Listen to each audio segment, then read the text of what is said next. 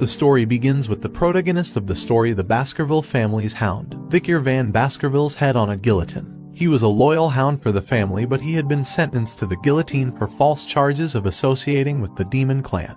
As he faced his death, he made a vow that if he were to live again, he would not live as a hound again. Afterwards, Victor woke up in a cradle, disoriented and confused. He thought he might be in hell, as his surroundings were loud and his body felt heavy. It looked like Victor was currently at a nursery, as there were many children there, all of them crying. Meanwhile, the Baskerville family patriarch, Hugo Le Baskerville, was inspecting the children's cradle. He roamed around the room and noticed children crying, and he dismissed them as insignificant, and even referred to them as trash. However, when he approached Victor, he noticed that the child was quieter than the others. Hugo ordered for Victor to be moved to the Cradle of Swords, and his attendant obeyed without question. As Victor lay in the cradle, he looked up at Hugo with pure hatred in his eyes. He knew that Hugo was the main culprit behind his false charges and subsequent execution. Victor realized that he had been regressed to when he was a baby, and that he had lived his past life as a hound for the Baskerville family. Victor had been born into an illegitimate family and had received training in a poor environment. He had been raised to be a loyal hound, willing to do any dirty work that was required of him in order to make the Baskerville family the best of the 7 families. Victor had stayed loyal to the family and to Hugo because he had wanted to be acknowledged.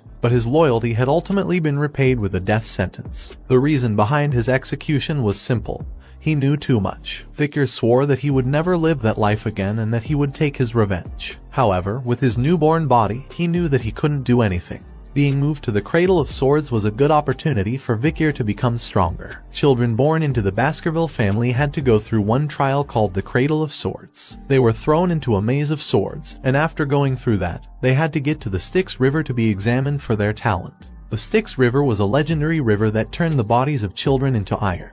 However, there was a limit to how many children it could affect, so being able to reach it faster was crucial. The only way to reach the Styx River first was to head straight out of the helix-shaped wall of blades, which was no easy feat. As Victor crawled through the Cradle of Swords maze, he couldn't help but think about his past life. He had been ousted by his siblings and couldn't receive the effect he so desperately needed. But this time, things would be different. He was determined to monopolize the Styx River's blessing for as long as he could. As he made his way through the maze, he suddenly fell into the Styx River. The water seeped deep into his body and bones through his cuts, causing him intense pain. But he knew that he had to endure it for as long as he could. He couldn't let this opportunity slip away from him. Outside the maze, Victor's attendants were shouting for him to come out. They were worried that he would die if he stayed underwater any longer. But Victor was determined to hold on for as long as possible. Meanwhile, Hugo watched with expectation in his eyes. He asked the Baskerville family head butler John Barrymore how much time had passed since Victor had gotten in the river. Barrymore responded that around 7 minutes had passed. Hugo laughed and said that Victor might die. The attendants looked at him with worry, requesting the patriarch Hugo to save Victor. Hugo called out to Victor, telling him that he could come out of the water now. But Victor was too busy absorbing the Styx River water to pay attention. He thought to himself that he couldn't give up this opportunity so easily. He needed to absorb as much as he could until the very end. But then he started to fall down as water entered his mouth. Despite the danger he was in, Victor knew that he needed to endure it. He kept repeating to himself to endure, endure, endure. It looked like Victor was about to drown, but Hugo pulled him out of the water with a smug smile on his face. He commented on how greedy Victor was, even drinking the water from the Styx River. He then noticed that Victor already had teeth, which surprised him. Hugo asked the head butler for Victor's name, and he learned that it was Victor Van Baskerville. Hugo smirked and said that a very greedy son had been born. Victor, who was still somewhat conscious, thought to himself that he needed to use this time to sharpen his canines in secret. He was determined to rip his master's head off when the time came, and he would do it with his own hands. The Baskerville family would disappear into history too by his own hands. Victor Van Baskerville was born as the bastard son of Hugo Le Baskerville, a renowned nobleman of his time. At the tender age of 8, it was apparent that Victor possessed an extraordinary intelligence that far surpassed his peers. However, within the Baskerville family, he was considered nothing but ordinary, as he did not possess the direct lineage of the family's prominent bloodline. As Victor grew older, he began to explore different fields of interest, eventually settling on the treacherous paths of assassination, espionage, and conquest. By the time he had reached the age of 20, he had already embarked on several missions that showcased his impressive skill set. But despite his achievements, Vicar still felt inadequate in comparison to those of direct lineage. At the age of 30, the gate leading to the demonic realm had opened, signaling the beginning of a terrifying invasion by the demon clans. Vicar, now a seasoned warrior, stepped up to defend his realm, engaging in battles that saw him slaughter monsters left and right. For the next 5 years, Vicar endured through the era of destruction, fighting tirelessly to protect his people. And when the long war finally came to an end, it was the humans who emerged victorious. For his unwavering loyalty and bravery, Vicar was rewarded by the kingdom. However, the reward he received was not what he expected. Instead of being praised and celebrated for his efforts, he was met with defamatory accusations and false allegations. These unfounded claims led to Vicar's eventual execution by the guillotine's blade. Vicar sat up on his bed, realizing that he was in a nursery. He looked around and came to the realization that he had successfully absorbed the Styx River. This was a major achievement, and he knew that he now had a better starting point in life than before. Suddenly, he heard the door open and a maid entered the room. The maid seemed surprised and murmured to herself, saying why Madame had asked to place this sort of thing on the bed of the young master Vicar. Vicar was surprised to hear the maid refer to Madame, as he never expected anyone in the Baskerville family to give him, a bastard, a present. The maid left after placing a box in Vicar's bed. As Vicar saw the box opening, he was shocked to see 2 bloody mambas coming out of it. He wondered if Madame had sent them to assassinate him. Vicar knew that there were only a few people in the Baskerville family who would be referred to as Madame, and whoever it was, she was probably trying to reduce competition. As the mambas hissed at Vicar, he realized that they could kill all of the babies in the nursery. However, Vicar caught both the mambas with his bare hands. Filled with hatred, he thought that he would bring the entire Baskerville family down with his own 2 hands. The next day, the people of Baskerville were shocked to find the child sleeping peacefully next to the dead vipers. All the nannies who had been on shift that night were executed after torture, but the reason for the vipers' appearance remained unknown. Only the young hound Vicar knew the truth. 8 years later, Vicar was back in class, listening to his teacher discuss the levels of swordsmanship.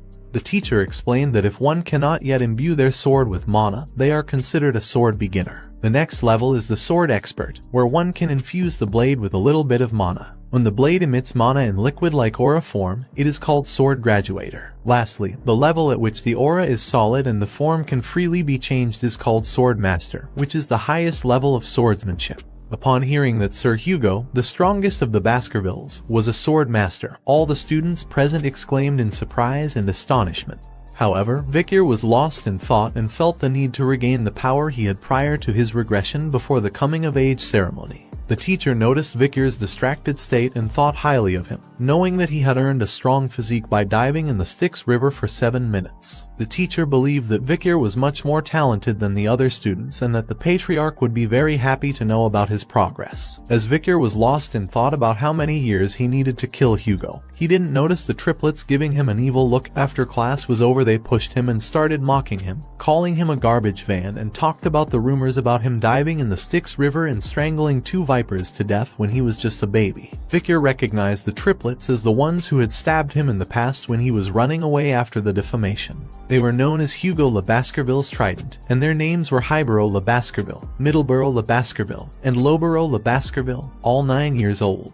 The triplets continued to taunt Vicar, telling him to stop lying and that they didn't like him. Vicar thought to himself that they were going to be a real pain in the ass in just 10 years and that it might be a good idea to put them in their place now. As Vicar stood before the triplets, one of them brandished a knife and taunted him with a rumor he had heard, that if you stayed in the Styx River for long enough, your body would become like steel, and you would be impervious to injury from blades. The other 2 triplets eagerly echoed their agreement, while the third gave the order for one of the others to hold Vicar still. The triplet caught Vicar from behind and covered his mouth with one hand and said, "I'll eat my hand if he can endure this for 3 minutes." Vicar was not afraid, and even played along with this cruel game for a moment. The triplets attempted to harm him with the knife. 1 minute passed, 3 minutes passed, 10 minutes passed, but Vicar remained unscathed, and the triplets began to realize that the legend they had heard was true. They grew bored with their game and began to release Vicar. As the triplet holding Vicar released him, he noticed blood on his hand and realized that his finger was missing.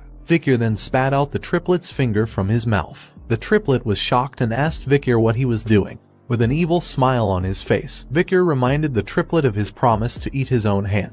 Meanwhile, the other 2 triplets were trying to calm down the situation and suggested that they go to a priest to put the finger back. but Vicar was not interested in that and instead asked to let them go. The triplet then attacked Vicar with a knife, calling him a bastard and reminding him that they were a year older than him. Vicar did not dodge the attack and allowed the knife to stick into him, but to the triplet's surprise, it could not pierce his skin. Vicar twisted the triplet's hand and reminded them that they had forgotten that they were dealing with a Baskerville, where power and talent overcome age. With an evil look on his face, Vicar suggested that they continue playing until the end. Vicar twisted the triplet's hands mercilessly, causing him to cry out in pain. He declared in a low, menacing voice that they were in Baskerville, where age doesn't matter as long as you have strength and talent. The triplets, terrified, looked at each other in shock. Vicar suddenly punched the triplets, knocking him to the ground, while the other two watched in disbelief. The third triplet attacked Vicar in a fit of anger, but he quickly kicked him in the face, sending him crashing down.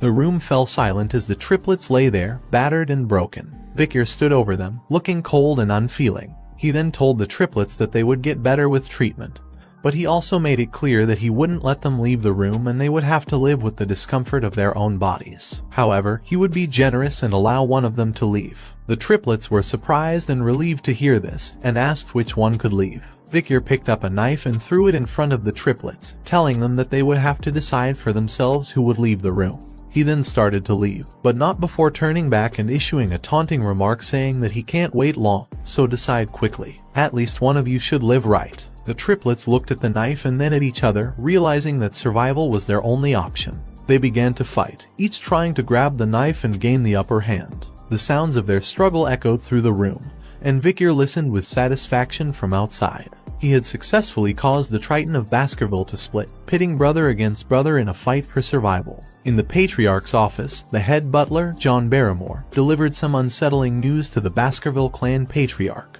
Hugo Le Baskerville. The Moore clan had been causing trouble in the Ruby Mines, claiming it as their territory. However, Patriarch Hugo assured John that they would handle the matter when the Moore clan reached out to them. John then reported on the interim evaluation of the juvenile fortress and informed the Patriarch that Master Vicar had scored the highest on the written exam. The practical exam was scheduled in 5 days, and the Guardian Knights had vacated the premises in preparation. However, John hesitated before informing the Patriarch of a recent incident at the juvenile fortress. John informed the Patriarch that there had been a big fight amongst the young masters at the fortress. Patriarch Hugo was concerned and asked how many of them had died. Butler John informed Hugo that there were no casualties, but Master Highborough's teeth had been completely damaged, Master Midleborough's jaw had been smashed in, and Master Lowborough's left index finger had been amputated. While they had recovered their health since being treated, the psychological damage done to them seemed significant.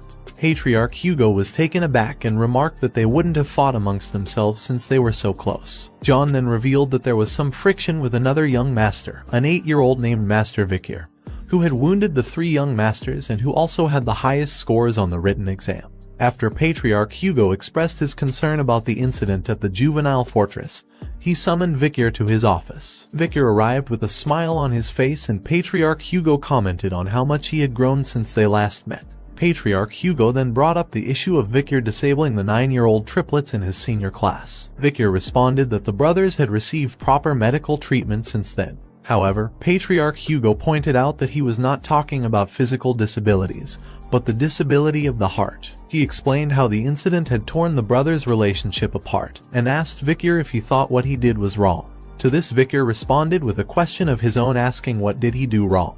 Patriarch Hugo pointed out that he had turned his brothers into a total mess. Vicar, with a confident look in his crimson eyes, replied that he was stronger, and how could the stronger person be wrong? Patriarch Hugo then revealed Vicar's brothers had forgiven him, yet he still didn't feel an ounce of guilt. Vicar seemed surprised by this news and asked they forgave me. Vicar suddenly recalled a memory before his regression. The youngest daughter of a family that was ruined by the Baskerville clan came to pay Hugo a visit. She had become a nun after many years and she forgave Hugo despite his clan being responsible for the ruin of her family. Vicar repeated the same line that Hugo had said to the nun. That forgiveness is an excuse made by the weak who cannot seek revenge due to their lack of strength. As Vicar talked about the importance of strength, Hugo showed his approval by nodding and his eyes glowing with agreement. He then turned to the head butler, Barrymore, and instructed him to allow Vicar to take any snack he wanted from the food storage, enough for him to carry on his own. Vicar expressed his gratitude by requesting chocolates. As Vicar was leaving with head butler, Hugo addressed him as his son, urging him to perform well on the upcoming evaluation and not to lose to the direct descendants. Victor acknowledged the advice, but his face was filled with hatred. Victor and head butler made their way to the storage room. The head butler began to inform him about the chocolate. He explained that it was the highest quality chocolate that the Moore clan had obtained with much difficulty, and that it was enjoyed by their gourmands. However, Victor quickly interrupted him and stated that he didn't want anything that was processed. The head butler was taken aback by this and asked for clarification. Victor then requested cacao beans, ones that had a rich aroma. The head butler was confused but complied and had the beans brought to Victor. As Victor put one of the beans in his mouth, the chef informed him that they were the bloody beans known for their rich aroma and that with just one bean, he could produce 100 liters of chocolate. The head butler watched as Victor ate the bitter bean, and thought to himself that Victor must really love chocolate to eat something so bitter on its own. And this was a good method to obtain more chocolate, as after being processed he would have a huge amount of chocolate available. The chef asked Victor if he wanted them to process the beans and send them to his room, but Victor declined and said he would take them as is. The head butler was left wondering if Victor just had peculiar tastes. Victor had no interest in eating the chocolate, but he had a plan for the cacao beans. Victor planned to use the beans in the upcoming practical exam in 5 days. Little did they know, a catastrophic event would soon occur, unlike anything that had ever happened before in the Baskerville clan's history. In this world, the Baskerville family is known as the Berserker family due to the intense training and evaluation that their children undergo from a young age. The training begins when the children are able to take their first steps, and they are immediately put through a rigorous test of their stamina. They must run up a steep mountain and are not allowed to lie down or rest on their stomachs except for allocated times. As if this wasn't enough, when it's time for them to sleep, they are required to sleep alongside a monster corpse. This is to help them adjust to tough environments and become resilient in the face of danger. These extreme practices are what make the Baskerville family feared and respected throughout the land. After this period of grueling training, the children reach the age of 8, and the real test begins. The young hounds, as they are called, must undergo a deadly evaluation. This is the defining moment that has earned the Baskerville family its notorious reputation. Now, on the outskirts of the territory, there is a mountain known as the La Rougette La Noire Mountain. It is filled with monsters, and it is here that the young hounds gather to undergo their evaluation. The instructor of the Baskerville family, Shadow Dog Pavlov Van Baskerville, stood before the young masters and explained the rules of the test. They needed to survive for a month in the area and hunt large and strong monsters. He went on to explain that the points for being successful in surviving were 10 points, and if the young masters survived without becoming disabled, it was 30 points. If they failed other young masters and survived, it was 50 points. If they defeated a monster and survived, it was 70 points. And if they fulfilled all the above conditions, they would receive 90 points. Pavlov also told the young masters that if they stole the badge that was given to them from someone else, additional points would be given. However, if they died, they would receive 0 points. He emphasized that there were no 100 points and reminded them of Sir Hugo's lesson that a swordsman dies the moment they become arrogant. The instructor also cautioned against leaving the designated area, as La Rougette La Noire Mountain was a restricted area with many undiscovered things. He recommended that the young masters move within the given space where the monsters had already been subjugated. He informed them that during the exam, shadow dogs would be hiding and grading them. As the young masters waited for the start of the practical exam, some of them noticed Victor and began discussing his past feats. Despite their comments, Victor remained composed and thought about the La Rougette La Noire Mountain, which he had visited before. Meanwhile, the triplets standing near Victor were visibly nervous, sweating with fear. Shadow Dog Pavlov addressed the young masters, wishing them good luck before the bell rang, signaling the start of the exam. As soon as the bell rang, all the young masters started running towards different parts of the mountain to occupy advantageous areas. One of the young masters had a plan and thought about going to a place he had seen in the last year's exam, hoping to gain an edge. The young master behind him thought he could not survive alone and decided to follow him, with the intention of taking it from him. Meanwhile, the triplets were arguing amongst themselves, each wanting to do things their own way and come out on top. Shadow Dog Pavlov observed as the exam began, knowing that it was important to keep casualties to a minimum. Although killing was not prohibited, it was discouraged, and any contestant who did kill would have points deducted. Pavlov and the other shadow dogs were determined to do their best to prevent any unnecessary deaths. One of the shadow dogs that was assigned to follow Victor was surprised to see him heading towards a restricted area. He wondered where Vicar was going and if he was the rumored genius who had distinguished himself since childhood. The shadow dog was intrigued and looked forward to seeing the skills Vicar would display. Vicar approached a large tree and wondered if this was the right spot. He thought that the soft ground would be suitable for him to set up camp for a while. Vicar then considered taking a break, which left the shadow dog following him confused. While other participants were busy fighting each other for points or facing monsters, Vicar gathered wood and practiced with a wooden stick. Later on, he slept peacefully under the tree. The shadow dog who had been watching Vicar grew impatient and started to question his actions. He wondered how long it had been since Vicar had taken a break and observed that he spent most of his time digging holes, hunting for food, or collecting equipment. The shadow dog started to doubt the rumors about Vicar's supposed genius, wondering if he was planning on hiding instead of actively participating in the exam. At last, the shadow dog decided to leave and find something interesting elsewhere. As soon as the shadow dog left, Vicar's face lit up with a smile. He was happy that he could finally relax and thought to himself that camping outside reminded him of the old days. Vicar recalled a conversation with his group mate about using cacao beans to make fish smell less fishy. He threw some bloody beans into the fire and remarked that the interfering shadow dog was finally gone and he had finished all his preparations. He wondered if he should start his hunt now. A few days later, Vicar entered the restricted area and recognized it from his scouting days. As he was roaming around, he noticed a burning smell and burnt tree roots. He knew that the habitat of the monster he was looking for was around there. Suddenly, he spotted burning stool and realized that he had found it. There was only one monster around there that produced that kind of dropping, a hellhound. The hellhound stood in front of Vicar with flame erupting from its mouth. The hellhound was a dog from hell that brought horrific disasters to those who encountered it. It had a risk rating of B+ and was 3 meters in size. Its sulfuric flames that came out of its mouth and eyes were extremely gaseous and could trigger sparks. If it bit someone, they could not survive. The living things used as firewood would burn and not go out until they completely disappeared. Vicar knew that he was in trouble when he saw the towering figure of the lookout monster that swallowed the hellfires of the oil world, the hellhound. The beast was known to be one of the most dangerous monsters in the land, and Vicar had barely survived his encounter with one when he was just 18 years old in his past life. Now, as an 8-year-old, Vicar knew that it would be impossible for him to defeat the hellhound alone. But he remembered a way to take on the beast that even a child could manage. As the hellhound lunged towards him, Vicar quickly dodged to the side, remembering the first weakness of hellhounds.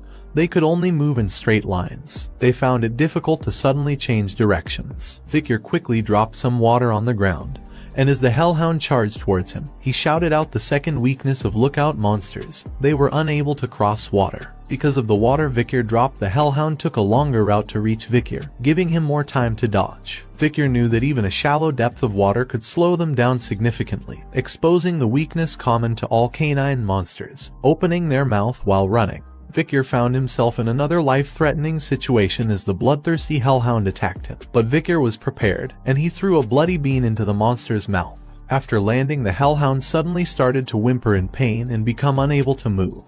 Vicar explained that chocolate was poison to canines, and with the bloody bean's power to make 100 liters of chocolate with just one bean, it was obvious what it would do to a canine monster like the hellhound. He drew his sword and aimed for the hellhound's weak spot where the ribs were not present, the kidney. With a swift and decisive strike, Vicar pierced the hellhound's kidney, killing it easily. As he absorbed the energy called XP or karma from the defeated monster, Vicar felt his body getting stronger. He swung his sword and felt it becoming lighter, knowing that he was catching up to where he was before his regression before he even reached the age of 15. Vicar couldn't help but wonder what kind of expression Hugo would make when he brought back a monster with a risk rating of B+ as an 8-year-old child. Vicar stood there, ready to take the head of the hellhound he had just defeated, feeling confident in his abilities. He knew he had already secured first place in the practical test, and was eager to claim his reward, something he never would have dreamed of in his past life.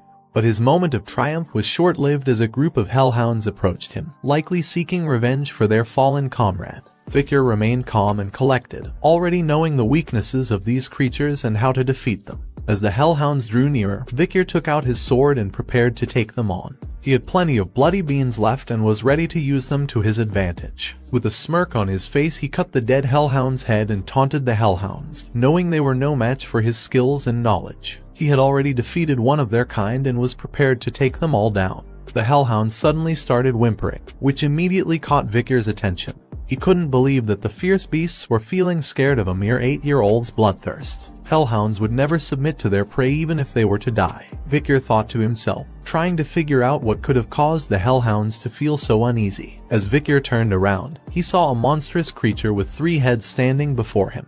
It was a Cerberus, the legendary 3-headed dog from Greek mythology. The creature was massive, measuring at least 7 meters in size, and Victor knew that a Cerberus had a risk rating of A+. Victor was bewildered as to what a Cerberus, which typically inhabited the 7th ridge of the La Rouge et La Noire mountain, was doing here. The Cerberus was known as the ultimate lookout monster, residing in a place where all the dead spirits were headed. Victor noticed that the Cerberus was bleeding and had multiple arrows stuck in its body. He realized that someone might have been hunting it, and it had come all the way to this place being chased. This was his chance to kill an injured A+ rank monster, and he decided to attack the Cerberus. Despite the Cerberus being a powerful and dangerous creature, Victor had been hiding his true abilities as a sword expert and had already reached a high level of expertise. His body had been strengthened by the river Styx, and all the weapons he possessed were working well against the injured Cerberus. With his refined swordsmanship, which he had developed through wars with the demon clans, he successfully landed some hits on the Cerberus. Victor thought that he could do it, as an injured Cerberus was doable. Victor's attack on the Cerberus seemed to be working, and he thought he had a chance of defeating the injured A+ rank monster. However, in a moment of carelessness, Victor let his guard down, allowing the Cerberus to strike back with its claws. The first attack broke Victor's sword, and the second sent him flying through the air. The force of the Cerberus's attack sent Victor hurtling towards a tree trunk. With a sickening thud, he smashed into the tree trunk, and blood poured from his mouth. The impact had clearly caused a serious injury, and Victor lay still, his body broken and unmoving. Victor's eyes opened slowly and a surge of panic rushed through him as he remembered the direct attack of the Cerberus and felt a sharp pain in his left arm. He wondered if the beast had ripped his arm off in the attack, but when he looked down, he saw that it was still attached to his body, with some injuries. Victor was relieved that the Cerberus was wounded and had not managed to sever his arm completely. He thought about the river Styx and how its magical properties might have played a role in protecting him from the beast's full force. He felt grateful for its protection but knew he couldn't rely on it completely. His relief was short-lived, however, as he quickly realized that the damage was still significant. He knew he wouldn't be able to take another hit from the Cerberus, and so he dodged as the beast attacked him once again. As an experienced hunter, he knew that he had to find the best way out of situations like this. The best possible decision right now was to run, with his tail tucked between his legs. As he ran, Victor's mind raced with thoughts of survival. He knew that he had to find a way out of this situation, and fast. His eyes darted around, looking for an escape route. That's when he saw it, an iron fence just a few yards away. Victor's heart leaped with hope. He knew that if he could get past that fence, he would be out of the restricted area and closer to safety. He pushed himself harder, running with all his might. With a burst of adrenaline, Victor pushed himself through the gate, his heart pounding with relief. He had made it out of the restricted area, but he knew that he was not out of danger yet. He had to reach that place, the safe haven he had prepared for himself before embarking on this dangerous mission. As he ran, he searched for something in the woods nearby, his heart racing with the fear of being caught by the hellhound. Finally, he spotted what he was looking for, a pit he had prepared beforehand. He jumped forward, narrowly avoiding Cerberus's jaws, and the hellhound fell into the pit full of wooden spears. Victor couldn't help but smile to himself, knowing that he had prepared well for this battle. He had smeared the wooden spears with the bloody bean essence that acted as poison for the cannid monsters. Cerberus growled and foam started oozing from its mouth, but Victor remained focused and prepared for the next phase of the battle. He knew that Cerberus was a high-ranking demon and that this fight would be one of the toughest of his life. Victor prepared a wooden spear and he threw it at Cerberus, hitting the hellhound's side. But the Cerberus was still alive and walking towards him, ready to attack. Victor counted the hellhound's steps as it approached him, one by one. As soon as Cerberus took the 7th step, it stopped abruptly, falling to the ground right in front of Victor. Victor let out a sigh of relief, realizing that the rumors were true. The wooden spear he had just thrown was not like the others. It was a spear laced with the venomous fang of the deadly bloody mamba snake that prevented its victim from walking more than 7 steps once they were bitten. Victor had hidden it away when he was younger, knowing that it could come in handy one day. The energy emanating from Cerberus' body entered Victor as he stood over the 3 lifeless heads of the beast. He marveled at the power he now possessed, but his mind quickly turned to the concern of how he was going to transport the massive body back. He knew that the cause of the Cerberus's death would be obvious to anyone who saw it, and he began to consider who might be his witness. Perhaps the guardian knight who had seen him carving the wooden spears could be of help. But then, Vickers' thoughts turned to something else entirely. The Cerberus was a gatekeeper, which meant that it was guarding something. A dungeon, most likely, that could be nearby. Vickers' heart quickened at the thought of the treasure that might be hidden within. He knew that dungeons were often the lairs of powerful monsters. Vicker was determined to explore the dungeon, but before going there he took a handful of Cerberus feces and applied it to his body. Vicker knew that by doing this, he could avoid any small monsters that might be lurking in his path.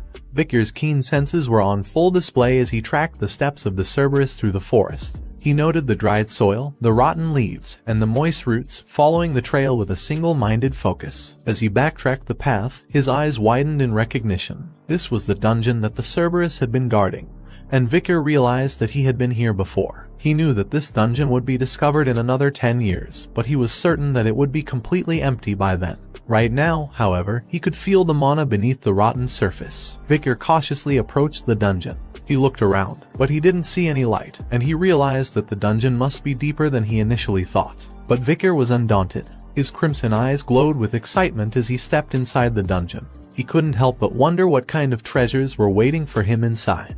As Vicker made his way through the dark dungeon, he saw ruby minerals that were scattered throughout the area. He was certain that these veins must be connected to the nearby Red All Mountain. Suddenly, he saw a glimmer of light shining from within the dungeon, and he couldn't help but wonder if it was the entrance he had been searching for. Eager to explore further, he quickened his pace and soon found himself standing in a brightly lit room. As his eyes adjusted to the light, he was struck by the sight of a massive ruby placed on a pillar in the center of the room. He couldn't help but marvel at the beauty of the gem, and he realized that it must be infused with mana to produce such a bright glow. However, his moment of awe was interrupted when he spotted a nearby skeleton lying on the ground. As he approached, he noticed signs of violence, including deep stab wounds and dried brown bloodstains. He realized that someone had been here before him, and it had been quite some time since their untimely demise. Curious, Vicker picked up a letter that was lying next to the skeletal remains. The writer of letter began by introducing himself as Cain and explaining that he didn't want to dirty the pure white paper with his name.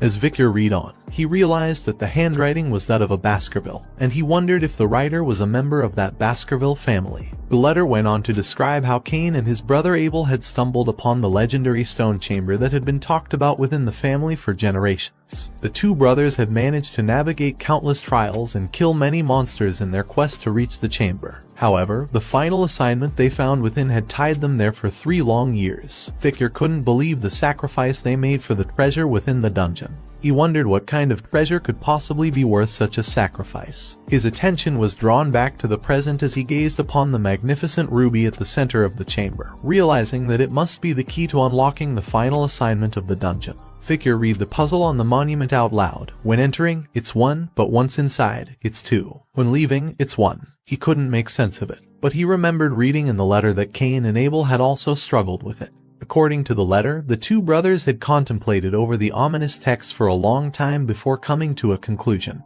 Cain had written that he and Abel were twins who were separated at birth. In order to obtain the treasure of the dungeon, they needed to become one again. That meant only one of them could leave with the treasure. Cain had ended up killing his own brother in a fierce battle, but despite that, there was no change. They had definitely gone from 2 to 1, but Cain couldn't take the treasure. After moments of regret, Cain had decided to leave the place and warn others not to come. He had written in the letter that there was nothing to obtain from this devil's den that only serves to taunt humans. Vicker read the letter carefully as Cain recounted their journey to the dungeon. They had faced countless challenges to get there, but now they were left with nothing. Vicker couldn't help but think about the assignment he had been given, and the fact that it was the same as Cain and Abel's despite the fact that he didn't have a twin. He knew that Cain and Abel had misinterpreted the text, but what did it mean? When entering, it's 1, but once inside, it's 2. When leaving, it's 1. The words echoed in his mind as he tried to decipher their meaning. Vicker refused to give up. He knew that there was no dungeon that could not be beaten,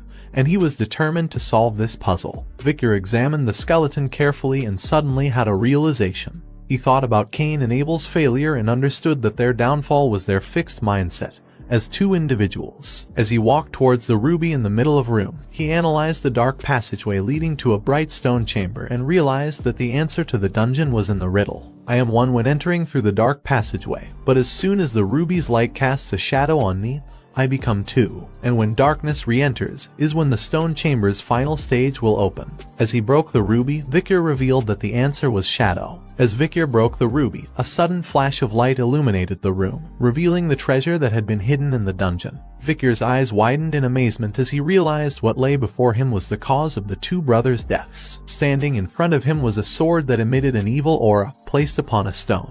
Vikir was shocked at the sight of the sword and wondered if it was the relic of the devil's den. As he examined the sword, his eyes fell upon the text inscribed on the stone beneath it. It stated that only those with Baskerville's blood would be able to take Beelzebub.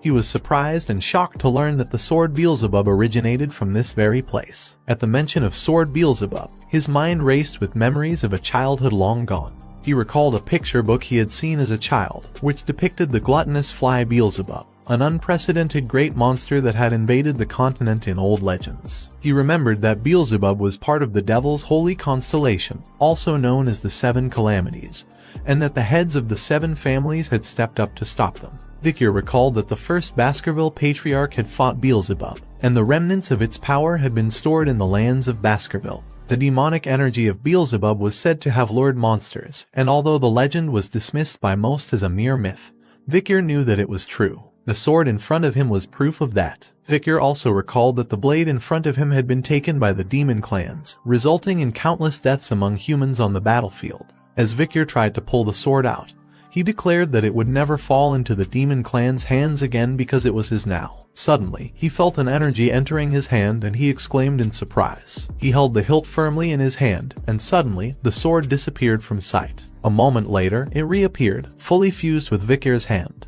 As Vikir extended his hand, the sword Beelzebub emerged from it, emitting a faint aura. Vikir gazed at the blade with wonder, knowing it was made from the corpse of a devil's holy constellation. He felt lucky to have received such a powerful weapon. With a grin on his face, Vikir wondered how much stronger he would become in this life with Beelzebub at his side, and the anticipation filled him with excitement.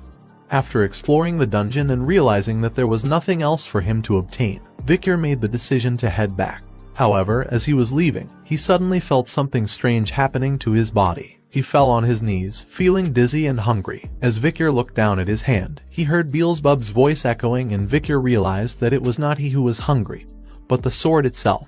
As Vikir walked out of the dungeon, he clutched his stomach with a painful expression. The hunger that had gripped Beelzebub had taken a toll on him, and he wondered if his sense of smell had been heightened as a result. Suddenly, Beelzebub began to pull Vikir towards a certain direction, tugging at his hand as if urging him to follow. Vikir ran in the direction that the sword was leading him, curious about what he would find. As he reached the location, he saw that it was the corpse of the hellhound that he had killed earlier. Vikir was surprised to see that Beelzebub was drawn to the corpse, and he extended the sword towards it. Vikir watched as Beelzebub absorbed the blood of the hellhound, feeling his own hunger subside as the sword's voracious appetite was sated. He couldn't help but wonder if Beelzebub's hunger had caused the trees and soil in the nearby mountain to dry up. As he looked down at Beelzebub, Vikir felt a sense of responsibility towards the sword and thought to himself, feeling a sense of frustration at Beelzebub's unpredictable nature. Beelzebub finished its meal, making a satisfied sound.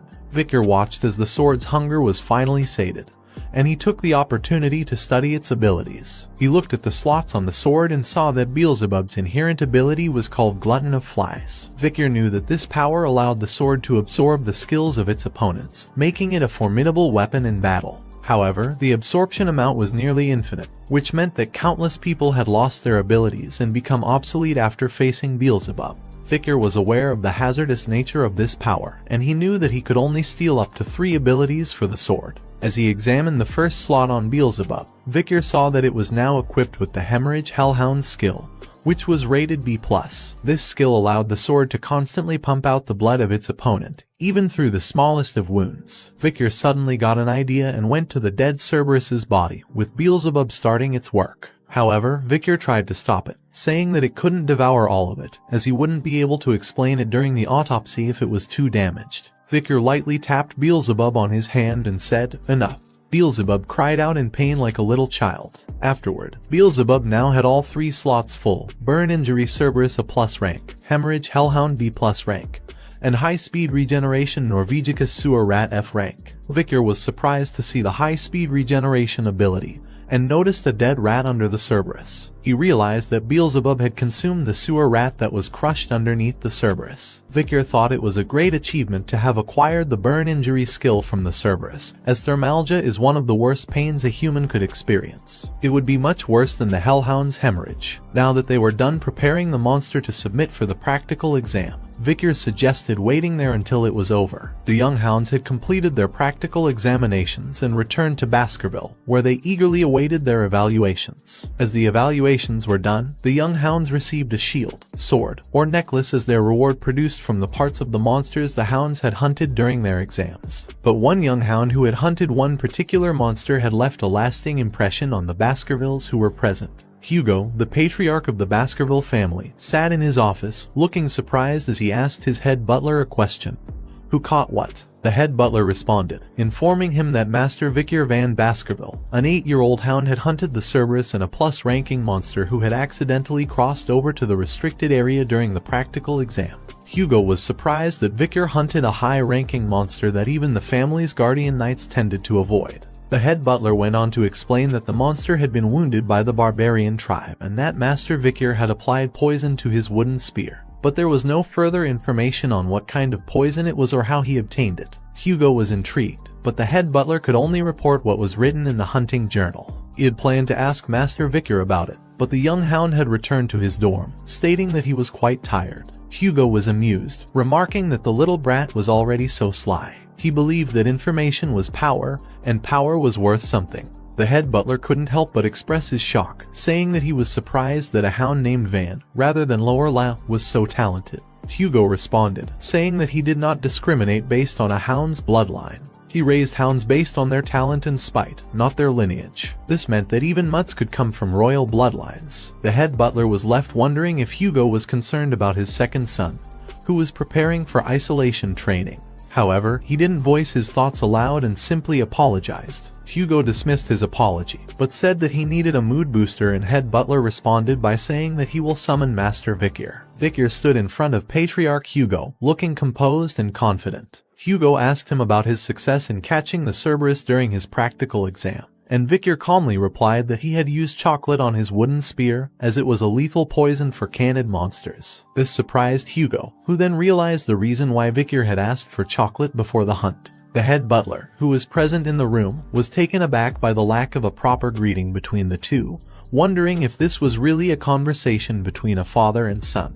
But the conversation continued, with Hugo asking Vicar why he had not responded properly when the butler had questioned him about the hunt. Vicar explained that the butler was not his master, and when Hugo asked who his master was, Vicar simply said that as he belonged to the clan, the master of the clan was his master as well. Hugo smirked as he congratulated Vicar on his successful hunt, telling him that as a reward, the monster's corpse would be his alone to claim. And as the highest scorer, he had the privilege of making a wish. Vicar's eyes lit up at the opportunity, and he knew exactly what he wanted. With a determined expression, he spoke his wish aloud, requesting access to the 10,000 Epistle Library. 10,000 Epistle Library was one of the largest libraries in the Empire, located deep within the heart of the Baskerville clan. Hugo raised an eyebrow in surprise at the request, reminding Vicar that only the patriarch and second-in-command, along with their direct descendants, were permitted to enter the library. Undeterred, Vicar stated that he was willing to give up if it wasn't allowed, but secretly he was already planning to sneak in.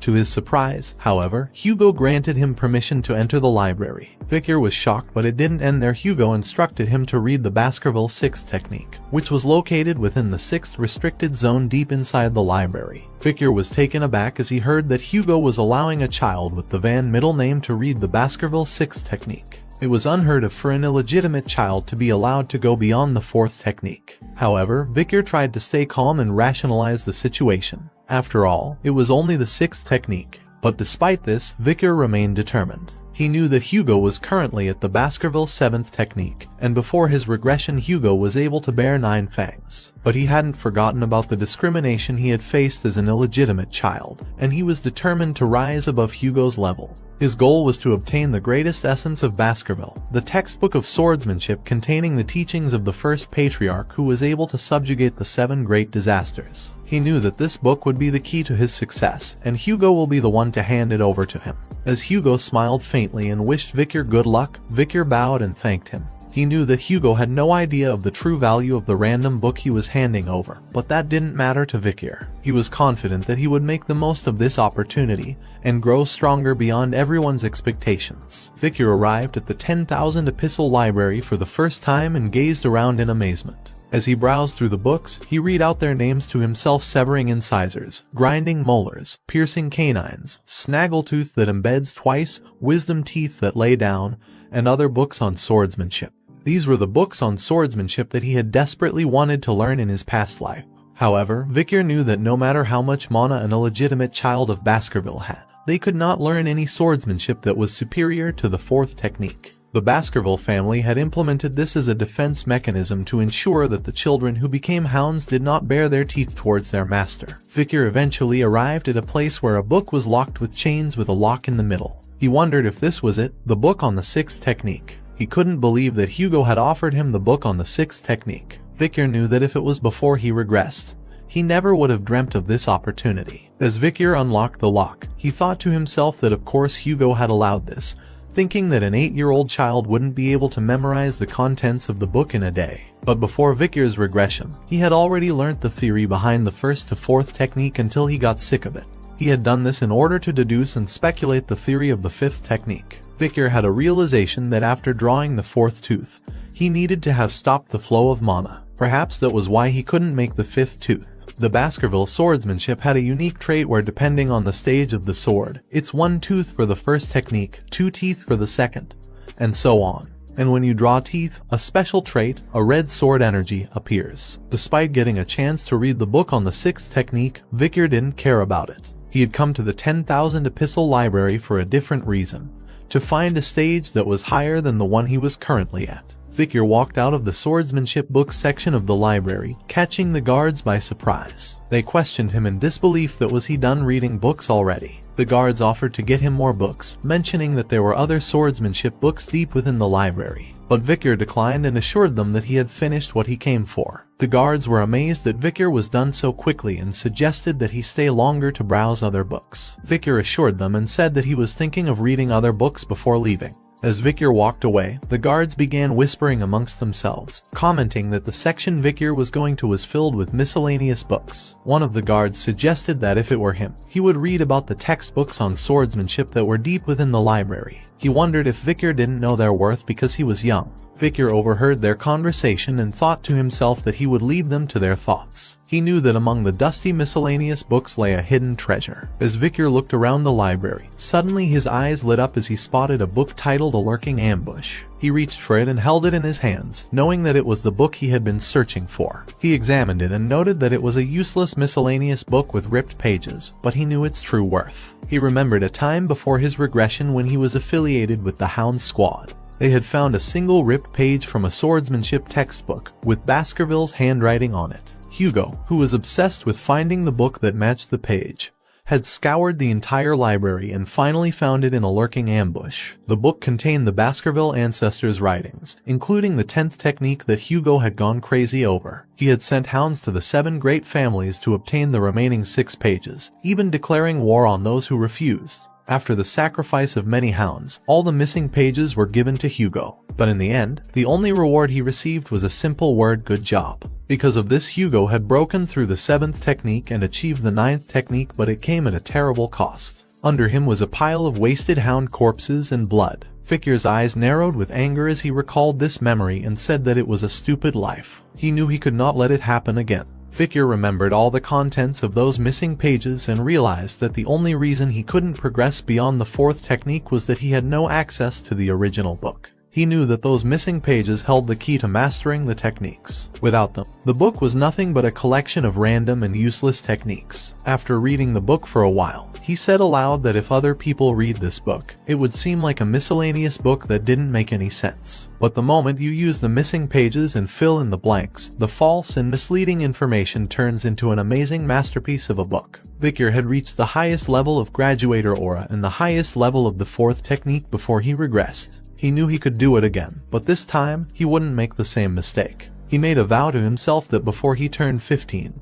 he would reclaim the power he had lost. Vikir was deeply engrossed in reading the book, and time seemed to pass quickly. When he finally closed the book, he realized that the night had turned into day. He was amazed at how much he had achieved during this time and felt proud of himself for memorizing the entire book's contents. As Vicar stood up, he took notice of his surroundings and realized that the Guardian Knights were nowhere to be seen. He knew that he could not draw 10 teeth with a young body, but he was confident that currently he had the potential to achieve the 5th technique that he couldn't reach in his previous life. Vicar entered a focused and determined state with the statue before him. He began to strike it with his Baskerville sword technique, unleashing his full power with each attack. First, he executed the first technique, then the second technique, followed by the third technique, and finally, the fourth technique. As he fought, memories of his past flooded his mind. He remembered how hard he had worked to obtain the highest level of graduator aura in his previous life, but he couldn't learn a suitable sword technique, and only met with hostility from the people of the direct bloodline because he was an illegitimate child, and that was also the reason why he could not go beyond the 5th technique.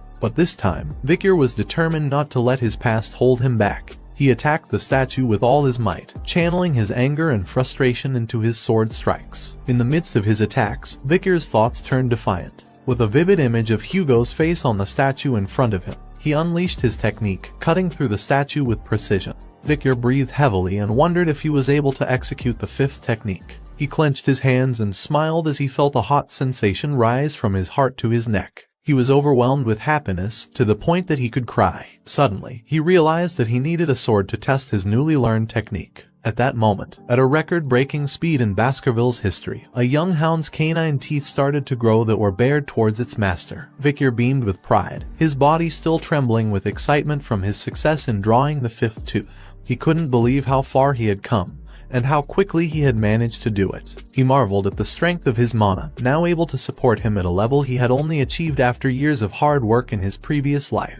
As he looked at the liquid aura flowing within him, a sign of his newfound status as a graduator, he couldn't help but feel a sense of awe. Graduators were on a completely different level from sword experts, and he was now one of them. It was a point that had taken him 30 years to reach in his previous life, and yet here he was, only 8 years old. The solid aura within him had transformed into a liquid state, with increased density that allowed him to use it more freely. Vicar felt confident about his new skills and abilities, and he knew that he could achieve much more. He was determined to master the lurking ambush sword technique and use it to its full potential. He realized that with this technique, he could smoothly transition between offense and defense, making it the perfect technique with no limitations. Vicar carefully placed the book near the window and took a moment to reflect on his progress. He knew that he had come a long way since his regression, and he was now stronger and more skilled than ever before. He felt that he could challenge a mid-class graduator if he put his mind to it, and he was confident that he could win using his new skills. However, Vicar also knew that he couldn't reveal too much of his strength to Hugo.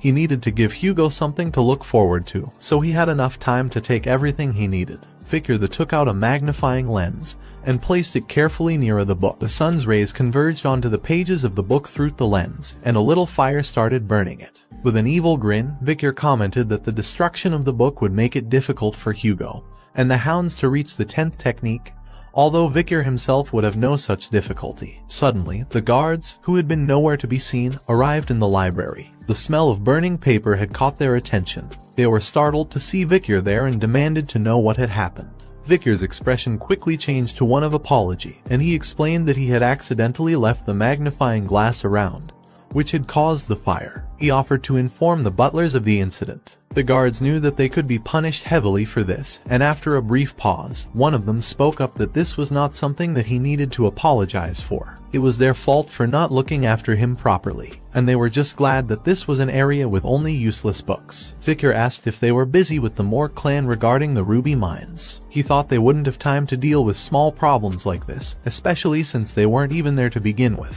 The guards agreed to keep it a secret, as long as Vicar was willing to do the same. As he started walking away, Vicar suggested they keep the incident between themselves, and he apologized for taking up their time. As Vicar walked away, the guards spoke to each other about how nice and considerate he was towards the workers. They believed he deserved to be respected. Little did they know, Vicar had a mischievous grin on his face as he left them behind. As Vicar stood in Hugo's office, Hugo asked him if he had learned something enlightening in the library. Vicar responded that he had learned of something warm and sharp, yet soft and viscous. This statement shocked both Hugo and the head butler, who realized that Vicar might have achieved the aura. Aura was a sign of officially entering the world of the sword. Even geniuses must train without rest until the age of 15 to reach the level of low-class sword expert. Hugo was excited but then realized that Victor was only 8 years old and denied the thought of Victor reaching that level. He then asked Victor if he could show his father what he had learned, to which Victor responded affirmatively. In the Colosseum-like structure, Victor stood with a sword in his hand as many young hounds watched with confused looks on their faces. Head butler asked Hugo how he planned on testing Victor's skills, to which Hugo replied that he was going to release a monster for Victor to deal with. Head butler was shocked at the idea of releasing a monster, and Hugo confirmed that he had prepared a hungry and feisty one. The gate in front of Victor opened and a guard brought in the chained orc. The orc was a massive, green-skinned creature with bulging muscles and razor-sharp tusks protruding from its mouth. Its beady eyes darted around the Colosseum, sizing up its opponents. The young hounds in the audience looked on in shock and awe at the sight of the fearsome creature. Some whispered to each other in disbelief, questioning whether it was really necessary to send an orc to face an 8-year-old. They wondered if the Guardian Knights would have to intervene if things got out of hand. Despite the audience's doubts, Victor remained calm and collected, ready to face the orc with his sword. Hugo gave permission and the guard opened the orc's chains. The orc let out a loud roar and charged towards Victor. However, Victor remained calm and waited for the right moment to strike. As the orc approached him, Victor swung his sword with lightning speed, cutting off the orc's arm in a swift motion. The audience, as well as the orc, were shocked by Victor's sudden display of strength. But Victor didn't waste any time and quickly swung his sword again, cutting off the orc's leg cleanly. The orc fell to the ground, growling in pain. Victor, on the other hand, remained composed and analyzed the situation. He realized that the orc must be surprised that it was bleeding for the first time and that its distinctive skill, high-speed regeneration, won't activate either. Victor knew that C-class monsters won't be able to stop the hemorrhage caused by a B-class hellhound. The audience was in disbelief at what they had just witnessed. They couldn't believe that an 8-year-old could be that strong. Some wondered if it was even possible to do that without collecting mana. Victor looked at Hugo, but the latter's face remained calm and collected, and no expression could be seen on his face. Victor knew that Hugo was still trying to determine what he had learned inside the library, and decided to show him what he wanted to see. Suddenly, Hugo's eyes began to glow, and the head butler exclaimed in shock, questioning if that was Aura Blade. Victor's sword began to glow with a bright red light as he charged towards the orc, who was attempting to stand up. With a swift strike, the Aura Blade sliced through the air and blasted off the orc's head. Hugo, who was seated on a nearby chair, couldn't believe what he had just witnessed. The head butler immediately recognized the glow emanating from Victor's sword as the aura of a low-class sword expert. He congratulated Hugo, exclaiming that they had just witnessed the birth of a genius, and that there would never be another like him in all the families of the Empire. However, Hugo's attention was drawn to the orc's blood, which continued to flow despite its reputation for rapid regeneration. He told the head butler that Victor had only won because the orc was weak. But just then, Victor's voice reached Hugo's ears, and he turned to face his son. With an innocent smile on his face, Victor asked, "Is there anything stronger than this orc?" The audience, filled with young hounds, was surprised when Victor requested a new and stronger opponent. Victor had his own motivations for wanting to face a stronger opponent. He hoped to impress his father, Hugo, and demonstrate his progress in front of the audience. He believed that by doing so, he could be acknowledged and possibly separated from his father, like being dispatched to a remote area or admitted to an academy. Hugo, who was watching from the sidelines, commented that the orcs he had brought in from afar were not enough to satisfy his son's hunger. He agreed with Victor and suggested that he should be facing more challenging opponents at his age. He turned to his head butler and asked him if there was a creature they had captured during a barbarian raid for experimentation. The head butler confirmed that there was just one creature left, and Hugo ordered for it to be brought in. Victor and the audience were surprised as they watched a troll being led into the arena. Victor stood in the arena, facing a fearsome troll that was twice his size. Victor asked for Hugo approval to start the fight. And as Hugo gave his approval, the troll's chains were released, and it lunged at Victor with a powerful punch. But Victor was quick and agile, and he managed to dodge the attack with ease. He swiftly moved behind the troll, taking advantage of its momentary confusion. In the audience, someone exclaimed that this was the perfect moment to attack and questioned why did Victor miss it. Hugo, on the other hand, nodded and explained that trolls had excellent regenerative power, so only fatal attacks were worth it. And that's why a plan was needed in order to hunt a troll. As the troll charged towards Victor, he gracefully dodged each of its attacks with ease. The audience watched in amazement as they saw Victor evading the troll's attacks effortlessly. However, they couldn't help but wonder why Victor wasn't fighting back. They speculated that maybe he was trying to tire the troll out or that he was a genius who had a plan up his sleeve. After a while, Vicar realized that the fight was becoming tedious and decided to take action. He knew that if he used his full strength, he could easily kill the troll, but that would put him in a tough spot. He needed to make it seem plausible, and so he decided to use the troll's power against it.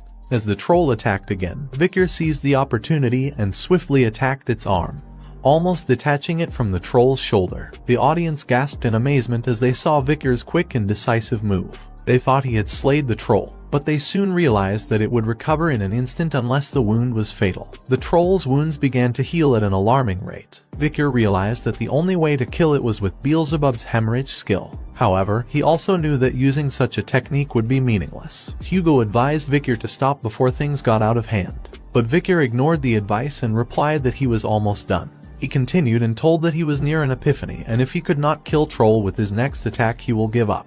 As the troll growled menacingly at Vicar, he couldn't help but ponder over how much of his true power he should reveal. He knew that he had already decided on an answer. He wanted to show a scenario where he had leveled up from an epiphany during the fight. However, he was also curious to see how Hugo would react to this. His sword glowed red as he prepared for a powerful attack. As his sword struck the troll's head, it was cleanly sliced off without any resistance. Everyone, including the head butler and the audience, was shocked by what they had just witnessed. It was unprecedented for an 8-year-old to achieve the second technique of the Baskerville clan, which was normally attained at 18 years of age. Vicar was overjoyed by his victory and had an innocent smile on his face as he declared that he had done it. However, Hugo was left in shock and couldn't believe what he had just seen. A week had passed since Vicar's impressive display of power against the troll, and he found himself sitting in the Baskerville clan's dining area, staring down at a bowl of unappetizing miscellaneous meat porridge. While eating his food, Vicar noticed that everyone was avoiding him, which didn't come as a surprise to him since power was everything in their family. But he was pleased when he saw that even Hugo was taken aback by his recent display of power. Vicar reflected on what he had revealed about himself so far, including his Baskerville second technique and mid-rank sword expertise. However, he also knew the truth that he was in fact a low-rank graduator who could weakly perform the Baskerville fifth technique. With the skill he obtained from the troll, he believed he was now stronger than the average graduator. He then remembered that he had been eating a lot more since obtaining the skill for Beelzebub's third slot, which now had a super speed regeneration troll with a C+ rating. Suddenly, the triplets appeared behind Vicar, causing him to be surprised and cautious. He thought to himself that he didn't want to deal with them again, so he turned back to his food and resumed eating.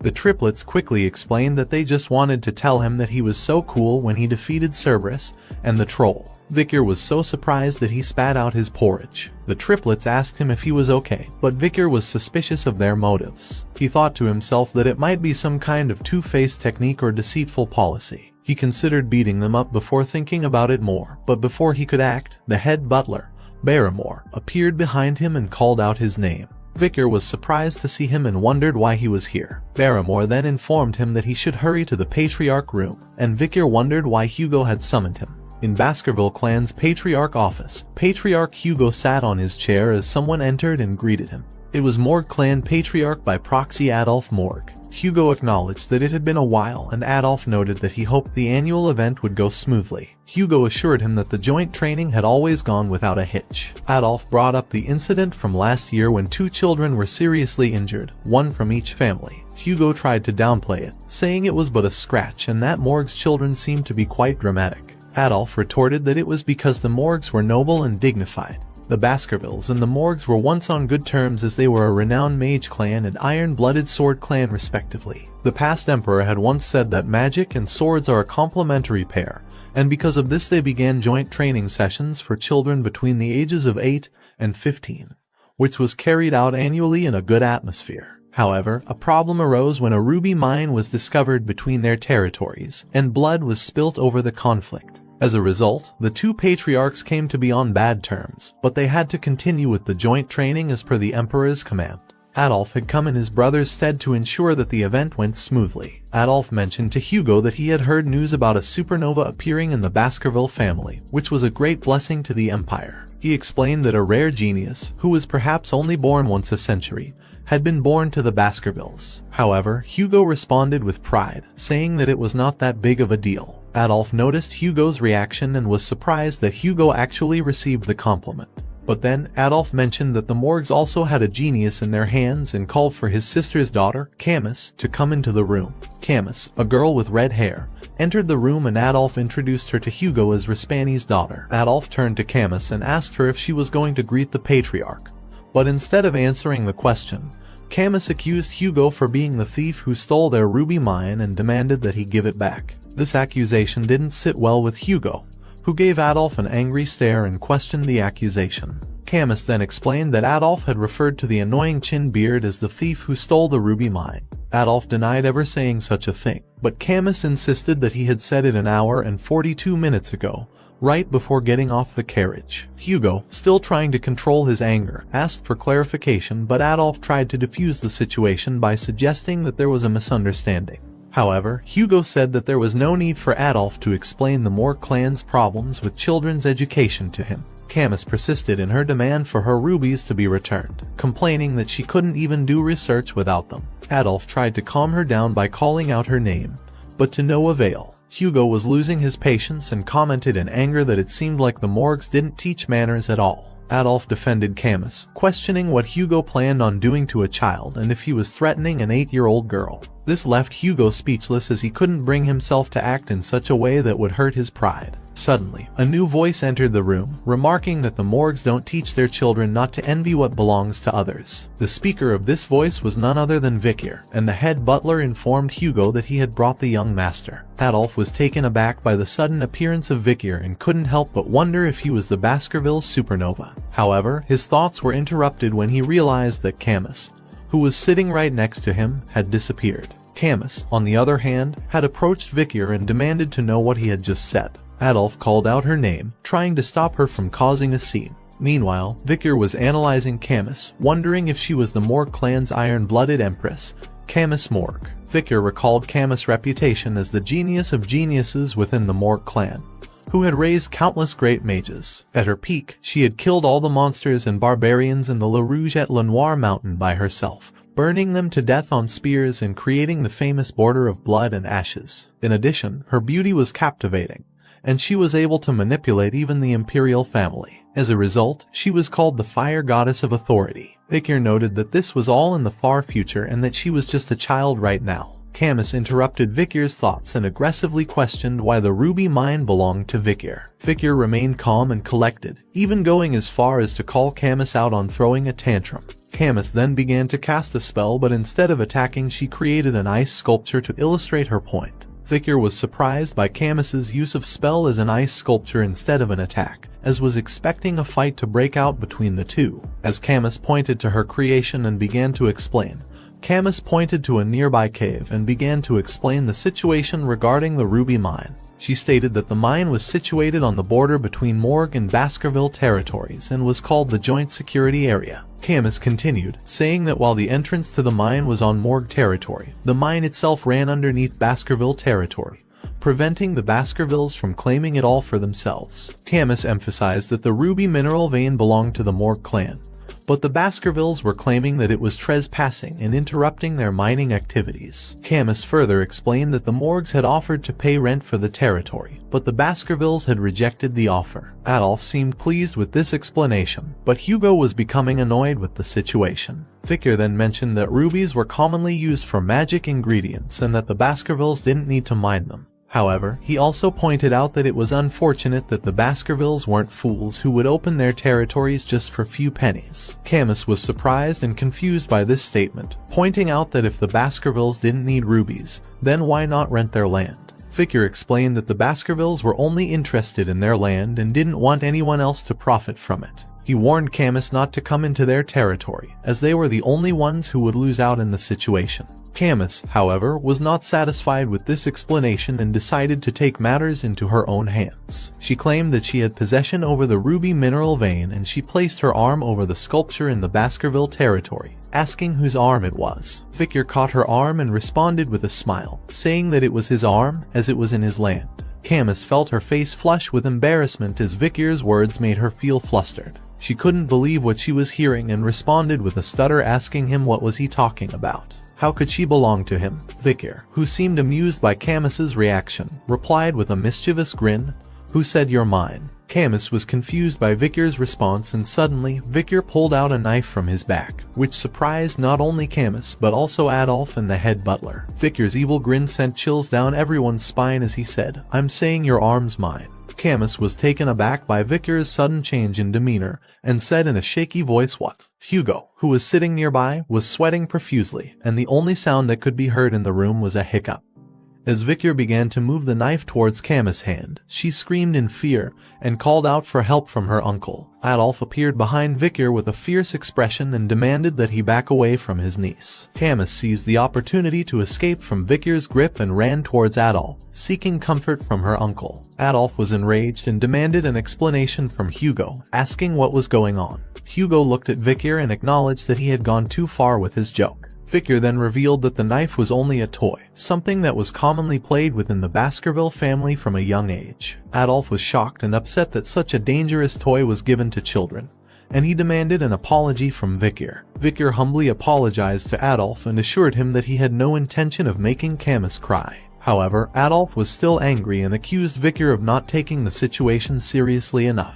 But Hugo intervened and said that adults shouldn't meddle in affairs of children, and attempted to diffuse the tension by changing the subject, suggesting that they focus on discussing the ruby mines and complete the friendly duels first. Adolf was hesitant at first, but eventually agreed to hear Hugo out. Camus, still upset and tearful, warned Vikir that she would not forget what had happened. Vikir simply smiled faintly in response, seemingly unfazed by the situation.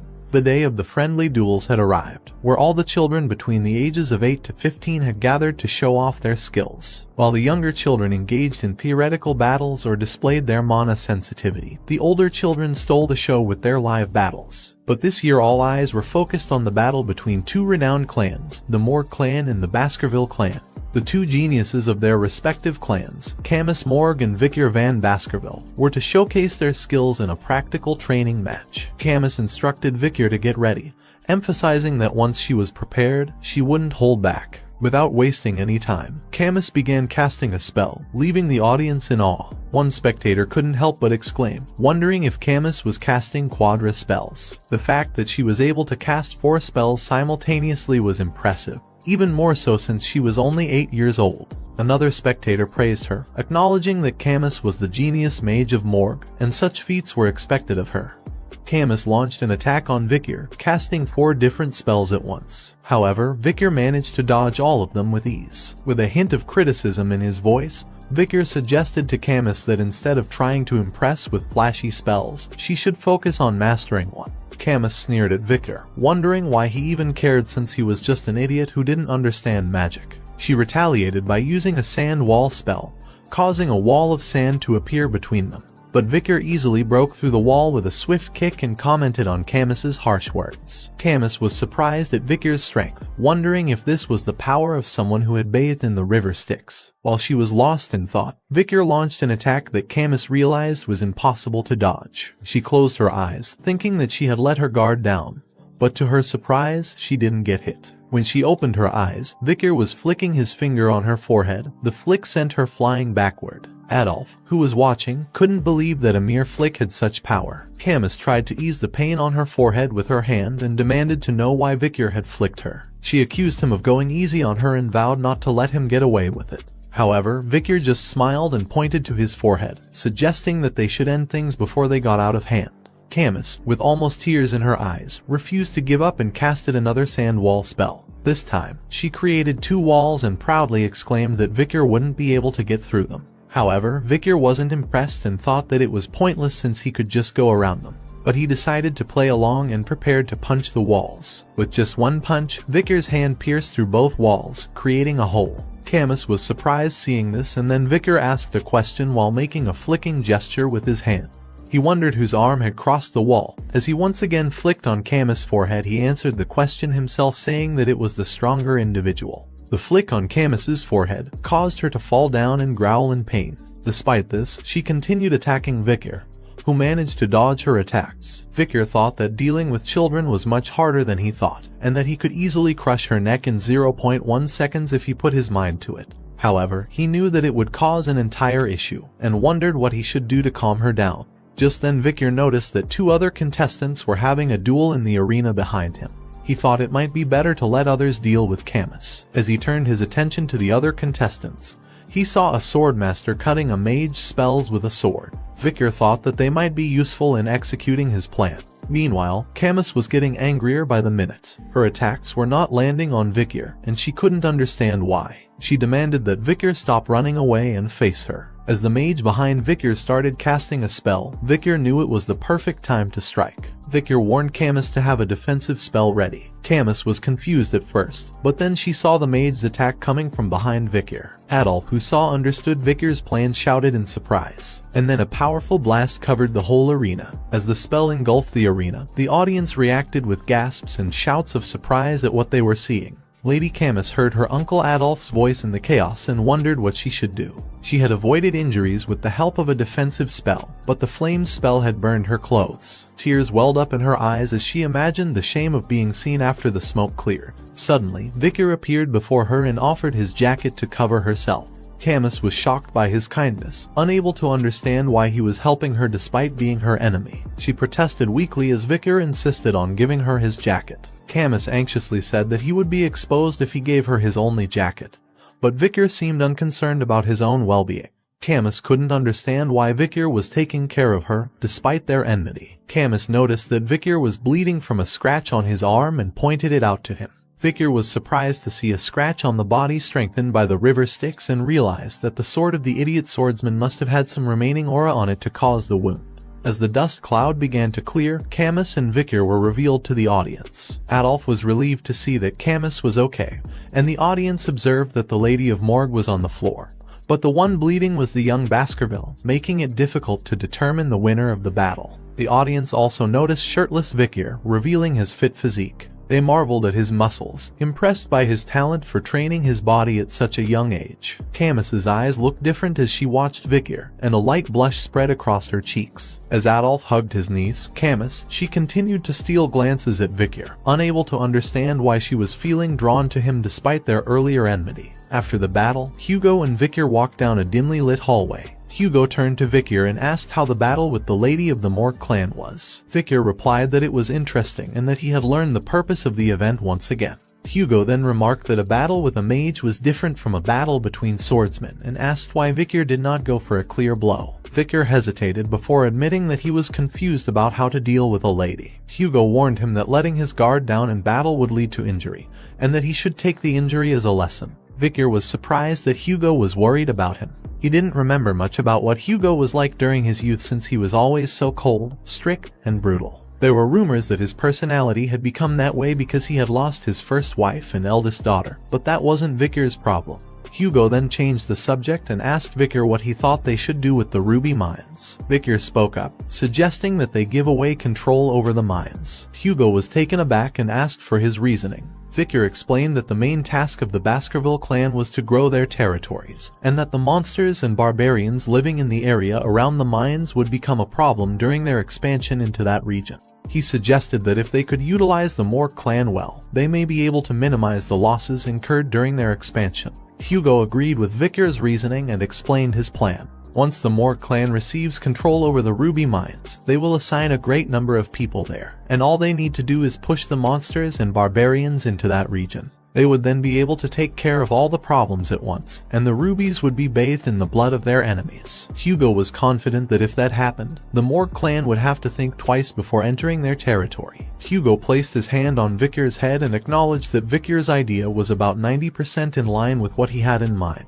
Victor, on the other hand, couldn't help but think that it was not a surprise as the idea was originally Hugo's, as Victor had executed the same plan in his past life on Hugo's orders. Victor then suggested that they should keep an eye on the Morgue's movements, but Hugo did not think it was necessary as he had already increased the number of hounds scouting the area. As Hugo and Victor were walking, Adolf's voice interrupted them, calling out to Hugo. Hugo and Victor turned their attention to Adolf as he mentioned that he had something to discuss with them before he left. They took seats in a nearby room, and Hugo asked what Adolf wanted to talk about. Adolf suggested that they peacefully resolve the issues regarding the ruby mines, and mentioned that fees for its usage was just one of many suggestions. He then proposed the idea of an engagement between the Morgue and Baskerville children.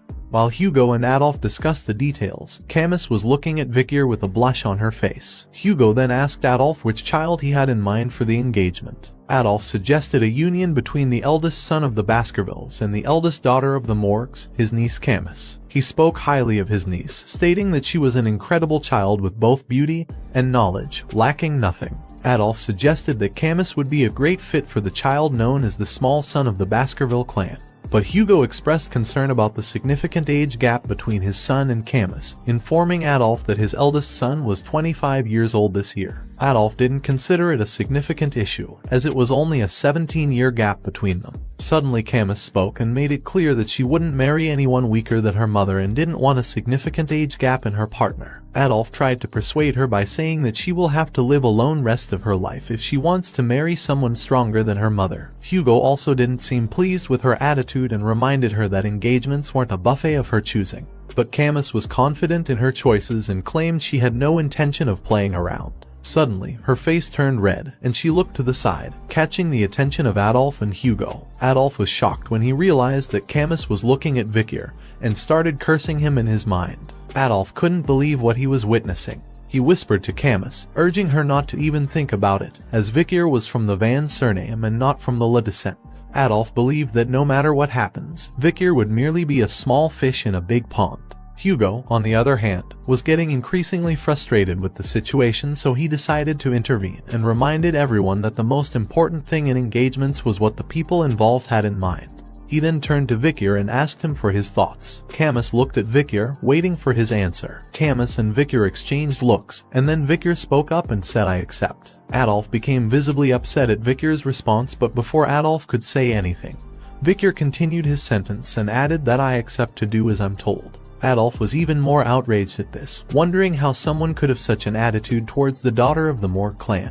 On the other hand, Camus was blushing from head to toe, wondering what Victor's response meant. She couldn't help but wonder if he was shyer than he portrayed himself to be and if he wasn't opposed to the idea of their engagement. Hugo stated that names and titles had no meaning in the Baskerville household, and that great people come from those of Van descent, not just those of La descent. However, Adolf seemed skeptical about this statement, especially when it came to Victor. Adolf stood in front of Victor, examining him closely. Victor, in turn, looked back at Adolf and thought about his reputation as a sixth circle master and one of the strongest mage within the renowned clan and supporter of his niece. Adolf then spoke up, saying that he didn't think it's quite wise to tell Victor this, but they couldn't have just anyone become Camus' husband. Victor thought about how engagement was merely a suggestion between clans and wondered if Adolf was not satisfied with even the genius of the Baskerville clan. Adolf then placed his hand on Victor's shoulder and tried to press him down, but Victor didn't budge. Adolf was surprised by Victor's sturdy body. Adolf then asked Victor why he wasn't answering him and was he even listening to him, and Victor replied that he hadn't been listening to him since he said it wasn't wise to tell him something. Camus was shocked at Victor's reply, especially since he said it to her uncle, who was one of the strongest mage. On the side, Hugo tried to control his laughter in the midst of the tense situation. Victor's response caused Adolf to laugh menacingly.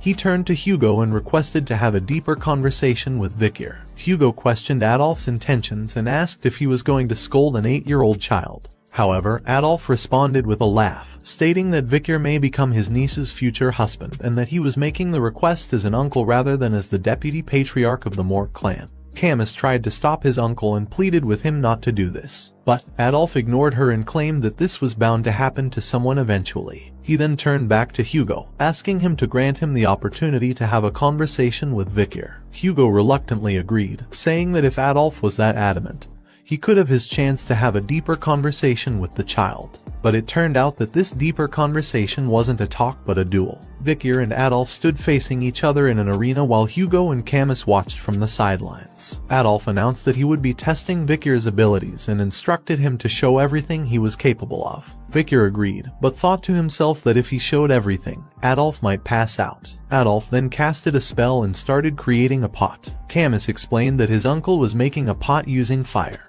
earth, and water magic simultaneously with perfect control, which was typical of her powerful uncle. Adolf then filled the pot with water and placed the pot on his own head and challenged Vikir to a duel. He instructed Vikir that if he could make a single drop of water fall from the pot, it would be considered a victory. Vikir observed the pot and thought about how challenging an opponent like Adolf would be a great experience, and thought about his own win rate against Adolf prior to his regression. Vikir analyzed the situation and calculated that an assassination attempt would have a 50% chance of success, and a 10% win rate if he were to face Adolf head-on. Vikir decided to approach the situation carefully, knowing that he only needed to do enough to satisfy Hugo's expectations, and also he wanted to see what Adolf was truly capable of. Without warning, Vikir charged at Adolf with his sword in hand, running in a straight line towards him. Camus, who was watching from the side, couldn't believe what she was seeing. She shouted at Vikir, telling him that he couldn't run straight towards Adolf. As Vikir's sword came crashing down towards Adolf, he cast a barrier spell, blocking the attack. Adolf was amused at Vikir's attempt, and questioned Camus as to why she was helping Vikir, while saying that shield magic was best used against swordsmen.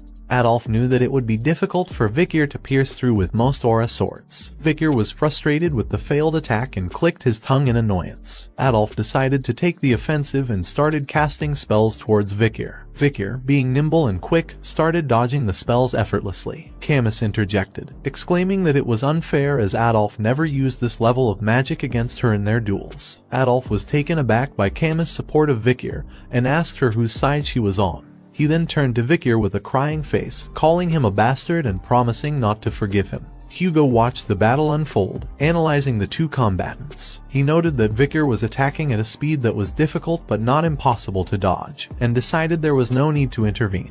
He wanted to see what Vikir was capable of, and show the old man what a young hound could do. As Vikir dodged Adolf's spells, he analyzed his opponent's abilities. He knew that he could use his knowledge from before his regression and his current age to gain an advantage. Adolf smirked at Vikir, claiming that his sword would never pierce through his shield. However, Vikir's attacks began to break the shield, catching Adolf off guard. Adolf noticed that Vikir was attacking at the same point on the shield with his sword and was impressed by Vikir's machine-like movements and swordsmanship. As Vikir was attacking with his sword, it suddenly broke into pieces, causing Adolf to smirk and taunt him about his lack of consideration for the durability of his sword and the strength of his shield. However, Hugo and Camus, who were watching from the sidelines, had shocked expressions on their faces. Adolf continued to speak, unaware of the surprised reactions of those around him. Suddenly, water started pouring on his face, completely covering his head in a matter of seconds. Adolf shouted in surprise, wondering how a piece of the broken sword had managed to pierce the pot and drench him with water. Vikir, with a smile on his face, commented that the pot seemed to be full. Camus, who witnessed the unexpected turn of events, blushed and exclaimed in disbelief that Vikir had won against her uncle and started thinking about the possibility of marriage. Meanwhile, Hugo, who was standing beside Camus, realized that the incident with the broken sword was not just a coincidence,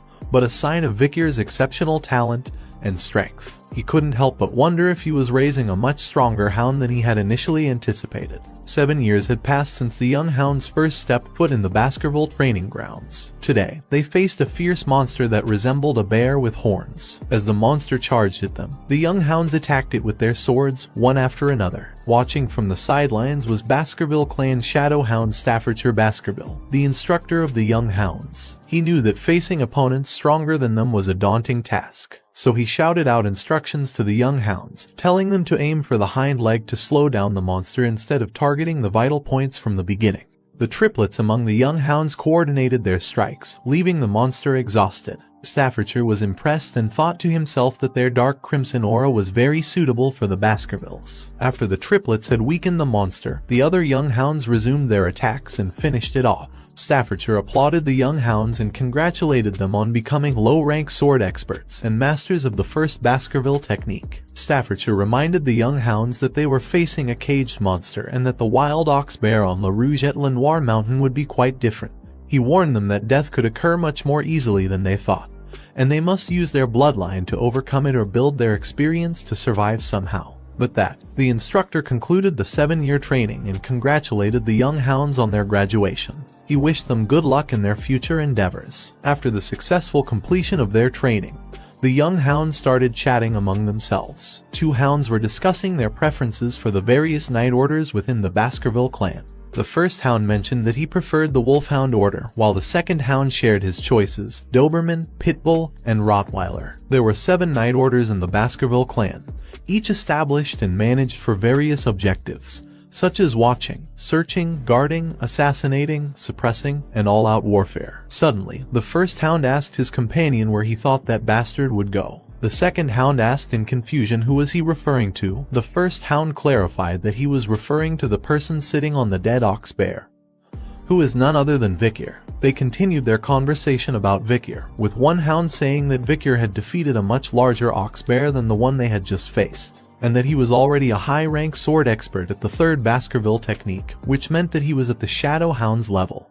Vikir sat on the dead ox bear, lost in thought. He knew it had taken longer than he had anticipated to reach his current level, which was graduate intermediate rank at the 5th Baskerville technique. While his swordsmanship had improved greatly, he felt his growth was much slower than he had hoped for. Suddenly, head butler Barrymore appeared behind Vikir and addressed him as Master Vikir. The butler informed Vikir that the Patriarch was looking for him and that his assignment had been decided. Vikir, with a serious expression on his face, replied with a simple "all right." Vikir entered the Patriarch's office and greeted Hugo. However, he only received a grunt in response. Vikir noticed a cut on Hugo's nose and asked him what had happened. Hugo replied that he had been subjugating barbarians on La Rouge et La Noire mountain, and that one of the archers had gotten the better of him. Vikir asked if he had captured them, but Hugo replied that he had not. However, he did manage to give the archer the same scar on her face. After a moment of silence, Hugo congratulated Vikir on graduating. However, his tone was ominous when he added that it was only going to get harder. Vikir wondered if Hugo was going to talk about the assignment now as he reminisced about his past before his regression.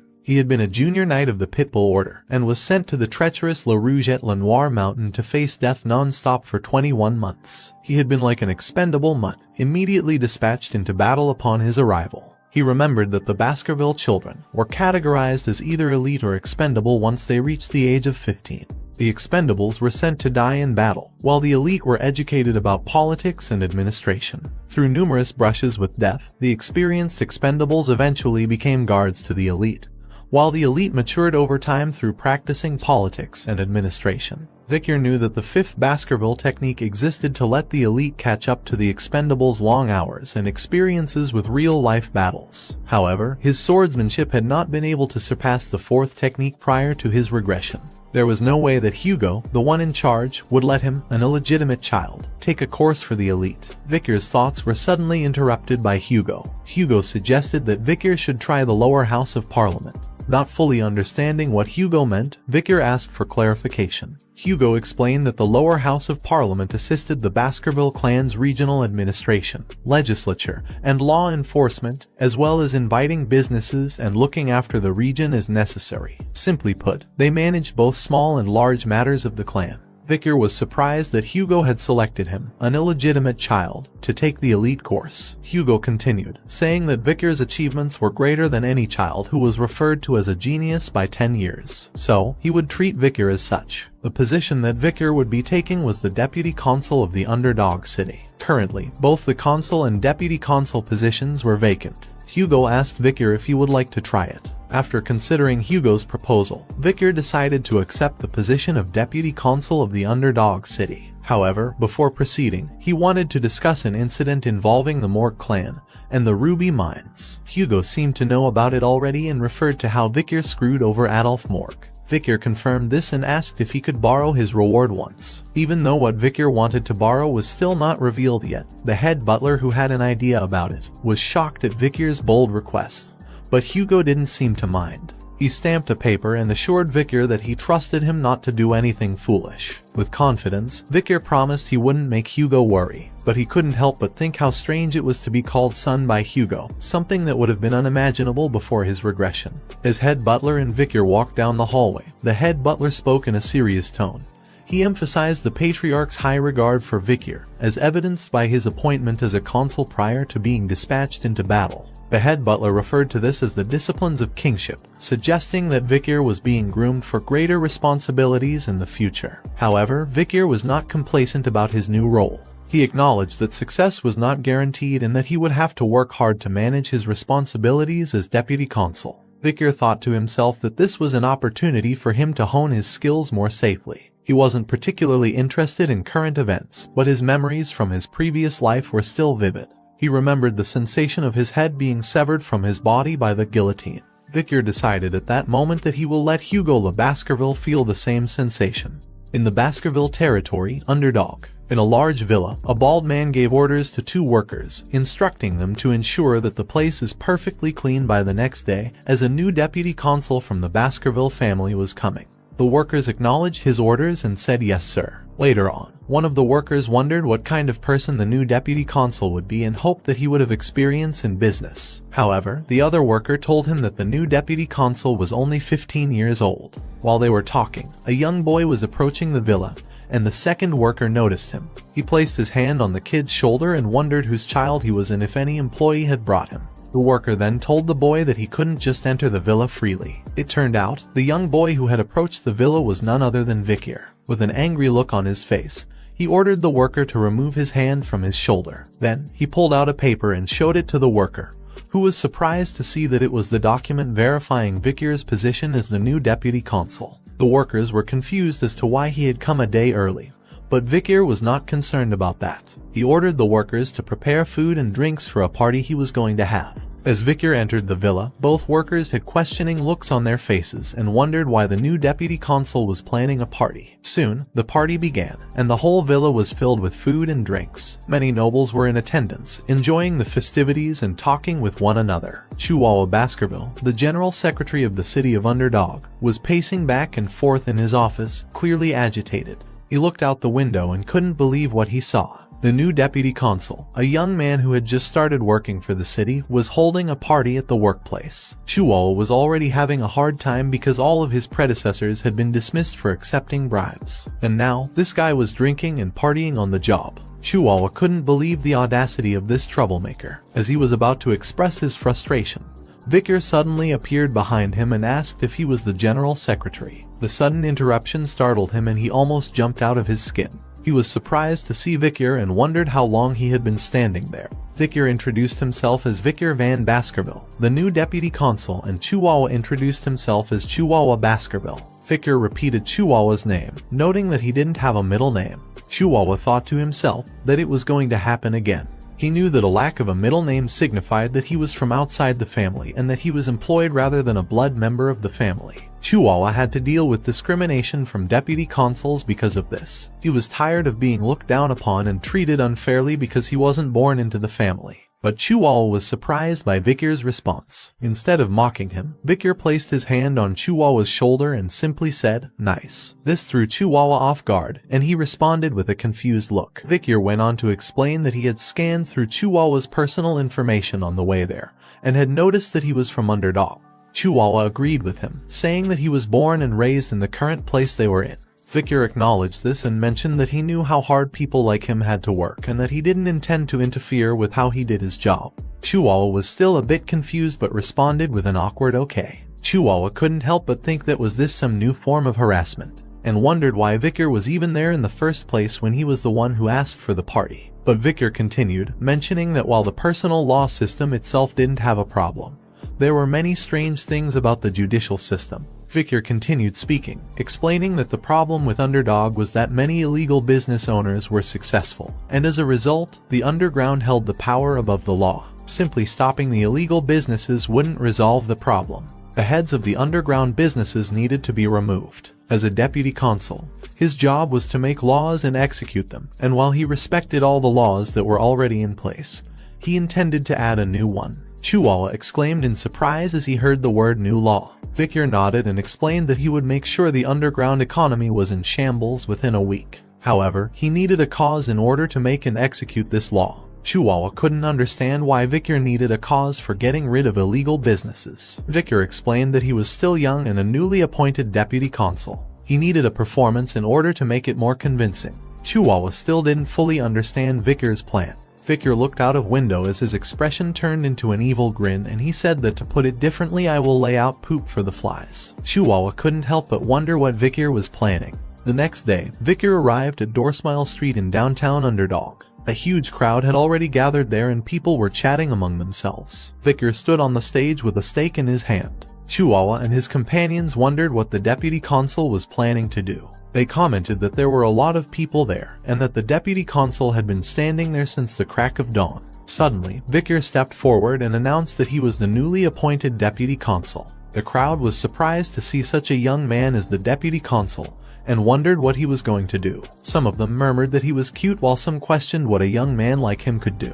Vicar ignored the crowd and said, "I believe you have all seen this notice. These are laws that have been in place for a while. Even if the deputy consul has changed, the Baskerville family's laws are still strict as before and will continue to be upheld." However, the crowd did not seem to have any faith in Vicar's words. They muttered among themselves, questioning his ability to carry out laws at such a young age. Some even commented on the corruption of the higher-ups and thought that Vicar would soon fall victim to it. Chihuahua, who stood by Vicar's side, could no longer remain silent. He shouted at the crowd, demanding that they show respect to the new deputy consul. The crowd fell silent, but some still doubted Vicar's ability to uphold the laws, and they thought that Chihuahua might be a better choice for the position of deputy consul. Suddenly, Vicar's actions had the entire crowd in a state of shock. As he pulled up the stake, whole crowd fell silent, and all eyes were fixed on him.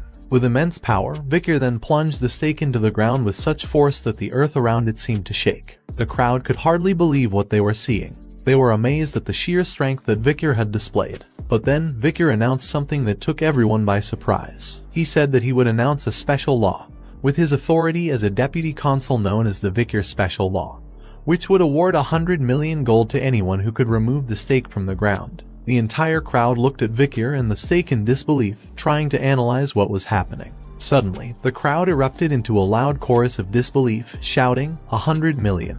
As the crowd gathered around him, Deputy Consul Vicar Van Baskerville announced his new laws. The first law, known as the Vicar Special Law, Paragraph 1, Article 1, stipulated that whoever pulled out an appointed stake, henceforth referred to as the stake, would be paid 100 million gold immediately by Vicar himself.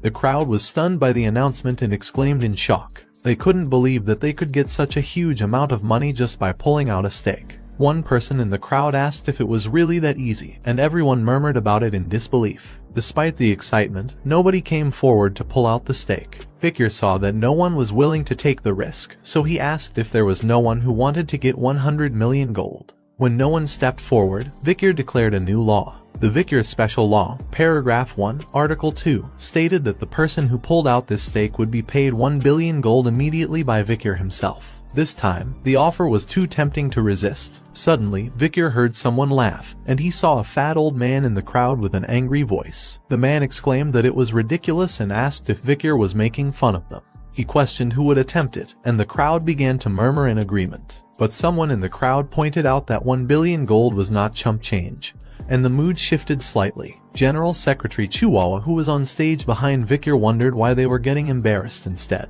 But Vicar ignored all the comments and asked if there was no one willing to take the challenge. With no one stepping forward, Vicar surprised the crowd once again by declaring a new law. This time, the reward was even higher, 10 billion gold. The crowd was stunned by the offer, and Vicar confidently stated that the person who pulled out the stake would be rewarded with the sum. As Vicar repeated his offer, the crowd was in a state of shock and confusion. Some wondered if it was all just a joke, while others were tempted to try their luck. However, others warned them of the potential consequences, saying that just look at the sword on his waist and the potential danger of being perceived as greedy by the deputy consul. Despite Vicar's repeated offers, no one came forward to pull the stake. As he was about to speak again, he was interrupted by Chihuahua, who whispered to him that there was not enough money in the city to fulfill his offer. Suddenly, a small hand shot up from within the crowd. The hand belonged to a little girl who had a flower basket on her other hand. She timidly asked if she could try. The crowd was shocked that this little girl was trying to pull out the stake from the ground.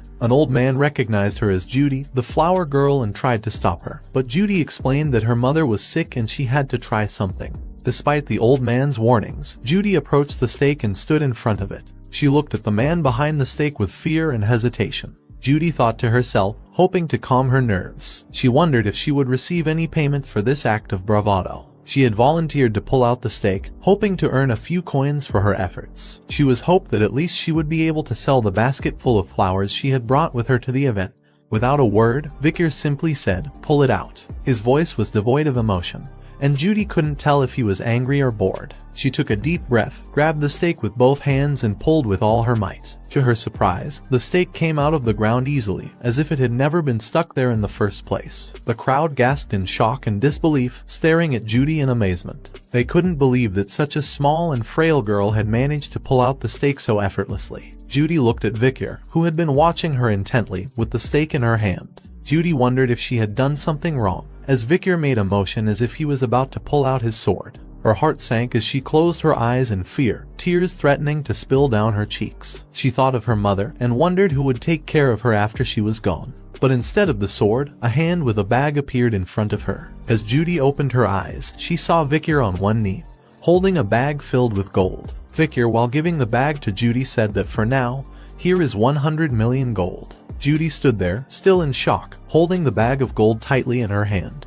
Victor looked at her and asked her where her home was, since 10 billion gold will be heavy, so he will have it shipped to her home. Victor even provided her with a guard to protect her reward. Judy couldn't believe what she was hearing.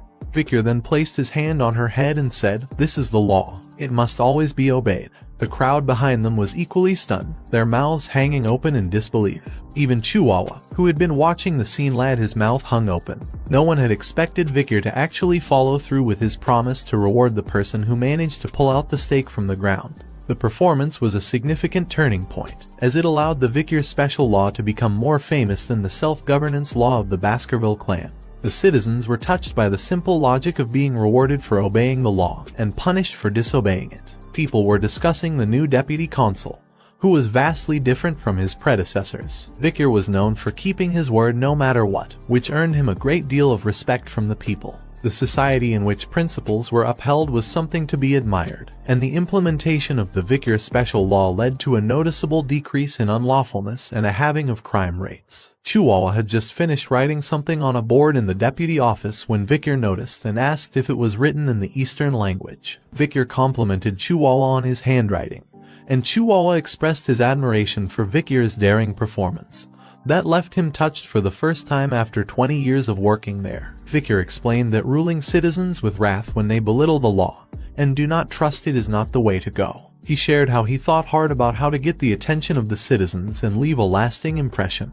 And that was the result. Chihuahua was moved to tears and pledged to follow Victor for the rest of his days. Victor tried to calm Chihuahua down. Victor's mind wandered as he thought about the recent performance he had orchestrated. He couldn't help but compare it to the one that Camus Morgue would have presented years from now. While Camus had managed to reduce the crime rate to 1%, but she was never really liked by the citizens due to the fear she instilled in them. Looking down at the map on the table, Victor noted that the problems were only just beginning, since the reward of 10 billion gold had been used, and they needed to find a way to get it back. After marking some locations on the map, he explained that the locations marked on the map were where there were potential illegal groups, or where they may hide in the future. Victor was determined to maintain these locations and confiscate their dirty money. Chihuahua looked at the map in surprise and asked Victor how he knew where the criminal businesses were located. Victor pointed to his nose and claimed that he could smell them. In reality, he had already surveyed those regions before his regression and knew them like the back of his hand. Chihuahua was impressed by Victor's flawless investigation skills and wondered just how much he had already investigated. Suddenly, a staff member burst into the room, interrupting the conversation between Chihuahua and Victor. The staff member addressed Deputy Consul Victor, informing him that the Village Hall's Youth Autonomy Association had requested a meeting.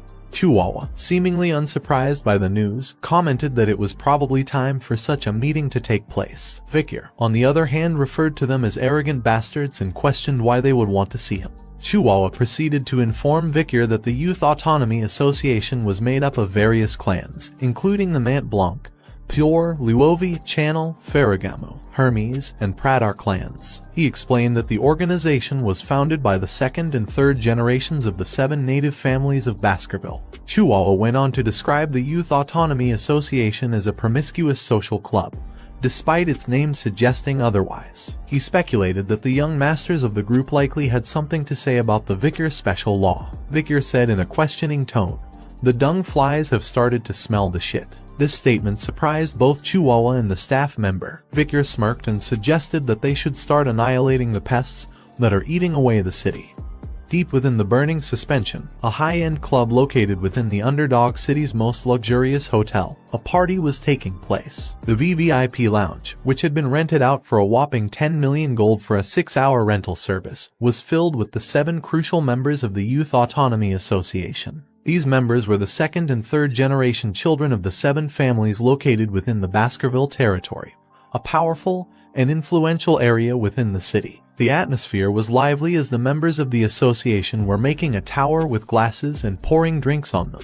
They boasted about the price tag of each bottle as they continued to build the tower, which had a pyramid shape. The blonde guy in the club turned to the waiters and instructed them to drink the spilled wine on the table. The waiters obediently lapped it up like dogs, thanking him for the opportunity to enjoy such a precious drink. As he sat down on a sofa, he boasted about his wealth, remarking that no matter how much he spent, his money always replenished itself.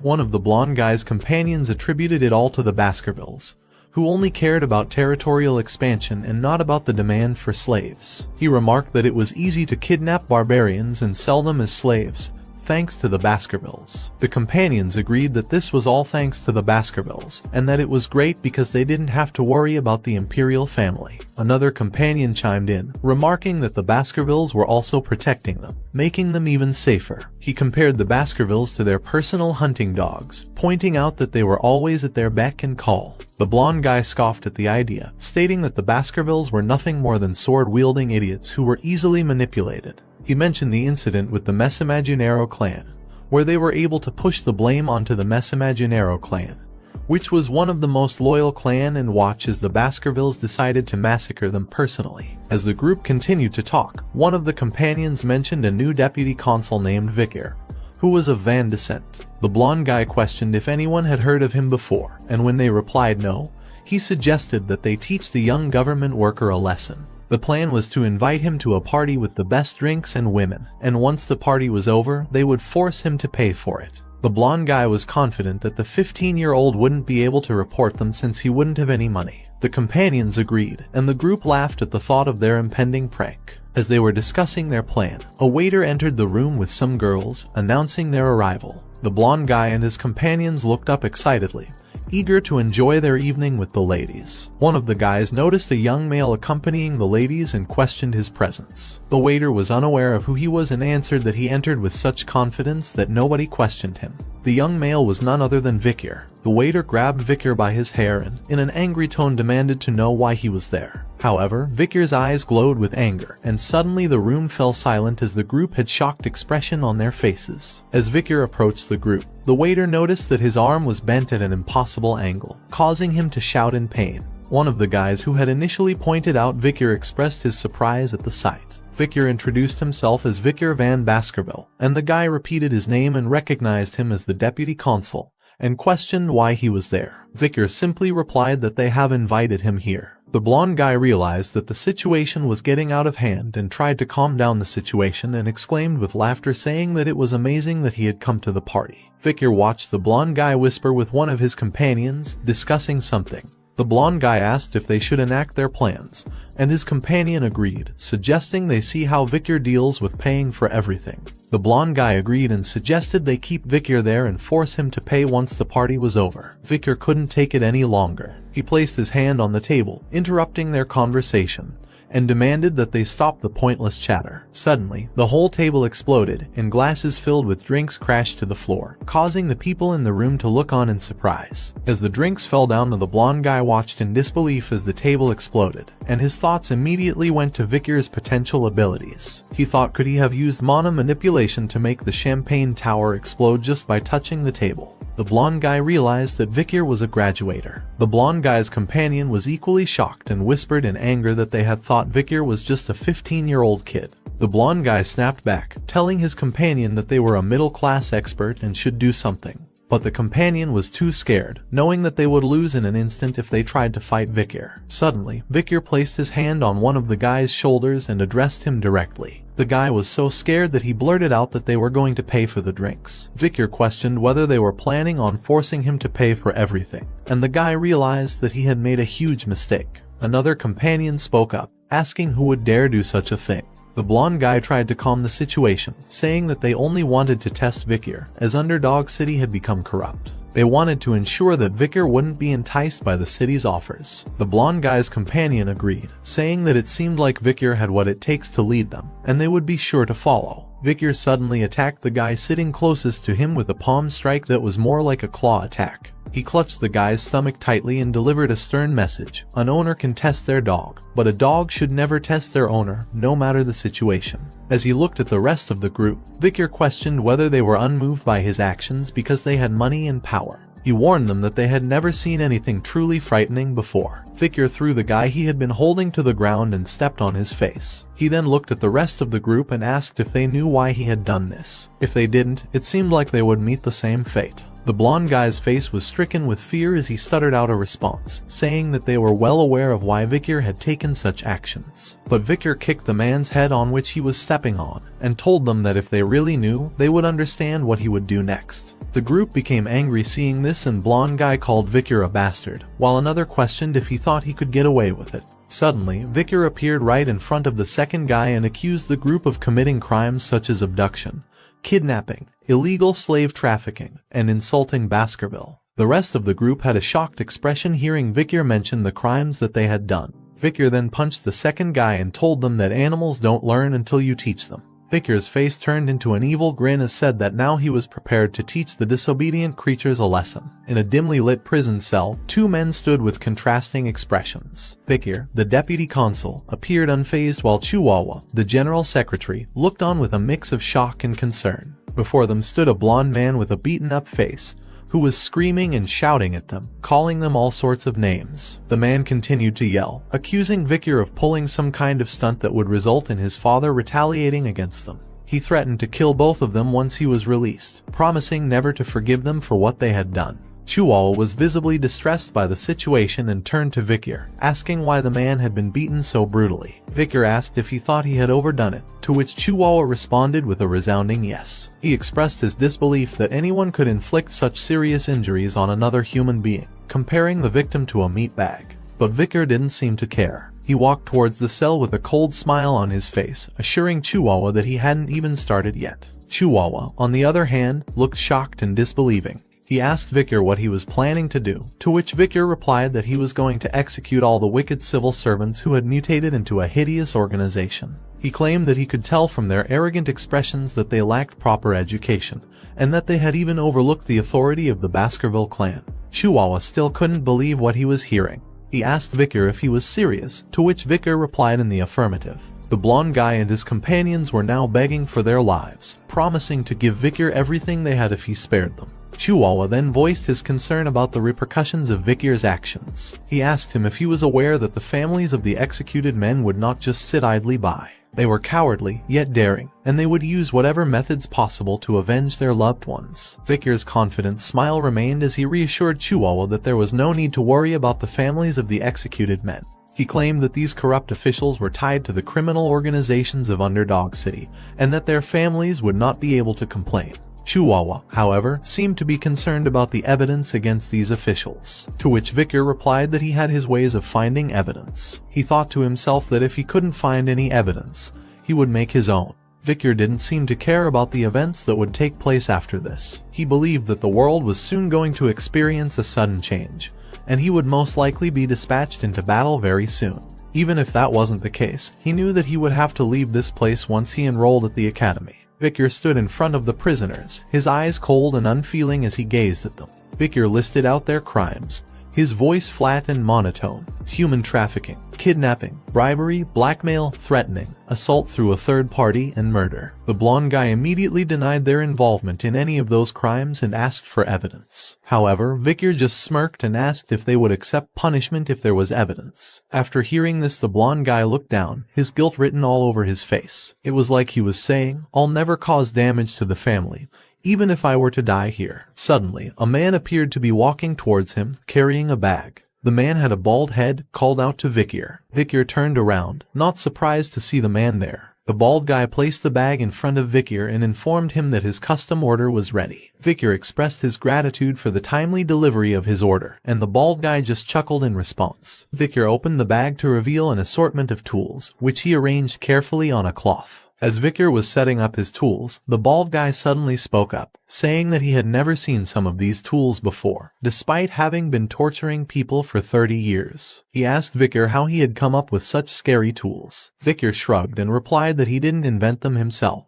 They were common where he came from. The bald guy was taken aback and asked if Vicar had come from hell. Vicar just chuckled and said that it was something like that. And then he asked the bald guy if he would like to learn it. The bald guy quickly declined, saying that he might vomit everything he had eaten if he saw Vicar work with those tools. Vicar just nodded and looked at his tools, lost in thought. He missed the days of the era of destruction when even the demon clan's prisoners of war would spit out everything during torture. By torturing the demon clan, the torturing methods had evolved significantly. Vicar opened his coat and revealed his tools, causing the blonde guy to squeal in fear. Vicar looked at the prisoners and asked where their expressions were from before when they had claimed they wouldn't admit to anything no matter what. He then tied the buttons on his wrist and said, "Please don't say anything. I want to cherish the memories of my past for once." The blonde guy couldn't hold back the flood of tears that streamed down his face. Rumors of the arrest of the 7 wicked gangs quickly spread throughout Underdog City. As long as there was a gathering of more than 3 citizens, that rumor continued to circulate. In a nearby tavern, patrons were discussing the incident. One of them expressed relief that the arrested gangs were the ones who treated civilians like pests. Another patron doubted that the new deputy consul would release them anytime soon,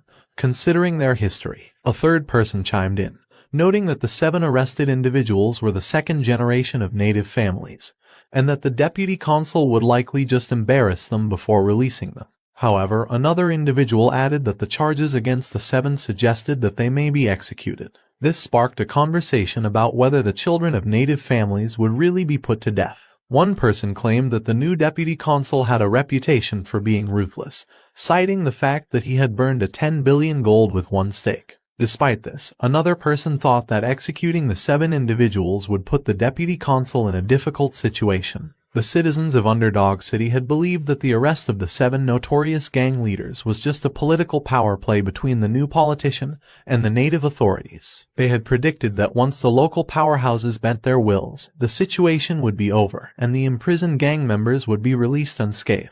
As expected, the Mant Blanc clan, Pure clan, Luovi clan, Channel clan, Ferragamu clan, Hermes clan, and the Pradar clan delivered an apology to the new deputy consul. But things didn't go as predicted. The 7 heads of the gang leaders were hung in the middle of the center square, preserved with salt and displaying expressions of agony as if they had experienced excruciating pain until their last breaths. The public notice above the heads explained the punishments they received prior to their executions in detail. The Baskerville family autonomy constitution was known for its strict laws and harsh punishments. The first clause was about the banning of illegal brothels. The penalty for this offense was a tattoo on the face of the criminal, with the symbol for sex being tattooed all over the face. The punishment was executed according to the governing law above. The second clause was about the banning of illegal gambling, and the penalty for this offense was wrist amputation. The punishment was carried out according to the law, with both wrists being amputated, taking into account the number of times the law was disobeyed. The criminal's wrists were amputated 72 times at regular intervals. The third clause was about the banning of illegal private loans, and the penalty for this offense was the removal of eyes. However, in consideration of the pleas of those who had been affected by these criminals, the punishment was not executed. The fourth and final clause was about the banning of illegal lobbying, and the penalty for this offense was exile. Since the criminals were already dead, their bodies, excluding their heads, were thrown outside the castle walls. The crowd was in shock as they read the notice and saw the scene in front of them. Vicar in his office explained that there was no reason to be surprised as the laws were already in place. However, this was the first time that the infamous native families would be serving the sentences. He believed that this would bring forth change and that once the destruction of either parties began, Underdog City would go through a bloodbath.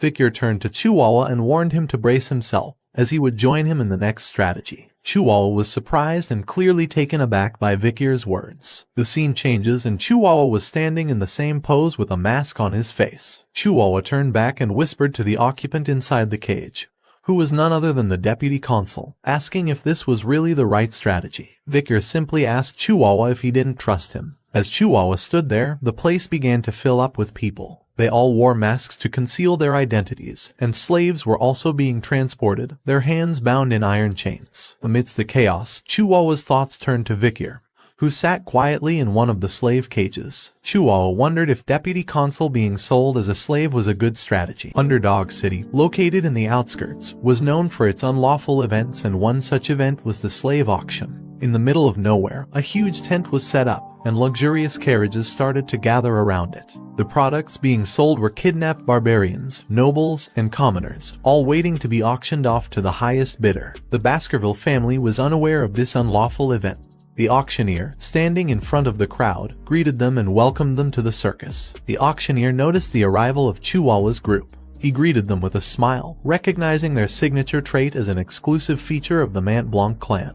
He looked at their identification paper and saw that they were there as sellers. He expressed his concern that the Mont Blanc clan did not like the slaves they had purchased in the last auction, as they were precious customers who always purchased a large number of slaves. Chihuahua replied that they were satisfied with the quality of the slaves sold here. The auctioneer's attention was drawn to Vikir, who was in a cage with black hair and red eyes, a rare product. He promised to take responsibility and sell it at a good price. Chihuahua agreed and left it to him. The auctioneer bid farewell to Chihuahua Mont Blanc, hoping that he would enjoy his time at the circus. Inside the tent, the auctioneer stood on the stage as the crowd murmured amongst themselves. Some discussed the trend of mysterious-looking slaves, while others preferred pretty and good-looking slaves. Some were attracted to the tragic backstories of fallen nobles or kidnapped nobles, but everyone agreed that they hoped for many good products that day. The auctioneer then introduced the first item, a secret embezzlement by the Baskerville family's knights. It was an rank monster known as the mercenary, a cow species found in the depths of hell and said to inhabit another world.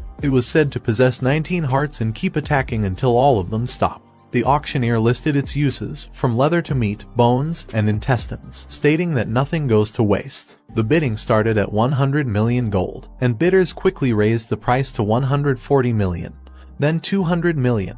And finally 250 million gold. The auctioneer announced that they had hit 250 million gold and asked if anyone else wanted to bid. When no one else spoke up, he slammed the hammer and declared the item sold. The auction continued with more items, each with their own unique qualities and uses. The crowd eagerly bid on each product, hoping to score a valuable purchase. And so, the slave auction at the circus continued, a dark and unlawful event that remained hidden from the eyes of the law. As the bidding for various products continued, the auctioneer urged the bidders to move on to the next product. However, a worker whispered something in his ear, and the auctioneer appeared surprised. He announced to the crowd that a rare item had arrived, picked up by the slave businessmen from a deep jungle, from a warrior tribe in the La Rouge-et-Lenoir Mountains jungles, the barbarian of Balak. A girl who appeared fierce was brought onto the stage, and the auctioneer encouraged the bidders to try and tame a wild slave, as it would be a chance to put their training techniques to the test. However, despite the auctioneer's efforts to start the bidding at 5 million, nobody placed a bid. After some time, the auctioneer lowered the initial bidding price to 3 million, but still nobody placed a bid. Eventually, the auctioneer was forced to give up and offered the girl for just 1 million gold, but still nobody wanted to buy her. The crowd began to lose interest, and the auctioneer realized that the girl was not going to sell. He asked the guard to take her away and bring out the guaranteed products instead. Suddenly the girl tried to break free, but the guard knocked her unconscious with a punch to the stomach and took her backstage. The auctioneer then apologized for the minor incident and promised to bring out the best product of the day as compensation for the unsatisfactory auction. The best product of the day was none other than Vikir. The auctioneer introduced Vikir, describing him as a purebred boy with black hair and red eyes who only required minimal restraints. A lady in the crowd was clearly impressed by Vikir's beauty and physique and immediately placed a bid of 600 million. The auctioneer was surprised and amused by her eagerness to bid without even announcing the starting price. Another bidder, a man, placed a bid of 800 million, which angered the lady, who questioned why a male would want to take Vikir. The man replied that it was none of her business and that he wanted to use Vikir as a gladiator. Suddenly, another bidder placed a bid of 900 million, and then a bidder with the number plaque 899 raised the bid to an astonishing 6 billion. The auctioneer was surprised and asked if anyone else wanted to bid. The crowd looked towards the bidder, a masked man who was recognized by some as Baron Gambino from the granary. The people commented on his deep pockets and recent increase in wealth due to taking over underground funds. The Baron had just spent 6 billion to buy a slave, and his attendant expressed concern that he was spending too much. However, the Baron was confident that he could resell the slave for a higher price in the capital and still make a profit. The attendant raised another issue, telling that he would only profit if the slave's body remained unscathed.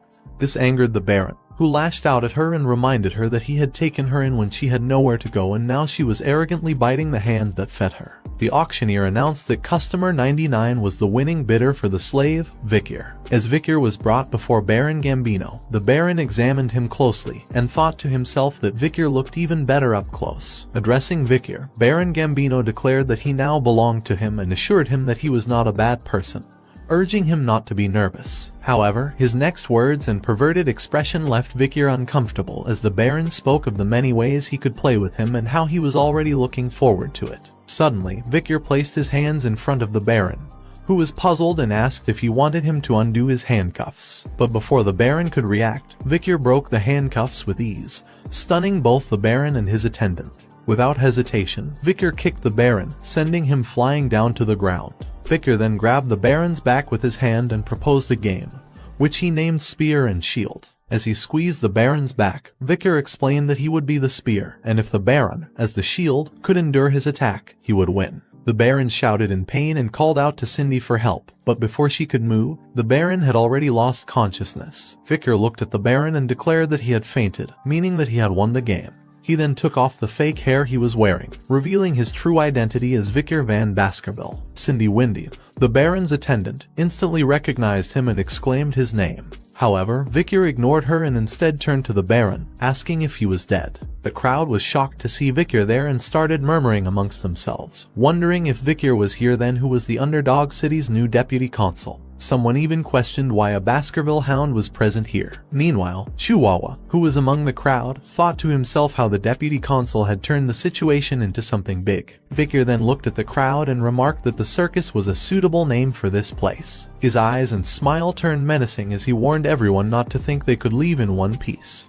Vikir stood in the middle of the auction room, unarmed and surrounded by guards. The atmosphere was tense as everyone watched in worry, unsure of what would happen next. The auctioneer was clearly unhappy with the situation and shouted at the guards to just kill Vikir, not caring about his status as the deputy consul. The guards started attacking Vikir. However, before they could reach him, Beelzebub emerged from Vikir's hands and his sword reached them first and sliced through them with ease. The auctioneer was terrified by the red and horrific aura emanating from Vikir and realized that Vikir was no ordinary person. As one of the guards prepared to swing a metal ball attached to a chain towards Vikir, he quickly ran towards him and sliced through both the ball and the guard effortlessly. The auctioneer's thoughts were racing as he tried to make sense of what was happening. He couldn't believe that Vikir was a graduator, that too at such a young age. Graduators were the ultimate weapons that represented a nation's strength. He knew that they didn't stand a chance at winning if Vikir was their opponent. Suddenly, Chihuahua spoke up, revealing that he had never expected the deputy consul's swordsmanship skills to be so irregular. However, he was soon shocked by something he saw.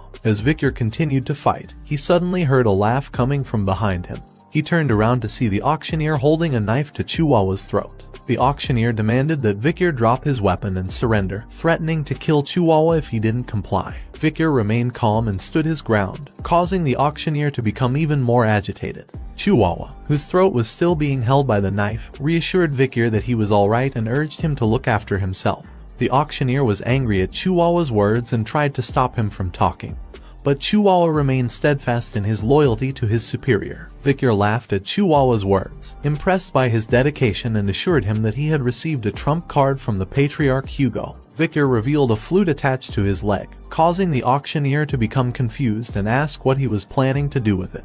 Chihuahua also saw the whistle and thought about its significance. Vikir, with the flute in his hand, stepped forward in front of the crowd. Without any warning, he put the flute in his mouth and blew it with all his might. The sound was so loud that it echoed throughout the entire room. The people in the crowd covered their ears with their hands and shouted in pain, trying to protect themselves from the deafening noise. When Vikir finished playing the flute, everyone looked at him in silence, trying to understand what had just happened. The auctioneer, who was in charge of the event, realized that everything was fine. He seemed to be relieved that nothing had happened and laughed it off as a scare tactic and said that even a graduator can't do anything here. However, the situation took a deadly turn as the auctioneer's throat was pierced by a sword from behind. And before the auctioneer could even realize what was happening, his head was sliced off. The killer stood there wearing a hood. As the hooded figure stood beside Chihuahua, Chihuahua watched the dead auctioneer in shock. One of the guards present tried to attack the hooded figure, asking who he was, but the hooded figure effortlessly flicked his sword and the attack was covered in a dense red aura, which shredded the guard into pieces. As the other guards watched in horror, Vikir had a smirk on his face, seemingly pleased with the chaos unfolding around him. Suddenly, more people wearing hoods appeared at the location, and there were a lot of them. Each of them emitted a powerful aura, and the cold look in their eyes could pierce someone's soul. One of the guards tried to guess who they were, but he could barely get the words out of his mouth due to fear. Another guard prayed, hoping that they weren't who he thought they were. Cindy Windy, who was present there, recognized the teeth symbol on their chests, and identified them as the Empire's most brutal Night Order, known as the Annihilation Experts. All 100 knights from the order were graduators, and they were the Baskerville clan's Pitbull Night Order. Just then, one of the Pitbull Knights appeared behind Cindy, ready to draw his sword and cut her down. She was filled with fear, thinking that she couldn't die in a place like this. But suddenly, Vikir appeared in front of her and stopped the knight, commanding him to leave her alive.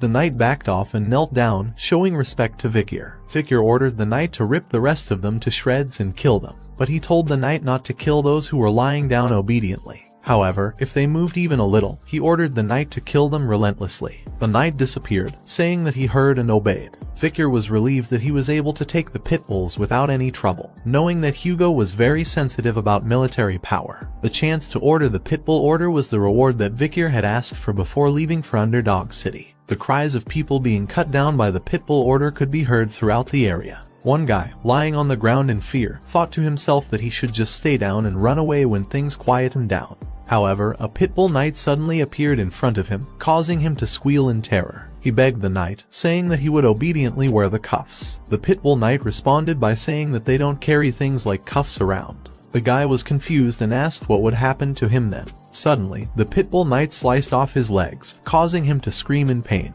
The knight coldly stated that those who were going to be executed didn't need their legs. A man with a cigar in his mouth stood beside Vikir. He was the commander of the Pitbull Knights, Bostontrier Le Baskerville. He asked Vikir how he felt about using the Pitbull Knights and if he was satisfied with their performance. Vikir replied that he was satisfied, and Bostontrier offered to help him with anything else he needed. Bostontrier took a good look at Vikir and thought to himself that he understood why brother Hugo was so interested in him. He was already fierce and cruel at the young age of 15. Bostontrier placed his hand on Vikir's head and invited him to come to the Pitbull Knights later, promising to raise him properly. Vikir hesitated and said he would think about it. As he started to leave, he mentioned an urgent matter that he needed to attend to. Bostontrier watched Vikir leave and couldn't help but feel ignored. He thought to himself that he wanted Vikir even more now. As Vikir left, he thought to himself that Bostontrier was burdensome. Vikir stepped into the dimly lit storeroom, his eyes scanning and searching for something as he muttered to himself. He was sure that what he was looking for was around here. As he looked around, his gaze fell upon a large safe in the corner of the room. He wondered if this was the safe where the noble's payment was stored. He thought about giving all this money to City Hall for taxation, but quickly pushed those thoughts aside, realizing that they weren't important at the moment. Turning away from the safe, he noticed a cage nearby that was covered with a cloth.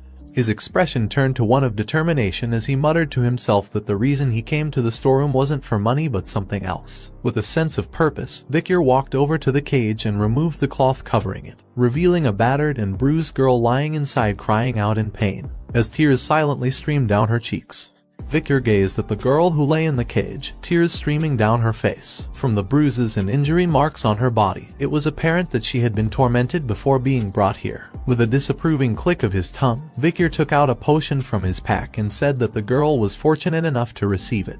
It was a potion he had obtained from the Night Order, which they had given him out of the goodness of his heart. Vikir then poured the potion into the barbarian girl's mouth, and its effects could be seen immediately as the bruises and injury marks on her body began to heal visibly, right before his eyes. Suddenly, the girl's eyes fluttered open, but she recoiled in fear when she saw Vikir standing before her. Perplexed, Vikir asked why she was so surprised, but the girl just looked at him questioningly. Without a word, Vikir rose to his feet and unlocked the cage door. In the barbarian language, he ordered the girl to go. The girl appeared to understand what Vikir was trying to convey, but still looked at him with confusion. Vikir thought about how he had learned some of the basics of the barbarian language during his fights against them before his regression.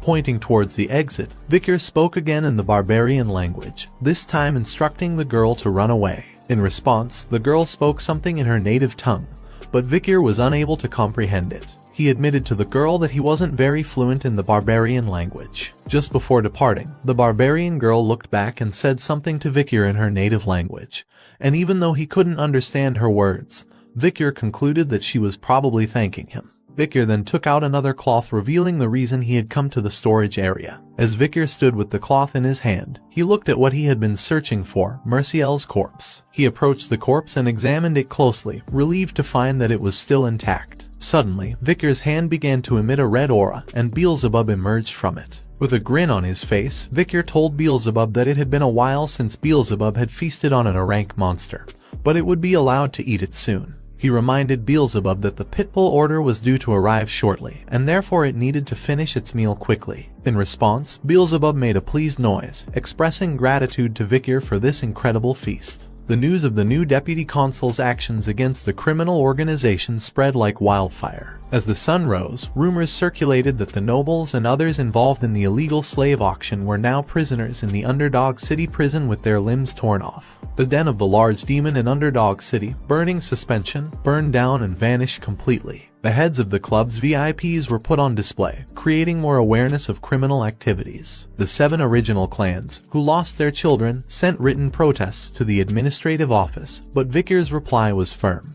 He stated that the death penalty was the only punishment for those involved in the imperial family's most forbidden act of illegal slave trading. Bank drafts, ledger books, and information about the criminals' cash transactions were all taken into custody. The Baskerville clan was currently investigating the incident, and was going to report its findings to the imperial family. After hearing that, the written protests from the 7 families eventually came to a halt. The patriarchs of each of the 7 families personally came to the administrative office, marking an unprecedented situation where they had to plead with their enemy who had killed their sons. Vikyr's response was simple. The black ledgers that were inside burning suspension had already been investigated. In accordance with the Baskerville self-governing dominion, the 7 families' assets would be confiscated, and, on the charge of treason, 3 generations would be destroyed. Due to the new deputy consul being appointed, the floors of the execution ground were filled with the dirty blood of the city's corrupt vermin. As a result of this, public officials and related subcontractors needed manpower, which led to a decrease in unemployment rates in the Underdog City. The collapse of the illegal underground auction led to a surge in tax revenue, and the welfare of the Underdog City was restored. Vikyr's stock price increased daily because of the citizens of the Underdog City. Chihuahua stood holding a coffee cup as he approached Vikyr, the consul, and said that he had brought coffee. Vikyr responded by telling Chihuahua that he didn't need to bring him coffee since he was the office manager. However, Chihuahua insisted that it was his way of thanking Vikyr for saving him from a potential stabbing by the clown during the slave auctions. Vikyr smiled and joked that Chihuahua was being stingy by giving him coffee in exchange for saving his life. Chihuahua responded by explaining that he had put 2 spoons of sugar, creamer, and a little bit of water in the coffee. Chihuahua then changed the topic and asked about Vikyr's transcribing training. Vikyr handed over a paper sheet and asked Chihuahua to take a look at it for him. Chihuahua was surprised at how good Vikyr's writing was despite not having learned how to write for very long. Vikyr humbly stated that he still had a lot to learn and praised Chihuahua's abilities as the office manager. Chihuahua thought to himself that Vikyr was an amazing person, having the ability to create new laws and comprehend knowledge of the law. He believed that if the deputy consul stayed in the city, Underdog City would be able to develop even more. In the middle of the night, the sky was filled with clouds, and some moonlight rays escaped and fell into a prison cell. Vikyr was standing in the cell, facing a prisoner who was none other than Cindy Windy, Baron Gambino's attendant whom Vikyr had saved previously in the slave auctions. Cindy Windy had handcuffs on her hands and a blindfold covering her eyes. Vikyr apologized for not being able to visit her sooner, and explained that he had been busy with other matters. He asked her a question to confirm that her name was Cindy Windy Senrose, but she didn't answer his question and instead asked why he had let her live.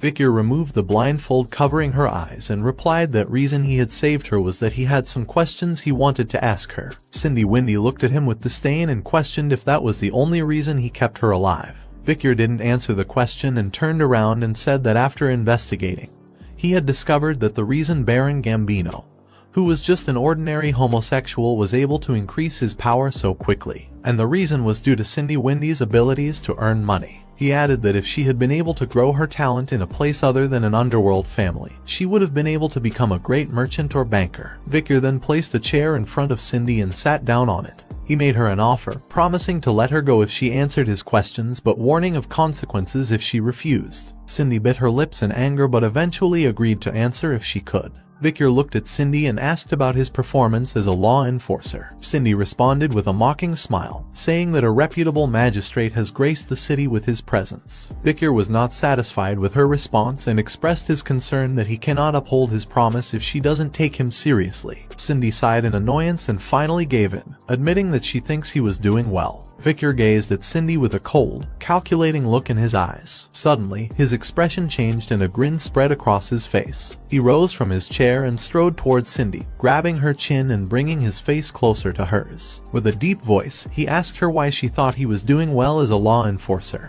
Cindy's face was covered in cold sweat as she looked at Victor's red eyes. Victor released her chin and walked towards a nearby chair. He turned to Cindy and asked her to speak her mind. Cindy gritted her teeth in anger and began to explain her perspective. She reminded Victor that, as a consul, the concept of virtue had always been considered one of the most important factors. While Victor's laws might take care of street criminals and raise his own dignity, they would ultimately result in the deaths and suffering of many citizens. In the long term, such laws would only fuel hatred and rage among the people. Cindy then looked directly at Victor and warned him that the Baskervilles would not welcome him once he gained more power than the clan leader in Underdog City. Victor concluded from Cindy's explanation that if he continued down this path, he would be hated by the people and become a target of the Baskervilles. He asked for Cindy's advice on what he should do next. Cindy replied that Victor should return all his authority to the Baskerville clan, along with the glory of the events that happened here. She suggested that he give them to the clan leader. In order to avoid further attention, she advised him to go to either the La Rouge et La Noire mountain or the academy in the center of the empire. These were places where people of his age and status were common, allowing him to hide his powers and wash his identity. Cindy assured Victor that when the time comes, the Baskerville clan leader would be the one who suffers in his stead.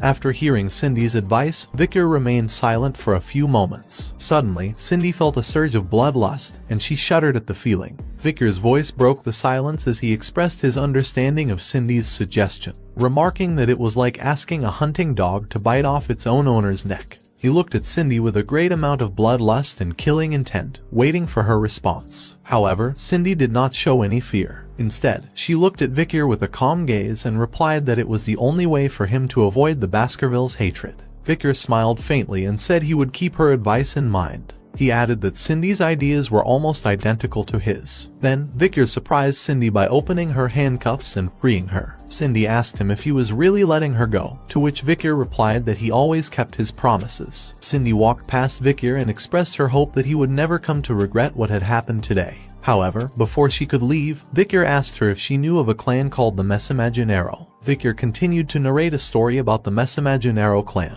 He explained that there were more than just the well-known 7 clans among the founding clans of the Underdog City. The Mesimaginero clan was a prosperous merchant clan and was the 8th clan. However, their prosperity came to an end due to an unfortunate event. During a birthday celebration, the youngest son of the Mesimaginero clan showed off his newly learned sword skills, and the people of Baskerville couldn't believe what they saw. The sword technique that the young child had learned was none other than the secret Baskerville sword techniques, which only members of the family knew. The news soon reached the leader of the Baskerville clan, and they believed that top-secret military information had been leaked. The Baskerville clan released the hunting dogs, causing the Mesimaginero clan to go extinct. However, there was someone behind the scenes pulling the strings. The young demons of the 7 clans had stolen the sword techniques from the Baskerville clan and allowed the young child of the Mesimaginero clan to learn them. Cindy looked at Victor and forced a smile, asking what the story of the 8th clan had to do with her. Victor didn't answer her question and went on to reveal that there was actually a survivor from the Mesimaginero clan massacre. The girl was only 1 year old when she was taken from the devastation and subjected to cruel and unusual torture simply because she was beautiful. The acts they committed were too foul for even Victor to talk about. Cindy couldn't bear it and started to walk away with an angry expression, telling Victor she didn't want to hear his story anymore. But Victor continued, saying that there was more to the story. A new deputy consul was appointed to the city and he managed to bring the old problems to light, punishing the 7 idiots who committed the heinous crime. They were thoroughly tortured and made to admit their crimes before they met their end. In their last moments, they expressed remorse for their actions, and their last words were, "I'm sorry for committing such a heinous crime." Cindy turned back and tears streamed down her face. She asked Vicar who the 7 young masters were apologizing. Vicar looked at her calmly and replied that they should apologize to the young girl who had used the fake name Cindy Wendy Senrose and was the sole survivor of the Messamaginero clan. With tears still flowing, Cindy asked Vicar how she was supposed to believe him, given that he had taken them and tortured them. She questioned how she could trust that they had truly apologized. Vicar picked up a fire torch and replied that the easiest way for her to believe him would be to see it with her own eyes. Vicar took Cindy to the prison cell where the 7 young masters were held before their deaths, and urged her to take a look. Cindy's eyes widened with surprise as she saw that the prisoners had written an apology with their own blood on the floor. The apologies read, "We were the ones that drove the Messamaginero clan to devastation. Forgive us for our crimes." They asked for forgiveness and were scared beyond imagination, pleading to be spared. Cindy's tears continued to flow as she looked at the apologies. She suddenly felt nauseous and started vomiting after seeing the gruesome scene. Vicar walked towards her and said that even though they had all died painful deaths, the Messamaginero clan's vengeance was not yet over. He informed her that there was still one more clan to deal with. Vicar then urged Cindy to despise the Baskervilles and to remember that she had more than enough right to do so, being a member of the Messamaginero clan. Cindy wiped her mouth and tears continued to stream down her face. She asked Vicar why he was helping her, given that he was a part of the Baskerville clan. Vicar looked at her with a smirk and replied that she was asking the wrong question. As Cindy got up and started to walk away, she stated that she understood what he was trying to say. She then turned back and addressed Vicar by his full name, Vicar Van Baskerville, and promised to repay this debt. As she walked away, she promised that no matter what he did with the rest of his life, she will ensure that he would never have to worry about money again. Vicar watched her departing figure, and after some time, he said that he would remember her promise. Chihuahua rushed to Deputy Consul Vicar's personal room, eager to inform him that it was time to get ready for work. However, as soon as he opened the door, his words got stuck in his mouth as he saw Vicar sleeping peacefully amidst blood-stained sheets and dead bodies scattered around the room. Vicar woke up and rubbed his eyes, greeting Chihuahua with a pleasant good morning. Chihuahua couldn't help but ask about the corpses lying around the room, to which Vicar casually replied that he wasn't sure and that it seemed like he had killed them in his sleep. Chihuahua was taken aback and asked if Vicar was serious, to which Vicar simply laughed and told him that it was just a joke. As they walked down the hallway, Chihuahua asked Vicar about his childhood experiences. Vicar responded by asking if Chihuahua didn't find his earlier joke funny. Chihuahua clarified that it wasn't about the joke being funny or not. Vicar then made a thoughtful expression and thought aloud about the recent inconveniences he had faced. He remembered being hit by 2 poison arrows, drinking poison drinks 4 times, facing acid, snipers, arson, getting run over by a cart, and various other dangerous situations. Scratching his ear, Vicar questioned if he had gathered someone's attention. Chihuahua responded by saying that he thought Vicar had gone insane. Vicar contemplated the skills stored in Beelzebub, the sword summoned from his arm. He couldn't help but be impressed with the effectiveness of the Hellish Buffalo's Tough Life skill, which he had obtained during the last illegal auction. The skill had a risk rating of A, but it had proven to be even more effective than he had initially thought. All 3 of Beelzebub's slots were filled with skills: Burn Injury Cerberus, Hemorrhage Hellhound, and Tough Life Hellish Buffalo. With the enhancements of the River Styx and Tough Life enhancing his body, even Graduator Class Assassin has been unable to pierce his skin. Despite his satisfaction with the power of his skills, the continued attempts on his life had started to become bothersome. Vicar knew he needed to investigate and put an end to the assassinations. Chihuahua smiled in agreement with his decision. Suddenly, Vicar and Chihuahua noticed a carriage in front of them. They both recognized the flag on the carriage as Baskervilles and expressed surprise that the Baskervilles had arrived there. Vicar looked serious and guessed that they had likely been sent by the main family. As the carriage door opened, the guests began to walk down from it. Chihuahua, who was standing with Vicar, started to sweat profusely as he looked at the guest. As the guest looked at them, Chihuahua stood at attention and wondered if the guest was who he thought he was. On the other hand, Vicar looked calmly at this new guest. This new guest was none other than the head butler John Barrymore. The butler greeted Vicar with a smile, remarking on how it had been a long time since they had last seen each other. Vicar acknowledged his greeting, complimenting the butler on how much better he looked now. The butler approached Vicar, jokingly asking if he really thought so. He then remarked that he had believed Vicar would do well ever since he had left the main residence. Vicar replied modestly, saying that he had just been lucky. As General Secretary Chihuahua stood by, he observed the head butler John Barrymore with a sense of awe. He recognized him as the best head butler of the Barrymore family, who had been serving the notoriously scary Baskerville family for 4 generations. He couldn't believe he was in the presence of his role model. Victor interrupted Chihuahua's thoughts as he asked head butler what had brought him all the way to their location. The head butler replied that the patriarch had praised Victor's progress and had ordered him to return to the main residence, seeming very happy about it. Victor couldn't believe that Hugo could be happy, and he imagined his smiling face in disbelief.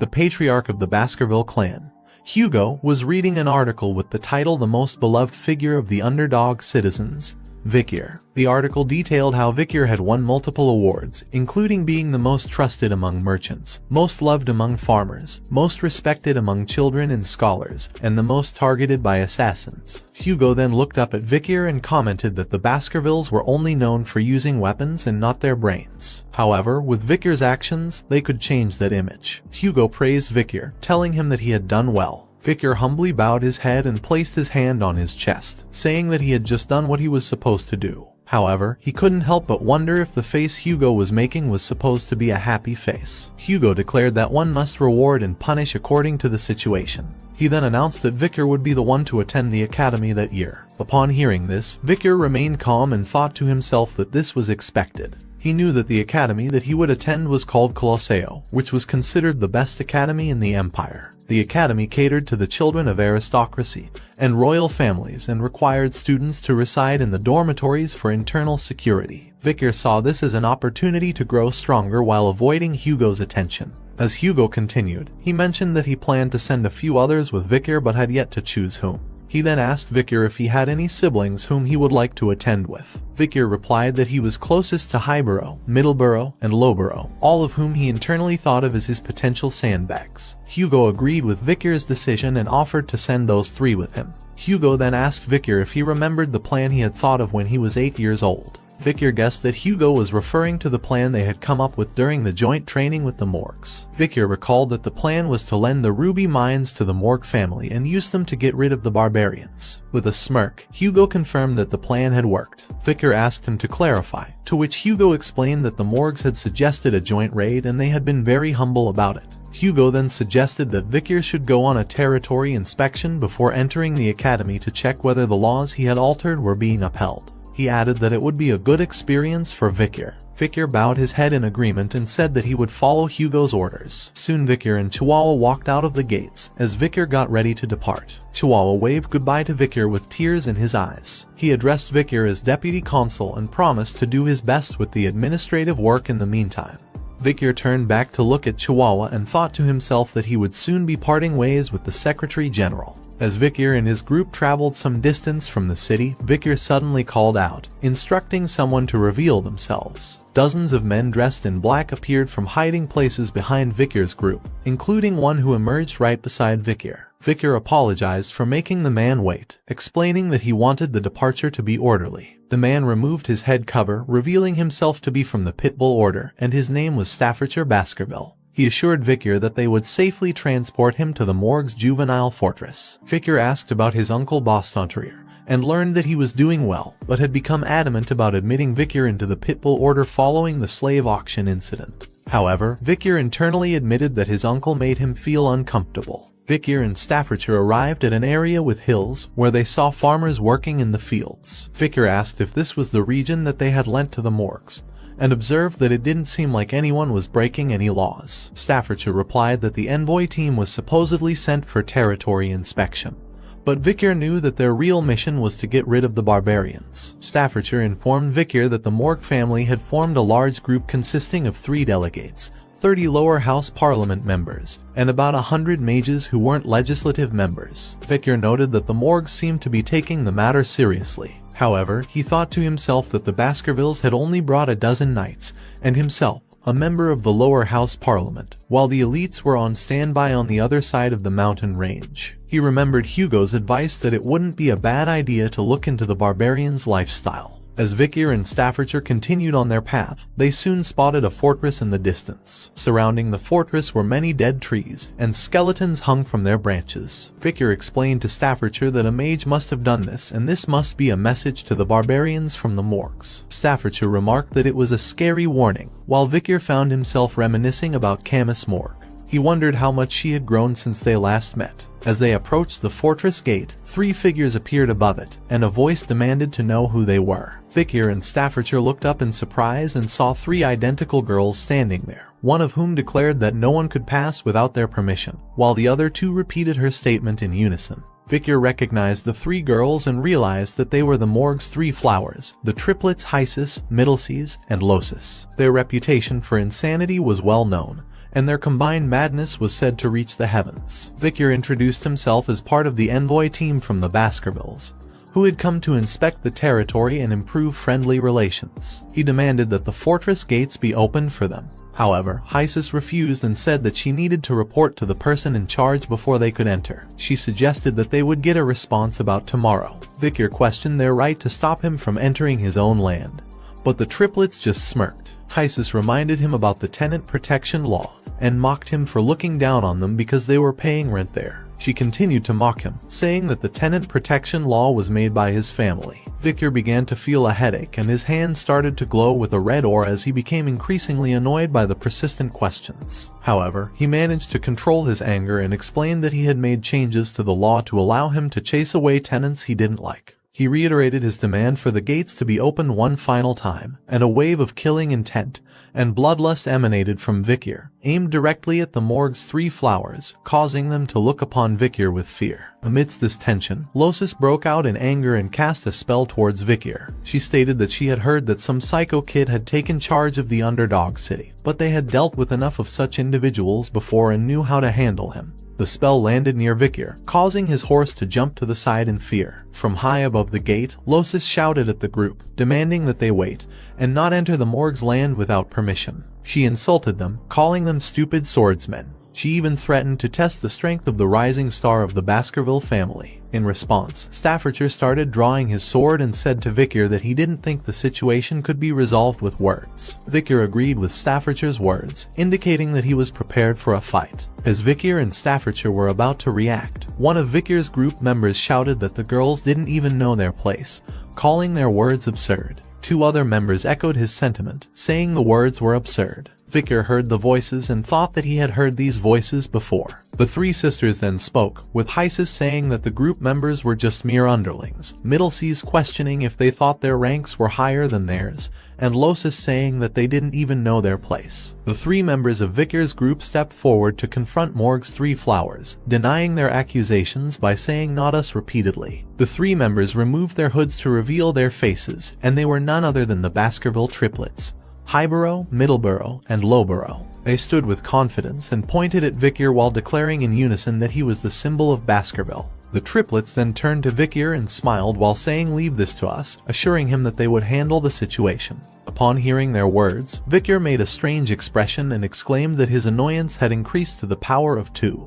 Vikir found himself questioning the identity and intentions of the individuals before him. Their strange behavior left him bewildered and curious. Highborough glanced back at Vikir, expressing his gratitude for recommending them to the academy. He indicated that Vikir should leave this situation in their capable hands. Vikir's thoughts raced as he began to piece together the situation. It became clear to him that their actions were motivated by their connection to the academy. However, he couldn't help but see them as mere sandbags. Vikir was aware that in the future, the triplets would become murderous soldiers. They lacked the intelligence to make independent judgments but could effectively carry out orders. Vikir believed that with his training, they would prove to be useful. Vikir smiled and expressed his intention to place his trust in the triplets while referring to them as his older brothers. Upon receiving Vikir's affirmation, the Baskerville triplets displayed signs of joy and satisfaction. Morgue's 3 flowers, who had observed this exchange, expressed their disdain for the Baskerville triplets' close bond. labeling them as ignorant fools who relied solely on each other. Unfazed by the taunts, the Baskerville triplets responded defiantly, while showing their middle fingers, and asserted that it was Morg's three flowers who were the real fools. Morg's three flowers were fueled by anger and vowed to discipline the Baskerville triplets for their insolence. Victor's thoughts shifted as he recalled his past knowledge. Before his regression, he had known the Morg triplets as powerful mages who possessed the attributes of water, earth,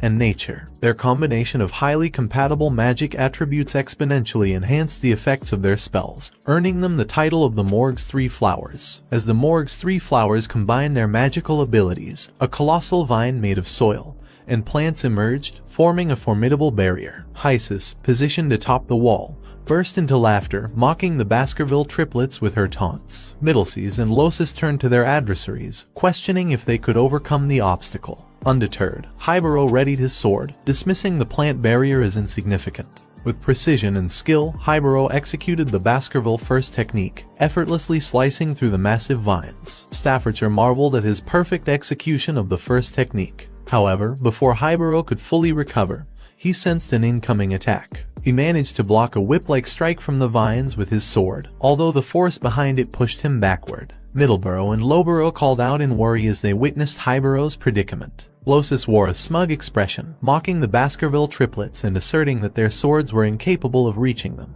The Baskerville triplets responded with intense anger, their expressions resembling hounds ready to hunt their prey. Staffordshire turned to Vickers and asked him if he found the situation enjoyable. Perplexed, Vickers questioned what Staffordshire was referring to. Staffordshire explained the ongoing clash between magic and swordsmanship, highlighting the long-standing debate about which is stronger. Magic utilizes surrounding mana to amplify and reproduce elemental powers, while swordsmanship channels the user's energy and mana for explosive and enduring strength. Staffordshire found pleasure in observing the potential and talents of the clans of mages and swordsmen who would shape the future. Vickers said that if viewed from that perspective, he was also a part of them. Staffordshire commented that Vickers had already surpassed others his age. Vickers, uninterested in the ongoing fight, expressed his frustration and wished for all of them to perish. He felt that it was a waste of time, as he had important tasks to attend to, having recently found a supervisor with a significant workload. Just then, someone arrived at the scene and began casting a fiery spell. Anger infused her voice as she questioned what the others were doing in front of her territory. Hybero, who was busy fighting, took the opportunity to attack Hysis, believing he had the upper hand.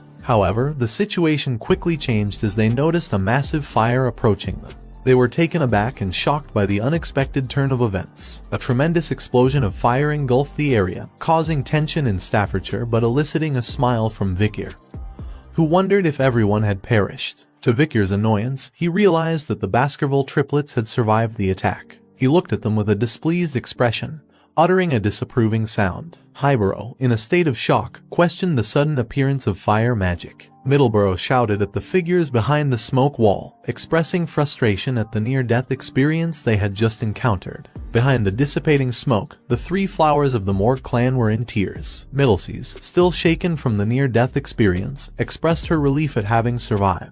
Hysis chimed in, acknowledging that if she had dodged the attack even slightly later, she might not have been so fortunate. Losis, scared and seeking comfort, voiced her fears to her older sisters. The person responsible for the powerful fire spell questioned the situation and asked what was going on here. Vickers looked up at the figure who had unleashed the attack. It was Camus Morg, standing atop the castle gate wall with flames still burning in her hands. Camus looked down and declared her inability to forgive anyone who caused trouble within her managed territory. As she landed in front of Morg's three flowers, Middleseas tried to explain that their intention was to stop the invader, while Losis added that the fight had been initiated by the other party. Camus cast a cold gaze upon them and questioned their informal way of addressing her as Camus, emphasizing her position as the vice head of the fortress. Middleseas couldn't help but shudder in fear, denying any disrespect and quickly correcting herself, addressing Camus with the appropriate honorific. Camus then pointed towards the treetops where dead skeletons hung, warning them to be cautious if they wished to avoid a similar fate. Middleseas let out a frightened cry and apologized for their actions. Camus noticed Vickers, and her eyes widened in shock. She approached him and remarked that it had been a long time since they had seen each other, recalling that it had been 7 years. Vickers smiled and acknowledged that it had been a while,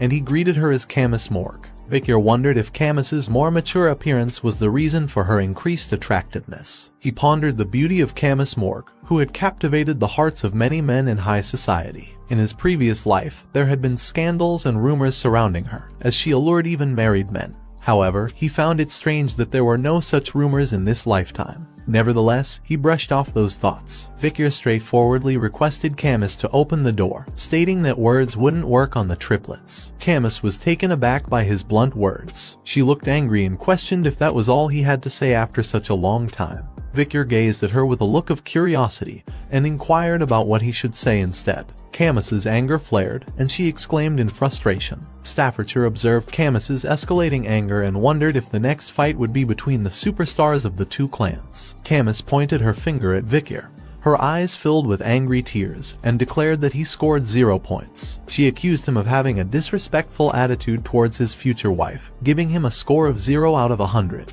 The Morgue's three flowers, the Baskerville triplets, Victor, and Staffordshire all looked at Camus Morgue in disbelief. Camus averted her gaze to the side, her face blushing, and muttered a huff.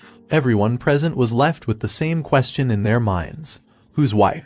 Victor and Camus rode their horses together, making their way toward the fortress. Camus remarked that the Baskerville clan seemed to have little knowledge about the barbarians. Victor confidently replied that they were well aware of the barbarians and fought against them frequently. He claimed that they knew more about the barbarians than Morgues did. Camus questioned why Victor had sent the idiots then, referring to the Baskerville triplets, whom she considered young and foolish hounds. Victor explained that it had already been agreed with the Morgue clan that the main force would be positioned on the other side of the mountain range. He questioned why Camus was asking when she already knew the arrangement. Camus smiled and remarked that she believed Victor might not be well informed about barbarians. Victor retorted, asserting that as the person in charge of the delegation, he naturally possessed extensive knowledge. Camus said that despite being someone whom the clan might have wanted to discard, he seemed to be quite trusted within the clan. The topic shifted to which of the barbaric tribes was the most annoying. Victor looked at Camus and thought to himself that she kept asking questions. He then mentioned the warrior tribe called Balak and the sorcerer tribe known as Rococo. He emphasized the exceptional archery skills of the Balaks, which surpassed those of the Empire. He also mentioned that this information was not widely known.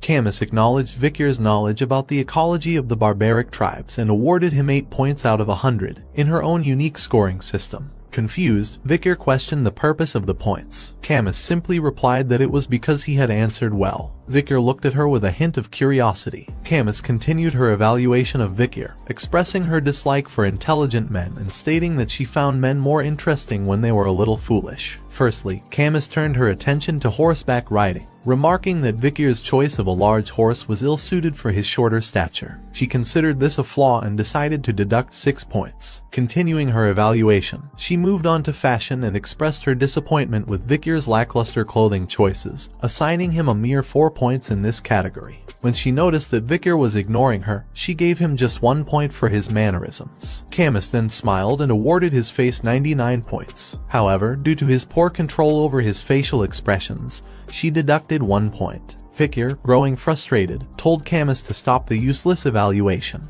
Camus questioned why it was useless, asserting that she needed to be stern with her future husband. Victor, perplexed, asked why he was considered her future husband. Camus reminded him of a test he had passed previously, which was conducted by her uncle. Victor realized she was referring to an incident that happened 7 years ago when he had dueled Camus' uncle to test his abilities as a potential husband. Camus became angry, expressing her dissatisfaction with her uncle's decision and how it had obstructed her path to marriage. She reluctantly acknowledged the promise that had been made and decided to follow through with it, although she resented the situation. While Camus was venting her frustrations, Victor observed her and acknowledged her prowess as a great fire mage. Interrupting her, Victor declared that he had forgotten about what happened that day, and that he would make it as if it never occurred. Camus's face flushed red after hearing this, and she threw a jacket at Victor. She exclaimed that he couldn't simply reverse something that had happened and called him a dummy. She referred to herself as a genius and boasted that once she witnessed something, she never forgot it. Victor looked at the jacket that Camus had thrown at him and realized that it was the same jacket he had given her during their duel 7 years ago when her clothes had burned. Camus, with a red face, dismissed Victor's words as nonsense. Victor examined the jacket and wondered if she had returned it without washing it. As they reached the outskirts of the fortress, Camus informed Victor that the barbarians had ambushed the ruby mine, either pillaging the indigenous slaves or the crops. She explained that they took slaves to sell them elsewhere. She pointed out a wall that had been built by both earth and iron mages over the course of a month. Impressed, Victor acknowledged the skill of the morgue mages, noting that it would have taken several hundred regular people around a year to achieve the same result. Camus proudly affirmed his observation. Victor noticed some large holes in the wall and asked if they were caused by the arrows shot by the Balaks. Camus confirmed that the arrows carried a strong aura and had caused numerous casualties during nighttime guard duty. She mentioned that the arrows were capable of breaking through 2 to 3 meters thick walls, showcasing the unmatched talent of the Balaks. She revealed that her uncle had suffered a severe chest injury from the arrows that breached the shield's magic, but fortunately, he survived, albeit with wounded pride. Victor recalled that the patriarch of his clan had a similar experience and had injured his nose bridge. Curious, Victor inquired about the talented individual among the barbarians, to which Camus responded that she believed it was a female. Due to their black painted faces, it was challenging to discern their physical traits. Victor and Camus turned around as a mage approached them, addressing Camus as the vice head of the fortress. The mage reported that a recon member of the barbarians had been captured and urged them to come quickly. Curious and concerned, Camus and Victor followed the mage to a tent where the captive barbarian was being held. Victor observed the barbarian and identified him as a member of the Rococo sorcerer tribe. Camus inquired if any information had been extracted from him. The mage informed them that the barbarian remained uncooperative and resistant to psychic magic due to his strong sorcery, making it impossible to read his mind. Camus then questioned the barbarian about the recent ambush on the Mork clan's fortress and asked him if he remembered how many people they had kidnapped. When the barbarian remained silent, she further added that among the victims, there was a daughter of the Morks. Her name was Rose, and she was Camus' 6th cousin. She asked the barbarian what had been done to her. The barbarian responded with a smile and spoke something in his native barbarian language. Camus turned to the mage and requested a translation, asking about the whereabouts of the barbarian who rebelled. The mage reported that when the barbarians attacked, everyone at the fortress had either died or been taken away. Camus then asked if there was anyone present who could translate what the barbarian was saying, to which the mage replied that, at that moment, there was no one available. Suddenly, Victor spoke up, stating that he knew a little of the Rococo language. Camus expressed surprise, questioning what Victor didn't know how to do. Victor clarified that he was not fluent and only had a basic understanding of the vocabulary. Camus requested Victor to ask the barbarian about the whereabouts of her kidnapped 6th cousin,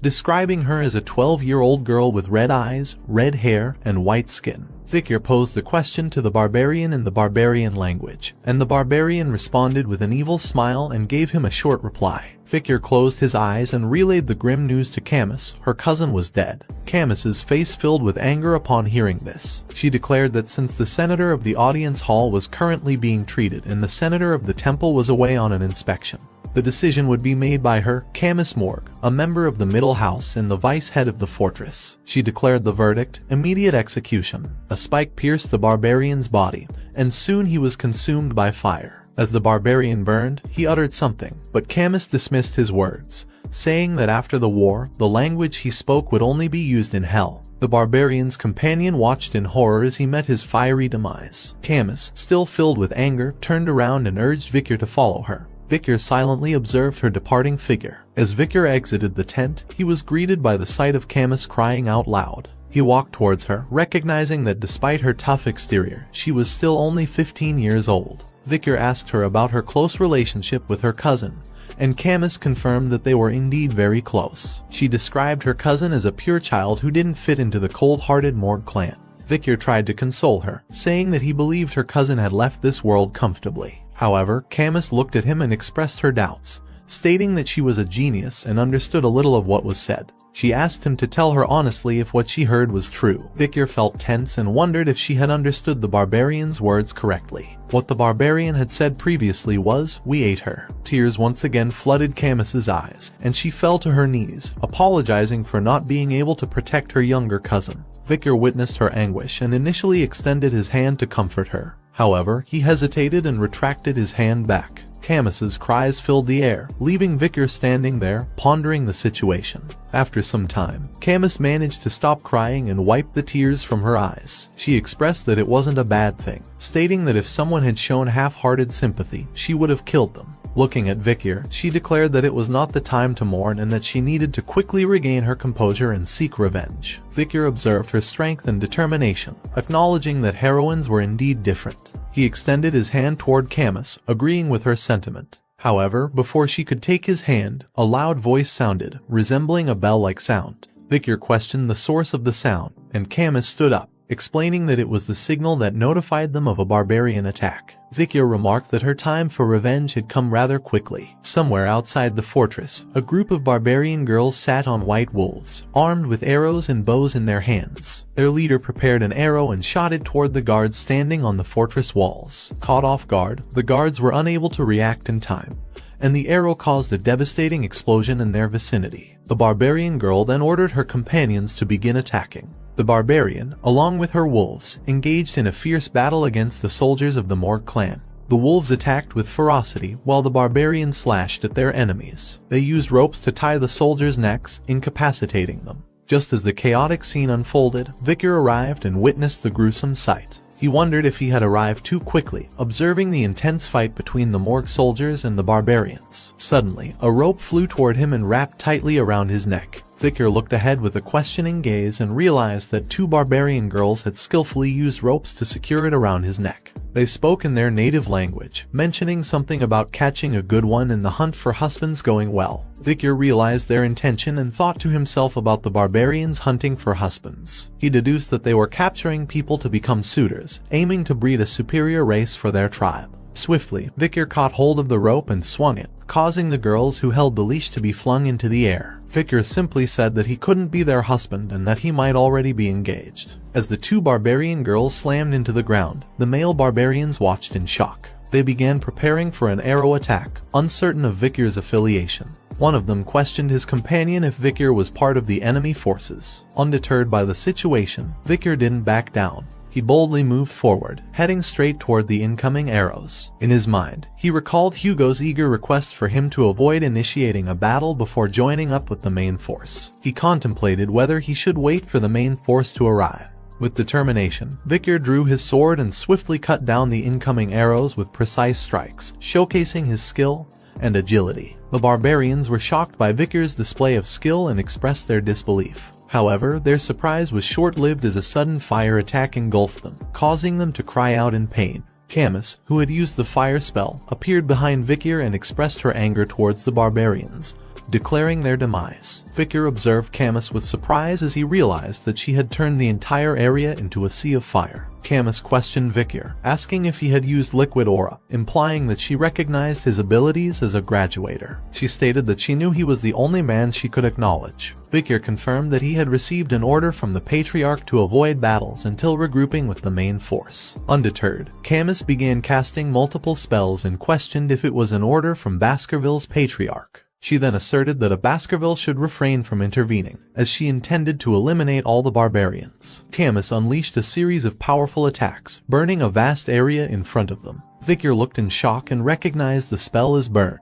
He also noticed that she was employing a quadra casting technique for burning spells, and he observed an increase in the lethality of her attacks. Camus, driven by the desire to avenge her younger cousin, continued to cast spells, determined to carry out her revenge. Suddenly, a barbarian used a dart blower and blew a needle that landed on Camus' neck. She felt the sting and realized she had been poisoned. Camus noticed a barbarian sitting on a wolf's back who had attacked her. She fell to the ground, unable to move due to the numbing poison. Vicar observed her condition and thought to himself that she was quite a handful. The barbarian then threw a rope toward Camus, but Vicar swiftly caught it before it could reach her. Camus acknowledged his catch and complimented him. Vicar looked at her and suggested that it would be better for them to retreat. Camus questioned what would happen to the farmlands and the captives. Vicar replied that it would be wiser to avoid engaging in battles until the main force from Baskerville arrived. Camus, determined to avenge her cousin who had been taken away by the barbarians, refused to retreat. Vicar looked at her and urged her to make a rational decision. However, in the next moment, Vicar sensed an arrow attack approaching from behind his head. With quick reflexes, he managed to dodge the arrow just in time. Vicar observed the barbarian girl who had launched the arrow and wondered if this was the destructive power Camus had mentioned earlier. However, while lost in his thoughts, a barbarian arrived behind him and swiftly took Camus away. In desperation, Camus called out Vicar's name, desperately seeking his help. Vicar watched the scene unfold in frustration and contemplated the situation. He recalled a time in the past when Camus Morgue, still an adolescent, was held captive but returned after annihilating the barbarians. Despite her reputation as the Queen of Le Rouge et Le Noir, Vicar realized that he needed to do what was necessary. Suddenly, the barbarian girl lunged at Vicar, launching an attack. With remarkable agility, he swiftly evaded her strike, his senses sharpened. To his astonishment, he discovered that she had used a bow to attack him. The barbarian girl immediately followed up with a kick that sent Vicar sliding back. Vicar assessed the situation and thought that her movements were different from the other barbarians. He wondered if he needed to go all out against her. However, to his surprise,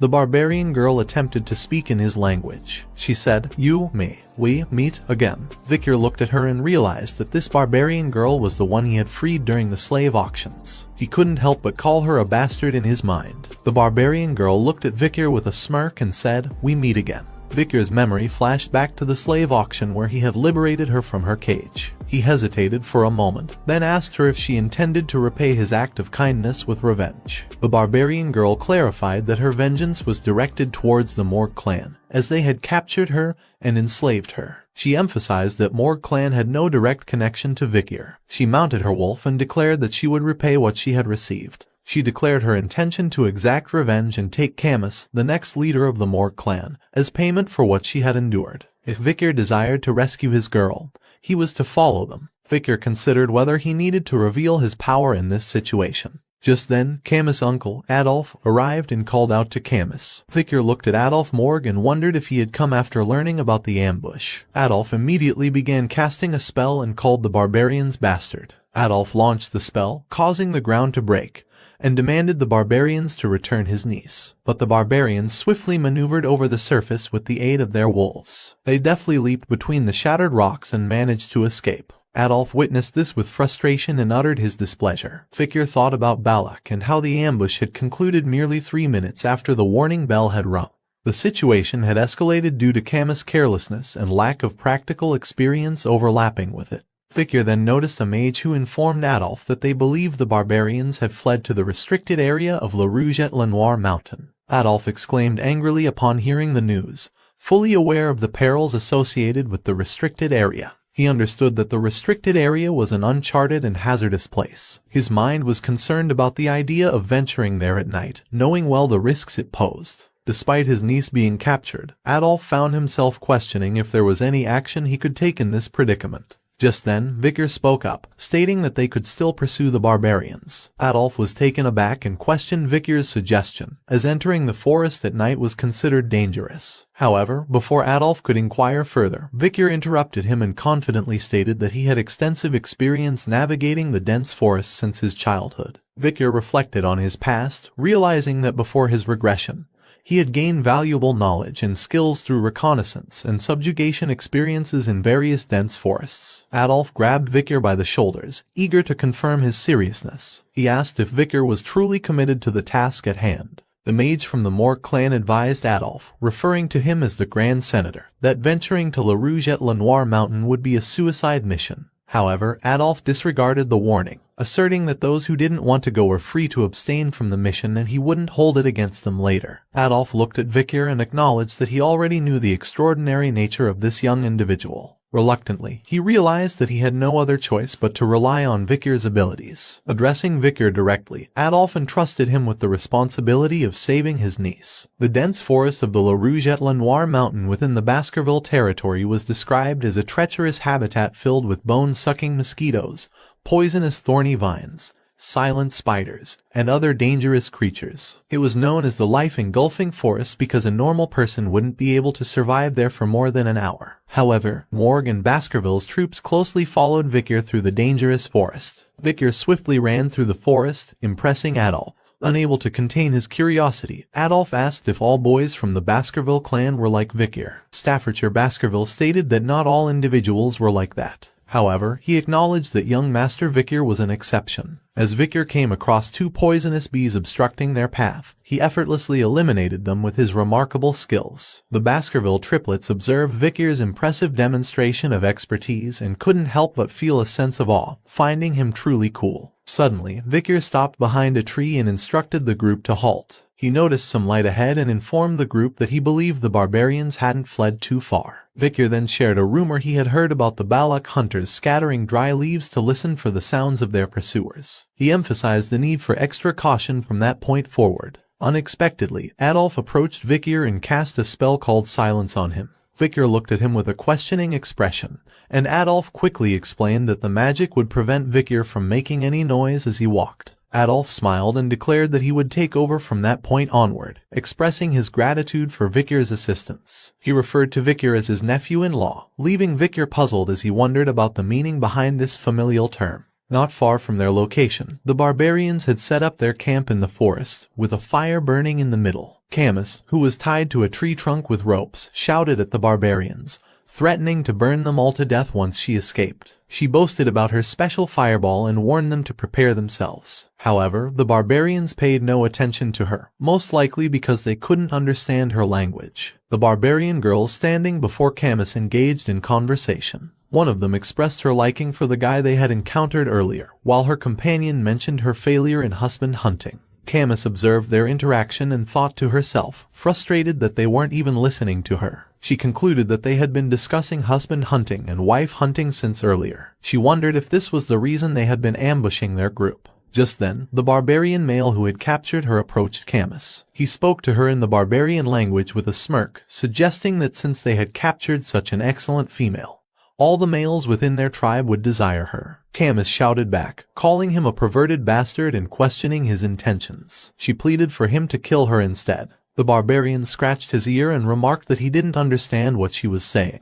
He caught her face by her chin and he claimed that he could tell she was talking back just by looking into her eyes. With an evil expression, he licked the arrowhead in his hand, suggesting that he believed this arrogant slave needed to be disciplined. Just as the argument was about to escalate, the barbarian girl, who had been saved by Vikir from the slave auction, arrived at the scene. She referred to the barbarian male as Ahun and firmly told him to stay away from her slave. Ahun was taken aback and called out to her as Commander Ayan, proudly stating that he was the one who had captured her. But Ayan called his words bullshit and told him to keep his voice down. Ahun tried to defend himself, questioning her defiance and insisting that he had shot a paralyzing arrow and set a trap to capture their target. In response, she pointed out that it was thanks to her intervention that Ahun's life had been saved, as she had stopped the boy who was good with the sword. If it weren't for her intervention, he would have been dead by now. Ahun questioned whether Camus had become the commander's booty, to which Ayan confirmed. Camus observed their argument and pondered if an internal dispute had arisen among the barbarians. With her limited understanding of the barbarian language, she deciphered the girl's name as Ayan and deduced her role as the commander. Ahun then stated the fact that Ayan was a female commander. Ayan retorted, asking him what difference it made. Camus realized that Ayan possessed the skill to go up against Vikir, who was a low-ranking graduator. If she wanted to escape, she knew she had to deal with Ayan somehow. Ahun pointed his finger at Ayan and declared that he wouldn't tolerate her stubbornness just because she was a commander. Ayan became angry, and a blue aura surrounded her. With a fierce look in her eyes, she warned Ahun that if he was pissed, he could come at her anytime, and she would turn him into a bloody mess. Fear struck Ahun, and his entire body was covered in a cold sweat. He raised his hands in surrender, acknowledging defeat. He conceded that he was not angry and told Ayan to do as she pleased. After Ahun left the scene, Camus looked at Ayan and thought that it seemed like the girl had won their dispute. Ayan then turned her attention to Camus and praised her for her good eyes and physique. She acknowledged that such qualities were expected of her as the future leader of the Morg bloodline. However, Ayan kicked Camus and revealed that she had been captured by the Morg bastards and sold into slavery. She was lucky enough and had managed to escape that fate with some kindness, but she warned Camus that she wouldn't be as lucky. Ayan vowed to tame Camus to the point where she would feel it in her bones and soul. She ominously mentioned that performing menial tasks, such as licking the space between her toes, would become a daily routine for Camus. Just then, a loud scream came from behind Ayan, and as she turned back, she saw a large fire. She questioned if it was an explosion. One of the barbarians was engulfed in flames and screaming in pain. Meanwhile, the other barbarians prepared their weapons and shouted that it was an ambush. A figure emerged before the fire and condemned the barbarians, vowing to repay them for what they had done. Camus's face lit up with a smile as she recognized the voice and shouted, "Uncle." Adolf Morg, who was responsible for the massive explosion, stood there with flames still burning in his hands, and in a stern voice, he demanded the immediate return of his niece.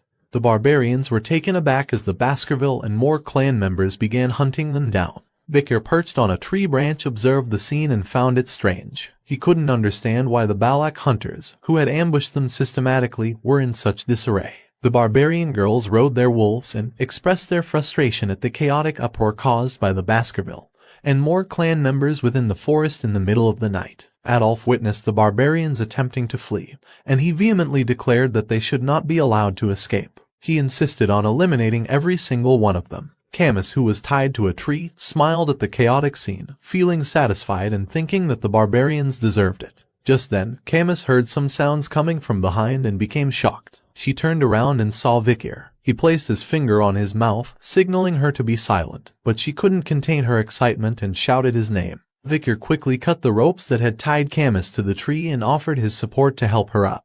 Camus was filled with happiness and asked him if he had come to save her. Vicar was slightly annoyed and questioned her lack of understanding of the gesture of silence. As they began to walk away, Ayan suddenly appeared before them. She recognized Vicar's exceptional knife-wielding skills and expressed her anticipation of his arrival. Ayan praised Vicar's strong physique, which allowed him to cover long distances in a short period, his level-headedness that guided him through the darkness of the forest, and his passionate and pure love that made him risk his life for Camus. With a smile, Ayan conveyed that she wouldn't inquire about Vicar's past and mentioned that he had passed. Vicar was left perplexed by Ayan's statement, questioning what exactly he had passed. Camus and Ayan locked eyes and engaged in a silent battle, conveying their intent through their intense gaze. Vicar tightened his grip around Camus and realized that it might be difficult to conceal his own abilities in this situation. He couldn't help but wonder why he couldn't recall anyone like her from his previous life.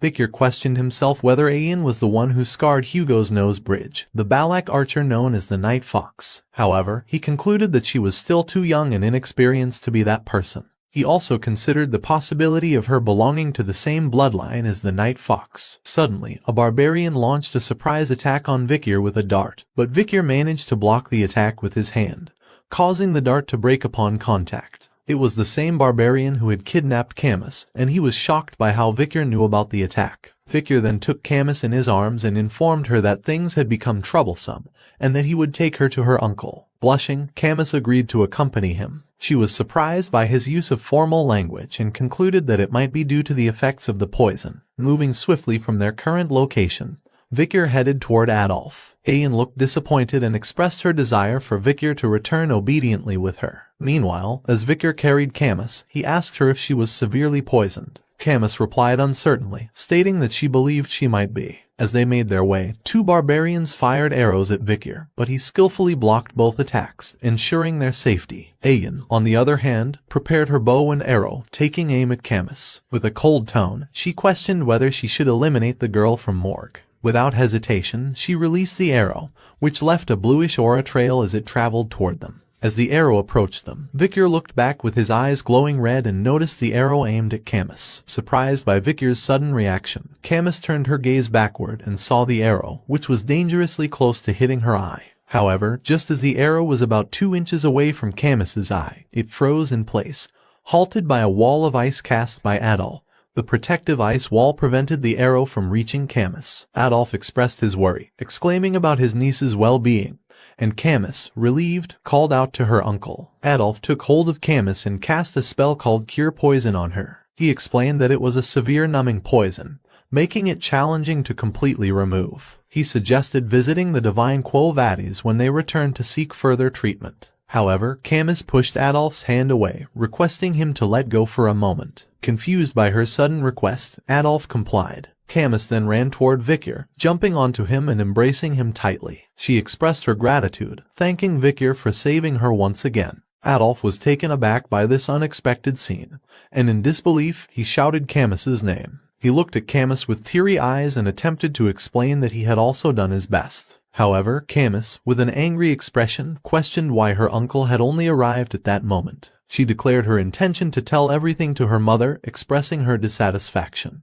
Just as they were moving forward, a rope suddenly flew towards Vikir and wrapped around his neck. It was Ayan who had thrown the rope, attempting to pull Vikir towards her. However, despite her efforts, Vikir remained steadfast and didn't budge. Ayan couldn't understand why Vikir was so strong, not yielding even an inch. Ayan expressed to Vikir that it would be best if he obediently allowed himself to be captured, as she claimed she didn't have much time. Camus, witnessing this exchange, recognized Ayan and exclaimed her disbelief at encountering her once again. Vikir broke the rope around his neck and pondered Ayan's words about there being no time. He wondered if there was a specific reason for the Balak to be in such a hurry. Suddenly, a wave of killing intent engulfed the entire forest. Birds took flight in a panic, and a sense of dread permeated the area. Ayan looked up in horror and exclaimed, realizing that whatever she had anticipated had finally noticed their presence. Beelzebub on Vikir's hand began to buzz, and he looked down to find his hand stained with red lines. He realized that the hidden Beelzebub within his arteries was giving him an intense warning, indicating that something was approaching. Ayan uttered the words, "She's coming." Vikir looked at her with a questioning gaze and wondered who or what Ayan was referring to with the word she. With a cold sweat covering her face, Ayan uttered the words, "Madam Eight Legs." Suddenly, a massive pillar-like structure emerged from the heart of the forest. The barbarians recognized it immediately and exclaimed, "It's the Madam. The Madam is here." Camus gazed at the towering pillar, questioning whether it was truly just a pillar. Meanwhile, Vikir looked up and denied the possibility, saying, "No way." The pillar, shrouded in a purple aura, suddenly burst open, revealing 8 elongated appendages resembling branches. These legs descended rapidly and firmly rooted themselves in the ground. Adolf, overcome with concern, voiced his disbelief, finding it impossible for such a monstrous creature to be concealed within this forest. Vikir's face grew anxious as he had never thought he would encounter this monster in a place like this. He realized that the creature he was facing was none other than Madam Eight Legs, a notorious entity with an S risk rating. The gigantic spider stood tall on its 8 legs and emitted a piercing scream that resonated throughout the entire forest, instilling fear in everyone present. Everyone stood frozen in fear as they gazed at Madam Eight Legs, her dominating figure commanding attention. Camus attempted to speak, but Vikir quickly placed his hand over her mouth, silencing her. Worriedly, Vikir whispered to Camus, reminding her not to make loud noises as Madam Eight Legs had poor sight but sensitive touch and hearing. Vikir's thoughts wandered back to an old native's warning he had heard before his regression, about the incidents associated with the La Rouge et La Noire mountain. It was a legend that resembled a horror story, one about the madam with 8 legs who dwelled deep within the forests. The Empire's Monster Dictionary, after several revisions, contained written records of this terrifying creature, known as Madam Eight Legs, ranked as an S-tier risk and capable of causing nationwide destruction in a single day. Suddenly, Madam Eight Legs emitted a piercing scream, accompanied by a stream of greenish liquid that sprayed from her mouth. Some of the corrosive substance landed on tree branches, causing them to visibly melt before everyone's eyes. Vikir skillfully dodged the falling poison rain, while Adolf created a protective barrier to shield himself and Camus. Ahun, the barbarian, panicked as some poison landed on his hair, exclaiming in fear. Ayan swiftly cut off his hair to prevent further exposure, leaving Ahun on his knees, panting in terror. In a low voice filled with anger, Ayan whispered to him, berating him for screaming in front of Madam Eight Legs. She then glanced at Madam Eight Legs and warned Ahun that if he weren't the shaman's grandchild, she would have killed him. Ayan turned around and in a low voice gave an order to the barbarians, commanding them to retreat. Adolf, carrying Camus, also issued a hushed command to make a run for it. Madam Eight Legs responded with playful noises, seemingly amused by the chaos unfolding before her. Among the fleeing groups, the Balaks scattered in smaller clusters, while the Baskervilles and Morgs retreated together. There was a slight difference in how both groups retreated, but it helped the Madam decide whom to chase after. As Madam Eight Legs charged toward the Baskerville and Morg groups, Adolf expressed his frustration, questioning why the creature was heading their way. A Morg mage stepped forward confidently and told Adolf to leave the monster to him. He began casting a fire spell and proclaimed that fire attacks would be the bug's weakness. With a surge of power, he unleashed the fiery spell upon Madam Eight Legs, resulting in a colossal explosion that engulfed the area. The mage believed he had succeeded, boasting to Sir Adolf about the effectiveness of his attack. However, before he could say anything further, one of the mages standing beside him was impaled by one of Madame's legs. The mage, covered in his companion's blood, trembled in fear, realizing that the fire spell hadn't done anything to stop the creature. As Adolf, Camus, and Vicar continued running, Camus expressed shock and bewilderment at the sight of the monstrous creature. Vicar, who had been lost in thought, suddenly realized something. He came to a halt and turned around to face Madame Eight Legs, surprising everyone with his sudden movement. Staffordshire questioned Vicar, concerned about his intentions, to which Vicar replied that they were all at risk of being annihilated if they didn't act. He proposed that someone needed to tie down the monster's legs. When Staffordshire volunteered, Vicar interrupted, questioning him if he really thought he would be able to tie down the monster's legs with his skills. Vicar emphasized that they couldn't bring this monster into the territory with them and stated that he was the best person for the task of restraining its legs. Vicar placed his hand on the hilt of his sword and turned to Sir Adolf, informing him that there was no time left. With a grave expression, he left the decision in Sir Adolf's hands. Camus looked at Vicar with shock and called out to him, but Vicar pressed on, urging them to hurry and go. Adolf expressed frustration and made the decision to run away, not allowing Vicar's sacrifice to be in vain. Camus, with teary eyes, pleaded for Vicar to return, but Adolf instructed her not to move. The situation grew tense as Vicar prepared to face Madame Eight Legs alone. His hand was tightly clenched around the hilt of his sword at first, but eventually he loosened his grip and let out a sigh. He contemplated his situation, realizing that he had no personal interest in the destruction of the Baskerville territory. Furthermore, he believed that the Allied forces would be unable to stop the growing power of Madame Eight Legs. However, Vicar saw this as an opportunity for himself.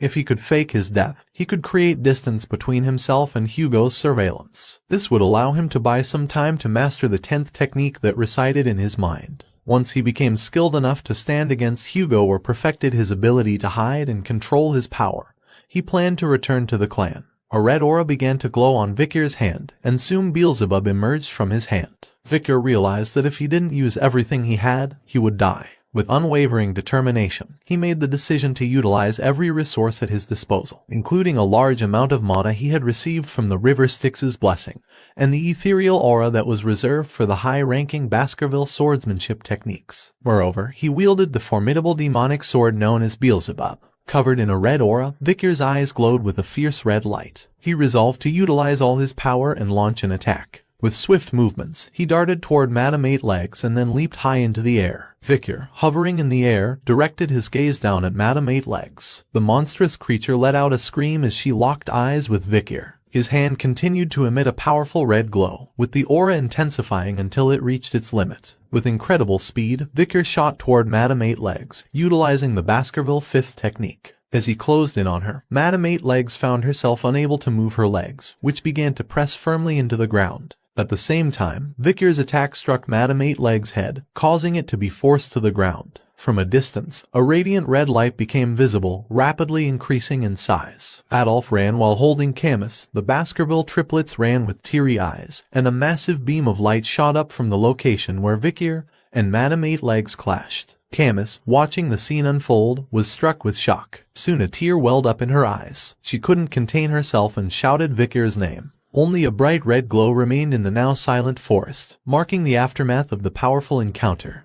Vicar Van Baskerville's head was on a guillotine. He looked ahead with cold eyes and saw Hugo Le Baskerville standing under the moonlight. Hugo extended his hand and signaled the guillotine to be dropped. As his head rolled on the ground, he saw people looking at him with cold gazes. Soon, Hugo turned around and started to leave. Vicar looked at his departing figure and thought that in the end, Hugo did it. But before he could think further, his eyes opened, and he found himself in an unfamiliar room with a different roof. He was lying on a mattress covered in bandages, with one of his eyes also bandaged. His body was covered in scars and a rope was tied around his neck. Confused by his surroundings, Vicar wondered where he was. He tried to recall the recent events, questioning how many days had passed since the battle against Madame Eight Legs. He remembered the crucial moment when Madame had been shocked by the explosion's light, which had possibly saved his life. Attempting to get up, Vicar felt excruciating pain coursing through his entire body. He quickly realized that his muscles, veins, and even his bones had been grievously injured.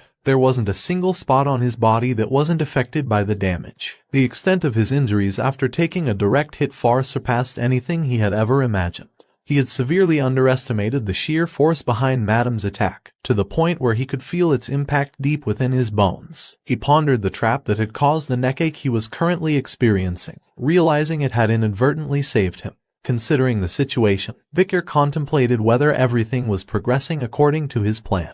He acknowledged his successful escape from Hugo's watch and the presence of witnesses, including Adolf and Camus, so he didn't need to worry about his death being proven. Victor exited the room and surveyed his surroundings, observing barbarians strolling around and children learning how to use bows. Recognizing the place as the Balak's camp, known as Bulak, Victor wondered if he was being held captive there. Realizing that he was amidst a camp belonging to the natural enemies of the Baskerville clan, Victor grew concerned. He acknowledged his inability to escape with his heavily injured body. As he contemplated his situation, a barbarian girl ordered some slaves to hurry up, warning them about the danger of a wolf's bite. Victor looked at the slaves and recognized some soldiers from the Baskerville and more clans among them. Perplexed, he wondered why he was not being executed like the others. Just then, a barbarian named Ahun approached him, mentioning his ability to speak Balak. Victor recognized Ahun as someone from the past, one who had kidnapped Camus. Ahun informed Victor that he should be thankful for not meeting the same fate as the others. With an evil smirk, he taunted Victor,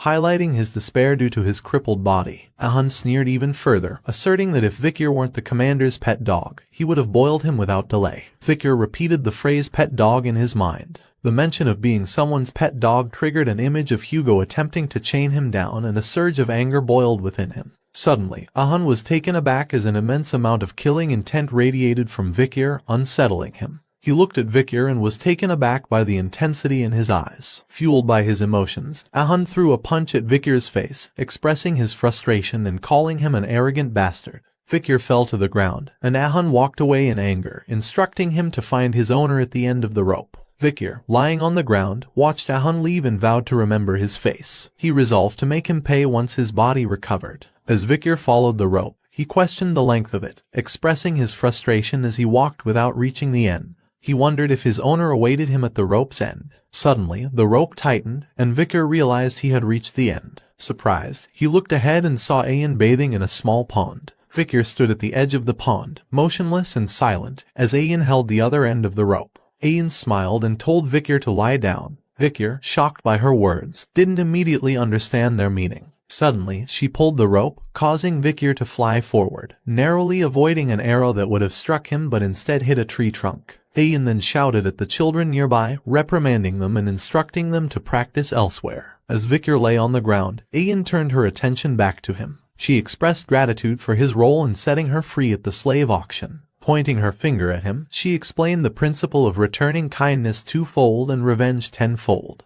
Since he had saved her once, she had saved him twice. Victor questioned her about saving him twice. Ayan explained that she had gone back just in case after the huge explosion, and if she hadn't, he would have died. She told him to be thankful that she was tenacious. Confused, Victor questioned her about the rope and her reason for keeping him alive. Ayan responded, implying that he held a high position within his party. This revelation startled Victor. Ayan continued, suggesting that she wondered how much his party would pay for his return. Victor was taken aback by her statement, realizing that he was in trouble. If hostage negotiations were initiated with the Baskerville clan, his plan to escape Hugo's watch would become meaningless. He pondered his options in this difficult situation. With a mischievous grin, Ayan looked at Victor and revealed her intentions. She told him not to hope for a return to his party because he would become her slave. Ayan proceeded to take out her dagger and cut the rope around his neck. Victor internally heaved a sigh of relief, thinking that his plan had not failed. She then pointed her dagger at Victor and suggested that they decide on their titles, with her preferring to be called Master. Victor stood with an emotionless face, remaining silent in response. Ayan, seemingly amused, complimented his rebellious eyes and expressed her anticipation of taming him. Before they continued, Ayan mentioned that there was a place they had to stop by. She urged Victor to start moving, prompting him to ask where they were going. With a smile, Ayan replied with a rhetorical question, implying that it should be obvious. She explained that it was customary to offer greetings when stepping into someone else's land. They were going to visit the village head, the matriarch. Inside the matriarch's tent, a throne adorned with the heads of bears, jaguars, alligators, and other dangerous animals could be seen. Each head had an arrow stuck in it. Atop this throne sat a woman who exuded a sense of pride. Victor and Ayan walked together, side by side, as they made their way toward the matriarch's tent. Ayan turned to Victor and spoke, sharing some insights about their way of life. She mentioned that if Victor didn't have a place to sleep, he could use a friend's hammock, and if he felt hungry, he could rely on the generosity of those who were more affluent. Ayan emphasized that this was the way the Balaks lived, creating a sense of familiarity and homeliness within their community. However, Victor expressed his observation, noting that it seemed the Balaks didn't prioritize private assets. Soon, they arrived outside a grand tent, and Ayan pointed out that they had reached the matriarch's dwelling. Ayan entered the tent and announced their arrival, addressing the matriarch as mother. This revelation startled Victor, causing him to contemplate the connection between Ayan and the matriarch. The matriarch rose from her seat and acknowledged their presence, remarking that she had brought the young boy who had been a topic of discussion. This statement surprised Ayan, who exclaimed her confusion, denying any involvement in such conversations. Meanwhile, Victor realized that Ayan was the matriarch's daughter and made connections in his mind. He looked directly at the matriarch and acknowledged her true identity as the Night Fox, the female Balak warrior who had left a scar on Hugo's nose bridge. He reflected on the challenges he had faced in the past, recalling how he couldn't traverse the landscape of the La Rouge et La Noire mountain due to her influence. Curiosity lingered as he pondered the outcome if his past self had engaged in a confrontation with her. Victor assessed the situation, considering his chances of survival. Head-on combat and assassination were out of the question, both at 0% probability. The only viable option seemed to be escaping, offering a 20% possibility of survival. Victor contemplated these odds, mindful of the danger he potentially faced in the matriarch's presence. The matriarch directed her gaze towards Victor and remarked that she had seen his face before. Victor's mind raced, wondering if the matriarch could somehow sense his connection to Hugo through instinct alone. However, Ayan interjected, explaining that most imperial men tend to look similar. Curiosity piqued, the matriarch inquired about Ayan's intentions regarding Victor, describing him as no different from a cripple.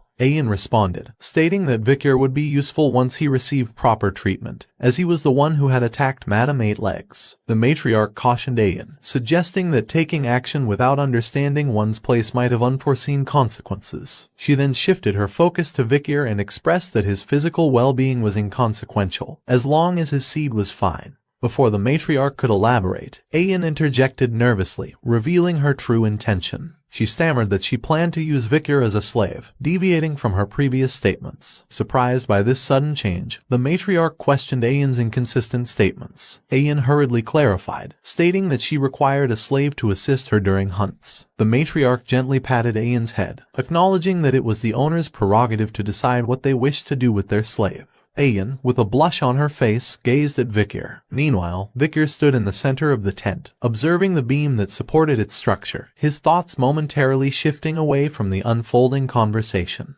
After leaving the matriarch's tent, Victor initiated a conversation with Ayan, expressing his curiosity. He asked for her name, to which Ayan reacted in shock, berating Victor for daring to ask questions as a slave. Undeterred, Victor clarified that he had no intention of addressing her as master, hence his request for her name. With a blush on her face, Ayan reluctantly revealed her name as Ayan. Victor introduced himself as Victor and inquired about Ayan's instructions. Ayan shouted indignantly, protesting against a slave addressing her by name. However, she then smirked and revealed her first order to Victor, to construct a house where he would reside from now on. Ayan's inner thoughts reveled in the opportunity to assert her authority and rebalance the hierarchy between them. She believed that imperial individuals like Victor would be incompetent in building a house, thus emphasizing her supposed mastery over him. Lost in thought, Victor eventually responded to the order, expressing a smile and stating that he found the task to be enjoyable. Time passed, and Ayan stood with a shocked expression on her face as she witnessed the result of Victor's work, a tent standing before her. She wondered why Victor, despite his injured body, displayed such skill in building the tent. Observing the tools she had brought for Victor, Ayan contemplated their uselessness if Victor continued to excel in the building.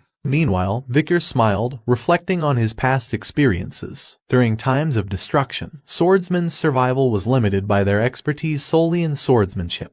To thrive in extreme situations, one needed to acquire a diverse range of survival skills. Ayan noticed the presence of drains outside the tent and remarked on their perfection. Victor then brought up the observation that the matriarch's tent appeared unstable. Ayan, shocked by this revelation, questioned Vikir about her mother's house. Vikir explained that in its current state, during rainy seasons, the ground around the central pillar of the tent would shake, potentially causing water leakage. He offered a solution, proposing to mix limey dirt and gravel from the opposite hill to create bricks. He would then reinforce them by spreading oil and burning it. Ayan, in agreement, instructed Vikir to proceed with the plan. Vikir collected soil and poured it into a container. After preparing the necessary materials, he used a cast to shape the bricks and dried them by heating them over a fire. Finally, Vikir and Ayan arrived at the matriarch's tent, where Ayan explained their intentions to her mother. After the tent was fixed, the matriarch looked on in shock, expressing her frustration at previous failed attempts to repair the roof. She realized that the problem lay with the pillar. With a smile, the matriarch commended Ayan, acknowledging that her daughter had found a truly useful male. She then issued an order to Vikir, instructing him to handle tedious matters like this around the barracks from now on. Sometime later, Vikir was washing clothes near a water source when Ayan called out to him. She initiated a conversation, questioning whether he found it exhausting to slave away, and suggesting that he become an official member of their tribe. Vikir responded that slaving away wasn't too bad, internally noting that this peaceful life was preferable to his previous experiences with the Baskervilles or living in the underdog city. Ayan acknowledged that Vikir seemed disciplined and commented that it would be challenging for a slave to complain. Vikir insisted that it really wasn't that bad, but Ayan disagreed, asserting that tough and tedious work couldn't be easy. As they began to head back, Ayan urged Vikir not to have that attitude and to follow her. She offered to help him in terms of survival and adjusting to their tribe. If he performed well, she promised to untie the rope that bound him. Vikir looked at her with interest and asked what he needed to do. Ayan smiled and said that he was finally being honest. She then challenged him to go on a hunt and capture a huge prey. Vikir was intrigued by the proposition and questioned her about the hunt. Ayan explained to Vikir that the tribe's warriors had been unable to catch large enough prey recently, resulting in the growing children going without meat. She emphasized that if Vikir could bring in a huge prey, it would not be unrealistic for his title to change from slave to commoner. Playfully, Ayan slapped Vikir's back and mentioned that he seemed capable of moving lighter objects, so his role would be to assist her. As Ayan jokingly reminded Vikir that he should be grateful for being the slave of the Balak's hunting commander, Vikir felt a pang of pain from her slap on his back. However, after a moment of thought, he agreed to go along with her plan. Ayan's face beamed with a smile, and a slight blush appeared on her cheeks. She then stated that they would be leaving tomorrow for the hunt. When Vikir questioned her smile, Ayan retorted, denying that she was actually smiling. Unbeknownst to them, a figure secretly observed their conversation. It was Ahan, who looked upon Ayan happily engaging with Vikir, but his heart was filled with jealousy and anger. He couldn't help but regard Vikir as a disgusting bastard. Balak's shaman, Ahuman, withdrew his hand from a pot of charcoal and extended it, signaling the beginning of the hazing ceremony as he ordered the hunters to gather around. A line of barbarian hunters stood before him, awaiting their turn. Ahuman emphasized the significance of receiving his blessing and warned that those who didn't would face difficulties. Ayan explained to Vikir the reason behind the hunters' charcoal markings. They used charcoal to conceal their faces from the god of death, as they felt guilty about killing their prey. Vikir acknowledged that even the warrior tribe of Balaks had a shaman. One of the barbarian girls commented on the shaman's nagging, while her male companion suggested letting him be, as the shaman needed to establish his position. The girl expressed doubts about the effectiveness of the shaman's blessings because they had often failed in the past. She indicated that they only sought his blessings on specific occasions. Vikir wondered if her skepticism meant that the shaman's position held little meaning, realizing that this place wasn't much different from others. Sometime later, Ayan stood with her face adorned in comical charcoal markings. Vikir looked at her and jokingly remarked on her appearance. Ayan wiped the markings off her face and angrily retorted, stating that she didn't get along with the shaman. In her embarrassment, she offered Vikir a collar. Vikir held the collar in his hand, questioning if it was a dog collar. Ayan proceeded to put on a collar herself and explained that they wore them to protect their necks from being bitten by their prey. Vikir contemplated the situation and decided that since he was already there, it would be better to adapt to this place. As Ayan and Vikir rode a wolf, she reminded him to hold on to her waist, concerned about his safety. Vikir assured her that he would be fine, and they set off. Ayan glanced back at Vikir, who had fallen off the wolf, and playfully chided him for not holding on to her waist, warning him about the consequences of his actions. Vikir wondered if he would be able to get up in his current state. Suddenly, Vikir noticed that someone had arrived before them. It was Ahun, the barbarian who had been secretly following them. Ayan dismounted from the wolf and called out to him. Ahun commented on Ayan's apparent freedom, accusing her of playing around with her slave. Ahun then came close to Ayan and stated that he was going to catch bigger prey this time. He declared that in the next joint hunt, he would be the captain of the hunting group. He even went as far as putting his grandfather's honor on the line. Ayan questioned his decision to stake his grandfather's honor on something he only knew about shamanism.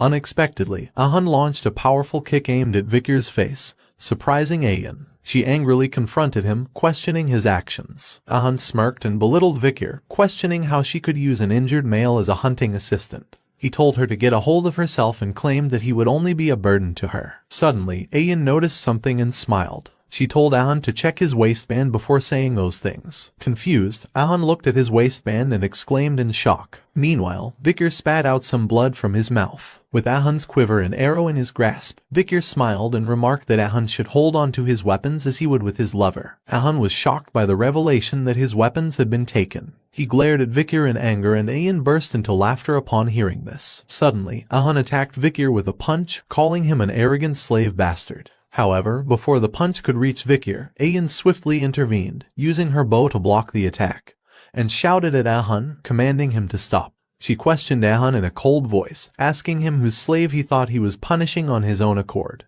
Ahun, filled with anger, exclaimed that Vikir was a slave and had insulted a Balak warrior. Ayan responded, stating that Ahun had been acting pathetic in front of Vikir. Ahun continued to argue, questioning why she was defending Vikir so passionately, and suggesting that she might have developed feelings for the slave. Ayan, frustrated, placed her hand on her head and conceded, acknowledging that Vikir was indeed a slave and should be punished if he had done something wrong. However, she emphasized that Ahun didn't have the right to punish him because Vikir was her slave. Vikir, who was still on the ground, looked at them with a questioning expression. Suddenly, Ayan unleashed a powerful punch aimed at Vikir's face. Ahun watched the scene in shock, his mouth agape as blood sprayed onto the lush green grass. Ayan gazed at Ahun with cold eyes and asked if he was happy now. With a mixture of coldness and anger, she warned Ahun that she knew he was upset because he had failed to capture a maiden for himself before.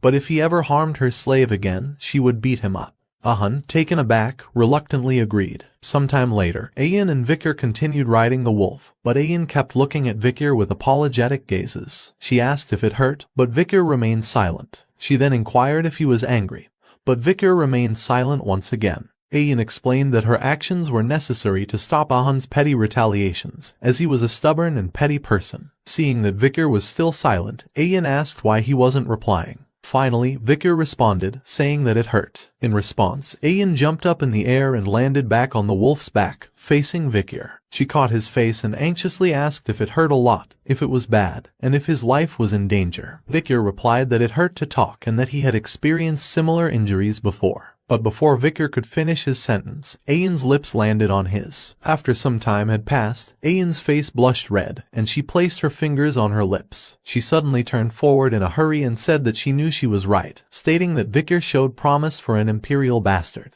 Vikir wiped his face and pondered if barbarians usually licked each other's injuries, considering it dangerous as it could spread infection. Ayan looked back at Vikir and asked if there was something he wanted from her, promising to do anything if it was within her capabilities. Vikir asked if he could ask for anything. Hearing this, Ayan's body trembled and she assured Vikir that a Balak warrior never goes back on their word. Vikir contemplated his request while Ayan wondered why he was thinking so hard. Her face flushed red, and she suspected that Vikir might be pondering something strange. Finally, Vikir revealed that he had decided what he wanted. Hearing this, Ayan waited in anticipation, her face covered with a blush. Finally, Vikir asked Ayan to teach him how to shoot arrows. Hearing this, Ayan's face turned down with disappointment, but she agreed to his request. As they continued forward, Ayan suggested that from tomorrow onwards they engage in some special training. She inquired if this plan was acceptable, and Vikir nodded in agreement. As Vikir fired an arrow at the tree trunk, Ayan expressed disappointment in his archery skills, instructing him to aim at the embedded arrow instead.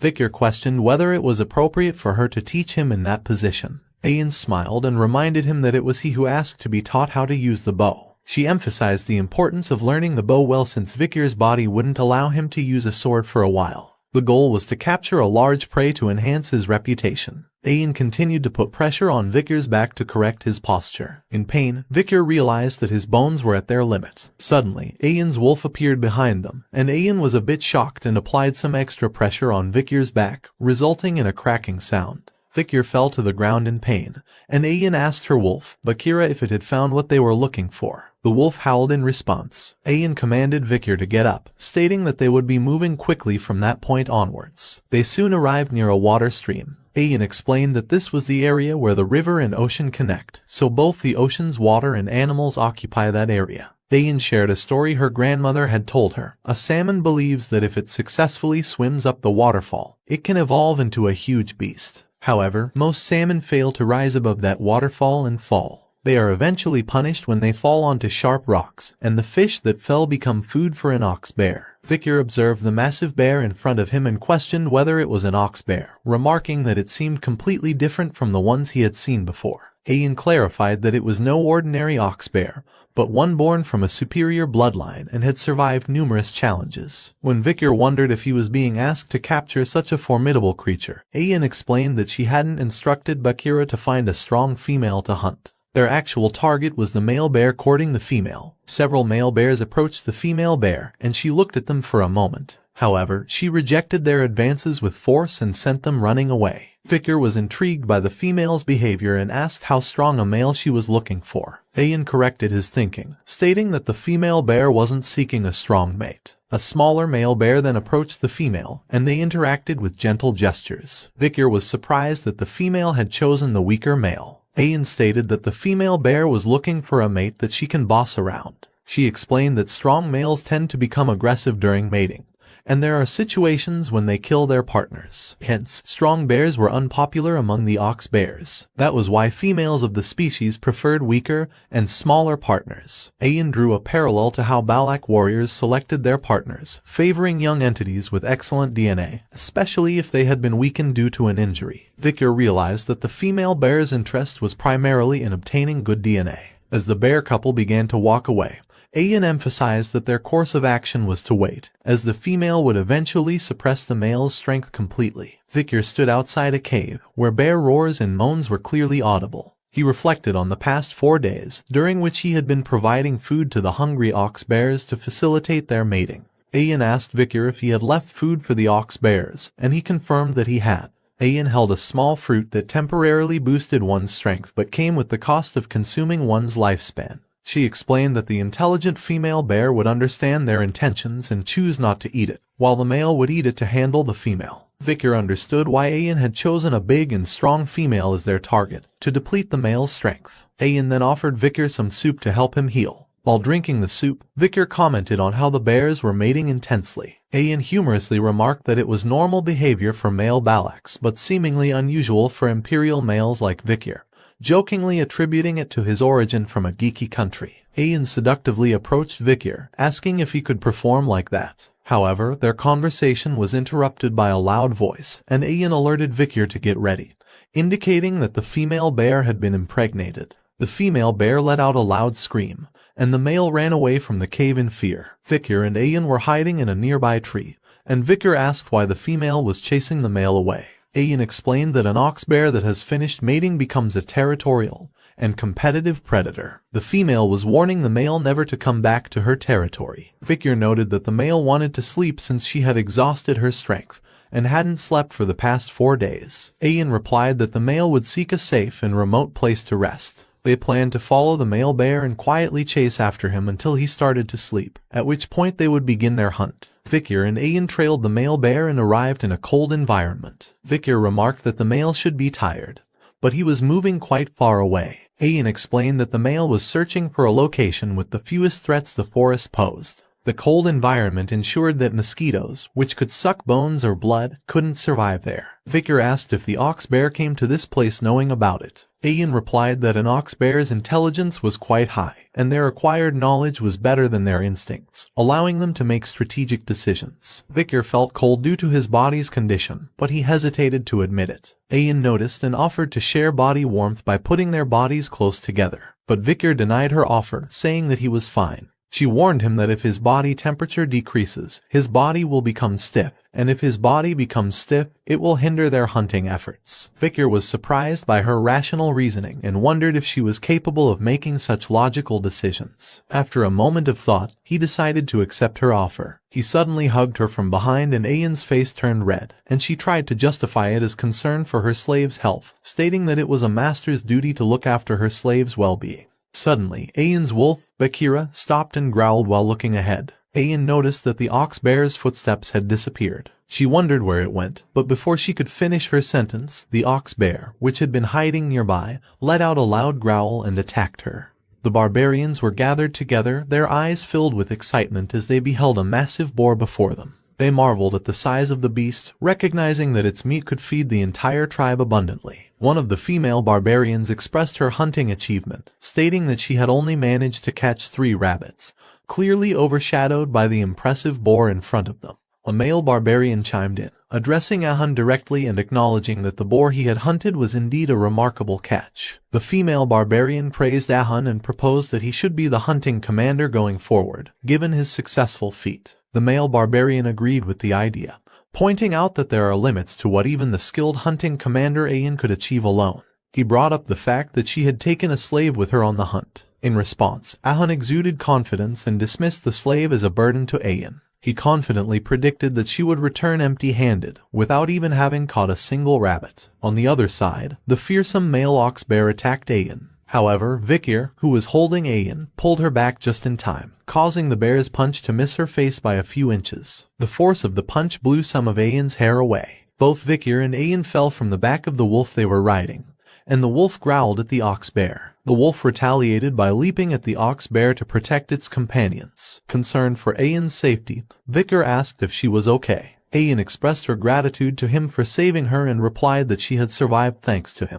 Vikir speculated whether the bear had lured them into a trap. Ayan acknowledged the bear's cunning intellect, which surpassed that of other monsters. She understood why the female bear chose the male bear as a mate. Realizing that they couldn't avoid a head-on battle, Ayan looked at Vikir and felt conflicted. She thought about how she had received help from the slave and worried about her dignity as his master. Suddenly, Ayan steeled herself and commanded Vikir to stay behind her while she took charge of the fight. She asserted that she would show him her dignity as his master. With determination, she mounted the wolf's back and chased after the bear. Vikir commented on the unique way of the Balak slaves, jokingly referring to himself as a slave lazing around while the master is working. As Ayan reached a vantage point, she began firing arrows at the ox bear. She shouted with conviction, expressing her displeasure at the bear's indecent behavior in front of her slave, and vowed that it would pay for its actions. The ox bear sought cover behind an ice rock, attempting to evade Ayan's arrows. Undeterred, Ayan prepared to launch another arrow and warned the bear that a good arrow would pierce through steel,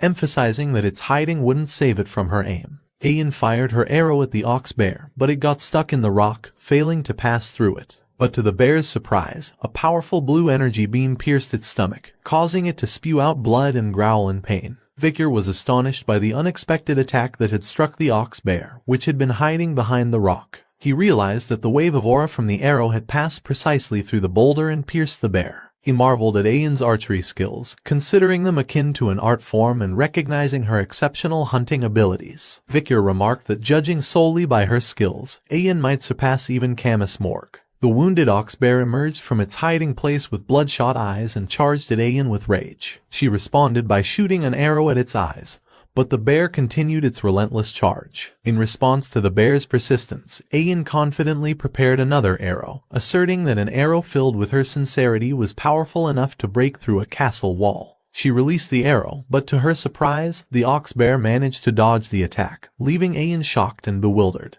Before Ayan could fully comprehend the situation, the bear struck the wolf she was riding, sending her flying back and rolling on the ground. In the midst of the intense battle, Ayan recalled her mother's words. Her mother had mentioned that when a beast with dull senses nears death, it can sense the killing intent of a person.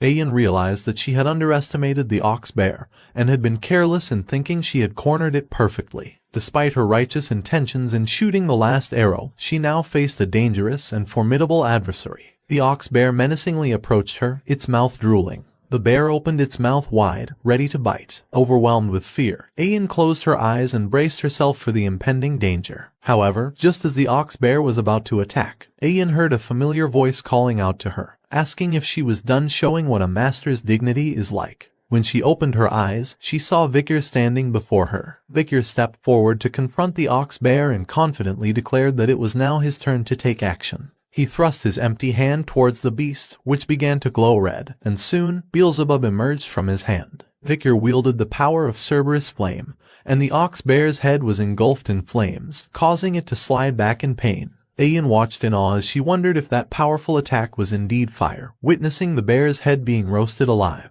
The ox bear let out a final growl before succumbing to its injuries, falling lifelessly on the ground. As the battle ended, the bandages around Vikir's body had burned away with the fire, and his previously injured eye had been healed. Ayan couldn't help but blush as she looked at Vikir, grateful for his timely intervention and amazed by his incredible abilities. However, her joy turned to concern when she saw Vikir's face and posture distort in pain. He admitted that using that powerful skill had taken a toll on his body. Vikir collapsed onto the ground, leaving Ayan shocked and confused by the sudden turn of events. She called out his name with worry, unsure of how to help him after witnessing his tremendous display of strength.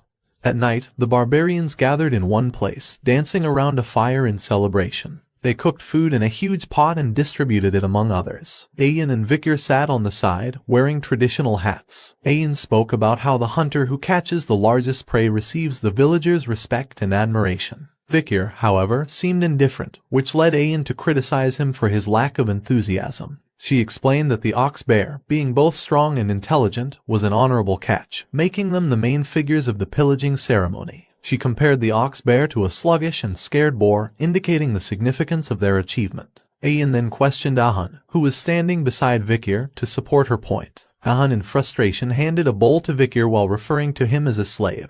Vikir was confused about the small amount of meat in his bowl, and asked why he didn't receive more. Ahan replied that the amount of honor he gained was worth the meat he had received. Ayan clarified to Vikir that it was a tradition where the one who contributed the most to the hunt received the least amount of meat but gained a corresponding amount of honor. Ahan, in frustration, wished he could give Vikir more meat. Vikir pondered on the idea that becoming more honorable meant getting less meat, questioning whether the meat was better than such useless honor. Ayan chuckled, finding Ahan's sour expression amusing, clearly annoyed by his reaction. Vikir looked down at his hand and contemplated the 600 kilograms hammer that he had acquired from Beelzebub after catching the ox bear. He wondered if it was possible to increase his weight by 600 kilograms while holding his breath. He then drank the soup and realized that the skill was not all he had gained. After Beelzebub absorbed the ox bear, Vikir's body recovered significantly. Ayan, wanting to offer Vikir more meat, gave him a bowl filled with meat, explaining that it was a hunter's right. However, Vikir declined her offer as he had already received a portion of meat, a bowl of blood, and a portion of intestines. Ayan insisted that Vikir should eat the additional meat, emphasizing that he should consume different body parts according to his weaknesses. She encouraged him to eat it. She explained that one should eat eyes if the eyes are bad, eat the heart if your heart is weak, and if your limbs are weak,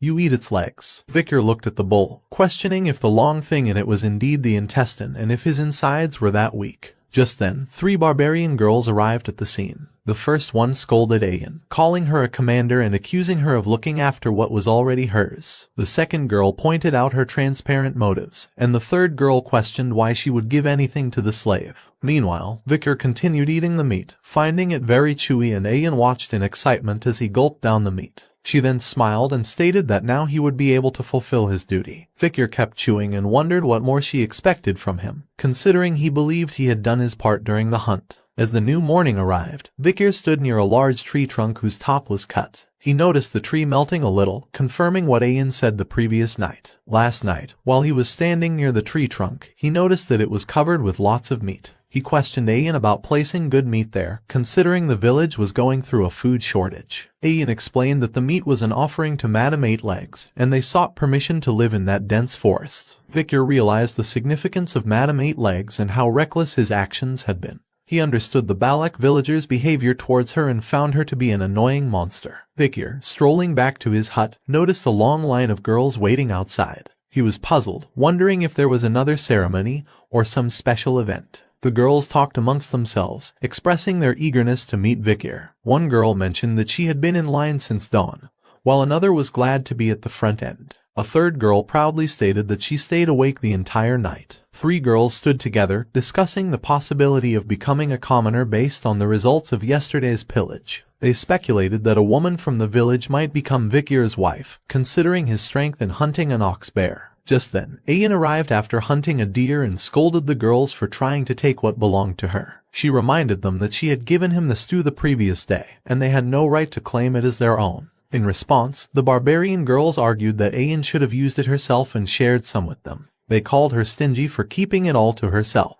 Ayan, clearly irritated, challenged them to set up their own trap and catch something similar. The girls explained that they had already gone out many times, even to the Empire's border, but found no one else like Vikir. Ayan, with an angry expression, suggested that there might be someone like Vikir in hell. The barbarian girls, frightened by her anger, ran away in fear. Ayan sighed, concerned that the cunning girls might take Vikir away while he was recovering. She fed him the ox bear's meat, so she felt the need to order him to carry out his manly duties. Suddenly, Ayan noticed Vikir standing there and stuttered, trying to hide her intentions. Vikir's face distorted as he realized what he had eaten the previous day. Ayan quickly changed the topic and mentioned that she had heard that last night, her mother had called for a meeting among the elders. She added that Vikir, as the honorable hunter of the pillage, would have the opportunity to request something from her mother during the meeting. She then advised him that when her mother called upon him, he should ask for the thing she was planning to suggest. Inside the matriarch's tent, the elders sat on one side while the young prodigies on the other. Vikir sat on his knees and bowed to the matriarch, greeting her respectfully. The matriarch acknowledged Vikir's accomplishment of catching an ox bear, expressing her gratitude for the good meat she had eaten.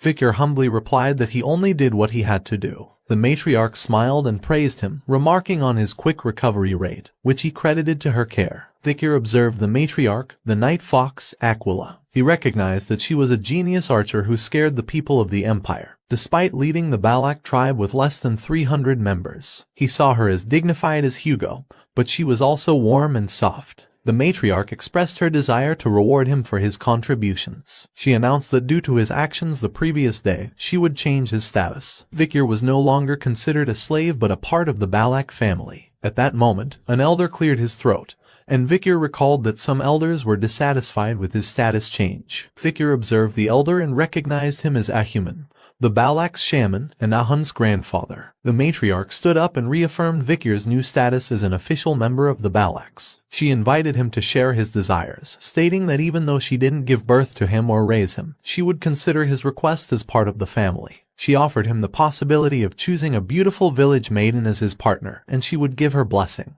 Alternatively, if he preferred not to have a partner, she was fine with him having a slave. Meanwhile, Ayan made hand signs, reminding Vikir of something she had previously told him. Vikir looked at her and closed his eyes. Vikir then stated that he had one request. The matriarch was intrigued and encouraged him to speak comfortably. Internally, the matriarch wondered why Ayan was signaling so urgently, questioning if she wanted him that badly. Vikir looked at the matriarch with confidence and expressed his desire to bathe in the hero's spring. The room fell silent as everyone present was shocked by his request. Only Ayan had a smile on her face. The matriarch gazed at Vikir with cold eyes, clearly taken aback by his request, and questioned whether he was aware of what he was asking for. Ahuman's voice thundered as he directed his words toward Vikir, his tone dripping with disdain and anger. He questioned Vikir's awareness of the person he was in the presence of and criticized his arrogance. Shifting his attention, Ahuman then turned towards Matriarch and emphasized that only esteemed high-ranked Balak warriors were permitted to access the revered hero's spring.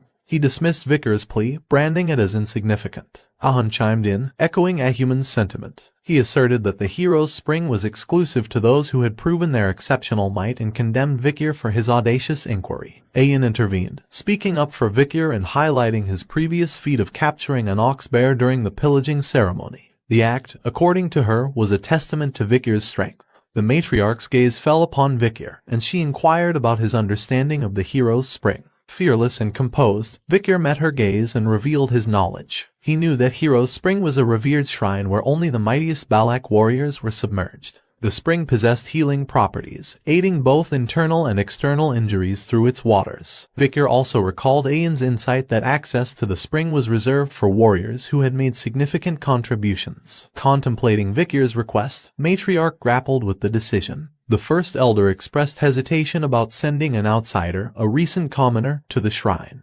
However, the second elder interjected, suggesting that given Vikir's potential, a single visit to the hero's spring could serve as motivation. Debate ensued among the elders. The first elder emphasized the exclusivity of the hero's spring, questioning the idea of allowing anyone to enter. On the other hand, the second elder advocated for showing kindness to Vikir due to his battered state and newfound familial connection. Matriarch's internal struggle was evident as she weighed the options. She desired to grant Vikir's request but acknowledged the lack of a compelling reason. She lamented the opposition from the shaman and the guards, leaving her feeling constrained in her decision-making. As the tension grew, a sudden bell sound interrupted their deliberations, capturing everyone's attention. Vikir's voice cut through the uncertainty as he questioned the origin of the bell, pondering if it signaled the onset of war. Ayan clarified that the sound was an indication of a guest's arrival, ruling out the possibility of a confrontation with the Balaks in their own territory. Matriarch decided to adjourn the discussion, instructing everyone to return to their duties. Ahuman's demeanor shifted as he observed Matriarch's departure, his expression brimming with ire, accompanied by a disapproving sound.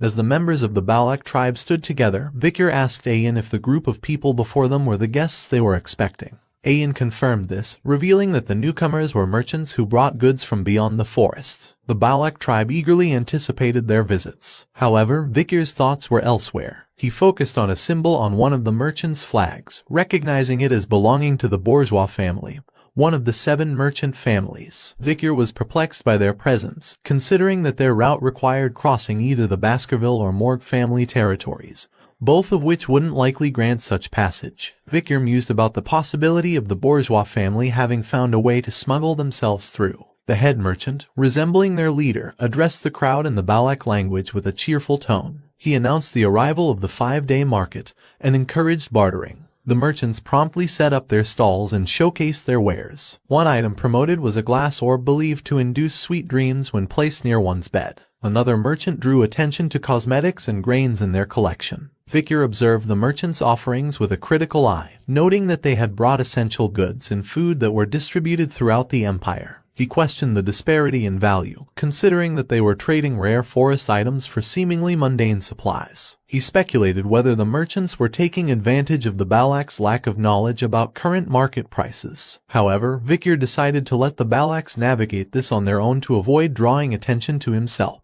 Amid the bustling market, Ayan's voice rang out in frustration, denouncing the unfairness of the deals. She questioned whether it made sense for her to exchange a diamond for corn.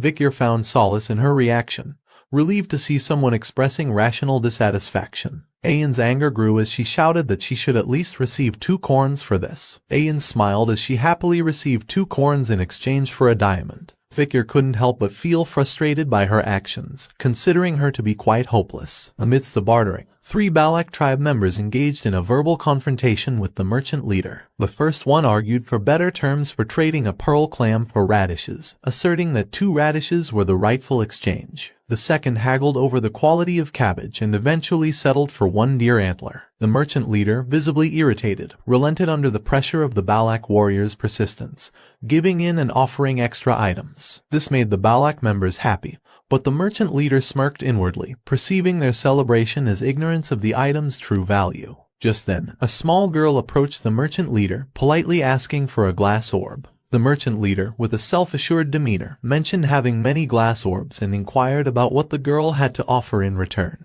The little girl's face lit up with joy as she proudly displayed a sun larva, referring to it as a rare, delicious, and nutritious treat. She presented it to the merchant leader as an offering. However, the merchant leader's expression twisted into one of disgust as he slapped the girl's hand away, rejecting her offering with revulsion. The sun larva fell to the ground, leaving the girl heartbroken. As the merchant leader began to walk away, he remarked that despite being perceived as a primitive barbarian, she was quite pretty. He considered her attractive enough to fetch a good price as a slave. The girl looked at the sun larva with teary eyes, and suddenly, a hand appeared on her head, trying to console her. Vikir looked at the merchant with anger and stated that this trade was invalid. The merchant leader questioned whether Vikir understood the imperial language and tried to brush off the incident by saying it was just a misunderstanding.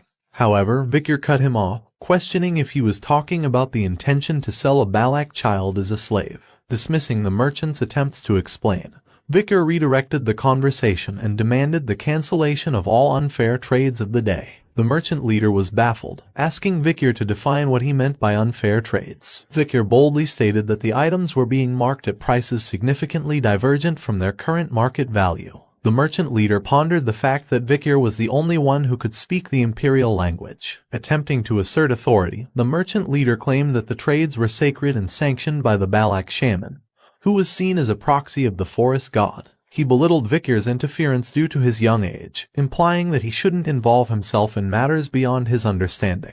Vikir's words were calculated and sharp as he broke down the actual market values of the items being traded. He revealed that the supposed corn was worth 100 gold each, while the received diamond had a value of around 2 million gold. He further explained the worth of an ox bear horn when crafted into a billiard ball, equivalent to 1 million gold, comparable to a goblin butt mushroom, a newly used medicinal item. The merchant leader was astonished by Vikir's precise knowledge of market prices. Vikir picked up a glass orb and explained that this glass orb can give you sweet dreams. If you place this next to you, you will certainly be engulfed and only dream sweet dreams. He then disclosed that the orb's surface contained hidden holes that dispensed drugs inducing sweet dreams, which, in reality, was a harmful, cheap substance banned in the Empire due to its adverse effects with prolonged use. He acknowledged the merchant's effective distribution of the drug. Crushing the glass orb in his hand, Vikir unveiled their scheme, leaving the merchant leader visibly rattled as their covert actions were exposed. Among the chaos, the merchant leader's friend whispered inquiries about the situation, to which he confirmed that someone had uncovered their secret. Ayan, filled with anger, questioned Vikir's previous words, seeking confirmation regarding drug, body, and harm. Vikir acknowledged her inquiry, prompting Ayan to turn her wrathful gaze toward the merchant leader. She demanded an explanation, linking the deteriorating health of many people to their actions. The merchant leader recognized the need to retreat from the situation and attempted to downplay the circumstances. However, before he could proceed, an arrow from Ayan's bow found its mark, piercing his shoulder. The merchant leader screamed in pain as Ayan fiercely accused them of fearlessly deceiving the Balaks. The merchant leader's face turned pale, his brow dripping with cold sweat as the pain from his wounded shoulder brought tears to his eyes. His response was a bitter expletive, reflecting his realization of the dire situation. The merchants swiftly mounted their horses, urgently rallying their group as they shouted to gather their belongings and escape. Vikir questioned Ayan's decision to let them go without consequences, given the merchant's reputation for avoiding losses. Ayan offered her perspective, comparing their situation to hunting techniques used on beasts in packs. Injuring and releasing them could lead them back to their group, allowing for more strategic confrontation. Meanwhile, the merchant leader, fuming with anger, continued to run, casting a final curse at the Balaks. The merchants eventually reached a camp where a group of mercenaries had set up. With frustration and desperation, the merchant leader ranted about the Balaks stealing their products and rallied the mercenaries for an impending battle. In the quiet of the night, a bird soared through the air, its keen eyes spotting a distant light cutting through the heart of the forest. Descending, the bird perched on someone's hand. Ayan's fierce gaze met the bird's arrival as it landed on her hand. She uttered a chilling declaration that resonated with the anger within her. They had provoked the Balaks, and in her eyes, there was only one way to deal with such a transgression: slaughtering their adversaries. A group of mercenaries moved silently through the dense forest toward their destination in the heart of the night. The leader of the mercenaries turned to the merchant leader accompanying them and addressed him, highlighting the unfortunate looting of his goods by the Balak group.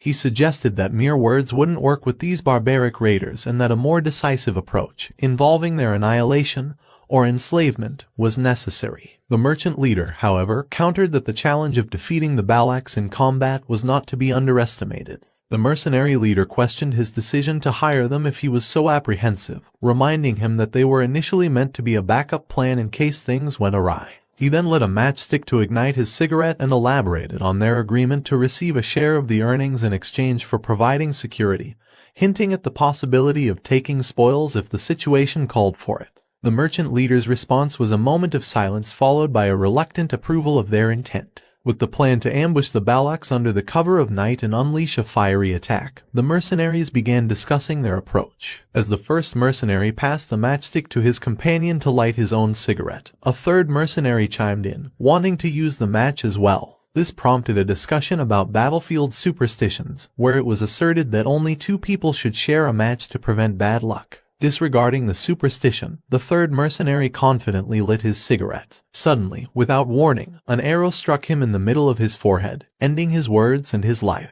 Before the other could react, a second arrow found its mark, piercing the head of the companion who had just used the match. The mercenary leader, oblivious to this chaos, continued talking to the merchant leader about his past experiences of capturing and selling barbarians as slaves. However, his sentence was abruptly cut off as a shocking expression of fear spread across the merchant leader's face. An arrow had found its way into the mercenary leader's forehead as well, ending his tale and his life in an instant. The merchant leader urgently shouted as the Balak warriors approached, warning everyone to extinguish their cigarettes. Ayan, standing at a distance, expressed anger and a determination to target only the heads of the enemies to showcase their fearsomeness. Vikir was taken aback and questioned whether the Balak warriors could accurately shoot their arrows using just the light from the mercenaries' cigarettes. Ahan then arrived near Vikir, carrying barrels. He addressed Vikir as a slave, but Vikir corrected him, stating that he was now a commoner. Ahan brushed off his concern, implying that the distinction wasn't worth fussing over. Among the mercenaries, one individual blocked incoming arrows with a shield and issued orders for mages to gather and shield bearers to protect against the arrows. Aura users were told to prepare for a counterattack. Suddenly, a peculiar sight caught their attention. 2 arrows lodged into trees with a wooden barrel suspended between them by ropes. Soon, a barrage of similar combinations of arrows and barrels filled the sky above the mercenaries' position. The mercenary exclaimed in shock, realizing that the Balaks had launched barrels containing alcohol. However, he quickly grasped another layer of the plan. But before he could react, burning arrows ignited the alcohol-filled barrels, triggering a massive explosion that engulfed the entire area. The mercenaries suffered casualties as they were engulfed in flames, and amidst the chaos, cries rang out, attributing the fire to the Balaks. Taking cover behind a tree, the merchant leader contemplated the situation with a shocked expression. He understood that the Balaks had tied ropes to the arrows, allowing them to launch oil-filled barrels. He marveled at their unexpected intelligence. Just then, a figure approached him from behind, making rustling sounds. The merchant leader turned towards the newcomer, his fear evident as he accused the person of being a meddlesome Balak. Trembling, he warned that killing him would lead to regret. Desperately, he presented a paper stamped with an official seal, claiming it to be an exploration permit issued by the newly appointed deputy consul from the underdog city. He threatened that the Baskerville family would seek retribution if he was harmed. Vikir was intrigued and questioned if the deputy consul in question was named Vikir. The merchant leader confirmed it, referring to him as the infamous Vikir. Vikir, with his red eyes, calmly replied that he didn't recall granting such a permit. The merchant leader was taken aback and noticed Vikir's changed appearance and deduced his true identity. Before he could finish his sentence, Vikir launched an arrow that swiftly ended his life. He then declared that those who forged the Baskerville seal are to be executed. Ayan arrived on her wolf, urgently shouting at Vikir to flee, addressing him as a slave. Vikir corrected her, reiterating that he was not a slave. Meanwhile, among the mercenaries, they continued to defend against incoming arrows with their shields. To their surprise, they realized that the Balaks had ceased their arrow barrage. This change in tactics led them to believe that the Balaks lacked confidence in their approach. Encouraged by this, the mercenaries resolved to pursue the retreating Balaks, expressing their intent to exact vengeance. Amidst their conversation, a sudden ominous event occurred. Something struck the area where the mercenaries were positioned. Their fear-filled cries echoed through the forest as they encountered a monstrous presence. Ayan turned her attention back to Vikir, acknowledging his strategic prowess and the utilization of fire as a tactic. She noted his transformation into a remarkable Balak. Vikir's response held a hint of humor, implying that he felt the same way whenever he saw Ayan. His gaze shifted to Madame Eightleg's menacing aura, and he remarked that the situation was a disaster. Matriarch's smile graced the scene as she granted permission for Vikir to enter the hero's spring. As she gazed at Vikir, she acknowledged his various achievements, addressing the food shortage, resolving battles without casualties using oil barrels, and uncovering the cause of the Balak warriors' infection caused by cheap drugs. The matriarch placed her hand on his shoulder and expressed her belief that he was a brave warrior. She then pointed out that tonight was a full moon, so she instructed Ayan to lead Vikir to the hero's spring. Ayan got up and responded, "Yes, mother." As they walked, Ayan playfully wrapped her arm around Vikir and commented on how Ahuman was remaining silent. She explained that Ahuman had previously attributed the warrior's ailments to a curse, and due to his actions, Ahuman's words no longer carried weight. Vikir remembered the words of the merchant leader who had spoken of the Balak shaman, the proxy of the forest god, permitting a sacred trade. Victor gazed at Ahuman, contemplating the notion of a curse. Later that night, Victor immersed himself in the spring, experiencing a profound sense of relaxation. He reflected on the purification of his mana, feeling his broken bones and muscles begin to heal. He recognized that the old shaman's concerns were not unfounded, given the spring's remarkable efficacy. He mused about the efficacy of the spring in comparison to the river Styx at Baskerville, acknowledging its advantage due to the absence of an age limit. Victor gazed ahead, observing Ayan also in the hero's spring. He mentioned that the spring's efficacy might diminish if she joined him. He pointed out that the matriarch had specified that only he could enter. Ayan dismissed his concern, remarking that true Balax didn't worry about minor details. She shifted the conversation to express gratitude to Sir Adonai for discovering the hot spring. Victor inquired about Adonai, prompting Ayan to describe him as the sole individual capable of battling Madame Eight Legs. She emphasized that Adonai was the most formidable warrior in their legends and advised Victor to respect him. Victor acknowledged that if Adonai had truly confronted the monster head-on, he deserved respect. Ayan exclaimed that she was telling the truth. She then turned away and muttered her frustration about the difficulties of communicating with outsiders. She recalled her mother's words about Victor, acknowledging his transition to a commoner,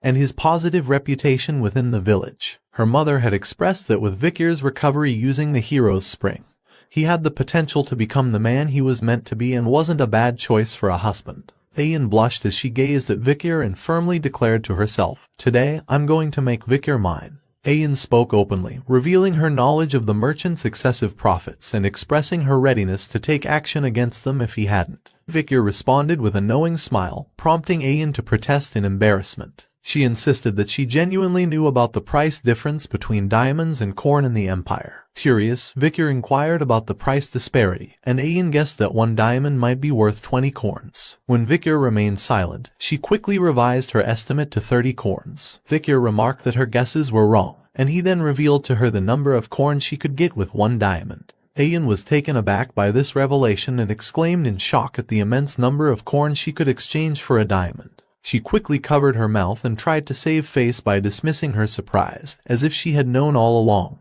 She remarked that the logic within the empire was strange and questioned where they would use that stone. Victor told her that all that didn't matter. He then offered her a choice between addressing him by his name or as a slave. He emphasized that he didn't like keeping things ambiguous. Ayan considered her options, stood up, and moved closer to him, asking if he didn't like ambiguity. She took hold of his chin, lifting his face, and declared her desire to call him neither slave nor Victor. She moved her face closer to his and said that what she wanted to call him was. But before she could reveal her preferred name for him, their moment was interrupted by the joyful arrival of some children who jumped into the spring. The children approached Ayan with smiles, addressing her as commander and Victor as brother Victor. Ayan was surprised by their sudden appearance and asked how they had managed to get there, but the children ignored her question and enthusiastically invited her to play with them. Meanwhile, Victor wondered if it was neither his name nor slave, then how did she want to treat him? Ayan exclaimed at the children, calling them rascals and saying that if they entered the spring, its efficacy would be reduced by half. Just then, Victor reminded her that someone had said that a true Balak wouldn't be stingy with such things. 2 children stood behind Victor, echoed his sentiment, and playfully called her stingy. Ahan stood with the small girls and explained that it was the matriarch's command for the sick children to enter the hero's spring due to the side effects of drugs inflicted by the merchants. Ayan couldn't help but wonder if her mother had intended to make a fool out of her with this situation. Ahan, standing behind Victor, thanked him for helping her younger sister, and her sister also expressed her gratitude.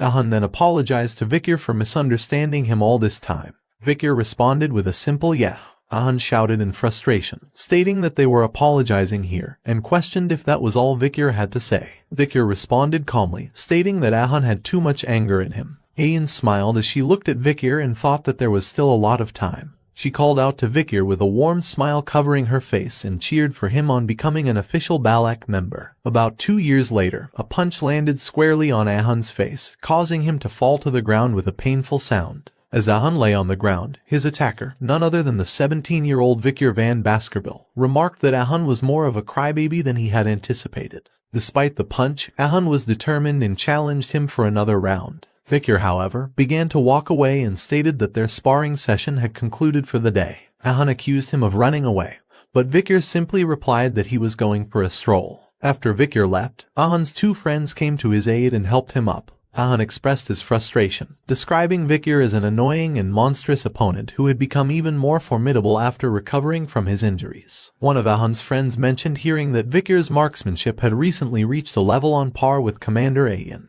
The other friend, however, questioned the comparison, wondering how Vikir could be matched with Commander Ayan. He claimed that he could even make Ahan's nose bleed with a punch. However, Ahan surprised his friends by revealing that Vikir's punch hadn't actually hit him. It had stopped right in front of his face. The friend was shocked and asked if Vikir had made Ahan's nose bleed from the wind's pressure caused by his fist. Vikir was covered in sweat and let out a long breath. He then stated that now he could execute the sixth technique perfectly. He glanced at the wall riddled with enormous holes, proudly stating that he could now perfectly bear the sixth fang. Achieving this level at the age of 17 marked impressive progress, although he acknowledged that there was still a long way to go before mastering the 10th technique. He also possessed 6 mana circles, and with that, he could be regarded as a high-rank graduator. He contemplated the blessings of the river Styx, his demonic sword Beelzebub, and the marksmanship and assassination techniques he had acquired from Balax. With these abilities, he could go up against even the highest-ranked graduator. Vikir remarked that it had already been 2 years since he had set foot in the deep forests. He questioned whether he would be bidding farewell to the Balax once his preparations were complete. Sometime later, Vikir and Ayan were navigating through the forest when Vikir noticed a trail on the ground and identified it as the tracks of the deep forest snake, Mashasu. He emphasized that it was a large and ancient one.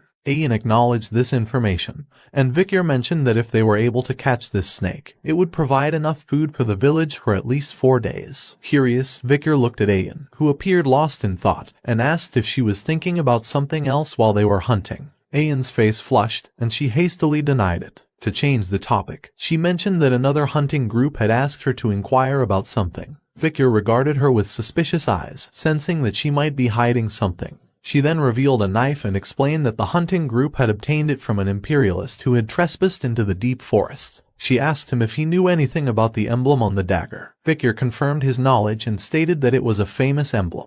He knew that the emblem belonged to an extremely famous clan, the Leviathan clan, an incredibly renowned clan that was part of the 7 imperial clans, along with the Baskerville clan. Ayan explained that they had initially suspected the dagger might have belonged to someone from the mercenary group they had massacred 2 years ago. Fortunately, this was not the case. However, something was troubling her. She described how in various locations around the headwaters, they had found traces of a red liquid poured from a glass bottle, left behind by unknown individuals who quickly retreated. The hunting group had managed to capture someone, but that person had ingested a hidden poison and died, leaving behind only the dagger with the Leviathan clan emblem. Ayan hesitated for a moment and then asked Vikir a personal question, whether he wanted to return to his hometown. Vikir, taken aback by this sudden and oddly serious inquiry, asked why she was asking with such a peculiar expression. Ayan responded by expressing her dislike for secrets or lies and implored him to be honest with her. She revealed that another imperialist had recently entered the deep forest, and she believed that Vikir was their target. Vikir was visibly shocked, and Ayan closely observed his reaction. After a moment of silence, Ayan dropped a significant revelation, stating that girl had come to the deep forest. Ayan spoke honestly that 2 years ago when he had confronted Madam up until now, that girl, along with a search party,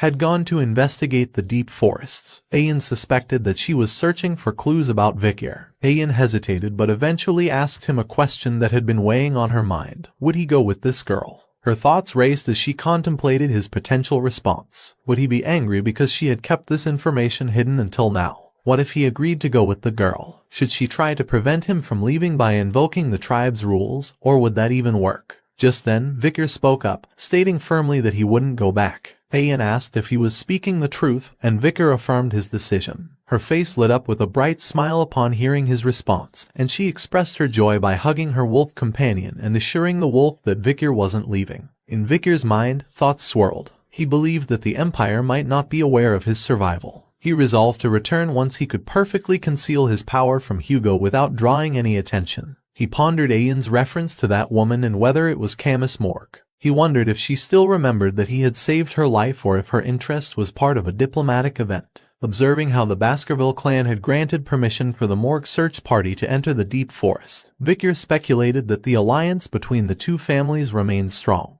He considered whether his death had played a role in forging this bond. With these thoughts in mind, he concluded that he should investigate what was happening outside the deep forest soon. As Vikir and Ayan stood by the river, a sudden, unexpected event unfolded. A massive fish leaped out of the water, leaving both of them in awe and shock. The fish landed on the ground, writhing in pain and making agonizing sounds before ultimately succumbing to its injuries, lying lifeless. Ayan, looking at the fish, questioned if it was a lungfish. She speculated that its leap out of the river might be an indicator of the upcoming rainy season. Judging by its size, she deduced that this year's rainy season could potentially be a lengthy one. However, their attention was soon diverted as Vikir noticed an arrow protruding from inside the lungfish's body. Bewildered, he examined it closely and proceeded to slice open the fish's stomach. To their astonishment, they discovered a human skeleton inside the fish, clutching the very arrow that had struck it. Ayan observed the clothing on the skeleton and wondered if it belonged to a member of the Lakoko tribe.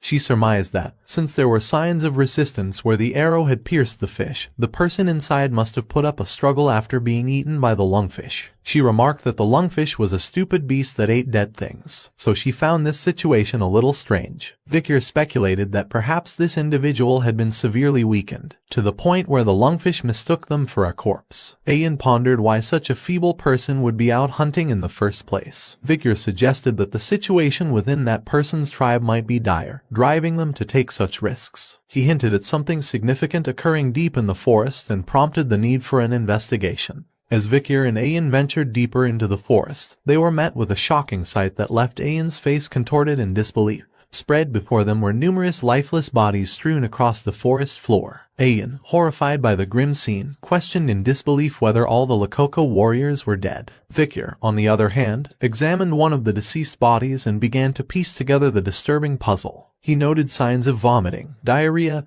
and red spots on the corpses. His thoughts raced, and he considered the possibility that this might be related to a deadly disease. Ayan pointed out another strange observation.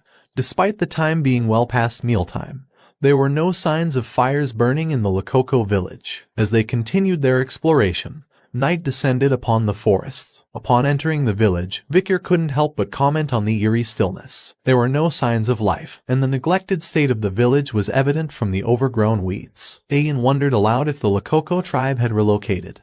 But her inquiry was met with a grim discovery. As she pulled back the curtain of a tent, a swarm of flies emerged, and inside, she found a lifeless body. She urgently called out to him, saying that there was a corpse in front of her. Vikir, too, made a grim discovery on his end, confirming that there was another corpse near him. His mind raced back to a time before his regression when a deadly epidemic known as the Red Death had ravaged the deep forests. This highly contagious disease had affected both barbarians and various species alike. The symptoms of the Red Death included red spots covering the body, accompanied by vomiting, diarrhea, and excruciating pain. Those infected often became crippled and suffered a slow, agonizing death. The infection had spread so rapidly that it even crossed the empire's border, leaving devastation in its wake. Ayan, overcome with worry, urgently suggested that they needed to leave the place immediately, considering it a curse, a god's curse. Vikir, however, tried to reassure her, stating that it was actually an infectious disease, not a curse. Ayan, still alarmed, believed this made it even more serious. Vikir attempted to calm her, explaining that the disease wasn't extremely contagious. This revelation seemed to offer Ayan some relief as she asked if it truly wasn't a curse. Vikir told her that if she was that scared, she could go back first. Ayan questioned, what if he died because he got cursed? Vikir simply stated that if he were to die, then so be it. Ayan was taken aback and exclaimed that he couldn't just decide to die on his own. Vikir concluded that judging from the number of corpses, it appeared that the entire Lakoko tribe had not been wiped out. They must have relocated elsewhere, leaving behind the deceased and the sick. He planned to gather supplies from the Lakoko barracks and advised her to proceed and find a safe place to rest. Ayan looked at him and felt that he really wasn't sensitive at all. However, just as she turned to leave, a sudden shock gripped her. She looked back in fear, and a piercing scream echoed through the forest, reaching Vikir's ears and instantly drawing his attention. Ayan lay on the ground, tears welling up in her eyes from sheer horror. When Vikir asked what was wrong, she looked ahead in fear and stated that it was the curse. She pointed at a child standing nearby and claimed that the child was cursed, urging Vikir to run away. Ayan expressed her intention to follow him if he went ahead. But then she cried out in pain, complaining of leg cramps. Ignoring Ayan's distress, he proceeded toward the child. He knelt down in front of her, observing that she didn't appear to be from the Lakoko tribe and seemed to be around 5 years old. Victor noticed a pile of rocks with a flower nearby, suggesting that she had been mourning someone's death. Victor gently asked the girl who she was. In response, the girl replied with 3 simple words: Lakoko, slave, and kitchen maid. Victor concluded that she had been a slave of the Lakoko tribe. He then inquired about her name. The girl hesitated before revealing her name: Pomerian. Victor was intrigued by her name, which sounded imperial. He wondered if she had been an imperial child captured by the Lakokos. However, his shock was palpable when Pomerian completed her name by saying, La Baskerville. Victor questioned in disbelief what she had just said. Pomerian pointed to herself, her red eyes locked onto Victor's, and she declared that her name was Pomerian La Baskerville. There were 3 middle names within the Baskerville clan. Van was given to those from the extended lineage. Lo was given to the males from the direct lineage. The middle name given to the females from the direct lineage, although not frequently seen as most Baskervilles were males, was La. Pomerian introduced herself as Pomerian La Baskerville, which surprised Victor. He was taken aback because he knew that there weren't many who bore the La middle name in the family. However, his attention was diverted when Ian pointed out a pendant hanging from Pomerian's neck, which bore the symbol of Victor's clan. Victor caught the pendant, and Pomerian was shocked by this sudden turn of events. As Victor opened the pendant and saw the picture inside, shock was evident on his face. He saw the picture of Hugo inside the pendant. This revelation triggered anger and confusion in him as he wondered why Hugo's image was inside the pendant, and why he was there. Pomerian was visibly frightened by this sudden turn of events, and she clutched the pendant's chains in her trembling hands. Victor, consumed by anger and bloodlust, demanded to know who these people were to her. However, Ian intervened and told him that Pomerian wouldn't respond if he asked her like that, so she advised him to ask the question with a smile. Victor recognized that he had been too emotionally overwhelmed to control his reactions properly. Victor, taking Ian's advice, looked at Pomerian and realized that she hadn't done anything wrong. Despite his initial shock and anger, he began to consider a more composed approach to understanding the situation. With a smile, Victor gently questioned Pomerian about the people in the photo. Just then, Ian expressed her surprise at his ability to smile. Pomerian pointed to the picture in the pendant and identified the individuals as her mother, grandmother, and grandfather. Victor's thoughts raced as he tried to make sense of the revelation. He recalled a conversation he had with the butler Barrymore, in which he had shared a surprising revelation about the Baskerville patriarch Hugo. The butler had revealed that Hugo was once a loving family man, deeply devoted to his first wife, Roxana. Although Miss Roxana had passed away, that wasn't the reason why the patriarch had changed. The reason was that the only child of the bloodline that was conceived by the patriarch and Roxana, Miss Penelope, was kidnapped by the barbarians. Patriarch, who was desperate to find her, had taken drastic actions. He volunteered to move to the borders, and the Baskerville clan that lived in the capital moved to La Rouge-et-Lenoir Mountain, the hideout of the barbarians. Despite Hugo's relentless efforts in sending numerous hounds, there had been no news of Penelope's whereabouts. After that incident, Hugo loathed the barbarians like a madman. He became a cold, killer machine who pursued a life of massacring monsters and barbarians. Victor had just brushed it off because he had thought it was impossible, but the proof that she was alive was right in front of him. Penelope was the daughter of the only woman whom Hugo loved, Roxana, and Penelope's daughter was Pomerian. If his speculation were correct, then Pomerian was Hugo's direct granddaughter. Victor knew that Hugo was someone who loathed the barbarians and used his children as tools, so he couldn't help but wonder what kind of expression Hugo would make when he saw his granddaughter, who was half barbarian. Victor gently patted Pomerian's head and offered her his support. He could tell that she hadn't been treated well by the Lakoko tribe. With a reassuring smile, he invited her to come with him. Pomerian observed Victor for a moment and then pointed at him, noting that her mother's hair and eyes were the same as his. Victor acknowledged that all the Baskerville hounds tended to look alike. He also playfully referred to himself as her uncle. The word uncle seemed to resonate with Pomerian, and she looked at her mother's grave, recalling that she had told her that if she ever saw someone with red eyes, she must follow them. Pomerian grabbed Victor and expressed her desire to go with him. This was the moment when the 2 stragglers of the iron-blooded sword clan had crossed paths. The next day, Pomerian exited the tent and asked Victor where he was going. Victor explained that he had a meeting to attend, called by the matriarch of the clan. Pomerian ran toward him and stated that she wanted to go with him. She climbed onto his arms, and Victor couldn't help but wonder if she was scared of being alone. He felt that it was great that she had opened up to him but realized that looking after a child was harder than he had thought. As he carried her on his back and contemplated their future, he knew that he couldn't raise her in the Balak's village. He had to find a safe place far from Hugo's reach but still within the bounds of the Empire's civilization. Victor looked at Pomerian, peacefully sleeping on his back, and made a decision to seek assistance from Chihuahua. He planned to leave the forest and eventually make their way to the city. Inside the matriarch's tent, a sense of urgency hung in the air as the matriarch herself wore a serious expression and inquired about the infectious disease that was spreading among their people. Addressing the gathered members, she expressed her concern, noting that the rainy season was approaching. She emphasized that if the disease were still present during the rainy season, the damage done would be even more lethal. The shaman, however, argued that it wasn't a disease but a curse and suggested performing a large ritual to lift it. Ayan had a different perspective, firmly stating that it couldn't be a curse, and advocated for an immediate relocation of the village to escape the spreading affliction. The elders countered this idea, emphasizing the importance of their sacred land where the ashes of their ancestors rested. They insisted that abandoning their ancestral home was not an option, as it had been their place of residence for 2 centuries. Ayan's group passionately argued that prioritizing the graves of their ancestors over the safety of their future generations was untenable. They pointed out the grim reality that the disease could continue to spread, especially among the children. The shaman's group continued to insist on the curse theory, believing that the ancestors were angered due to the neglect of their graves. Ayan's group, on the other hand, contended that the illness might be caused by consuming strange mushrooms or a contagious bug.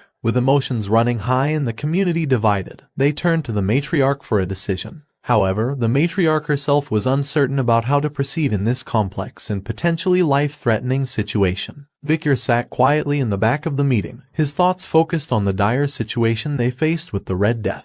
The Red Death was an infectious disease comparable to the historical Black Death that had once ravaged the Empire. He recalled the key figures who had helped the Empire combat the disease: Camus from the Morg clan, who had cast a protective firewall to contain the disease's spread, and Dolores, a powerful saintess from Quo Vadis who had used her divine powers to purify the disease. However, these treatments were restricted to the Empire, and most of the barbarians who lived in the La Rouge-et-Lenoir mountains had perished. However, this crisis had been favorable for the Baskerville clan. With the disappearance of the barbarians, an influx of low-ranked monsters had disrupted the forest's ecosystem, leading to an increase in civilian casualties. The Baskerville clan, who protected the borders, received support from the Empire to combat the monster threat and began to subjugate the monsters. In the end, they were successful in protecting the border, and it became an opportunity for Hugo to further strengthen his political position. Victor, however, was determined not to let Hugo gain further influence through this crisis. Suddenly, Victor raised his hand and captured the matriarch's attention. With confidence, he announced that he knew a way to stop the Red Death.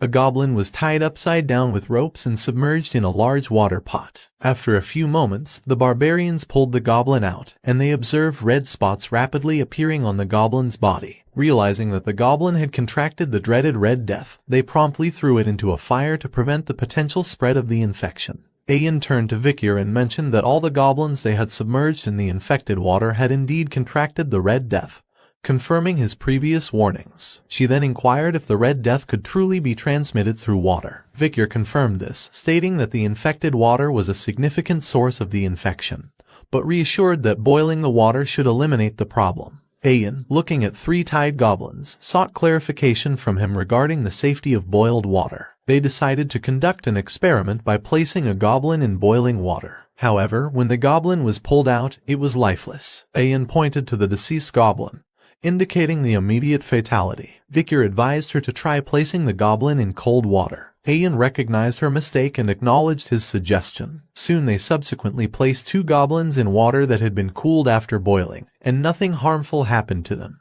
The barbarians observed this outcome and concluded that they had found a way to combat the Red Death, believing that water was the answer. Another barbarian inquired if drinking boiled water could prevent infection. The matriarch approached Victor and expressed her gratitude, acknowledging that she could see hope thanks to his efforts. Victor, however, remained cautious, reminding everyone that the Red Death could not enter their eyes or any mucous membranes but could be transmitted through the respiratory system. He urged them to exercise caution, especially when the fog was present at dawn. Ayan glanced at the shaman and sarcastically mentioned someone had once referred to Red Death as a curse. The shaman, visibly annoyed, responded, questioning the idea of avoiding water entirely, especially with the rainy season approaching. Vikir acknowledged that what he said was true. When the rain comes, there will be an overflow of water from the river, and the air will become humid. There will be limitations to the methods of how they boil water and wash up, as they go according to the preventative measures. So he proposed a drastic solution,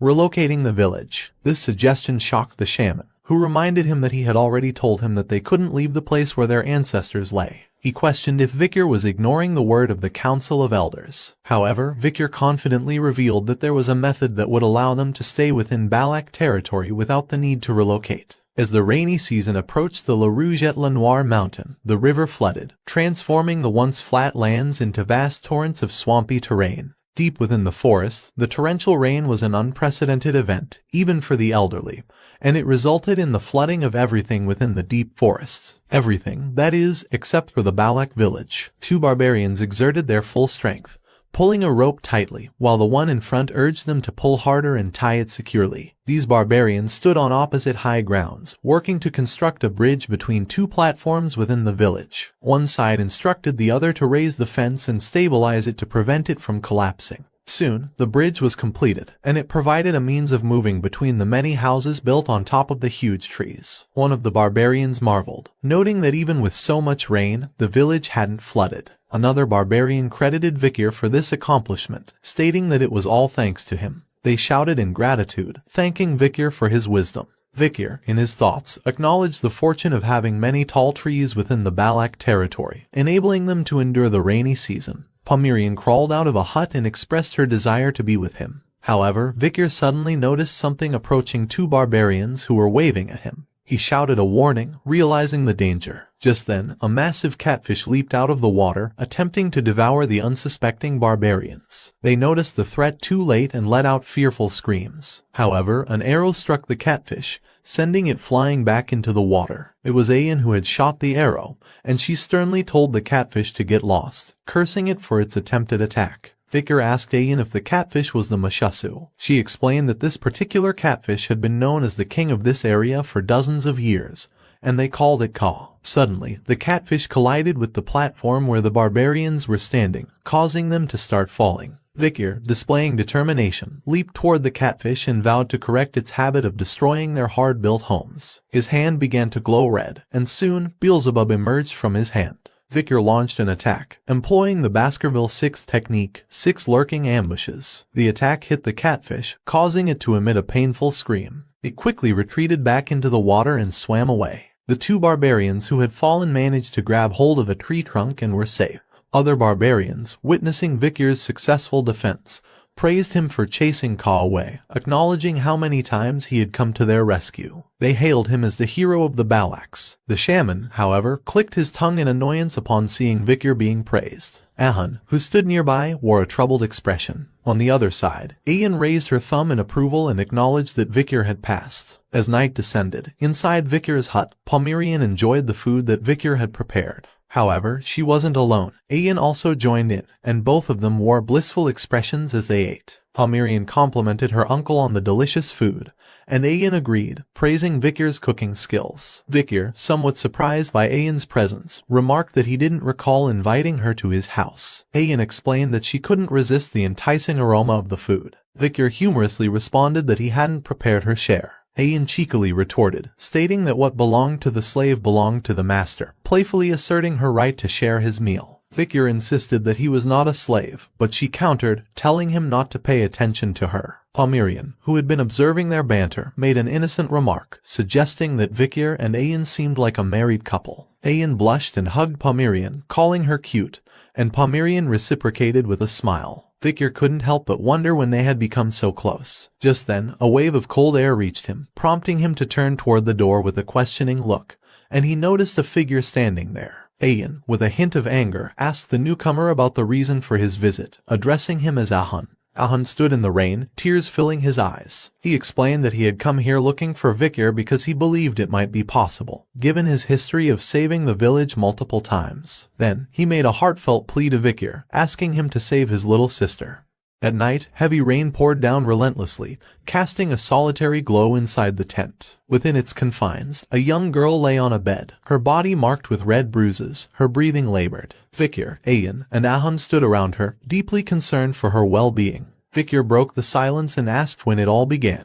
Ahun explained that it had started yesterday when she ventured into the swamp while they were gathering wood for construction. Ayan chimed in, describing Ahul as a kind-hearted child who always helped others. She then asked him if he knew how to cure her. Just then, an unexpected guest entered the tent with a disapproving grunt. They turned around and saw that this guest was Ahuman, the shaman and Ahun's grandfather. He chastised Ahul for going around and not listening to his words. He then told Ahun that what goes around comes around, and this is what happens when he listens to the words of an imperial spy bastard. Ahun tried to defend her sister and Vikir, but the shaman's anger flared, and he slapped Ahun, berating him for being useless and likening him to his parents. The shaman made it clear that he believed this affliction was a curse from a god and could only be resolved by carrying out an ancestral rite. He urged Ahun not to tarnish the Balak's reputation by succumbing to the imperialists. As he departed, he mentioned that since things had come to this, the matriarch would likely permit the ritual. Ayan expressed frustration with the shaman's actions, while Ahun stood in silence, tears streaming down his face. In this tense moment, Vikir finally spoke up and revealed that if they were looking for a treatment, he knew about one method. Vikir turned to Ahun and issued his instructions urgently. He instructed him to sanitize the furniture Ahul used with boiling water, and to burn charcoal in the bonfire to clear the area of bugs and bats. Their goal was to create a clean environment to aid her recovery and buy some time in her battle against the disease. Vikir then looked at him and asked if he could carry out these tasks. Ahun wiped away his tears and agreed to carry out these tasks. Ayan approached Vikir, her worry evident in her voice as she asked if he could truly save Ahul. Vikir affirmed his intention but stressed that he would need her assistance. Ayan was determined to help and eagerly inquired what she could do. Vikir gazed at her and revealed his plan. He requested that she guide him out of the deep forest so he could obtain medicine to treat the infection. Ayan exclaimed and voiced her concerns, pointing out that even if he had been acknowledged as a member of the Balaks, there were conditions for venturing into a foreign land. Moreover, she doubted that her principled mother would permit such a departure. Vikir agreed that the principal matriarch would most likely give up on Ahul, but if the people present here kept it a secret, he could slip out and return without anyone knowing he had left. He locked eyes with Ayan and questioned if she would let him go. Ayan was taken aback by the question, and she hesitated. She tried to respond, but no words came out of her mouth. As the rain continued to pour, the forest was gradually submerged in water, and the flowing water covered everything in its path.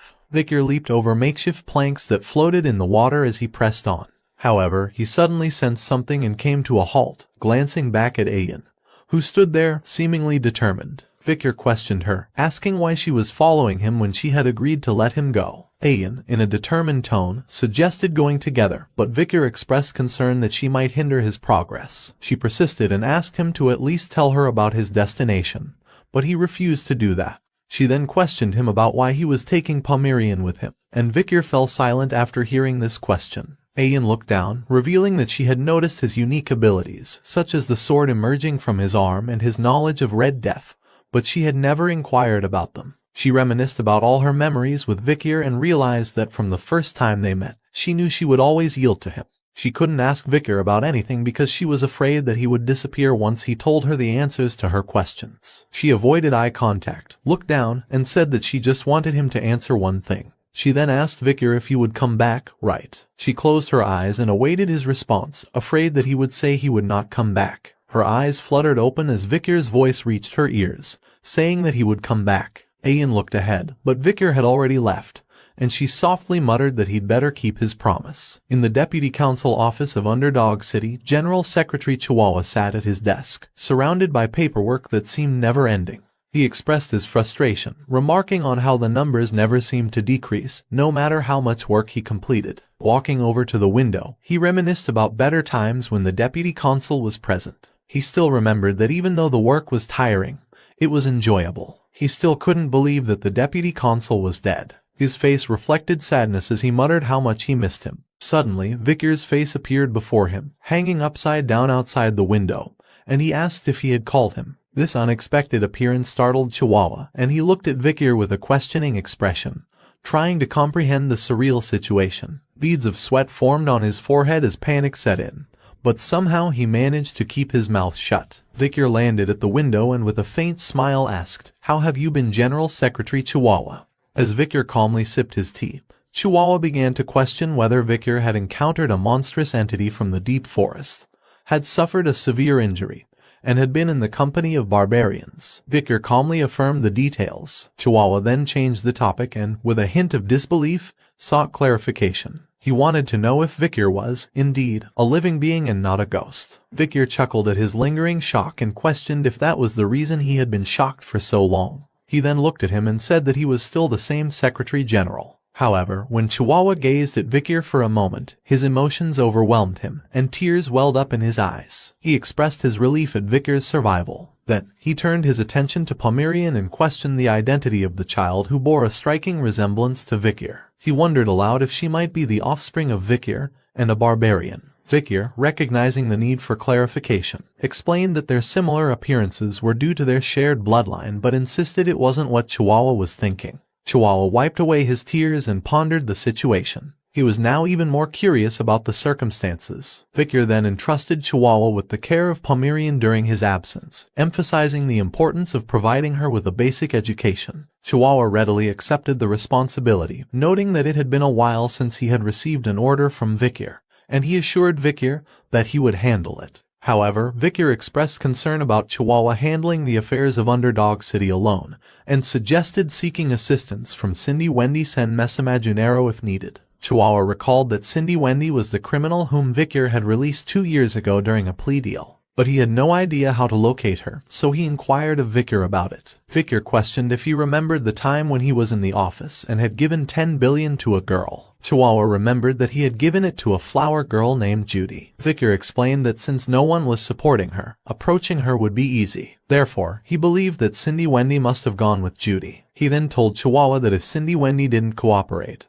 he should inform her that he was alive. He believed that she was indebted to him and would likely assist. Chihuahua smiled and assured him that he understood and would carry out the task. He then asked when Vicar would be returning. Vicar gave a faint smile and replied that he would come back once he had completed his mission. He then thought that he still had a promise to fulfill. Vicar contemplated that treating Ahil's Red Death could be done quickly with a single drop of holy water from a certain clan. Meanwhile, Pomeranian woke up and began playing with Chihuahua's beard. Vicar, standing near the window, determined his course of action. He had decided to go to the religious and holy Quo Vadis clan. At the city gate, 2 guards were posted. Suddenly, they noticed something approaching the gate and promptly crossed their spears to block the path. Soon, a carriage arrived near the gate, and the guards announced their intention to carry out a quick inspection. Turning their attention to the carriage driver, they recognized him as Sir Joseph, the manager of the oil shop on the first floor. They inquired about the contents of his carriage, and Joseph presented a document stating that it contained oil as specified in his import permit. One of the guards approached the carriage and requested to inspect its contents. Joseph, who was familiar with this checkpoint, expressed his frustration, asking if there was a need for such checks given his frequent visits. The guard explained that formalities were important as per the higher-ups' instructions and began selecting a barrel to open. Joseph, in a state of worry, hoped the guard wouldn't choose a specific barrel. However, the guard decided to open that very barrel, and Joseph's anxiety was palpable. The guard opened the barrel and found only oil inside, declaring it to be fine. He then returned to his post and allowed Joseph to pass. As Joseph entered the city, the guards welcomed him to St. Mecca. He continued on his way and arrived at a silent and uncrowded street. Glancing back at the oil barrels, he spoke to them, indicating that it was safe to come out. Suddenly, a dent appeared on the metal top of the barrel that the guard had inspected earlier. Joseph's face became covered in cold sweat as he watched the top of the barrel fall to the ground, and a figure emerged from the barrel, covered in oil and wearing a crow mask. Joseph hesitated before asking if he could leave now, believing that he had fulfilled his promise of getting the mysterious figure inside St. Mecca. The crowman simply replied, "Wait," causing Joseph to tense up. The crowman then handed him a bag, mentioning that it contained the ox-bear canine he had promised. Joseph stammered and expressed his thanks. He remained still as the crowman walked away into a dark alley and disappeared. After the crowman had left, Joseph expressed his surprise at how he had submerged himself in oil for 2 hours. He couldn't help but question whether the crowman was not a human after all. The crowman stood atop a high tower and gazed down at the city below. He then removed his mask, revealing himself to be none other than Vicar. Taking a deep breath, he remarked on the unusual experience of being submerged for such a long time, comparing it to his past encounter with the river Styx, where he had been submerged for 7 minutes. He then declared the success of his infiltration into the Quo Vadis territory. Saint Mecca was the central city of the Quo Vadis clan, boasting a population of 160,000 people. Due to the strong influence of the church, both sexual desires and greed were heavily restricted. Even if gold lay on the ground, the citizens would walk past it. These conscientious citizens were dedicated to maintaining order and public peace, and they strictly abided by the rules. Just then, a bell rang, and he looked up at the bell ringing above him. Victor then recalled that when the bell rang, it triggered a strange ritual where people stopped walking and began to pray. On the street, people dressed in white clothes stood still with their eyes closed as they prayed. Victor maneuvered through the motionless crowd, going unnoticed, and couldn't help but question how they could live such suffocating lives. As night fell, Victor found himself near a well and reached into his jacket's inner pocket. He retrieved a glass bottle and poured its contents into the well. What he was pouring into the well was the Red Death's infectious bacteria, which resided in Ahul's blood, sweat, and tears. It was a highly contagious plague, and he knew that people would become infected immediately upon exposure to it. Although it was an extreme method, the situation was very urgent, and every minute and second was precious. Additionally, being a religious and holy territory, he expected that the authorities would respond promptly to ensure the safety of the population before any casualties occurred. Suddenly, 3 children approached Victor from behind, curious about his presence by the well. Victor didn't immediately turn around, but one of the children remarked that there was a suspicious person by the well. Another child suggested they should leave as he appeared dangerous. Victor then turned to face them, his gaze sending a chill down their spines. The children who met his eyes were paralyzed with fear. Victor spoke, cautioning them about the well and declaring it cursed. He warned them that those who drank from it would not escape death's grasp and implored them to heed his words. The terrified children immediately started running away, shouting in panic. They believed Victor was a ghost who had placed a curse on the well. As they fled, they vowed never to drink from it. Once the children were out of sight, Victor felt satisfied, as he believed they wouldn't drink from the well again.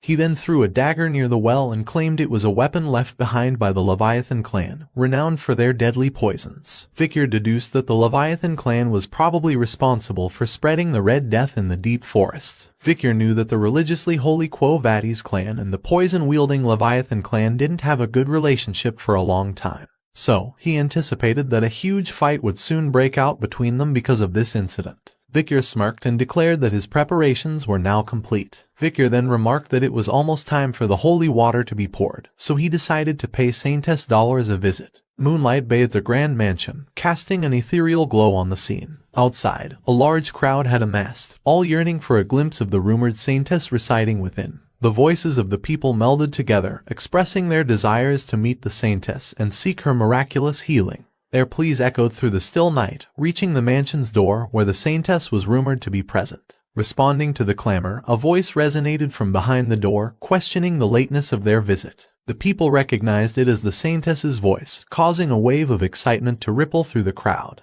Individuals from the gathering stepped forward one by one, highlighting their prestigious backgrounds and substantial wealth in an attempt to persuade the Saintess to open her doors. The young man presented himself as the Lord of the Doorsmile region, emphasizing his status as the eldest son of the Jonathan clan, known for dispatching soldiers. He also mentioned his position as the son-in-law of the Alphonse clan. Following him, another young man boasted about his role as the overseer of the Ipsen Guild Association, responsible for managing the bourgeois family's exports. Additionally, he revealed his honorable service as a knight under Count Bastontrier Le Baskerville for 2 years. Lastly, an older man, seeking treatment, proposed a generous reward, including the entirety of his productive granary, a beachfront villa on the southern shore, and exclusive carriages. However, the Saintess remained unmoved, expressing her doubts about whether their status or wealth alone warranted her opening the gates at such an hour. With her firm refusal, she urged the crowd to depart. The people, understanding her decision, dispersed quietly. Yet, amid the thinning crowd, one figure remained rooted in place,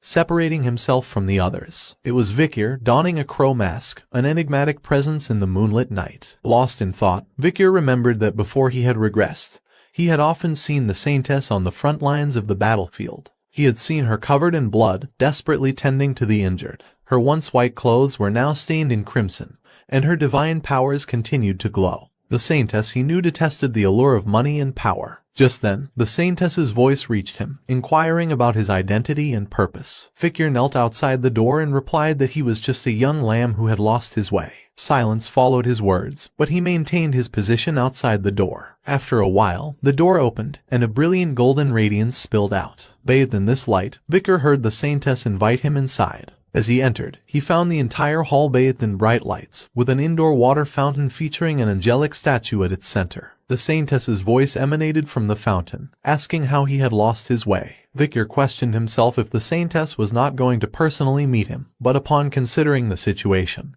he realized that she had no reason to meet someone dressed as suspiciously as he was. Placing a leather pouch on the fountain's edge, he explained his purpose. He had come to report the epidemic spreading in the slums and had brought water from their well, contaminated with wicked energy. He believed that if she possessed divinity, she could detect this malevolence. The statue remained silent for a moment, and then, with a sudden exclamation, the saintess accused him of lying. Footsteps echoed through the chamber as night started to pour into the room, assembling on a higher level than where Victor stood. The situation was becoming increasingly tense. The leader of the knights observed that Victor's speech was rather aggressive for a young lamb who had lost its way, and in a cold tone, he inquired about his identity. Victor remained silent, but in his thoughts, he recognized him as Pietro Quo Vadis, an old comrade from his previous life. Pietro was a man known for his unwavering dedication to justice, even if it meant being more ruthless than demons. The interrogation techniques he had used on 7 young masters in the underdog city were taught to him by Pietro. Victor finally spoke, expressing his surprise at seeing him here. Pietro, however, appeared perplexed by this comment. He acknowledged hearing about Victor's report on the epidemic but found his attire suspicious. He demanded that Victor remove his mask and show some courtesy before meeting the saintess. However, Victor was unwilling to remove his gas mask and turned to leave, stating that his task of reporting was complete and that he would take his leave.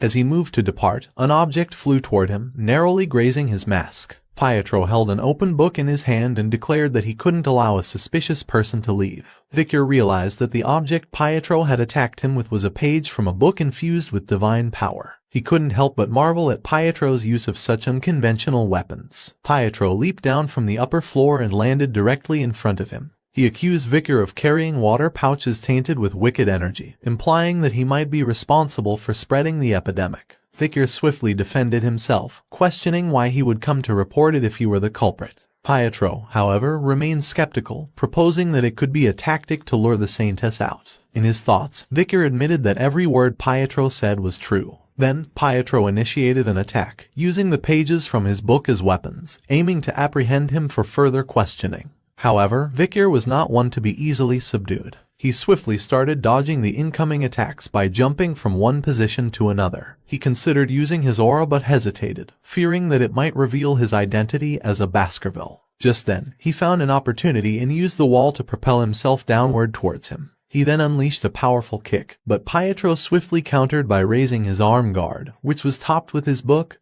to block the attack. The force of his kick caused the ground beneath Pietro to crack. Pietro looked at him with amazement. It felt like a boulder had fallen on top of him. He couldn't imagine how such strength was coming from Victor's small physique. Victor wasted no time and used his other leg to push him back and propel himself away. He reflected on a skill he had acquired 2 years ago after defeating the ox bear, the 600 kilograms stability, which he had just employed for the first time, and found it to be quite effective. As soon as Victor landed back on the ground, he charged straight at Pietro, unleashing a flurry of rapid punches. Pietro used his book as a shield to block the assault, but he soon realized that the situation was turning against him. Victor, no longer holding back, employed the Cerberus flame, launching a fiery attack at him. The flames quickly caught onto the book, spreading to Pietro's hands. Agonized, he threw the burning book away and plunged his hands into the flowing water of the fountain, attempting to ease the searing pain. Victor calmly asked if he wanted to continue,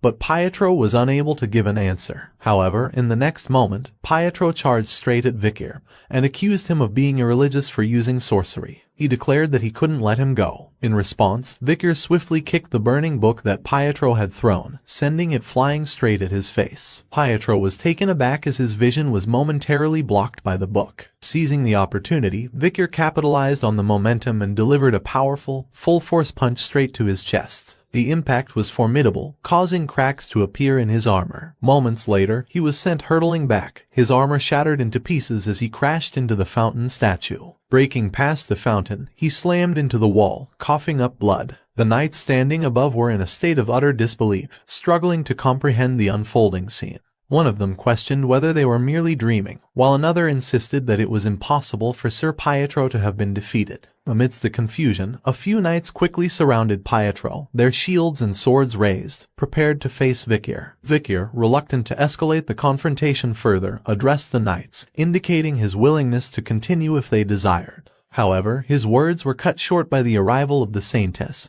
who commanded everyone to stop. She took a moment to observe Vikir before addressing him directly, inquiring if he was the lost young lamb. Vikir recognized her as Saintess Dolores and confirmed his identity. The Saintess remarked that he resembled more of a puppy than a lamb, a small puppy covered in injuries. A knight interjected, proclaiming that Vikir was not a puppy but a blood-crazed wolf. However, the Saintess disregarded the comment and instructed him to bring tea. Confused by the request, the knight sought clarification, only to be ignored as the Saintess started walking away. Her gaze remained fixed on Vikir as she expressed her intention to speak with him. Vikir and Saintess sat facing each other at a tea table. Pietro stood behind Saintess, his gaze fixed on him. Vikir estimated her age to be around 16 and recalled her full name, Saintess Dolores Lun Quo Vadis. Vikir remembered that during the war against demons, she treated patients on the front lines and saved countless lives. She was a living example of benevolence. During the time of ruin, every martial master who encountered her, including himself, held her in high regard. The Saintess broke the silence and expressed her recent stress, catching Vikir off guard. With a questioning gaze, he listened as she revealed that she had been enrolled in the Imperial Academy, Colosseo. Currently, it was the holidays, so she was taking a break from her studies and handling family affairs. Vikir was taken aback, wondering why they were suddenly engaged in such mundane conversation. Saintess, looking out of the window, described the relentless demands on her time, with nobles and merchants seeking her services at all hours. She lamented that the cases she encountered were often related to the aftermath of narcotics or sexually transmitted infections, with no severe illnesses to speak of. Taking a sip of her tea, she mused about the irony of how people often failed to see the broader principles of justice, righteousness, benevolence, and equality, instead focusing on immediate needs. In response, Vikir stated, "Theology is essentially the process of understanding humans, so it's inevitable." Saintess looked at him and stated the source of the verse, the Old Testament, Asmoser, chapter 6, verse 9, expressing surprise that someone who knows such ancient passages exists. Vikir remained silent for a moment and then turned the conversation into a pressing matter. He revealed the existence of an epidemic that had taken hold in the slums of St. Mecca. Saintess asked if the information was accurate, and Vikir presented a pouch containing the infected water that he personally collected from a well in the slums. Saintess gazed at him intently and inquired whether he was truly not involved in the incident. Vikir, with confidence, questioned whether he would have come forward on his own if he were involved. Nonetheless, he acknowledged that suspicion might be unavoidable, so he started contemplating his next move. As Vikir began to raise his hand, Pietro, alert to his movement, swiftly positioned himself in front of the Saintess, urgently instructing her to take cover. However, the situation took an unexpected turn. Vikir extended his hand, which was enveloped in a radiant golden glow. He then declared that he disliked harming innocent people, especially since this place was his hometown. Saintess and Pietro were visibly astonished by this, and Saintess recognized that Vikir was using divine power. Saintess couldn't contain her astonishment and questioned if he was a believer of Lun. Vikir, maintaining his composure, asked if they were willing to listen to him now. He recounted witnessing suspicious individuals pouring liquid from a glass bottle into the slum's waters, unequivocally identifying them as the culprits behind the epidemic. Saintess, visibly taken aback by his revelations, queried about the motives of the perpetrators. Vikir posited that the criminals likely sought the downfall of the Quo Vadis family and the advantages that would come with it. Retrieving a map, he laid it out on the table, pointing to 2 locations as he explained his reasoning. He singled out the deadly and poisonous Leviathan clan and the conglomerate bourgeois family as the primary beneficiaries of the epidemic. Vikir explained how the Leviathan clan would use the epidemic as an opportunity to collect samples from numerous patients for research purposes. Moreover, once the divine Quo Vadis family falls, it would work in favor of the Leviathan family, who were hostile toward them. Regarding the bourgeois family, he explained that valuables don't disappear during an epidemic. With the demise of laborers, landowners will face bankruptcy. Amid the presence of vacant fields, factories, and stores, the bourgeois family will diversify their real estate holdings and venture into a new business. In his mind, the culprits behind the spreading of the Red Death were undoubtedly the despicable Leviathan group, while the cooperative bourgeois merchants were complicit in the scheme for their own gains. The natives of the deep forests were being used as convenient scapegoats, allowing both factions to benefit from their devious plan. After outlining his hypothesis, he noticed the stunned expressions of Pietro and Saintess as they absorbed the gravity of the situation. Saintess's mind raced with the plausibility of his explanations. She couldn't help but wonder how someone who could predict future incidents so accurately could exist. Unable to contain her curiosity, she inquired, "Just who on earth are you?" Vicar responded cryptically, suggesting they could call him Night Bloodhound. Saintess found the name slightly ominous, and Pietro remarked that it was blasphemous to choose a name so fitting to his attire. She acknowledged that everything that Night Hound had said was quite possible. She made a decision and told Pietro that they needed to visit the slums to investigate the epidemic further and report the situation to her father. Pietro readily agreed to her plan.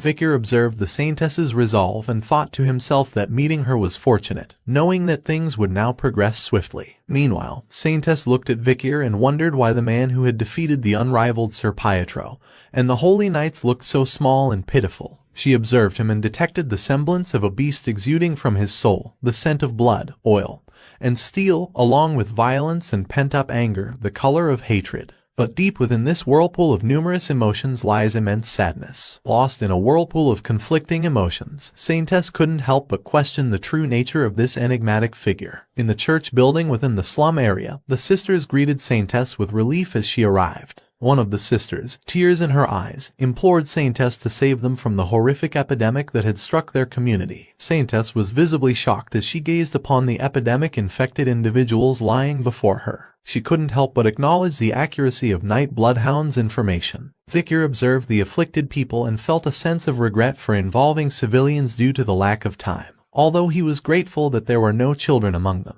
He wondered if the fear he had instilled in the children at the well had worked to protect them. Realizing that they were in the initial stages of the disease, he had no choice but to leave the rest to Saintess. She, in turn, addressed the patients with compassion, assuring them that Godlund's most sublime love would heal them all. She began to pray, invoking the light of her life and the fire of her soul. She beseeched her sins and her soul to bear witness to the pitiful congregation that had gathered there. A tear rolled down her cheek, and as it met the ground, a golden radiance emanated from her, spreading through the room and eventually seeping out through the windows and doors of the church. The miraculous power of the Saintess manifested as an old man who had been panting heavily, with red marks covering his body. Suddenly, he experienced a stabilization in his breathing, and the red marks began to disappear. The sisters were astonished and joyfully exclaimed that he had been healed. Multiple others were also experiencing the same miraculous recovery. They showered the Saintess with gratitude. Meanwhile, Vicar watched the Saintess with an intent gaze and recognized the incredible power she possessed. He realized the need to bring the miracle of holy water to the forest.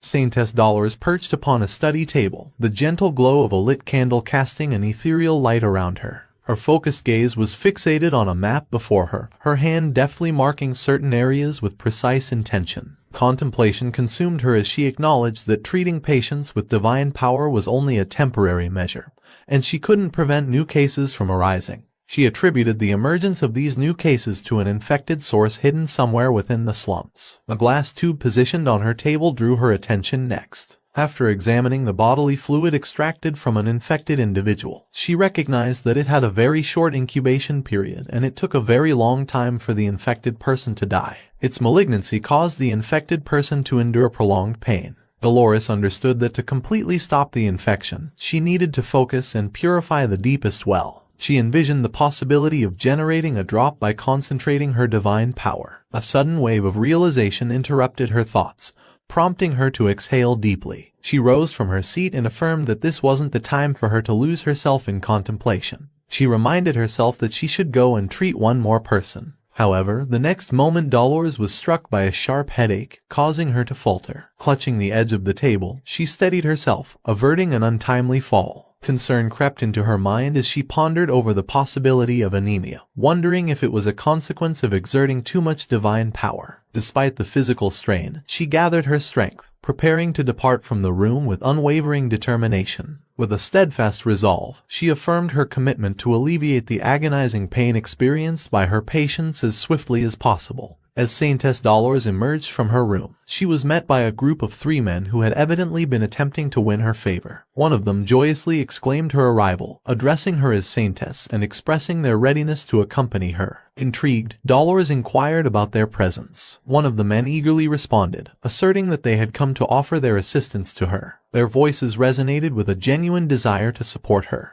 They continued, expressing their concern for her well-being, emphasizing their inability to leave such a noble lady alone in a low and dirty place. The men proudly announced their gesture of bringing 3 wagons filled with donations and emergency relief, all the while humorously suggesting that the recipients had won the jackpot that day. However, an underlying mockery seeped into their words, raising questions about whether their excessive aid might undermine the slum dwellers' self-sufficiency. Amid their well-intentioned facade, Saintess Dolores discerned their true motives. She walked serenely past them as the trio declared their intentions to follow her, stating that it was a gentleman's duty to protect a lady. The men pledged their allegiance to her, suggesting that their actions had conveyed their true intent. With a gentle smile, Saintess assured them that she entrusted the task to their capable hands. Seeing this, their faces flushed with excitement, and their hearts skipped a beat in her presence. However, as time passed, the 3 nobles displayed expressions of disgust, struggling to contain their urge to vomit. The pungent smell of the camp, where the priests were tending to those afflicted with the epidemic, had overwhelmed them. They lamented the unpleasant odor and lamented the possibility of their expensive limited edition shoes being tarnished. One of them implored the priests to treat him first, while another fretted about the risk of becoming infected himself. The old noble demanded that the clutter be cleared immediately, expressing an urgent need to depart. Observing the noble's reactions, Saintess remained composed, foreseeing the inevitable outcome of their visit. She mused that it was blasphemous to approach a relief area with ulterior motives. She couldn't help but ponder whether they understood that empathy for the sick was the only essential requirement. For her, the embodiment of godly grace and love lay in absolute and pure altruism, in dogmatic sacrifice, in the voluntary spirit, in kindness, and in tenderness. Her gaze shifted toward another tent, emanating an ominous aura of dark energy. Anticipating the looming horrors within, she recognized that this was where the most critical patients were gathered. Among the sick and the clergy, everyone here would be in pain. Saintess moved toward the tent resolutely and silently sought forgiveness for not being present earlier. Bracing herself, she drew the curtain and declared her intentions to help since she was there now. However, she was met with a jolt of shock as a commanding voice pierced the air, urgently demanding the arrival of more saline. A priest stood in astonishment behind the doctor, witnessing the incredible scene unfolding before him. He found the doctor's method of treatment to be impossible, as according to his knowledge, only divine power should work on epidemic infections. He then marveled at the long hours the doctor had spent tending to these patients by himself. The doctor made a small incision in the infected area with his clinical knife, and then applied divine power by touching the wound with his 2 fingers. Miraculously, the wound immediately healed under his touch, and to the priest's amazement, the infection vanished as well. Contemplating the method employed by the doctor, the priest surmised that instead of merely blessing the skin, the doctor was enabling the direct flow of divine power into the infected area. This sparked a new possibility within the priest, making him realize that he, too, might be able to focus and utilize divine power in a similar manner. The saintess, closely observing the scene, recognized the doctor as the Night Hound, who was none other than Vicar in disguise. After curing the patient's infected area, Vicar administered some medicine to aid in the recovery. The saintess regarded him with awe, acknowledging his exceptional skill in both medicine and the use of divine power. With solemn determination, Vicar placed both his hands on the patient's chest and channeled divine power into the afflicted body. He knew that typically divine power was a cleric's prayer reaching a god, which God accepted and transformed into power for the cleric. The quantity of divine power bestowed upon an individual depended on their level of devotion to God, and the amount of divine power was directly proportional to the effort required to perform a miracle. One divine power equated to one miracle, while 10 divine powers could generate 10 miracles. However, Vikir knew of a method that allowed one to perform 10 miracles with 1 divine power, and 100 miracles with 10 divine powers. Vikir's thoughts delved into the turbulent past as he recalled the time of the fall when an overwhelming number of monsters assailed them, and the number of patients lying before the clerics had surpassed even the count of the monsters. The clerics had realized that the amount of divine power they possessed would not be enough to stop the disaster. The decision made by God, due to the desperation and faltering faith of the clerics, was to alter the equation used to perform miracles. The clerics now embraced a philosophy: take measures now and deal with the consequences later, perform miracles first, and address the aftermath afterward. It was a strange phenomenon where they could muster all the divine power they needed, even if the divine power they needed came with interest. People referred to this phenomenon as advanced divine power. Furthermore, it was a time when slaying monsters was deemed an act of faith. Therefore, even non-clerics could use advanced divine power by vanquishing monsters. Because of this, Vikir, who possessed a soul that had accumulated karmic energy from the past, was able to harness divine power within a divine region. Just then, a distressed little girl sat near her ailing mother and burst into tears, crying out for her mommy. Vikir, having completed the treatment of the previous patient, approached the little girl with gentle reassurance and promised to help her mother recover soon. He then handed her a gold coin and acknowledged that her mother was not only sick but also suffering from severe malnutrition. So he advised her to use the coin for food, firewood, and nursing her mother. The priest, who witnessed it all, intervened and mentioned that materialistic assistance was not permitted as monetary demands were endless. He expressed concern that if Vikir did that, he might end up giving all his money to them. In response, Vikir posed a philosophical query, probing the nature of endlessness and the concept of limitless demands. Perplexed, the priest struggled to comprehend the depth of his question. After hearing no response, Vikir continued and stated that there was a limit to how much money was in his pocket, so he could give all he had to the needy without repercussions. He paused for a moment as he gazed upon the sick mother, and then he apologized. Observing this exchange, Saintess Dolores wondered if he had just said he was sorry. She then questioned what he was sorry for and why he was apologizing. Recalling Vikir's earlier statement about theology being an exploration of human understanding, she connected the dots, considering the possible reasons behind his apology. She wondered if his reason was perhaps the same as her own, because, like herself, he too felt remorse for not being able to treat more people. Suddenly, her heartbeat intensified and a loud thump escaped her chest. Saintess Dolores was merely a 16-year-old girl, young and inexperienced. However, at that moment, Dolores's heart started racing for the mysterious man standing before her.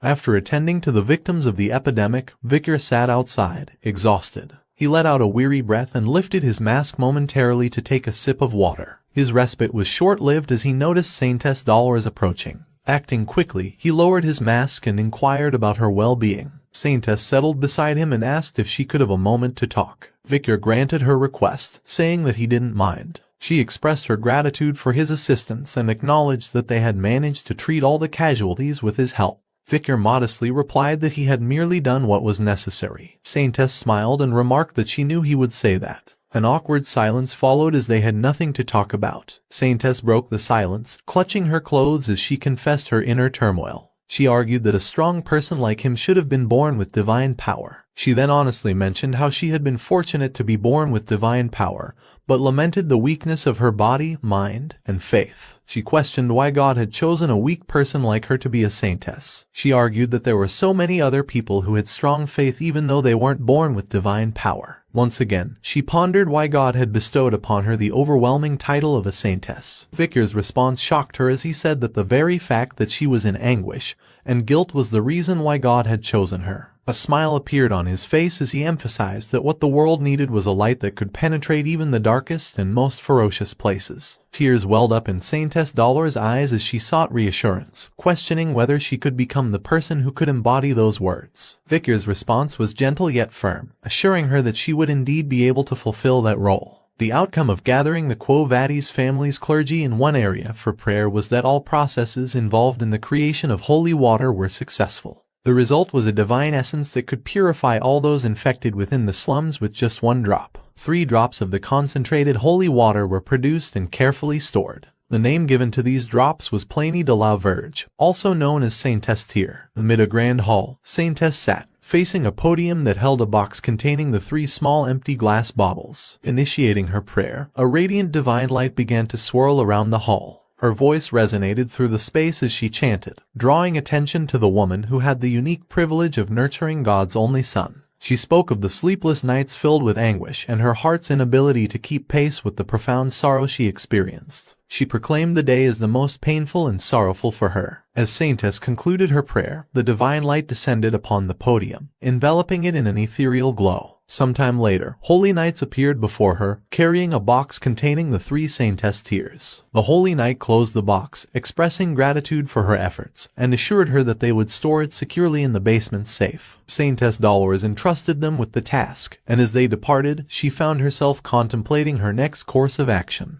A priest stood solemnly before a statue of the goddess, engaged in prayer. Meanwhile, Saintess approached him from behind, addressing him respectfully as father and indicating her intention to report something about the Red Death. The priest called her his fairy and his daughter and told her to come closer. Saintess humbly acknowledged the order and walked towards him. The priest, Cardinal of the Loon Church, Humbert Lun Quo Vadis, placed his hand on her shoulder and with a warm smile commended her for the generous offering she had made this time.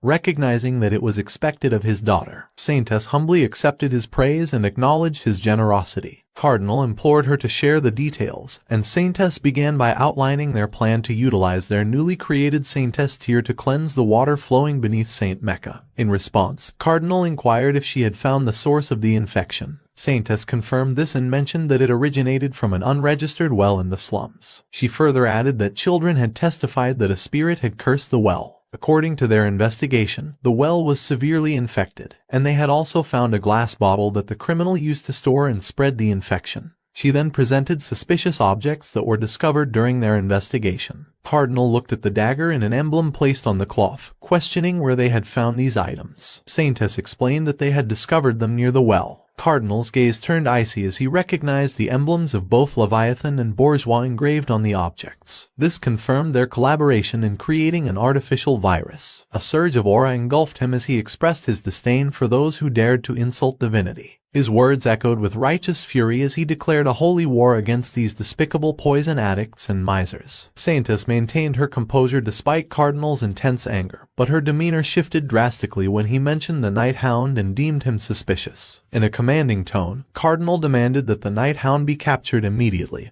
and forced to confess to every detail of his involvement. However, Saintess abruptly interjected, raising her voice to state that the Night Hound was innocent. Taken aback by her outburst, Cardinal regarded her with a questioning look. Saintess fervently argued that the Night Hound had devoted his efforts to treating the infected, emphasizing that his actions had prevented any casualties. She was resolute in her belief that he couldn't possibly be evil. Cardinal then acknowledged that he knew what was going on, but Saintess wore a confused look on her face after hearing this. Cardinal raised his hand toward the sky and remarked that it was all Night Hound's fault for his daughter, who had never gone against him, to utter those words to him. So he decided to personally interrogate him. Suddenly an overwhelming pressure surged around him that caused Saintess to cry out. Soon, a radiant beam of light shot skyward from his hand. The beam trailed up in the sky and then illuminated the entire city in a brilliant divine aura. Cardinal, with an air of finality, declared to Saintess that it was meaningless for her to oppose him, as he had already dispatched the paladins to pursue the Night Hound. In an inn where Vicar had been staying for the past few days, a group of holy knights had gathered outside his room. Communicating through sign language, they strategized their next course of action. With determined resolve, one of the knights forcefully kicked open the door, accusing the Night Hound of being a suspect in the outbreak of the Red Death. However, their words hung in the air, echoing in the empty room as they stood there in shock, realizing that their target was not even there in the first place. Meanwhile, at the location of Saintess Dolores and Cardinal, a priest hurriedly approached them. His voice was filled with urgency as he mentioned that something bad had happened. Cardinal remained calm and questioned him about what had gone wrong. The priest hesitated for a moment and then delivered the distressing news that one of the Saintess tears had disappeared from the basement safe. A bead of sweat trickled down Saintess's face as she pondered if this was the reason Night Hound had come here. Unbeknownst to them, Vicar stood atop one of the city wall watchtowers. He looked down at the Saintess tear in his hand with a smile. After sealing the pouch, he whispered his thanks for this gift. A few moments later, the figure of Vikir standing on the watchtower dissolved into the shadows. Ayan found herself at the precipice of a cliff, bow in hand, facing the menacing presence of a Cerberus. The creature, adorned with arrows, growled ominously. A barbarian, situated behind the Cerberus, shouted in an attempt to divert its attention. But the beast pressed forward toward Ayan, causing her to retreat instinctively. As she stepped backward, the ground beneath her betrayed her, giving way. Losing her balance, she tumbled backward from the edge of the cliff. Plunging downward, she broke through the tree branches in her descent. None proved sufficient to halt her fall, and with a final impact, she landed on the ground below. As Ayan regained consciousness, she heard some voices, but she couldn't decipher their meaning. She struggled to open her eyes, and when she managed to do so, her gaze was met with the sight of two men standing before her. One observed her condition, while the other wore a greedy smile. It became evident that this duo belonged to a merchant group transporting supplies. The discovery of Ayan, injured and prone on the ground, had seemingly interrupted their journey. At an indeterminate time later, Ayan, visibly nervous, gripped a sword tightly in her hand. Behind her stood a confining wooden wall, offering no escape. A raucous crowd, masked and exuberant, cheered loudly, creating an atmosphere of anticipation. Facing Ayan was her opponent, a robust man adorned with battle scars, a sinister smile on his face as he menacingly clacked his fingers, signaling the imminent clash. The air buzzed with tension as the battle commenced, the man charging at her with a thunderous shout, exuding confidence in his imminent victory. Despite her fear, Ayan displayed agility, evading his attack with a swift jump and retaliating with a slash of her sword, leaving a small wound on his shoulder. To her dismay, her opponent, seemingly unfazed, seized her midair by the leg and hurled her forcefully towards the wooden barrier. Ayan collided with the unforgiving wall, blood spraying from her mouth as pain surged through her body, tears welling in her eyes. The observers, hidden behind their masks, erupted in boisterous laughter, finding intense pleasure in the unfolding spectacle of the brutal battle. Her struggle against her formidable adversary was now a source of cruel entertainment for the masked onlookers. Ayan lay on the ground, tears streaming down her face, defeated and broken. Her opponent reveled in his triumph, letting out a victorious shout that reverberated through the arena. In this moment of despair, the silhouette of her mother and family materialized before her, a glimmer of hope amid darkness. Summoning every ounce of strength, Ayan resolved to rise. As she struggled to stand, the attention of the observers shifted back to her. The sight of her defiance captured their interest, and murmurs about her future began to circulate among the onlookers. Finally, Ayan managed to stand, drawing lines on her face with soil covered in blood. Unafraid and fueled by an inner fire, she gazed ahead at her opponent. The arena crackled with anticipation as observers licked their lips, savoring the prospect of an intense battle about to unfold. Now standing tall, Ayan prepared to face her adversary once more, unwavering in her determination to defy the odds. The air buzzed with tension as the stage was set for the next chapter in this brutal spectacle. Some years had passed, and Ayan found herself imprisoned behind steel bars, her eyes reflecting a profound sense of hopelessness. Even the images of her family, once a source of strength, had blurred into a distant memory. Overwhelmed, she closed her eyes, surrendering to the crushing weight of despair. Amid this bleakness, a sudden noise jolted her back to awareness. As her eyes opened, she discovered a glass tube with remnants of elixir lying before her. She recoiled in shock, fear gripping her as she noticed a figure standing before her. This figure was none other than Vikir. He opened her cage door and, in the rough language of the barbarians, instructed her to go. Reality shifted abruptly, and Ayan awoke from this distressing dream with tears covering her eyes. The matriarch looked at her daughter lying on her lap and inquired if she had experienced a nightmare. She then told Ayan that she kept looking for Vikir in her sleep. But the dream was not the only torment haunting her. With a heavy breath and a voice laden with pain, she confided in her mother about the worsening agony. Her chest ached, her body burned, and the sensation that her heart had dried up enveloped her. In a voice weighed down by despair, she questioned if she was afflicted with the Red Death. The pain was so overwhelming that it caused her to regret being born into this world. The matriarch sought to comfort her, gently placing her hand on Ayan's and recounting a tale. A long time ago, she and Ayan's father buried a small seed in the ground. Ayan's father planted the seed, while she watered it every day. Not long after, the seed sprouted, and after several months, it became a healthy and beautiful flower. Subsequently, they harvested the flowers, extracted the sap, and smoked it. They experienced euphoria and had fun, and that was how Ayan came into this world. However, due to her father committing a misdeed, he faced execution at the hands of her grandfather. Ayan, grappling with her deteriorating health, expressed her distress. In response, the matriarch, with a gentle smile, reminded her of the unpredictability of life and the need to endure its challenges. She reassured Ayan, urging her to wait for Vikir's return, convinced that he would find a solution to treat the infection. However, Ayan, in her despondency, rejected the comfort, stating her belief that Vikir wouldn't come back. Just then, a sudden shout from outside shattered the somber atmosphere. The exclamation revealed that Vikir had returned, bringing with him the much-needed medicine. The matriarch's face brightened with a smile as she reassured Ayan, pointing to the truth she had foreseen. However, when she looked down to share her joy with her daughter, she found that Ayan had already bolted outside. The matriarch appeared a bit annoyed and couldn't help but question whether Ayan truly had the Red Death. Meanwhile, fueled by a mixture of desperation and hope, Ayan ran at full speed, her thoughts racing back to the time when Vikir had helped her escape a life of slavery. The moment she witnessed Vikir standing boldly against Madame Eight Legs, she realized that facing one's fears head-on was a powerful force. It was Vikir's example that gave her the strength to stand back up, transcending the depths of her own fears and pain.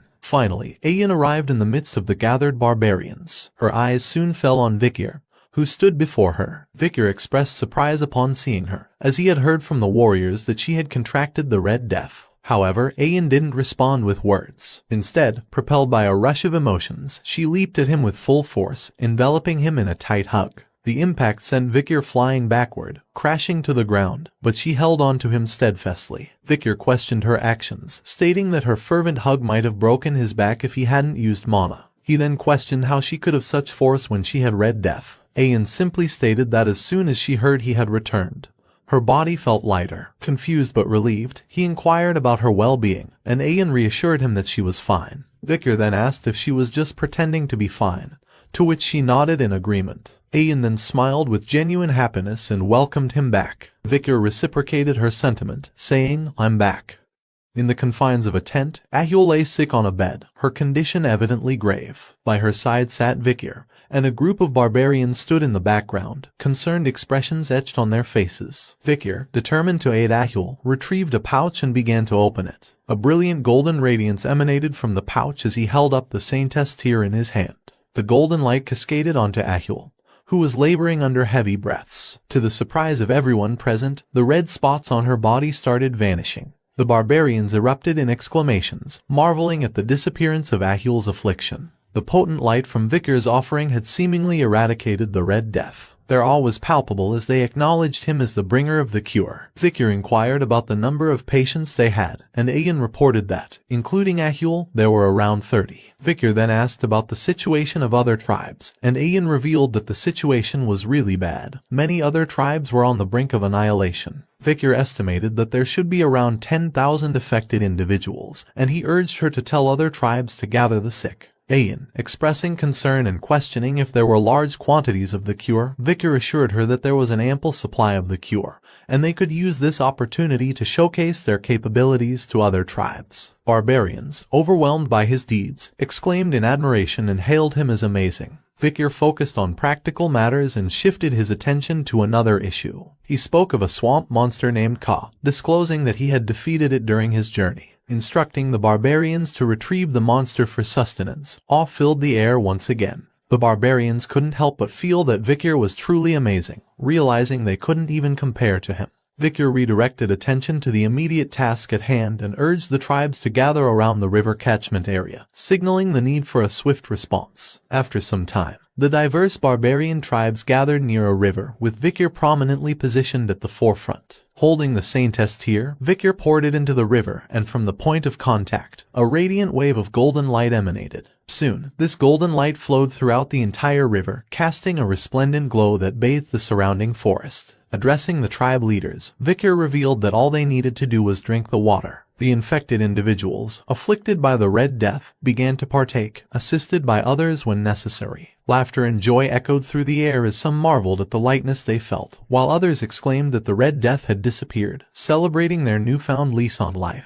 Turning to the matriarch, Vikir explained that the purification process was extending from the catchment area, assuring her that the bacteria would soon vanish. The matriarch, impressed by his deeds, suggested appointing him as the tribe's shaman. Vikir, however, began to decline the offer when suddenly the ground shook as someone slammed their foot down, causing a crack to appear. All eyes turned toward the source, revealing one of the tribe leaders. With a thunderous voice, he posed a question to the people of the deep forest. What's the name of the hero who purified the forest? In response, the barbarians responded with a rhythmic chant, pounding their feet on the ground and proclaiming Vikir's name. A member of the Balak tribe inquired about the person who saved their family, and the resounding response was Vikir's name. The leader of the third tribe then questioned who brought a bright tomorrow for the deep forest, and once again, the resounding reply was the chanting of Vikir's name. The atmosphere resonated with the acknowledgement and gratitude of the tribes. A chorus of voices united in acclaim for the individual who had brought healing and hope to their home.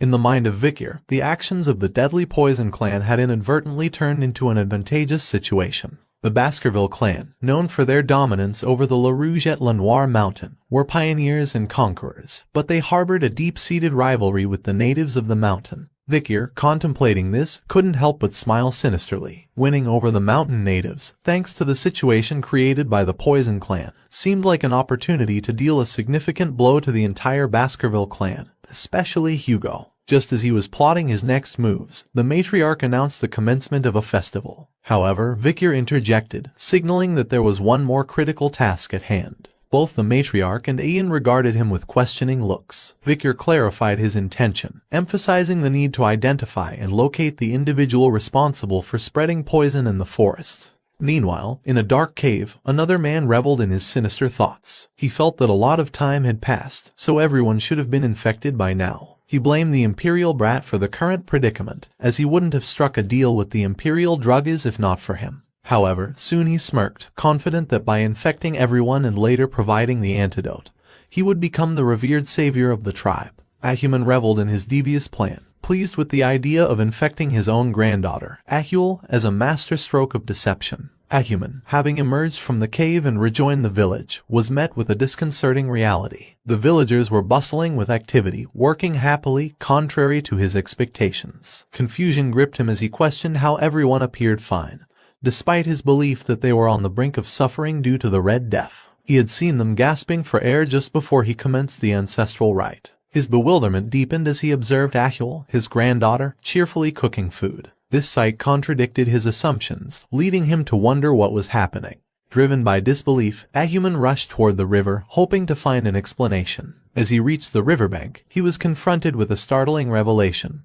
The water was remarkably clean, allowing him to see his reflection. This raised more questions. How are the fish in the river alive? Has the river been purified, and how has the water become even clearer? Despair etched across his face. Ahuman grappled with the inexplicable turn of events. Just as the weight of his realization settled in, Vikir materialized behind him, commenting casually on the river's clarity. Startled, Ahuman recoiled and, in frustration, referred to him as an imperial bastard. Internally, he wondered when Vikir had arrived. But his shock was further intensified when he discovered that Vikir wasn't alone. A group of barbarians accompanied him. Vikir looked at Ahuman and realized that, as he had suspected, he was the culprit behind the spread of the Red Death in the forests. He then recalled that before his regression, there was a time when stories of an old man in the forest and his misdeeds were circulating. It was a horrible story of a man who had spread an infection within his tribe due to his desire to become a hero. However, in the end, he failed to cure it and ended up causing the death of most of his tribespeople. Meanwhile, Ahuman's mind raced as he tried to comprehend the situation. He refused to believe that Vikir could be aware of his devious plans. He tried to divert attention and address the gathering sarcastically, asking if everyone had come to greet the old shaman. The matriarch, however, stepped forward, questioning him about the completion of the ceremony. With feigned confidence, Ahuman asserted that the infection would soon disappear. The matriarch shared information about a war in the empire caused by the Red Death. The primary reason for this conflict was the discovery that the infection had been artificially created and deliberately spread. However, she found the whole situation perplexing, as there wasn't any connection between the Imperial clan and the Deep Forest, so this infection should not have spread in the Deep Forest. Ahuman, with a hesitant voice, claimed ignorance, stating that he had only come after performing the rite for the tribe's recovery. Noticing Ahuman's evasive responses, the matriarch questioned why he had come to the catchment area instead of the village. Her gaze shifted to Vikir, acknowledging that Ahuman had indeed arrived in the catchment area, thus validating his earlier statement. However, Ahuman didn't understand what both of them were talking about. The matriarch then turned back to Ahumna and said to Vikir that they should now see if whatever he had said next was also correct or not. Ahuman, now sweating profusely, couldn't help but nervously ask her about what they were talking about. The matriarch recalled Vikir's earlier assertion that Ahuman intended to use this incident to become the tribe's hero, ensuring he would definitively have the Red Death cure on him. Suddenly, a chilling aura emanated from the matriarch, causing Ahuman to tense up. She then demanded to see what was in his pouch. Vikir's mind revisited a conversation he had with Ayan some time ago, seeking insights into Ahuman's past. Ayan began unraveling the enigma of Ahuman's origins. Ahuman wasn't a native Balak. His birth and background were shrouded in mystery. Long ago, he had arrived as a slave under the dominion of the existing shaman. However, destiny took a dramatic turn when he killed the shaman plotting a coup d'etat and stole his sorcerer powers. Due to his contribution in thwarting the coup, he was elevated from a slave to a shaman. Subsequently, in order to assimilate into the Balak community, he undertook various tasks, including the unpleasant duty of cleaning up excrement. He bore the responsibility for all menial tasks within the village and even served as bait for dangerous prey during hunts. It was only as he aged, his hair turning gray, that he finally gained acknowledgement and respect within the society. In the present, as Vikir observed Ahuman, he pondered whether the aging shaman desired the privileges he had been denied in his youth. He suspected that Ahuman had overstepped the matriarch's authority in an attempt to seize control of the entire forest. The matriarch, her expression filled with anger, confronted Ahuman, demanding to see his pouch. Ahuman, visibly shaken, explained that the pouch contained flour he had saved to consume after a ceremony. As he attempted to retrieve the pouch, a mishap occurred. The pouch slipped from his grasp and tumbled into the river. Soon, the contents dissolved into the water. Ahuman, in shock, exclaimed that the old man had hand tremors, which resulted in the accidental loss of the pouch in the river. Simultaneously, the matriarch acknowledged Vikir's earlier suspicions, expressing disbelief that he would throw the pouch into the river. Vikir remarked that now they could no longer reveal the content of his pouch using the same method. Ahuman, in a fit of anger, denied having an antidote and stated that accusing him implied he was the one who had spread poison throughout the forest. He pointed an accusatory finger at Vikir, urging the matriarch to punish him for framing the honorable shaman. The matriarch agreed with his statement that you cannot frame someone without evidence. Since he believed he was innocent, she promised to protect his honor and pride. Ahuman smirked, confident that without evidence, even the matriarch would not be able to punish him. He felt untouchable. However, his confidence waned when the matriarch ordered an Iliad. An Iliad was a Balak tradition that served as a resolution for conflicts when opinions couldn't align. The victor of the Iliad was deemed competent, and the loser faced the consequences of incompetence. Ahun addressed Ahuman as grandfather and remarked that he had always emphasized the importance of tradition. The Iliad was also a tradition of Balak's, so Ahun asked him to demonstrate how to protect their traditions. Ahuman cursed him internally, but he reluctantly agreed, scheduling the Iliad for 4 days from now, during the night of the full moon. Vikir, however, challenged the time frame, asserting that tradition dictated that the recipient of the Iliad request determine the day. He then revealed his cunning plan, admitting that evidence and verification were meaningless. Cornering him into a situation where he had no choice but to request an Iliad was all part of his plan. Vikir smiled slyly and suggested initiating the Iliad immediately. Near the summit of the mountain, the Balak tribe gathered to witness the Iliad. The matriarch, presiding over the proceedings, declared the commencement of the Iliad within the warriors' circle, warning that those attempting to flee would face merciless execution by the warriors. Behind her was the warriors' mountain, housing the graves of ancestors, and since their ancestors were watching, any indecency would not be forgiven. She invoked the ancestors' judgment to decide the victor, urging the Balak warriors to prove their righteousness. Ayan, with a smile on her face, shouted encouragement to Vikir, requesting him to secure victory with a single attack. The sentiment was echoed by other members of the tribe, chanting his name. Meanwhile, Ahuman, frustrated by the apparent lack of support, bit his finger, letting a few drops of blood fall to the ground. He believed that everyone would stop chanting his name once he won, as weapons weren't the only things one could use in an Iliad. Soon, 3 skeletons emerged from the ground, and Ahuman ordered them to watch his blind spots and notify him of Vikir's movements. Armed with a bow and arrow, Ahuman smirked, confident that it was impossible for Vikir, who had only been here for 2 years, to beat someone like him, who had spent 7 years in the forest. There was no way Vikir could be more familiar with the terrain. All he needed to do was wait for Vikir to show himself, and he would shoot an arrow right through him. Unbeknownst to him, Vikir had already arrived and was hanging upside down from a tree branch behind him. Vikir pondered the utility of the silent heal skill acquired from killing the master of the swamp.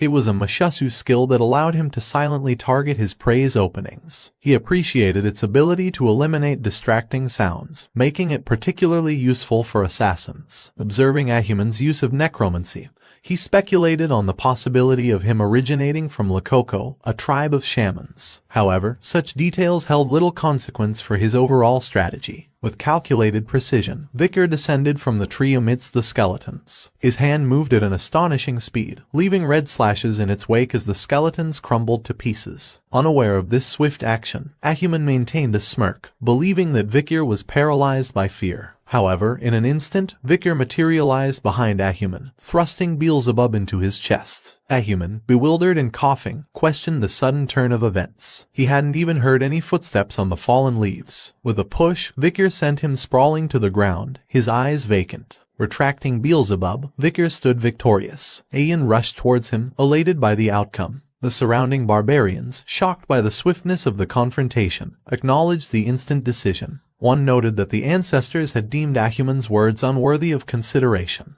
The Iliad had reached its swift and definitive conclusion, leaving the mountain's summit in a stunned silence, broken only by the rustling of leaves in the wind. Ahuman, writhing in pain on the ground, struggled with the burning sensation of his wound. Fearful of death, memories of enduring a shameful past to survive within the Balax flooded his thoughts. Unfairness overwhelmed him as he looked at Vikir, nursing a deep resentment for the things he believed were rightfully his. The Balak tribe, Lakoko, everyone who had scorned him seemed to bear the blame in his anguished perspective.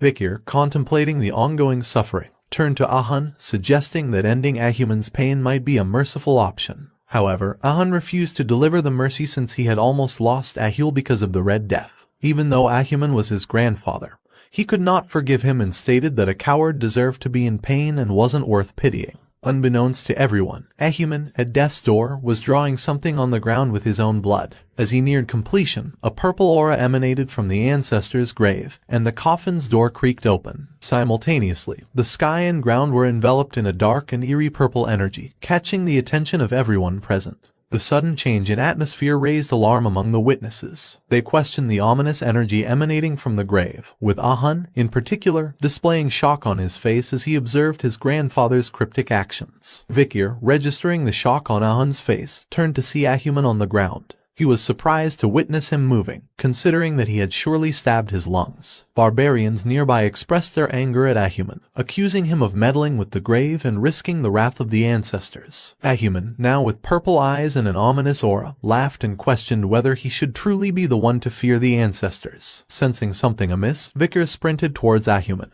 urgently shouting that they needed to kill him immediately. Just as Vikir reached him, an explosion occurred, pushing him back. With a worried expression, Vikir questioned himself if he was too late. Ayan, who arrived behind him, was shocked to see the source of the blast, an arrow covered in dark energy. Ahuman gazed towards a figure on the mountain and declared that, since they wished to defer the decision to the ancestors, it was now time for the great ancestors' judgment. Atop the mountain stood an undead woman wielding a bow. The message unveiled her identity as the Death Knight, with a risk rating ranging from A to S. The Death Knight was an existence that had reached the peak of their lives, but had been corrupted and transformed. They use one's soul and physical body to gather dark mana within their muscles and veins until it overflows. Ayan's eyes widened in shock as she gazed upon the Death Knight, questioning if she really was their ancestor. Meanwhile, Vikir observed Ahuman's actions and contemplated the impossibility of the situation. Resurrection sorcery on a Balak ancestor. It seemed beyond the capabilities of a shaman like Ahuman. His thoughts delved further, considering the unthinkable. Had he transformed himself into an undead being? Ahuman summoned skeletons and questioned whether they truly believed he was a shaman living among the Balaks without any countermeasures. He then revealed that it was too early to be surprised, as there wasn't only one grave here on Warrior's Mountain. Soon, numerous Death Knights started appearing, and Ahuman began to run away in his skeleton carriage while mockingly telling them to do their best in the fight against their ancestors. Ahun arrived behind him and questioned how low he was willing to go. He was about to fire an arrow at his grandfather when another arrow shattered his own. Ahun turned towards the source, discovering it was the Balak ancestor who had intervened. Suddenly, an arrow streaked from the forest, obliterating the undead ancestor's head. The matriarch, after defeating the undead, commanded everyone to prepare for battle. She enlightened the group that the figures in front of them were merely Ahuman's puppets, so she urged them to kill the undead ancestors without any hesitation and prioritize survival. The gruesome battle between the Balak tribe and their undead ancestors raged on, but the situation appeared dire for the Balaks. They suffered rapid casualties against their formidable ancestors, whose strength seemed insurmountable. Amidst the chaos, an undead let out a scream, only to have her head blasted off by a precise arrow. 2 more undead met a similar fate, their heads lost to the deadly accuracy of arrows. Vicar observed the matriarch using 1 arrow per Death Knight. She skillfully dispatched Death Knights who were on par with a high-ranked graduator, showcasing the formidable strength of the Night Fox, Aquila. It dawned on him that the rumors about her protecting the forests from the Empire weren't unfounded. Turning to Ayan, Vicar expressed confidence that there wouldn't be any problem with the matriarch present. He urged Ayan to follow him. When questioned about their destination, he clarified that their objective was Ahuman. Meanwhile, Ahuman retreated from the battlefield and laughed, certain that the Balaks would regret kicking him out. Suddenly, he looked at a skeleton and instructed it to handle a task. He then continued on his way, lost in thought. He acknowledged that, even though he had resurrected the ancestors, as long as Aquila was there, he couldn't act carelessly. After all, she was a genius who had been the strongest village head in history. A smirk appeared on his face as a devious plan formulated in his mind. Despite Aquila's brilliance, he believed she wouldn't be able to handle what he had in store. In their pursuit, Vicar and Ayan discovered Ahuman's location, where he sat in the middle of a magic circle, chanting something mysterious. Vicar, perplexed by the choice of location, questioned Ayan about the significance of the place with the pillars. Ayan didn't know much, but she was certain that they couldn't allow Ahuman to continue his suspicious activities. She took aim with an arrow infused with aura and declared her intent to kill Ahuman. The arrow soared toward its target, but before it could strike, Ahuman shouted, "I'm done." In a surprising twist, a hand emerged from the ground, catching the arrow between its fingers. Ahuman jubilantly announced his success in summoning it. According to legend, he slept alone deep within the forest, and he was the only one who had noticed him. He then welcomed his newly summoned ally, the divine archer Adonai. Ayan was in utter shock and couldn't believe that the undead in front of her was Adonai. Vicar, too, was astonished, contemplating the implications of summoning Adonai, the legendary archer of the Balaks. However, their surprise was cut short when Adonai fired an arrow at them. Vicar, quick on his feet, summoned Beelzebub and managed to alter the arrow's trajectory. Yet, when the arrow struck a tree, it triggered a massive explosion, leaving him shocked by the unexpected aftermath. Vicar's mind raced as he realized that it was an arrow created with aura, and even though he had deflected the damage it caused, it left him astonished. However, his concern shifted swiftly when he heard Ayan's pained voice. There was a cut on Ayan's thigh, and she expressed her pain by revealing that it felt like her leg was burning. Vicar suspected it might be poison, possibly from Adonai's arrow. Thoughts rushed through his mind, and he realized that the legend about Adonai dealing with that monster was true. He also realized that the bow Adonai was currently using was made from the remains of Madam Eight Legs. Before Vicar could fully process this revelation, Adonai launched a relentless barrage of aura arrows at them. Vicar, utilizing Beelzebub, deflected the arrows, and each deflection caused massive explosions wherever they landed. When the onslaught finally ceased, the ground lay split and scarred, but Vicar stood, albeit in a weakened state, shielding Ayan. Even Beelzebub seemed strained, emitting painful sounds. Ayan noticed his fatigue and expressed concern. She told him to stop protecting her, run away, and leave her. Ahuman's laughter echoed through the battleground as he reveled in his perceived triumph. His disdain for Vicar and Ayan was palpable, and with a sinister voice, he urged Adonai to end their lives. Adonai responded, firing an arrow that carried with it the aura of death, threatening to extinguish the lives of Vicar and Ayan. Vicar braced himself, preparing to block the impending arrow. However, a sudden twist of fate intervened. Before the deadly projectile could reach its targets, a mysterious figure appeared, catching the arrow with bare hands. Ahuman, Vicar, and Ayan were all struck dumb by this unforeseen turn of events. Matriarch Aquila emerged from the shadows, holding the arrow in her hand. With a display of formidable strength, she squeezed the arrow, dissipating the deadly aura. Ahuman felt a chill running down his spine as Matriarch Aquila locked eyes with him and said, "Let's have a talk." Ayan was shocked by her mother's sudden arrival and called out to her. The matriarch explained that she had sensed a powerful aura, and now she acknowledged that it was the right call for her to come. Ahuman was taken aback, uttering Aquila's name in disbelief. Ayan urgently informed her mother about the poisoned arrow and insisted that she seek immediate treatment. The matriarch, looking at her hand and acknowledging the presence of poison, extended her hand and clenched her fist, triggering an internal explosion. As she opened her hand, the poison dripped down, leaving Vicar astonished. He wondered if she had expelled the poison and contaminated blood by detonating the aura within her. The rarity of such a method surprised him. Matriarch called out to Ahuman, whose fear intensified upon hearing her cold tone, and he began blaming her for pushing him into a corner. However, she ignored his betrayal and asked him to answer her question. She looked at the undead and inquired whether this person was indeed the divine archer, Sir Adonai.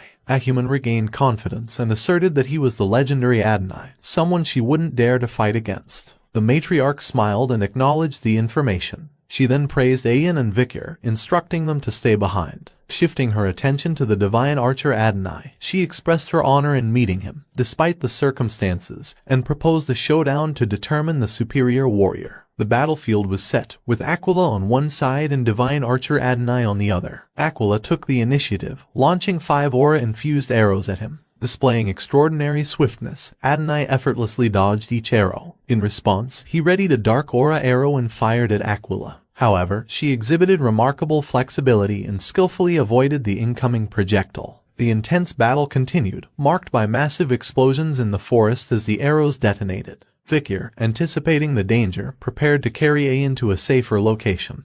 Contemplating the rarity of witnessing a duel between those possessing master-grade aura, a spectacle seldom seen during the time of the fall. Ahuman, concealed in a safe position, observed the battle and acknowledged Aquila's prowess as the Night Fox. However, he knew that challenging Sir Adonai would not be an easy task. Suddenly, he let out an evil laugh before exclaiming that she could never defeat Sir Adonai as he was already dead. Moreover, he could infinitely use Hell's dimensional aura, and the strength of a boundless arrow was too strong. Aquila, after sustaining some injuries, realized that she would be at a disadvantage in a ranged fight. Upon analyzing Adonai, she recognized his perfection in speed, power, and mobility. However, she also noticed that he was lacking something very important. As their arrows collided, a massive explosion enveloped the area. Aquila seized the opportunity presented by the dust cloud to close the distance and launched a kick at Adonai's neck. However, he skillfully evaded it and conjured a dark sword. As he swung the dark sword, it cut through the surrounding trees, but Aquila managed to evade getting hit. She then threw her dagger at Adonai's hand, causing the sword to fall. Capitalizing on his momentary imbalance, she aimed a kick at his knee, disrupting his stability. Seizing the chance, Aquila fired an aura-infused arrow at him, cutting through the forest with formidable force. As the dust settled, Adonai stood with his right upper half blown away by the arrow. Aquila addressed him as Great Ancestor and questioned whether his reluctance to fight stemmed from being dead or a desire to spare his descendant. Regardless, she expressed her intent to free him from his current state. She fired another arrow at him. He stood motionless, seemingly welcoming the impending hit. However, just as the arrow approached his face, a dark aura arm materialized, catching it. Adonai screamed as dark energy manifested in his right half, attempting to merge with his undead body. Meanwhile, Ahuman, now in control of Adonai, expressed astonishment at his ability to resist the necromancy spell. He came to the realization that legends were truly different. He expressed disdain for half-hearted actions, instructing Adonai to fight with all his strength until every threat against him was eliminated. Aquila, understanding the situation, called out to him in anger. Meanwhile, Adonai, covered in a dark aura, emitted an ear-piercing scream, a manifestation of the unsettling transformation. Adonai's transformation was complete, his entire form exuding a foreboding dark aura. Ahuman confidently asserted to Aquila that the entity before them could no longer be recognized as Adonai. However, the atmosphere was soon drowned in heavy noises, and 3 colossal monsters materialized in their vicinity. Ahuman observed and realized that they were rank monsters living in the forest, drawn by the commotion caused. In one moment, they stood tall, and in the next, Adonai unleashed 3 arrows, swiftly eliminating the rank monsters. Aquila was astonished as she hadn't even seen the arrows at all. Ahuman chuckled upon witnessing the full might of Adonai, and he himself felt a bit shocked seeing him kill the monsters in one go. He then urged Adonai to kill the woman in front of them. Adonai followed his orders and initiated his attack. Aquila skillfully evaded the barrage of arrows, sensing a potent murderous intent emanating from each arrow. With each strike, Madame's venomous poison permeated her body, inducing a sluggish sensation. Eager to swiftly conclude the confrontation, Aquila turned around decisively and released 2 arrows toward Adonai. The first arrow deviated off course, failing to find its mark, while the second arrow raced straight for his face. Nevertheless, Adonai effortlessly obliterated the approaching frontal arrow. The shock was evident on Aquila's face, but suddenly it changed into a confident smile. The arrow that had initially gone astray suddenly reversed course, piercing through Adonai's throat. Aquila explained that this attack looked like the first arrow missed, but the second one hit the target. However, the moment the opponent blocked the second arrow, the initially missed first arrow returned and penetrated the back of their head. It was a skill where the arrow reached maximum rotation mid-air, and upon reaching its peak, it returned and hit the opponent. It was her personal arrow skill that she had created after pondering about Adonai's fight against the Imperial Knight. But the satisfaction on her face vanished when Adonai extracted the arrow from his throat, and appeared completely unharmed. A human, reveling in the spectacle, mocked Aquila, saying that no matter how stone-hearted warriors she faced, she had never fought a corpse before. Sir Adonai was already dead, so there was no way he could be defeated by a single arrow to the throat. Some distance away on a cliff, Ayan anxiously observed the explosions echoing through the forest, her worry for her mother palpable. She felt the ominous forest shaking and wanted to go help her mother, but she believed that Vikir would soon resolve the unfolding chaos. She remembered his instructions for her to conceal herself while he planned to confront Ahuman and nullify his necromancy skills. Vikir sprinted through the forest and concluded that Ahuman was afraid of Aquila. Therefore, it was highly probable that he would be hiding behind Adonai to oppose her. Vikir finally spotted Ahuman hiding behind a tree. He immediately stopped in his tracks and charged straight at him. Vikir decided that he was going to kill him in one attack. However, before he could reach his target, a Death Knight materialized, launching a powerful kick in his direction. The ground blew apart from the force of the attack,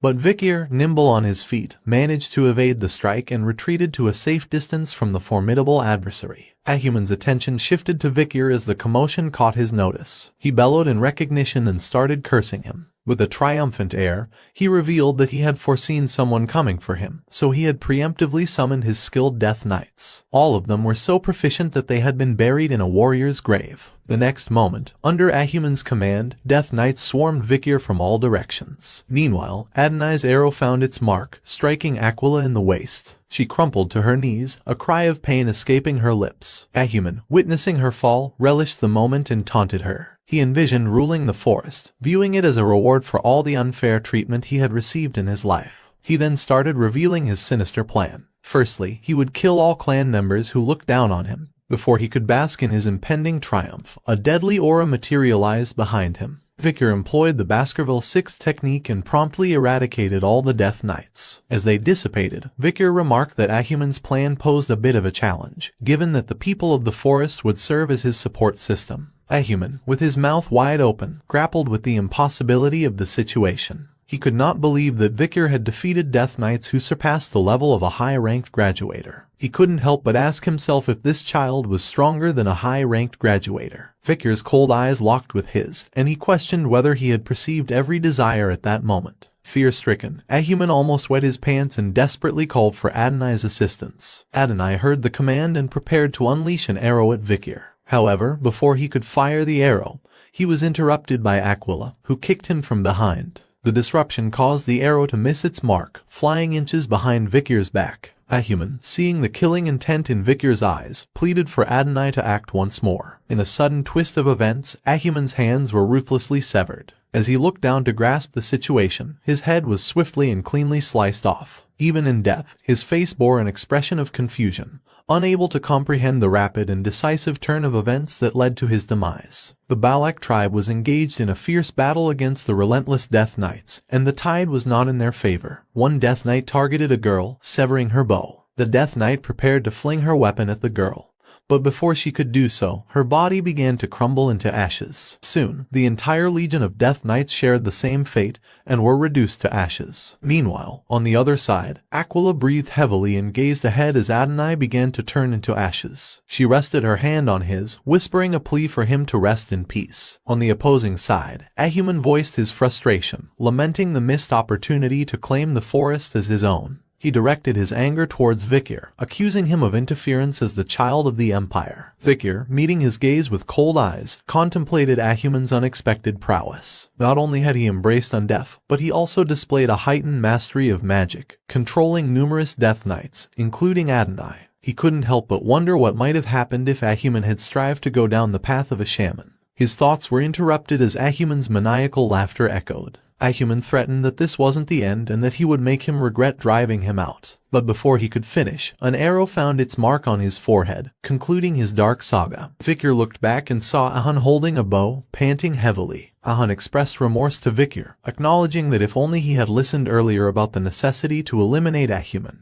Vikir reassured Ahun, stating that it wasn't his fault and commending him for doing well. With the main culprit finally dealt with, a collective sense of relief swept over everyone. Vikir proposed returning to the village, but upon their arrival, shock awaited them. The once thriving village lay in ruins, reduced to debris. Ayan exclaimed in disbelief, questioning what had happened. The matriarch, visibly shaken, recalled that those who hadn't joined the Iliad had stayed behind in the village. Ahul, with teary eyes, explained that the madam had arrived. Ayan, in shock, questioned if madam had really come here. Ahun rushed to his sister, anxiously inquiring about her well-being. Meanwhile, Vikir was perplexed and wondered why the monster, which had been passive until now, would unleash such destruction during their battle with Ahuman. Ahul pointed in a specific direction, recounting how smoke had emanated from grandfather's ceremonial tent before the madam's destructive arrival. Later, at the location, Vikir examined burned leaves, realizing that Ahuman had likely burned a plant that attracted insects. The revelation left him astonished at Ahuman's calculated preparations. In a fit of rage, Matriarch struck a boulder, cursing Ahuman. Her subordinate tried to calm her down as her injury was worsening.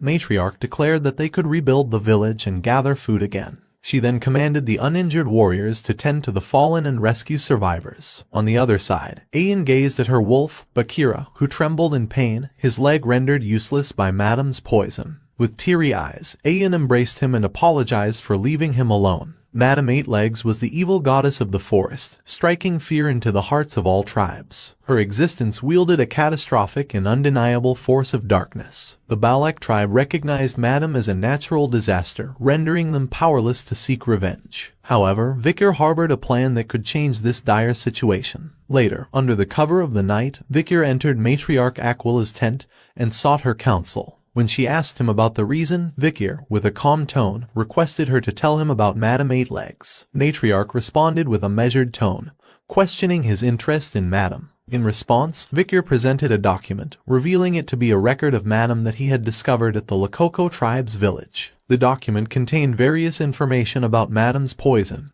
witness statements detailing its battles with other monsters, and even disclosed the location of Madame's hideout. However, Vikir expressed confusion, stating that after reading it, he couldn't discern why the forest tribes feared Madame and why they hadn't attempted to subjugate it together. Matriarch explained Balak's long-standing knowledge of Madame, passed down through generations. She recounted the battle of the archer god Adonai and the Madame, where Adonai had successfully pierced one of Madame's legs with an arrow. However, instead of victory, it marked the onset of despair. The destroyed leg regenerated and multiplied. The more they attempted to destroy it, the more the Madame's legs increased. The legs were the only thing they could damage, but they grew stronger the more they were destroyed. Not even Sir Adonai's arrows could penetrate Madame's resilient body, and everyone engaged in the battle fell victim to the creature's poisonous influence. Her own lingering injury from the poison on Adonai's arrow served as a testament to Madame's formidable strength. Aquila emphasized the Madame's status as the evil goddess, a creation born from the efforts of countless warriors in the forest. She warned Vikir against any plot to attack Madame, expressing a heartfelt desire not to lose any more of her family. Vikir, deep in thought, recognized that the chances of him winning against Aquila and Adonai were very low. However, if it was a strong monster, then things were different. Although Madame was a rare monster at the moment, in World of the Fall, where demonic monsters invaded the human world, he encountered creatures on par with Madame.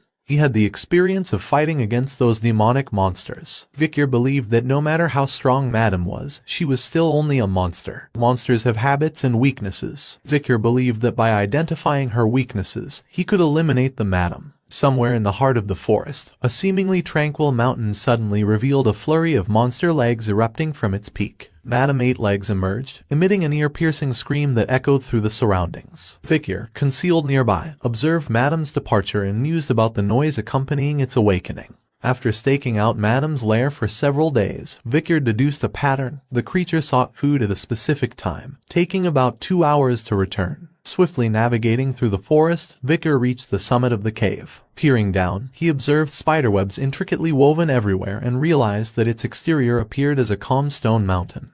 But it was actually empty inside. Utilizing Beelzebub, Vikir cut a rock and retrieved a spider web attached to it. Examining the web, he noted its rough cross-section, concluding that a graduator's mana would struggle to cut through it. Recognizing the potential, he decided to use the spider web for his descent. As he descended, he contemplated the cave's structure. The entrance was just large enough for Madame to squeeze through, but it gradually widened as he went deeper. Considering Madame's size, it became evident that the lair's dimensions were perfectly suited for the monstrous inhabitant. Descending further into the depths, he encountered a haunting sight: figures entwined in spider webs, victims of Madame Eight Legs. The macabre scene featured both humans and monsters, some untouched and decomposed. Vikir pondered whether Madame used them as examples or simply brought them here for amusement. Realizing the urgency of his mission, he pushed aside his fascination. He needed to investigate as much as possible before Madame's return. Amid his exploration, he stumbled upon eggs adhered to a wall. He plucked one and identified it as Madame's egg. Now he understood the source of the multitude of spider demons during the world's collapse. So, he decided to take the egg and analyze it. However, his discovery coincided with the sudden appearance of Madame Eight Legs atop the lair. She examined her lair intently, then departed moments later. Hidden behind webs, Vikir breathed a sigh of relief and wondered if Madame sensed an intruder through instinct. He realized that if he didn't possess Mashasu's sound-dampening skill, things might have gone bad. So, he decided to conclude his mission swiftly and return before the situation turned dangerous. In Balak's village, the air was filled with the sounds of construction as people diligently worked on rebuilding their homes. Amidst the bustling activity, a question echoed through the crowd, inquiring about news concerning Vikir. A response came from someone in the village, stating that Vikir had constructed his own lodging and hadn't emerged for several days. Another villager chimed in, sharing that they had seen Vikir heading to another tribe at dawn. However, a peculiar observation arose. A scent of burning lingered around Vikir's lodging, prompting curiosity about his activities. Despite the mystery, some villagers dismissed concerns, expressing confidence in Vikir's planning and strategic thinking. However, a serious issue surfaced. Vikir had not met with Commander Ayan. Standing outside Vikir's tent, Ayan called out to him and acknowledged that she had heard from her mother about his inquiry regarding Madame. She cautioned against attempting to fight the formidable monster, emphasizing that no warrior could defeat it. With teary eyes, Ayan revealed that Bakira had to amputate his leg and that he might not be able to run as before. If something were to happen to Vikir too, she expressed that she might not be able to bear it. Before Ayan could finish her plea, Vikir called out to her, inviting her inside his tent, mentioning that he had something important to share. Ayan entered Vikir's tent, greeted by the sight of numerous documents affixed to a board. Perplexed, she inquired about the contents. Vikir explained that the records were gathered from various tribes in the forest, detailing information about Madame. He conducted research on the web and skin obtained from the creature's lair, as well as the egg it had laid. Ayan, filled with worry, questioned whether he had entered Madame's cave. She expressed concern that he might be planning to confront Madame directly and offered to join him in the battle. However, Vikir pointed out her lingering injury from the encounter with Adonai, stating that she would only be a burden. With determination in his tone, Vikir revealed that he was going to leave the forest soon because he had something he must attend to. Thus, he needed to return to Baskerville. Ayan, crestfallen, acknowledged that she was already aware of his impending departure. Interrupting her sadness, Vikir reassured her that he intended to return here after finishing everything he needed to do. He disclosed his plan to safeguard the place he wanted to come back to. Having finalized his strategy for hunting Madame, Vikir vowed not to let what happened to Bakira befall him. Ayan, contemplating his audacious use of the word hunt for Madame, expressed her concern. She recalled the various challenges Vikir had faced in the past, from helping them during the poison incident to the complexities involving Ahuman. He had always faced problems that could not be solved and always brought them back. Ayan, with a smile, took Vickers' hand and said that the word he used made her expect things, so she asked if it would be alright for her to look forward to results too. Vickers spoke with a soft voice, acknowledging and assuring her that it was indeed alright to look forward to the outcome. As night fell and heavy rain poured, the sound of raindrops filled the forest. Amidst this, Vickers found himself confronting a giant salamander. The creature attacked, but Vickers effortlessly sliced its arm with Beelzebub. However, to his surprise, the severed limb regenerated in a few moments. Vickers realized that it was indeed true that if the salamander's head remained intact, it could continue to regenerate itself. Vickers declared that this was the last thing he needed to confront the madam. Fixing his opponent with a cold gaze, Vickers demanded the salamander to bestow upon him its ability. Now, the three abilities in Beelzebub were Burn Injury, Silent Heal, and Regeneration. Hound wiped the sweat from his face and declared that the construction of the house was complete. One friend was shocked by his unexpected skill in house building, while another asked if this house was for Vickers. Hound proudly explained that Vickers was like a brother to him, emphasizing that building a house for Vickers was a genuine act of brotherly duty. Laughter filled the air as the friends reminisced about Hound's initial disdain for Vickers. Hound dismissed the teasing, highlighting that thanks to Vickers, the village had finally returned to its original state. Eager to share the news, they headed to Vickers' tent, only to find it empty. One friend suggested he might be out. Hound was a bit disappointed as he wanted to see Vickers' touched expression. The second friend, skeptical, questioned whether the Vickers would ever show such an expression. Meanwhile, Ayan observed from a distance, fully aware that the anticipated day had arrived. She prayed to the god of the forest, seeking blessings for the great warrior who was about to come face to face with disaster. Vickers stood near Madam's lair, observing the dark clouds in the sky. He predicted that it was going to rain soon. Vickers was certain that Madam would be sleeping now, making it the ideal time to hunt her. He had already considered dozens of variables that could arise during the hunt, and had planned out methods to handle each situation. Now, it was time to set his plan into motion. Jumping into her lair, Vickers declared the commencement of the hunt. Meanwhile, Madame Eight Legs peacefully slept inside, completely unaware that her demise was swiftly approaching. Vickers swiftly reached her, employing Baskerville's sixth technique to sever one of her legs. Madame's peaceful slumber was shattered by pain, and she let out a scream. Vickers landed safely and observed that her leg had regenerated. As mentioned in Adonai's records, the severed leg had doubled. In retaliation, Madame attacked, and Vickers decided that now he could use Plan 1. He moved like lightning and began systematically cutting her legs. Another scream escaped Madame as she spewed poison in his direction. Vickers, quick on his feet, skillfully started dodging the poison clusters. However, he couldn't avoid them forever, and a single drop of poison landed on his arm.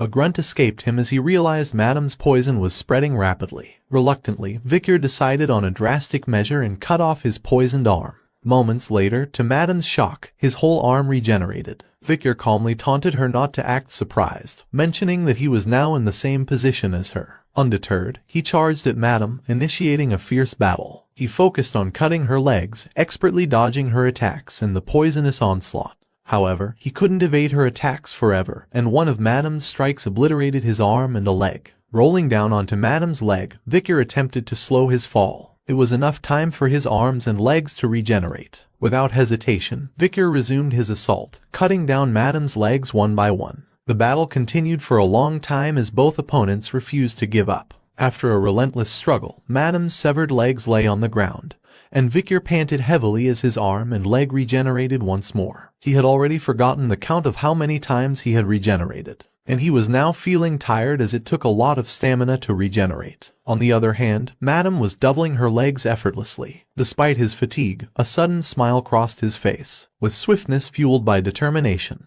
Vickers utilized spider webs for support and began ascending to the top of the lair. Madame noticed his actions and attempted to follow him, but she found herself unable to move upward. Vickers looked back at her with a sly smile and revealed that he knew he wouldn't be able to catch up to Madame. It was all part of his plan for Madame to double the number of her legs. He acknowledged that Madame's ability to duplicate her legs when they got cut seemed a godlike skill, but it could turn into a curse if she kept duplicating the same leg, as it becomes difficult to move. Madame retaliated with a web attack, but Vickers easily dodged it. He recalled that he already knew she would use her web when it came to this. Vickers, summoning Beelzebub, revealed that after observing her web, He had identified a critical weakness. A wide smile spread across Victor's face as he pointed out that while it resisted normal fire, it burned like wood when exposed to the purple hellfires from the underworld. And this place was filled with gas from all the corpses. He climbed onto the dead bear's corpse and mentioned that it seemed like the best condition for a fire to spread. With a sinister smile directed at Madame Eight Legs, Victor declared that she had stacked up too much karma because she was drunk on power. And now it was time for her to receive that karma. Victor thrust Beelzebub into the dead bear's head and ignited hellfire, causing a powerful explosion that reverberated through the lair. Some days ago, Victor stood at his study table, deep in thought. During his practical assessments, he encountered Cerberus, who had been chased from its territory, prompting a question to surface in his mind. He wondered why the tribe members went out of their way to chase away dangerous monsters from the La Rouge et La Noire mountain. But now he knew that the answer was because of expanding territories. The tribe members had been pushed away by Madame all the way to La Rouge et La Noire mountain. And knowing this, he finally understood Madame's hidden intentions. Madame had strategically employed the barbarians in the forest to drive away Cerberus and hellish monsters, distancing herself from her weakness, the dreaded hellfire. Victor had never expected that her very weakness was concealed right under his nose. With determination, he thrust Beelzebub into the bear's head and unleashed hellfire upon it. The flames spread, triggering a chain reaction that engulfed other bodies. The formidable Madame Eight Legs found itself shrouded in fire, prompting Victor to declare that it was time for her to take her trophies back. Victor, having exited the cave,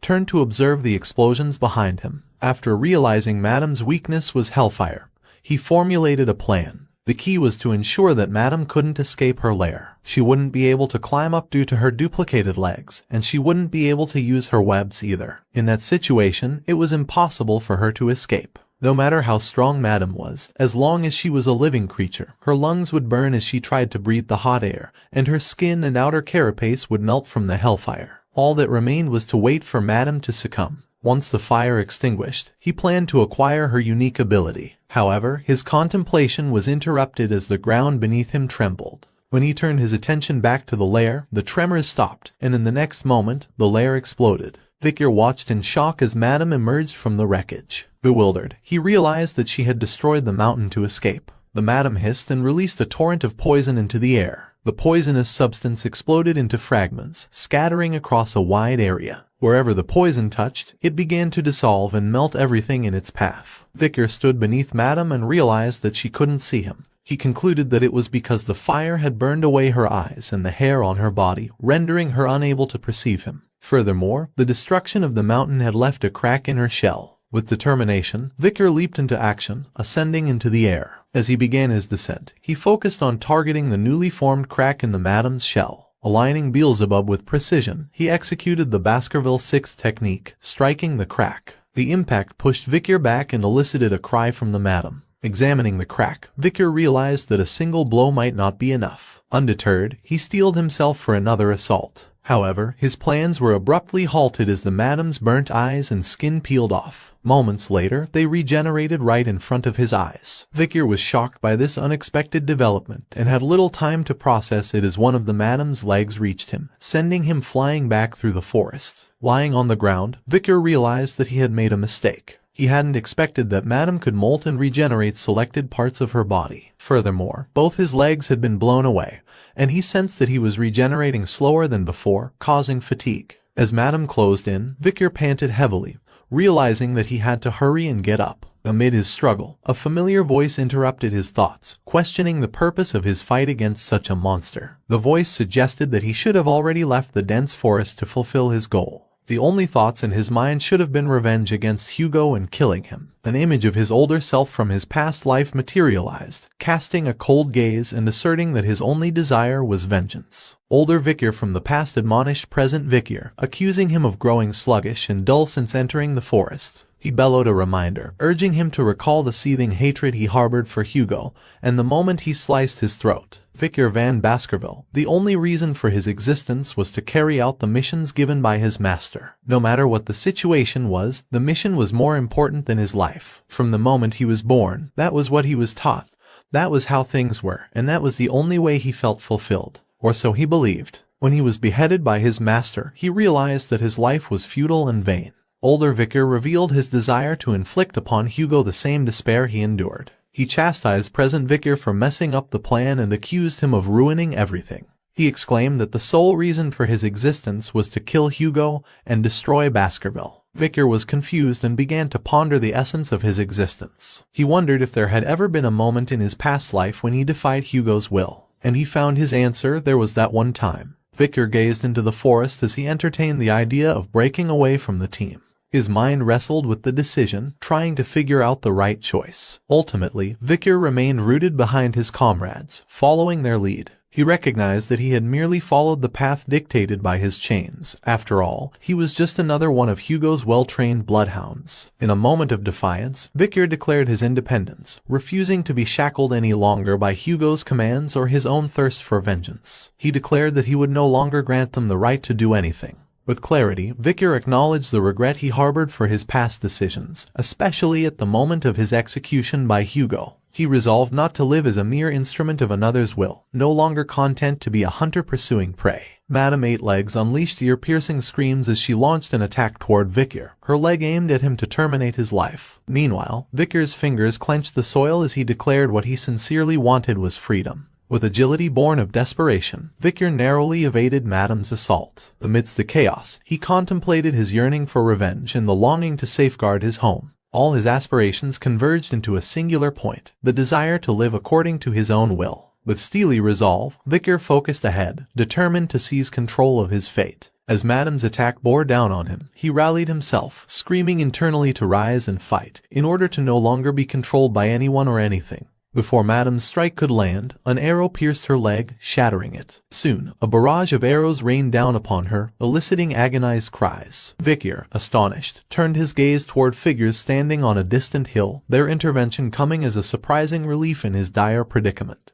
On the hill, Ayan and the matriarch stood armed with bows. Ayan's voice echoed fiercely as she defended her husband candidate from Madame Eight Legs' onslaught. Calling out to Vicar, she declared their alliance, ready to fight alongside him. Ayan's command resonated among the Balak warriors, rallying them to support Vicar in his struggle against Madame. The air buzzed with anticipation as they readied themselves for battle, united in their determination to aid the hero of the forest. As arrows continued to rain down on Madame, she hissed in frustration. Meanwhile, Vicar's legs regenerated, empowering him to climb onto Madame's back. Despite his exasperation at her disregard for his warnings, Vicar expressed gratitude to Ayan for her timely intervention, acknowledging that her actions had saved him. Pressing forward, Vicar attacked the cracked spot with Beelzebub. However, the resulting blast pushed him back, and he realized that it was not easy to destroy Madame's shell. Undeterred, Vicar refused to succumb to despair, resolving to persist in his efforts. With determination burning in his heart, he vowed to continue trying until he found a way to overcome the seemingly insurmountable obstacle. But before he could make his move, Madame went rampant and started stamping her legs on the ground, causing huge explosions. Balak warriors retreated to a safe distance, warning each other of the impending danger. But Ayan recognized the significance of Madame's actions and concluded that Vicar had successfully cornered her. She urged her comrades not to falter and to continue fighting.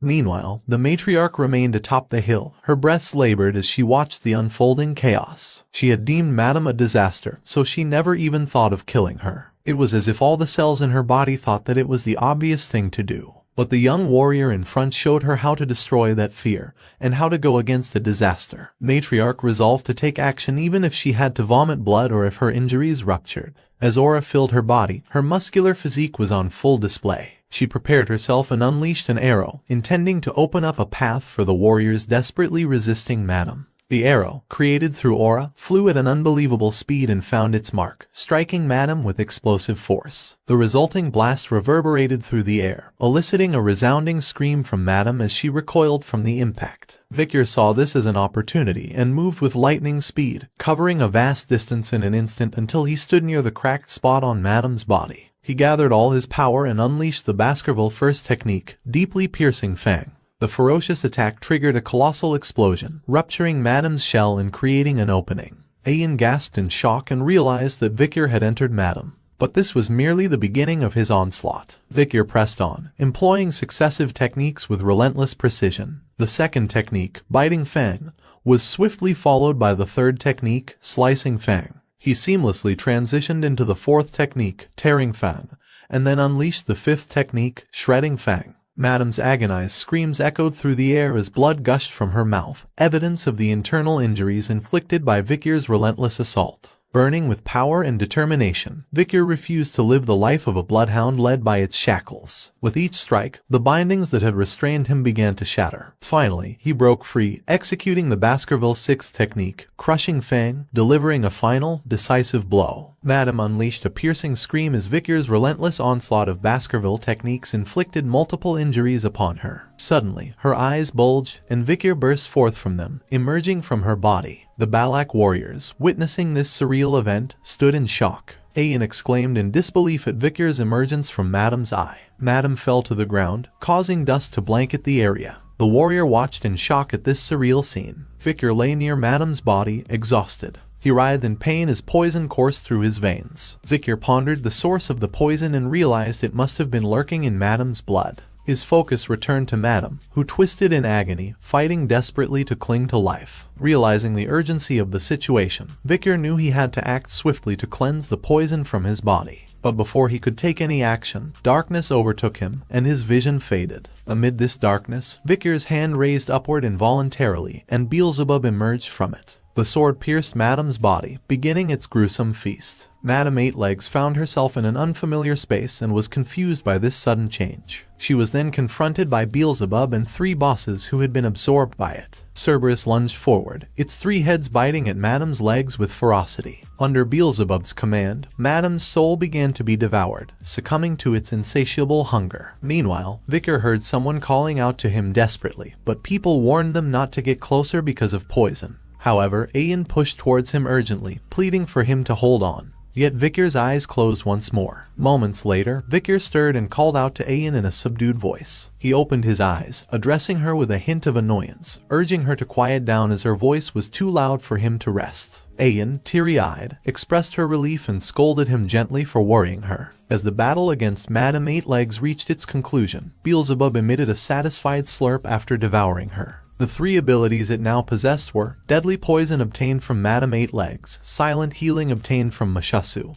and Regeneration obtained from the Swamp Marsh Salamander. Some days later, the Balak warriors lay sprawled on the ground, intoxicated from the festivities. The matriarch, along with another tribe's chief, sat atop Madame's head, raising their cups in a toast. Vikir sighed, observing the revelry around him. He couldn't help but wonder how many days had passed since the festival began. He found that these villagers certainly knew how to enjoy themselves. As Vikir approached Bakira, he was greeted with a cheerful expression. He inquired about Bakira's well-being and praised him for overpowering another wolf and finding his partner despite losing a leg. He reassured Bakira that he had avenged him and instructed him to rest now that justice had been served. Reflecting on his own growth, Vikir pondered the changes he had experienced since defeating Madame. Although unskilled, he was able to use the 7th technique. He wondered if this was due to the achievement effect he had obtained after killing Madame, or if it was due to his increased understanding of martial arts gained through the life or death experience. Despite acknowledging his progress, Vikir admitted that compared to Hugo's 7th technique, his own technique was still imperfect. It remained difficult to challenge Hugo, a skilled swordsman, head-on. Nonetheless, Vikir felt that he had grown significantly stronger compared to previous times. Breaking the garland around his neck with determination,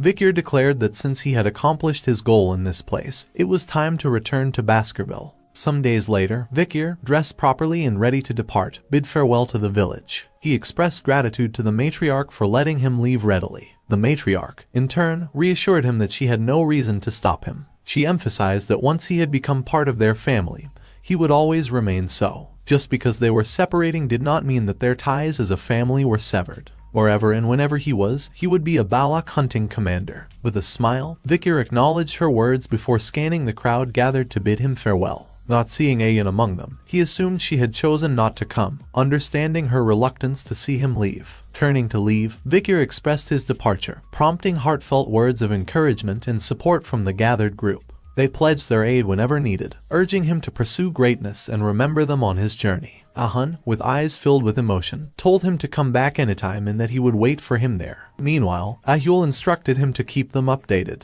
As he ventured into the forest, the voices of his companions echoed behind him, bidding him farewell and wishing him well on his heroic path. Vikir left the forest with a smile, but his steps faltered as he spotted someone standing ahead. Ayan stood before him, holding something in her hand. Ayan questioned if he was really leaving, to which he responded with silence. Ayan approached him and handed him something that she had been holding in her hands. Victor examined it but was puzzled about what this thing was. Ayan averted her gaze with a shy expression and explained that this was Anubis, the large bow once wielded by Adonai, which she had adjusted for him to use. Victor wondered if this was why he hadn't seen her for the last few days. Ayan then surprised him once more, placing a choker around his neck. Victor examined it and noted that the choker had a broken chain. Ayan explained that she had crafted it because he kept talking about bloodhounds during his collapse and subsequent sleep. She emphasized that he was not a bloodhound, since no matter what, a bloodhound wouldn't act like he does. She asserted that he was a wolf,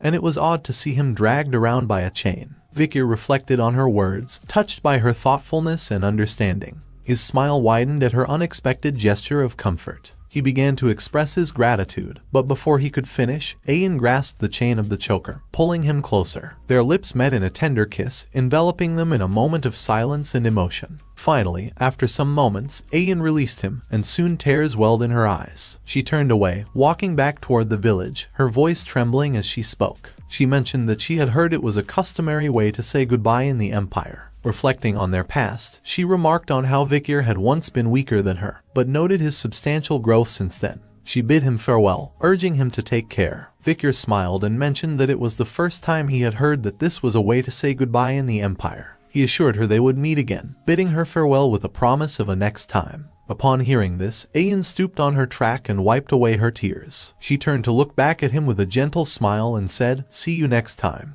Victor, having left the forest behind, arrived at a city. Standing at a vantage point, he gazed down at the familiar sight of Red All Castle, remarking on its unchanged appearance since his last visit. He saw the Morg clan's flag on the city wall and speculated that they were still here, likely continuing their ruby mining operations. This indicated their ongoing alliance with the Baskervilles. Just then, Camus Morg's image flickered in his thoughts, prompting him to wonder if she was still here. With a sigh, Victor anticipated the inevitable criticisms he might face upon encountering Camus. Resolving to confront the situation, he leaped down from the city wall, landing gracefully. Surveying his surroundings, he acknowledged the lateness of the hour and decided to seek refuge in an inn for the night. However, his attention was soon captivated by a towering gold statue. Intrigued, Victor questioned the origins of the statue, considering the substantial effort required for its construction and the need for approval from both influential families. He pondered whether Hugo had sanctioned its creation.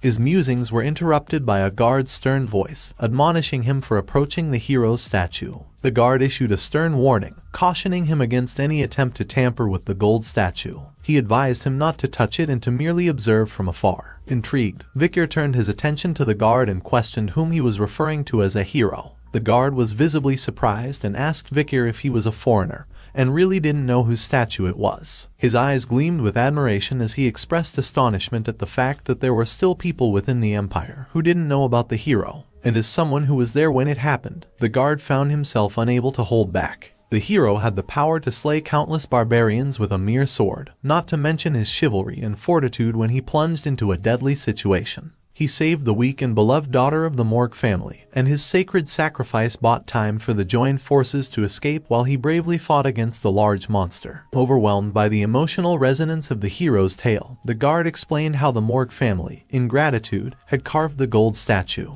A realization dawned upon Victor as he connected the dots, his thoughts racing. The guard, in his fervor, exclaimed the hero's name, Victor van Baskerville. Victor, caught off guard, concealed his reaction as a drop of sweat formed on his brow. His earlier suspicions about the story were confirmed, leaving him momentarily stunned by the revelation of his own identity. In a bustling bar elsewhere in the city, Morg's three flowers were indulged in liquor and reminisced about their encounters with Sir Victor. Hysis, reflecting on her initial impression of Victor, admitted to being captivated by him from the start, while Middleseas and Losis concurred, acknowledging his undeniable allure. Morg soldiers nearby chuckled at the sisters' infatuation, recognizing their admiration for the legendary figure. Losis confessed to being drawn to Victor's magnetic charm, expressing a desire to draw closer to him, but she found it challenging. Middleseas reminisced about their conversations with Victor when they first met, although the 3 months from the Baskerville family interfered. Hysus, in a moment of fervor, proclaimed Vikir as a source of rejuvenation, surpassing even the grandeur of the gold statue nearby.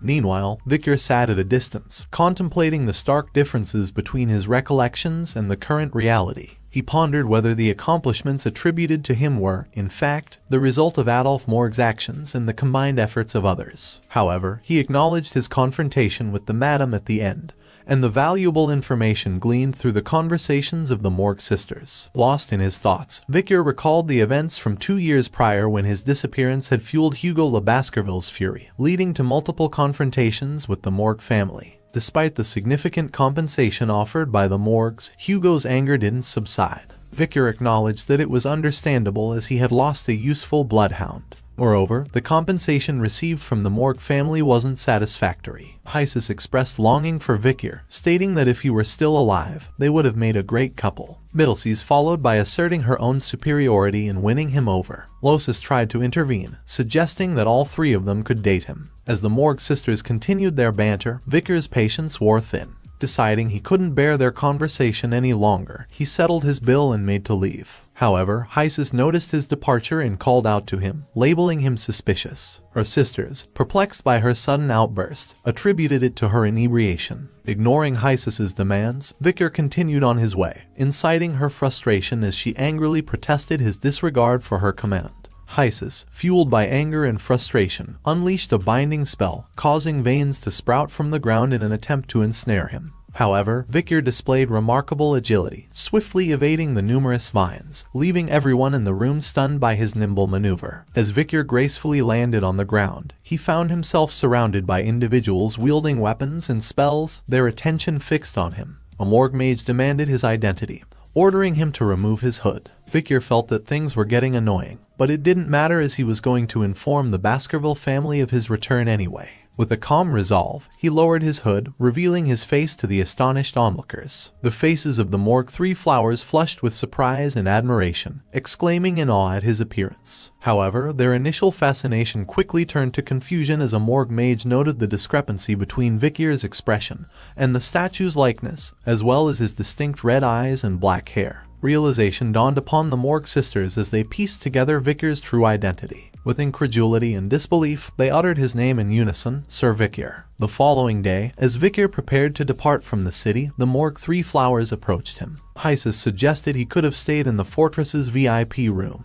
but Vikir brushed off the offer, citing the unnecessary expense. Losis expressed her belief in his survival, while Hysus teased that he had visited her first, quickly contested by Middleseas. Hysus then mentioned that, as per his request, they had sent valuable news through an owl. Vikir reminded them that he had only requested they contact the Baskerville family. However, Hysus defended their actions, insisting they thought it was good news. Vikir felt that the triplets were annoying and prepared to leave. Hysus expressed concern about his departure, offering to escort him. Vikir declined, stating they must have important tasks to attend to. Hysus countered, admitting they had no work and spent their time sleeping. Vikir, annoyed by their lack of responsibility, resolved to report their laziness upon his return. As Vikir prepared to depart, he couldn't help but inquire about Camus Morg's well-being, noticing her absence. Hysus relayed Camus's current status, explaining that she was deeply engrossed in closed-door training. She had suddenly withdrawn from Uncle Adolph's Hall of Light and then entered the Hall of Darkness. She was currently putting all her efforts into magic research. Vikir was taken aback upon hearing the mention of the Hall of Darkness. He recalled that before he regressed, Camus Morg had a bad relationship with Snake, the head of the Hall of Darkness. He wondered if this development was another consequence of the alterations he made to the future. Before leaving, Vikir instructed the triplets to inform Camus of his desire to see her, and advised her to leave the Hall of Darkness. The triplets were surprised to see that that was all he had to say, even though Vikir was in a relationship with Camus and was seeing her for the first time in 2 years. The news of the return of the hero of Red Owl Mountain spread rapidly throughout the Empire, eliciting various reactions from those who heard it. Chihuahua shed tears of happiness upon reading the letter, while Cindy Windy wore a smile. Adolf Morg remained stoic as he absorbed the information. In the Baskerville estate, an informant burst into the Patriarch's chamber, bearing urgent news. Hugo's fiery gaze burned with intensity as he interrogated the informant regarding the news' veracity. Before long, the word had spread like wildfire. Vikir van Baskerville had returned.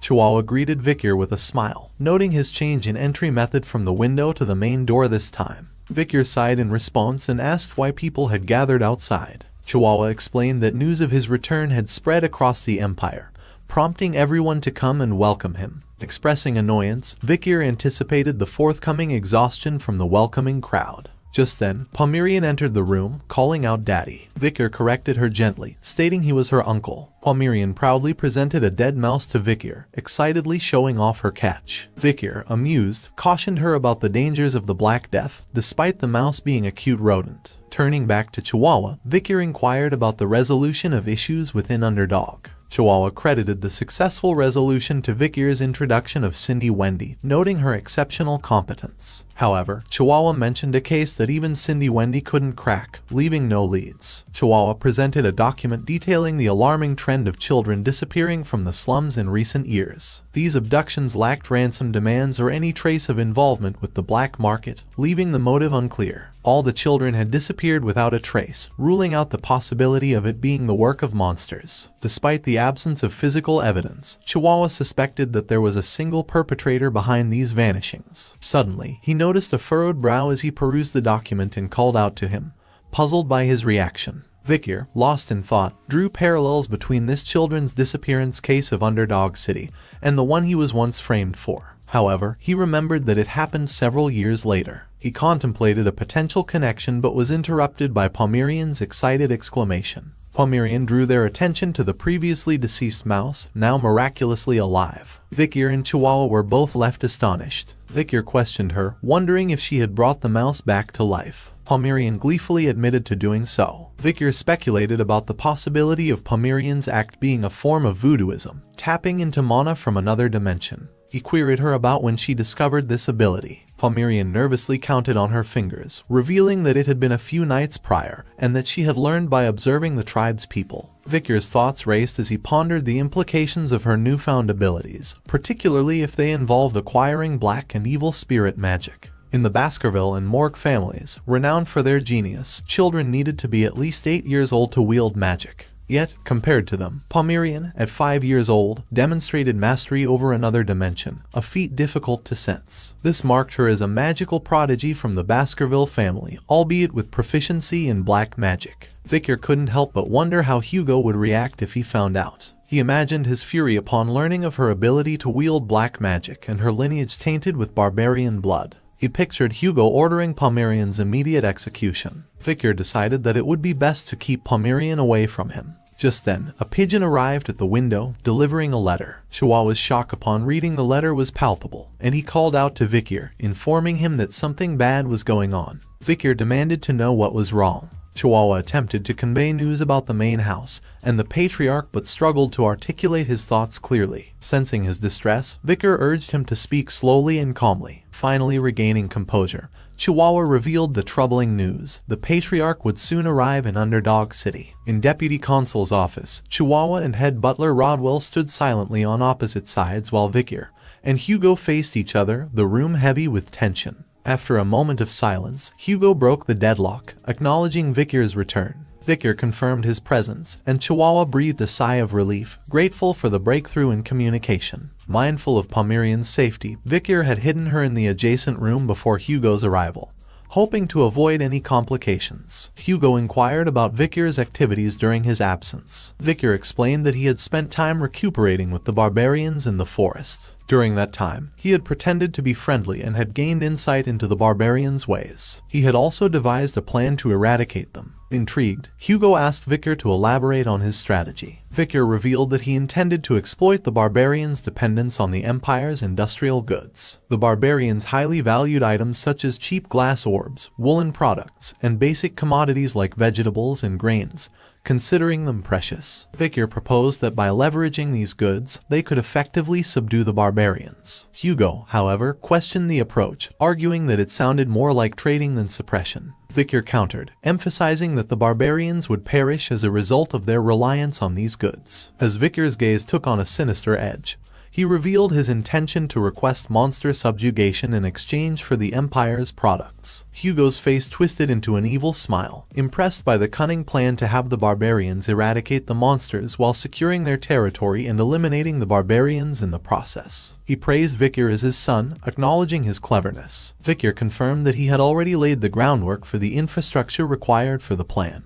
Hugo, satisfied, delegated the task to him, entrusting him with the responsibility. Chihuahua struggled to catch his breath and wondered if this was truly a conversation between a father and son who had reunited. Meanwhile, the head butler observed Hugo's rare smile with a mixture of astonishment and concern, reflecting on how unusual it was to see the patriarch smile after Vikir's disappearance 2 years prior. Vikir was determined not to let the Balak people suffer because of the Baskerville family. From Baskerville's perspective, it would seem like the natives are dying as they clear up the monsters, but in reality, they're just returning to the place where the madam was. By stopping the battle between the two of them, the Balak have time to increase their force. Hugo, who doesn't know about the madam's existence, would think that the natives will easily agree to this, without realizing that his enemy, the natives of the forest, are increasing their powers. Just then, Hugo spoke, and everyone's attention shifted to Hugo's teacup, which began to boil. The next moment, intense killing intent radiated from Hugo as he declared that they would not trade with the Lakoko tribe.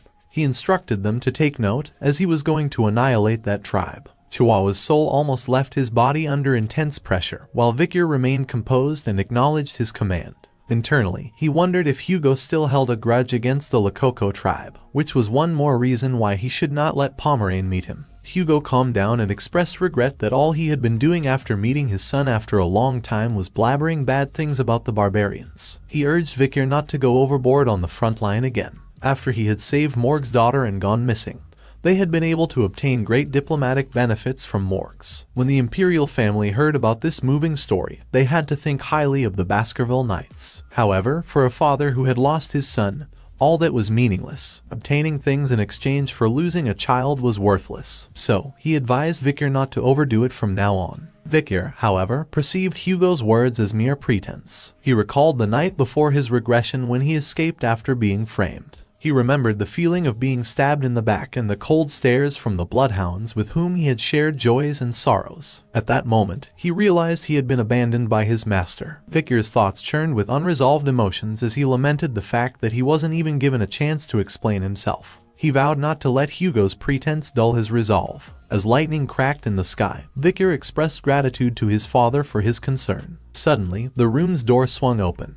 and a voice crying out for uncle entered everyone's ears. Both Chihuahua and Vikir were startled by this sudden appearance. Pomeranian, frightened by the thunder and rain, ran toward Vikir. She sought comfort from him, clinging to him and sobbing uncontrollably. Vikir was taken aback by her sudden arrival and realized the urgency of preventing Pomeranian from encountering Hugo. However, Vikir's shock deepened as he observed Hugo's reaction. Hugo looked at Pomeranian with a mixture of emotions as he recognized that face, his mind swirling with questions about her unexpected presence. Hugo Le Baskerville, the formidable master of the iron-blooded Baskerville family, renowned as one of the 7 families of the Great Rock Empire, had earned his reputation by driving barbarians far from the Empire's borders. He was the Empire's strongest sword saint, having slain hundreds of monsters. Once he made a decision, he never changed his mind, and he was known to be a man with iron blood. However, at this moment, Hugo's emotions began to fluctuate. Pomeranian clung to Vikir, sobbing and expressing fear of thunder. Hugo observed her face and hesitated, his composure shaken as he questioned whether she was Penelope. Pomeranian glanced at Hugo and began crying again, exclaiming about the frightening mustache. Vikir intervened, urging Hugo to calm down.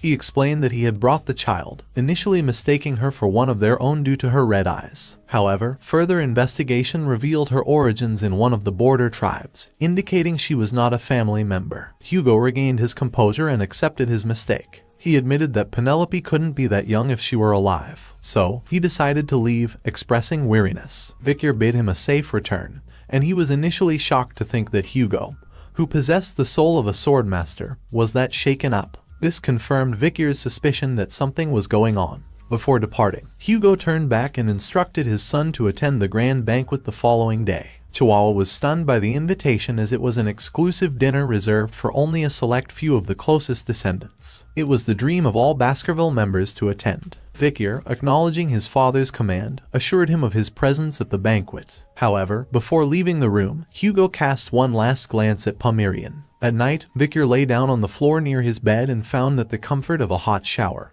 and a soft bed was so profound that he couldn't sleep. He wondered if this was the effect of living with the Balak warriors for 2 years. His body seemed reluctant to adjust to the luxury. Reflecting on Hugo's unexpected reaction earlier, Victor contemplated whether to report Pomerian's presence and the pendant to his father. He resolved to wait until after the grand banquet to assess Hugo's state of mind. Pomerian could potentially become a powerful trump card against Hugo, but he was determined to shield her from harm. Suddenly, a gust of wind swept through the room, stirring the curtains, and an assassin stealthily entered. Despite the absence of sound, Victor remained alert, sensing the intruder's presence. The assassin closed in on the bed, preparing to strike, but froze in shock as Victor's voice echoed in her ears, mentioning that it hadn't even been a day, yet information of his arrival had spread fast. Victor swiftly leaped up and used the bed as support to launch a kick at the assassin. Although she managed to dodge the fatal hit, the kick struck her hand, causing her weapon to fly from her grasp.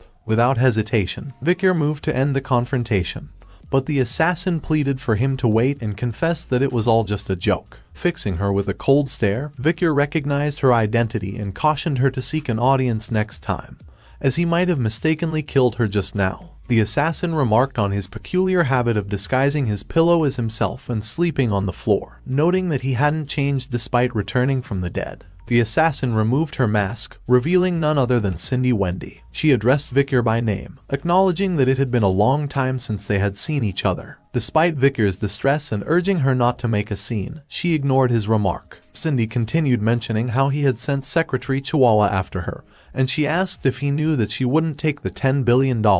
Victor mentioned that he had taken her ability to generate wealth for capitalists, build trust, and ultimately squander it all in his decision-making. Cindy Wendy expressed that his remark was rude and asserted that as a financial planner who solely received commissions, she claimed credit for preventing Judy from losing the $10 billion he had given her. Victor clarified that he had assigned bodyguards to Judy to safeguard the funds, including a finance expert tasked with handling potential issues. Cindy expressed disbelief, noting that the bodyguards never interfered with her. Victor explained that he had instructed them not to approach her, leaving Cindy stunned by the revelation. It made her realize that she had been dancing in the palm of his hand from the beginning. Victor redirected the conversation, inquiring about the requested information. Cindy then took out some disorganized documents containing the desired data. Victor glanced at the documents with disbelief and noticed that her personality had changed a bit since 2 years ago. He advised her to submit documents in a folder next time. Keeping his promise, he granted her participation in the trade with the natives. Cindy smiled and agreed to address him as boss from now on.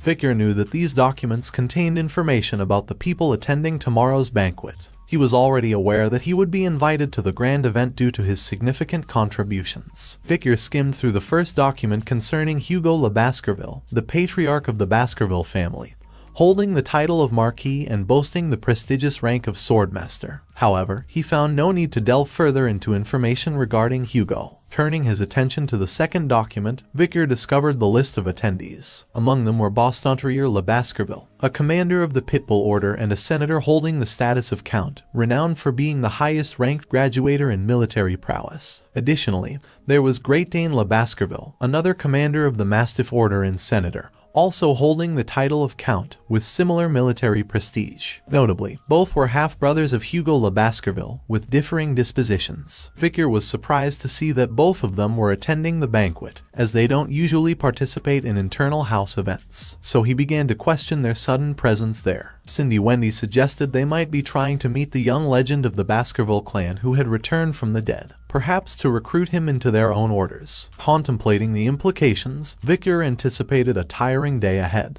He perused the next document detailing Osiris Le Baskerville's attendance. Osiris held the rank of Viscount and was Hugo's eldest son, positioned as the first in line for succession. Cindy Wendy remarked on Osiris's striking resemblance to Hugo, noting his exceptional swordsmanship, which rivaled that of the 7 counts. She also mentioned his imminent elevation to the rank of swordmaster. Reflecting on his past observations of Osiris, Vikir recalled him as aloof and distant, showing little regard even for his own subordinates, let alone his younger siblings of the direct bloodline. Cindy Wendy speculated that excluding Patriarch and 7 counts, Osiris was strongest within the Baskerville clan. She questioned Vikir whether it was true and who was stronger between him and Osiris. Vikir brushed off the inquiry, warning against attempting to gauge their combat abilities. Moving on to the next document, Vikir expressed surprise at the inclusion of Settle Baskerville, who was reportedly undergoing isolation training. Settle held the rank of Shadow Count and was Hugo's second son, positioned as second in line for succession. Vikir pondered on Settle Baskerville, noting his lack of talent in swordsmanship compared to his older brother, and that he was rather weak from a young age. Set's personality differed from other Baskervilles. He was gentle and kind. When he was younger, he was persecuted by Hugo for his weakness. Vikir recalled the time when the bloodhounds, who were dying and thought of as trash, Set was the only one who cried for them. He was the only person Vikir respected in the Baskerville family. As he examined the next documents, Vikir slammed them down on the table, surprising Cindy Wendy. She questioned why he was only briefly looking at them when she had invested effort into investigating. Vikir responded cryptically, mentioning that he knew the individuals mentioned very well. A sly smile covered Vikir's face as he anticipated the intriguing events that would unfold at tomorrow's grand banquet. Vikir arrived outside the banquet hall, pausing for a moment before pushing open the door. Inside, he found all the participants already seated at the dining table. Asserting his presence, Vikir announced himself as Vikir van Baskerville, attending the grand banquet as per the Patriarch's orders. All eyes turned towards him as he spoke. After a brief acknowledgement, Vikir bowed and expressed gratitude for the invitation. Hugo, with his luminous gaze, welcomed him and invited him to take a seat. As the banquet commenced, the guests began partaking in their meals, enveloping the room in silence. The tranquility was broken by the commander of the Pitbull Order, Boston Terrier Le Baskerville, who cleared his throat and remarked on the undercooked meat. In response, Hugo inquired if the meat didn't meet his taste. Boston Terrier clarified that he wasn't referring to his own meal but rather to the meat on the neighboring plate. The commander of the Mastiff Order, Great Dane Le Baskerville, appearing puzzled, questioned if there was an issue. Boston Terrier reassured him that there wasn't, explaining that he was simply pointing out the undercooked state of the meat. He found it concerning for his lovable nephew to eat undercooked meat. Great Dane acknowledged Vikir's lovable nature, asserting his role as his uncle and expressing a desire for him to tread the right path. Boston Terrier questioned why being placed in the Mastiff Order was deemed right for Vikir. Great Dane suggested it was a better fit than the Pitbull Order, which he deemed slow and foolish. Meanwhile, Vikir pondered if both of them had come here to recruit him. The Pitbull Order and the Mastiff Order were part of the 7 orders that represented Baskerville. If it was before his regression, he would have liked it as it was a great offer that guaranteed success. But right now the situation had changed. He views them simply as mutts. As Hugo raised his wine glass, the head butler poured the wine, mentioning that Patriarch was in a good mood considering his usually silent and aloof younger brothers were now showing affection to the young master. Vikir observed the situation, noting that the head butler always interprets things positively, while Hugo finds it amusing when his brothers fight. Boston Terrier turned to Vikir, inquiring about his exploits in the La Rougette La Noire Mountains over the past 2 years. He sought tales of battles with barbarians and monsters, eager to hear his experiences. Great Dane echoed the sentiment, expressing concern for his safety in the perilous forest but also curiosity about his nephew's growth. Hugo intervened, reminding his brothers to let Vikir eat in peace before bombarding him with questions. Great Dane and Boston Terrier both insisted on questioning Hugo about Vikir's growth. However, they recoiled in fear when Hugo sharply ordered them to stop. Standing up, Hugo adopted a cold tone,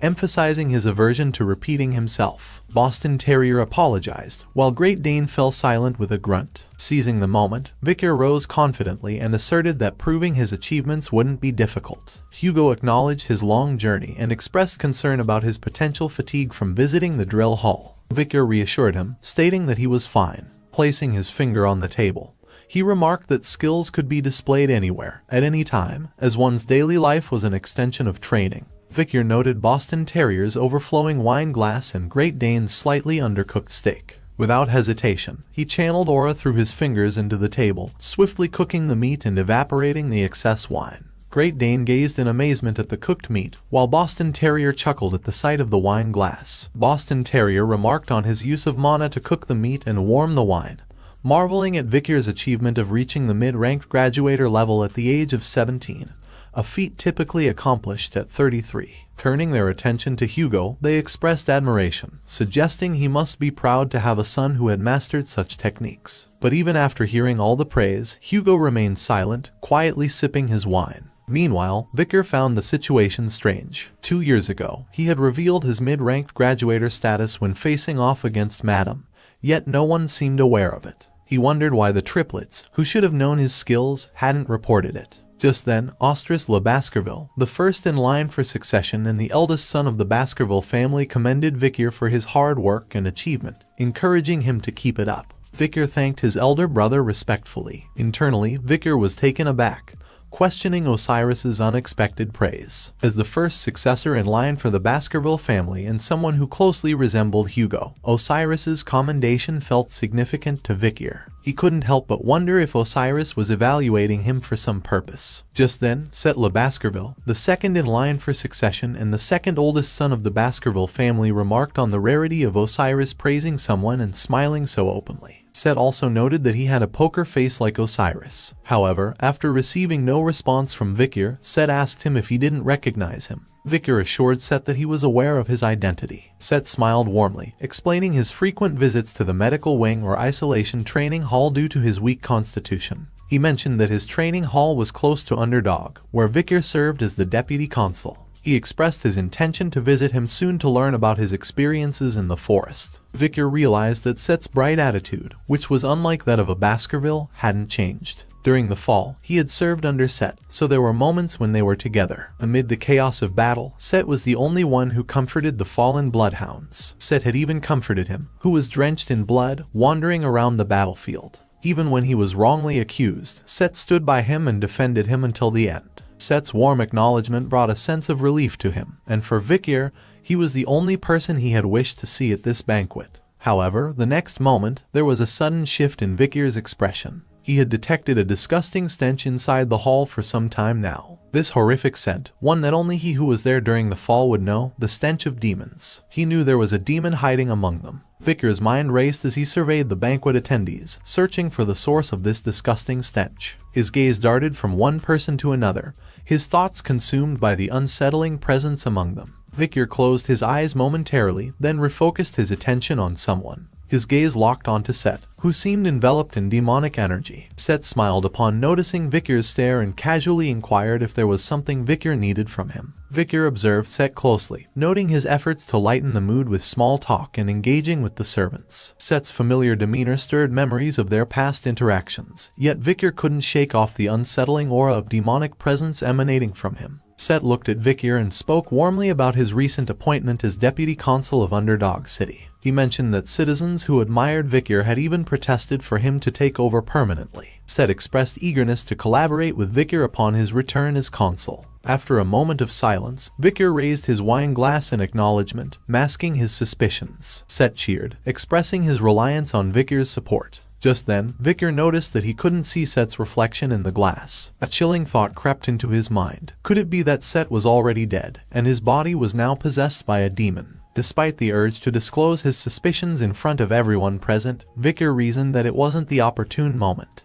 If he did so, he would be asked to provide proper evidence. Therefore, he resolved to gather evidence before taking any action. Set, maintaining his smile, queried Vicar about which order he was going to join. Meanwhile, Vicar was trying his best to endure the suffocating smell. Set continued and reminisced about his admiration for the Doberman Order's uniform during his youth. But just then, Ostris interrupted and urged him to focus on finishing his meal rather than indulging in idle chatter. Set was taken aback by Ostris' sudden intervention and looked at him in confusion. On the other hand, Vicar felt grateful for the interruption and silently thanked Ostris for freeing him from the unsettling smell. Hugo then directed the conversation towards Vicar, inquiring about his satisfaction with the meal and inviting him to the main house for a discussion. Though surprised by the abrupt invitation, Vicar agreed to comply. After dinner, Vicar strolled beneath the moonlight, releasing a sigh of relief. He reflected on the arduous 5-hour dinner spent with the peculiar company. He also recalled that the official papers for academy entrance had arrived, so he guessed that it might be the reason behind Hugo's invitation. Suddenly, a shadowy figure materialized behind Victor atop the castle wall, launching a surprise attack from behind. Victor recognized the assailant's technique as the Baskerville 6 technique and wondered if he should overpower the attack. After some thought, he concluded that since his revealed skill level was at a mid-grade level, he should not display power beyond that. Utilizing the Baskerville 4th technique, Victor intercepted the attack, intending to absorb the remaining force with the River Styx's blessing and his own aura. However, to his astonishment, his counterattack overwhelmed and dispersed the incoming assault, surprising even himself. Boston Terrier chuckled, impressed by Victor's resilience despite the two-tier difference in their techniques. As he leaped down from the castle wall, he commended Victor's growth and turned to Dane, questioning whether he agreed. In response, Great Dane emerged behind Victor, rebuking Terrier for swinging his sword in the main house. He condemned the act as barbaric and warned Terrier of the consequences, remarking that if Hugo knew about this, then at the very least he would be on probation for several months. Boston Terrier defended his actions as an expression of uncle-like concern for his nephew's safety, insisting that he adjusted the attack to ensure Victor remained unharmed.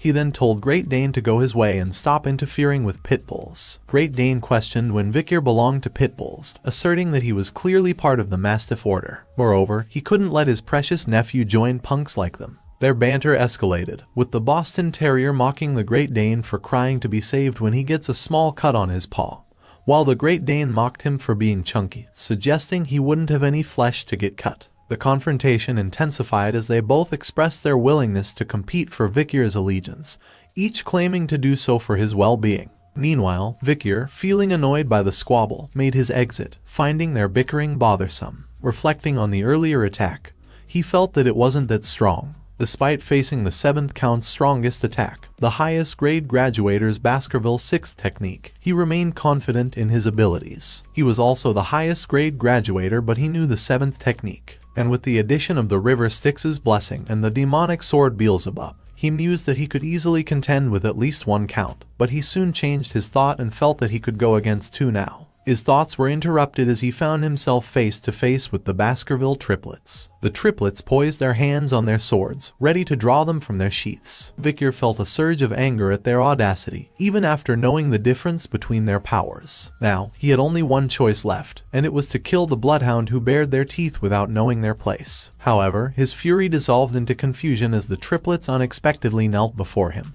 placing the tips of their swords at their feet. Victor recognized the gesture as the pledge, a position of vulnerability where a single press could result in the sword piercing their own foot, a symbolic act of placing their lives in another's hands. Perplexed by their actions, Victor questioned their intentions. In unison, the triplets expressed their desire to repay a debt. Highborough recounted his fear of Victor after an attack when he was 9. Middleborough acknowledged Victor's prowess during the hunt for Cerberus, and Lowborough admired Victor's feat in slaying the troll. The Baskerville triplets recounted their admiration for Victor when he went against the giant forest monster. That day, after they barely escaped with their lives, the three of them decided that they would become the 3 spears of Victor Van Baskerville from that day onwards. They pleaded with Victor to become their master, whom they, the Bloodhounds, would serve forever. Victor recalled that before his regression, these 3 had captured him when he had run away after being framed. The triplets were also known as Hugo's 3 Spears, and Victor knew they were merely bloodhounds carrying out their orders. Despite this knowledge, his feelings hadn't dissipated. Walking past them, Victor stated that he didn't need things like pledges, and since he was tired, he decided to postpone this for the next time. Secretly, he resolved to exploit their loyalty to his advantage. Before departing, Victor emphasized the necessity of discretion regarding their association and future plans, to which the triplets eagerly agreed, their faces lighting up with smiles of anticipation. Victor's mind raced as he pondered Set's body being taken over by demons, a variable he hadn't anticipated. He resolved to ask Cindy Wendy to swiftly investigate the matter, determined to eliminate the demon no matter the cost. However, before he could proceed with his plan, there was a pressing matter he needed to address. In Hugo's office, the head butler's face was drenched in cold sweat, his expression one of shock and apprehension. Hugo's voice cut through the tense atmosphere, icy and demanding, as he questioned Victor to repeat his words. Maintaining his composure, Victor calmly mentioned the late Miss Roxana, Hugo's first wife, and the daughter born from Hugo and Roxana. Victor sought information about their daughter, Penelope. Hugo's anger flared at the mention of Penelope's name, demanding to know how Victor was aware of her existence. Unfazed by Hugo's reaction, Victor remained composed, recognizing that this was just the opening act of his revenge. A few minutes ago, in the Patriarch's office, Hugo handed Victor a document and conveyed that they had received a notice from the Academy,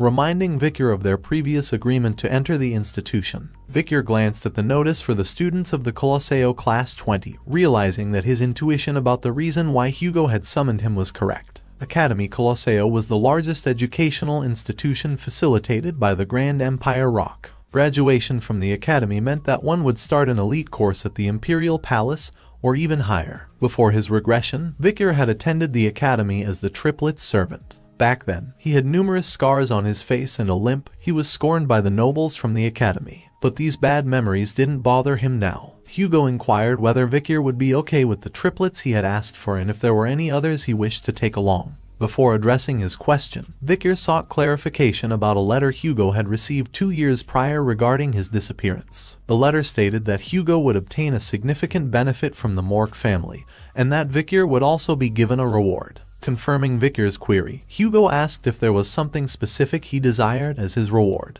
Instead of a material request, Victor expressed a wish for Hugo to share a story with him. Hugo was puzzled by the request and inquired about the nature of the story. However, Victor took it as if he had been granted permission to ask. After a moment of silence, Victor expressed his desire to learn about Miss Roxana and Miss Penelope. The head butler reacted with shock, while Hugo, in a solemn tone, questioned Victor's words, demanding clarification. Victor reiterated, referring to Miss Roxana as Hugo's late first wife and inquiring about their daughter, Miss Penelope. Hugo clenched his fists, his anger evident as he demanded to know how Victor knew those names. Despite Hugo's rising anger, Victor remained composed, insisting that he needed Hugo's answer before explaining his reasons. He assured Hugo that his inquiry wasn't driven by mere curiosity, and requested his trust. Though still enraged, Hugo struggled to contain his emotions, emitting a frustrated grunt as he fell silent. Victor knew that he needed to understand Hugo's thoughts about his first wife, whom he married through an arranged marriage,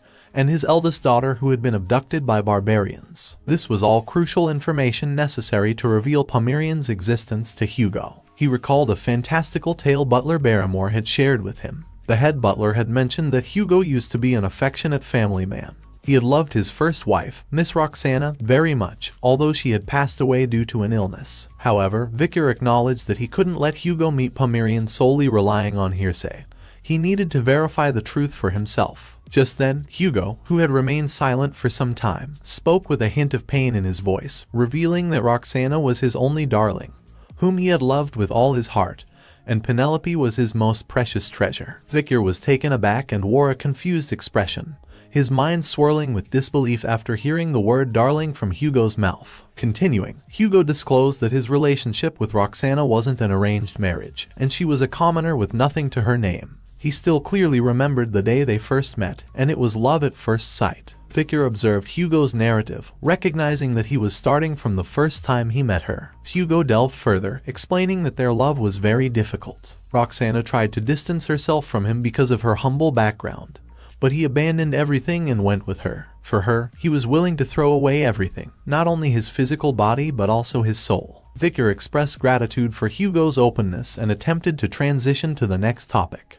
However, lost in his memories, Hugo continued his tale. He recounted how their love was tested when the Baskerville family sent pursuers to capture them while they were on the run. For the sake of protecting her, Hugo fought with his life and navigated the thorny path where their love was not blessed by anyone. Despite the trials, they persevered, fueled by their mutual love for each other. Eventually, they overcame familial objections and got married, marking the beginning of their challenging yet enduring journey together. Through their love, Penelope was born. He wanted to protect this happiness that he had obtained through struggle. However, Roxana's health rapidly declined after giving birth, and she passed away, leaving young Penelope behind. Thankfully, Penelope grew up to be a bright and charming child. She inherited her father's astute mentality and Roxana's loving heart, receiving affection from the entire Baskerville family. Hugo's expression shifted to anger as he recalled Penelope's abduction by the Lakoko tribe while she was out for a walk. To this day, he still couldn't figure out how those barbarians had entered the middle of Baskerville territory and kidnapped his daughter without a trace. Victor pieced together Hugo's motivations, understanding that Hugo used Penelope's disappearance as justification to expand the Empire's reach, seeking both to locate her and subdue the barbarians. Hugo must have felt that doing this alone was difficult, so he increased the number of his wives through arranged marriages and started to mass-produce offspring. Decades later, although stationed at the border, he created a powerful family that no one could look down on. That was how the Ironblood Baskerville family was born. To everyone, it would seem like Hugo's cold-bloodedness to restore the family and the Empire's glory. But behind his calculated actions lay the pain of losing the family he cherished dearly. However, Victor remained unmoved by Hugo's tragic backstory. He recognized that all villains had tragic pasts, but the evil deeds they committed are all that remain.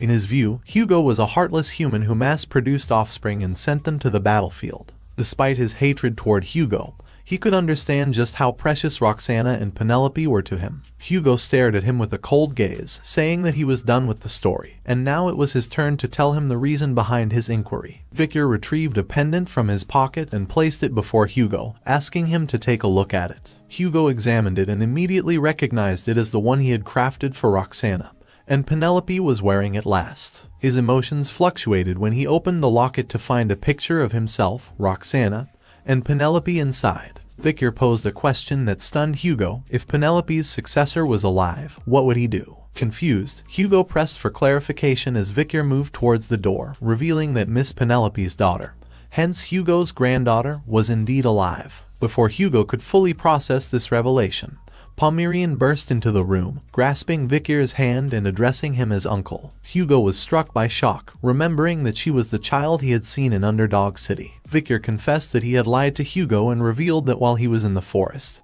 he had encountered a child in the Lakoko tribe's territory. The child referred to the person who gave her the pendant as Mommy. Shocked, Hugo looked at the picture and the pendant and then at Pomeranian, his hand trembling with emotion. Victor observed Hugo's reaction and wished him to be confused. Pomeranian was a child whose blood was mixed with someone Hugo loved and something he despised. Victor wondered if Hugo would be able to keep his composure in front of Pomeranian. As Hugo approached Pomeranian, his demeanor turned cold, and he questioned if this meant that she was born from his daughter and a barbarian. Victor gazed at Hugo trembling and confirmed his suspicions. As Hugo reached out towards Pomeranian with his trembling hands, Victor wished for him to be shaken with rage and despair. Once Hugo became so ruined, his revenge would begin. The next day, laughter echoed through the garden, catching the attention of Victor, Ostris, and the head butler. They stood side by side, their gaze fixed on the source of the laughter. In front of them sat Pomeranian, comfortably nestled on Hugo's lap. As she innocently played with his beard, Hugo chuckled heartily, amused by her antics, and asked if his beard was that interesting to her. Pomeranian, with childlike honesty, remarked that Grandpapa's beard was dirty. Surprised by Pomeranian's address, Hugo questioned if she had just called him Grandpa, his eyes shimmering with happiness. Ostris expressed astonishment, admitting that even though he hadn't lived for a long time, this was the most surprising moment of his existence. The head butler echoed Ostris's sentiment and admitted that even though he had lived for a long time, this was the most surprising moment for him. Meanwhile, Victor watched in silence, his eyes wide open with wonder at the scene unfolding before him. This wasn't the Hugo he knew or remembered. The image of Hugo he held in his mind crumbled into pieces. Tears of joy welled up in Hugo's eyes as he embraced the realization of his new role as a grandfather. Unable to reconcile Hugo's emotional outpouring with his perception of the stoic patriarch, Victor lowered his gaze, his face contorted with a mixture of anger and confusion. Victor couldn't help but question why Hugo Le Baskerville had that expression on his face. Victor Van Baskerville, 15 years old after regressing, found himself pondering a daunting question as he stood before Hugo. Could he assassinate him? Yet, the resolute answer that surfaced within him was impossible. When one reaches the level of Swordmaster, their mind becomes unwavering, making it nearly impossible to find an opening even in Hugo's everyday life. Resigned to this reality, Victor abandoned the notion of assassinating Hugo, and, after many years, stumbled upon Pomeranian. As the daughter of Penelope, whom Hugo cherished deeply, the mere thought of meeting Pomeranian stirred a wave of emotions within him, knowing it could potentially affect the Swordmaster. With refined swordsmanship, the assistance of Beelzebub, and the Madame's poison, the possibility of assassinating Hugo grew with each passing day. and today was meant to be the pivotal moment for Hugo's demise. However, as Victor gazed upon Hugo's face, aglow with joy, confusion seized him. Why was Hugo laughing as though he were happy? He couldn't fathom it. Why was Hugo not bewildered? Yesterday, when he revealed Pomerian's identity, Hugo approached her and extended his hand toward her while asking Victor if she was truly Penelope's child.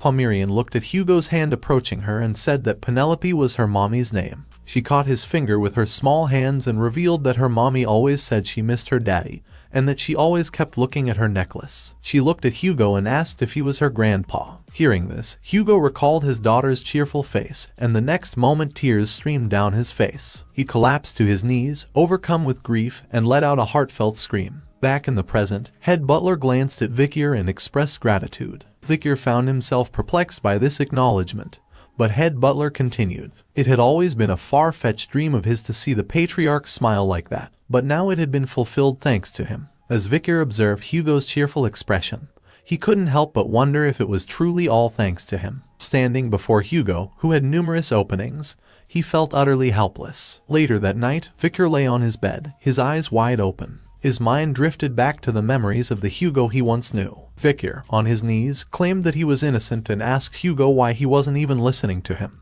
He asked if Hugo was really going to put the blame for Baskerville's sins on him. However, Hugo remained indifferent and stated that he didn't want to listen to a sinner. He accused him of not only communicating with demons in secret but even going as far as kidnapping innocent children and offering them to demons. Victor tried to deny these accusations, but a swift stroke of Hugo's sword ultimately silenced him by severing his tongue. With a cold gaze, Hugo admonished him, forbidding him to speak with his filthy tongue, branding him as nothing more than trash. Victor's mind swirled with conflicting emotions as he recalled Hugo as the man who had condemned him to a life of sin and ultimately executed him. Yet, he found himself hesitating to exact revenge. Just then, Cindy Wendy entered the room through the window, commenting that it was rare to see such a lethargic expression on his face. She then questioned why he was lying in bed when he was the one who had called her. Victor remained silent for a moment and then asked why she had come here. Cindy Wendy slammed documents on his face and remarked that she had brought the results of her investigation into Setla Baskerville. She detailed her findings. Setla Baskerville had sponsored numerous orphanages under a fake identity, assuming responsibility for the adoption process. However, there was no information available regarding the individuals who adopted the children,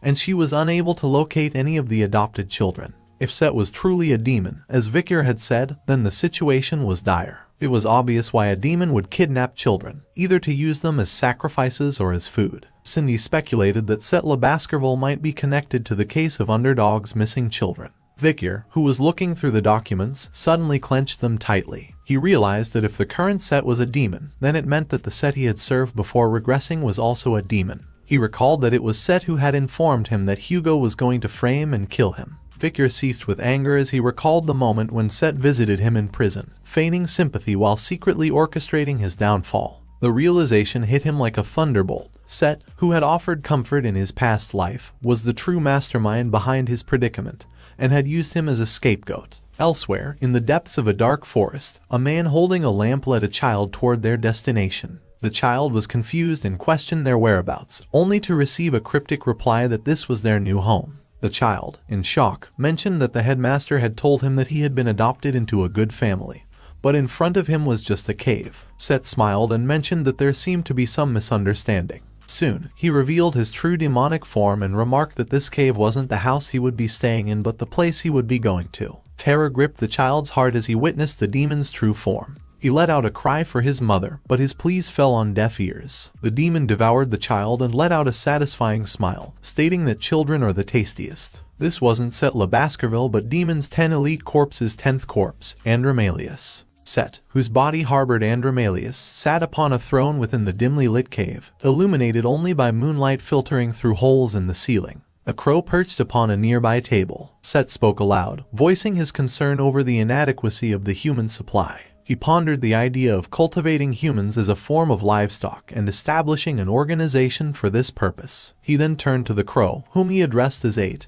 and asked for his opinion. 8 was one of Demon's 10 elite corpses, known as 8 corpses, and he expressed his dissatisfaction with the idea. He cautioned against escalating matters and raising the risk of humans discovering their existence. Additionally, 8 noted Set's apparent preference for consuming children and warned against leaving any traces that might attract the keen senses of Baskerville's hounds. But Set dismissed the concerns, assuring him that he had laid traps to prevent intrusion into the cave. However, he acknowledged that at this rate, in order to gather enough magic power to open the gate, he would need to suck human blood for 12.5 more years. 8 persisted and advised Set to avoid drawing undue attention from humans. He then changed the topic and inquired about any developments within Baskerville. Set assured 8 that all was well on his end and reminded him to take care of the morgues. 8 assured that he would do his part, and now they, the 10 elite corpses, just need to focus on opening gates that will lead to downfall, since they were the bridges between the human and demonic realms. After 8 departed, Set remained in the cave, brooding over the internal affairs of Baskerville. He hadn't mentioned to 8 how Hugo had become an idiot for his granddaughter. He knew that to weaken the Baskervilles, who posed a threat to their plan,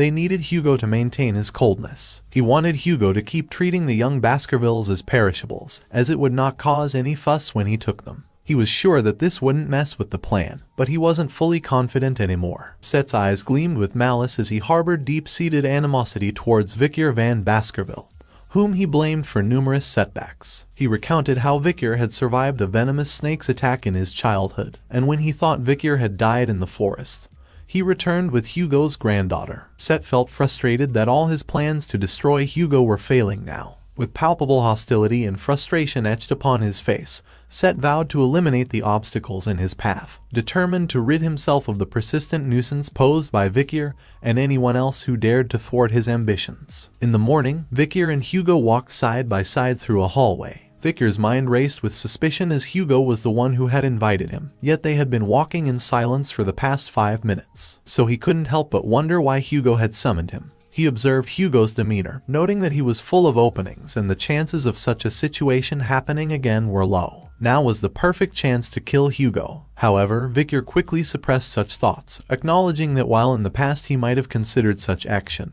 he now recognized it wasn't feasible. Just then, Hugo spoke and admitted that he knew Vicar hated him. Vicar was taken aback and wondered if Hugo had sensed his murderous intent. Hugo confessed that he was a father who referred to his sons as bloodhounds and put them in dangerous situations. This was why he always thought that his sons despised him. He had been cruel to Vicar since he was young, even though he did everything well, so his hatred toward him was his burden to bear. All of this stemmed from his vengeance toward the barbarians. It was his carelessness to only know how to live by displaying his anger. Vicar's cautiousness grew. He knew that there was no way Hugo would talk badly about himself, so he guessed that he was trying to test him. But the next moment, Vicar was left speechless when Hugo bowed in apology and thanked him. He had heard from Pomeranian that Penelope was happy till the end. After learning that his daughter wasn't unhappy in her final moments, his heavy heart lifted a little. He felt as though he had been saved. Grateful for Vicar's role in bringing Pomeranian to him, Hugo expressed his indebtedness, offering Vicar anything as a token of gratitude,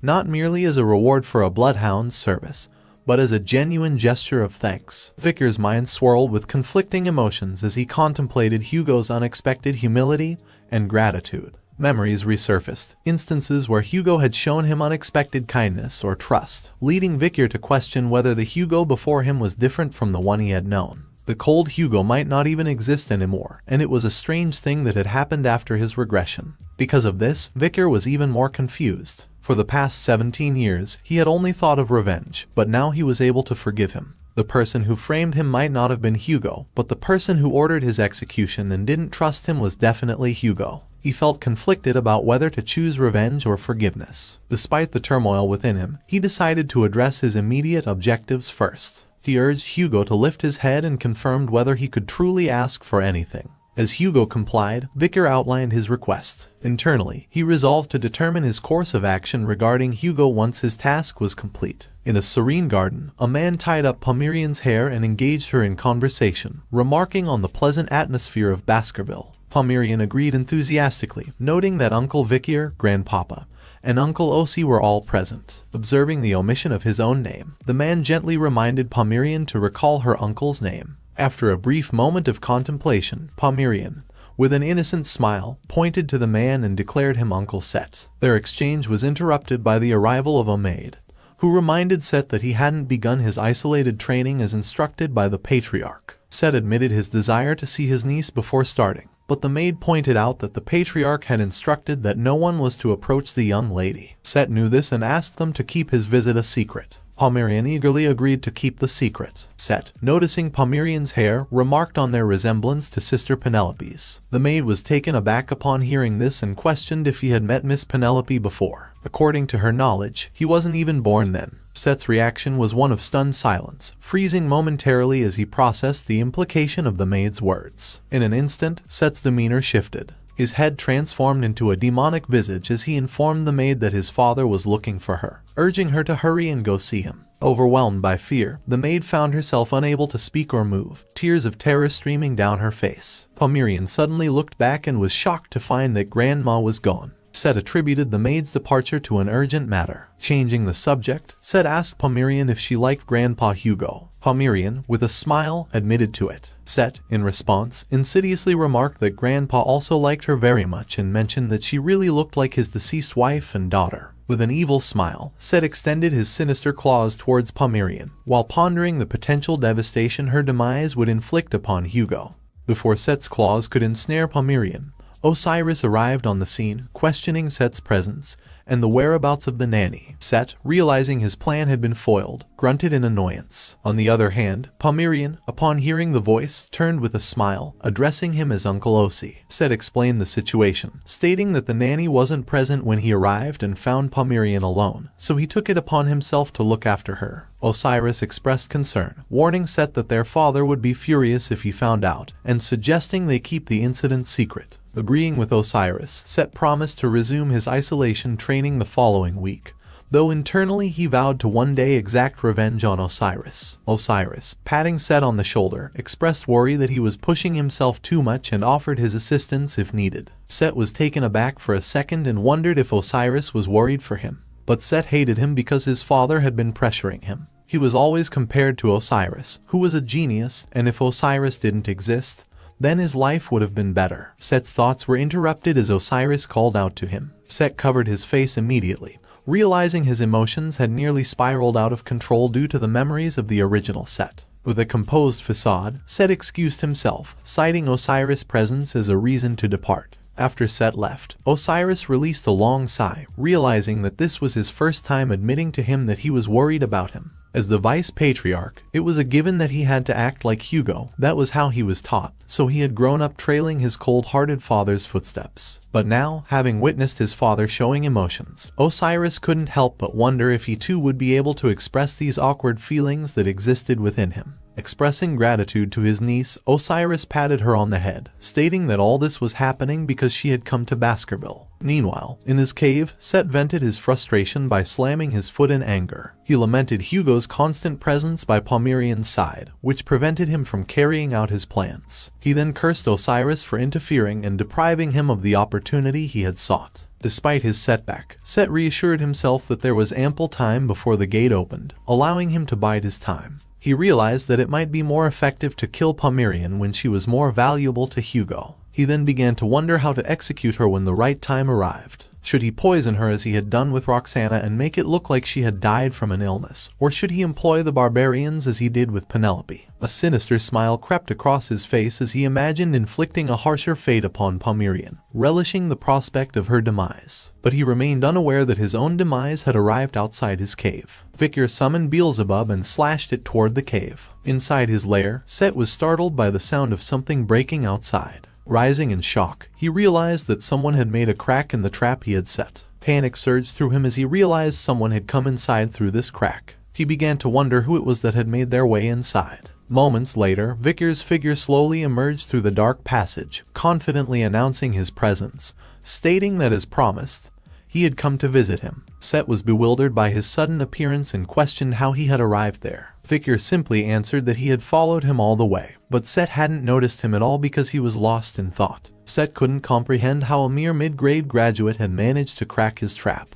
What concerned him more was the possibility that Vicar might know about his identity. Vicar felt that his sudden visit might have caused him trouble. He looked at the bones lying around and asked what Set had been doing in such a chaotic place. He sarcastically remarked that it seemed like Set was the demon behind the missing children's case in the underdog city. Set let out an evil laugh as he realized that Vicar knew everything from the start. He asked him how he knew this. Victor looked at him with a cold gaze, acknowledging Set's lack of intention to conceal himself any longer. Undeterred, Set advanced towards him, drawing his sword with malicious intent. He remarked that he had no reason to hide anymore, as there was no one else there. With a manic laugh, Set swung the blade, questioning Victor's confidence in coming here alone and empty-handed. But it mattered little, as Set intended to kill him anyway. As the sword arced through the air, it left a trail in its wake. Set let out a joyous laughter, confident in his victory and his opponent's demise. However, confusion clouded his mind as Victor calmly questioned his laughter. Set's questioning look turned to horror as he saw a sword falling down some distance away. His gaze fell to his arm, where horror dawned upon him as he realized his hand was missing. Set collapsed to his knees, clutching his severed arm in agony as a scream of pain tore from his lips. The sensation felt as if his very soul had been cut apart. He began to wonder when Victor had taken out a weapon, and soon he realized something. Set identified the sword as Beelzebub, the sword of gluttony. In shock, he questioned how Victor had gotten his hands on the relic of the Grand King of Flies, the holy constellation of the ancient devil. Victor praised Set for identifying his weapon and realized that, as he had expected, demons are knowledgeable when it comes to themselves. But then he questioned if he should refer to Set as one of the 10 elite corpses who had come to the human world to open the gate to the demon world. Set was shaken by this revelation and demanded to know how Victor had acquired such information. However, his shock intensified as he looked at Victor's soul. In horror, he questioned how his young soul smelled like the blood of their people. Set couldn't help but ask if Victor had been to hell before. Victor's gaze burned with hatred as he realized that Set was the one who had framed him in his previous life. Not only had Set fooled him into thinking that he was his savior, but he had even executed him in the end. With an evil smile, Victor told the demon to wake up and promised him that he wouldn't let him die comfortably. Victor recalled the destruction that had befallen the world before his regression. The gate connecting the demon realm and the human realm had appeared in the sky, and the demons began to invade, marking the onset of what was termed the fall. The gate was opened by the 10 high-ranked demons, known as the 10 elite corpses, who first descended to Earth. During the prolonged war against the demons, Victor had encountered one of these formidable beings. The outcome was catastrophic. Out of the 671 warriors who fought, 666 perished. Of the 5 survivors, 4 were unconscious, leaving practically 1 survivor. And the reason there was a survivor was because the demon's desire was to match the number 666. The overwhelming power of the high-ranked demon of the 10 elite corpses was destruction itself. Victor now stood before Demon Set, astonished to confront one of the 10 elite corpses a decade earlier than expected. Observing the skeletons scattered around the cave, he pondered whether Set had devoured young children. Set sensed his emotions and mocked him for getting enraged after seeing children's corpses. He suggested that Victor didn't need to worry as the children were still alive in his stomach and even offered to bring them back. As Set extended his hand, the haunting voices of children cried out for their mothers. Without hesitation, Victor swung his sword, severing the demon's arm. Set screamed in agony, but Victor coldly told him to shut up and declared that the dead could not return. Set cried out in agony, mourning the loss of his arms. However, within moments, a sly smile spread across his face as he showcased his regrown arms, announcing that the regeneration was complete. Rising to his feet, Set remarked that both he and Victor harbored numerous secrets. He noted that even Osiris, hailed as a genius, had only reached the rank of mid-rank graduator at the age of 30, whereas Victor had attained it at 17, marking him as an irregular. Since Victor possessed the devil's holy constellation, Beelzebub, there was a high possibility that he would be a significant variable in the future. Thus, Set declared his intention to eliminate him immediately. Victor met Set's gaze with a cold glare, asserting that it was Set who would meet his end.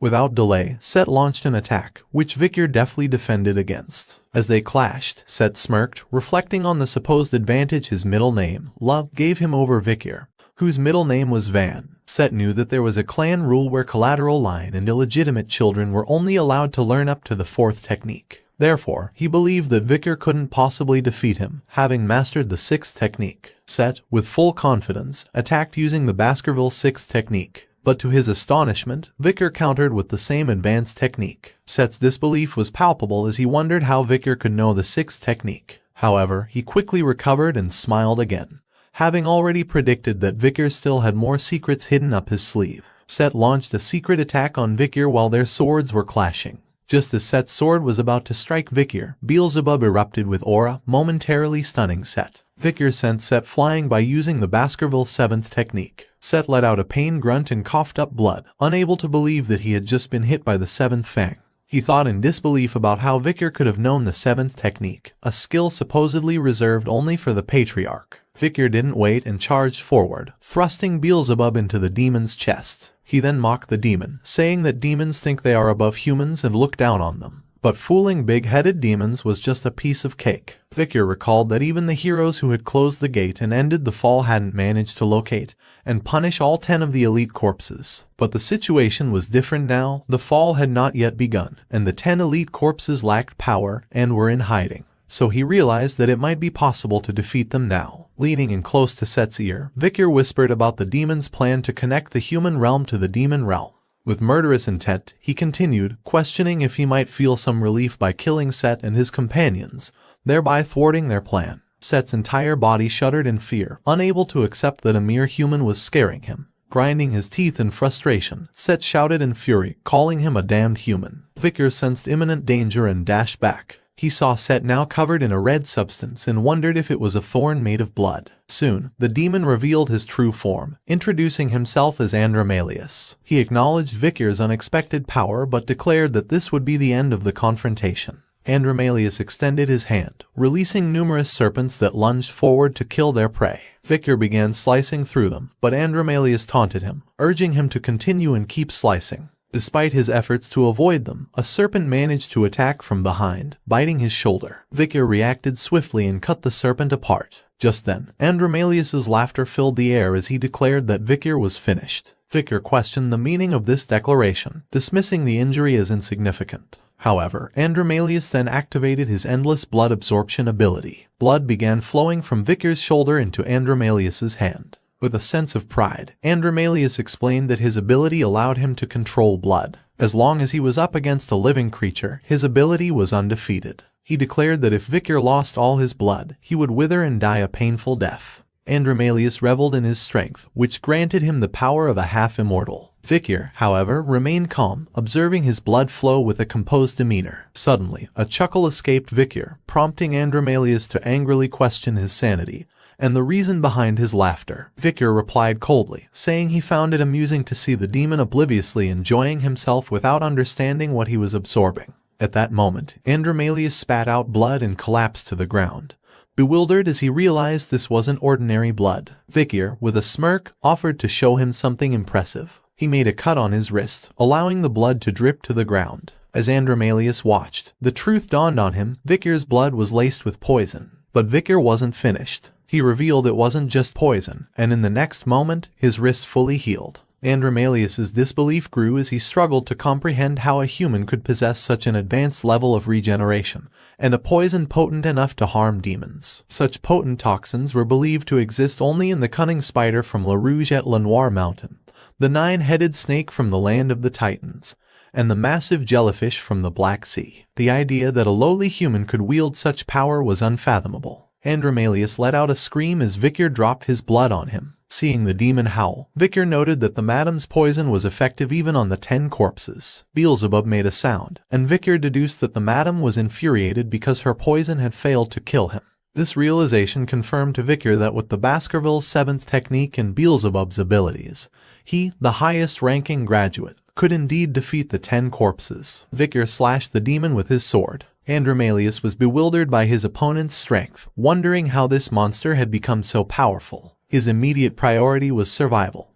He needed to inform the other corpses and reclaim his dispersed mana. Sensing the impending danger, Andromalius dispersed the barrier, a move not missed by Vicar. In the next moment, Andromalius commanded the water in the cave to turn into blood. The water floated into the air and soon turned red. Vicar observed the transformation, recognizing Andromalius's ability to turn water into blood. Even though Andromalius wasn't at full power, a high-ranking demon was still formidable. However, Vicar remained confident, believing that despite this ability, Andromalius would not be able to absorb the blood. Andromalius, however, pointed out that even if he infused the water with his poisoned blood, it would be pointless. He hadn't turned the water into blood for absorption. With a command, Andromalius summoned his Blood Knights. As the blood pooled on the ground, numerous Blood Knights began forming in the cave, surrounding Vicar. Andromalius revealed that these Blood Knights could use the Baskerville's 6th technique, which he had mastered. In his opinion, even if Vicar used the 7th technique, he couldn't possibly contend with all the Blood Knights wielding the 6th technique. With a sinister tone, Andromalius vowed to kill Vicar and then eliminate everyone he loved, one by one, making him regret challenging the 10 corpses. Vicar, seemingly nonchalant, put his hand in his pocket and remarked that if these Blood Knights could all use the 6th technique, then the situation was going to be dangerous. But he hadn't come here without any preparations. Vicar recalled a conversation with Hugo in which he was granted anything he desired. Pulling out a whistle from his pocket, Vicar showed it to Andromalius, mentioning that since he had lived in Baskerville, he would surely recognize it. Just as expected, Andromalius was taken aback upon seeing the whistle, and sweat drops dripped down his face as he realized its significance. With a smile, Vicar placed the whistle in his mouth and blew it. The sound resonated throughout the vast cave and escaped through the cave entrance, spreading far into the distance. On a distant cliff, a man with long white hair stood, listening intently to the whistle. After listening to the sound, he placed his hand on his sword, ready to draw it. Meanwhile, Andromalius ordered his Blood Knights to kill Vicar quickly. However, Vicar remained motionless, explaining that the whistle granted him the power to issue the orders of Baskerville. Additionally, another function of the black whistle was that it allowed him to utilize the entire Baskerville force. Just then, a red line suddenly appeared inside the cave, slicing it apart. The red line cut the mountain into 2 halves. Vicar stood still as the cave exploded, and the Blood Knights disintegrated into thin air, with debris falling around him. Andromalius struggled to shield himself from the falling rubble. In shock, Andromalius looked up and saw that the entire upper half of the mountain had vanished. The cave had become a wide open field, a testament to the immense power that had struck it. Hugo looked down from the nearby cliff and praised his son upon realizing that his request for the power to control all of Baskerville was meant to hunt a demon. Vicar bowed in respect, while Andromalius took a step back upon seeing Hugo's cold gaze. He was shocked to realize that not only Hugo Le Baskerville but also the commanders and Vice-Patriarch Osiris were present. It was safe to say that all the Baskervilles were there. Hugo issued a command, declaring that for the next 6 hours, Vicar Van Baskerville, the possessor of the whistle, would have full command over their entire force. With a cold gaze, Vicar looked ahead and commanded the Bloodhound to rip the demon to shreds. The Baskerville hounds, fearless and unwavering, charged at Andromalius, their swords slicing from all directions. Andromalius let out a piercing scream as swords impaled his body from every direction. Vicar warned the others about the demon's ability to drain blood and regenerate using magic power. He ordered that those who were injured should leap into the poisonous river, as they couldn't afford to help the demon in any way. Therefore, he commanded them not to get a single scratch. With fierce determination, the bloodhounds acknowledged the command and charged at the demon. Nearby, on a cliff, Bostonterier laughed as he noticed the surge in the knight's killing intent. Great Dane, observing the scene, remarked with surprise at his nephew's skill and leadership. Meanwhile, Hugo had a solemn expression, unable to believe that he hadn't even noticed his son had turned into a demon. He couldn't help but wonder if this was the current reality of Baskerville. Amid the battle, Andromalius lashed out at the bloodhounds with his snake-like arms, cursing them. However, his arms were continuously being severed one by one. Spitting out blood, Andromalius acknowledged the persistence of his attackers despite their knowledge of his powers. The bloodhounds of Baskerville were more skilled than he had anticipated. Even with his regeneration abilities, the relentless attacks were depleting his magic power, and he knew he needed to find a way out. Just then, his eyes fell on Osiris standing nearby, and a cunning idea began to form in his mind. Andromalius shouted a proposal. He would leave Set's body in exchange for his life. He appealed to their familial bonds, believing they wouldn't easily abandon the Baskerville family's second son. But Vicar, maintaining a cold demeanor, dismissed the offer, questioning whether Andromalius truly believed the Baskervilles would agree to such a deal. Frustration gripped Andromalius as he recognized the futility of his plea. However, his true aim was different. He only needed to sway one person. Turning to Osiris, Andromalius made his appeal, reminding him that Set, his younger brother, had once followed him loyally. Andromalius knew that Osiris was reputed to be the kindest soul in Baskerville. If he could convince him, there might be a chance to survive. Andromalius declared that this was his final opportunity to save Set. After a tense moment, Osiris began to approach him. Vicar cautioned him against falling for the demon's deceit, but Osiris continued until he stood face to face with Andromalius. With a grave expression, he asked if Set's soul was truly present and whether he could still help him. Andromalius smirked, sensing his opportunity. As he looked up, Set's face emerged on his own. In Set's voice, he called out to his brother, claiming to still be alive. With tears streaming down his face, Set confessed his regret, revealing that the pressures of being compared to Osiris and judged by their father had driven him to a desperate decision: to sell his soul to the demon. He showed remorse for selling his soul and admitted that the chaos that had ensued until now was all his fault. So, he asked for a chance to atone for his sins. But before he could finish his plea, Osiris, with unwavering resolve, swung his sword, severing the demon's head. As it fell, Osiris softly expressed his bitterness, lamenting that this was the only thing he could do for Set. Vikir, standing beside him, reassured his eldest brother, telling him not to blame himself. He explained that Set's soul had already passed on, and the demon was merely playing a cruel trick. Osiris, however, couldn't shake the guilt. He admitted that his failure to properly care for Set in their youth had allowed the demon to corrupt him. He lamented not only the loss of his brother but also the tragic fate of the Baskerville bloodline. As Vice Patriarch, he felt ashamed for not recognizing the demon's influence sooner. The weight of knowing that future generations of Baskerville had been sacrificed left him deeply saddened. Suddenly, one of the bloodhounds looked to the sky and shouted in alarm.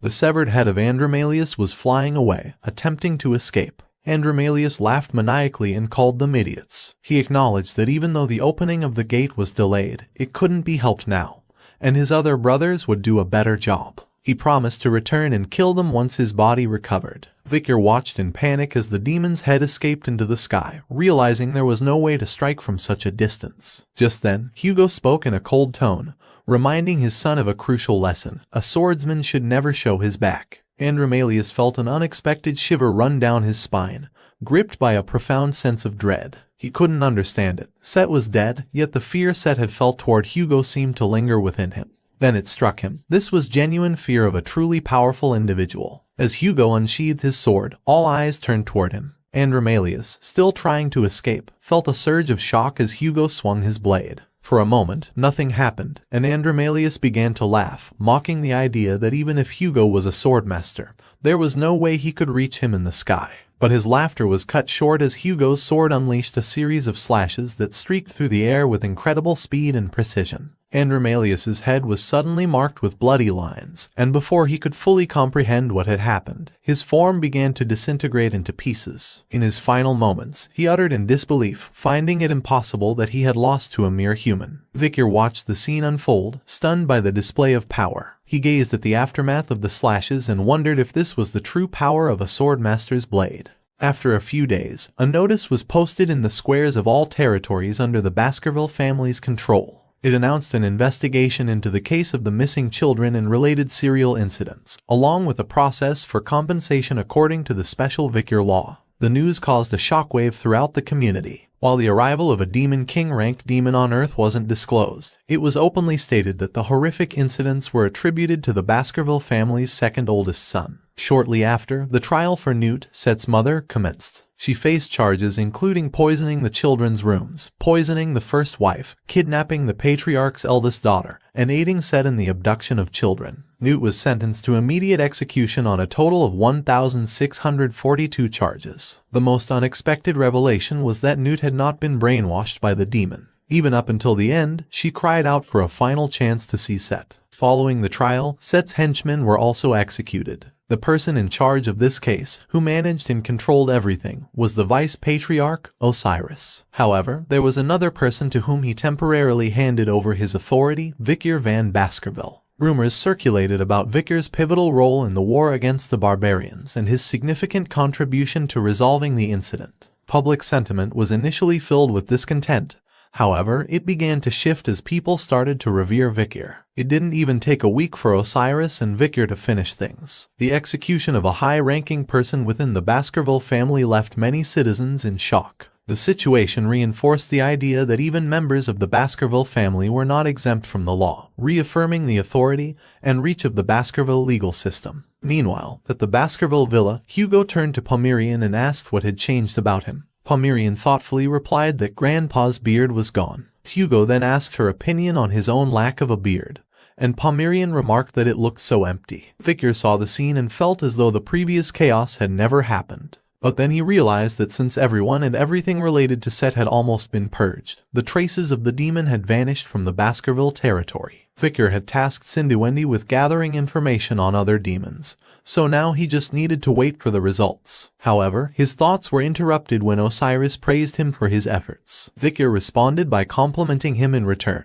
Osiris then reminded him that since his entry into the academy had been delayed due to recent incidents, he should start preparing for it. Vicar expressed concern about the ongoing chaos within the family. Osiris reassured him, noting that their father had also made this decision. Vicar was taken aback by the decision to send him to the academy given the current situation. In his opinion, Hugo should be utilizing him to finish the task, as it would be more effective. He couldn't help but wonder what Hugo was planning. Osiris, with a reassuring smile, explained that their father was likely concerned about Vicar getting caught up in the power struggles. He shared his understanding of their father, asserting that, despite his difficulty in expressing himself, he genuinely cared for Vicar. Osiris emphasized that, as someone who closely resembled their father, his insights were trustworthy. Vicar's attention shifted back to Hugo, who was struggling to braid Pomerian's hair under the head butler's guidance. After some effort, Hugo completed the task, and Pomerian chuckled at the result. When Hugo asked if she liked it, Pomerian happily affirmed. This scene made Vicar realize that he had been viewing everything through the lens of his past. In his previous life, he had always watched Hugo's back, following him as if led by a collar. That was why he had failed to notice that Hugo also had a collar chained around his neck. Now, the things he once knew were changing. Vicar reflected on his journey in this life, contemplating experience, fate, and despair. His gaze then settled on Hugo, who was smiling and hugging Pomerian. Vicar realized that such an expression was only possible when one wasn't shackled by chains. At that moment, he understood that the Hugo he once sought revenge against no longer existed. Vicar was no longer restrained by his past self. With this acceptance, his thoughts unfolded, and his past gradually faded away. With newfound clarity, he informed Osiris of his decision to attend the academy. Osiris nodded in approval of his wise choice. Suddenly, he turned and grasped the chains that had once bound him. On the other side, the chain was held by numerous demons. With a determined expression, Vicar declared that his true revenge had only just begun.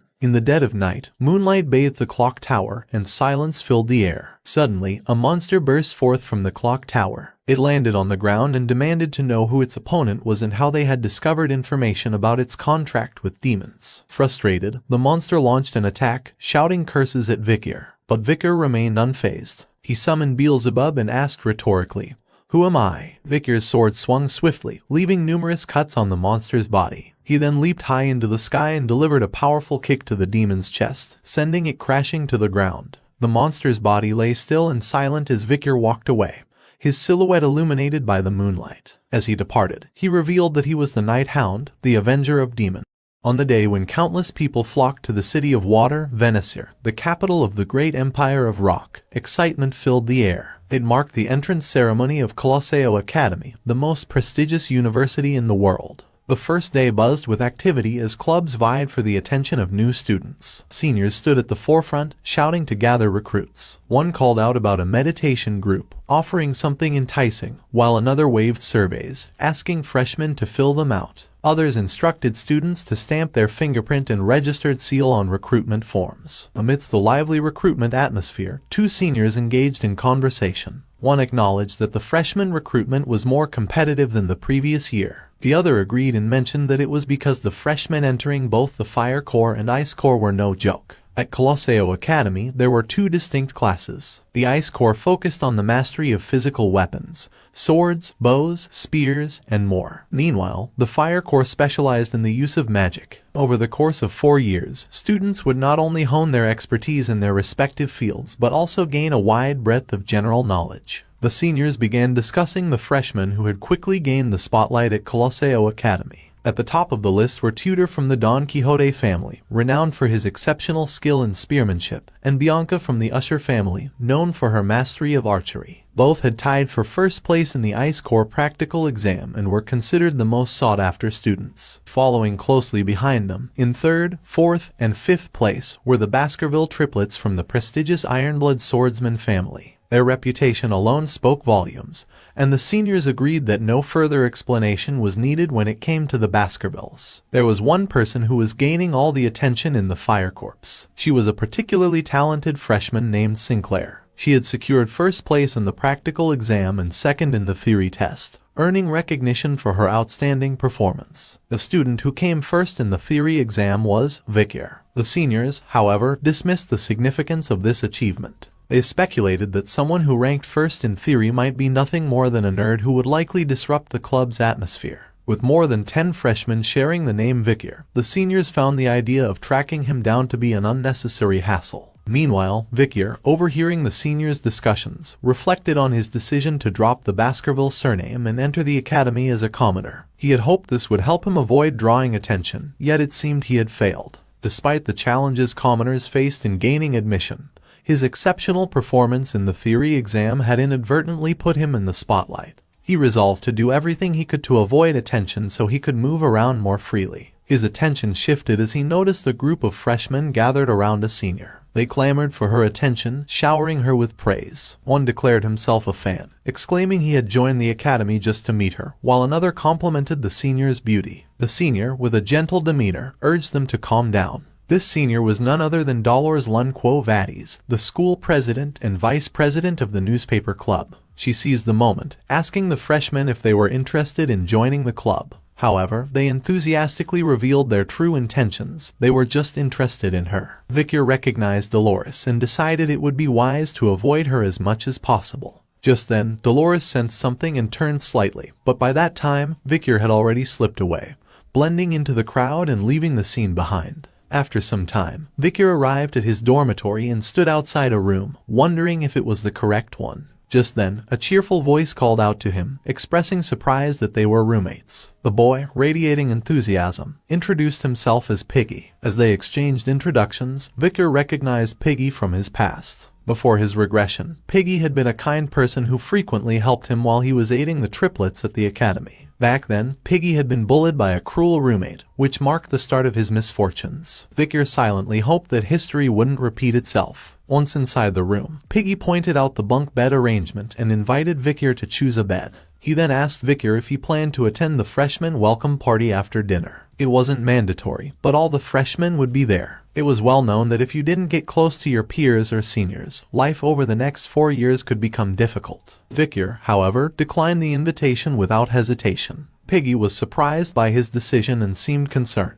He insisted that not attending the orientation would lead to being singled out by the seniors, and Vikyr would also become a loner among their peers. Piggy excitedly shared that many distinguished seniors would be present, including the president, Saintess Dolores. He emphasized the caliber of their classmates, mentioning Tudor, the eldest son of the Don Quixote family, and Bianca, the eldest daughter of the Usher family. Then the Baskerville triplets were attending, along with Sancho from the North Mercenary Guild, who had turned down a top position at Varangian to join Colosseo Academy. Vikyr also noticed Sinclair, who had achieved the highest score at the Magic Tower and excelled in the Fire Corps. Piggy couldn't believe that such remarkable individuals were his peers. Vikyr recalled that Piggy had an impressive ability to gather and analyze information even in his previous life. After sharing all of this, Piggy enthusiastically asked if he would attend the party. However, Vikyr firmly reiterated his decision not to go, leaving Piggy dumbfounded. Calmly, Vikyr walked out of the room, stating that he simply didn't want to go and wished him a good time.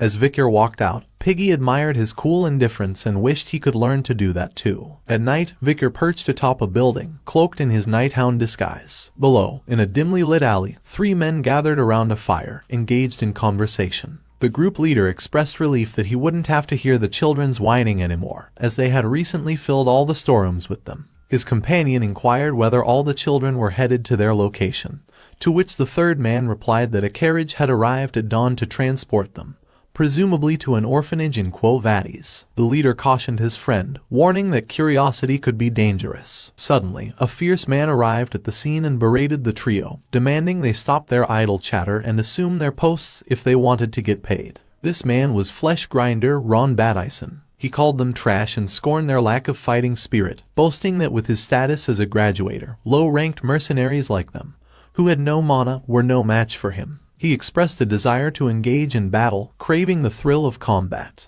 Just then, he heard a voice behind him asking if he was Ron Badison. Ron instinctively readied his weapon, turning to confront the source of the voice, his anger flaring at the audacity of a low-ranked mercenary uttering his name. Ron was left in shock when he noticed that all three of his underlings lay motionless on the ground. The realization sent a chill down his spine. Suddenly, he heard a voice calling out to him again, causing him to tense up and draw his weapons defensively. The voice calmly recounted his past deeds, detailing how 4 years ago he had killed a neighboring family, using them as sacrifices in a dark pact with a demon. It continued, revealing that he had joined the Northern Guild Association, gathering intelligence and giving it to the demon. Lastly, he had extracted information from the mankind allied forces. Moreover, while on guard duty, he had used a hand mirror to disclose the location of the platoon's camp. Ron shouted for the voice to stop fabricating baseless accusations and demanded to see its owner. Just then, Vicar emerged from the shadows behind him, revealing that this was how the ally platoon had met their demise. Sensing a presence behind him, Ron instinctively attacked. He was shocked to think he had won easily. But in an instant, 2 sword strikes struck his arms, and to his horror, both of his limbs fell to the ground, leaving him in a state of disbelief as he realized the true threat he was facing. Ron fell to his knees, his voice filled with pain as he shouted about his severed arms. In agony, he insisted that he had no knowledge of the mankind allied forces, questioning why Vicar was inflicting this torture upon him. Vicar, unfazed, replied that the reason Ron had no knowledge of it was because these things hadn't happened yet. He then lifted Ron's head by his hair, demanding information about the contracted demon he had allied with. Ron stammered that he didn't know anything, but before he could finish his sentence, his head began to deform and then exploded. Vicar, however, remained calm and said that another one had died with their head exploding.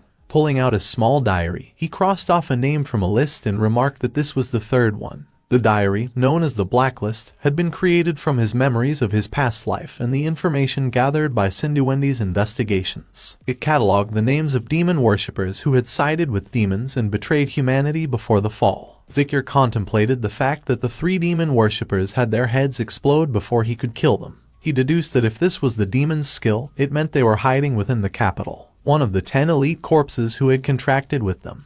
At night, Vicar stood atop the clock tower, Beelzebub dripping with blood, and lifeless bodies lay behind him. His voice was cold and detached as he acknowledged the count, 29. Reflecting on the situation, he realized that those he had interrogated either died or had their heads explode upon mentioning the demon, likely due to some binding condition in their contracts. Despite the bodies piling up, he had uncovered no valuable information about the location of the elite corpses. Vicar knew this would be a long, grueling fight, and he hadn't expected success on the first day. He then wondered if he should return to the academy. With swift, deliberate motion, Vicar made his way to a nearby venue. Gazing through a window, he noticed that the freshmen's welcome party was still ongoing. After changing into more casual clothes, he debated whether to make an appearance, just in case. Inside, the celebration was lively. Laughter echoed through the hall as students indulged in food and drink. A crowd of freshmen had gathered around Dronzer, enthusiastically showing their overflowing admiration. Vicar's gaze locked onto 2 individuals in the crowd. He hadn't expected to see these 2 figures in the same year as him, great heroes who had fought alongside Camus Morg during the fall,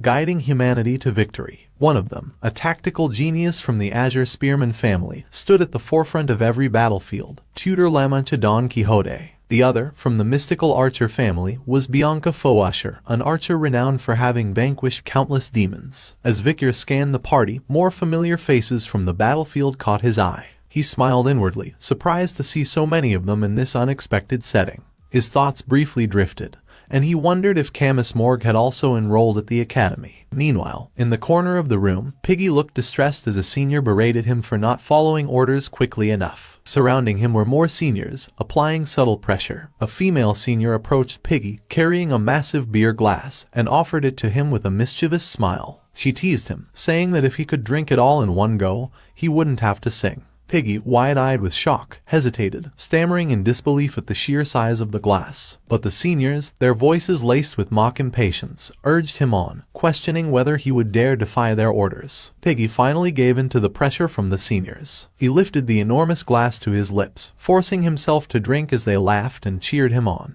It wasn't long before Piggy collapsed, unable to handle the alcohol, and began vomiting uncontrollably. The seniors roared with laughter, mocking him mercilessly and calling him a crazy bastard and disgusting. Amid their taunts, they branded him with a cruel nickname, Vomit Piggy. Just then, Vicar intervened. Without saying a word, he stepped forward and draped his coat over the mess. The seniors were taken aback by his sudden appearance and questioned his identity. But Vicar ignored their question, his focus on Piggy. His mind flashed back to the past, recalling that before his regression, Piggy had dropped out of school because he couldn't endure the bullying. He ended up as a low-ranking government official, living a difficult life while caring for his parents. Despite his hardships, Piggy volunteered to fight on the front lines when the time of the fall began. With his exceptional strategic and analytical skills, he saved many lives, and Vicar was one of them. Vicar considered Piggy a friend, someone worthy of respect, and he refused to stand by while he was humiliated like this. Looking at Piggy, Vicar spoke calmly and assured him that he would handle the situation so he could go to the dorms first. Just then, a senior stepped forward and placed his hand firmly on Vicar's shoulder, glaring at him. He questioned whether Vicar was crazy for daring to interrupt a senior while they were speaking.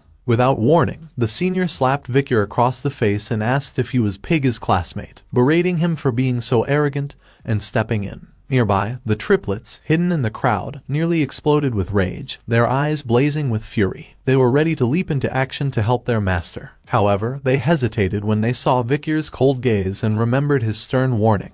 He was a commoner at the academy, and he would kill them if they revealed his identity. His words echoed in their minds, freezing them in their tracks. Just then, the sly female senior approached and told her comrade not to be so rough on the freshmen. As seniors, she said, they should treat them with kindness. Smiling mischievously, she added a solution to the situation. Her eyes landed on a massive beer glass, and she told Vicar that if he could drink all of it, they would let both of them go. Piggy looked at Vicar, trying to insist that he was fine and didn't want him to take the challenge. But before he could protest, Vicar picked up the large glass without hesitation and began drinking. The entire room went silent, stunned by his boldness. The female senior watched with amusement as she had mixed the drink with high alcohol content, like vodka and rum. She was sure no human could drink more than a liter of that. However, her face turned pale as Vicar effortlessly downed the drink. Calmly wiping his mouth, he set the empty glass on the table. Without giving the seniors another glance, he began to walk away with Piggy simply saying, "Bye." But before they could exit, a senior shouted from behind, telling them to wait, and grabbed Vicar by the shoulder. At that moment, both Tudor and Bianca, observing from the sidelines, felt a sudden chill run down their spines. Vicar halted in his tracks and turned slowly, his voice cold and piercing as he asked the senior, "Do you need something?" The senior froze and trembled in fear as cold sweat dripped down his face. Suddenly, Dolores arrived at the scene and questioned why there was such chaos. The seniors, still shaken, quickly responded that a freshman had vomited and that they would take care of it. Dolores frowned and, with a sharp tone, reminded them that they couldn't treat the freshmen cruelly, and that they needed to uphold the image of the academy. Meanwhile, Vicar continued out of the room, helping Piggy, who muttered his thanks. The triplets, watching from a distance, gave him a thumbs up, their admiration clear. Tudor and Bianca were still rattled by the strange sensation they had felt earlier, wondering if they had misinterpreted it. Sinclair, the top-ranked student in the Ice Corps practical exam and second in the theory exam, watched Vicar leave,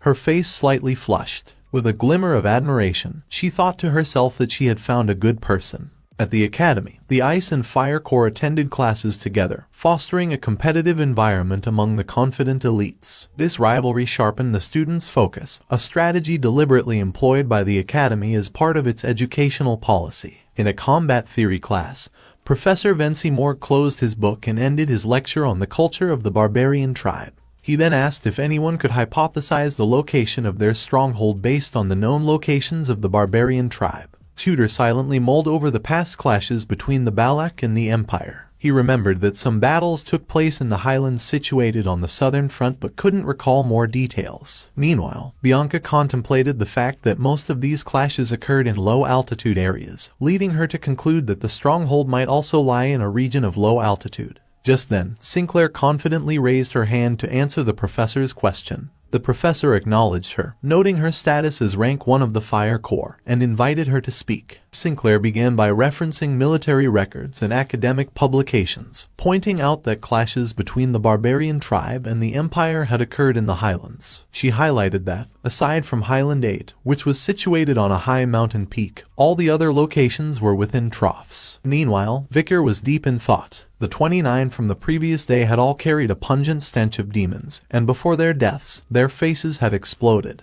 If this was the work of the elite corpse lurking in the capital, one location came to mind. He made a mental note to ask Cindy to investigate that area. His thoughts were interrupted when Piggy hesitantly called out to him. Victor looked up and noticed everyone staring at him. The professor guessed that the ice core was not as good as the fire core, since they had a student who had dared to sleep during the first class. Victor, however, calmly stated that he wasn't sleeping. The professor, struggling to maintain his composure, asked for Victor's name. Victor responded, stating it clearly. The professor pressed on, noting that everyone had seen him with his eyes closed, questioning why he was giving excuses. Victor clarified that, although his eyes were closed, he wasn't sleeping. The professor, taken aback, conceded that it seemed he had made a mistake. Victor dismissed it, adding that it was understandable. Inwardly raging, the professor wondered what kind of psycho had managed to get into the academy. The professor calmed down and addressed the class. The ice core had earned 1 point out of 10 for behavior, thanks to the correct answer given by their rank 1, Sinclair. He then presented a challenge. If Victor could answer the next question correctly, both he and the ice core would be awarded points. However, an incorrect answer would result in negative points for the entire ice core. Victor immediately protested, calling the challenge unfair, but the professor ignored him and pressed on.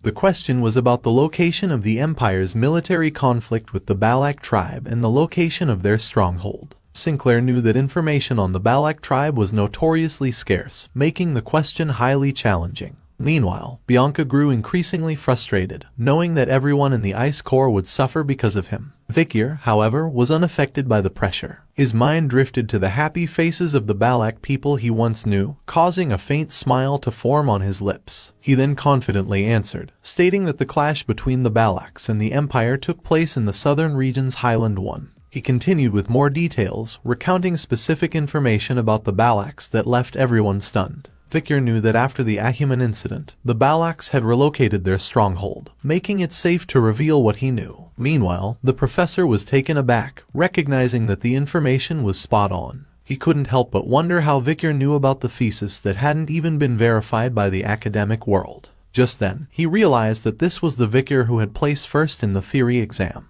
The professor announced that Victor would receive 10 points for his answer, while the rest of the ice core would receive 1 point. However, he added that despite Victor's impressive performance, he could not overlook the fact that Victor had his eyes closed during the lecture, resulting in a deduction of 10 points. Victor acknowledged the professor's remark and promised to be more attentive in the future. Sinclair hadn't noticed it before because Victor was a common name, but now she saw him in a different light. Just then, the entire class erupted in chatter as they realized that he was the Victor who had placed first in the theory exam. Some grumbled, as they had almost lost points because of him. Tutor observed him, wondering if his knowledge of theory would be useful during the practical lessons. Run Flat is a high-energy sport featuring 20 players on each team. Points are scored when the ball crosses into the opposing team's goal area, and players are prohibited from using mana or weapons. Despite these restrictions, any method can be employed to score, making the game chaotic and thrilling. As the match unfolded, Tutor charged forward, skillfully maneuvering through a group of players. He declared himself the best at Run Flat and insisted it was his time to shine. His enthusiasm drew cheers from the girls on the sidelines, fueling his confidence. The triplets blocked his path, calling him an arrogant bastard for thinking he could break through them. Tutor recognized them and smirked, saying he wasn't interested in fighting head-on against monsters like them. With agility, he sidestepped 2 of them effortlessly. However, the third triplet positioned himself to block Tutor's advance, demanding, "Give up the ball." In response, Tutor unleashed a charged fist, sending the triplet flying across the field. With a confident grin, he stated that he didn't plan on losing. Spectators started praising Tutor for being so amazing and for being so strong even without mana or weapons. Someone mentioned that they had heard he was Don Quixote's Run Flat prodigy. As Tutor sprinted forward, he thought to himself that there was no point in memorizing theory. If you're a true fighter, you need to win with strength. Just then, he spotted Victor standing ahead and decided to tease him a little. Victor felt frustrated as he had told the triplets to stop him from coming his way, and now he might have to step aside. Tutor charged at him, ready to slam his shoulder into him. Confident that with this strike, Victor would realize that studying wasn't enough, one must focus on training too. But Victor remained motionless, and when Tutor collided with him, he was unexpectedly sent flying through the air, losing consciousness mid-flight. The spectators watched in shock, stunned by the sudden turn of events. Tutor landed flat on the ground, and the crowd gasped. Vicar had planned to dodge, but for some reason, Tutor had suddenly run into him. Deciding to play along, Vicar fell to the ground as well, making a sound that suggested he was hurt. Tutor abruptly regained consciousness, his eyes snapping open in shock. He questioned his state, wondering if he had fainted or even fallen asleep during the match. Fragmented memories rushed back. He had intended to lightly shove Vicar, the top theory student, during their confrontation. However, his recollection was hazy, and the next thing he knew, he had been knocked out. Him, Tutor Don Quixote, defeated in a physical confrontation. With renewed resolve, Tutor fixated on Vicar and decided to test himself again. As the next game began, Tutor ignored the goal and sprinted directly toward Vicar. The spectators were baffled by his actions, wondering what he was doing. Tutor shouted, calling out to Vicar and the triplets. The triplets responded, declaring that he couldn't get past them, but Tutor, driven by sheer determination, powered through with all his might. Vicar observed the scene unfold, despite having instructed the triplets to keep Tutor away. Yet, here Tutor was again, charging directly at him. Tutor, convinced this was no mere accident, unleashed the Azure Spearman family's secret technique, the Saint Spear Tackle, hurling himself toward Vicar, who remained still in the face of the oncoming force. The world spun and faded to darkness for Tutor once more. After a while, he opened his eyes to find Sancho standing over him, asking if he was awake. Tutor was still in shock and scrambled to sit up, bewildered by the realization that he had fainted again. Frustration welled within him as he demanded to know what had happened. Sancho calmly explained that after his high-speed tackle, he had ricocheted off Vicar at an equally high velocity. He understood why Tutor was so fixated on him. Vicar was definitely hiding something. Before Tutor could respond, Sancho declared that this time, he would face Vicar himself. Watching his friend be outmatched twice was something he couldn't stand by and allow any longer. Sancho Barataria was a transfer student from the Mercenary Guild Association in the north. Due to his overwhelming physique, he was not considered eligible for his age group in the league, which was why he had refrained from participating and run flat until now. With fierce determination, Sancho picked up the ball and spoke of his homeland, the frozen lands of the north, where even the newborns and the elderly, on the brink of death, fight with everything they have. It meant they were all warriors. The triplets braced themselves, determined not to let him pass this time. But as Sancho charged toward them at full speed, his powerful tackle sent them flying effortlessly. Vicar glanced at the triplets, his cold eyes silently questioning if they had a death wish. The triplets, with teary eyes, silently apologized. With unstoppable momentum, Sancho closed the gap between himself and Vicar. But even as Sancho approached, Vicar stood motionless, watching him calmly. Just as Sancho reached him, he shouted, challenging Vicar to withstand his full power. His hand made contact, but instead of meeting resistance, it felt as though he were pressing against an immovable mountain.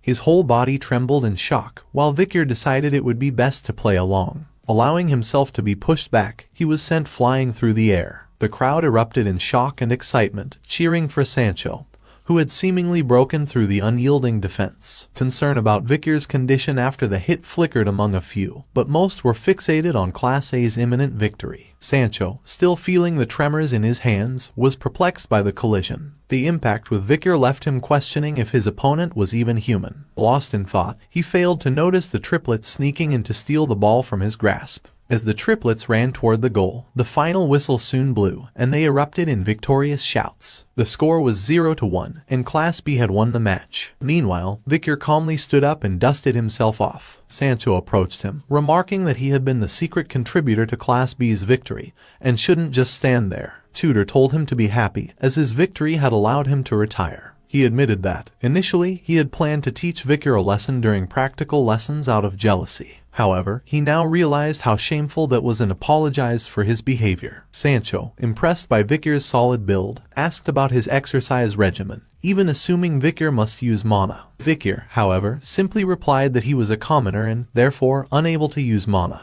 Tutor, a bit disappointed, remarked that it was unfortunate. With such a naturally gifted physique, had Vicar received proper training, he might have become an expert on par with Tutor himself. Just then, a group of girls approached, offering towels with eager smiles. Tutor graciously thanked them as he joined their side, while Sancho handed a towel to Vicar. One day, both the Azure Spearman family's hero, Tutor, and the Mercenary Guild's ace, Sancho, would become saviors of mankind by hunting countless demons during the fall. Victor couldn't help but smile upon learning about their past like this. Lost in thought, he didn't notice that all eyes had turned to him. The boys stared in shock, while many of the girls blushed slightly. As Victor casually wiped his face with a towel, only one word echoed in everyone's mind: handsome. Little did Victor know that from this moment on, his days at the academy would become much more complicated. That night, Victor stood before an older man, listing the crimes of 52-year-old Lloyd Doxler. As the leader of the information house and headmaster of the orphanage, he had conspired with the demon and sold children from high-ranking families. Victor summoned Beelzebub, his voice icy as he questioned whether Lloyd thought he could go unnoticed. Fear gripped Lloyd as his eyes fell on the solid aura surrounding the sword, and he realized that his opponent was a swordmaster. Victor knew that his aura was indeed nearing a solid state, but it was still closer to liquid. To be specific, he was at the highest level for a graduator, not yet a full swordmaster. Victor offered Lloyd a bargain to work with him to capture the demon, and in return, he would compensate him accordingly. Lloyd hesitated, unable to muster the courage to respond. Before either could act further, the top of a massive building came crashing down toward their location. A huge cloud of dust erupted upon impact, but Victor swiftly evaded the attack. As the smoke began to clear, Victor looked up to see a figure standing atop the remains of the collapsed structure. His senses immediately sharpened, recognizing the overwhelming energy emanating from the figure, even from a distance. With his gaze locked on the figure, Victor asked with steely resolve if he was an elite corpse. The elite corpse lunged toward Victor, his hammer poised to strike. The ground shattered upon impact, but Victor nimbly evaded the blow. Without hesitation, the corpse swung again, yet Victor dodged once more and retreated to a safe distance. He quickly recognized the aura of a high-ranked graduator, and the Quo Vadis' holy bludgeoning technique. This was enough to confirm that his foe wasn't an elite corpse. A thought crossed his mind: had a demon infiltrated this holy nation? Corruption had festered in parts of their ranks for some time, so it wasn't out of the question. The enemy before him was likely a servant working under the 10 elite corpses. Victor was confident that by eliminating this demon, he would finally be able to face the 10 elite corpses. Until now, all he had been doing was dealing with trash, but now it was his time to let loose. Without warning, the demon lunged at him, but Victor intercepted the blow with a powerful kick, halting the weapon mid-strike. Seizing the moment, his fists blurred into action, delivering a rapid series of strikes that battered the demon within seconds. The force sent the demon flying backward, crashing through the structure behind it. He pursued the demon into the building, but the demon had already regained its posture. It began to launch another assault, but Victor's speed outmatched it. With a swift strike to its arm, the demon's hammer clattered to the floor. Victor wasted no time, spinning to its front and delivering a powerful blow to its chest, sending the demon crashing once more. The impact drove the demon into the wall, where a metal rod pierced its chest. As Victor approached, he noticed the name Ephebo engraved on the creature's torso. Victor questioned it about its master, but the demon responded only with a guttural growl. He deduced that Ephebo's actions and speech were likely controlled by someone else. Realizing this, he calmly stated that there were other ways to extract information besides questioning. He would dissect its body into smaller pieces. Its intestines, bone structure, injuries, the freshness of blood in its veins, and the concentration of mana could reveal a lot of things. But before he could begin the interrogation, a terrified voice shattered the tension, screaming for help. Victor turned his attention outside, drawn to the desperate cries emanating from a collapsed pile of rubble. As he cleared the debris, he uncovered Lloyd, remembering him as a poison seller. The chaos had spared Lloyd, but survival came at a cost. Victor made it clear, if Lloyd wanted to live, there was only one option. He had to reveal everything he knew. Lloyd hesitated, then nervously asked if he would let him go in exchange for information. Victor replied that it would depend on the value of what he had to offer. As this exchange unfolded, neither of them noticed a mysterious figure observing from the shadows. In desperation, Lloyd shouted that he would tell everything, mentioning a safe hidden in the headmaster's room.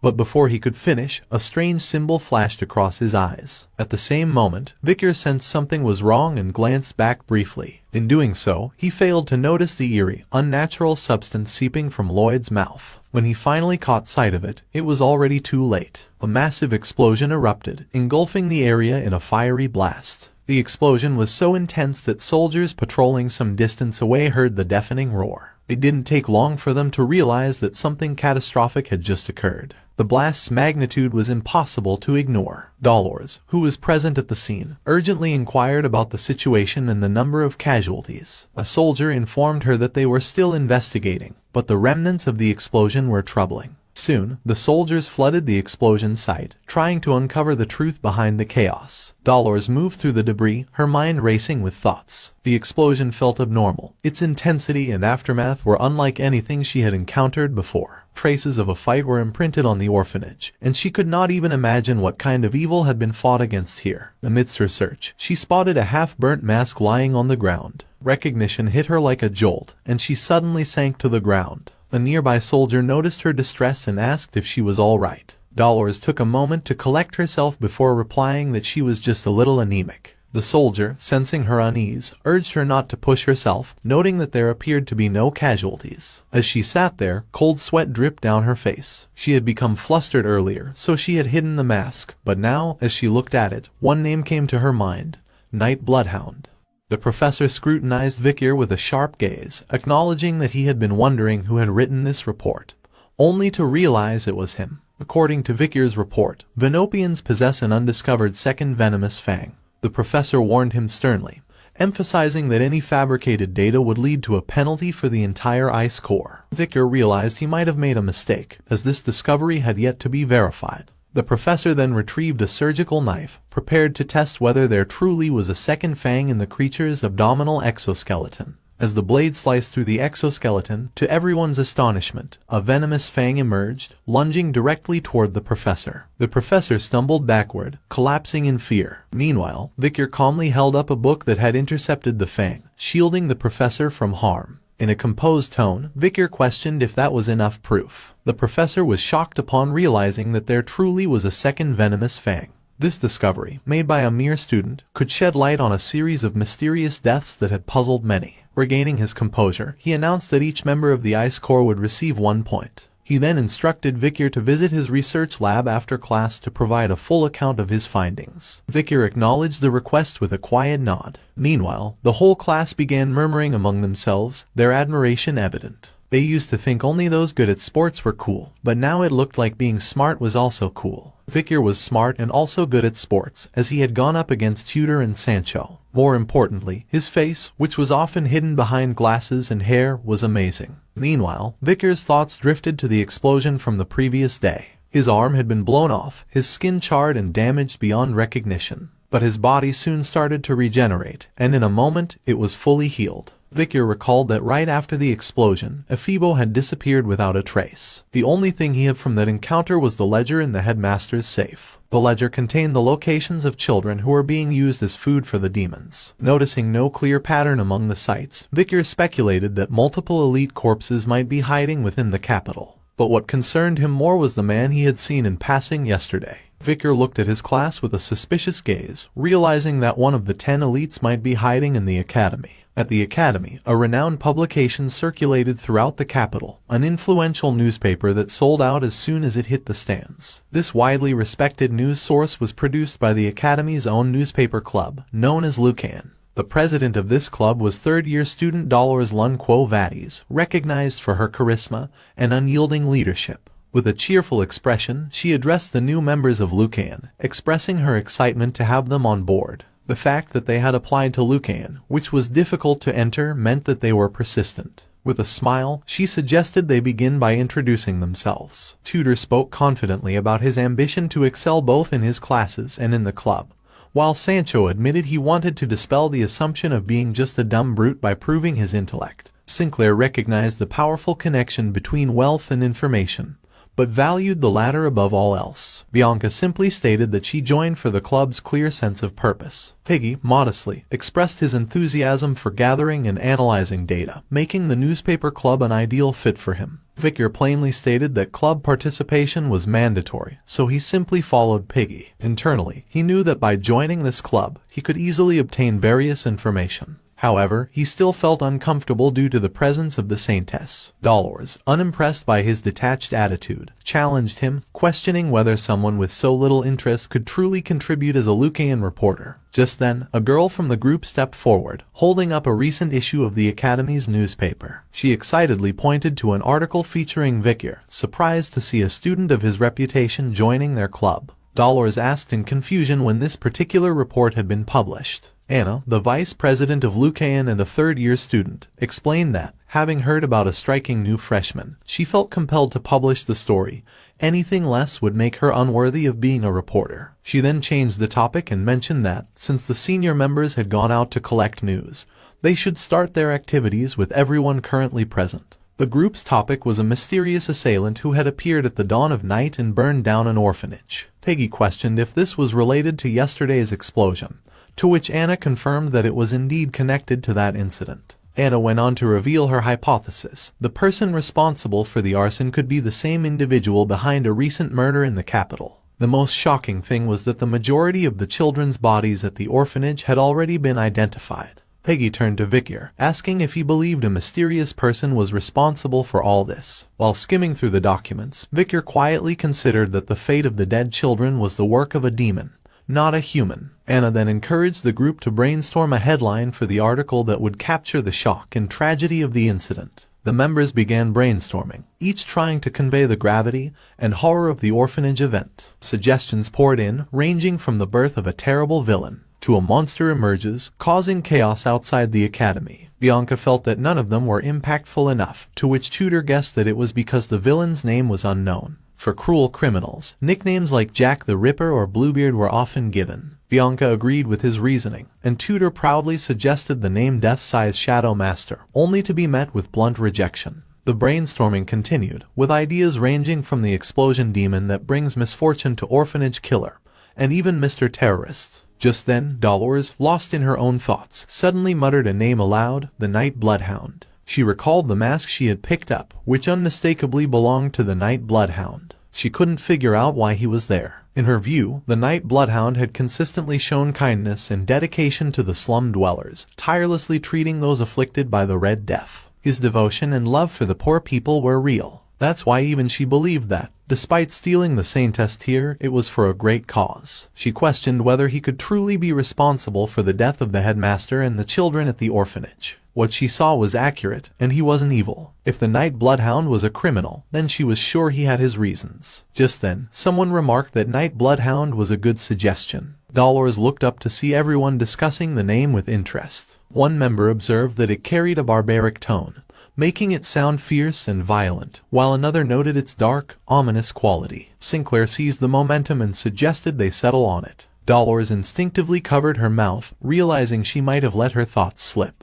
Anna quickly picked up on the moment and suggested a headline.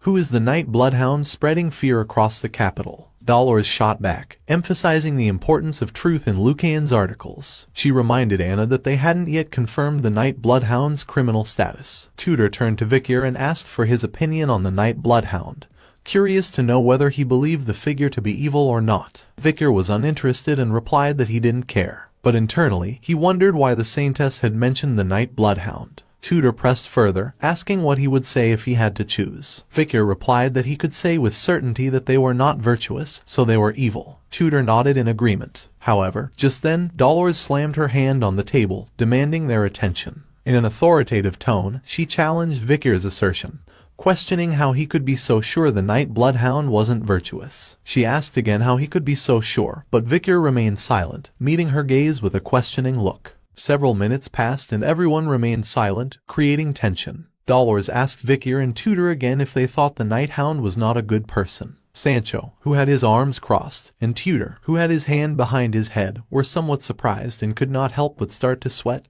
They did not know why she was asking this question. Victor simply kept calm and stayed silent. Piggy, who was next to him, became somewhat nervous and thought that this was not good. With an angry look, Dolores asked him why he was so sure that the Night Hound was a bad person. She called Victor's attention, asking him to respond quickly. A drop of sweat began to fall from his cheek. He remained silent without saying a single word. Tudor, who was next to him, started to observe him and with a regretful look realized that he had made a mistake. Several seconds passed, and silence continued to reign. Dolores stood up, placed both hands on the table, and she assumed that he could not respond to that.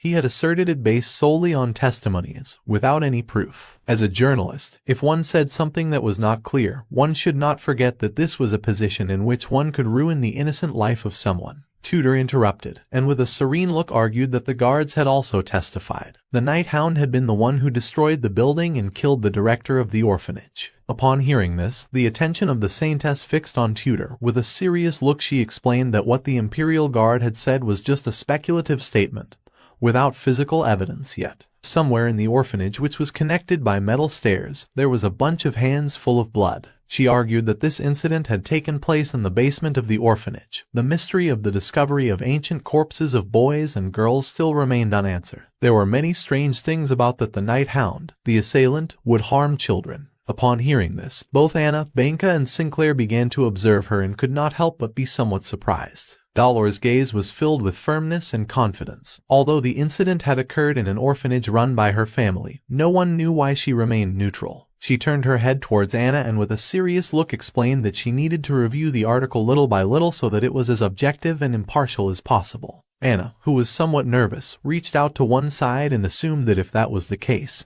then there was nothing more they could write. Dolores replied that it wasn't too late to publish a critical article when the reason why the Night Hound did what he did became clear. With a lost look, she started looking at the ground and began to think about the Night Hound. Several seconds later, her face filled with a smile. If the Night Hound was truly evil, then they were going to criticize him very harshly. Victor, who was sitting next to her, started to look down and fell silent. Then he raised his head and his gaze fixed on Dolores. At that precise moment, another club member opened the door and interrupted the conversation, calling Dolores' attention. Dolores, who had both arms resting on the table, felt somewhat confused and couldn't help but wonder what was happening. The student approached her and with a calm look explained that Professor Banshee, the club advisor, was calling her. He wanted them to edit the article again to say that the Night Hound would clearly be the bad guy. Dolores put her hand on her face, closed her eyes, and remembered that Guy liked to create problems. She decided to meet with him and talk. Not long after, she left the room and closed the door. Tutor, who was watching the door with a surprised look, mentioned that the club president was very determined. Victor started looking at the ground and replied that she used to be like that too. Upon hearing this, Tutor looked somewhat confused. Victor began to remember the Dolores from his past life. She had the same appearance as the saintess who had led the holy knights at the front of the battlefield. While with one hand she was invoking a spell, she extended the other forward and with a determined look, she ordered the holy knights to keep pushing the front line harder, since nowadays, religious women were only corrupt. While two knights who were taking a break were talking among themselves, she appeared, clenched her fist and asked them if they could not save at least one more person during their break. She started to scream and revealed that in her time, if a demon appeared, she would immediately run to crush it. Remembering this, Victor, who had his eyes closed, couldn't help but smile and feel an inner peace. He hoped that his actions would be seen as those of a villain, but it wasn't a bad feeling when someone wanted to know the truth. Dolores met with the professor and they both began to discuss among themselves. Victor thanked her from the bottom of his heart. The next day, it dawned and the academy's speaker began to sound so that all the students would wake up. Upon hearing the sound, Piggy, who was sleeping like a log, started to open his eyes. Although he was very sleepy, he still decided to get up and sat on the bed. Victor, who had gotten up before him and was doing some exercise, said good morning to him. Piggy started to remove the sleep from his eyes and returned good morning to him. In the academy, everyone had to wake up at 6 a.m. When the alarms went off, the students headed to the training area in front of the dormitories. The students arrived at the training area and began to run to warm up. They participated in the exercises, following the instructor who was at the front to wake up, and then started their day with a light run. Once the exercises were finished, everyone took separate paths. Some were going to catch up on their sleep and some were going to take a shower while others were going to go to the cafeteria. After doing this, Piggy was quite tired. While he was walking next to Victor, he closed his eyes and sighed. He believed that his brain would be more active if he slept during morning exercises. Victor, who was next to him, explained that moving the body helped keep one's brain active.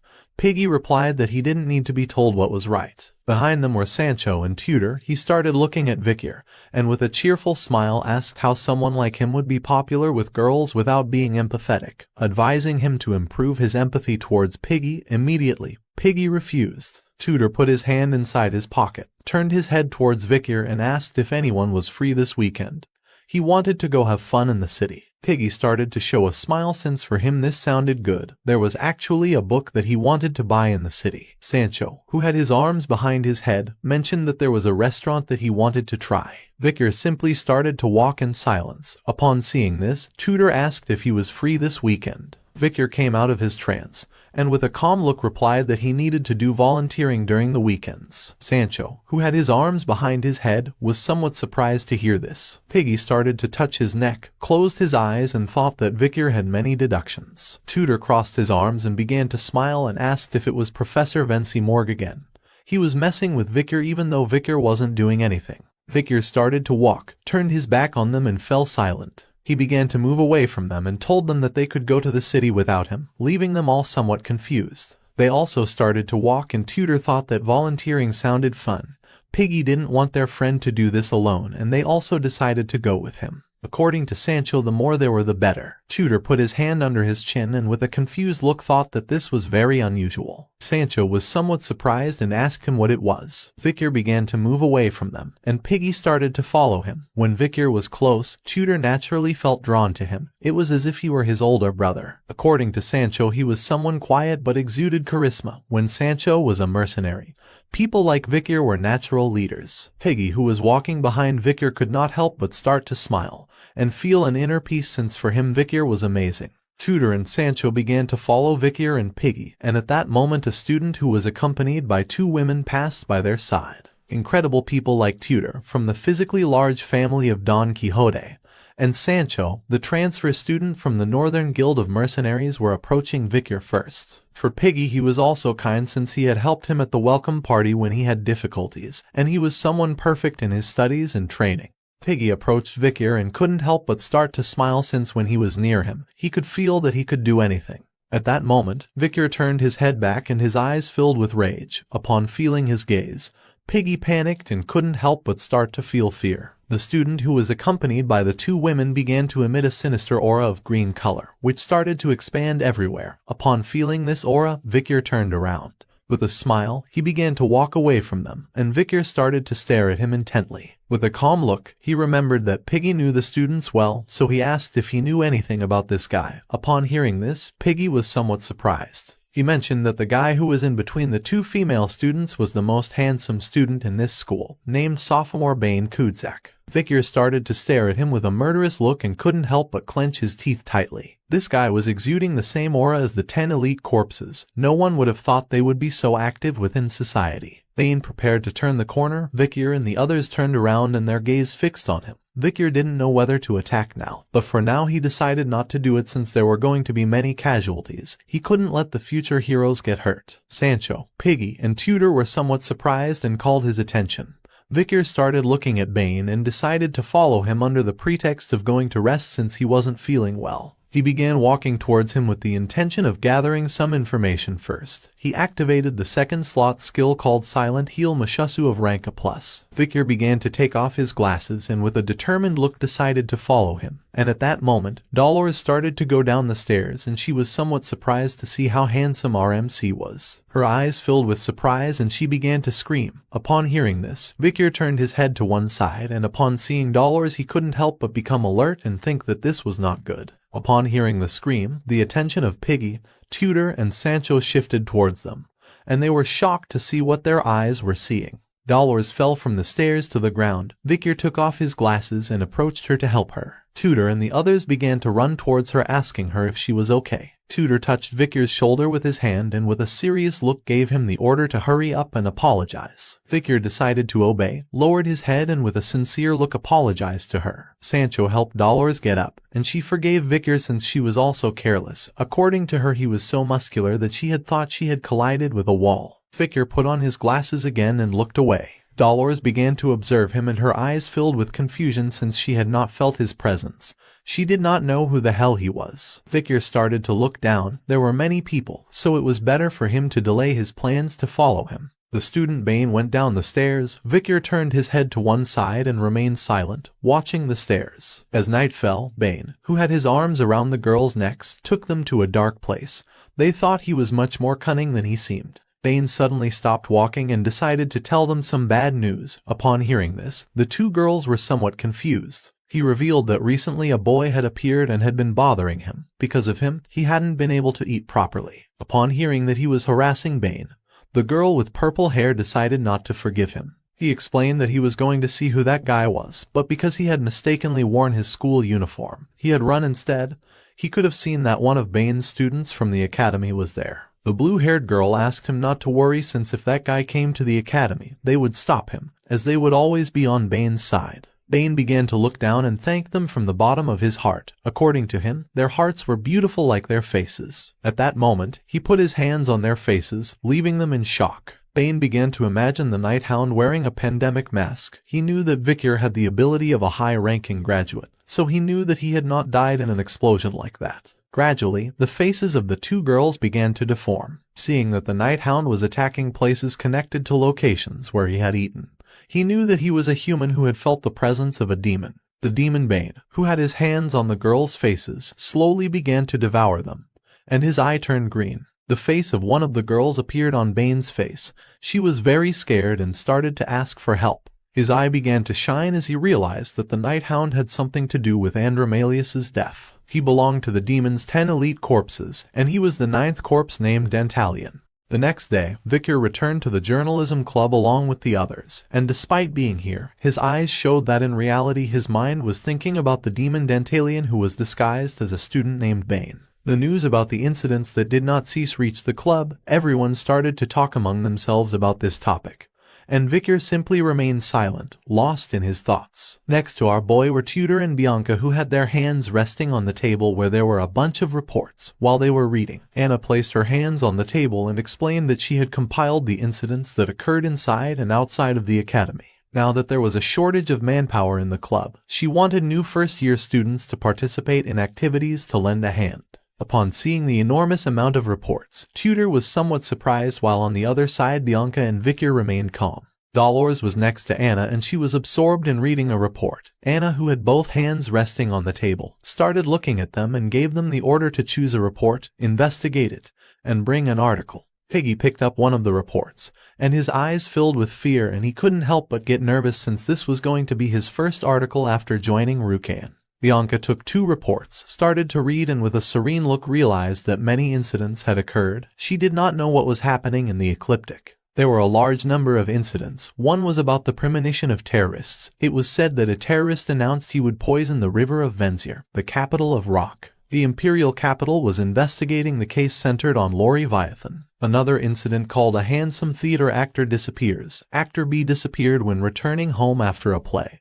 It was very likely that the crime had been committed by a fanatic. Also occurred a strange murder case where the head of the family disappeared without leaving any trace. There was an incident called Don't Ask Questions on the Street. Mr. A, who had injured several people on the street, was sentenced to death.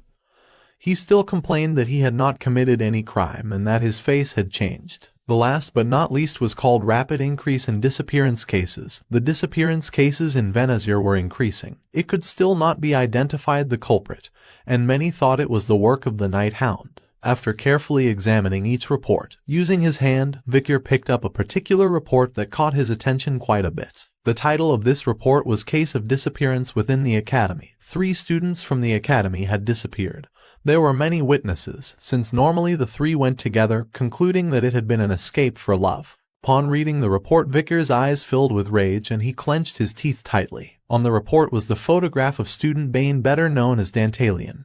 Vikir was fully aware that this bastard was one of the 10 elite corpses. Several hours later, night fell and the moon emerged, illuminating every corner of the dark city. In some middle-class neighborhood there was a small house. Inside were the husband and wife sleeping peacefully. Suddenly the husband opened his eyes and began to gaze at the ceiling in silence. Several seconds later, while the wife was sleeping like a log, he removed the sheet and quietly sat up. On the upper floor, there was a wooden window and the light from the streetlights outside was coming inside through it. The husband went up to the second floor, sat on the sofa, started looking at the ground and remained thinking in silence. After a while, he lifted his head and his pupils changed completely and turned green just like those of demons. In front of him appeared several masked demons. Among them was a Phoebo, a guy who wore a tie, another guy who carried giant scissors as a weapon, and a woman with red hair. The husband began to observe them and asked if they had discovered anything about the plague mask that was following them. Here we are revealed that Phoebo is the 9th corpse, Dantalion's subordinate. He began to speak in demonic tongue and started to reveal everything he knew. The woman was named Geronto. She was also the 9th corpse, Dantalion's subordinate. She stayed listening in silence. The guy who carried giant scissors as a weapon was named Heave. He also began to speak in demonic tongue. And finally, the guy wearing a tie was Fido. The husband who was sitting in the chair was the ninth corpse, Dantalion. He put his hand under his chin and concluded that the guy with the plague mask was very careful since they had not seen the mask after that day. He extended his hand and his 4 fingers transformed into the sharp faces of the victims he had devoured. With a serene look, he thought that this could not be avoided and ordered them to expand the scope of work from now on. He pointed his fingers at his subordinates and fired 4 powerful shots, which hit them squarely in the faces. The faces that Dantalion had on his fingers began to merge with the masked demons. He decided it was time to share his faces. In the blink of an eye, the faces of the victims that Dantalion had devoured merged with the demons, who now appeared to be simple humans. Now they could work without having to worry about being discovered. He gave his subordinates the order to go to the areas with more light and find the mask of the pandemic. While Dantalion was explaining this, the door of the room slowly began to open. It was his wife. Upon opening the door, she saw her husband sitting in the chair and the demons, wondering what was happening. She put her hand near her mouth and couldn't help but sweat as she didn't know what he was doing awake at this hour in the morning. With a worried look, she asked who these guys were. Dantalion began to stare at her with a calm look and remained silent for several seconds. Then he closed his eyes and sighed as he wanted to admire that lively face a little longer. At that moment, Fido drew his weapon, appeared behind the wife, placed the blade on her neck, and with a cold expression prepared to end her life. Dantalion asked him to make sure to leave her face untouched. Upon hearing this, the wife's eyes filled with fear. She did not know what was happening, and just before she could do anything about it, Fido followed his master's order and slit the woman's throat, causing blood to splash everywhere. The head of the wife fell to the ground and her eyes filled with tears. The plan to open the door had gradually been delayed due to the death of Andromalius and the appearance of the pandemic mask. Dantalion put his hand over his face and his face began to merge with the other faces. He was very upset. His hairstyle changed, and he asked Ephibo to follow him since they had to see her. Upon hearing this, Ephibo started observing him, and upon seeing his new face, he couldn't help but be somewhat surprised. The face of Dantalion changed again. Now he was a handsome man. He put his hand under his chin and with a smile decided to go and relieve his accumulated stress. After a few hours, he dressed like a priest and went to the church that had a candle lamp on the ceiling. He closed his eyes and began to show a kind smile. At that moment, a woman appeared and asked why he was smiling. Dantalion, who had his hands resting on his abdomen, continued smiling. This woman was none other than Saintess Dronzer. He replied that he could not help but smile having the beautiful Saintess standing in front of him. She began to stare at him with a calm look, called Dantalion Sir Quilty, and explained that she had not come to see him to make jokes. He reached out his hand to her and with a smile changed the subject. He was worried because her visits had become scarce lately. She approached him and with a serene look replied that recently there had been many murders and missing persons, so she had been busy covering them. The bastard Dantalion began to pretend, saying that the activities of her academy club had become busy. The world was becoming increasingly brutal. On the outside he started to show a kind smile, but deep down he was happy since he was the one responsible behind those cases. Dronzer started to look at him with an insecure gaze and she remained silent. Quilty Lun Indulgentia was the head of the Indulgentia family, the collateral line of the Quo Vadis family. They were currently volunteering and managing the resources of Quo Vadis in the orphanage, monastery, and hospitals, but they were supporting the exemption system that erased the profits of rich sinners. She knew that this two-faced bastard was hiding something.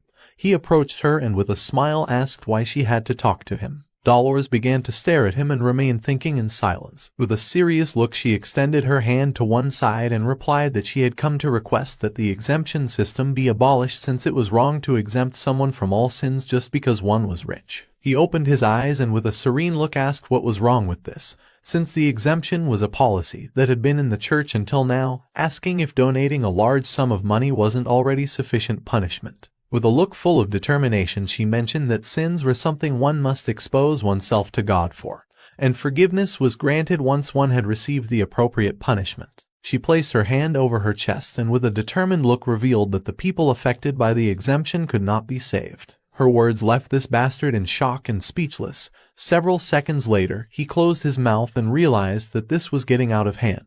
He put his hands on his abdomen, turned his back to her and explained that he was just following the doctrine of the church. According to him it was better for her to talk to her father, the cardinal. She remained listening in silence, and he asked her to please leave since he had heard that the students from the academy were coming to volunteer today, so there was no need to have a dispute within the Quo Vadis family in front of her juniors. She turned her back to him, looked back with a calm gaze and decided to come back later so they could talk a little more about this. After saying this, she began to head towards the exit of the church. The bastard Dantalian put his hand over his face, and his eyes transformed into those of a demon, and he couldn't help but smile. His gaze fixed on our girl as he thought this was beautiful. Some veins appeared on his face, causing him to grit his teeth and start bleeding. He had almost given in to his impulse to collect her face, but he couldn't do this yet and needed to hold himself back. He started to imagine her lying on top of some masks filled with blood. The saintess was the finest product he had discovered in this world. He wanted to collect her face when her face was in despair after chaos descended into this world. He began to hug himself and his body started to tremble. He was so anxious for that moment to arrive that a demonic eye appeared behind his head. They had to open the door as soon as possible for chaos to descend as soon as possible. After a few hours, someone wearing boots stood up. This was our boy Vikir. He was in front of the entrance of the orphanage. This was the orphanage that Cindy had found after analyzing the books of Andromalius. It was very likely that it was connected to the 10 elite corpses. This orphanage had the flag of the Quo Vadis family, and if a demon was planted within the Iron Blood family and the Holy Divine family, then it was also very likely that there were demons hidden within other families. After the explosion, Night Bloodhound caught attention, so he wanted to use volunteering as an excuse to slowly investigate the students. While Vikir was distracted, Tutor, Sancho, and Piggy appeared with a cheerful smile. Sancho began to observe Vikir. Tutor and Piggy started to look at the orphanage and were somewhat surprised to see that this was the orphanage where they had come to volunteer. Tutor put his arm over Vikir's neck and said that he was very lucky to have friends who were willing to volunteer with him, to which Vikir responded that he had never asked them to come. He sighed and fell silent, his eyes filled with concern as things had become bothersome. Dolor's family had control over the orphanage and Dantalian's bastard was the priest of the church. The 10-day vacation of the academy had begun, called the Golden Vacation, which had been created due to the school anniversary of Easter of the Loon Church and the weekend. The students equipped themselves with their backpacks and began to leave the academy to visit together the imperial capital or visit their families, and everyone was having a lot of fun. However, not all students were enjoying this vacation. At the same time, Vikir and the others entered the orphanage, and according to Tutor, Vikir should be grateful since they had also returned by refusing to take a break. Tutor, who was walking behind everyone, started looking at Vikir with a cheerful look and with a smile explained that the reason behind this was that they also needed to fill their volunteer hours. Sancho, who had his hands behind his head, turned his head towards Tutor and couldn't help but smile as it wasn't a bad idea to end this now. Piggy, who was walking next to Vikir, started to show 4 fingers and with a cheerful look said that he was fine since he liked to volunteer. Vikir, who was walking in front of everyone, started to look down and thank them. This orphanage was gigantic. It had luxurious lamps hanging from the ceiling and a lot of windows,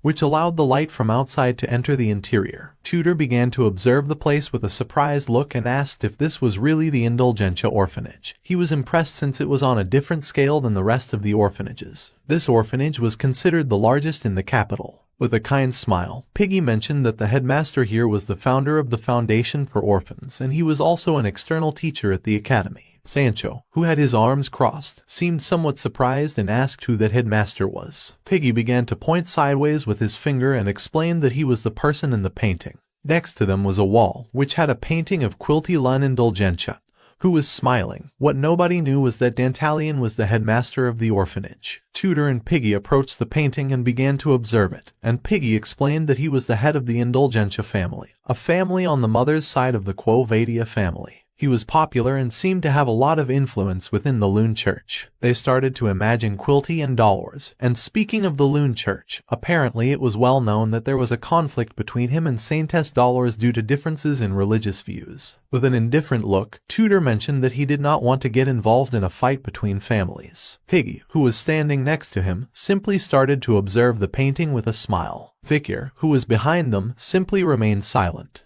He began to stare at the painting and his eyes filled with suspicion as he remembered that this guy was the popular headmaster of the orphanage. The rays of sunlight began to enter the room, illuminating Quilty's painting. Vikir decided to find out what this guy was like once he met him. After a few hours, Vikir and the other students who had come to volunteer arrived in the main hall. A nun and a monk appeared alongside the orphaned children who were wearing white clothes. The nun, who had her hands resting on her abdomen, with a kind smile explained that she would like the volunteers to be teachers for the children during the next 10 days. With a look full of confidence, she mentioned that if they took good care of the children, they would never forget their kindness. She asked them to please treat them with the heart of parents. Tutor, Sancho, and Piggy began to look aside and could not help but feel somewhat confused. Next to them were also Bianca and Sinclair. With a confused look, Tutor asked what those two were doing here. Bianca started to look at him with a gaze full of rage. She clenched her teeth tightly and couldn't help but get furious, while on the other side, Sinclair simply remained calm,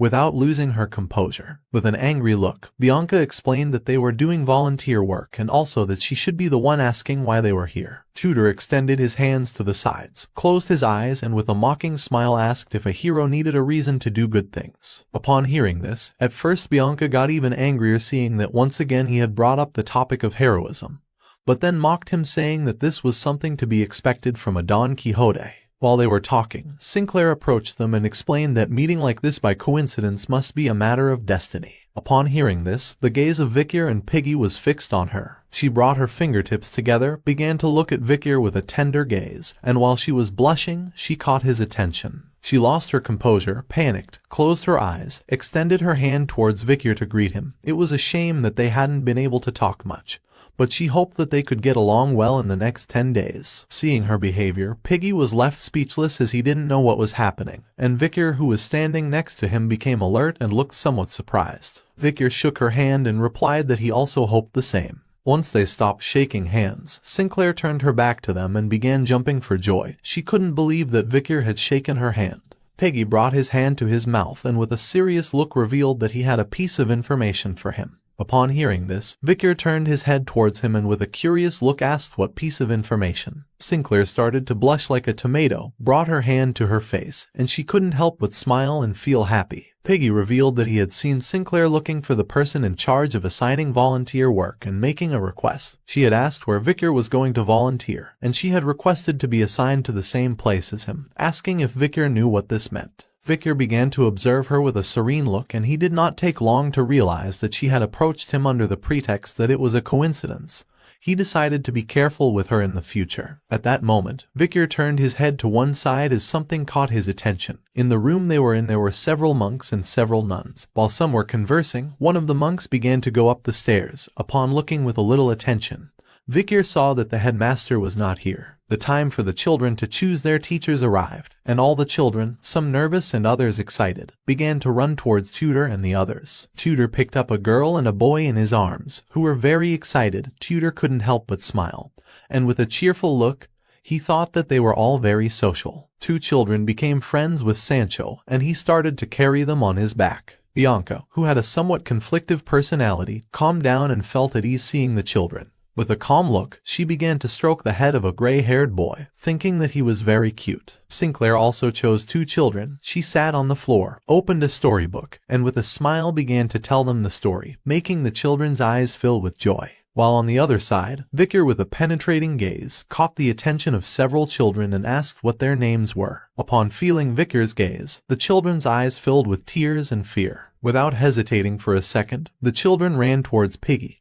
He began to pet one of their heads, closed his eyes, and with a forced smile, asked Vikir to try to smile a little. Vikir started observing him with a confused look and remained thinking in silence. He began to imagine the small and cute Pomerian, and with a serene look he remembered that she used to listen to him well, but now for him talking to these children was very difficult. At that moment, a blonde girl ran past him, and upon feeling her presence, Vikir's gaze fixed on her. The girl ran out, approached the door, and using her hand opened it. Vikir turned back, started to observe her, and couldn't help but feel somewhat confused. The girl went outside and leaned her body against a pillar. While the sunlight was coming through the gaps of the pillars, she simply began to look down at the ground and remained silent. Her eyes were filled with sadness, as she could not find a teacher to her liking. While she was distracted, Vikir appeared, crossed his arms, leaned his back against the pillar, and mentioned that he felt overwhelmed in places with a lot of people. Upon hearing his voice, the girl couldn't help but go into shock. She didn't know how Victor had gotten here. With a calm look, Victor began to look at her and explained that if he wasn't careful, people might think negatively of him, asking why she had left. The girl's eyes filled with worry. She began to observe him and stayed thinking in silence. Without a second of doubt, she looked away,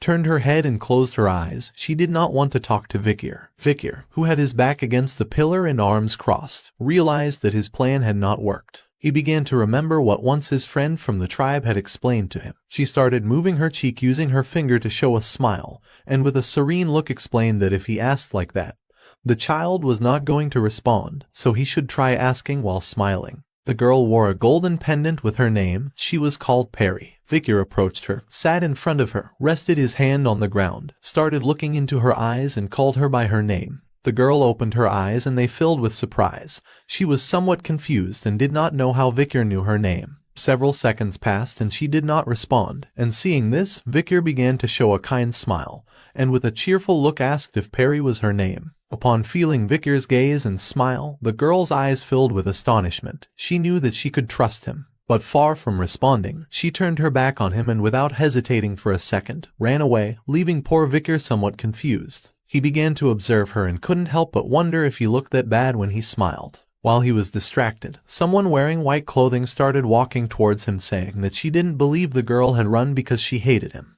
She was none other than Saintess Dollars. With a cheerful look, she revealed that she had seen everything. Her eyes filled with surprise and she couldn't help but smile. She didn't know why he was grotesque, but now she realized that our boy was quite kind. Victor stood up and with a calm look asked what President Dollars was doing here. She approached him, placed her hands on her abdomen, and with a sincere look revealed that Perry's heart had been hurt before, so for this reason she had closed it off. As a result, she developed aphasia and lost her voice. Victor turned to her and with a curious look asked what had happened to her. Dollars began to look down and with a sad expression mentioned that she didn't know the exact details, but she had been born in the orphanage, and in the last 13 years she had met countless volunteers who had passed through here. In front of them, there was a dark hallway and Dollars explained that at first, everyone had approached her in a friendly manner. But after one day, they stopped coming due to their busy schedules, so she assumed that Perry must be tired of attaching to someone in a short period of time and then mourning their disappearance for a long time. Victor began to look at Perry with a sad expression and fell silent. At that moment, the previously dark hallway filled with footsteps. Someone wearing boots started to walk. Upon sensing this presence, Victor's eyes filled with fear causing him to start sweating like crazy. While he was distracted, Dollars put her hand on her chest and with a happy look explained that Perry had reacted very well to him. She assumed that she was going to be fine with him, so she asked him if he could take care of Perry. At that moment, Victor put his hand over her mouth so that she would stop talking, causing her eyes to fill with confusion. She couldn't help but panic since she didn't know what was happening. Two men started walking down the hallway. The man in the green suit turned his head towards the other and mentioned that he was so busy that they rarely got to see each other. The other man simply started to walk in silence. He was none other than Dantalion, or better known as the headmaster Quilty. While he had his hands behind his back, he closed his eyes and with a smile explained that there had recently been a sudden increase in the number of people who had requested face-to-face talks to confess their sins. Behind him was his subordinate, Ephibo, who now had the face of a human. The man wearing a green suit said that for this reason he also needed to buy the exemption. Quilty opened his eyes, began to observe him and with a calm look asked how long he needed it for. Victor covered Dollars' mouth with his hand, and took her hand with the other hand and leaned back against the pillar to avoid being discovered. While Ephibo was walking behind them, the man and Quilty who were walking ahead started to converse with each other. The man wanted to buy 1 billion worth in gold. Quilty asked if he had recently killed someone, to which he replied that he had killed a barbarian slave that he had bought not long ago who had escaped, and on the way back to capture him, he had been disciplining him but unfortunately the barbarian died. Quilty was left somewhat confused and asked if he was buying 1 billion in exemption just for having killed a slave. But the man revealed that on the way back, as he was still angry, he had burned an entire village of slash and burn farmers. Victor turned his head towards them and quietly asked her to please be silent. Dollars' eyes filled with surprise as she did not know why he was doing this suddenly. Victor began to feel a strong smell and his eyes filled with rage, and started to shine. Quilty and the man who were conversing among themselves began to move away from them, and the smell that Victor was feeling came from Quilty. Quilty, who had his hands behind his back, said that $500 million was fine for something like this. The man extended his hand forward and decided to give the other half as a tip to God, who was forgiving his sins. The smell that Quilty's body was giving off was the same as that of the elite corpses. Seeing that the man wanted to give a tip to God, Quilty couldn't help but smile with joy and think that it was sacrilegious, explaining that giving offerings to God would make God forgive everything. Upon hearing this, Dolores couldn't help but go into shock and her eyes filled with surprise. She didn't know what was happening here. The man started to laugh since he felt that he was always learning about faith from him. Quilty, who had his eyes closed and arms behind his back, could not help but smile even more, thinking that he was too kind. Dolores began to lose her composure and could not help but get angry. She wanted to give Quilty a good lesson, but Vicar forcefully covered her mouth to prevent her from making noise. Vicar asked her to wait since if she made a move now, they were going to be discovered. Dolores started moving her feet, asking Vicar to let her go. At that moment, upon hearing the noise, Ephibo appeared and with a penetrating look began staring at them. Upon feeling the presence of Ephibo, Vicar, who was covering her mouth with his hand, panicked and his eyes filled with fear. He knew that this was not good, while on the other side, Dolores remained silent as she did not know what was happening nor who this guy was. Upon feeling a strange presence, Vicar and Dolores looked to one side and saw Ephibo standing next to them, staring at them intently. Dolores' eyes filled with confusion as she did not know who this guy was. Meanwhile, on the other side, Vicar went on alert and realized that they had been discovered. Several seconds passed and nothing happened. Vicar began to stare intently at Ephibo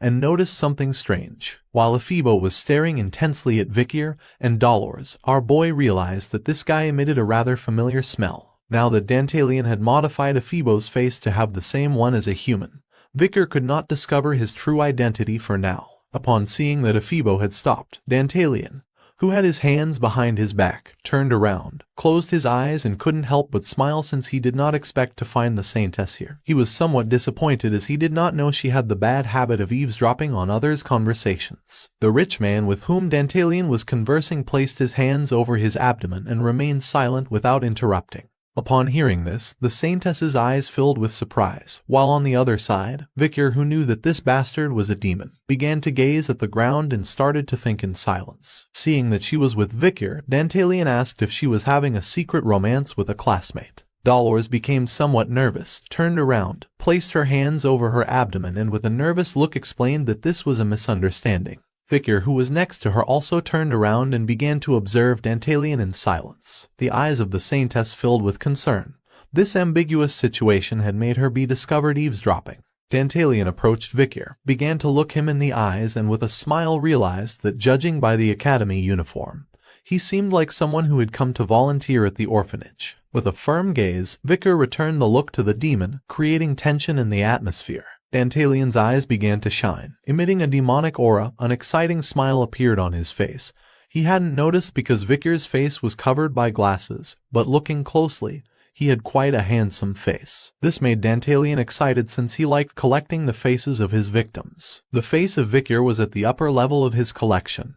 He wanted to have it. Vicar began to stare intently at Dantalian with a serene look and remained silent, holding back his internal hatred towards him. At that moment, the man who was conversing with Dantalian brought his fist close to his mouth, closed his eyes and coughed, indicating that it was time to continue with the conversation. Upon hearing his voice, Dantalian, who had one eye closed, came out of his trance, began to observe the man with the other one, and with a smile apologized for having kept him waiting. The man turned his back on him and began to walk away. Dantalian started to turn around, extended his hand towards them and with a kind smile explained to the Saintess that he was going to leave since today he was busy. Upon hearing this, Ephibo turned his back on Vicar and Dolores and began to walk towards them. Vicar and Dolores simply started to observe them and remained silent. Once they had moved away a little, Vicar clenched his fists, and his gaze fixed on Ephibo, who had a rather strange and familiar smell. Dolores clenched her teeth tightly due to frustration. She began to look at the ground and thought about corruption. Even after seeing him shamelessly sell indulgences, she couldn't say anything. Even after hearing blasphemous words against God, she turned to Vicar, extended her hand to one side, got angry and asked him why he had done this. Vicar turned towards her and remained silent. The reality was that he felt an uncontrollable inner fury. Several seconds passed and he did not respond. Seeing the fury in Vicar's eyes, Dolores was somewhat surprised and speechless. She did not know what was happening. Victor began to look at the ground and with a sincere expression apologized to her for his behavior, explaining that from now on he would be more careful. After saying this, he turned his back on her and while walking away explained that he had been gone for a long time, so he had to return to the orphanage. While the sunlight was illuminating the area, Dolores began to observe Victor and remained thinking in silence. Dolores' eyes were filled with surprise and confusion. While Victor was moving away from her, many questions came to her mind. She did not know why Victor seemed angry. Quilty Rune Indulgentia had an average stay time in the orphanage of approximately 2 hours per day. His main task was to sell indulgences to nobles and merchants. One day, like any other, a noble came to the orphanage and after talking with him, he handed over a box. Quilty took the box and began to show a kind smile. Occasionally, he also sent by letter investment reports or sales accounting books of indulgences to the Quo Vadis family. He sent these letters through a white dove. Victor killed the dove and after checking the mail, it was confirmed that the recipient was Cardinal Humbert Rune Quo Vadia, head of the Quo Vadis family. He also noticed that Quilty was always accompanied by someone when he engaged in external activities. The rotation was of 4 people, 3 men and 1 woman. Victor began to imagine a Phoebo when he wore a mask and when he did not wear it. The mask that one of the guards had found during the explosion of the orphanage had been confirmed by smell to be from the same person who was called a Phoebo. Back to the present, Victor lowered his head and with a lost look began to stare at the ground. It was expected that the remaining 3 people would be at an advanced graduate level or higher just like a Phoebo. It was a high risk for our boy to take on 4 advanced graduates along with one of the 10 elite corpses. In conclusion, to eliminate Quilty, first it was necessary to deal with the 4 guards. Sancho, Tudor and Piggy arrived in the area and could not help but be left speechless and confused at the same time upon witnessing what was happening before their eyes. Before them was Victor, who was washing clothes with a wooden board using water from the river. Next to him there was a large basket with dirty laundry. Seeing this, Tudor, Sancho and Piggy could not help but feel somewhat surprised and asked why he was working so hard. Sancho crossed his arms, closed his eyes and felt embarrassed for trying to earn points by completing hours of volunteering. Tudor clenched his fist, and his gaze filled with determination. He couldn't believe that Victor was doing all this to help the children. He decided to follow his example and work harder to become a true hero. Piggy began to observe Victor and fell silent. Several seconds later, the 3 raised their fists and decided to follow him. Upon hearing their voices, Victor, who was washing clothes by hand, turned towards them and was somewhat surprised. Victor began to clean his cheek with his hand and with a lost look he began to gaze at the ground. He was so lost in his thoughts that he hadn't even noticed that his friends had come. It was difficult to act during the day. He had to wait for night to arrive. For now he decided to concentrate on the day. Today it was a wonderful day, and the sky was clear. After a few hours someone threw the run-flat ball into the air. The ball had been thrown by the children of the orphanage who were happily playing run-flat. With a smile one of the children extended his hands to catch the ball, while being followed by the others. In the area there was a tree. While all the children were playing, a girl sat next to the tree and began to watch the game in silence. This child was none other than Perry. Several minutes passed and instead of going to play with the children, she stayed watching. At that moment, she turned her head to one side and her eyes filled with surprise. Someone wearing academy boots sat next to her and threw a ball on the ground, which bounced against it and flew away. This person was none other than Victor. He sat on the tree next to her, and while he had one hand resting on his knee, he began to bounce the ball with the other. Perry started to look at Victor and remained thinking in silence. She did not know what he was trying to do. Victor kept bouncing the ball and this awakened Perry's curiosity. Her eyes filled with curiosity and her gaze fixed on the ball. Seeing this, Victor could not help but smile and with a cheerful look remembered that the children of Balak also liked to play with this ball. He picked up the ball, and the reality was that it was not a ball, but the madam's egg. It had not shown signs of hatching, and the grip was not bad. Victor always carried the egg with him just in case, but he had never thought he would use it for something like this. Victor threw the ball again, and curiosity in Perry's eyes increased dramatically. She was stunned to see how well this ball bounced. Her gaze fixed on the ball and her desire to play with it grew stronger. She tried to hold back but was unable. Several seconds later, she picked up the ball and with a pleasant and excited smile, she prepared to bounce it. She began to happily bounce the ball, and Victor, who had his hand over his mouth, started to watch her and couldn't help but smile upon seeing that his plan had worked. Behind them were some stairs on which Sinclair was sitting. While she had one hand resting on her knees, she rested her head on the other hand, closed her eyes, and couldn't help but smile since, as expected, Victor was kind. Upon hearing her voice, Victor came out of his trance, broke his hand from his mouth and couldn't help but be somewhat surprised. When he turned around, he saw Sinclair. She began to blush and with a happy look, mentioned that he had a somewhat blunt side. Victor didn't even look at her, turned his head to the side and asked what she wanted. She stood up, put her hands behind her back and started walking towards him, explaining that the reason was obvious. She approached Victor, closed her eyes and with a pleasant smile revealed that she simply wanted them to be friends. She was a year younger than Victor, and if he didn't mind then she could talk to him formally. Victor started looking straight ahead and remained thinking in silence. Then he turned his head back and with a calm look gave her the order to do what she wanted. Upon hearing this, a smile appeared on her face, causing her to start blushing. While Perry was happily playing with the ball, Sinclair got even closer to Victor and realized that she could be more informal, calling Victor brother. Victor replied that he felt a little uncomfortable being called brother. She decided to think of another way to call him until the next time they met. While they were conversing, Perry continued happily playing with the ball. She threw the ball again. But at that moment, it began to move in the air, leaving little Perry somewhat confused. At that moment, the ball bounced forward. And seeing this, Perry's eyes filled with concern and she started to follow the ball. In the grid that was next to the estuary canal, there was a small hole. Unfortunately, the ball went through the hole and fell into the water. Upon hearing the sound of water, Victor's and Sinclair's attention shifted towards little Perry.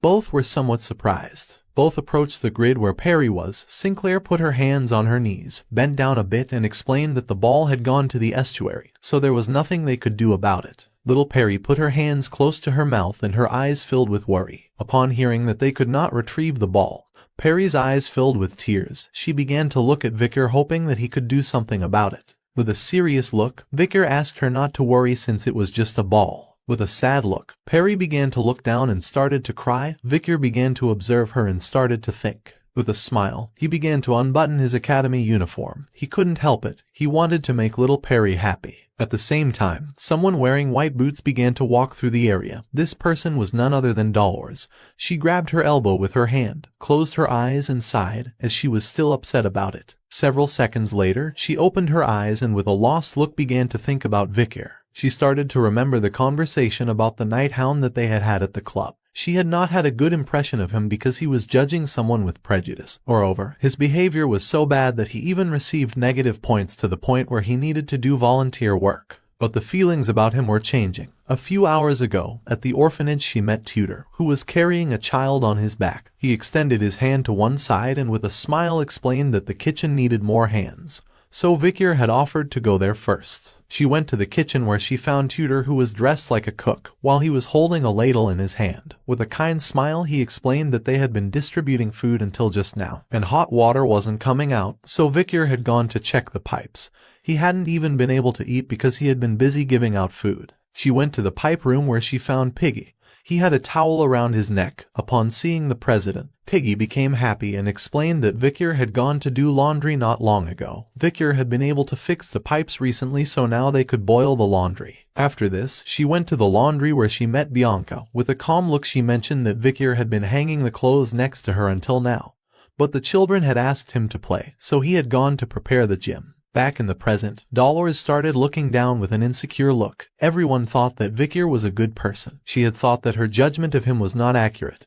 But in reality she could not be more wrong. She actually had her own prejudices about him. As the sun was lighting up the area, she left the orphanage and approached some stairs. She put her hand behind her head and remembered that many were aware of the fact that Quilty and she did not have good relations. So if Victor had been considerate by hiding with her because he had noticed Quilty, then she should apologize. Several seconds later, she saw Victor, Sinclair, and little Perry standing in front of the estuary grate. She began to observe Victor and her eyes filled with confusion as she did not know what was happening. Victor started to take off his shirt. Sinclair put her hands over her eyes, but still continued looking and she couldn't help but start blushing. Perry, who was next to her and had her hands over her chest, began to cry as she wanted to get her ball back. Victor took off the academy uniform and the boots and left them on the ground. After doing this, he gained momentum and made a big jump over the grate and threw himself into the dirty water of the estuary. Upon seeing this, both Sinclair, Dronzer, and Perry were surprised and open-mouthed at the same time.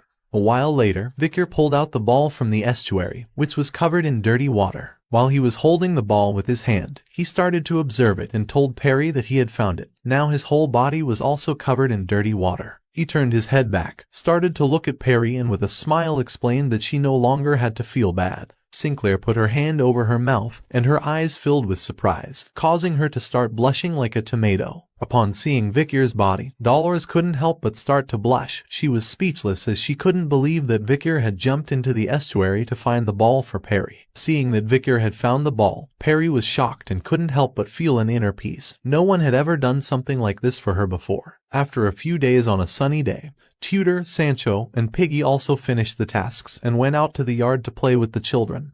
Everyone was very happy. A little while later, Tutor, who was wiping the sweat from his forehead with his hand, started to look at the children and with a smile mentioned that today was the last day of volunteering. Sancho, who had one hand on his waist, began to smile and with a cheerful look replied that time had passed very quickly. Meanwhile, on the other side, Piggy, who was very tired and panting heavily, remained silent. Tutor clenched his fist, raised it to the sky, and decided to play until he ran out of energy. Next to them was the tree where Victor was sitting. He intertwined his hands and remained thinking in silence. Next to him sat Perry. While the sun was illuminating the area, Victor began to gaze at the ground with a lost look. Perry, who was sitting next to him, was holding something made of flowers. Her gaze was filled with sadness as today was our boy's last day of volunteering. Perry was red and sad at the same time. She lifted her head and started observing Victor in silence. Victor raised his head and with a serious look began to think of some way to kill that bastard Dantalian. While he was distracted, Perry approached him and without making a sound, she placed the flower crown on Victor's head. Upon feeling this, he came out of his thoughts and couldn't help but be somewhat surprised. He started to touch his head with his hand, and with a confused look asked if this was a crown.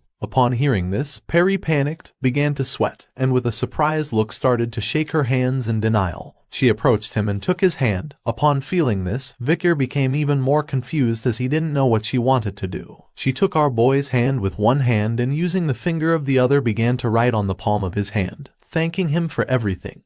Victor started to observe her, and his eyes filled with surprise. Today was a wonderful day. Perry thanked our boy for always being with her and for finding the ball. Victor replied that it was not necessary to thank him since he simply enjoyed doing it. At that moment, Perry moved her hand away and started thinking for several seconds. Then she wrote again on the palm of our boy's hand with her finger. After doing this, she moved her hands away, brought them close to her chest and with a sad look asked if they were going to see each other again someday. Victor's gaze also filled with sadness. He began to remember what Dolores had told him about her. A few days ago, when Victor ran into her, she started touching her cheek with her finger and with a sincere expression explained that at first everyone was friendly with her. But after a few days everyone was so busy that they couldn't even come to see her. She was tired of the temporary affection and the long separations. Perry sat back down, rested her hands on her abdomen and began to look at the ground with a gaze full of sadness. While our boy was hunting demons, he had to be prepared for death at all times. He could not promise that he would return. But still he answered that they were going to see each other again. Upon hearing this, Perry lifted her head and her eyes filled with happiness. While the wind was blowing the leaves, with a sincere look, Victor promised that as long as there was a tomorrow for him, he would come here. Perry began to watch him and fell silent. She couldn't believe that Victor had promised her this. She closed her eyes and started to show a happy smile. Thanking our boy, she decided to wait for that day eagerly. After this, both remained contemplating the views in silence for several minutes. Several hours later, in the main auditorium of the Indigentia orphanage, all the students who had come to volunteer gathered together. Among them were Sancho, Piggy, Tutor, and Bianca. Someone thanked everyone since for the children who had been separated from their parents and lived in the orphanage this was priceless. By knowing them, the children had felt their parents' presence and had been able to fill the void they had in their hearts. These words made everyone start to cry. The person who was thanking them was Quilty. He extended his hands to the sides, closed his eyes and with a smile explained that if the children grew up well it would be thanks to the wonderful volunteers. At that moment, a worker who was pushing a box of donations appeared and began to approach them. Quilty extended his hand towards the box and with a kind smile asked them to share with the children the love they had felt for them over the last 10 days. Upon hearing this, Piggy put his hands over his eyes and began to cry even more out of sadness. Next to him was Victor, whose eyes filled with surprise upon seeing that Quilty had attended. Victor started to touch his glasses and thought that this bastard was good at giving thanks with the tongue of the devil, appropriately subtly stimulating respect and a sense of debt towards the parents. He knew they were planning for the young students to donate to the orphanage. Next to Quilty were his 4 subordinates, who now had human faces. They simply remained silent. Quilty began to show a kind smile. Now that the 4 were here, it was going to be complicated to carry out an incursion. Victor started to stare intently at Quilty with a penetrating look and decided not to let this guy do whatever he wanted. With a smile, Quilty began to persuade the students to donate to the orphanage. All preparations had been completed and today Victor was going to hunt one of the 10 elite corpses as planned. Quilty's persuasion plan worked as the students began donating gold coins. A long line formed in front of the donation box.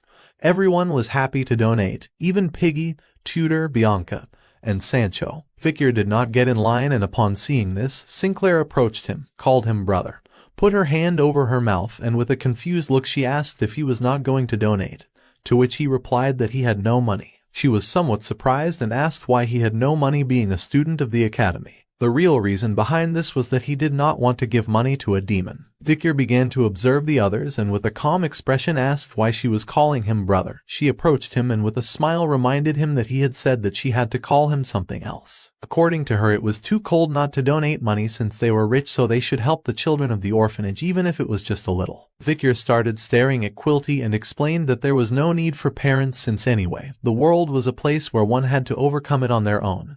Parents were only necessary during childhood when the help of others was essential, and apart from that, according to our boy, they were not needed. Upon hearing this, Sinclair's gaze filled with concern. She began to look at Victor and fell silent. She took Victor's hand with both hands and with a sincere look realized that he had been through a very difficult time. Feeling this, Victor's eyes filled with confusion as he did not know what she was doing. With a tender look, she took Victor's hand and asked him to come visit her house later to eat together with her family during the holidays or vacations. After saying this, she turned her back to him and ran away, saying that for today she was done, with the excuse that she was going to see the children, asking him to make sure to take time after his volunteer work. Victor began to look at her and remained thinking in silence.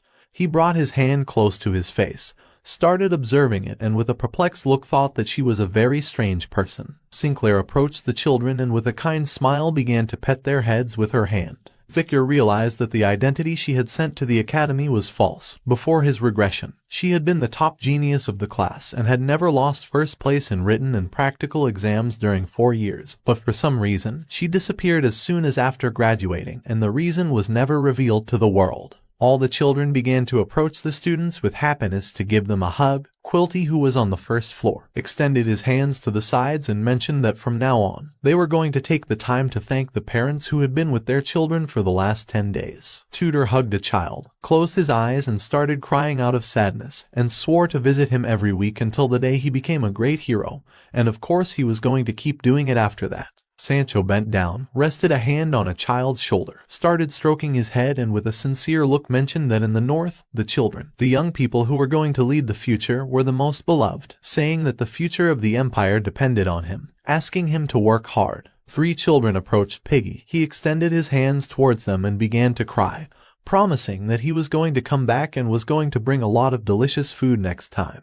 Bianca started to stroke the head of a girl who was crying, and her eyes also filled with tears.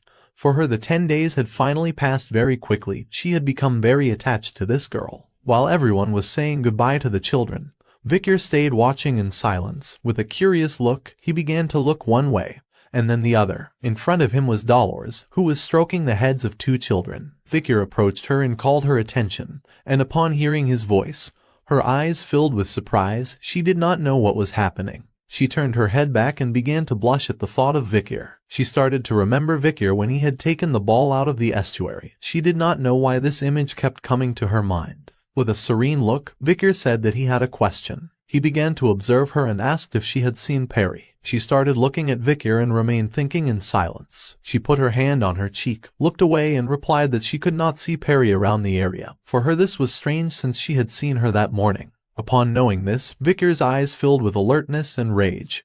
He knew something bad had happened. Seeing that even she did not know, Victor turned his back to her and as he was walking away said that he had to go. Dolores reached out to him and could not help but feel somewhat confused. Victor began to remember Perry's happy smile and could not help but wonder why she had not appeared. His eyes were filled with rage. He stopped walking and turned his head back and his gaze fixed on Quilty. Quilty began to stare at Vikir and started to show a smile. Seeing his expression, Vikir realized that this bastard was responsible for Perry's disappearance. After a few hours, night fell and the sky filled with clouds which began to cover the moon. At the same time, in the room for the volunteer work, Sancho and Tudor were sleeping like a log on wooden beds. Tudor was dreaming of the orphanage. He did not want to leave here. Next to them there was another bed. The person who was sleeping in it took off the sheet and got up. At the same time, in the fourth building of the orphanage Indulgentia known as the children's dormitory, Quilty's subordinates arrived, all carrying weapons and ready to act. Without making a sound, the four began to walk, taking different paths. The dorm had 4 hallways, and the four took one hallway and started to walk. Several seconds later, Ephibo moved quite far from the area. It was night and the hallway behind him was very dark. Ephibo remained silent. And at that moment, Vikir, who wore the Night Hound mask, appeared from among the darkness and began to stare intently at Ephibo, who was distracted. He did not take long to feel Vikir's presence and quickly turned around. But to his surprise, Vikir disappeared. Ephibo's eyes filled with alertness.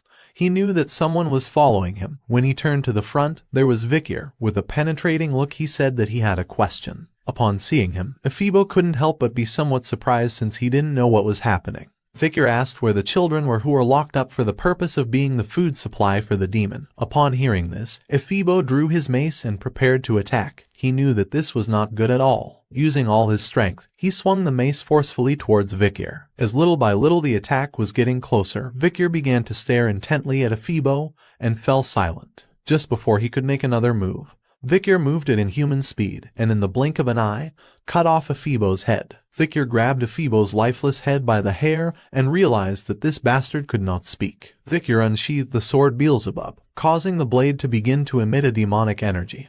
He started to observe the blade, and upon seeing that this bastard did not want to talk, he decided not to waste any more of his time playing with him. While Ephibo's lifeless body lay on the ground behind him, Vikir grabbed his head by the hair and stood silently thinking. At that moment, Vikir began to look down, and his eyes filled with confusion as something caught his attention. Ephibo's face started emitting smoke and slowly began to melt. But even so, Vikir did not let go of the head. As Vikir was holding onto the hair of the face, Ephibo's real head emerged from the disguise, fell to the ground, and started rolling. Our boy simply stood there in silence, trying to understand the situation. Once Vikir looked at his hand, he saw that it was not his face but the mask that Ephibo was wearing.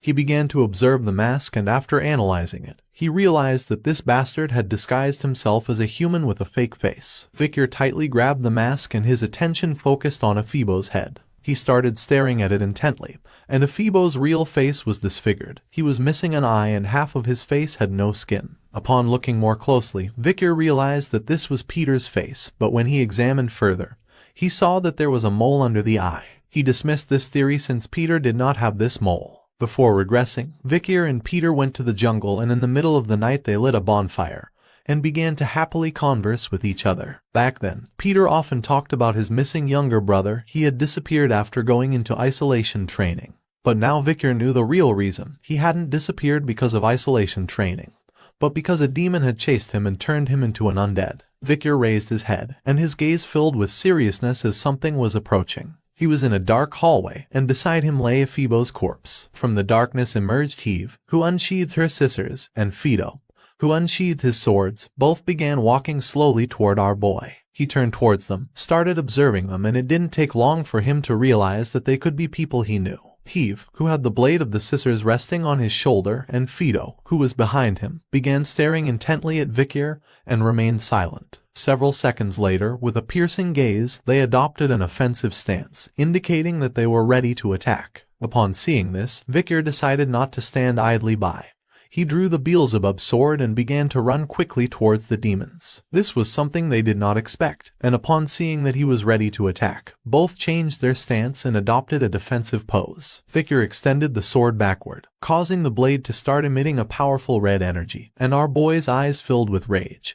He wanted to kill these bastards at all costs in order to finally end the life of the demon Dantalion. Vikir approached them, and using all his power, launched a powerful slash. But luckily for them, the demons jumped away, dodging the attack at the last second. Now that our boy was defenseless due to the attack, the demons decided not to waste this opportunity. Fido appeared above and began approaching Vikir, preparing to strike, while on the other side, Heave appeared on the ground and prepared to swing the scissors with force. Luckily, Vikir turned around just in time, and upon seeing that they were ready to attack, he realized this wasn't good. The demons launched a powerful attack, creating a large smoke screen and making a lot of noise in the middle of the night. At the same time, somewhere else, there was a statue of a goddess praying.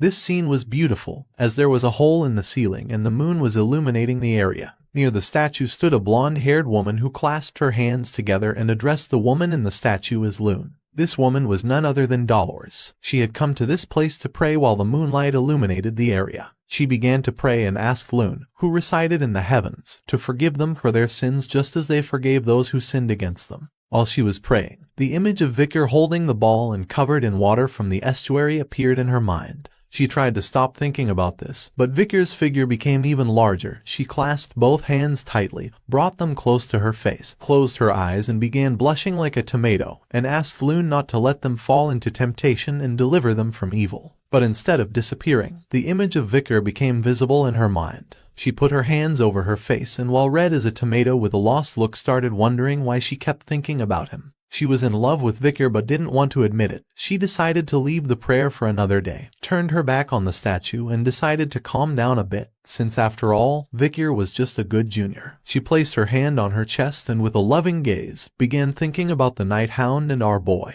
But these thoughts were interrupted when suddenly there was a noise. She turned to one side and with a confused look started wondering what was happening.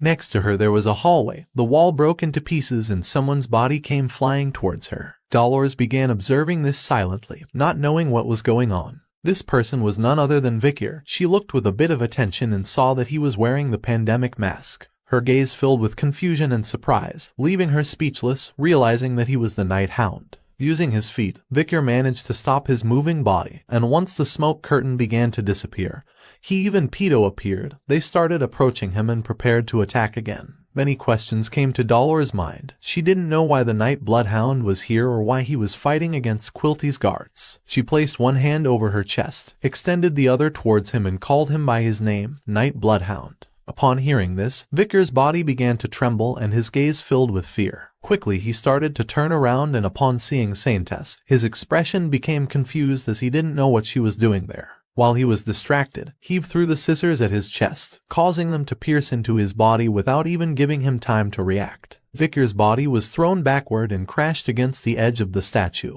Dolores turned around, and upon seeing this, her eyes filled with concern as she knew this wasn't good. The attack was so powerful that Vikir lay on the ground, and seeing this, Heave and Fido began to approach and decided to deliver the final blow. But Dolores wasn't going to let this happen. She stood in front of them, extended her hands to the sides, and with a look full of fear asked them to stop. Even though she didn't know what was happening, she was sure that if they talked it out they would reach an agreement. Her persuasion plan did not work against the demons. Both of them started staring at her, grabbed their swords tightly and prepared to take her out of the way. At first she was paralyzed with fear, but then she closed her eyes, clenched her teeth tightly and stood firm, ready to receive the attack. She didn't want to step aside and let Night Hound die. The demons attacked her and Vikir asked her to move aside. Using the Beelzebub sword he blocked Heave's attack, but unfortunately he didn't have another sword, so he blocked the other attack with his own arm, causing Fido's sword blade to sink into his arm. Despite having received so much damage, Vikir's gaze was firm. He began to look at the demons and remained silent. In a matter of seconds, the wound made by the sword caused him to start bleeding. The Saintess, who was behind him, opened one eye to see what was happening, and her gaze filled with fear and sadness upon seeing the wound on Vikir's arm. With a confident look, Vikir asked her not to worry about this. After saying this, he quickly began swinging his sword, breaking Heave's scissor blade into pieces. The demon started watching the fragments of the broken blade in the air, and his eyes filled with confusion. Just before Heave could understand the situation or make a move, Vikir stabbed the sword into his neck, not even giving him a chance to do anything about it. He drove the sword even harder into this bastard's neck to ensure he died, and seeing this, Fido pulled the sword from our boy's arm and prepared to deliver the final blow. thinking he was defenseless. Vicar swung the sword forcefully, cutting Heave's neck, and just before Fido could take advantage of this opportunity to attack, with a piercing gaze, Vicar turned around, swung the sword precisely, and also cut his neck, causing blood to fill the place. While the blood of the demons was falling to the ground, Dolores grabbed her shoulders, clenched her teeth tightly, and her gaze filled with fear. She couldn't believe that the Night Hound was so powerful. Vicar's suit was now covered in blood. Several seconds later, the heads of the demons fell next to their lifeless bodies. Vicar approached, began observing them, and remained silent. Dolores put her hand near her mouth and with a worried look remembered that he was injured. She approached him, clenched her fists, and with a look full of concern asked if he was okay, advising that it would be better to treat his arm right now. Vicar stood firm and told her not to worry about it. After saying this, he turned his head back and began to observe her with a serene gaze. He never would have thought he'd see the Saintess here, nor what she was doing here so late at night. With an expression full of terror, she started looking at the corpses. She didn't know why Quilty's guards had tried to attack her despite knowing who she really was. Vicar started pointing at the heads with his finger and asked her to pay attention.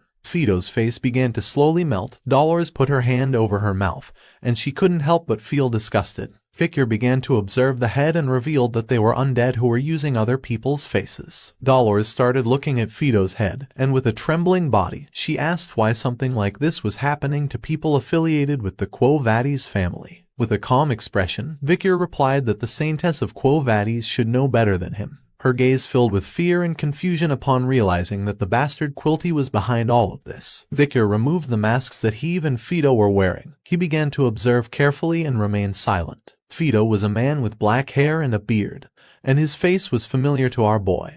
He was Staffordshire Baskerville from the Pitbull Order. He began to remember Staffordshire when he was alive, when our boy had disappeared into the forest. This guy was able to avoid exemption thanks to Adolf Morg's defense, but he had heard that voluntarily he had gone into isolation training. Vicar clenched his teeth tightly and his eyes filled with fury. He started looking at Heave's corpse and saw that he had a tattoo on his chest, and judging by this he realized that this guy was from the Don Quixote family. He began to remember the bastard set smiling and recalled that this guy was also in isolation training, and people from prestigious families had cut off contact with outsiders. In the past, he came across the three sisters who were very tired, and with a sincere look, one of them mentioned that they had just started isolation training. But, by Uncle Adolf's orders, he withdrew, entered the room of darkness, and was currently dedicated to magical research. At that moment, someone wearing bandages extended their hand and summoned a fireball. This person threw the fireball at the corpses of the demons, creating a great explosion, leaving Vicar and Dolores somewhat confused. This person began to throw more fireballs, destroying the place in pieces. Several seconds later, debris started flying everywhere. The entire place was now in flames. Vicar approached Dolores and began to cover her with the cloak. The flames started spreading everywhere, and seeing this, Vicar thought that this was not good. They began to look to one side and their eyes filled with surprise and confusion upon seeing what was in front of them. Someone wearing leather boots started making their way through the fire towards them. It was a woman with red hair. She began walking slowly towards them. Vicar began to observe her and couldn't help but be somewhat surprised. He gave her 0 points.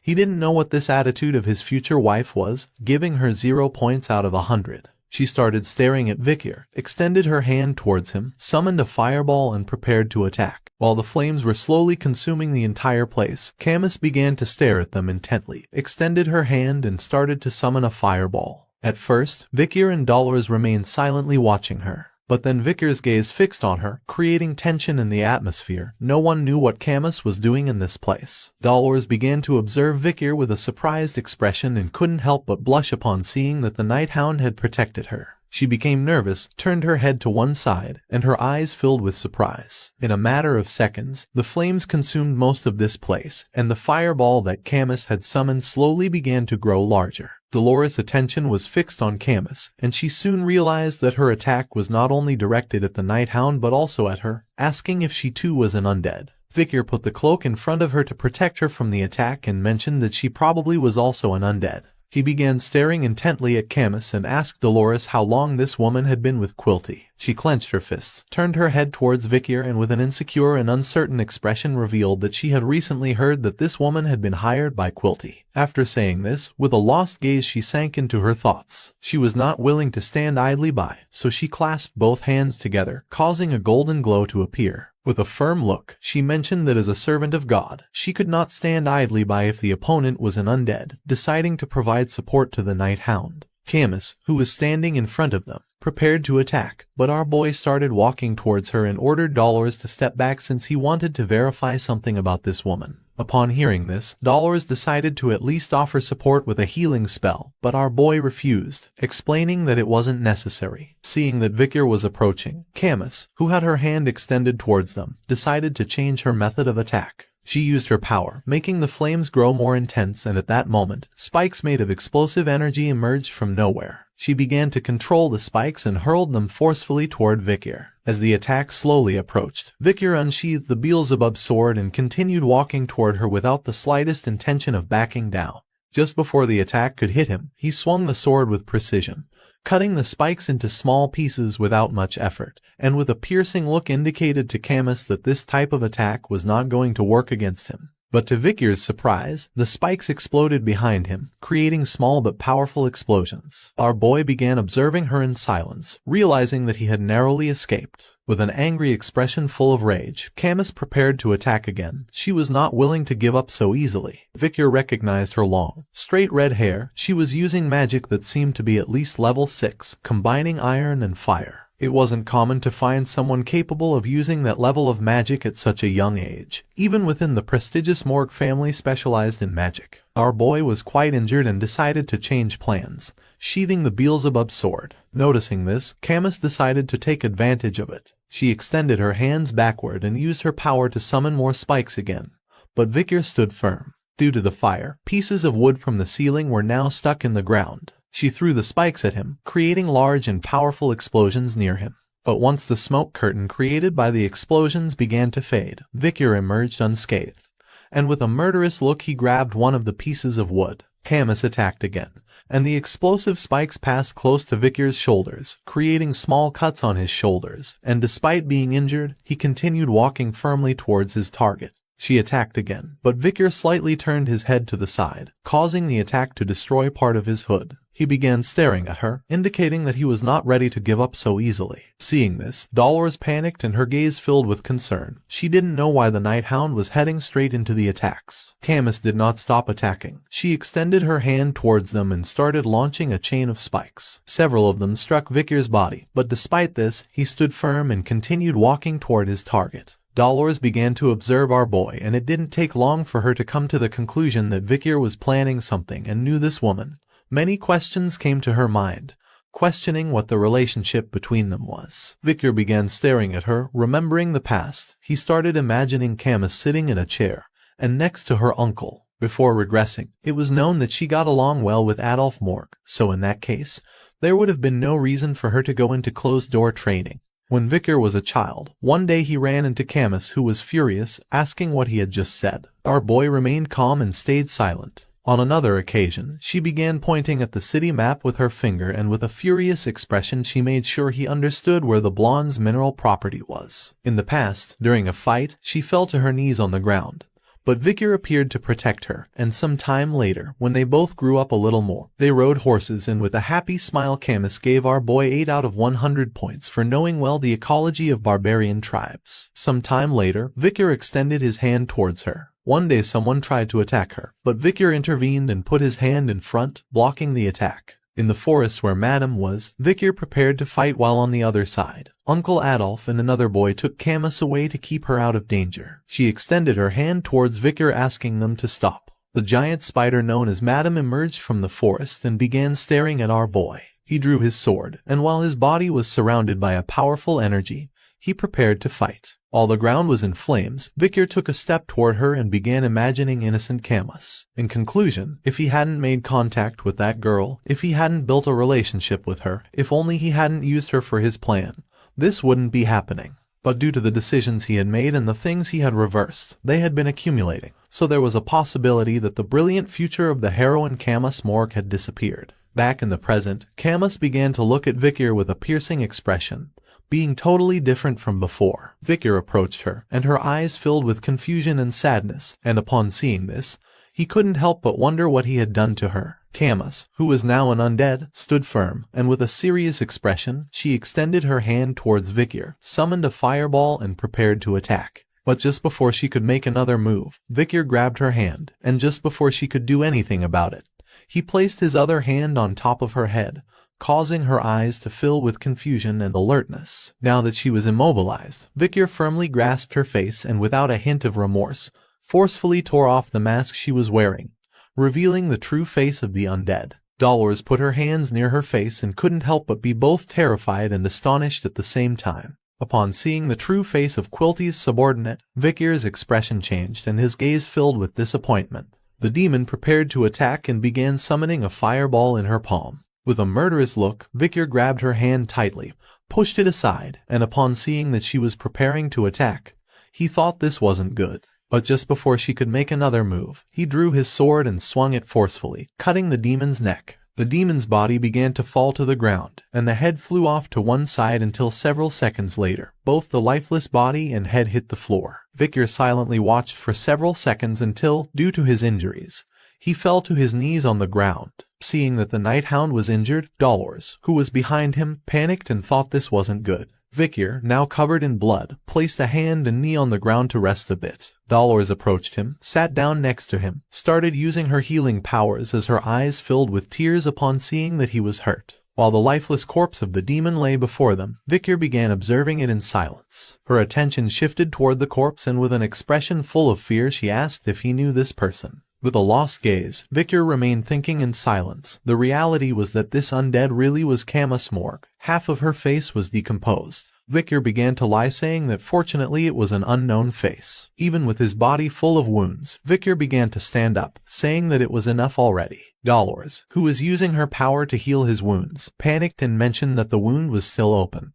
But our boy responded that just with this he already felt perfect. Dolores' mind filled with questions. With an anxious expression she asked why he kept fighting until reaching such a horrible state, asking him to explain a reason. Victor stood up, clenched his fist tightly and responded that the reason was demon hunting. With a fearful and confused look, she began to stare at him and ask why he was hunting demons. He turned his back on her and mentioned that it was just personal revenge. After saying this, he approached the corpse and gently picked up Camus Morgue's mask. He started observing the mask and began recalling the masks of other demons. This one also emitted a powerful demonic energy, but they were only sacks being used by Quilty's guards. He decided it would be better to investigate further about it. But at that moment, a voice emerged from Camus Morgue's corpse asking Victor to return the mask. Upon hearing this, both Victor's and Dolores' attention shifted towards the corpse. They were both terrified and confused at the same time. A mouth appeared on the corpse, and it mentioned that Ephebo, Hebe, Fido, and even Geronto had been borrowed from that woman, revealing that she was going to be furious. Dolores put her hand under her chin and couldn't help but remain open-mouthed and terrified upon seeing a mouth emerge from the body.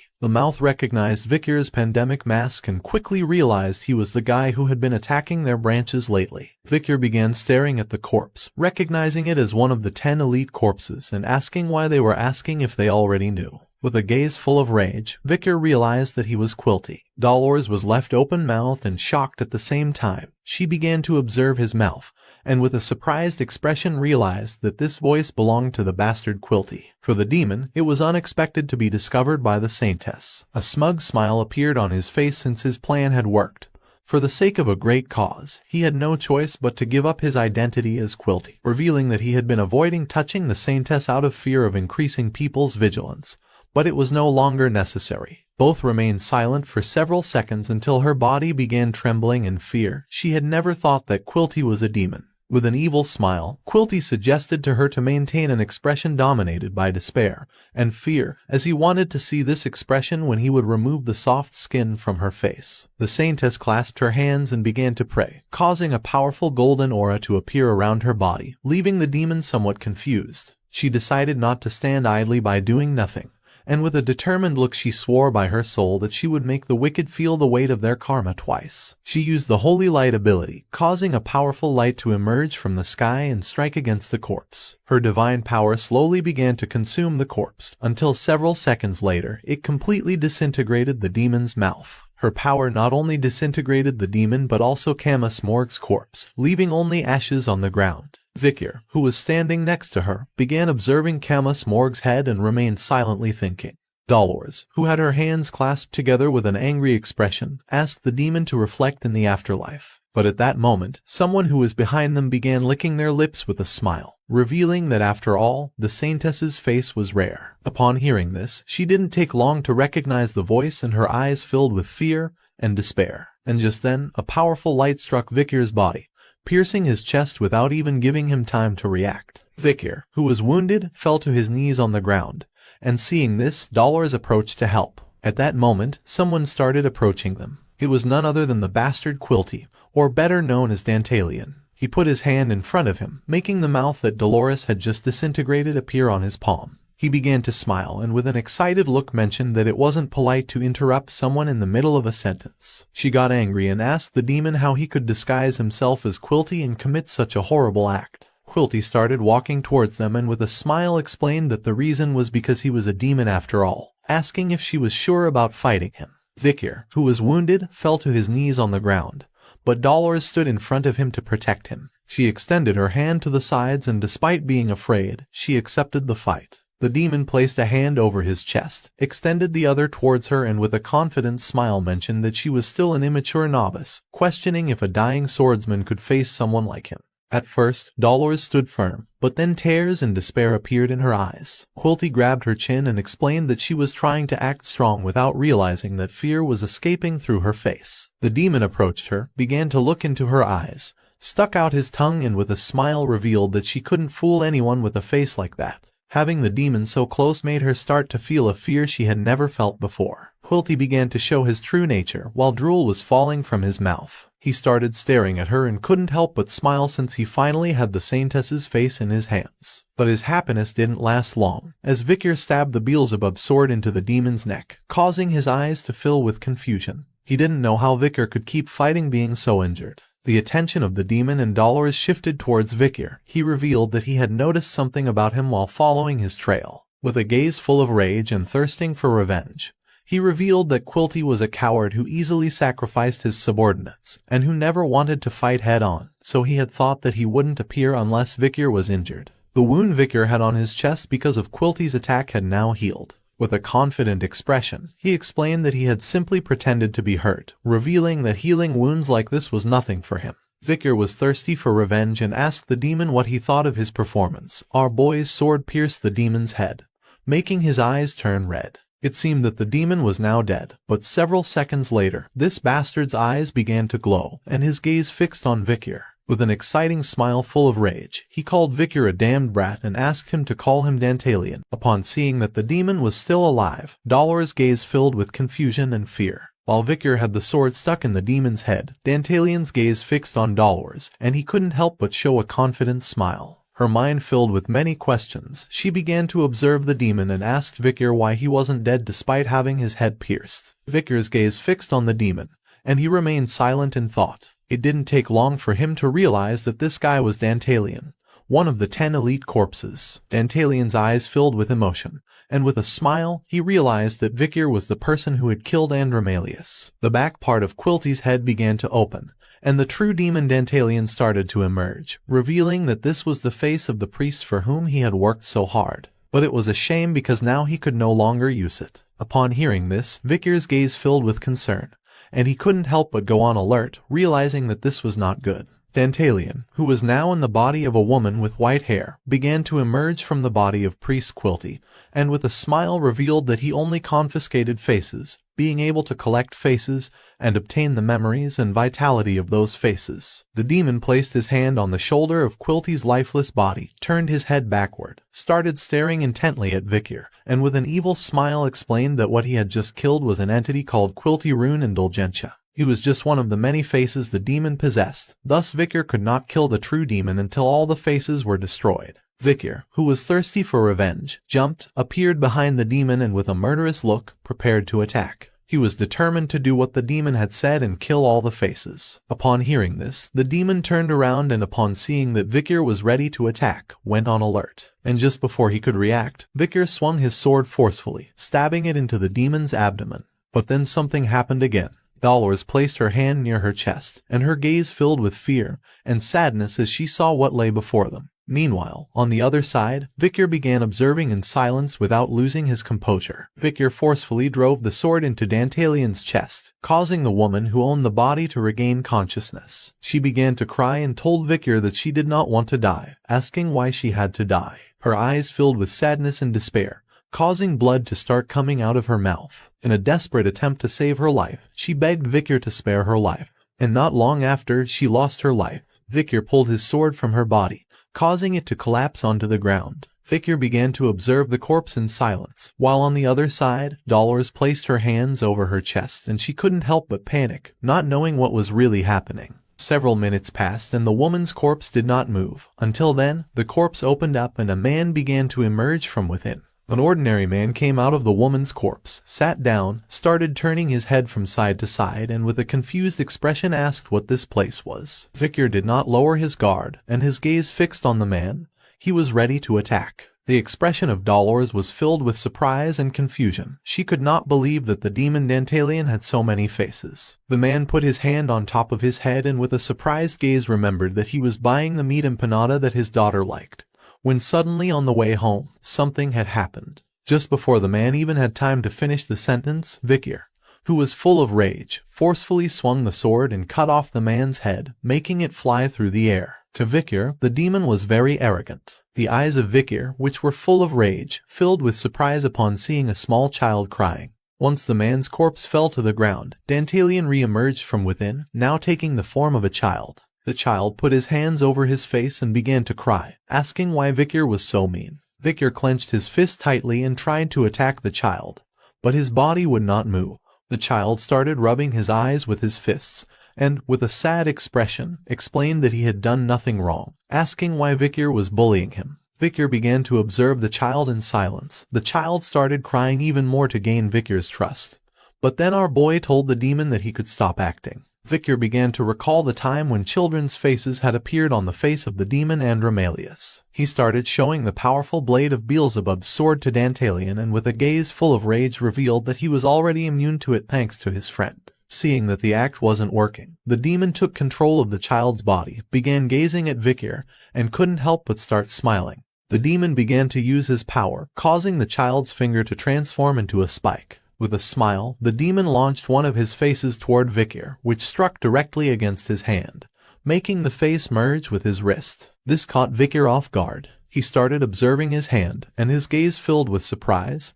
He didn't know what was happening. With a grin, the demon said that it was a gift, and just before he could finish the sentence, Vikir cut off the child's head with the sword. The child's head flew through the air, but the demon's gaze filled with excitement, causing a confident smile to appear on his face. The child's head began to spin rapidly, causing limbs to start emerging from it. The demon changed shape again. Now he had the body of a young man with gray hair. Using his hands and feet, the demon stopped his moving body. With a demonic gaze, the man began to show his hand, causing the true mouth of the demon Dantalion to appear. Both started looking at Vikir and couldn't help but begin laughing. The power of the demon began to take effect on Vikir's body, making his expression fill with terror. And not long after, he started feeling dizzy and fell to his knees on the ground. Seeing this, Dolores couldn't help but worry about him, and with a surprised expression asked if he was okay. The demon began to stand up, and several eyes and mouths appeared on his face. He started showing his palm to Vikir, causing the eye of the true demon to begin shining, revealing that he had planted a face on Vikir, and now he was going to show him the emotions and memories of the face. The face that the demon had planted on Vikir belonged to someone who had suffered from paranoia and schizophrenia, resulting in him ending up killing his precious family. The face that the demon had planted on Vikir began covering half of Vikir's own face. He tried to resist but was unable, causing a smile to appear on half of his face. The demon mocked him by asking how it felt to have the memories of two people colliding in a single body. Vikir's memories and that person's trauma were going to mix, causing his consciousness to begin disappearing. As the demon had mentioned, little by little Victor's memories began to merge with that person's trauma. The demon placed his hand under his chin, and his expression turned surprised. In a desperate attempt to save himself, Victor cut off his own arm and began showing a confident look, revealing that he was not going to give up so easily. Upon seeing this, Dolores put her hands over her mouth and was shocked. She couldn't believe that Victor had cut off his own arm. Her gaze filled with sadness and concern, but our boy asked her not to worry about him. Victor's arm began to regenerate until, several seconds later, a completely healthy arm appeared as if it had never been damaged. He revealed that he was fighting against a demon, but that didn't mean he was an average human. Far from being astonished, the demon remained calm, began to observe Victor, and now understood why Andromalius had been defeated. His attention was fixed on the Beelzebub sword, and upon seeing the demonic energy, he realized that it was the demonic sword Beelzebub. Victor's body was surrounded by an aura of a graduate of the highest degree. An excited smile appeared on the demon's face since our boy was a difficult opponent to face directly. He began to use his power, making more faces appear on his hand. He started pointing at Victor with his finger and decided to change plans. Seeing this, Victor adopted a defensive stance, ready to block the attack, while on the other side, Dolores was paralyzed with fear. Instead of pointing at Victor, the demon began to point at Dolores, leaving her shocked, not knowing what was going to happen. The demon shot a face toward her. She closed her eyes and prepared to receive the attack. But Victor was not going to allow this to happen, so using the sword, he deflected the attack without much effort. The demon's fingers transformed into faces. He began observing Victor and with a smile revealed that he knew he was going to protect the Saintess, realizing that he had a weakness right by his side. The demon shot several more faces toward Dolores, but Victor stepped in between and started blocking the attacks. Dolores panicked and with a sincere expression asked our boy not to worry about her, and she advised him to fight against the demon. But Victor stood firm and refused to lose the pillar of the heroes. Hearing this, Dolores' eyes filled with surprise, but then she swallowed hard, thinking that she couldn't be a burden to him. The demon launched more attacks again, but Victor began blocking once more. This fight was cruel and frightening. The Night Bloodhound was fighting alone right now, making her start to wonder if he would also have to fight alone in the future. She filled herself with determination and clasped her hands. She had to strengthen her determination, but she was so afraid that she couldn't stop trembling. She closed her eyes and calmed herself, causing a golden aura to appear around her. She wanted to help the Night Bloodhound at all costs. She prepared to use her power, but just then, one of the faces that had been shot by Dantalion fell near her. She opened her eyes, and her gaze fixed on the face, leaving her stunned. Tears appeared in the eyes of the face, and a familiar voice began to sound. She separated her hands, and her eyes filled with terror as this voice was Quilty's. Fear and panic took control of her, making her start to feel guilty about everything. The demon's plan had worked. He couldn't help but begin to smile. His arm transformed into tentacles with faces. He prepared to attack, thinking this was too easy. The demon extended his arm toward them, causing thousands of faces to shoot out at them. Having one transplanted person was already painful enough. No one knew what would happen to a human when there were hundreds of transplants. As the attack slowly approached, Victor adopted a defensive stance, began watching the demon, and prepared to defend himself. With a confident expression, he explained that he could simply slice them all. The tentacles reached him. Our boy started swinging the sword with precision, cutting through many of the faces. The demon once again launched even more faces toward them, and with a smile, asked him if he truly believed he could cut through thousands of faces. Victor did not lose his composure and continued cutting the faces, but just then, his attention focused on something, causing his eyes to fill with surprise. Among the faces was the face of a girl who was very familiar to Victor. This face belonged to Perry. The memories of the orphanage came to Victor's mind. She had placed a crown of flowers on our boy's head.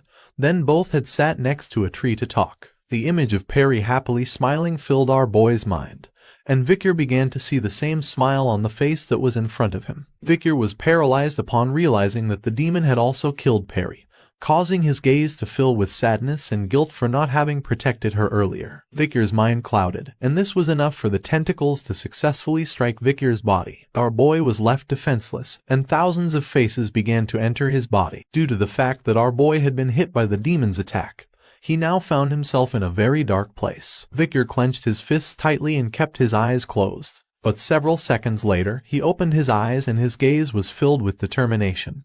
He was not willing to give up so easily. He appeared in a small tunnel, which was full of water, and in front of him there were a bunch of people sitting with their arms resting on their knees. Upon observing this, he couldn't help but remain somewhat confused, not knowing what was happening or what this place was. The people who were in front of him seemed to be depressed, and none of them appeared to have a face. Our boy remembered being absorbed by Dantalian's ability, realizing that this was the effect of the ability. His mind filled with curiosity and confusion. He began to observe them and with an uncertain expression started questioning himself if they were the people who had been devoured by the demon. But then, something happened and veins began to appear on his face, reaching his eyes, making him start to feel fear. The green-colored water that was flowing through the tunnel seemed to be a kind of poison, since thanks to it, slowly the veins began to expand throughout his body. The water started shaking violently, creating small waves. Victor began observing the people who had been devoured by Dantalian and couldn't help but feel the same sense of discomfort as when Dantalian's face had been implanted on his body. Thanks to the water from the tunnel, memories and traumas slowly began to mix with Victor's consciousness. Some had killed their partner, others their beloved family members, some had lost their minds, and others had been consumed by evil. Among the people was a small boy who was very sad. The boy's eyes filled with sorrow as he begged Victor not to do it because he did not want to die. Our boy now had visible veins all over his body, and while the child was crying, he approached and gently placed his hand on top of his head to try to console him. The child fell silent. Victor began to gaze at the ground with a lost expression and slowly started to stand up. The image of Perry's face when Dantalian had attacked came to our boy's mind.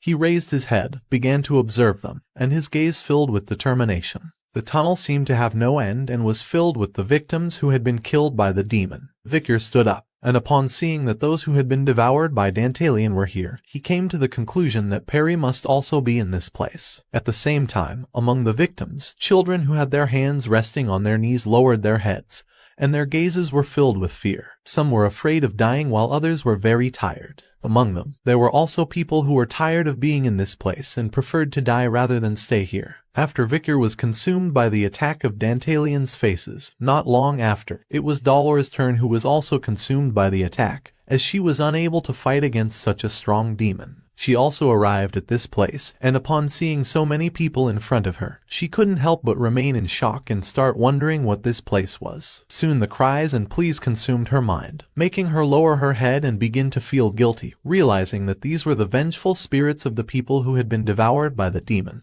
She fell to her knees on the ground, started gazing at the floor while trying to process the situation. Someone emerged from the water, began walking toward her, asking what Saintess thought about his collection of human souls he had devoured so far. Fear and despair took control of Dolores. She didn't even move. The demon Dantalian appeared behind her, now showing his true form.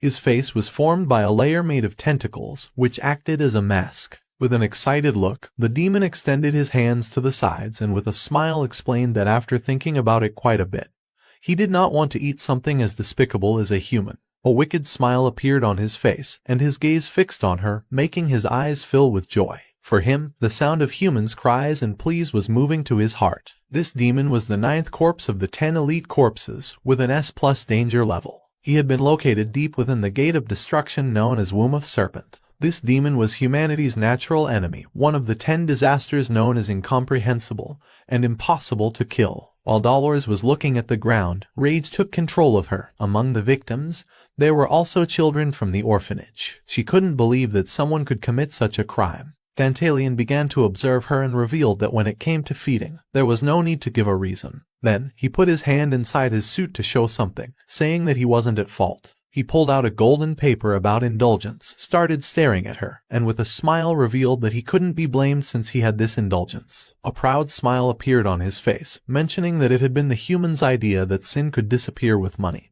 Human ideas always excited his brain. He extended his hand to one side and revealed that he had also taken from them the idea of using orphanages to supply food, borrowing the method of food supply from humans who raised livestock to later eat it. If he had committed a sin, then it meant he had learned much from humans. Dolores, who was kneeling in front of him, began looking at the ground and remained silent. Dantalian approached her, started observing her, and with a smile mocked her by revealing that she too was one of those wicked people who harmed others. She simply had the luck to be born with divine power, but deep down she was weak, useless, and only caused problems for others. The tentacles of Dantalian approached her head, and with an evil grin, he explained that without her, it would have been impossible to trap the Night Hound in this inner world, all thanks to her making him weak. Dolores remained silent. For the demon, it was thrilling to see the saintess unable to say anything. In his mental world, the negativity of the dead devoured the self. He was so eager to see her expression tainted by negation. At that moment, Dolores raised her head, began to turn around, and with a confident expression responded that there was nothing wrong with what he had said.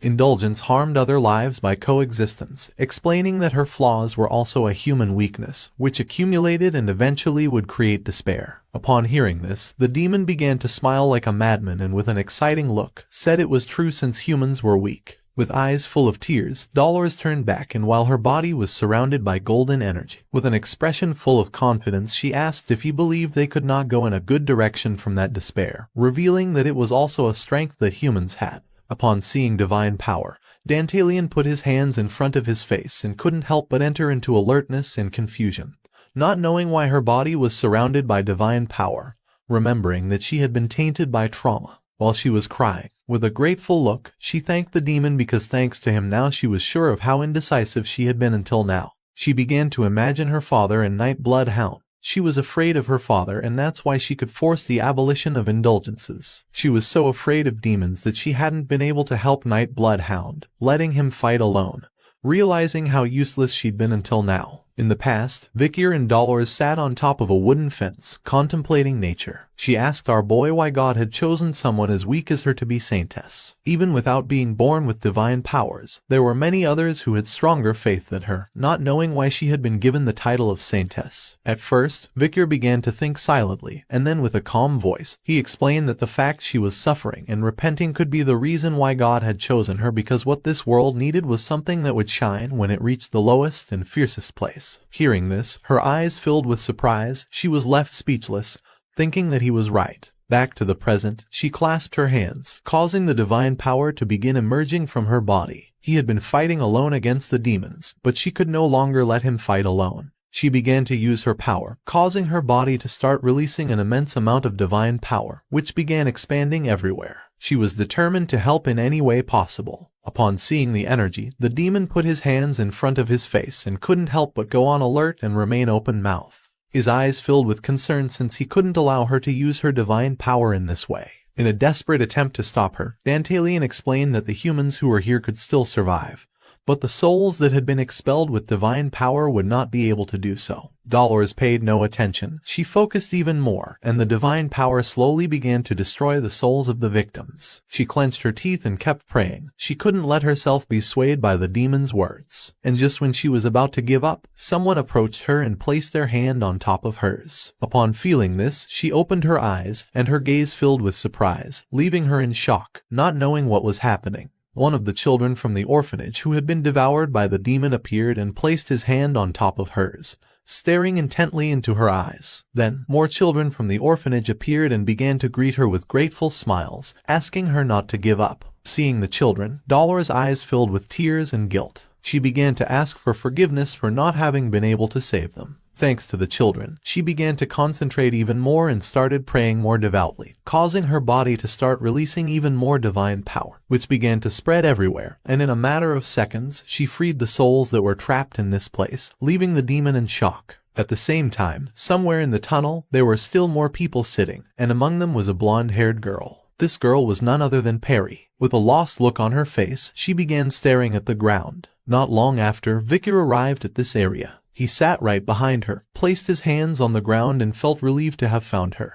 The traumas and memories of the victims were beginning to consume the body of our boy. With a gaze of guilt he explained to her that along the way he had been thinking about the reason why he wanted to see her again. Vikir's face began to slowly disintegrate, and his eyes filled with fear and guilt. He wanted to tell her something.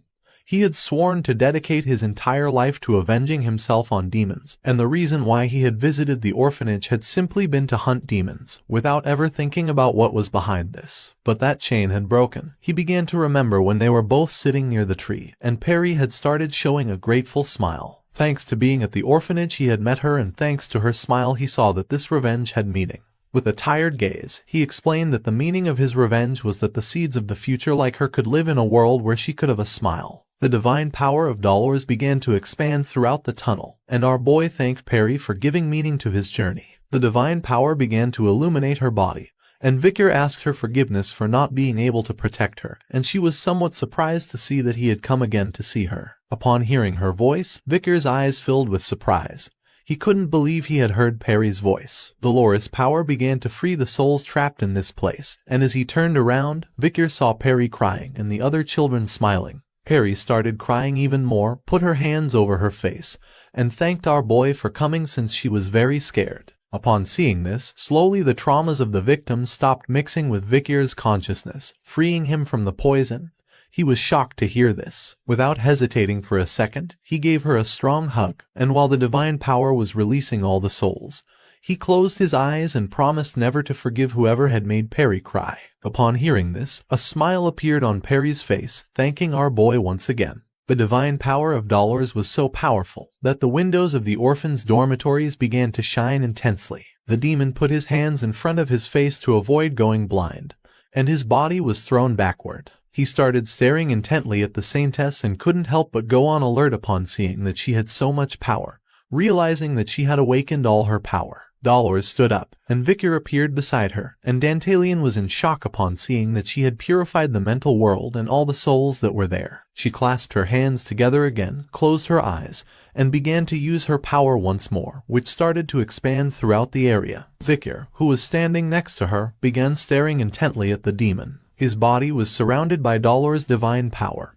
He started looking at the palm of his hand, and upon seeing this, he was somewhat surprised. He clenched his fist and his body began to release a powerful energy. Now his aura was overflowing, and the divine power of the saintess was amplifying his aura. Vicar was a rank 6 swordsman, but thanks to her help, he was sure that he would be able to reach rank 7. He dropped his hand, and several seconds later, he focused, causing his aura to solidify like a stone. Vicar drew the sword Beelzebub, which was now surrounded by a powerful aura. Seeing this, Dantalian took several steps back and couldn't help but go on alert upon seeing his aura, realizing that he had the aura of a sword master. Our boy adopted an offensive stance and began to stare intently at the demon, his gaze full of rage. He clenched his teeth tightly and, thirsty for revenge, told Dantalian that he didn't think he would be able to die peacefully. Dolores, who was behind Vicar, joined her hands and began to use her power, causing a powerful golden energy to appear around her body, and thanks to this, Vicar's body began to emit an aura similar to that of a sword master. Seeing this, Dantalian couldn't help but clench his teeth tightly and take several steps back. Dolores, who had her eyes closed and was focused, started blushing as she could feel the sadness for the loss of so many children and the anger against the demon who had made such a sacrifice.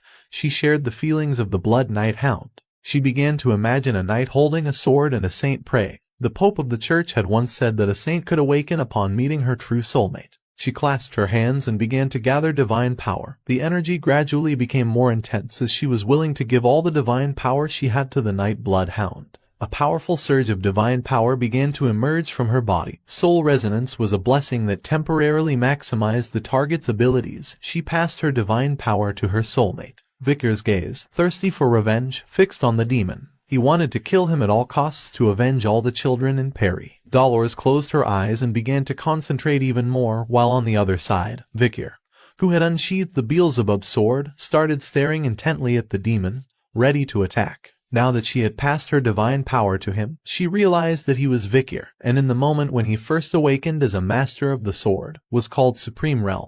Dantalian took several steps back, and upon seeing our boy's powerful aura, his eyes filled with fear. He couldn't believe that Vicar was a master of the sword. He panicked and began sweating like crazy, remembering that among humans only a few chosen ones could reach that level, and even if it were just as a precautionary target, it would only be heads of prestigious families. Vicar clenched his fist tightly and with a piercing gaze began to walk toward the demon.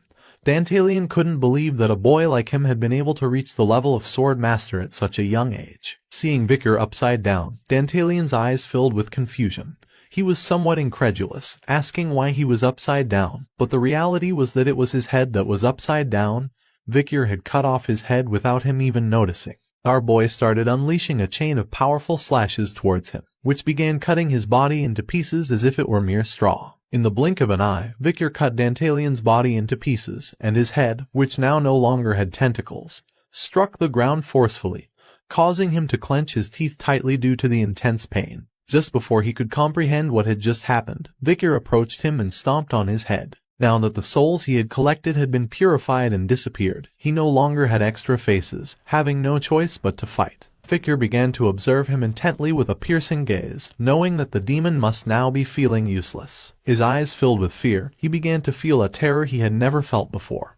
He had not noticed the presence of Victor's attack at all, wondering if he was really going to die. Victor began to step on his head even harder and started savoring the moment. Dantalian began watching him and clenched his teeth tightly due to fear, and upon seeing his murderous gaze, he started sweating like crazy. His mission was to gather magical power to open the door to the world of demons. He had thought that soon he would be able to easily conquer the human world, but he had never thought there would be a human who would interfere with them, the demons. He had to kill our boy, even if it meant giving up his own life. Victor prepared to deliver the final blow, but at that moment his gaze filled with surprise as he noticed something. Dantalian's face began to deform, making several mouths and eyes appear. With a smile, he asked why Victor believed he no longer had more faces. His head started to mutate and became gigantic.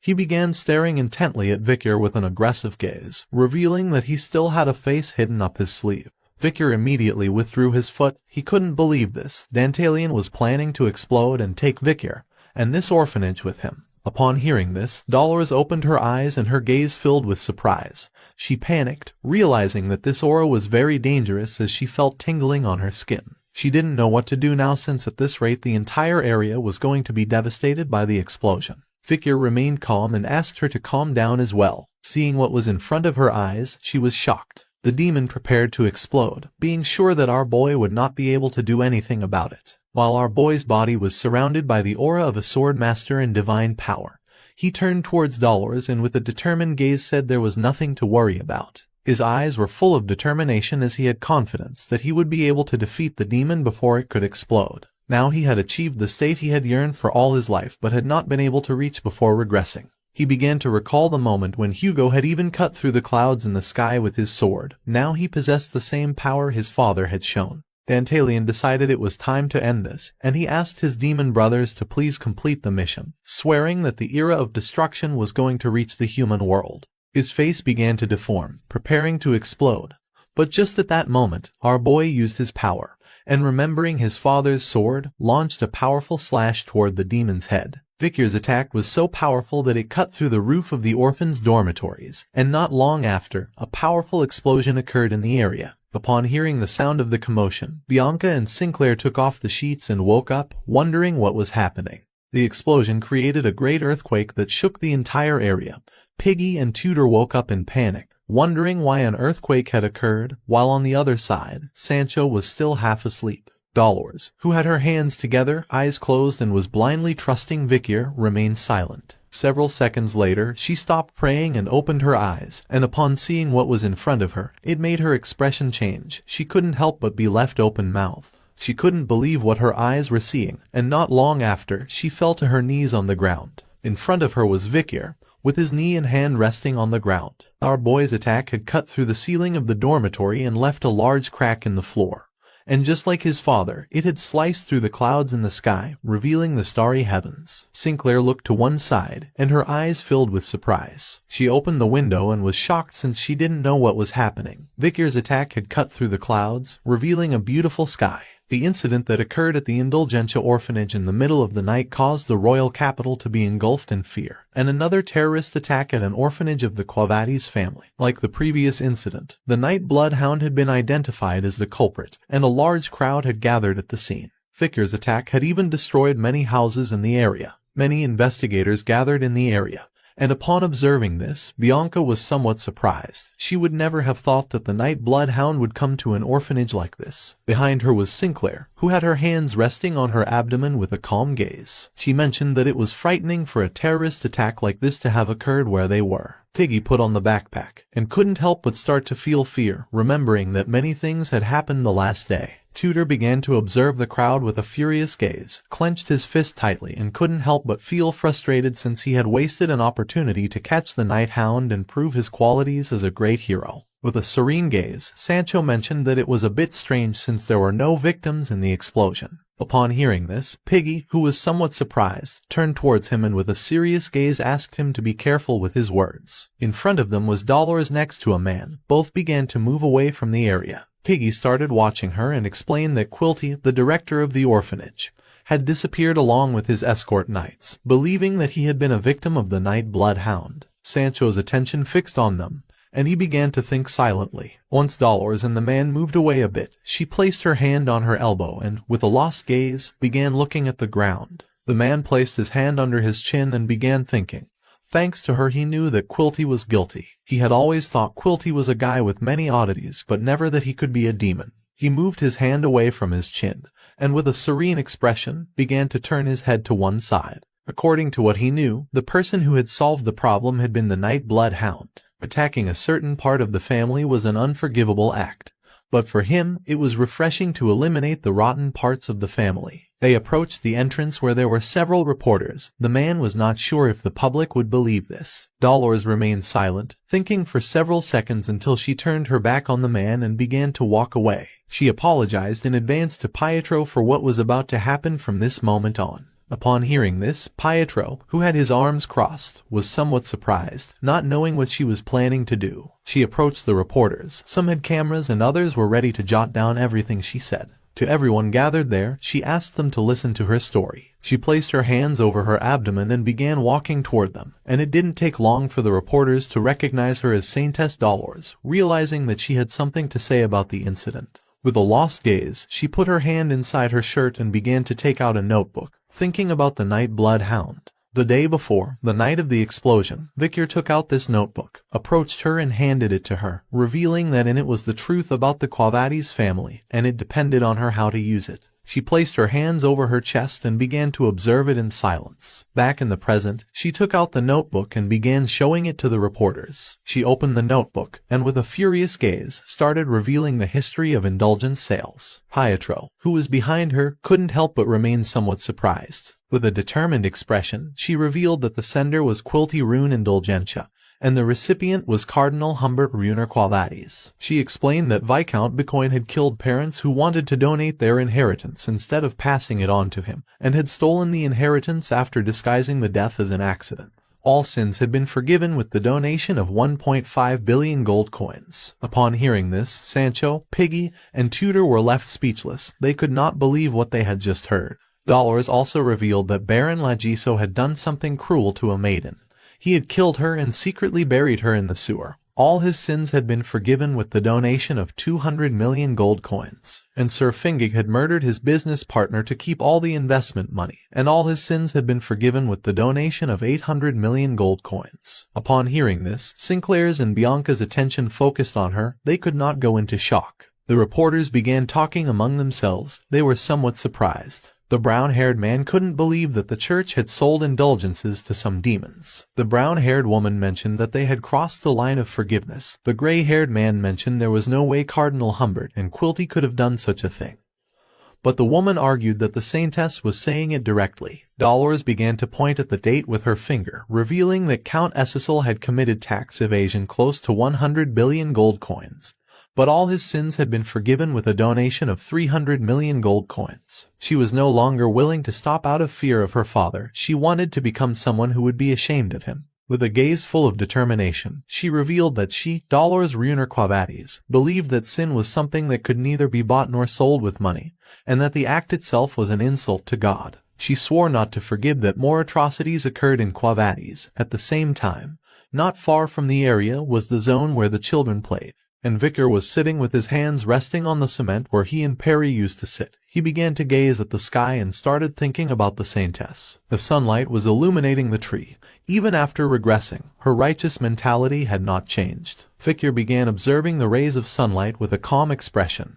With this, now 8 of the 10 elite corpses remained. Vicar's eyes filled with sadness, and as the leaves were blowing, he turned to one side. He rested his hand on the spot where Perry used to sit. He stood up and began to walk, vowing that at the end of this path, he would create a future where children like her could live with smiles. Next to the tree, there was a cross stuck in the ground, with flowers around it and Perry's name hanging on it. It was her grave. Vicar hoped that she could smile comfortably in heaven watching that future. After a few hours, Piggy and the others returned to the academy, and somewhere in the academy was Professor Banshee Morg's research office. Dolores entered the office, placed her hands on top of the table, and with an angry gaze, began staring intently at the professor, asking why he had not published her article. She had written the truth as it was. She couldn't believe that he had published an article criticizing Night Bloodhound instead of hers. Professor Banshee, who had his hands clasped together, began staring back at her intently, questioning if she was asking this because she didn't know the truth. He explained that her article had been quite offensive to certain groups, reminding her that the academy maintained a politically neutral stance. Even though she was somewhat furious, she remained silent and listened without interrupting. The professor took out an article from a drawer, placed it on top of the table, and slid it toward her with his hand. This article accused Night Bloodhound of committing terrorism and bringing darkness to the Quo Vadis family. With a serene voice, she mentioned again that she had written the facts as they were. The professor closed his eyes, turned his head to the other side, sighed and argued that her father, Cardinal Humbert, had denied all these facts, and furthermore the leading figures of society who were on the list of indulgences had also declared that the information was not true. Dolores' eyes filled with sadness and distrust, she began to gaze at the ground, explaining that all the information was in the Book of Indulgences. The professor raised his head and with a calm expression responded that the origin of the book was not very clear. Her mind filled with questions, questioning why he was on Quo Vadis' side and if he was being pressured by someone external. The professor's gaze filled with surprise.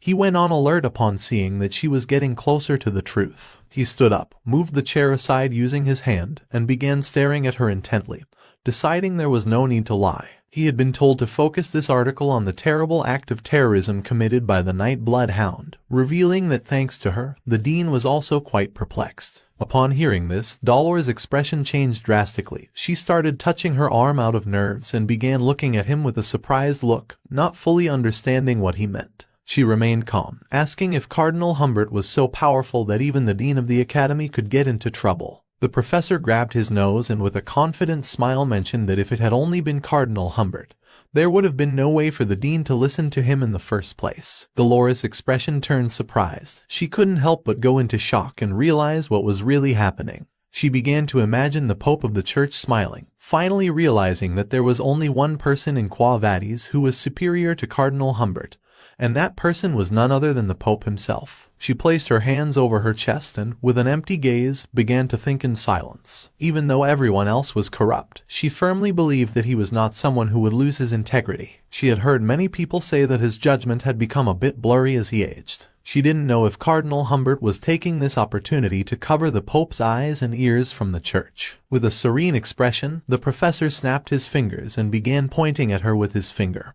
arguing that, first of all, her article was not suitable for publication in a newspaper since while reading it, he couldn't help but get the impression that she was secretly siding with the Night Bloodhound, reminding her that he was someone bad who had committed terrorism. Dolores could not avoid feeling internal rage, but even so, she showed no emotion, firmly thinking that the Night Bloodhound was not someone bad, rather, the bad ones were Quo Vadis and the demon hiding within the family. The day before leaving, Vicar revealed to her that demons still remained in the world. He had been fighting a difficult battle alone and there were going to be many more in the future. Today, after speaking with Professor Banshee, she believed she knew why the Night Bloodhound risked his life to kill demons without letting people know. She turned her back to the teacher and started walking towards the door.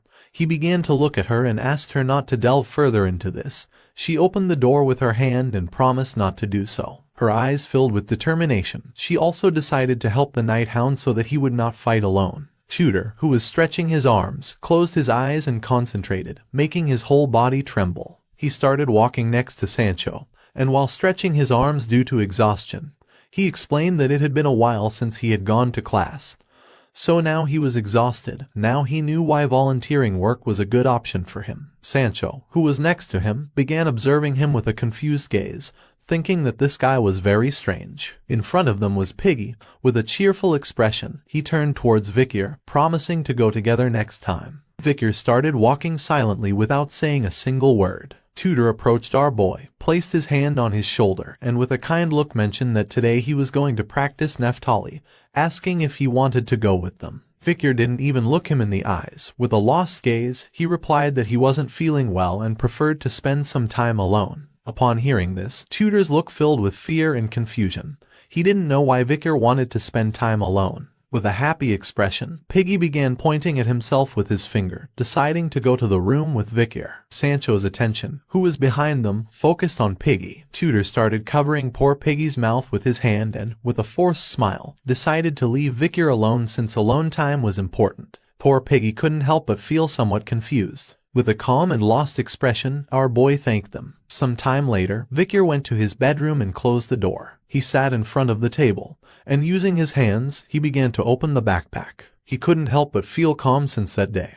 He hadn't had time to be alone and hadn't even been able to organize himself properly. With a lost gaze, he started observing his backpack. The level of sword master that he had reached with the blessing of the Saintess had faded because after that day, he had returned to being a supreme graduate. But after all, it had been good for him to experience the level of swordmaster. He reached into the backpack and began rummaging around, and the greatest reward from this fight was what he had obtained while battling against the knights. He took out the masks that Dantalian's guards were carrying. These were leather sacks, and when the 4 sacks came together, they formed a large mask, and according to our boy's memory, this relic was something special. Once the masks were joined, it transformed into a mask with the face of a dog. It was a mask of human faces and from the depths of the heart, of rank O+ called human face in beast form. He would never have thought he would obtain a relic comparable to Beelzebub's demonic sword. He had seen in a book before regressing that it was a mask whose power grew stronger the more it killed its own people. It was said that the more people the user killed, the more powerful it would become.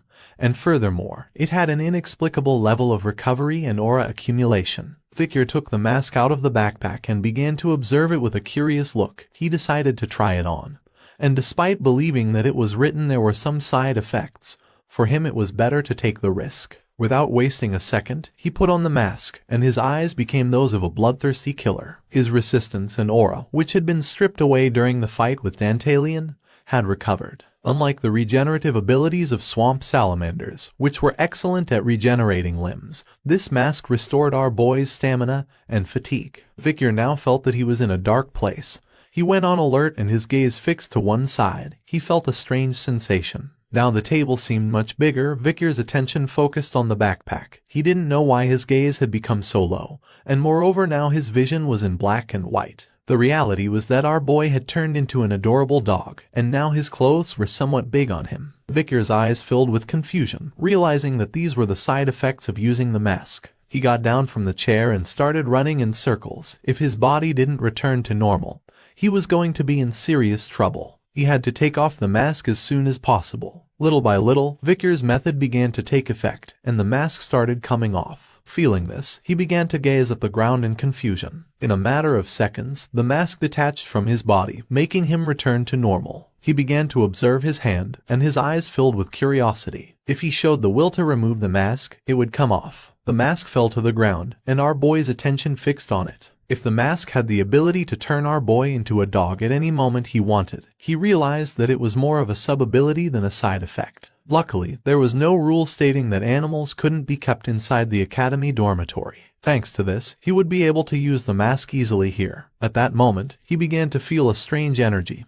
His attention fixed on the open backpack that was on top of the table. Victor became curious, not knowing where this energy was coming from. Our boy put his hand inside the backpack and took out an egg that was hatching. He started observing the egg carefully, placed his hand over his chest, and remembered that this was Madam's egg, and the movement at this moment was a sign of hatching. Previously, while playing, Perry had dropped the egg into the water. The 8-legged Madam was a super high-level monster against whom our boy had almost died several times during their fight. Even for the ancient demons who ruled hell, she was someone difficult to deal with. There also existed a story that monsters like her were guaranteed a space to live in a corner of the depths of the abyss. One of the descendants of this monster was waking up now. At that moment, little by little a small spider began to emerge from the egg. Several seconds later, the egg hatched completely, and out came a small and adorable spider, very different from her mother. With a tender look, the little spider started to look at our boy. Victor began to observe the spider.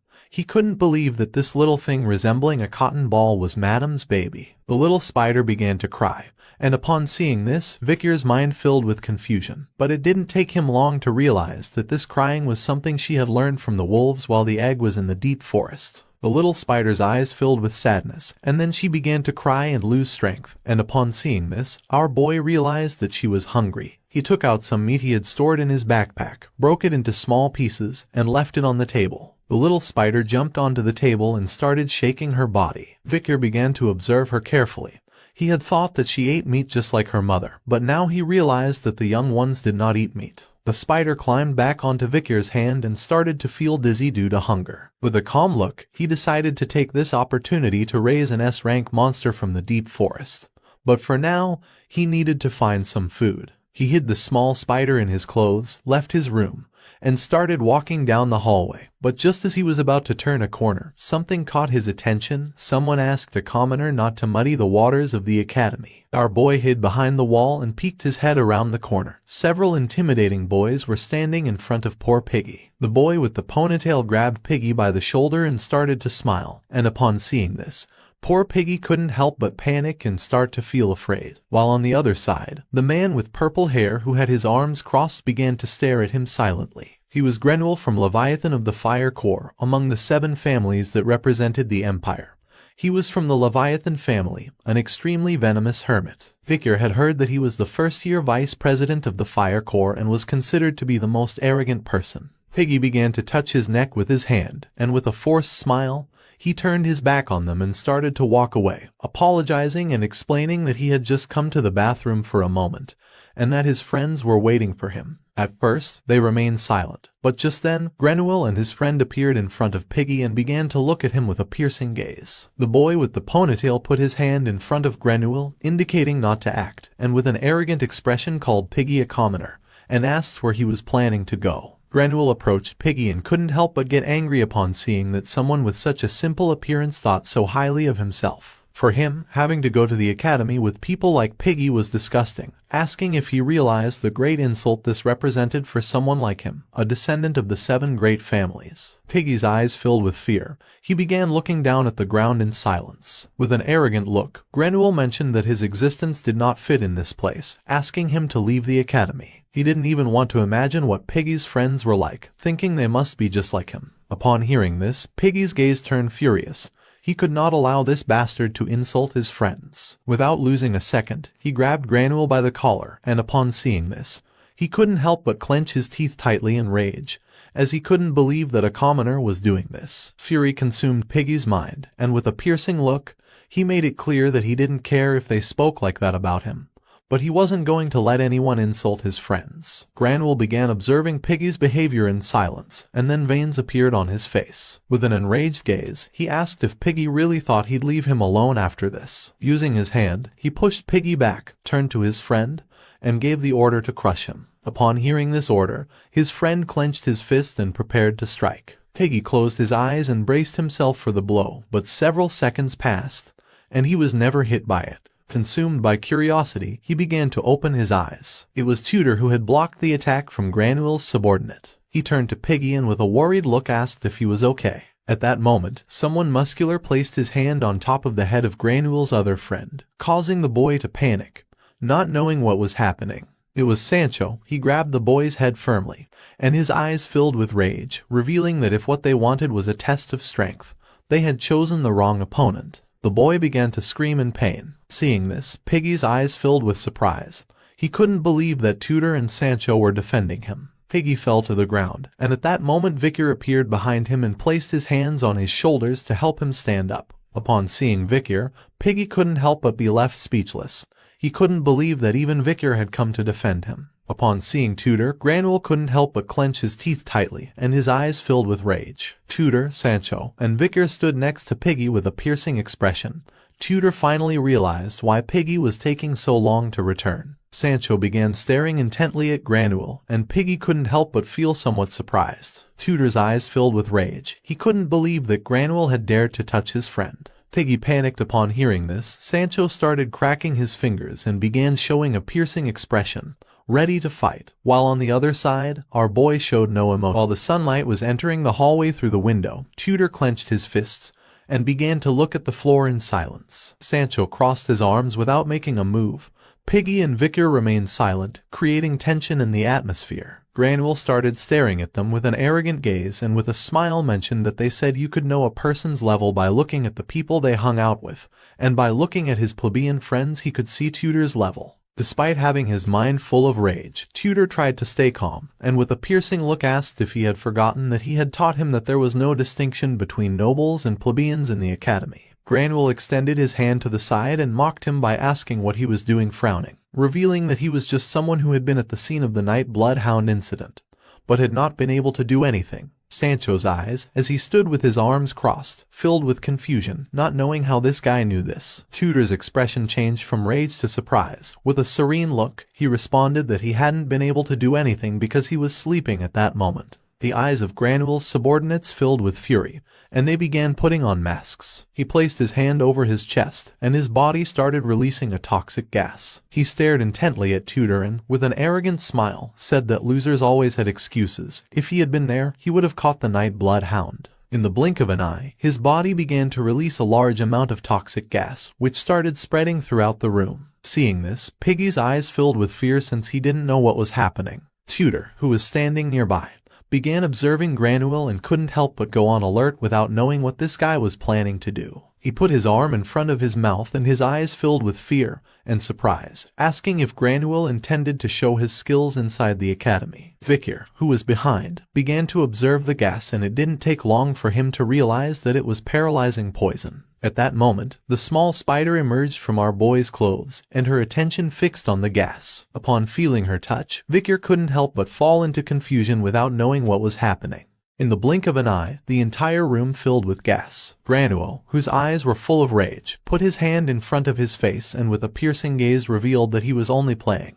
He was merely demonstrating the difference in level between them and him. His subordinates, who were wearing masks and standing behind him, began to show a piercing gaze, ready to attack. Granule wanted them to feel the difference in status and despair. Piggy started covering his mouth with both hands. Sancho began pinching his nose with his finger, and his attention fixed on Granule without knowing what this guy was planning to do. Tudor's eyes, who had his arm in front of his face, filled with worry, making him clench his teeth tightly, realizing that this was not good. The little spider, who was hungry, opened her mouth and prepared to eat. At that moment, she began to devour the paralyzing poison that was in the room. Our boy was in shock without knowing what was happening. The little spider was devouring the gas so quickly that Tudor closed his eyes. Vicar started watching her with a surprised expression. He couldn't believe that Madame's offspring was rapidly inhaling the poisonous mist. To prevent her from being discovered by the others, Vicar grabbed her with his hand, and he soon realized that her staple food was eating poison. Tudor, who thought he was going to die, opened his eyes, and his gaze filled with surprise and confusion upon seeing what was happening. In the blink of an eye, the little spider devoured all the poisonous mist. Now the room looked as if nothing had happened. Tudor, Sancho, and Piggy were somewhat confused, not knowing what had just occurred. Tudor had been scared for no reason, but luckily Granule also had common sense. Granule's subordinates were in shock and couldn't help but feel fear upon seeing that the poisonous mist had disappeared without a trace. Granule's eyes filled with surprise and confusion. He could not avoid going into shock and starting to sweat without knowing what had just happened. Vicar hid the little spider back inside his clothes, and she started burping, causing a bit of venom to come out through our boy's collar. He quickly looked away to avoid drawing attention. Granule's gaze fixed on him. He felt as if all the fog had been absorbed by our boy. He didn't know if he had seen wrong. He crossed his arms, closed his eyes, and a smile spread across his face. He had shown a generosity deeper than the abyss, and it was a waste of poison to use it on idiots from the ice core who were full of muscles instead of brains. Tudor began to walk toward him and with a serene expression explained that he knew that he had been looking down on them for a long time. He approached, clenched his fist tightly, and began to stare him straight in the eyes with a piercing gaze, asking if he didn't want to fight under fair conditions. Granule's eyes filled with seriousness. He returned the gaze and began to think silently. With a gaze full of rage, Tudor mentioned that the midterm team competition was about to take place, and the team with the lowest score would have to run a lap around the academy naked. Granule remained calm and accepted with a serene expression. His eyes filled with excitement as he turned around, started waving goodbye to them, and with an arrogant smile accepted the bet, because he believed it would be good training to see how they were going to lose. While little by little he was moving away, Tutor stayed watching in silence, eagerly waiting for the day of the competition. Piggy, whose mind was full of guilt, approached, started looking at the ground and with a sad gaze, asked for forgiveness. Upon hearing this, Tutor came out of his trance and with a calm expression explained that everything had gone well since he was going to crush Granuel's ego. Piggy's eyes filled with tears. He was just a low-ranking expert, so he didn't know if he would be of any help during the competition. With a kind smile, Tutor placed his hand on Piggy's shoulder and told him not to worry since he was someone intelligent and had excellent observation skills. Everyone started walking down the hallway, and along the way, Tutor extended his hand and with a cheerful smile explained that since they were going to be four in the midterm team competition, Sancho and he would be the vanguard, Piggy would be the middle commander, and Vikir, who specialized in bows, would take care of the rear guard. Therefore, achieving a high score was going to be a piece of cake. Upon hearing this, Piggy's eyes filled with excitement, bringing a smile to his face. Sancho began observing Piggy and upon seeing his smile, he couldn't help but feel inner peace. Meanwhile, on the other side, our boy remained silent. They were not willing to lose against someone like Granuel. Piggy clenched his fists and couldn't help but smile. His eyes were full of determination and admiration, but Vikir broke his smile. He raised his hand and with a cold expression explained that he already had a friend with whom he had decided to form a team for the team competition, so he was not going to be part of their team. Tutor went into shock, turned around and with a surprised expression started asking why. Vikir began pointing towards the ceiling with his finger and repeated again that he had a friend with whom he had decided to form a team. Piggy panicked, extended his hands to the sides, and with a confused gaze asked if Vikir couldn't reject him, to which he replied that promises were important. Everyone got mad at Vikir since they wanted him to pay attention to the situation. If they lost, they would have to run naked through the academy. Vikir showed no emotion, looked away and said nothing. A week later, it was a wonderful day. The sun was shining high in the sky. All the students of the academy went to the stadium. The eyes of the students were full of excitement, and everyone was eager for the competition to begin. Several students emerged from the door. It was Dolores' team. There was a man carrying a shield, a woman carrying a staff, and another man carrying a crossbow. Everyone started cheering for her since she was the pride of the imperial capital. Dolores' eyes were full of emotion and seriousness. Once she entered the field, a blue barrier appeared around her body. The partial exams of Colosseo Academy were open to the public. There were a total of 3 subjects for the partial exam. The first team test that served to evaluate defense, the second individual test to evaluate offensive strength, and lastly there was the written test where every year many students struggle to pass. In the defense test that was going to take place today, a dungeon was created in the stadium using holographic magic, in which they were going to have to fight against fictional monsters created by applying holographic magic to a clay golem. The magic began to take effect, and in the blink of an eye, giant ants made of clay emerged from the ground. The man carrying the giant shield was the team's tank. He stood at the front to block attacks. Dolores positioned herself behind him, closed her eyes, extended her hands, and began using her power. The boy carrying a crossbow prepared to attack, while the girl holding the magic staff summoned a fireball and got ready for long-range combat. The magic shield was going to cover the entire body of the students, and when they received a certain amount of impacts, the damage taken would be displayed on a distant panel. The students formed a team of 4 to defend themselves from the wave of monsters approaching, and the test performance was measured by their contribution and how long they managed to resist. The fight began, and Dolores summoned a large magic circle behind them. The HP points granted to the students were deducted each time they were hit by monsters, and when their HP points reached 0, the test would automatically end. There were 3 rounds, 20 minutes each. If one survived a total of 60 minutes, they would achieve a perfect score. The audience began to cheer her team with excitement, and the best grade of this term had come from the third-year students, more precisely from the team of the school president, Dolores, who had managed to endure for 58 minutes, achieving the best record among the third-year students. Her team members were sitting and exhausted. Dolores was the only one still standing but had all her clothes full of scratches. With a tired gaze, she began to pant heavily. Somewhere else was Piggy, who was writing something in a notebook with a surprised expression. He realized that the fourth-year students were not taking the test. He was sure that Dolores Senior's team would be the best team and would achieve the highest score on the midterm test. Behind him was Sancho, who had his arms crossed and carried an axe on his back. Next to him was Tutor, who carried a spear. Piggy, who was jotting down notes in the notebook, mentioned that generally third-year students reach the third round and second-year students reach the second round. So they, as first years, if they could last 20 minutes, would be at the top. With a smile, Tutor replied that they couldn't be satisfied with that. He began observing the competition with a cheerful expression and explained that if they wanted to crush Granuel's ego, they needed to at least make it halfway through the second round. Sancho also started enjoying the competition with a smile. At that moment, someone with their hand on their hip appeared and explained that she was going to be with them so it wouldn't be a problem anymore. Upon hearing this, their attention turned to her. It was Bianca, who carried a bow as her weapon. She began walking toward them and, while touching her hair with her hand, asked Tutor to make sure he played his role well so the monsters wouldn't focus on her. With a confident smile, she revealed that she was going to hunt all the monsters. Tutor's eyes filled with insecurity.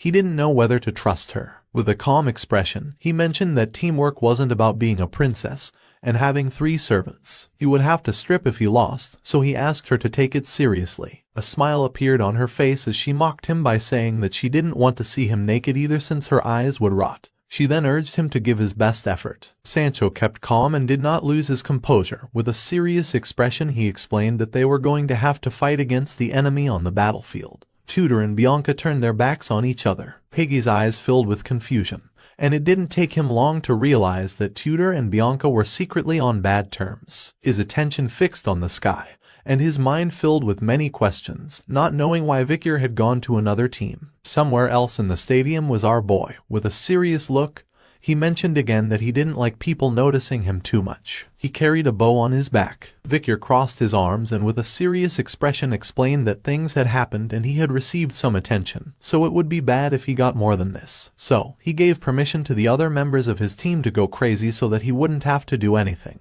In front of him were 3 boys with blonde hair. They were the triplets, who promised to protect Victor so that he wouldn't have to do anything. The eyes of Highborough, Middleborough, and Lowborough were full of excitement, and a smile spread across their faces. Their attention was fixed on Victor, and they couldn't help but blush. It was the first mission their master had given them, so they had to do it well. While Tutor, Sancho, and Piggy were waiting bored to death, someone wearing white boots appeared and caught their attention. They knew that Tutor had abandoned his plebeian friend and taken Bianca from the Usher family, being a natural decision to make in order to win. Granuel was a second-year student. With a confident smile, he was sure it would be impossible for them to win. But he was also a little annoyed since they had also recruited someone new to the team. Someone with white hair asked him if he could stop smiling sinisterly. Somewhat annoyed, Granuel turned around and, with an angry expression, mentioned that she should be grateful for being accepted, calling her a commoner. It was Sinclair. She clenched her fist and with a surprised gaze responded that she didn't feel like it, but as teammates they were going to work hard to improve each other's grades. She put her hand on her chin and couldn't properly say Granuel's name, something that made him angry. She started looking around, not knowing where Victor was. Granuel's subordinates began to observe her and thought she was someone very strange. His eyes were full of confidence. He firmly believed that the first place among the first-year students belonged to them. They were Team 69. Victor's team was Team 108. Highborough, Middleborough, and Lowborough carried swords as weapons while our boy carried a bow. Tutor's team was Team 109. While Bianca was waving at the audience with her hand, Tutor started cracking his fingers and with a confident smile decided it was time to begin. The audience went wild, and all the students began cheering for their favorite teams. Once a team entered the arena, a blue barrier appeared around the ring to prevent monsters from escaping and attacking the spectators. Victor, who was waiting for his turn with a lost gaze, started looking at the ground since he didn't remember seeing the academy exam in his previous life. He only knew one needed to fight but didn't expect to do so against monsters. Highborough, who was standing next to him, noticed this, and the 3 brothers were somewhat surprised, not knowing why Victor was so deep in thought. With a kind smile, Highborough extended his hand toward our boy, and, seeing that he had no information about the exam, explained that upon entering the stadium, the virtual reality magic circle was activated, and the surroundings turned into something like a dungeon. When monsters swarmed in masses, the exam began. Inside the stadium, a horde of mud ants emerged, releasing a curtain of poisonous gas. The students who were fighting covered their noses to avoid inhaling the smoke and dying. The rules were simple. One only had to endure as long as possible until their HP dropped to 0. The poison released by the monsters was diluted real poison, so even if one didn't receive a physical attack, They had to be careful with the poison since it could continue consuming their HP points. Upon hearing this, Vicar came out of his trance, turned around, and with a serene expression asked if they were really using poison. Hibaro mentioned that he had heard that when an accident occurred, the academy instructors deactivated magic and then intervened. Vicar realized that they knew a lot, so he asked if they had ever practiced before. With a smile, Middleborough admitted that when Vicar was away from the family home, they had practiced several times at the family training center. Vicar's eyes widened with excitement, and with a kind smile, he decided to leave this in the hands of the triplets. They should run as wildly as they wanted so that Vicar wouldn't have to move. Upon hearing this order, the triplets couldn't help but clench their fists and feel admiration for our boy. With an excited smile, they swore to protect him firmly. This was the first mission given by the master, so they had to do it well. While they were talking, Tudor and the others arrived at the area. He began waving his hand and caught Vicar's attention. Our boy snapped out of his trance and turned toward them. With a kind smile, Piggy started greeting our boy, while on the other side, Sancho, who had his arms crossed, began showing a cheerful smile. Tudor began to touch his head with his hand and, with a nervous expression, realized that Vicar had prepared well for the exam. He approached our boy, put his hand near his mouth, and with a calm gaze explained that he would never have thought that Vicar would associate himself with the Baskerville triplets, questioning if he was really okay. Upon hearing this, the triplets couldn't help but feel furious, creating tension in the atmosphere. Vicar did not lose composure and responded that he had formed a group together not because they had forced him to do so but because it had truly been a prior agreement. Tudor's eyes filled with confusion and concern, asking if this was true. Vicar didn't even look him in the eyes and replied that a few weeks ago they had asked him for help to learn more about the monsters. Tudor thought they were intimidating Vicar, but he refuted this idea, explaining that he was fine. Piggy's attention was fixed on the sky as the virtual magic barrier had disappeared, leaving him somewhat surprised. In the stadium were the corpses of mud ants, and in the middle were 3 students who were somewhat injured and exhausted. They were Team 68 of first year. It was the turn of Team 69 from the first year to come to the stadium. A confident smile spread across Granule's face as it was his team's turn.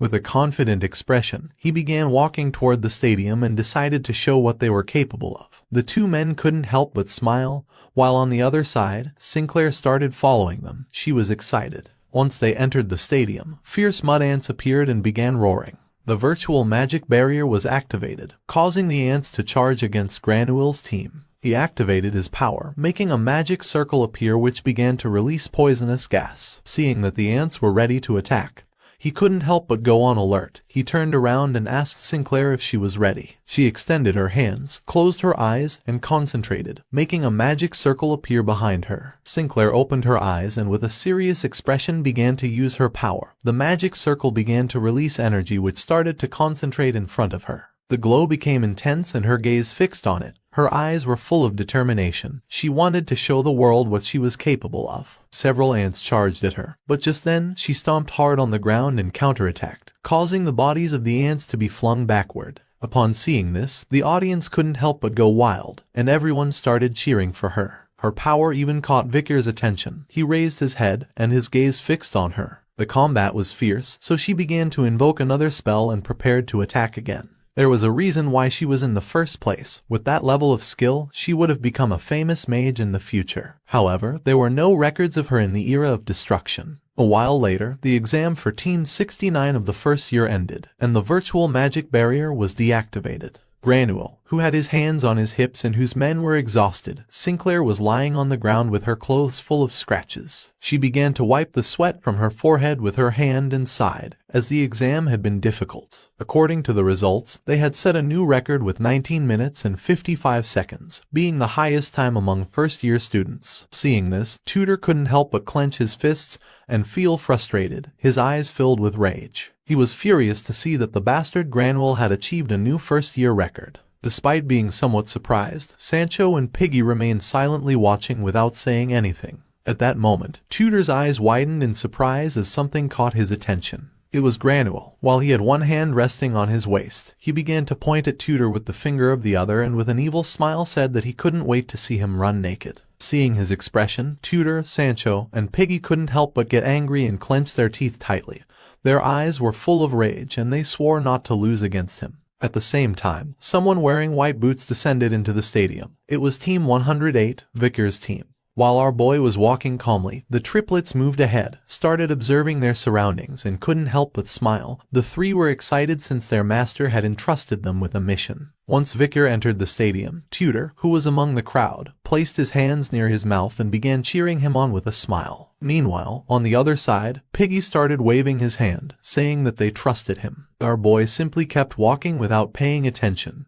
He was more focused on what was about to happen next. The triplets became serious and filled with determination since they wanted to take the first place for Vicar. The mud ants emerged from the cave, their piercing gazes fixed on Vicar and the others. Bianca, who had her arms crossed, was somewhat confused. She began observing Vicar and asked what was happening to him. Piggy's attention focused on her, his eyes filled with surprise and confusion as he did not know what she was referring to. A shield appeared around Vicar's body. With a calm attitude, he drew the bow and grabbed an arrow. Bianca couldn't believe that he was going to use a bow. Piggy explained that Vicar had registered the bow as his main weapon in the ice core. The ants prepared to attack, and upon seeing this, Vicar also prepared to shoot the bow. Bianca and the others wanted to see how well he handled the bow. In the blink of an eye, our boy shot a barrage of arrows at the monsters. Bianca was speechless, Piggy was open-mouthed and surprised at how fast he was. Bianca's eyes filled with fear, and her attention fixed on Vicar. She didn't know what that rapid fire was. Highborough, Middleborough, and Lowborough drew their swords and began to fight against the ants. Vicar was behind them, shooting arrows. Even though he was fast, his power was weak, and he also lacked precision since once the arrows reached the ants,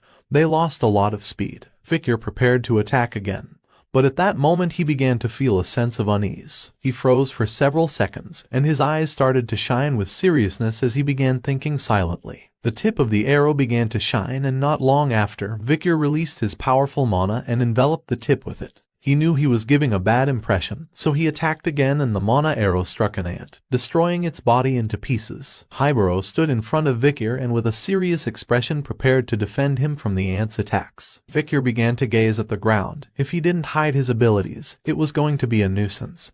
But it was uncomfortable for him not being able to show his abilities. He began to remember what his friend from the tribe had told him. She clenched her fist and with a furious gaze promised not to let Vicar go if he went somewhere and didn't give everything he had. His eyes filled with joy, bringing a smile to his face. He apologized for not being able to keep his promise. The little spider emerged from his clothes and began to show a tender expression. Vicar's attention fixed on her. With a determined smile, he decided it was time to let her act. The corpse of the mud ants began to release poisonous gas. The small spider descended from Vicar's shoulder and started bouncing on the ground. Her eyes filled with happiness. She couldn't help but feel joyful at seeing food. Without wasting a second, she began to absorb the poison. Vicar turned his back to her and started observing in silence.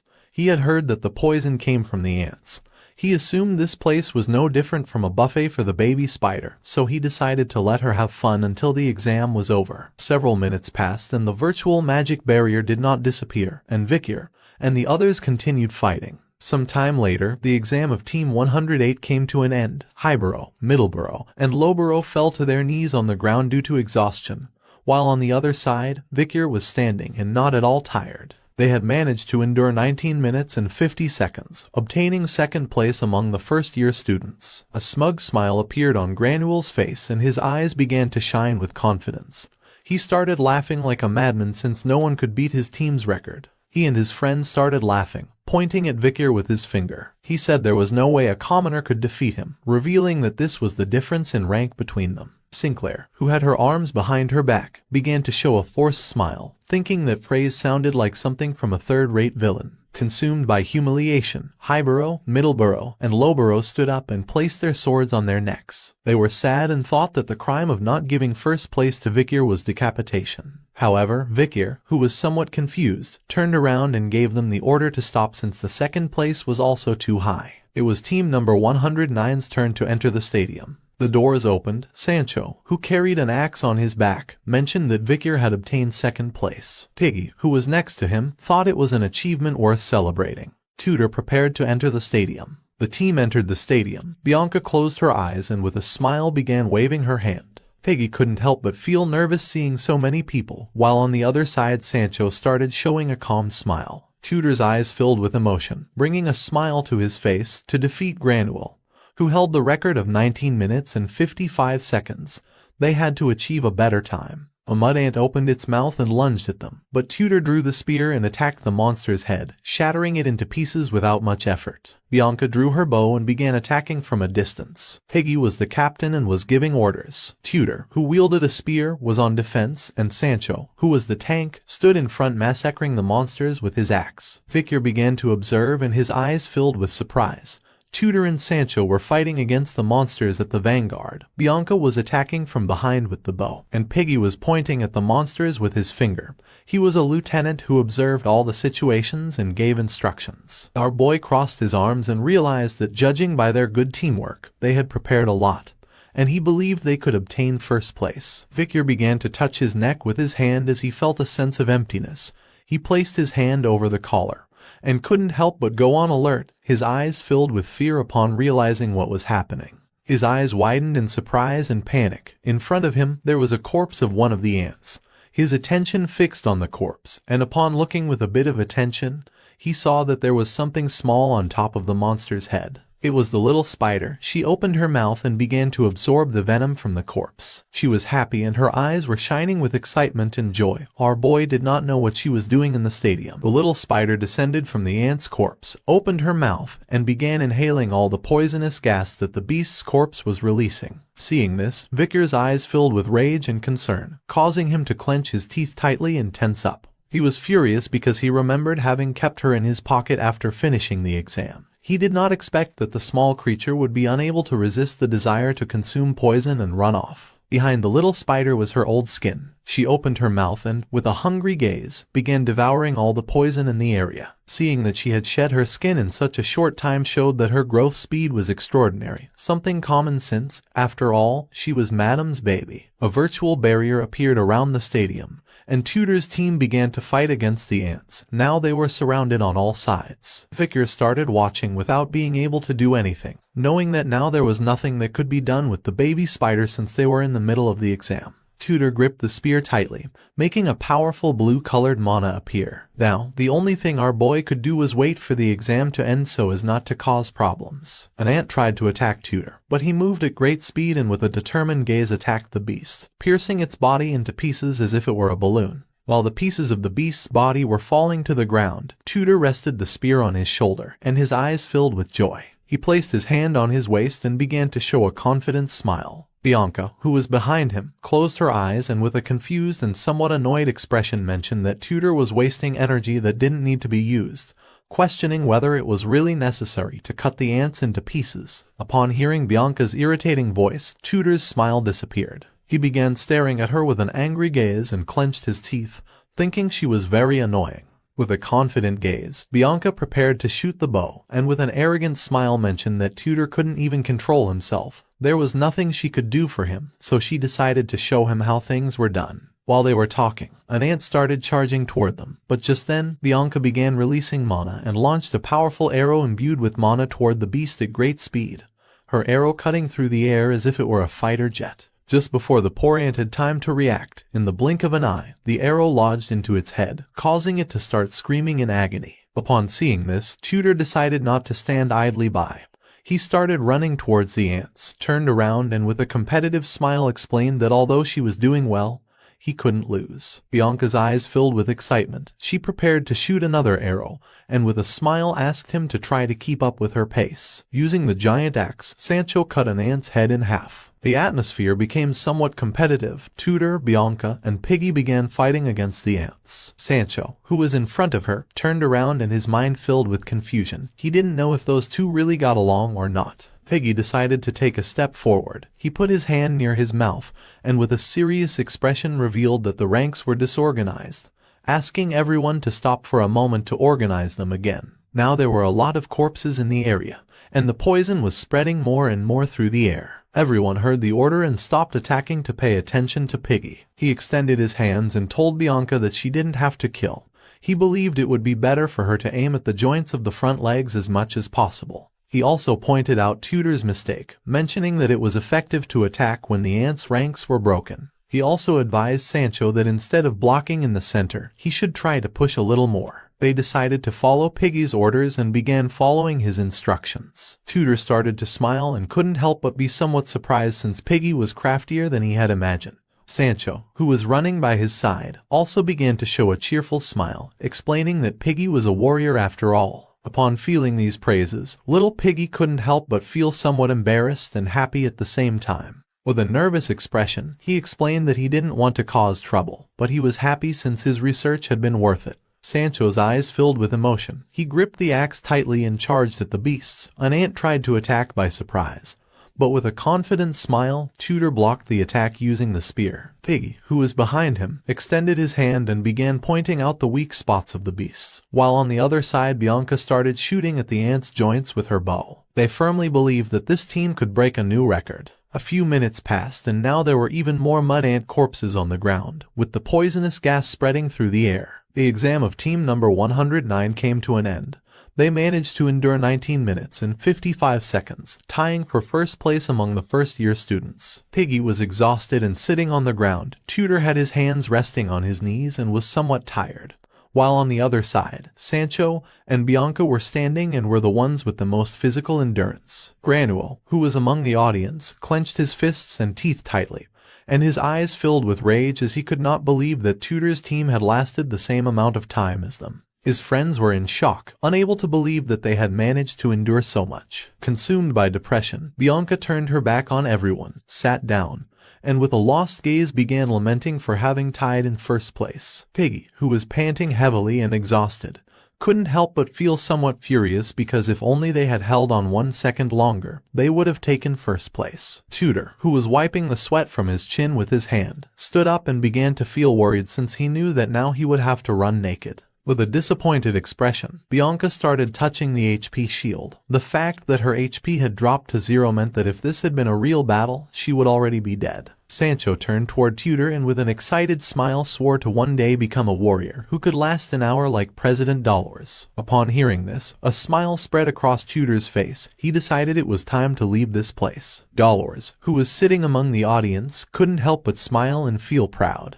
Although they were her juniors, they were all incredible. She didn't know how they would grow in the future. Phase 1 of the exam ended, and these were only monsters for first-year students. Phase 2 began, and from now on, these monsters were only for second-year students. The eyes of Dollars filled with surprise upon seeing what had appeared in front of her. A horde of mud ants began to emerge from the cave, much more powerful than the previous ones. The attention of our boy fixed on the ants, and his eyes filled with fear. He did not know what was happening. Even Granuel clenched his teeth and could not avoid being afraid. No one knew what was happening.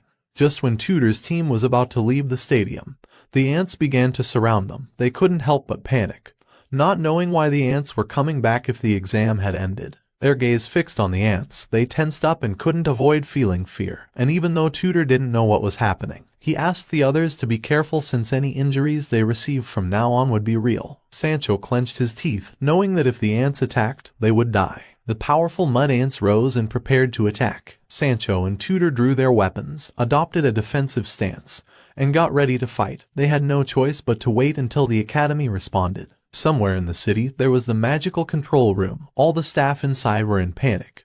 They were monitoring and controlling everything that was happening in the stadium. The students' HP points were at 0, but the exam had not yet ended. They were first-year students, and no one knew why Phase 2 had been activated. Even if they excluded the students from the exam room, the strong life reaction would remain, so it seemed that an error had occurred. One of the men holding a tablet mentioned that if the suit's HP points reached 0, it should be normal if there was no vital reaction. However, data showed there was a being full of vital force capable of fighting a battle. The attention of the man with a mustache fixed on the tablet, and his eyes filled with surprise. Just then, Dollars entered the room running. She extended her hand to one side and with a worried gaze revealed that there was a problem with the exam. Upon hearing this, everyone turned around and their attention focused on her. She asked them to please rescue the students who were inside as soon as possible. The bodies of the teachers began to tremble. They remained silent, not knowing what to say or what to do now. Everyone looked away inside. The long-haired teacher turned towards them and with a sincere gaze explained that they were only a pattern management department, and checking vital responses was not their responsibility. Dolores was in shock, not knowing what to do now. The teachers began to talk among themselves. One of them revealed that it would be faster to stop the golems than to write and solve the code of the magic circle. Another teacher thought he was right, since from this year on, the creation and movement of the golems were automated. With an indecisive gaze, the man mentioned that the code of the magic circle related to this was also linked to the magic stone, and permission from above was required to dismantle it. Furthermore, even if they dismantled the magic circle, there would still remain dealing with the magic wall, and dismantling the magic wall required a key. Upon hearing this, Dolores' eyes filled with fear and despair, thinking that Tudor and the others were going to die. The teachers knew that even if they had a key for the magic wall, it was impossible to dismantle it with just one key. She couldn't help but clench her teeth tightly and feel desperate. Professor Sadie, who had the B key, had said she was going to the bathroom and they had lost contact. Victor was sitting on one of the stadium windows, worried about the little spider and the others. He remained calm and with a tranquil expression began to wonder if there was some error with the magical device. When he had taken the test, no vital reaction had been detected. It didn't take him long to realize that this could only mean that the baby spider had grown after eating poison and it had been affected by the life detection of the magic stone. His attention fixed on the magical barrier. He started observing carefully and thought this must be an error. He noticed that the fog had begun to increase. If he didn't hurry, someone was going to get hurt. Then, his eyes widened in surprise as he realized something. Next to the magical barrier, there were some tubes. His attention focused on them. Those were holes made for air circulation. The entrance was small, but our boy had to try to get in. Sinclair turned around and couldn't help but feel somewhat surprised. All the students were talking among themselves about the situation. She began touching her cheek with her finger, and her mind filled with confusion since she didn't know why there was so much commotion. She thought someone had defeated their team and set a new record. At that moment, someone with 4 legs started running, jumped, and passed by her side. Sinclair stepped aside, closed her eyes, and began screaming. She panicked without knowing what was happening. Due to the impact, she fell on her butt to the ground. The attention of others was fixed on the small animal. Everyone was somewhat surprised and in shock. Sinclair began to turn around and saw a small dog running with some pants in its mouth. With a confused gaze, she couldn't help but wonder where this little dog had come from. In the magical control room, someone forcefully hit the magic stone. Upon seeing this, the teachers couldn't help but go into shock and their eyes filled with surprise. It was Dolores. She drew the sword and began to strike the magic stone with force in a desperate attempt to break it. Just before she could continue, the professors grabbed her by the arms. With a worried expression, one of them asked her what she was doing. The other mentioned that the magic stone was something very ancient, extremely rare, and expensive. Dolores' eyes were shining with determination. She didn't care about this since they had to cut off the magical energy supply and save the students. If she broke the magic stone, not only would she end up being expelled, but also the Quavati's family would have to pay compensation. She started staring intently at the magic stone, clenched her teeth tightly and asked Tudor and everyone else to hold on because somehow she was going to help them. Inside the stadium, a mud ant lunged at poor Piggy, who couldn't help but panic. Just before he could defend himself, the beast attacked, causing Piggy to open his mouth and lose consciousness. His body fell several meters back, hitting the ground hard. Tudor and Bianca turned around and couldn't help but panic and feel worried about him, not knowing if he was okay or not. Piggy lost consciousness, and the poisonous gas began to approach his body. In a desperate attempt, Tudor and the others started asking him to get up. They decided to go help Piggy, but just then, a giant ant appeared.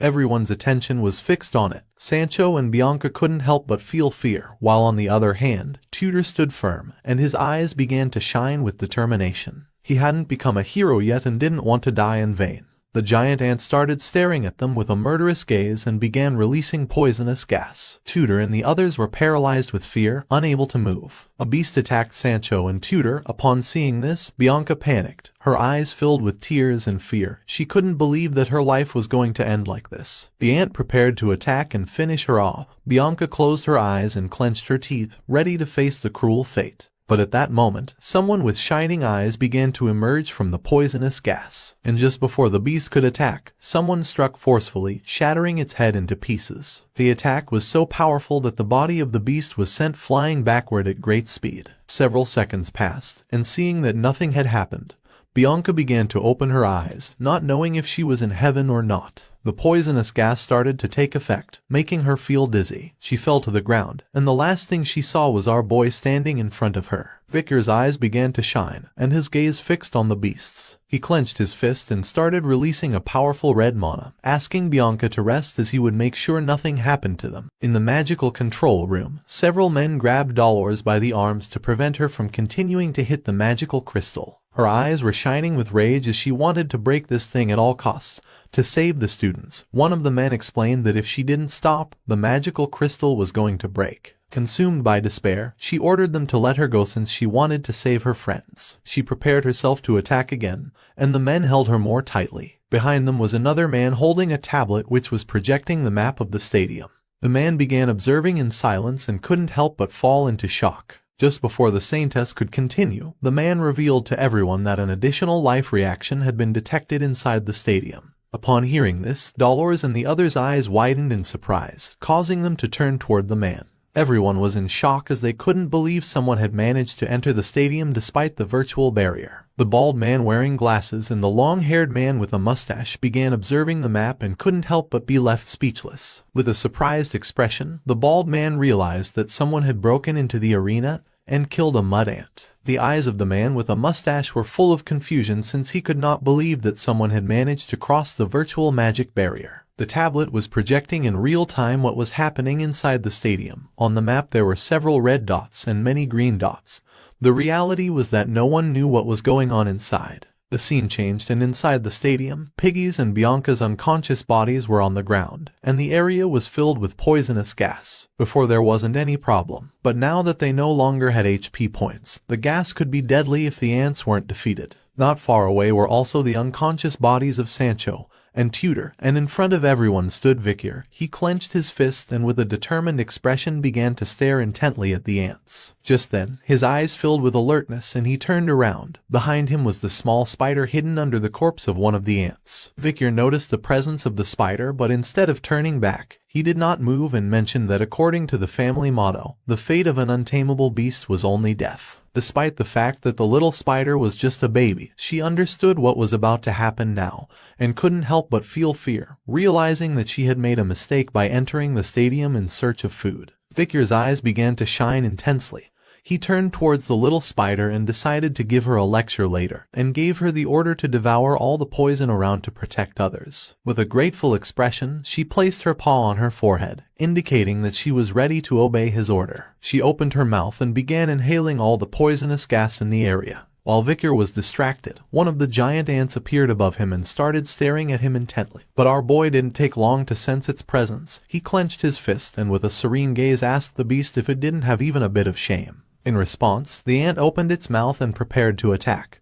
But as usual, just before the beast could even make a move, Victor moved at great speed, activated his mana, and without much effort, struck the beast on the neck using his leg, separating its head from its body. In the magical control room, the bald man and the others were in shock. The other man began observing the map closely and couldn't help but feel confused upon seeing that there was suddenly a vital reaction. Victor's attention focused on the ant's corpse, and his eyes filled with concern. He didn't remember that in this place one could sense vital energy. Meanwhile, the small spider was devouring all of the poisonous gas. He placed his hand on the ground and adopted an offensive stance. Considering that he was 18 years old and an intermediate beginner-level sword expert, if his level as a graduate were discovered it would cause a great commotion. In front of him were two powerful killer ants which were soldier ants, specialists in fighting. One of them had a risk level of B+, and the other had a C. Victor began to observe the ants carefully, realizing that these fictitious golems had been made to look exactly like real monsters. Not far from him was Sancho unconscious on the ground. Victor approached him and grabbed his axe firmly, then he picked up all the others' weapons. Now he carried Bianca's bow, Tudor's spear, and Piggy's sword on his back.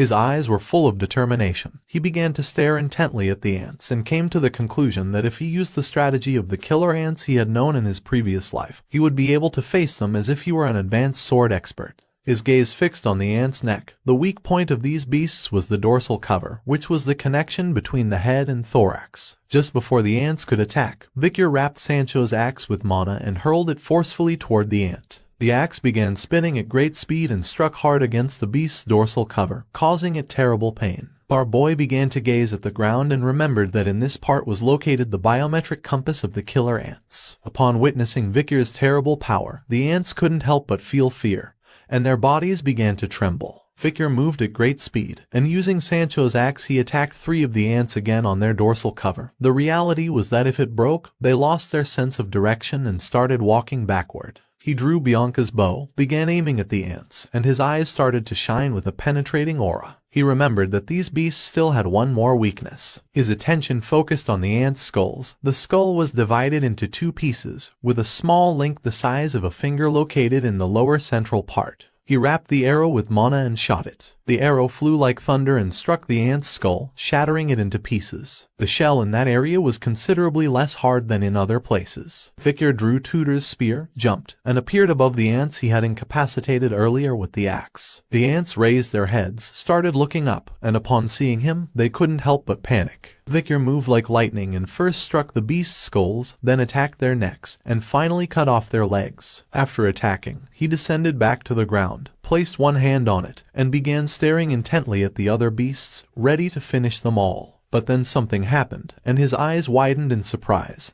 He couldn't believe what his eyes were seeing. A shadow much larger than that of the other ants appeared above him. Victor stood up and his attention was fixed on it. Despite being in front of the beast, he remained calm and began to observe with a curious gaze. A giant red ant appeared, its attention fixed on our boy and its mouth watered. This was another one of the killer ants, more precisely a general ant, with a risk level of rank A. Upon seeing this, our boy dropped the spear to the ground and his attention was fixed on it. He was somewhat surprised to see that this monster was also in the exam. His eyes filled with emotion, causing a smile to appear on his face. He grabbed the hilt of Piggy's sword and slowly began to unsheath it. The curtain of poisonous gas had spread throughout the magical virtual barrier, making it impossible for the spectators to see what was happening inside. Everyone was silent, not knowing what was going on. All the students began discussing among themselves. Now nothing could be seen due to the poisonous fog. The time for the 3rd pattern was already running out, and there was no way that first-year students could withstand the 3 patterns that even 3rd-year students couldn't endure. In the magical control room, one of the men who was monitoring the stadium went into shock. Seeing this, the man with a mustache turned toward him and, with a curious and fearful expression, asked what the problem was. The bald man began sweating like crazy, not knowing what was happening or what to do now. The man turned around and, with an expression full of panic, revealed that the general ant had been defeated. Moreover, the vital signs of those being examined were still normal. Professor Morg appeared, and his eyes widened in confusion.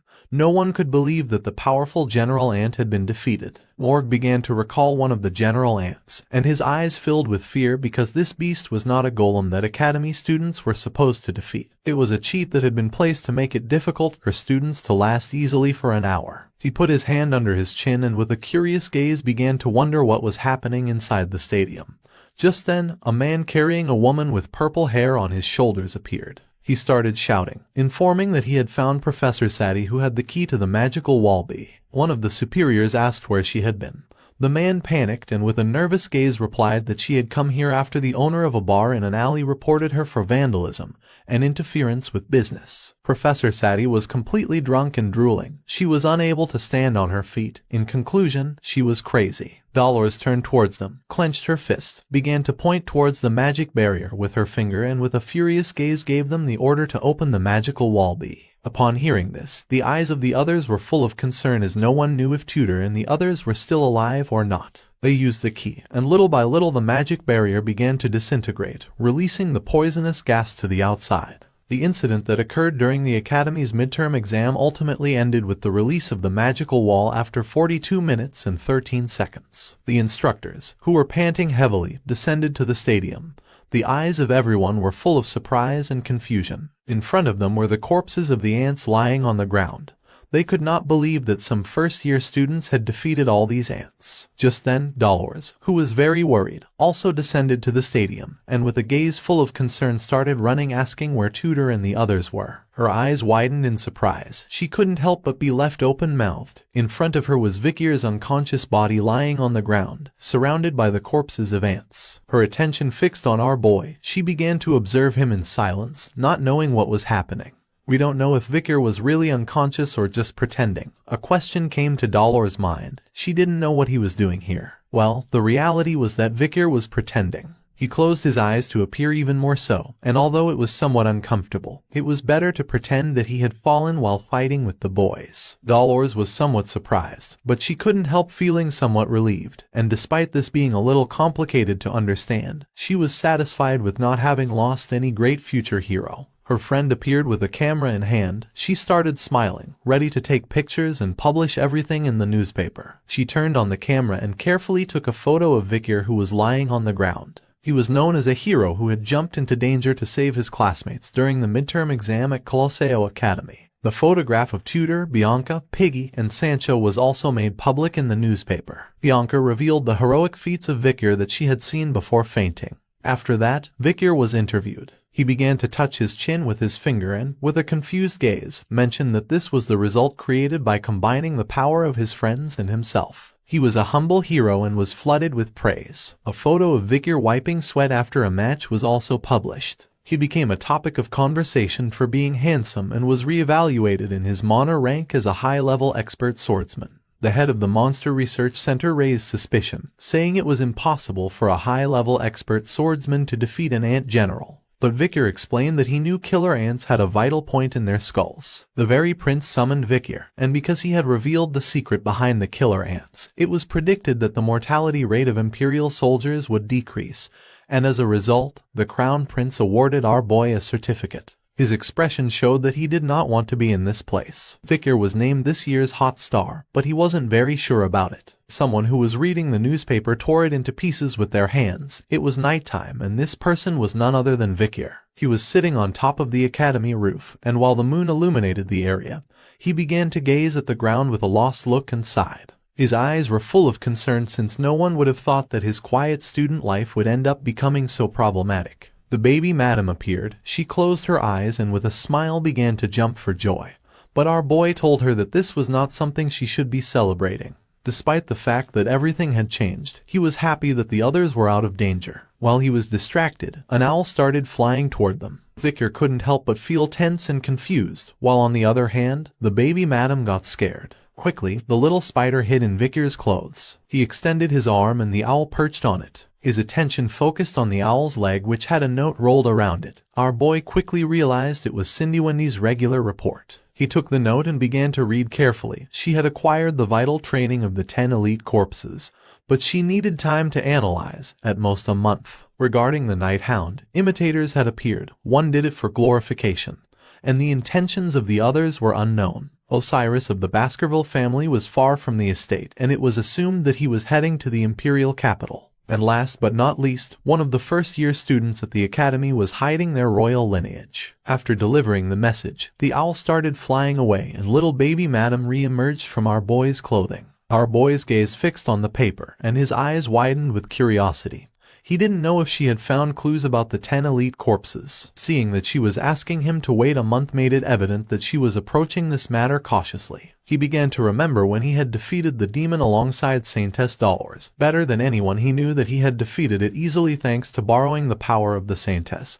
But during the next month, he needed to diligently improve his skills. With a worried expression, he started imagining the Night Bloodhound. He was concerned about the matter of the Night Bloodhound before, but now there were imitators, and it would be bad if they drew attention from the palace or if their actions overlapped. He needed to investigate this as soon as possible. As for other news, his brother Osiris Le Baskerville, who had a piercing gaze, had left the family estate. Additionally, there was a member of royalty at the academy. While little baby madam was hiding inside Vicar's neck, he began to imagine Cindy Wendy giving a thumbs up with a smile. He hadn't asked her to do the fourth thing, so he didn't know why she had told him this. To him, she was a somewhat strange woman. To prevent the information from being revealed, using his hand, he burned the sheet. He didn't care about knowing it, since it wasn't as if he were losing anything by knowing it. In the blink of an eye, the sheet turned to ashes and began flying with the wind. The wind directed the ashes to one side, and at that moment, a woman wearing a skirt appeared. She couldn't believe she had met the hero of the academy in a place like this. Upon hearing her voice, Vicar came out of his trance and fixed his attention on her. It was none other than Sinclair. While the sky was filled with stars, she began to show a smile. She closed her eyes and blushingly asked if this was what they called destiny. Sinclair, somewhat nervous, sat on the roof and with a smile began to enjoy the view. She was someone who had been evaluated for her sincerity and talent, a talented person who had maintained the top position in the Fire Corps with an overwhelming performance. Victor did not lower his guard, and with a suspicious expression,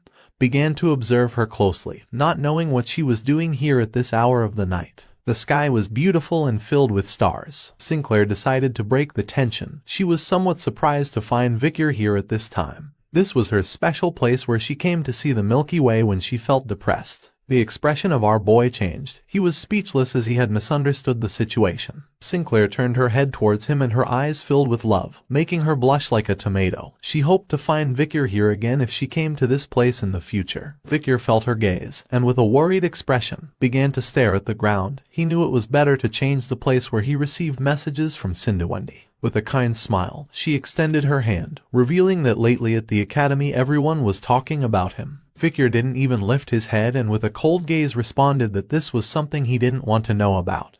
But she commented that there was no reason to feel embarrassed since there was always public interest in extraordinary people. With a somewhat amused expression, she began counting on her fingers, revealing that if being number 1 wasn't enough, there were also 3 research articles that were going to revolutionize the academic world. He was an irregular of plebeian origin but whose aura was at the level of an expert. Victor's eyes widened with concern, making him sweat. Sinclair also commented that in many ways, he was someone who intimidated his peers. Our boy sighed and revealed that grades were nothing more than something useless, so he advised her not to worry too much about them. Sinclair tilted her head to one side, and her mind filled with confusion. She couldn't believe that grades didn't matter in an academy. Victor was more aware than anyone that money, power, honor would soon become useless things. When the era of destruction began, all existing order would collapse, giving rise to an era where the only thing that mattered was survival. With a smile, she admitted that Victor spoke as if he had lived a long time and seemed like an old man.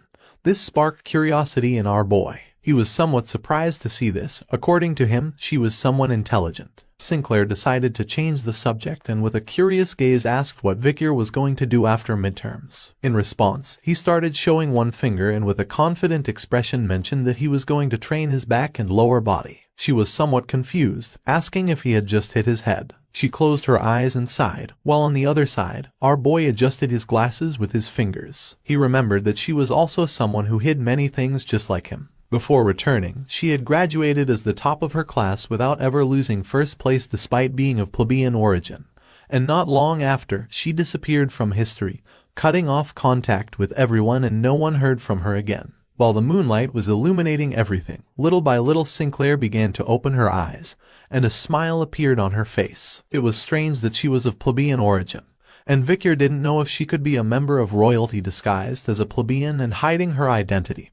Remembering that Cinderwendy had mentioned that a member of royalty had entered the academy. The next day, the sun emerged at the academy. Tutor, who had just gotten up, began to stretch his arms and let out a sigh of exhaustion since he never thought the exam period would be so long. They put on their backpacks and started walking toward the academy with a smile. Tutor, who was stretching his arms, explained that with the attack test taking place today, midterm exams would come to an end. Sancho, who was walking beside him, turned around and with a serious gaze reminded everyone that due to injuries they had suffered in the accident during the defense exam, the exam schedule had been postponed, making it inevitable for the period to become longer. Victor and Piggy, who were in front, kept walking in silence. Tutor's eyes were full of hatred. He began to imagine the bastard Granduel. It was a bit disappointing that the bet with that guy had ended in a tie. He started massaging his shoulder, and his attention focused on one of them. With a cheerful and confident expression, he said that this time he had realized who was going to be his rival. For him,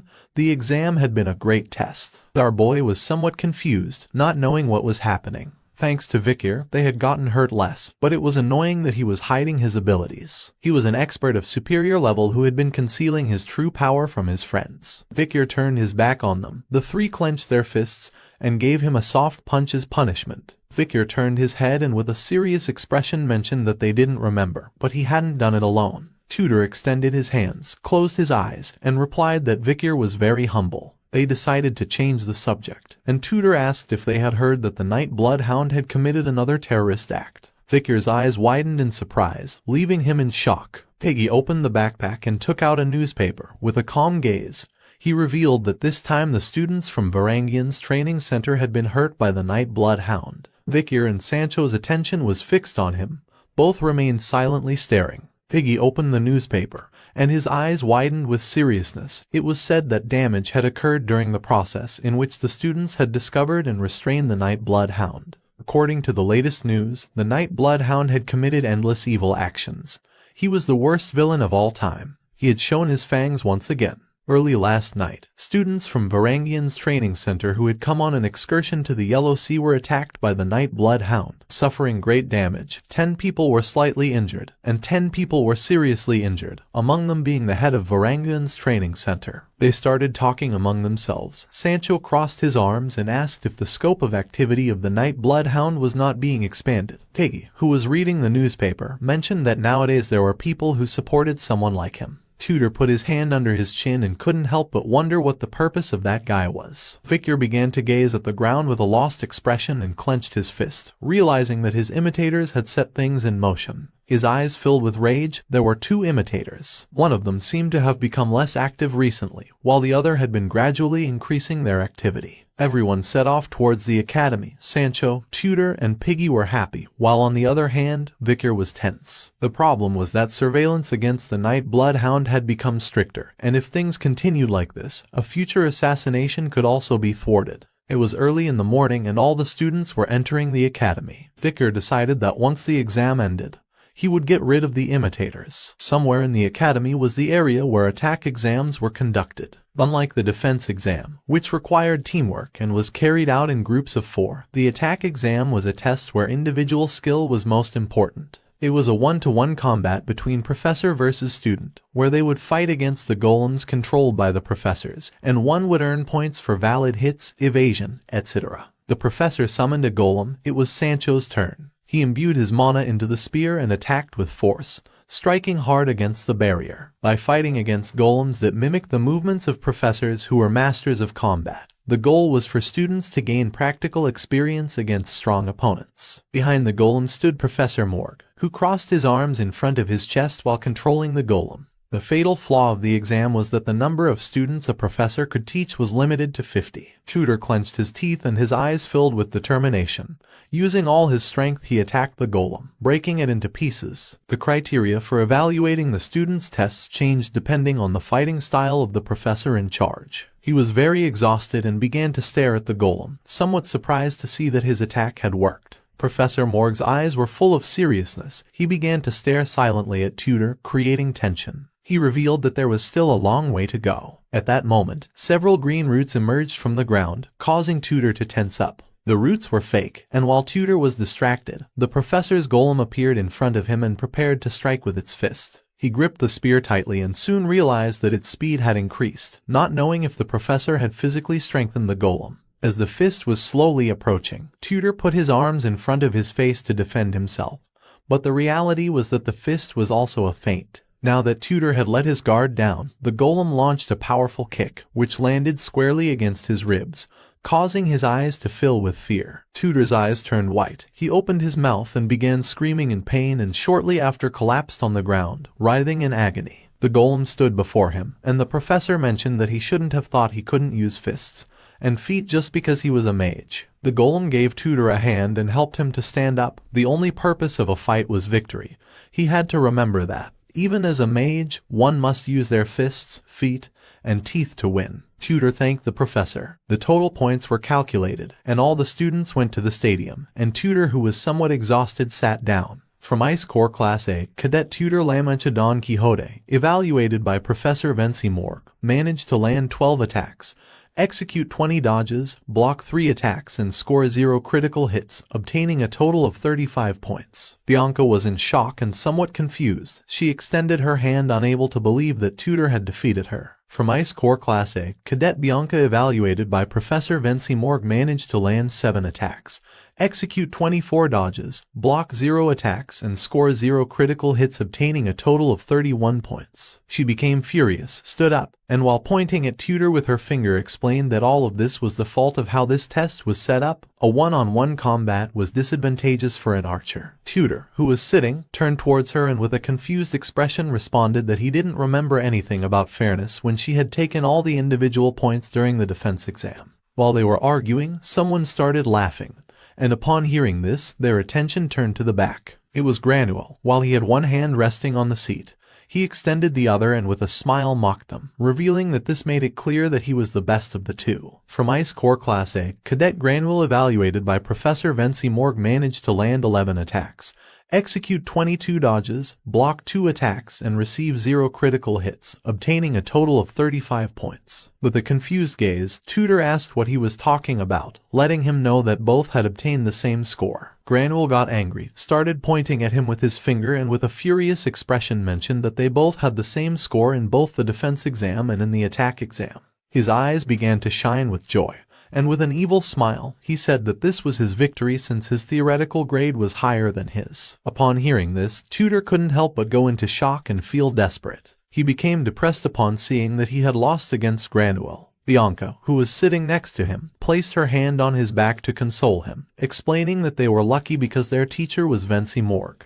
She began touching her chin and, with a calm expression, revealed that the others had Professor Sadie. Tutor's expression changed, and his eyes widened with curiosity. She began to imagine Professor Sadie smiling like a lunatic. Bianca couldn't help but feel fear and disgust since she was a pathetic and drunken teacher who had disappeared with the key of the magic wall. The older ones described her as strange and unprofessional. She was the #1 teacher students avoided. Tutor started looking at her and couldn't help but be somewhat confused. He panicked and asked how someone like her had become a professor at the academy. Bianca moved her hand away from her chin, and with an insecure gaze, mentioned that she was very skilled. So when she wasn't working as a teacher, she helped authorities catch criminals. She began to imagine the Night Bloodhound with the Beelzebub sword, revealing that she was in charge of helping capture criminals like the Night Bloodhound. Tutor's eyes filled with seriousness and concern.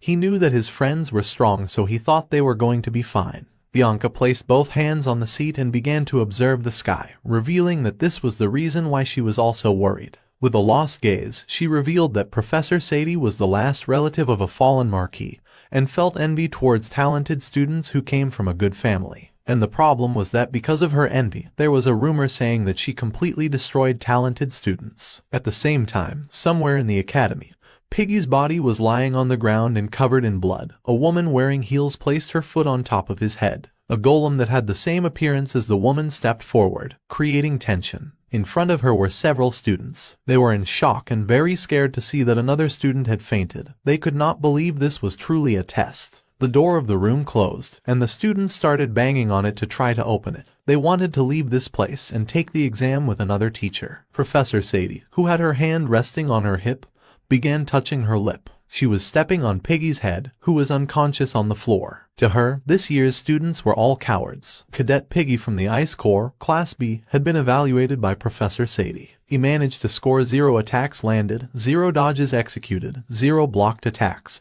and 0 critical hits, obtaining a total of 0 points. Next to her was Sinclair's unconscious body, covered in blood. She managed to land 0 attacks, execute 0 dodges, block 0 attacks, and achieve 0 critical hits, obtaining a total of 0 points. Not far away was also Sancho's body, covered in blood. He managed to land 0 attacks, execute 0 dodges, block 0 attacks, and achieve 0 critical hits, obtaining a total of 0 points. Sadie pulled out a whip. She began observing the students and thought that continuing with this was a waste of time. All the students had fled except for one who stood up ready to take the exam. It was none other than Vikir. He started staring at her with a piercing gaze. Professor Sadie placed her hand on her cheek, stuck out her tongue, and with an expression thirsty for blood gave our boy the order to approach her. 30 minutes earlier, Vikir and the others were sitting, waiting for their turn. Sancho started cracking his fingers, and his eyes began to shine with excitement. He couldn't help but smile since the attack exam was finally about to begin.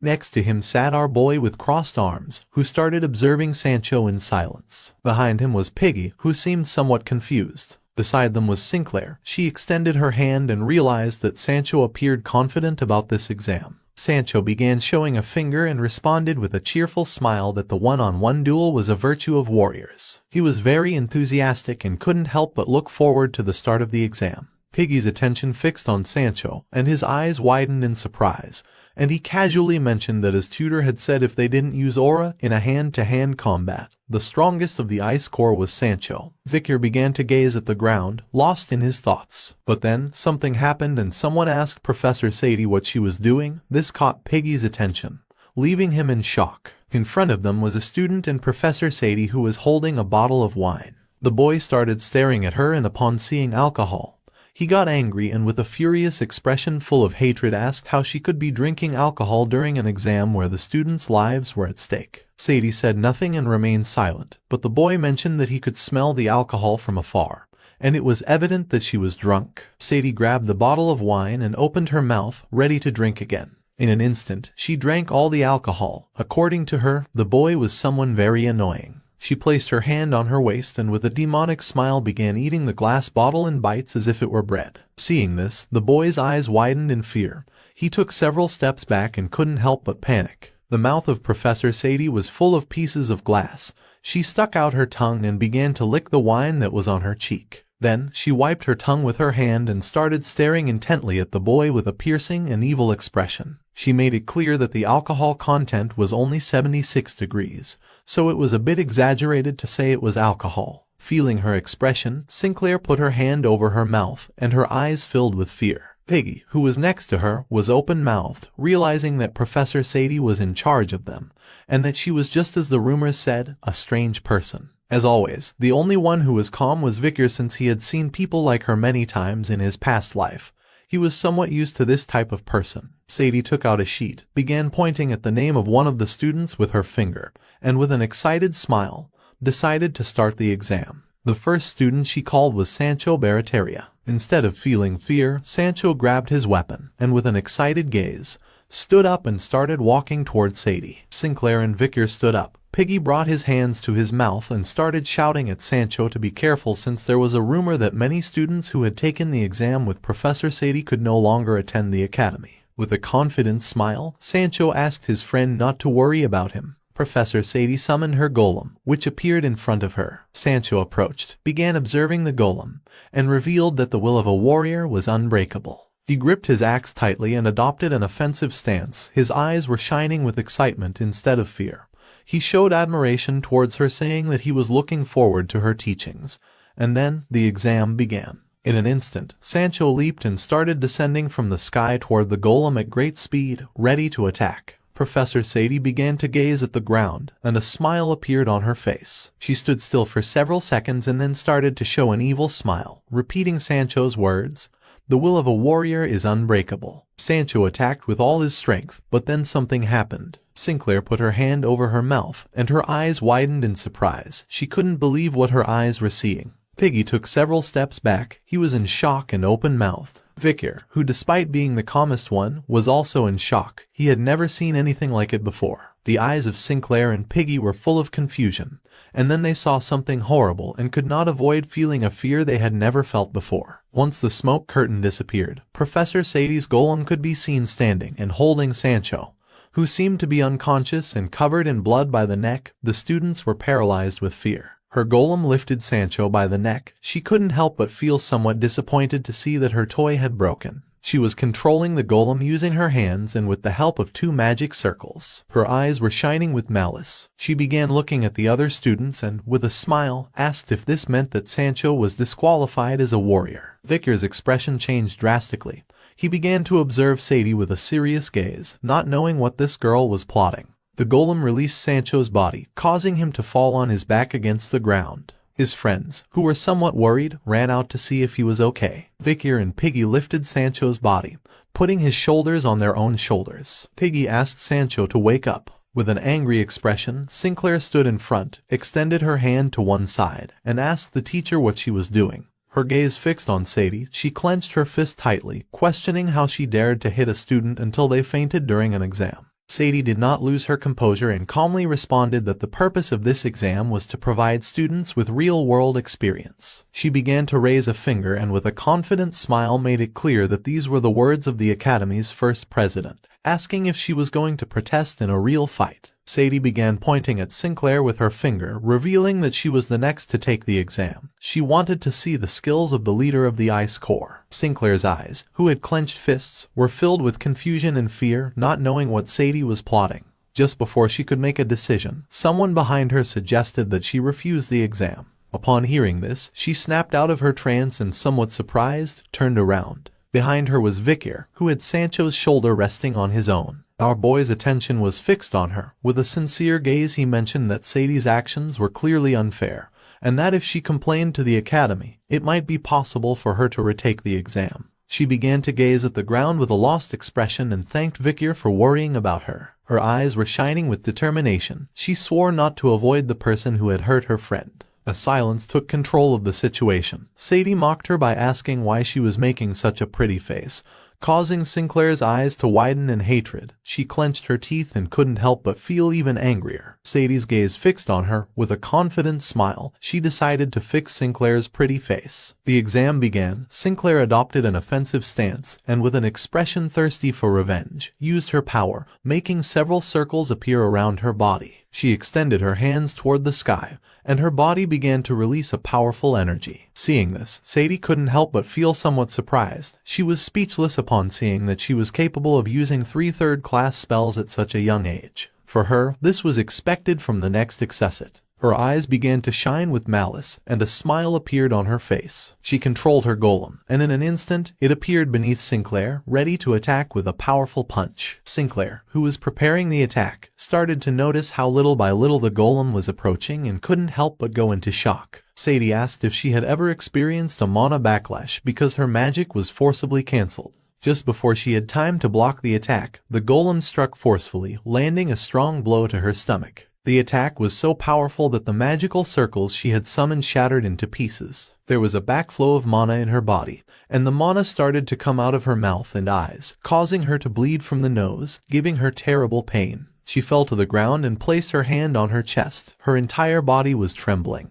and she was drooling from the pain. The golem approached her and began observing closely. Sadie asked how it felt, realizing that it hurt much more than Sinclair had thought. Her attention fixed on Sinclair, and an evil smile spread across her face. If she was unlucky, she might not be able to use magic again. For her, it would be fun if the next accessit of the Ice Corps could no longer use magic. The golem gave her a strong kick, making her body roll backward. She had to pray for that not to happen, since after all, she had worked hard to be the next accessit because she was a commoner. Seeing this, Piggy couldn't help but feel somewhat worried about her. He started running toward her to see if she was okay. Our boy began to gaze at her with a serious expression in silence. It was time for the next student to take the exam. It was none other than Piggy, who drew his sword, and despite showing a confident expression, his body was trembling with fear. Piggy grabbed his sword tightly. Sadie put her hand on her waist, extended the other one, and asked who this trash was who didn't even know how to hold a sword. He began to sweat profusely, but even so he did not lose his composure. His eyes were full of determination. He was not a coward, and he was not going to back down. Sadie's golem started walking toward Piggy. This trial was his opportunity to bring to light the courage hidden beneath his weak exterior. Just before Piggy could even prepare his attack, the golem moved quickly and struck with force, breaking the blade of the sword into pieces, making Piggy's eyes widen in surprise. The blade of the sword stuck in the ground several meters back. Piggy was in shock to see that the golem had broken his sword with a simple kick. Piggy's gaze fixed on his broken sword, and he couldn't help but feel fear and confusion. Just before he could understand what had just happened, the golem moved like lightning and gave him a strong kick under the jaw, sending his body flying into the air. While his body was in the air, the golem raised its foot and brought its heel closer to Piggy's head. Sadie mocked him, since no matter how much trash fought, in the end it remained trash. These words made Vikir angry, and veins appeared on his face. Piggy's body fell to the ground. Sadie approached and placed her heel on his head, which was full of blood. Seeing that another had fainted, the blonde-haired student couldn't help but be in shock, while on the other side, the black-haired student put his hand on his head. He couldn't believe this was a test. All the students who were going to take the test with Professor Sadie ran toward the door. They started banging on it, but the door didn't open. They wanted to bring another professor here. Piggy's body was lying on the ground, and his head was full of blood. Victor approached and began to observe in silence. Sancho had a black eye, and Sinclair was very injured. The true nature of Victor began to show. He couldn't help but feel furious. Sadie extended her hand toward them, looked away, and with a smile mocked them since this year's students were all cowards. Then she called the next student. But then, something caught her attention, filling her mind with curiosity. Victor, who carried arrows on his back, drew his bow and stood in front of her, indicating that he was ready. He began to look down at the ground, revealing that he was next to take the exam. Upon seeing this, Sadie's eyes widened in surprise. She was happy to see a passionate student. According to her, Victor was very impatient. She was somewhat annoyed since she was about to eat the main course now. Victor stood silently, and the attention of the students who were trying to flee the room focused on him. He was the famous hero of the academy, and rumors said he was a high-ranking sword expert. With an expression thirsty for revenge, Victor grabbed one of the arrows he carried on his back. Professor Sadie was at least a graduate, so there was no way a high-ranking sword expert could defeat her. Besides, bows were the worst weapons to use in a one-on-one fight. The exam began, and Sadie's eyes were full of excitement since crushing talented students was very fun. She controlled her golem, which started to advance quickly toward Victor. He was currently the highest-ranking student in the academy. If she gave a beating to the best student, it would be very pleasurable. Victor, who with one hand was holding the bow, took the arrow he carried on his back with the other and began to observe how little by little the golem was approaching. It started to extend its hand toward him. Sadie wanted to enjoy Victor's cries after breaking his arm. Victor took out an arrow, and just before the golem could get closer, he placed it on the bow, and with an expression full of hatred, prepared to shoot. Then, something happened and Sadie's eyes widened in confusion. Victor shot the arrow at the golem's shoulder, but instead of hitting it, the arrow slipped and changed direction. The arrow was so powerful that it left a deep wound in the golem's body. Our boy began to gaze at Sadie in silence. Her body moved backward. She stopped controlling the golem, causing it to come to a sudden halt just before reaching Victor. The students who were at the door turned around in shock. All of them were open-mouthed upon seeing that he had stopped Sadie's golem. The reality was that the arrow had lodged in Sadie's eye, which was now full of blood. She grabbed the arrow, opened her mouth and began to scream in agony. Due to the intense pain she felt in her eye, she fell to her knees on the ground. Victor released the bowstring and began to enjoy this moment in silence. And so as not to draw attention, he started pretending.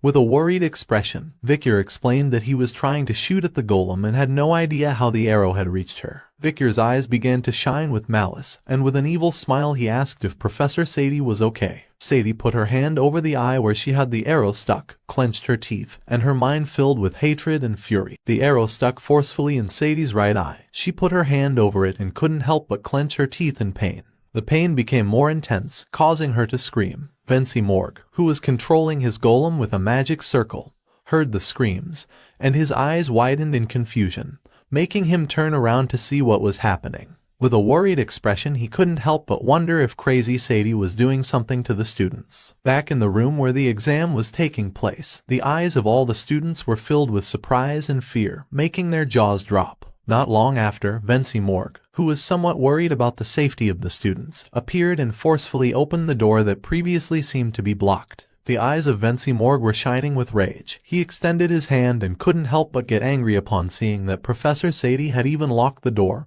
questioning if she was treating the students harshly again. Tutor, who was next to him, began to observe in silence, not knowing what was happening. Once Tutor, Bianca, Dolores, and Professor Vinci Morgue entered the room, they saw Sadie kneeling on the ground with an arrow stuck in her eye, writhing in pain and rage. Upon seeing this scene, everyone froze without knowing what had happened. Vinci Morgue's eyes widened in surprise, his attention fixed on Sadie. He couldn't believe she was bleeding and had no idea how on earth it had come to pass. The gaze of Tutor, who was behind him, filled with concern when he looked to one side and saw something terrifying.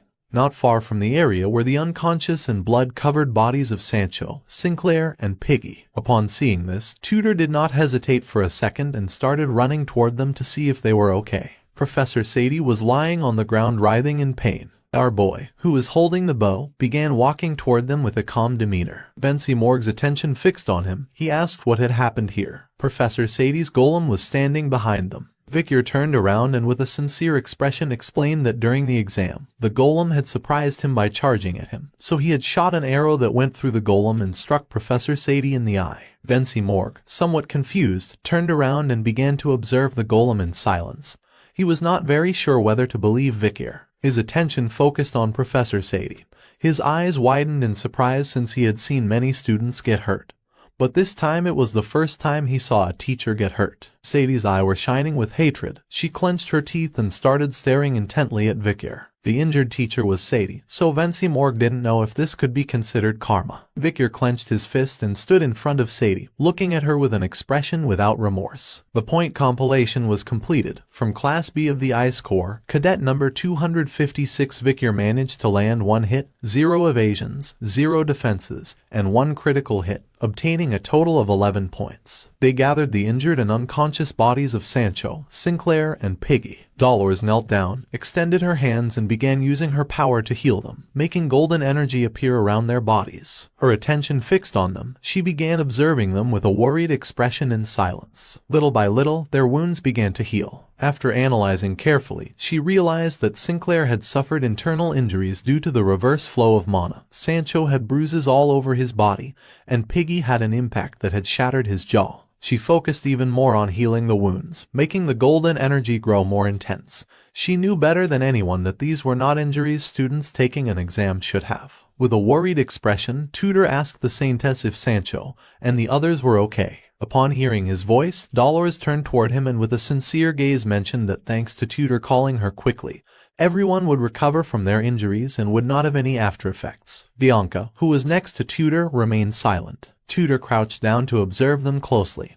He and Bianca couldn't help but feel relieved to see that they were going to recover from their wounds. The Saintess Dolores stood up, clenched her fist and with a lost gaze, turned her back on them and began to walk away from the area. Professor Sadie, who had her hand over the wound on her eye, sat on the stairs and took off her hat. Dolores approached her, extended her hand and in a very calm manner asked if she could see the wound. She began to look at Sadie and with a serious expression mentioned that when her wounds improved, she was going to file a disciplinary complaint against her before the Student Council for excessive use of force against students. Far from feeling fear, an evil smile spread across Sadie's face. She asked if Dolores was the Saintess of the prestigious Quo Vadis family. With a worried gaze, Dolores began to extend her hand toward her and decided to quickly heal the wound. But then something happened. Professor Sadie pulled out the arrow that was lodged in her eye, causing blood to emerge from it. Upon seeing this, Dolores' eyes widened in surprise and confusion, leaving her in shock. Professor Sadie put the arrow into her mouth and her eyes began to shine with malice and excitement.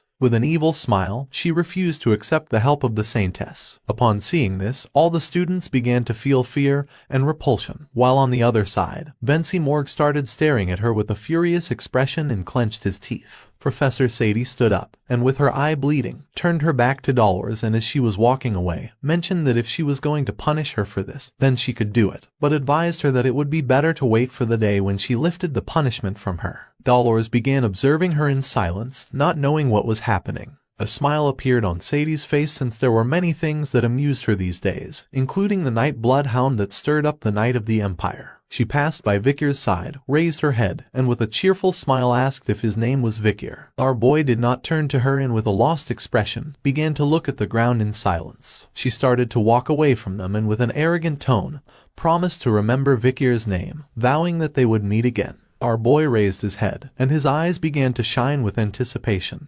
He could not wait for that day to come. Finally, the curtain fell on the long midterm exam, and the results were published, causing many curious students to gather to see them. In first place was Sinclair, in second Granule of Leviathan, in third Tutor, in fourth Hyboro, in fifth Bianca, in sixth Middleborough, in seventh Sancho, in eighth Lowborough. Vicar was 21st and lastly Piggy was in 199th place. The students who had lost many points after encountering Professor Sadie during the attack exam were able to retake it thanks to the other professors. Among them were Sancho, Piggy and Sinclair. All seemed happy, and Sinclair, whose scores were restored, became the best student of the first year. However, everyone's attention was not on the first place but on another person. Just then, a brown-haired student passed through the hallway. Upon seeing this, one of the students placed his hand on his friend's shoulder and, while pointing at the student with his finger and with a surprised gaze, asked if he was the famous student. It was none other than Vikir. While our boy was walking down the hallway, everyone's attention focused on him. Now he was the center of attention and liked by all the girls since he had been the only one who managed to land an effective hit on Professor Sadie. Not only that, but he had also destroyed one of her eyes. All the trauma they had received from Demon Sadie was now disappearing. Our boy was nicknamed the Eye Slayer and considered an authentic hero. Vikir, who was holding onto his backpack strap with one hand, showed no emotion because he knew this was the price for acting emotionally. Once he moved away from the students, he became serious and started imagining the night bloodhound. Life during the day existed only to continue his life at night, and for this reason, he tried not to get too involved in these matters. But when he had seen the kids being treated like trash, he had acted without realizing it. While our boy was distracted, a red-haired girl approached him and, while adjusting her hair, closed her eyes and with a nervous expression handed him a love letter. Upon hearing her voice, Vikir snapped out of his trance and fixed his gaze on the letter. At that moment, a student began running toward them. Just before she could hand over the letter to Vikir, Hibaro appeared and with an angry gaze snatched the letter with his mouth, leaving both Vikir and the girl confused. Hibaro tore the letter like a dog with his teeth. Middleborough and Lowborough also appeared, stood in front of the girl, and with a piercing expression asked who she was to block their way, making the girl start to feel fear. Vikir's attention fixed on them and his eyes widened in confusion. The triplets of the Baskerville family began escorting Vikir through the hallway, and they started pushing people aside saying that if they got in their way, they would disappear silently. Seeing this, all the students couldn't help but feel afraid. A smile appeared on the faces of the triplets. They started seeing themselves as heroes, thinking they had perfectly handled the situation. Our boy, who was walking behind them, couldn't help but praise them for having done a good job. Vikir went to the newspaper club. He opened the door and took off his backpack. With a confident expression, he decided to be careful and not let his day be affected. When he looked forward, his eyes widened in surprise. In front of him was Dolores sitting and reading a newspaper while the sunlight was illuminating the room.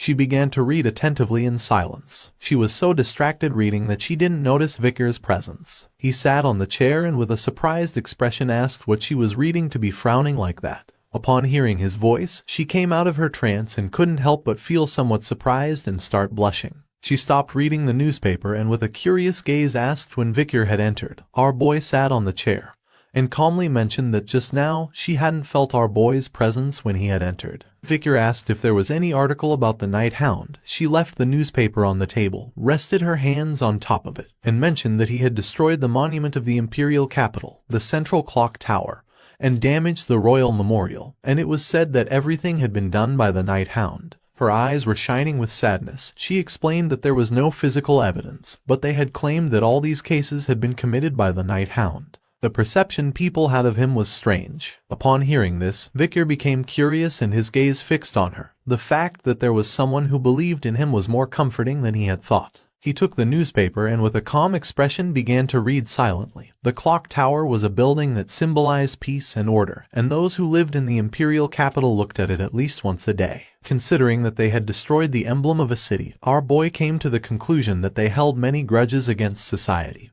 Realizing that this person might not be following what others were doing, his eyes were full of suspicion. He began to imagine Cindy Wendy with her hand under her chin. He started thinking about real memory. The information he had received from her yesterday said that contact between their informants had been cut off, which was something suspicious. Vikir rested his head in his hands and began to ponder silently. Dolores picked up the newspaper again and started reading it once more. Vikir knew he had to clean up the copycats, but he didn't know if he should go investigate. Several hours later, night fell, and someone wearing boots stood on top of the roof. It was Vikir, who was disguised as the Night Bloodhound. He had come to the place where the royal memorial was located, his gaze fixed on the monument since it was a shared cemetery where the heroes of the empire lay. The place was protected by walls. After thinking calmly, Vikir remembered that the 9th corpse, Dantalion, was hidden near Indulgentia Orphanage, so he could confirm whether that was a coincidence or not after investigating. At the entrance of the monument, there was a silver cross. Vikir began to observe with a curious gaze in silence. He sat on the ground and leaned his back against a tombstone,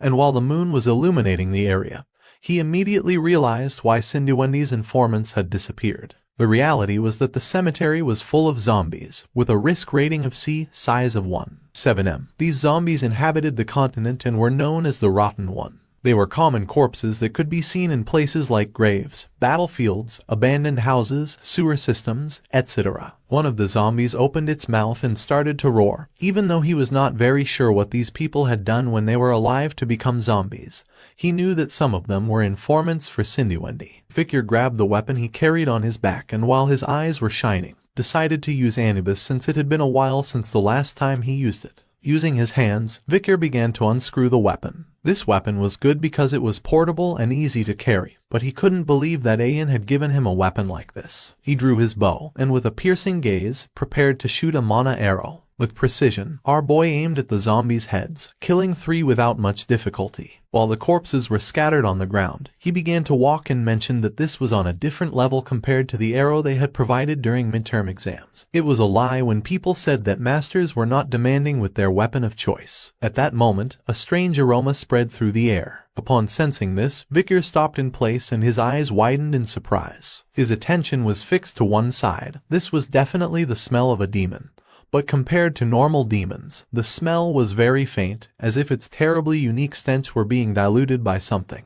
Without wasting time, Victor began to follow the trail of the smell at full speed. The scent came from the direction of the Indulgentia orphanage. So something was there. In the orphanage, someone invoked a magic circle on the ground. It was a woman wearing a skull mask. She extended her hand toward the magic circle and used her power, causing malignant energy to emerge from it. Just then, someone with red hair began to emerge from the magic circle. It was a woman. The woman wearing a mask extended her hand toward her and began to use her power again. The eyes of the red-haired girl were full of exhaustion. The masked woman could not believe that a petty thief had dared to steal from Dantalion. She hugged the girl and with a sincere gaze, apologized to Rose for losing her again. Her eyes began to shine with determination. She started whispering, promising not to let them take away her loved ones, vowing to annihilate hordes of cattle and beasts. She was Sayre, the 8th corpse. Sayre was on the 3rd floor of the orphanage dormitories. The entire building was cut in half from the battle that our boy had against the demon Dantalion.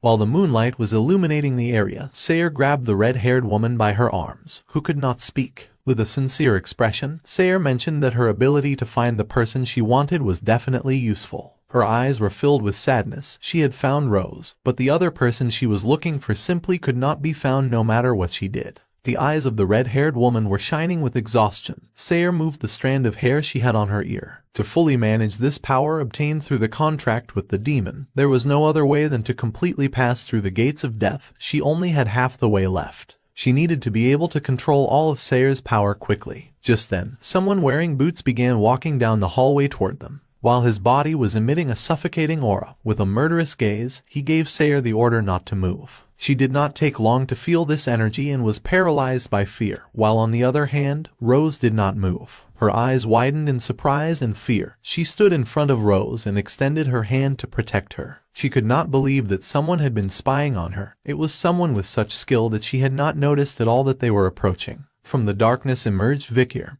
He drew the bow, and while his eyes were shining with hatred, he prepared a mana arrow and explained that from now on she only had to answer his questions. If she moved a single finger, she would die, and if she said something that was not the answer to his question, she would also die. He aimed the mana arrow at her. She smelled like a mix of human and demon, so he asked if she was human or demon. Sayre stood in front of Rose and with a calm expression explained that she was both human and demon. Victor realized that Rose was Geronto, a subordinate of Dantalion. He was sure he had killed her, so he didn't know why she was still alive. Sayre's gaze fixed on Victor, and with a serious expression, she explained that Rose was not one of Dantalion's subordinates.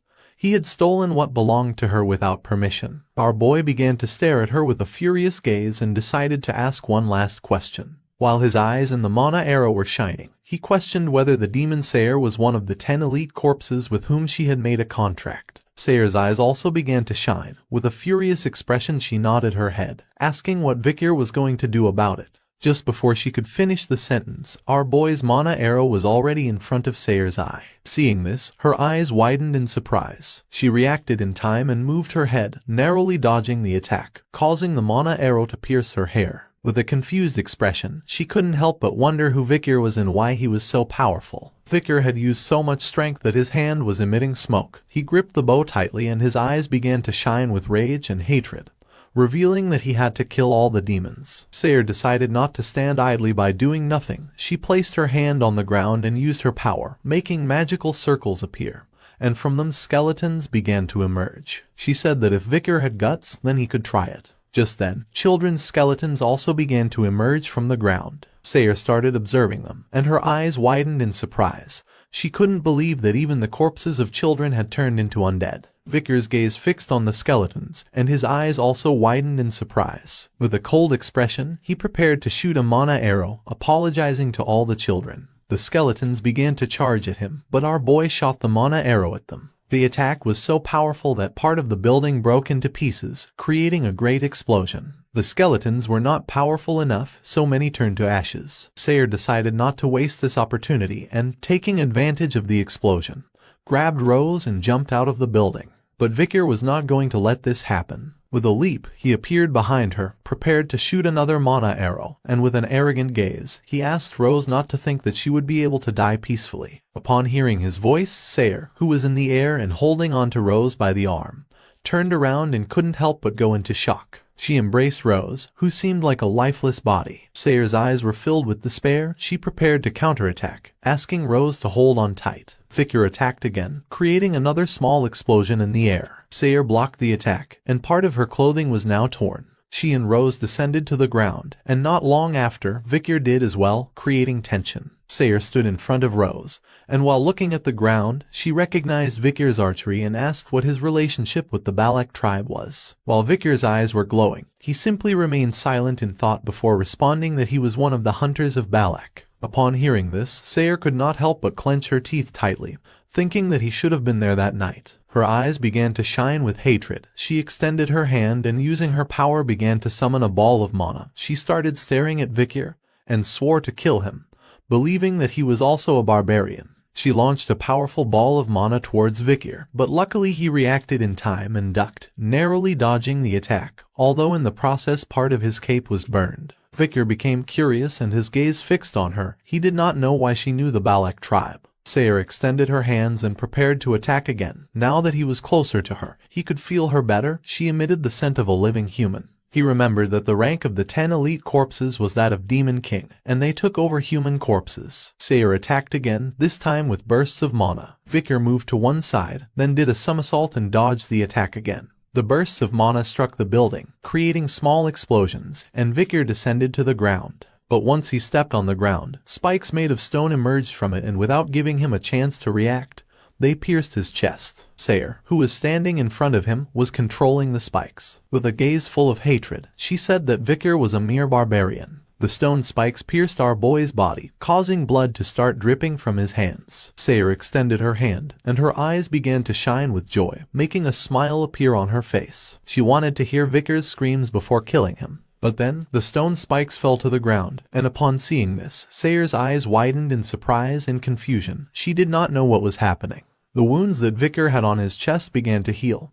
He stood up, clenched his fists, and his gaze fixed on her. Sayer couldn't help but wonder if he was human. Our boy began to coil his bow and mentioned that after clashing with her a few times, he understood it. She was much weaker compared to the other elite corpses because she was only a half-demon. He put away the bow, started observing her, and made it clear that there was no need to converse with her anymore. Sayer remained still in silence, not knowing what to do. While Vicar's eyes were shining with hatred, he swore to kill her. Sayer was not going to allow this to happen, so she placed her hand on the ground and, using her power, summoned a magic circle, from which a giant golem began to emerge. The golem started roaring. She made it clear that the one who was going to die would be him. This golem was a Frankenstein golem, with a risk rating of a size of 8M.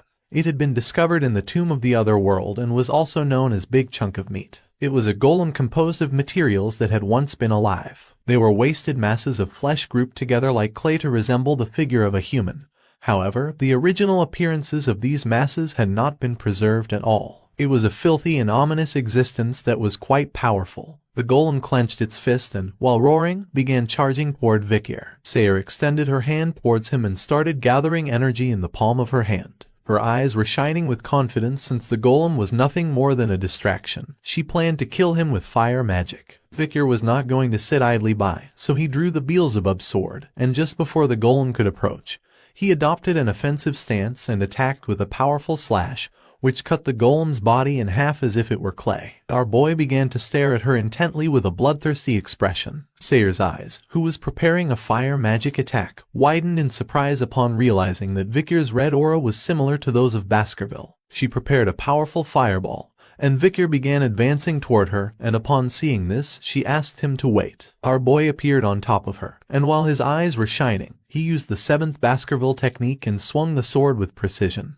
Both began to look into each other's eyes, and Sayer was in shock, not knowing why he had the aura of the Baskervilles. Victor attacked the fireball with a powerful slash, creating a great explosion in the area, which destroyed everything in its path. Once the smoke curtain created by the explosion began to disappear, it could be seen that there was a large crater in the ground, and in the middle stood Victor on his feet, with Sayer lying on her knees on the ground. Our boy was standing but injured and had his hand over the wound on his arm.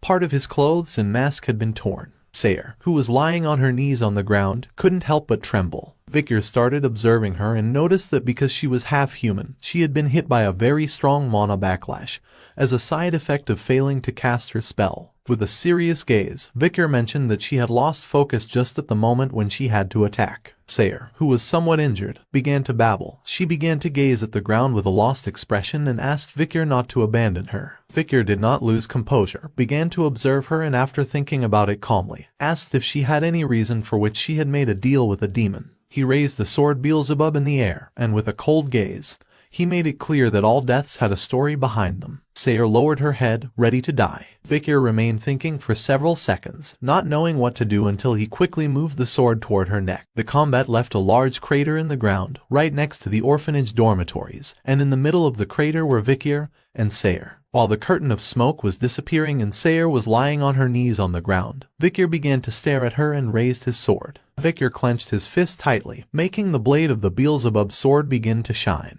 The eyes of our boy began to shine, and with a killer gaze, he swung the sword forcefully, making it gradually start advancing towards Sayer. Sayer was too wounded to defend herself. She lowered her head ready to face the cruel fate. But then something happened, and strands of red hair began to float. As Victor's sword was slowly approaching Sayer's head with speed, Rose stepped in between and while looking at the ground, extended her hands. Victor's attention was fixed on her, and his eyes widened in surprise and confusion. Originally, the undead were very jealous of what they did not have, so they had the nature to bite and blindly attack living beings. Rose did not even look Victor in the eyes. Despite being an undead, she seemed to have some awareness. Our boy observed her carefully and noticed that she was different from the others. Sayer was kneeling on the ground, paralyzed by the mana backlash. Victor's gaze was fixed on her. He did not know why the corpse queen and this woman had lost their will to fight. At that moment, a brilliant light focused on the area where they were, and a guard mentioned that they had found the intruders. Upon hearing this, Victor's eyes widened in surprise and fear. He did not know what was happening or why they had been discovered. He went on alert, began to turn around, and with a serious gaze realized that it was Sadie's voice and that the guards had arrived.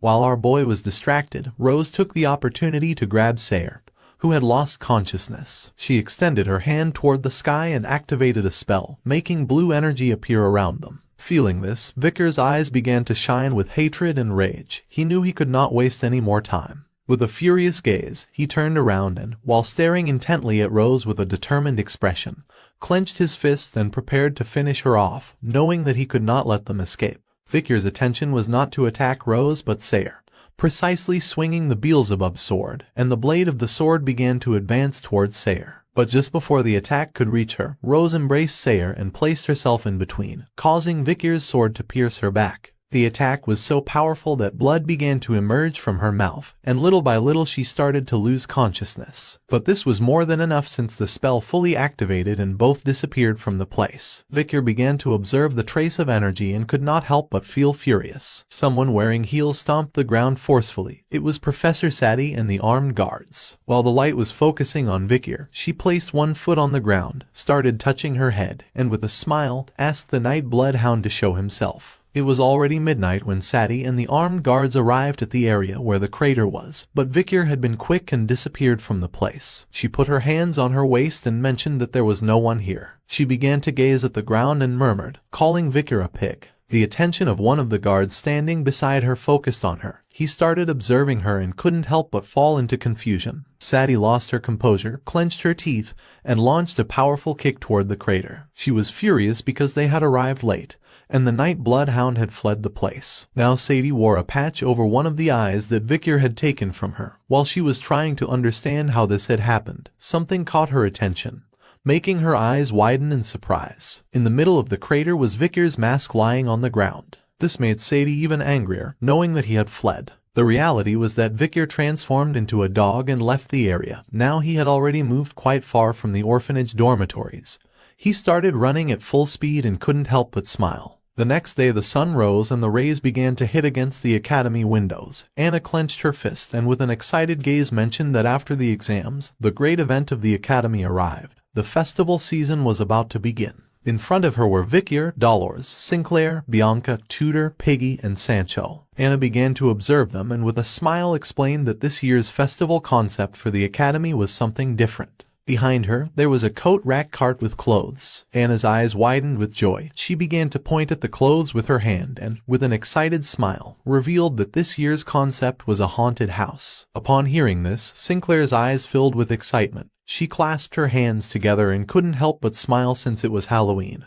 And now that they were free from the difficult exams, the event was going to attract a lot of attention. Dolores put her hand over her mouth, and her eyes widened in surprise and excitement. She couldn't help but blush, thinking that dressing up as a ghost was going to be fun. Bianca started touching her chin with her finger and with a confused gaze said that the Academy Festival did not have this tradition. Tudor, who was next to her and had his arms crossed, turned towards her, and with a curious expression thought that she was right. Peggy's eyes were full of tranquility.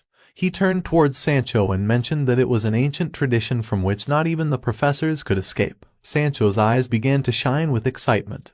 He cracked his fingers and with a smile said that traditions were important. Anna took out 2 boxes and with a cheerful smile decided that it was time to draw lots to see who was going to dress up as what kind of ghost. Sinclair and Dolores began to talk among themselves. Victor, who was behind with crossed arms, began to observe in silence. He lowered his head and with a worried expression began to gaze at the ground and sank into his thoughts. Victor remembered the moment when Rose had stepped in the way and had received the attack, saving Sayer. The 8th corpse was the corpse Queen Sayer, and not killing the 8th corpse when she couldn't even use half of her powers had been a very big mistake. He began to remember the Hounds of Baskerville. In his battle against the demon Andromalius he had to receive help from the Knights of the Family. Then he remembered his battle against Dantalion, in which he and Dolores were present. Victor was a high-ranking graduate, but he did not know if he could face the 8th corpse by himself when she was at full power. In the end, to hunt demons one by one, he needed to fully learn the 7th incomplete technique of the Baskervilles and reach the level of Swordmaster. Victor began to imagine a book and 2 molars hidden in his mouth. The 10th technique, stalking ambush, called the 6th Fang horizontal ambush twin teeth of wisdom. One had to understand the strange principle between the 6th and 7th techniques and be able to use the ultimate annihilation technique. And the theory behind the 6th and 7th techniques was written in the book Swordsmanship.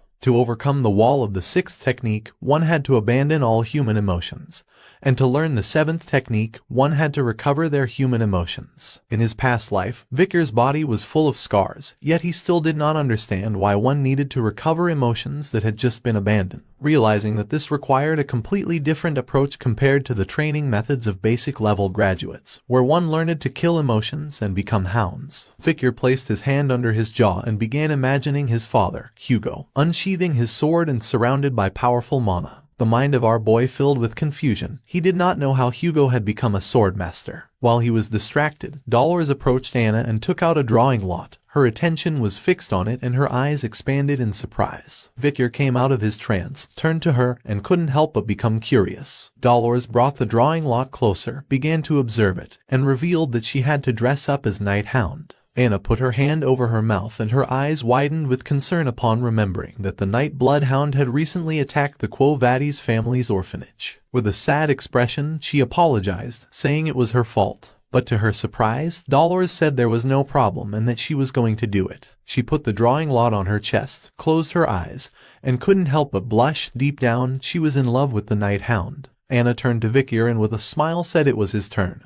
asking him to hurry up and choose since he was the center of attention. Victor started touching his cheek with his hand and couldn't help but feel confused. He put his hand inside the box, and seeing that everyone was having fun with this reminded him that they were all still young. He took out a drawing lot, and upon seeing what he had to dress up as, his eyes filled with fear. He began to stare at it in silence. He did not know how he had gotten this. Dolores turned her back on everyone, while on the other side, Anna and Sinclair became curious, asking what he had gotten. Bianca also appeared, placed her hands on their heads, and also became curious to know what Victor was going to dress up as. Our boy remained silent, not knowing what was happening. There was one thing that Victor had completely forgotten from his past, the tradition during the Academy Festival. The day of the festival arrived, and everyone at the Academy dressed up. It was nighttime, and the atmosphere was relaxing and fun. Somewhere in the festival there was a beer bar. Several students gathered together and with excited smiles clenched their fists and began to cheer. In the bar was Tudor, disguised as a Valkyrie, while holding a rose in his mouth. He extended his hand and with a joyful gaze asked the beautiful lady if she would like to share poems and alcohol with him in Lucane's bar. Sancho was also there, disguised as a cook. While holding a plate with one hand, he began to stir the stew with a spoon, and with a smile welcomed everyone to Lucane's bar, promising that he would give a free portion of hot-blooded stew to all who came to the bar. It was a dish that could make a warrior's blood boil. Sinclair was dressed as a vampire. Her eyes were full of joy. She placed her hand over her chest and with a smile said that the customers were going to brighten up the bar, and that she would be waiting for all those who wanted to come. Piggy was dressed as a fairy. His eyes widened in embarrassment and he couldn't help but blush. He approached the customers and with a nervous expression asked them to take this brochure. Seeing that Lucane had such a cute girl, the students couldn't help but blush and their eyes widened in surprise. One of them reached out to take the brochure and nervously asked what the name of this precious fairy was. Just then, Bianca, who was dressed as Frankenstein, appeared and rested her shoulders on those of the two students. With a serious gaze, she told them that they could not flirt with the bar members. Seeing this, with a nervous gaze, the two apologized. While Bianca was distracted, someone wearing a red dress entered the bar. Her attention fixed on them, and her eyes widened in confusion. She didn't know what was happening. There were already several customers enjoying a good meal in the bar, and there was also Dolores who was the waitress. Someone wearing red heels started walking towards her, creating tension. Someone caught President Dolores' attention. The eyes of Dolores, who was carrying a tray with a pitcher of beer, and was dressed as the Nightblood Hound, widened in surprise and curiosity. She turned around to see who it was. Once she turned around, she couldn't help but feel somewhat disappointed and confused. It was Professor Vency Morgue, who was dressed as a woman. With a confused gaze, Dolores asked what Vency Morgue wanted from her. The professor crossed his arms and with a serious expression asked what was going on with that costume. Dolores became curious and turned around. Vency Morgue extended his hand to the side and mentioned that he knew it was a festival, but he was sure that she had thought about how her disguise would impact society. He asked how she could pass herself off as that atrocious, uncontrollable criminal. Her eyes filled with determination. She hesitated for a second, but then said that she liked this disguise. Upon hearing this, Vency Morgue began to stare at her silently. He turned to the side, closed his eyes, extended his hand, and decided to let her take responsibility for her actions. He could be her academic advisor, but he had no authority to tell her what she could or could not do, so she could do whatever she wanted. Dolores remained silent, not knowing what to say. Tudor's attention was fixed on them, and his eyes widened with curiosity. He placed one hand on his waist, extended the other, and asked what Vency Morgue was doing here. Sancho crossed his arms and continued observing in silence. Peggy's attention was fixed on them, and with a serious gaze, he mentioned that during the festival, the teachers dressed up and went to their class and club booths to increase their earnings. They started to converse among themselves. Vency Morgue crossed his arms, and his eyes began to shine with rage, since if it weren't for this disguise, he wouldn't have come here, and besides, the prices of the dishes were not that good. A few minutes later, Dolores, who was holding a tray with food, appeared, and with a calm gaze mentioned that she had brought the potatoes and roasted chicken that he had ordered. Vency Morgue remained silent, pondering. Dolores placed the food on the table. There was a plate of French fries, roasted chicken, and stew. Vency Morgue's attention was fixed on the food. He noticed that the quality of the ingredients was poor, and that the dishes were made by someone who was not certified in food safety. These dishes were poorly prepared and full of MSG. Using a spoon, he prepared himself to taste the stew. He had no expectations, thinking that the food was going to taste like garbage. He tasted the stew and was paralyzed. Dolores, who was standing in front of the table with her arms on her abdomen, began to observe attentively, waiting to see what his opinion about the food would be. The lipstick of Professor Venti Morgue faded, and his eyes expanded in surprise and confusion, making him sweat. His attention was fixed on the food. He did not know why it was so good. He began to imagine the roasted chicken shining and looking delicious. The exquisite smoky flavor and the salty taste emerged from the meat when it was torn apart, and the potatoes that came from the Morgue family's region released a delicious flavor as they gently crumbled. He struck the table forcefully, and with a furious gaze, he began to stare at her and demanded to know who had prepared the food, believing that they had recruited an external chef. Dolores kept calm, extended her hand to one side and with a serene gaze mentioned that the chef was one of the members of the club. She was sure that Venti Morgue knew the chef well. Inside the bar's kitchen there was a witch in front of the grill. They wore red lipstick. It was none other than Vicar, who was dressed as a witch. With a serious gaze, he began to observe the food and began to move the pan. The festival was packed with students. You see, the academy has a long tradition in which men dress as women and women as men. Inside the beer bar, the chef was preparing food in a pan. Peggy came running into the kitchen with an order slip and, with a nervous gaze, began to read and mentioned that there was a new order. The chef had to prepare 3 plates of Vicar's special fried chicken. Vicar, who was dressed as a witch for the festival, began to prepare the food in silence. Peggy revealed that the order was large. He had to prepare 2 plates of grilled sausage, 6 portions of sauteed vegetables with sausage, and 5 portions of rice balls. The eyes of our boy began to shine with determination. While holding the spatula with one hand, he turned around and with a calm gaze said that the order would be ready in less than 5 minutes. Their bar was packed with customers. There were so many that they were crushing poor Tudor. He couldn't help but panic ever since word had spread about their kitchen. Male customers had been arriving en masse. Just then, female customers started arriving en masse, crushing Sinclair, who couldn't help but feel dizzy and suffocated. She clenched her fists and seeing that customers were coming in like a stampede, decided it was better to take orders. In the blink of an eye, their bar was filled with customers eager to try Chef Vicar's food. Our boy, who was preparing the food in the pan, did not pay much attention to the commotion and continued working. He began to remember his past life. One day, in the middle of the night, he and the Baskerville Hounds made a bonfire next to a rock in the middle of the battlefield. This festival reminded our boy of that moment since he had the opportunity to prepare the foods they used to eat on the battlefield. With a cold gaze, Vicar stuck a scorpion on a stick and prepared to roast it over the bonfire. When the era of destruction dragged on, there were no adequate provisions. For this reason, warriors on the front lines needed a way to make anything taste delicious in order to survive. Vicar stood up and placed his hands on his waist. Behind him were the corpses of the Hounds of Baskerville. He knew that ingredients had to be prepared in a way that made them edible. He had discovered which parts of poisonous vegetables needed to be removed and how to restore the freshness of spoiled meat. And in the process, he had no choice but to conduct research with his own comrades. Back in the present, Vicar took out a potato and, using a knife, began cutting it into small pieces. The potatoes grown in Morgue had a strong earthy smell and no flavor. Moreover, their texture was like chewing sand. But our boy knew a trick. After cutting the potatoes into small pieces, Vicar seasoned them with salt and vinegar. Then he put them in the pan to fry over high heat and added mandrake leaves and fruits from the sabak tree. In the blink of an eye, our boy prepared a delicious plate of French fries, and his eyes began to shine with determination. He showed the plate to the customers since, thanks to his research, he knew how to make the earthy smell of the potatoes disappear completely, and in the process improve their sweetness and texture. The attention of Venti Morgue and Dolores was fixed on the plate of French fries. Their eyes widened in surprise and admiration, leaving them speechless and making them blush. Venti Morgue put his hand over his mouth and looked away. Dolores stopped looking at Vicar's plate and started to gaze at the ground. Due to the fact that our boy was wearing a costume as profane as that of a witch,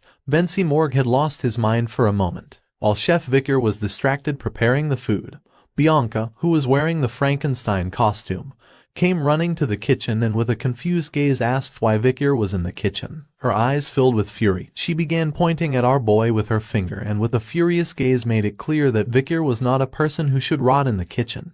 He had to go out and attract customers. Vickers snapped out of his thoughts, turned to her, and with a serene expression promised to stop cooking and go out to attract customers. Just before Bianca could finish the sentence, Tudor appeared, and with a sincere expression explained that Vickers could not leave the kitchen since without Vickers' food, the kitchen would be ruined. Upon hearing this, Bianca's attention fixed on him and her eyes widened in confusion. Bianca did not agree with him. Tudor approached her, extended his hands and argued that Vickers was an indispensable talent in the kitchen and also revealed that many people were in love with the taste of Vickers' cooking. Bianca clenched her fist and with a furious expression thought that Tudor was making fun of her. According to her, if Vickers went out to look for customers with his beauty, sales would double. While they were arguing, at some table in the bar there was a man wearing a cap and a mask, sitting and enjoying the food. He wiped the remnants of the food with a napkin and fixed his attention on Tudor and Bianca, making his eyes start to shine, causing a smile to appear on his face. He had had a hunch, and it had turned out to be true. The man left the knife on the table and began to release mana. Despite being inside the kitchen, Vickers felt the mana, and his eyes started to shine with fear, putting him on alert. His eyes widened in surprise and terror.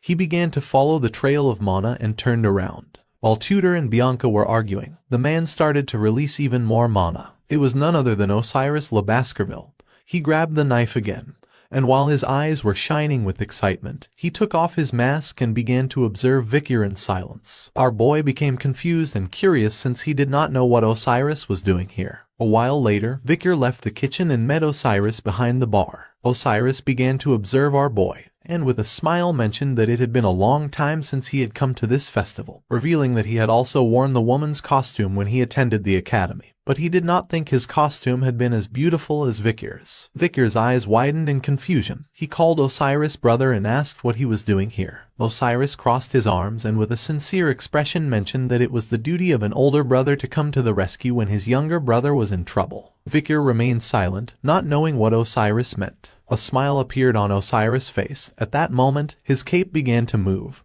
He started observing Vickers and revealed that someone desperately wanted to see him. Something emerged from Osiris' cloak and jumped. It was someone wearing a rabbit costume, who quickly gave Vickers a hug. Seeing this, his eyes widened in surprise. It was Palmyrian, dressed as a rabbit. She hugged Vickers and her eyes filled with tears as she had missed her uncle. Palmyrian got angry and started hitting Vickers on the shoulder since she didn't know why he hadn't returned home. While our boy was trying to calm her down, Osiris' eyes filled with joy and he couldn't help but smile, revealing that Palmyrian had missed Vickers very much. With a cheerful gaze, he explained that father had given him free time to bring Palmyrian here to the academy. Vickers took Palmyrian in his arms and soon realized that she had used the vice patriarch as her escort. Osiris revealed that recently, she had been holding all the authority within the house. Last month, she got on Hugo's shoulders and they went to a chocolate bean field. She started pointing at the trees and mentioned that she liked blood bean chocolate. So Hugo destroyed the monster region on the western front line and made a cocoa farm there. Upon arriving home, Palmyrian threw herself to the ground and began to cry,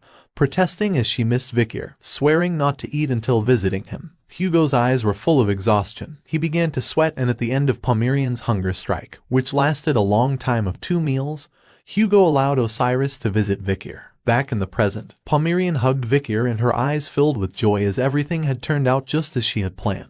Osiris' attention was fixed on Vickers, and he asked if he knew that after he left, Palmyrian had become depressed. A smile spread across his face since it had been a while since the last time he had seen Palmyrian smile. Vickers' eyes widened in surprise upon seeing that Osiris could make such a face. Osiris' eyes widened with joy, and a kind smile appeared on his face. A stage to becoming a swordmaster was recovering emotions, and maybe Osiris didn't know it himself, but this was really good for him. Not long after, Palmyrian fell asleep. Osiris carried her on his back and put his hat on her. Since they arrived at the academy, they had been looking for Vickers, and for this reason, she was tired now. He turned to Vickers and asked him to make sure to spend time with her while they were here. Vickers began to observe them and nodded. With a sincere smile, Osiris also revealed that the trade Vickers had established was progressing well with their alliance with the merchants of Messimaginero. The reality was that our boy had already heard about it. The commission for investigating past affairs had been created before he entered the academy. Osiris Le Baskerville was exclusively in charge and had revealed the illicit acts between the Baskerville and Messamaginero families. A trial was held, and the Baskerville family officially apologized to the Messamaginero family. In the trial, Cindy was standing on her feet and staring intently at a man kneeling before her, and behind them were some heads. He had heard that in the process, the old members of Baskerville who had participated in the macabre plan were decapitated. Vicar began to imagine Cindy from behind. Due to this event, Cindy also released part of her anger and joined forces with the Baskerville family, and only she would know whether she had truly forgiven the Baskerville family or not. Osiris began to gaze toward the ground, put his hand inside his suit, and revealed that the reason he had come to visit him tonight was not just because of Pomerian. He took out a letter with a red seal and a ring and handed them to our boy. Vicar grabbed the letter, and his attention was fixed on it. He couldn't help but become curious without knowing what it was. Osiris looked away and explained that the ring had been found near the place where the demon who had stolen Set's body had died. Vicar grabbed the ring, and his eyes began to shine with hatred. He started observing it in silence. Osiris believed that the ring possessed a unique ability, so Hugo told him to give the ring to Vicar since he had contributed the most. The ring began to emit an intense mana. Vicar became curious, not knowing if this ring would allow him to use the barrier that Andromalius had used. The statistics of the ring appeared. It was called Divine Immortal Ring and had the ability to summon a barrier. Osiris' eyes widened with concern.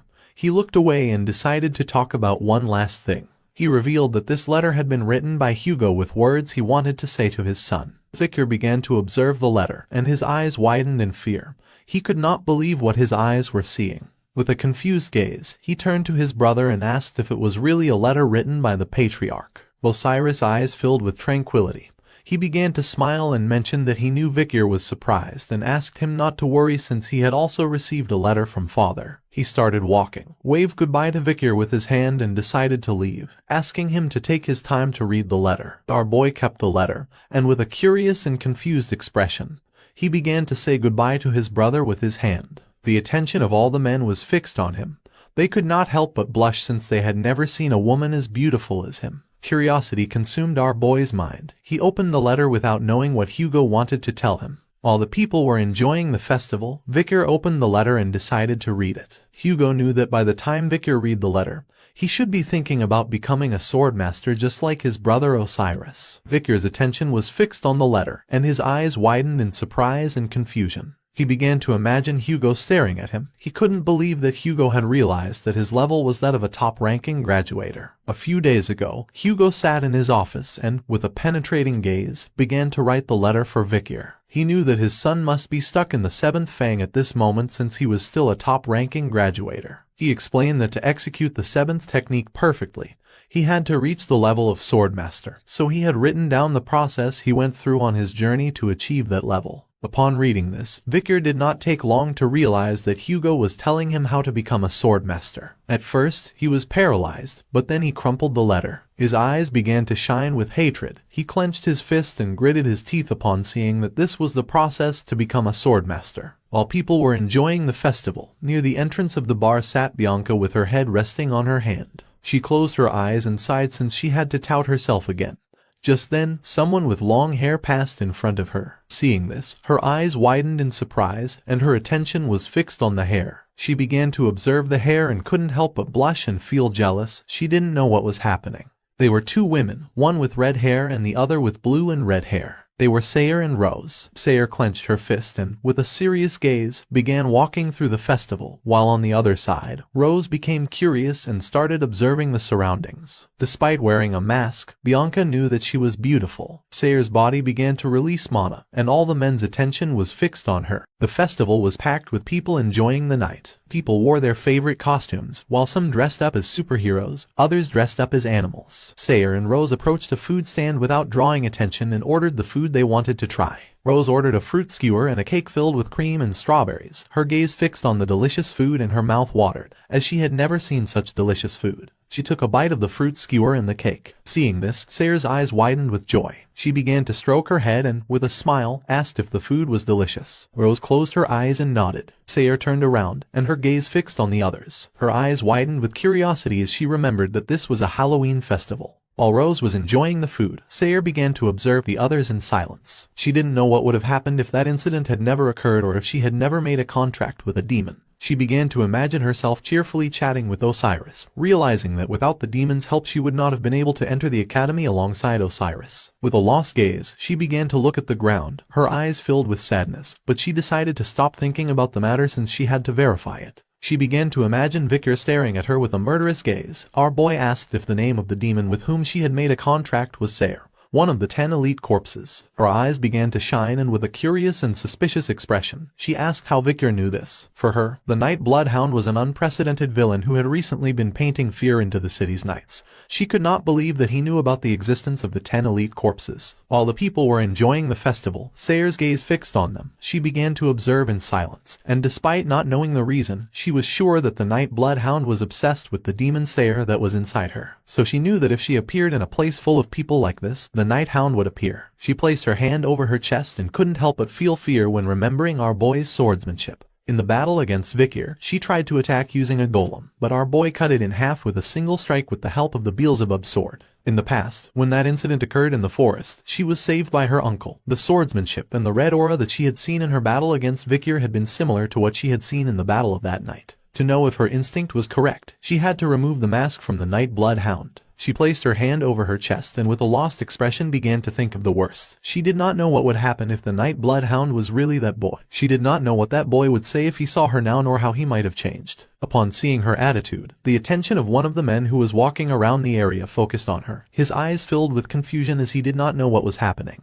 Camus could not help but get excited as she really wanted to see that boy. But just then, a voice interrupted her thoughts, asking her to stop thinking about that. A blue-haired woman wearing a hood appeared and began to whisper, advising her to stop thinking about those feelings that caused her a headache, promising that she would take care of everything. Upon hearing this, Camus came out of her thoughts and her eyes widened in surprise and fear. It was night, and the moon was high in the sky. The hooded woman with blue hair had angel wings. She began to gaze at Camus in silence, and it did not take her long to realize that she was the Demon Sayer. Time was frozen, and apart from the Demon Sayer and Camus, no one could move. The demon began to observe Camus in silence. Camus placed her hand on her chest and sank into her thoughts. She raised her head and with a furious gaze asked if this was not a clear breach of contract. The Demon Sayer became curious and said nothing. Camus reminded her that the contract they had made stated that in exchange for borrowing her strength, when she died, she would give Sayer her body. She revealed that the moment the Demon Sayer desired it, she could take control of her body for only 1 hour. The Demon Sayer remained watching Camus in silence, not knowing what to say. Camus' eyes began to shine with seriousness. She turned her back on the demon and asked her to leave here, and also advised her to stop deluding herself into thinking she could control her as she wanted. The gaze of the Demon Sayer fixed on her, she sank into her thoughts and couldn't help but go into shock. Then her eyes began to shine with evil, and a demonic smile spread across her face, showing her true nature. She got rid of the disguise she was wearing and began to transform.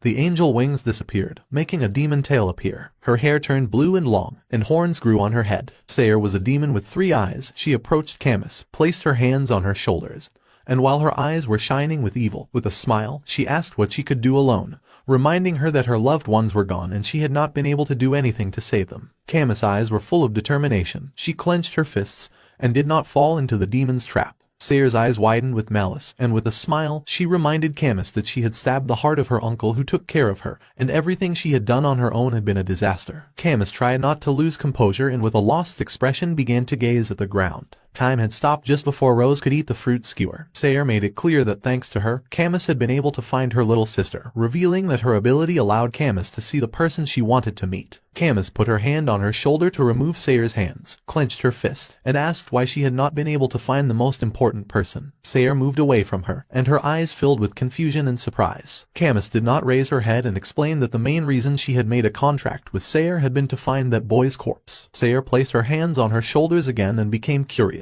Camus mentioned that she had not been able to find that boy, even though she had searched in the waters of the Red and Black Mountain for the last 2 years. Camus' eyes began to shine with hatred. She turned towards the demon and, with a suffocating gaze, ordered her not to stand in her way since she had finally found a clue that could allow her to see that person again. Camus began to concentrate to avoid falling into Sayer's trap, and little by little, time resumed its course. Camus began to pant heavily because she was exhausted. Sayer's gaze fixed on her, and her eyes filled with hatred. She was furious to see that Camus' mind was strong and had not yet been completely destroyed. Just then, the demon Sayer turned around, and her eyes began to shine with curiosity. Her attention was fixed on one of the stalls. She could smell the blood of a demon. She felt someone ominous from that stall. Sayer wiped her chin with her hand and with an unpleasant expression, advised Camus to flee since the air reeked of that disgusting aura that was unique to a demon hunter. Upon hearing this, Camus's eyes widened in surprise, leaving her in shock. Then, she clenched her teeth tightly and couldn't help but feel furious. Without losing another second, she started running towards the stall, knowing that person was there. The eyes of the demon Sayer filled with confusion. She could not believe that instead of fleeing, Camus wanted to go to the stall from where the aura of the demon hunter came.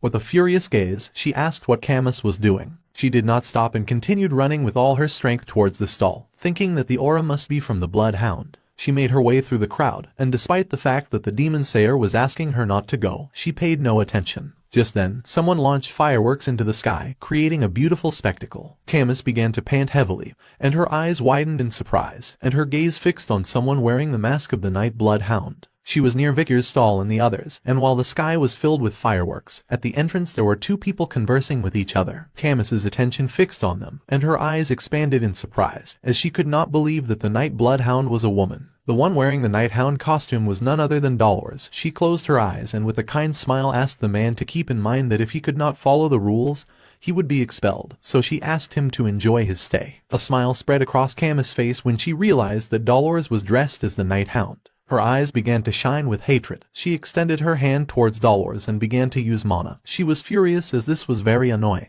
Without hesitating for a second, she raised her hand to the sky, and consumed by rage, placed it on the ground, causing her mana to begin spreading across the floor, creating a powerful magic circle. The spell was so powerful that a giant circle expanded through the area, and not long after, skeletons began to emerge from the ground. Dronzer's gaze fixed on them, and her eyes widened in confusion as she did not know what was happening. In an instant, several skeletons emerged from the ground and surrounded Sancho and Piggy, who clenched their fists without knowing what was happening. A horde of skeletons started chasing the people, who could not help but cry and feel fear, knowing that they were undead. The skeletons began to approach Bianca and Tudor. He clenched his fists, and with a confused expression asked if the woman wearing a mask had summoned these undead soldiers. Bianca took a defensive stance and mentioned that black magic was strictly controlled by the Empire, and was considered taboo. Upon hearing this, Tudor quickly realized that this woman was a villain. Little by little, more skeletons began to emerge from the ground, ready to attack. But just then, someone used divine power and purified the undead soldiers. It was Dronzer. She extended her hand toward the sky, and while her body was releasing sacred light, with a determined gaze, she asked all the members of Lucan to assist her in keeping the stall's customers safe. Upon hearing this, Tudor, Sancho, and Piggy's eyes began to shine with seriousness. Anna was hiding behind the sign. Dronzer's gaze fixed on her and she asked Anna to go find a professor. Upon hearing this, Anna started sweating and with a confused gaze asked what she intended to do. Dronzer asked her not to worry about it. She joined her hands and her eyes began to shine with confidence since her specialty was fighting against the undead.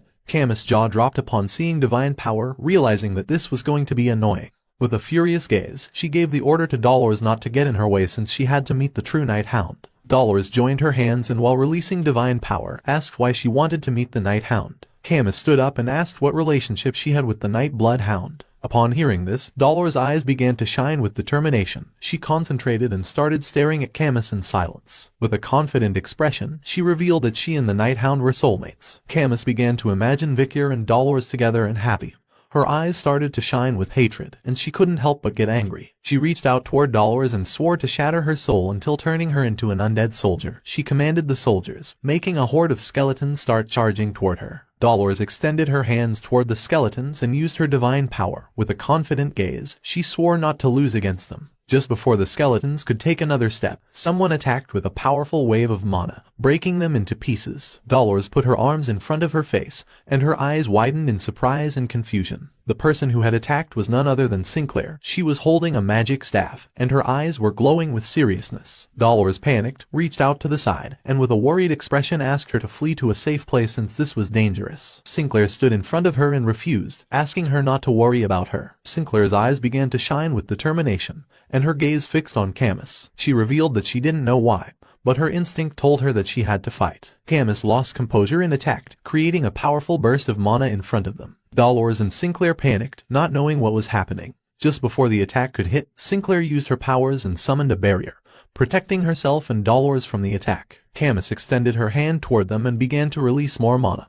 Her eyes widened with hatred, making it clear that the only thing she wanted to do was see the Night Hound, advising that if they did not want to die then they should call him and ask him to come here. Dolores extended her hands to assist Sinclair. Sinclair, who was blocking the attack, couldn't help but clench her teeth upon seeing that Camus could summon undead and on top of that use fire magic of this caliber. She didn't know how much mana she had. Just then, the barrier she had invoked to block the attack began to crack. The attention of both was fixed on it, and their eyes widened in surprise and fear. Someone wearing boots appeared. Camus continued attacking, and little by little they began to approach her. Her eyes expanded in surprise, making her jaw drop. She couldn't help but be in shock. Her strands of hair began to float, and then the real Night Hound appeared and with a penetrating gaze attacked Camus. She put her arms in front of her chest and blocked the attack. Her eyes expanded with joy, and a smile appeared on her face upon seeing that he had come. Just before she could finish the sentence, Victor began to extend his hand toward her with a murderous look. Our boy grabbed her by the neck and threw her backward, making her body shoot out, crashing into the stalls and destroying everything in its path. Camus Morg's body was thrown, destroying everything in its path from the festival stalls to buildings. Dolores was wearing the Night Hound costume. She began to observe the rubble in silence, not knowing what was happening or where someone as powerful as Camus Morg had come from, capable of summoning the undead. The people were somewhat surprised and everyone began to talk among themselves. With a surprised expression, a man started pointing at the rubble with his finger and asked his friend if she had seen the Night Hound. The friend turned towards him and with a confused look nodded her head. Among the crowd was Rose. With a smile, she took a bite of the fruit skewer and her eyes began to shine with satisfaction. Dolores approached the wall that was destroyed and began to inspect carefully. The man who was behind Rose became somewhat confused, turned to his friend, and asked why it smelled like a decomposing corpse. At first, the friend felt somewhat surprised but then said she didn't know. Dolores took off the Night Bloodhound mask, and her eyes widened with concern. After thinking calmly, her jaw dropped in surprise, realizing that the Night Hound had taken Camus Morg somewhere else to avoid hurting the people at the festival. She clasped her hands together, closed her eyes, and with a sad expression, concentrated. She began to pray for everything to go well and for the Night Hound not to be hurt. Victor's attack was so powerful that Camus Morg's body was sent flying from the festival until it reached a nearby forest,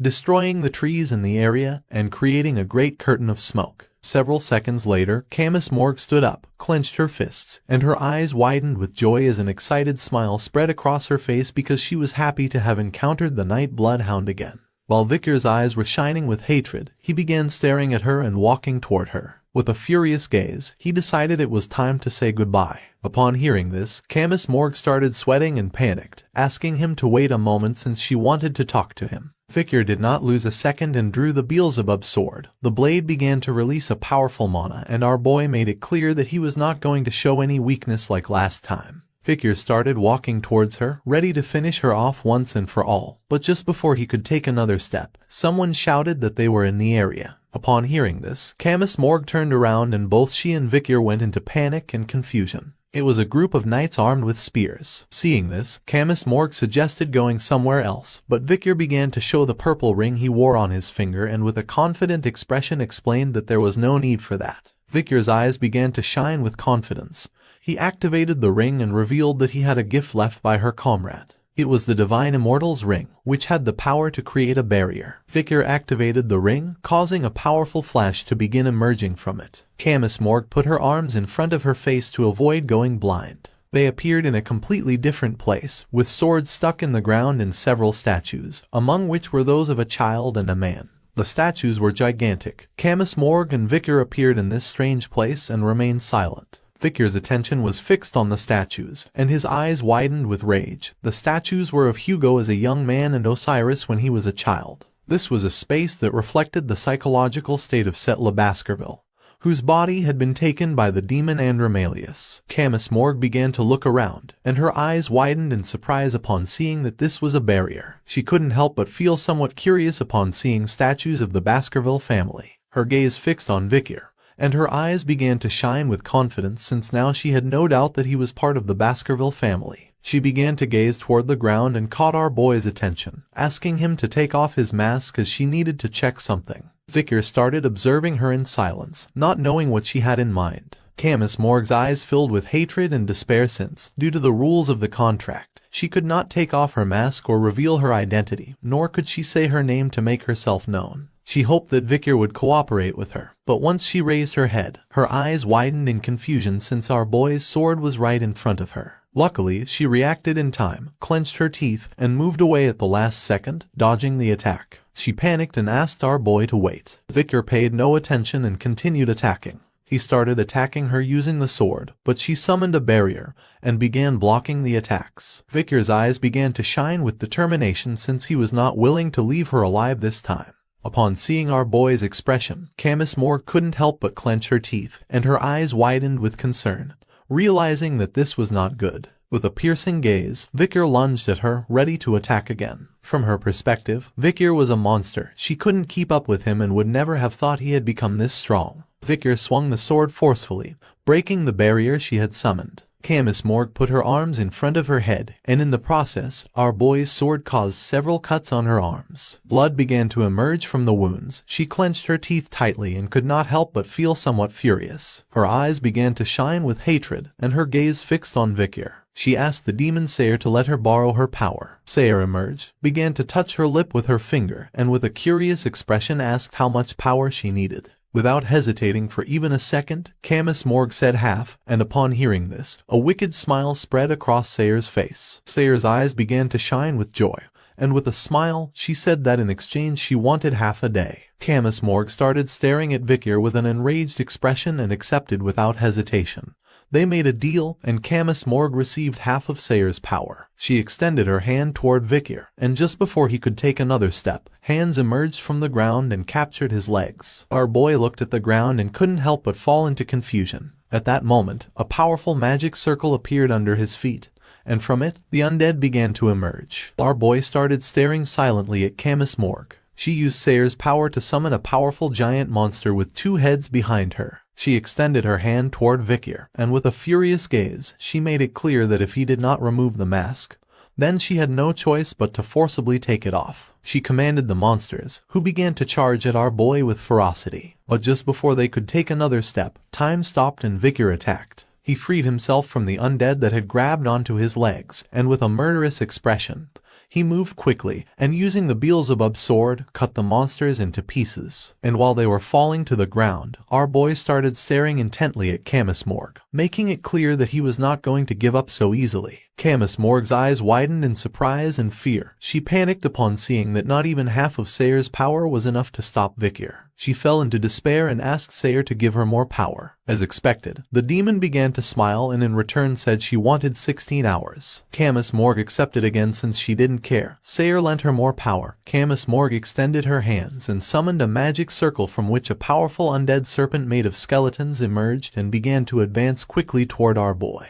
Vikir reacted in time and grabbed the serpent by its fangs. Without much effort, he broke the serpent's fangs, and while his eyes were shining with rage, he started staring intently at Camus Morg. Upon seeing this, Camus Morg's eyes filled with surprise. She invoked another magic circle, clenched her teeth, and asked for more power again. Sayer said that in exchange she wanted 20 hours. Camus Morg summoned another serpent and several monsters, but Vikir moved quickly, swung the sword forcefully, and once again cut the monsters into pieces. Our boy's attention focused on her, and his mind filled with confusion upon seeing that these were careless attacks, realizing that she was trying to restrain him instead of attacking him. Upon seeing that the attack had failed again, Camus Morg's eyes began to shine with hatred. She could not understand why nothing seemed to work. She summoned another undead serpent. Vikir jumped and once again tore the serpent apart as if it were nothing. Camus Morg lowered her head and asked for more power again. Sayer, who was beside her, said she wanted 20 more hours. Camus Morg said she wanted even more power. The demon's eyes began to shine with wickedness, and a demonic smile spread across her face. In exchange for giving her more power, she wanted 20 more hours. Using the power of Sayer, Camus Morg summoned a horde of ghosts which began to fly around our boy. Vikir stood still without knowing what was happening.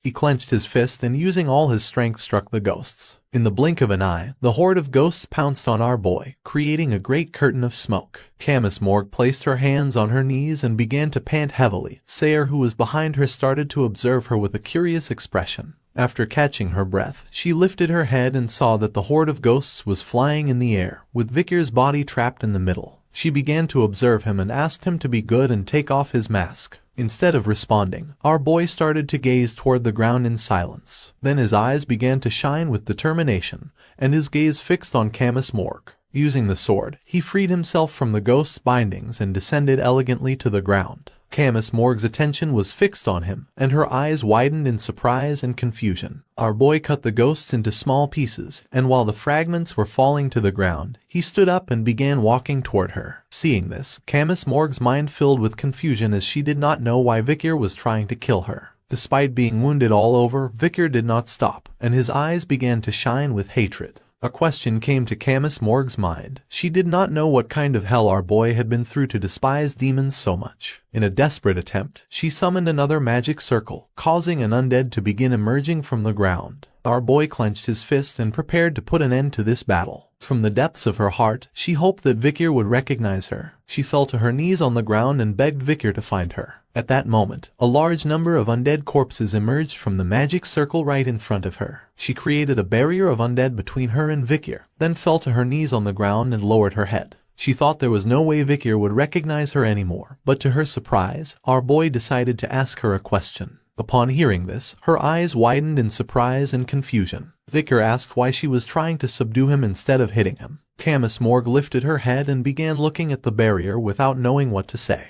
Instead of trying to break the barrier, our boy stood still and asked why she wanted to take off his mask and why her eyes behind the mask were so sad. He soon realized that she wanted to tell him something but couldn't. She did not respond. Vicar gained momentum and delivered a strong punch to the barrier of the undead. Camus Morgue closed her eyes, clenched her teeth, and prepared to face the cruel fate. After passing through the barrier, our boy gently struck Camus Morgue's mask, causing it to slowly begin to break. The memories of when our boy was young came to his mind. In the past, when he was sparring and standing in front of a stone wall, he also thought this before. If he returned to her side, what would it mean? Vicar took off the mask, and while his eyes were shining with joy, with a smile he said that it had been a while. Camus Morgue's mask broke into pieces, and her eyes filled with tears and joy. Our boy saw little Camus Morgue crying on her face. Somewhere within the vast empire stood a grand and opulent estate, deep within its walls nestled in a secluded chamber. The sound of muffled sobs echoed through the dimly lit corridors. Flickering candlelight cast restless shadows along the empty hallway. While an exquisite crystal chandelier adorned the ceiling, shimmering in the darkness, the estate belonged to the prestigious Morgue family, and this sorrowful event had taken place nearly 3 years ago. The attention of the maids who were doing household chores focused on the room from which the cries were coming. One of the maids placed her hands on her chest, then with a sad expression told her friends that Camus Morgue had been crying and refusing to eat for the past few days. The other maid began to observe her friend and with a curious gaze asked if Camus Morgue was blaming herself for what had happened a few days ago in the battle against the barbarians. Many of the soldiers were wounded. Some had their heads bandaged, and others had broken arms. The maid explained to her friend that it was normal for Camus Morgue to feel guilty, since while they were trying to save Camus from the barbarians, many people had been killed and wounded. The eyes of the maid, who was holding the plate, filled with sadness. She turned towards Camus Morgue's room and decided to reveal the reason why Camus Morgue was so heartbroken upon hearing this. The other maids became curious. She began to imagine Vicar, and with tears in her eyes revealed that Camus Morgue was heartbroken over the death of Vicar Baskerville. With a sincere expression, the maid who was holding the plate mentioned that the pain she must be going through must be very painful, since Vicar was the person she loved the most. Upon hearing this sad story, the other maid put her hands over her face and began to cry. Seeing this, her friend approached, extended her hand, and tried to console her while the two maids were crying. The one holding the plate approached the door of Camus Morgue's room and asked her to stop thinking about the matter and cheer up. Just then, someone wearing leather boots began walking down the hallway. They used their power and bubbles of water appeared around the maid's head. Seeing this, their eyes widened with surprise and confusion, not knowing what was happening. Little by little, they began to run out of air and their bodies started to float. The maids panicked, thinking they were going to drown. The white-haired man began to walk towards them. It was Camus Morgue's uncle. He started staring intently at the maids, and his eyes filled with fury upon seeing that the maids were gossiping about Camus Morgue's personal life, when the virtue of the maids was to be discreet. He exploded with rage upon realizing that they were too absorbed in gossiping about Camus Morgue's life, using concern for her as an excuse. He clenched his fist tightly, making the water bubbles grow larger. The maids couldn't help but feel fear upon hearing Adolf's voice just before they could drown. Adolf deactivated the spell, causing the water bubbles to explode. Adolf's eyes began to shine with rage. He clenched his teeth tightly and with a murderous expression. He warned the maids that if they said anything bad about Camus Morgue again, he would personally cut out their tongues. They panicked, turned their backs on Adolf, and ran out of the place, apologizing and promising never to do it again. Adolf approached the door of Camus Morgue's room and began to gaze at the floor in silence. Then he raised his head, started observing the door, and with a worried expression announced his arrival. Then he grabbed the doorknob and slowly opened the door. Camus Morgue's room was dark and the only light came from the window. Adolf entered the room and his attention was fixed on the bed. Camus Morgue, who was inside the sheets, began to cry.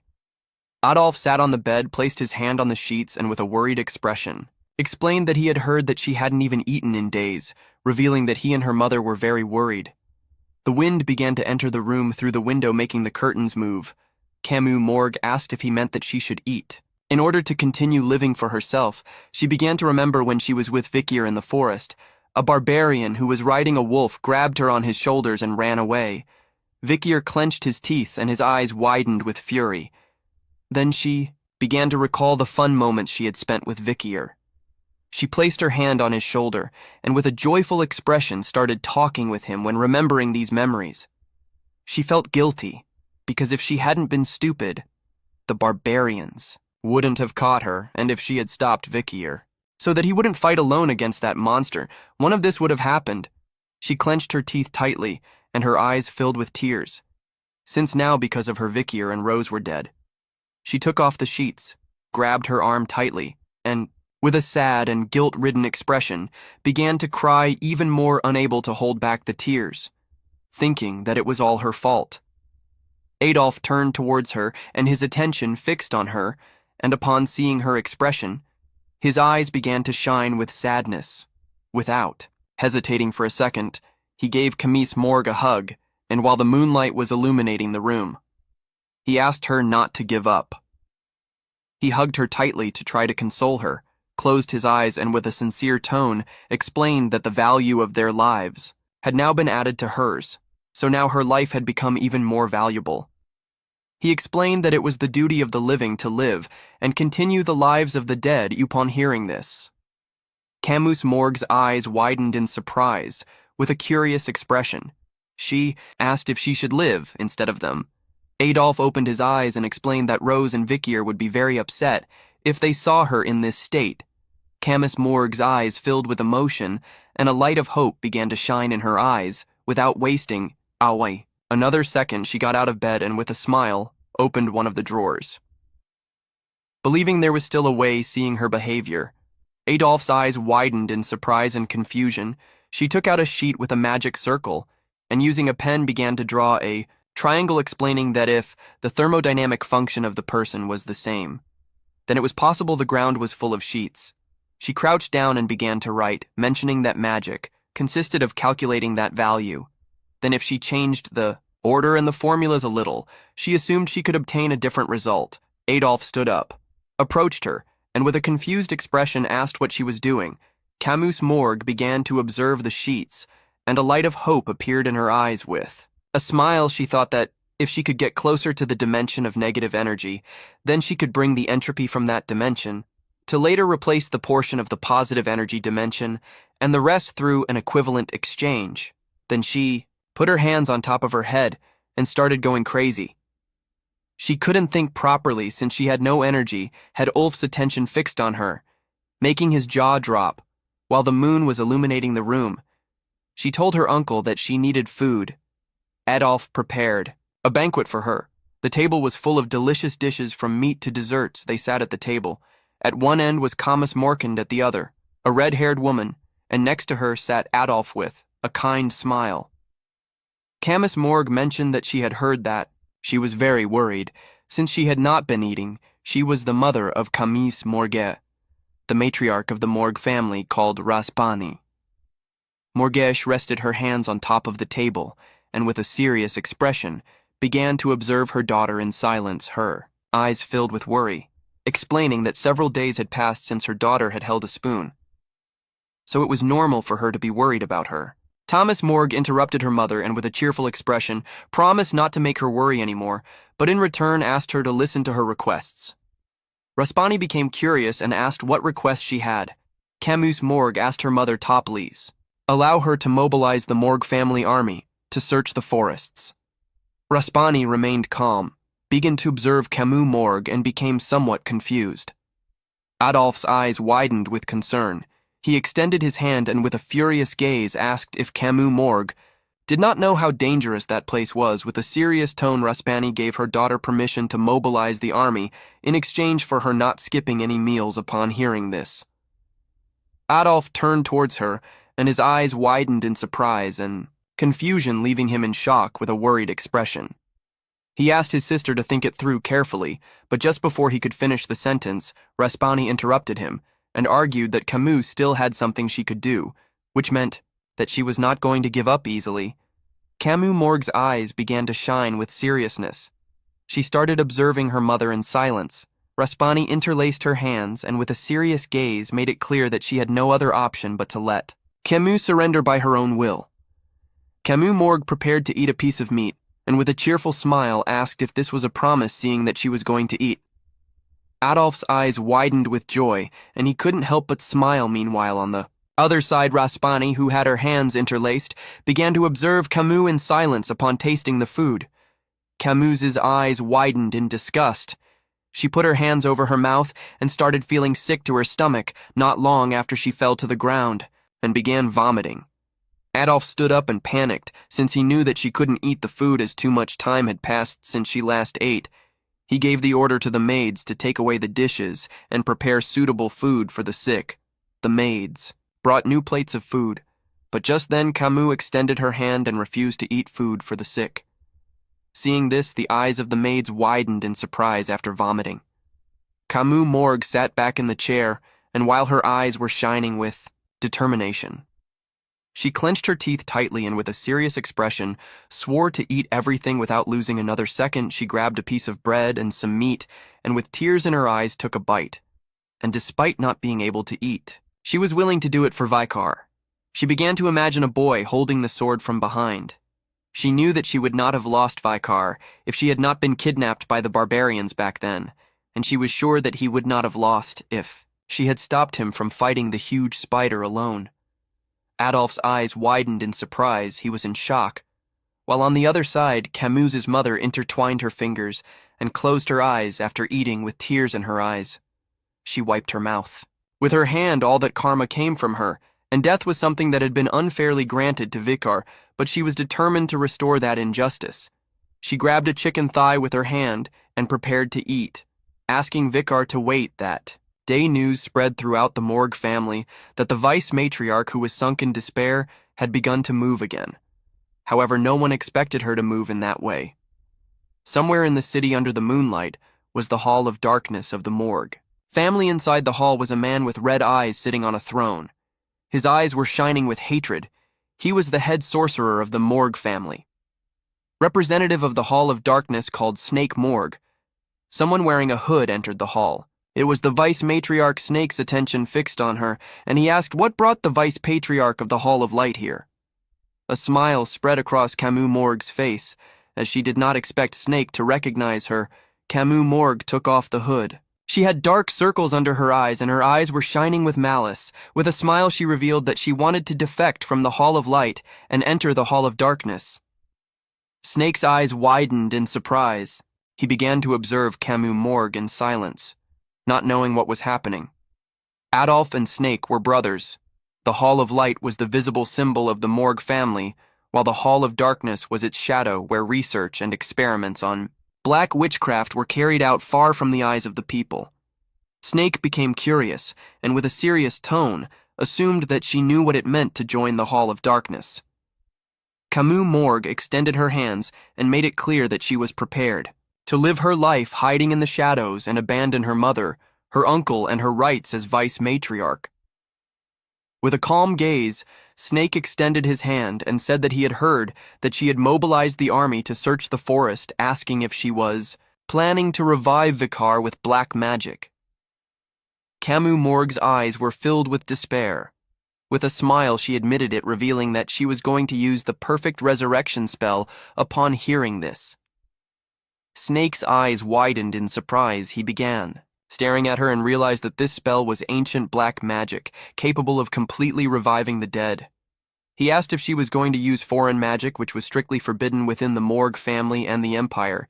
He started to gaze toward the ground, extended his hand to one side, and denied her entry to the Hall of Darkness, asking her to leave.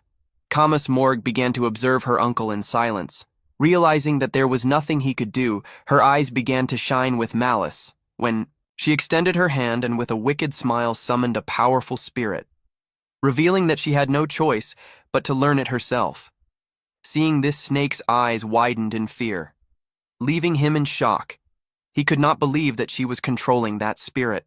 He couldn't help but feel terror, and his gaze fixed on the spirit, realizing that she had learned black magic by herself, something impossible.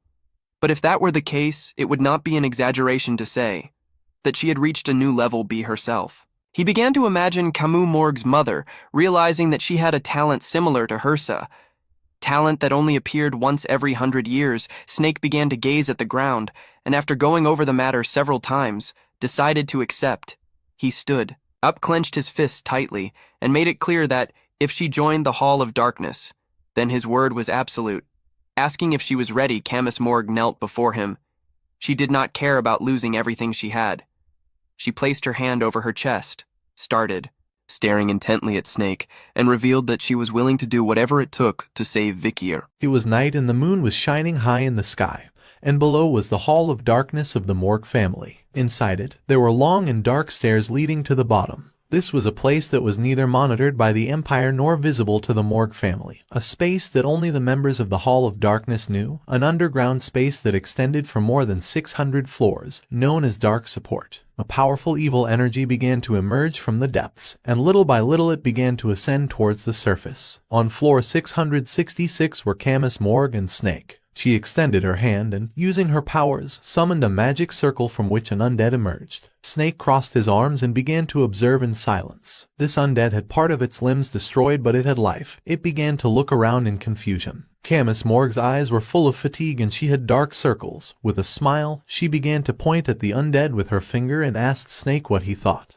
The undead approached her. Camus Morgue put one hand on her waist, closed her eyes, and with a proud smile began to caress its head. Snake's attention was fixed on it. With a calm expression, he mentioned that it was surprising to see that she was capable of creating undead soldiers. His gaze fixed on her and his eyes widened in surprise.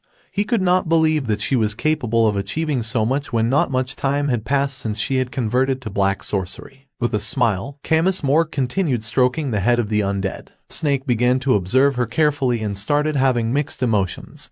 He felt pride, jealousy, fear, affection, and sadness. He began to gaze at the ground and started imagining Camus Morgue's mother, Rispani. He did not know what he was looking for in Camus Morgue's face, which resembled that of her mother, nor why he had allowed her to enter the Hall of Darkness. While he was distracted, Camus Morgue was sincere and revealed that she still had much to improve. Upon hearing this, Snake snapped out of his thoughts, and his eyes widened in surprise. The body of the undead began to disappear, turning into ashes. Camus Morgue started looking at her hands and, with a curious expression, admitted that with her current power, she could not completely revive a corpse. She clenched her fist in fury. Snake began walking toward her and, with a serious expression, asked if she was planning to perform a complete reanimation, revealing that this was not only very difficult to learn but also had an extremely low success rate. Assuming she managed to revive him by some miracle, when it happened, there was a possibility that he would become uncontrollable or be further corrupted.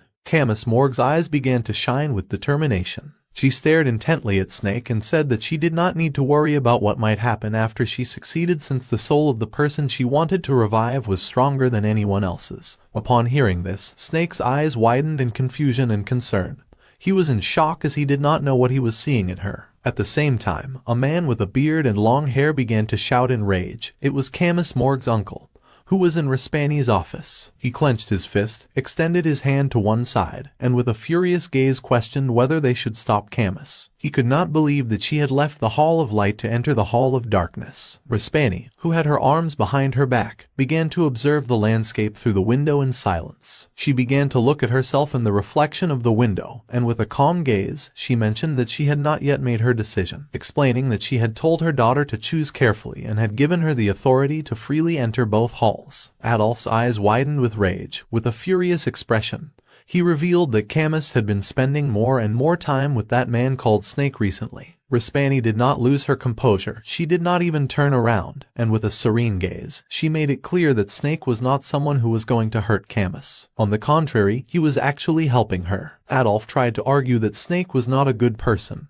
but just then, Respani's eyes began to shine. She turned towards him and, with a piercing gaze, gave him the order not to speak any more about this matter. Feeling her gaze, Adolf's eyes widened in fear and concern. He could not believe that she was going to allow Camus to join the Hall of Darkness. At the same time, inside the Hall of Darkness, Snake, who was carrying a fire lamp, and Camus Morgue began walking down a dark corridor. Along the way, Snake became curious and, with a serene expression, asked if she was familiar with the origins of Morgue. Her attention was fixed on him, and her eyes widened in confusion. She admitted not being familiar with the origins of Morgue. Just then, Snake began to lift the fire lamp. Little by little, the light started to illuminate the area, and in front of them was a strange and dark building. Camus Morgue began to observe it in silence, not knowing what was happening. Snake explained that the true beginning of the Morgue family started in a morgue. The title Morgue came from a very ancient lineage that existed before human clans and empires were established. Mostly, they took in unidentified corpses to find their relatives. He began to imagine Camus' mother controlling evil spirits, surrounded by skeletons. This could be because they spent a lot of time with the dead.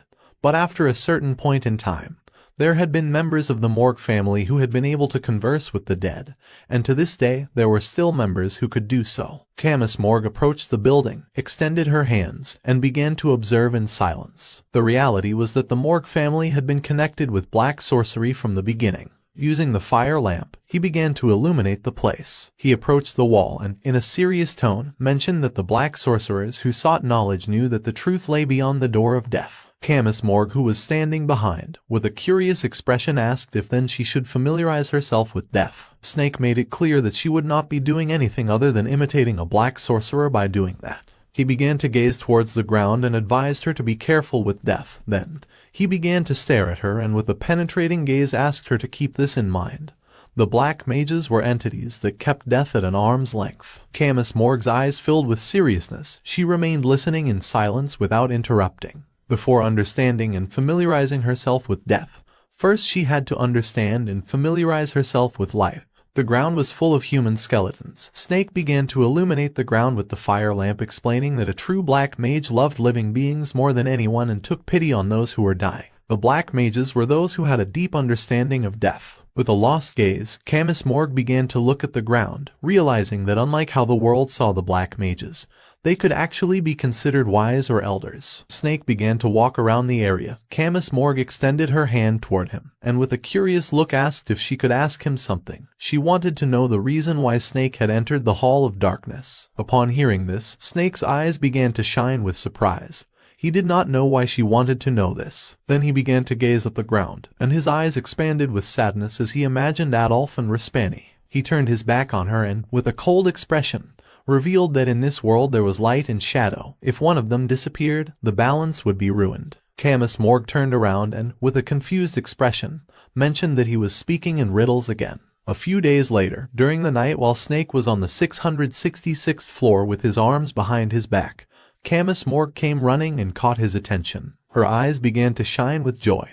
With a smile, she started showing him a sheet where she had drawn a magic circle. Snake's attention fixed on the sheet, and his eyes expanded in surprise, leaving him in shock. He started to extend his hand toward the magic circle, and Camus Morgue explained that this was the magic circle of complete resurrection, the result of her research. He took the sheet, and his eyes widened in fear since this was a model several steps more advanced than the information he had.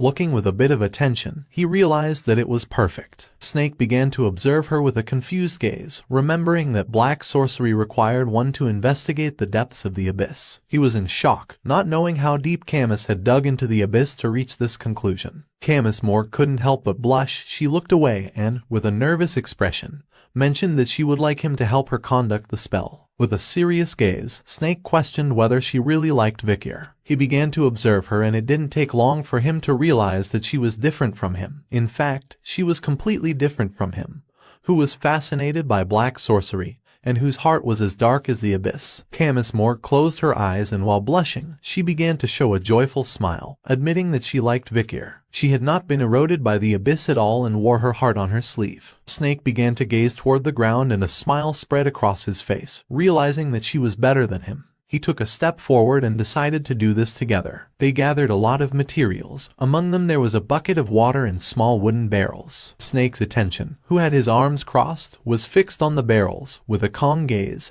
he remembered that the person she was trying to save was not harmless. Camus Morgue, who had dark circles under her eyes, began to observe the barrels, extended her hand, explaining that she had received support from the Baskerville clan and collected some of Vikir's blood and strands of hair. She took out a sphere that contained spirits. She had also gathered all the dead spirits she had found in the forest. Snake understood it. If there was a part of Vikir's physical body, then a fragment of his soul would react, and when that happened, she only had to sort through them. Using a pen, Snake crouched down and began to draw the magic circle, then turned to Camus Morgue and asked if she knew the paradox of Theseus' ship. He was worried because even if Vikir's body was recovered, his memories and personality would change, turning him into a different person. Camus, who was drawing the magic circle on the ground, remained firm and explained that it was not too late to think about those things after they succeeded. Using the pen, she began to draw the final parts of the magic circle. After completing the drawing, she and Snake stood up, and in the middle of the magic circle were barrels containing Vikir's blood and strands of hair. She decided to begin. Snake started observing her, and seeing that she had already begun, he asked if she wasn't being too hasty. She extended her hands and with a sincere expression mentioned that she had waited long enough. Her eyes began to shine with hope, and mana began to emerge from her body. With a serious gaze, she asked her master to please help her. Her mana began to expand throughout the room, and Snake's attention fixed on her. He started observing her in silence. Then, he also extended his hand, and his body began to release mana. Both used their powers, causing the magic circle to start reacting. Thunder and evil energy began to emerge from it. The evil energy started expanding everywhere. Camus Morgue, who had her hand extended, put her arm in front of her face and couldn't help but clench her teeth tightly. Snake's eyes filled with surprise, realizing that the magic circle itself was perfect, not knowing if the world of black witchcraft was finally having its first breakthrough. Evil energy began to gather in the magic circle, and several seconds later, Vikir's figure appeared. With a murderous gaze, he turned towards Camus Morgue. Upon seeing Vikir's figure, her eyes widened with joy. She could not believe that this had worked. With tears in her eyes, she started running towards Vikir, but once she took another step, more energy began to emerge from the magic circle. Not long after, Vikir's body exploded into pieces, destroying the ground and sending debris flying into the air. The explosion also affected Camus Morgue, who began to feel a strange flow of mana in her body. She opened her mouth and started coughing up blood. Snake put his arm in front, and upon seeing that Camus Morgue was injured, his eyes began to shine with concern. As the energy was disappearing, little by little Camus Morgue's body began to fall toward the ground. She was losing more and more blood, and as her eyes were closing, her attention fixed on Snake, realizing that this was a rebound caused by the backflow of mana. She couldn't believe she had failed. Then, little by little, she began to open her eyes, and the first thing she saw was a door. She was in a different place. She began to observe the door without knowing if she had also died. Light was entering through the door. She did not know why her magic had failed. She thought it was perfect, without knowing if it was because Vikir's body fragments were too old or his soul was not in the forest. She thought that perhaps he had already reached enlightenment and had turned his back on this world full of resentment. Her eyes began to shine with sadness, without knowing what meaning her struggles had. She began to cry, believing that it would be better if she also died. But just then, someone wiped her tears. Seeing this, her eyes widened in surprise. It was Snake. He began to caress her cheek, revealing the truth. He had not entered the Hall of Darkness because he wanted to. It was because he could not be with his sister, because he could not be in the light. He could only live in the shadows. Camus Morg's eyes began to shine with confusion. She did not know what was happening. With a kind smile, Snake said that this had come to his mind when he saw her wear her heart on her sleeve. He placed his hand on her shoulder and, with a sincere expression, said that if only he had been honest and had the courage to defy the impossible, things would be different now. He pushed her, asking her not to lose hope. She began to fall backward and her eyes widened with curiosity. Her body fell into the water and Snake said he hoped she could reunite with her beloved. Camus Morg submerged in the water. Snake turned his back on her and began to move toward the door. She extended her hands and tried to reach Snake, but little by little her body began to sink more and more. Her body was lying on the floor and next to it was Snake's corpse, crushed and covered in blood. He had lost a lot of blood trying to deactivate the magic circle. Several seconds later, Camus Morg regained consciousness and upon seeing Snake's corpse, her eyes filled with fear and sadness, leaving her in shock. Snake had his hands splattered with blood. Several minutes passed and Snake did not move. And just then, a fly that was wandering around the area approached him. Several flies began to fly in circles around Snake's corpse. The spell to resurrect was so powerful that Snake had lost his life trying to deactivate it. Now on the ground there was a crater and in the middle was the body of Camus Morg and the corpse of Snake. The eyes of Camus Morg, who was bleeding from her mouth, were filled with exhaustion. She did not know how much time had passed and her burned body did not move. She was lying on the floor and the floor was full of blood. She better than anyone knew that this was the price one had to pay for using a forbidden spell to bring back the dead. They were on the 666th floor of the Hall of Darkness, and the only thing that could be seen from below was a small light. So no one was going to come to this space hidden deep within the Hall of Darkness. She accepted that she was going to die in this place, and although her master, who had died in her place, would find this ridiculous, she had already tried everything and no longer had the will to live. She began to remember the last time she had seen Vikir in the forest. Our boy turned his back on her and prepared to draw his sword. If there was something she regretted, it was that in the end she never got to meet him. She closed her eyes, thinking that maybe by dying she would finally be able to meet Vikir. Someone mentioned that she seemed to want to live. Upon hearing this, with the little strength she had left, with an exhausted gaze, Camus Morg opened her eyes and couldn't help but feel somewhat confused. Her attention was fixed on Snake's corpse lying beside her. In a tired tone, she couldn't help but wonder why she was hearing a voice and whether she might be hallucinating. The voice began to sound again, revealing that it wasn't a hallucination. They had come here after feeling her longing. Camus Morg, who didn't even have the strength to move, asked if they were a demon like the ones she read about in books. The voice confirmed her theory, realizing that she seemed to know about demons. The demon decided to get to the point. They could save her with their power, asking if she wanted to make a contract with them. Camus Morg, who was losing more and more blood, refused since she had no attachment to life. Upon hearing this, the demon became curious and asked what it was that she desired. Camus Morg began to think in silence, not knowing what to say. The demon's attention fixed on the shattered ground and they soon realized that Camus Morg had tried to use the magic circle to resurrect someone. The demon asked if there was a dead person she wanted to see. A demonic smile appeared and the demon revealed that this was her specialization, since after all she was the demon of indulgence and corruption named Sayer. She decided to help Camus Morg meet the person she wanted to bring back to life, asking her to make a contract with her. The eyes of Camus Morg slowly began to open and shine with a light of hope. She began to observe the demon and ponder in silence. She remembered Snake's words before dying. He had pushed her into the water, saying that he hoped she could reunite with her loved one. Camus Morg closed her eyes, not knowing what to do. With the little strength she had left, she accepted and decided to make a contract with the demon. Upon hearing this, an excited smile spread across the demon's face. Camus Morg opened her eyes, which began to shine with determination. She had thought that she had tried everything. But if there was still a path left, she couldn't give up. It was night and the moon was shining high in the sky, and on the outskirts of the city stood the castle of the Morg family. Camus arrived at the castle and seeing that she had returned, the guards decided to help her enter. With a worried gaze, Adolf, who was panting heavily, and several guards approached the entrance of the castle. Camus Morgue, who had recovered from her wounds, entered the castle and began to walk down the hallway. Adolf's attention was fixed on her, and upon seeing that she had returned, he froze and asked if she knew how worried he had been about her. Now Camus's hair color had changed. With a sad gaze, she began to look at the ground, not knowing what to say. Adolf's gaze was fixed on her hair and his eyes widened in confusion.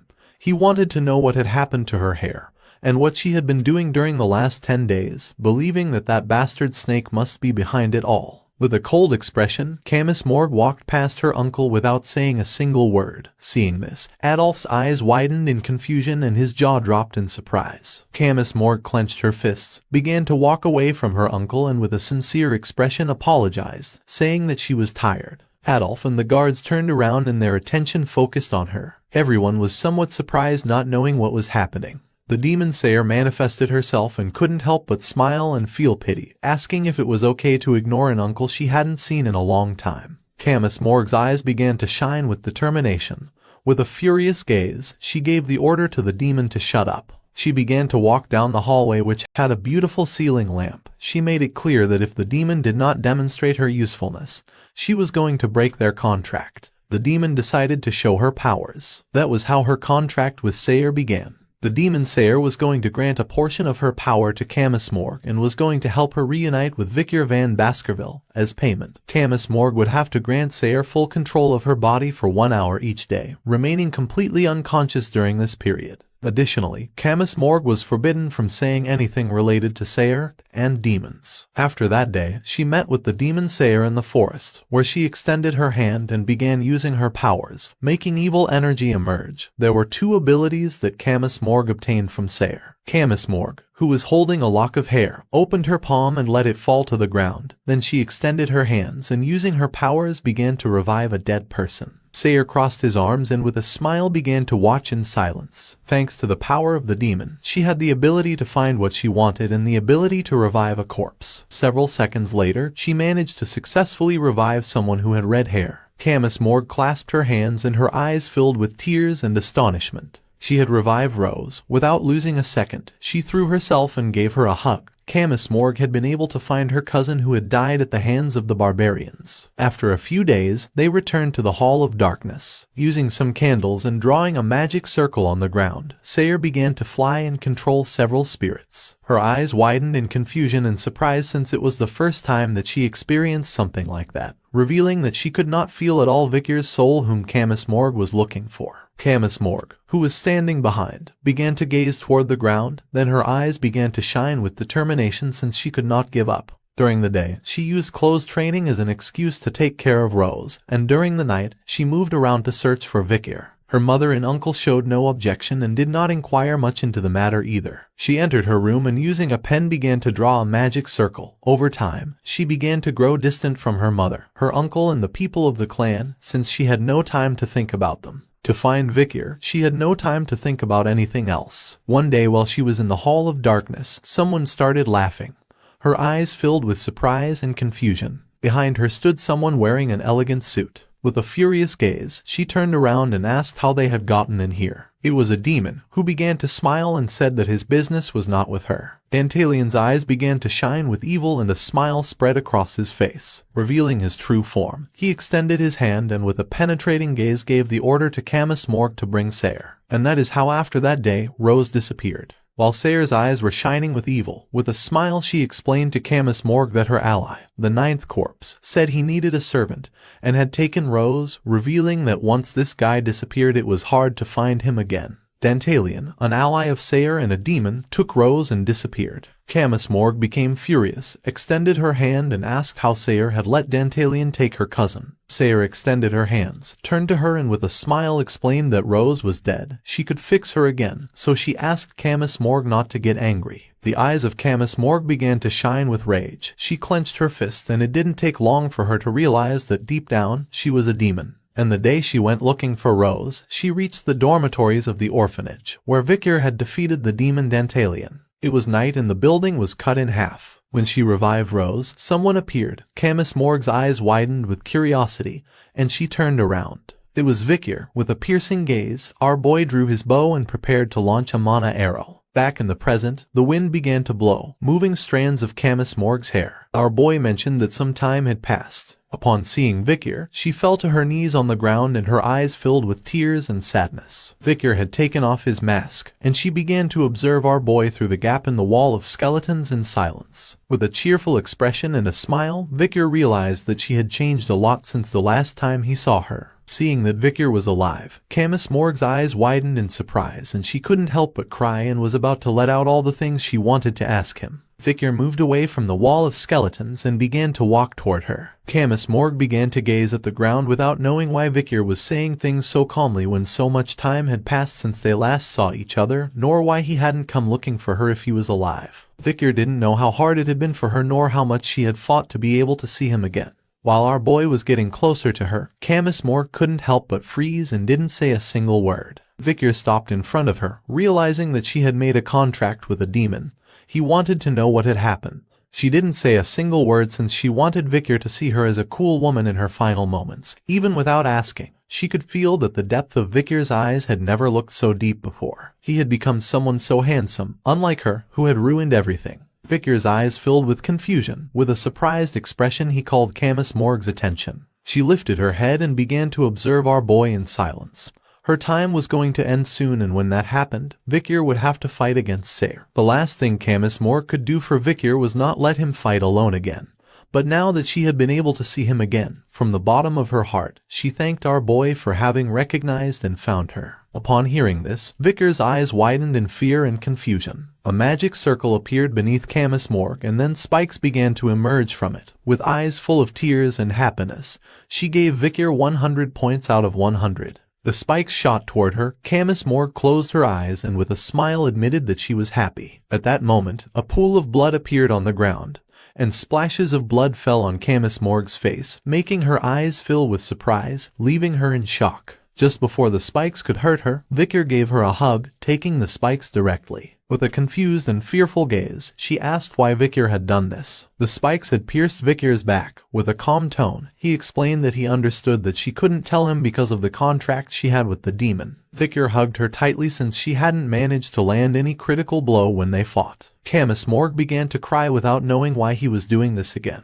Vikir began to gaze at the ground saying that if ending her life had been a way of telling him that she couldn't talk about it, then she shouldn't worry about him. He asked her to let him take care of it. Vikir's eyes began to shine with hatred, as he was never going to lose against a demon. The demon Sayer took control of Camus Morg's body, and while her eyes were shining, a smile spread across her face. Vikir hugged Camus Morg and not long after, the demon took control of her body and mentioned that she was delighted to meet him. Sayer was somewhat surprised to see Vikir, revealing that she had heard a lot about him from her roommate. The eyes of our boy began to shine with fury and his gaze fixed on her. The spikes had pierced Vikir's body, leaving him seriously injured, but even so he remained calm and questioned what she had done to Camus Morg. Sayer's attention focused on Vikir and her eyes began to shine with contempt. With a smile she asked if Vikir was worried about Camus Morg. The eye that Sayer had on her forehead began to show Camus Morg trapped inside her body. The demon's eyes expanded with evil and with a smile, she revealed that Camus Morg was sleeping deeply inside her, since she had the right to take over her body for one day. She mocked our boy, asking how long he thought he would keep hugging her. Sayer used her powers, and in the blink of an eye, several skeletons wielding spears appeared above them, ready to attack. Vikir raised his head and his attention fixed on them. Seeing that the skeletons were ready to attack, he could not help but go on alert. The skeletons attacked fiercely using the spears, but just before the attack could connect, Vikir stopped hugging Camus Morg, jumped and landed far from the area, dodging the attack at the last second. Sayer stood up and began to observe Vikir in silence. While the demon's eyes were glowing, she touched the bodies of the skeletons, making them turn into ashes. With a demonic smile, she mentioned that they were inside Andromalia's exclusive trap. Realizing that Vikir was the one who had killed her comrade, she couldn't believe that the guy Camus was looking for was that demon hunter. She started touching her chin with her hand, began to gaze toward the sky, and her eyes widened in confusion. For her it was strange since she didn't know how there could be a person who knew so much about them. The 10 elite corpses. Sayer extended her hands and began to walk toward our boy, remembering that he had a soul that not even she had been able to find with her demonic eye. She did not know if Vikir was really from this world. Vikir, who had his hand resting on the ground, began to observe her in silence and did not say a single word. Upon noticing Vikir's silence, a smile spread across Sayer's face. According to her, he was a cold man, so she assumed he would respond if she told him the pitiful stories of Camus Morgue. In an instant, the wounds that the spikes had left on Vikir's body disappeared as if nothing had happened.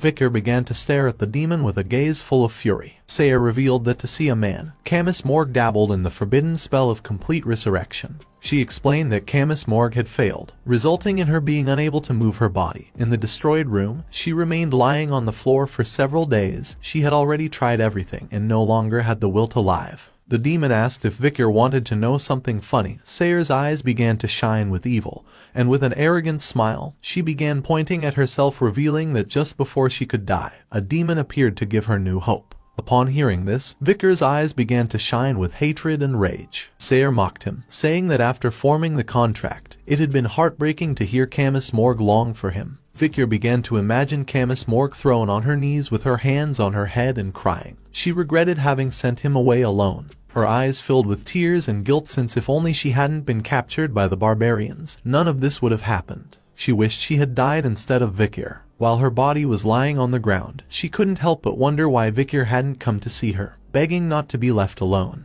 With a smile, the demon began to imitate Camus Morgue's voice, saying that she missed him. Consumed by hatred, Vikir drew his sword and lunged at her. Seeing that he was ready to attack, Sayer extended her hands and a smile appeared on her face. With a cold gaze, Vikir swung his sword forcefully, but just before the sword could harm her, Vikir stopped. Sayer's attention was fixed on the sword and her eyes began to shine with joy. With an arrogant smile, she realized that Vikir was well versed in contracts formed with demons. If she died, Camus Morgue would also die. Sayer activated the magic circle that was on the ground, causing an undead to emerge from it, which opened its mouth and prepared to devour Vikir. She was confident that Vikir could not kill the girl who was desperately waiting for him. The undead closed its jaw, but Vikir reacted in time and with a jump dodged the attack. Then he began to gaze toward the ground with a furious expression and prepared to counterattack. Our boy approached the undead and launched a chain of powerful slashes, but to his surprise, his attacks didn't work. Seeing this, Vikir couldn't help but feel somewhat confused,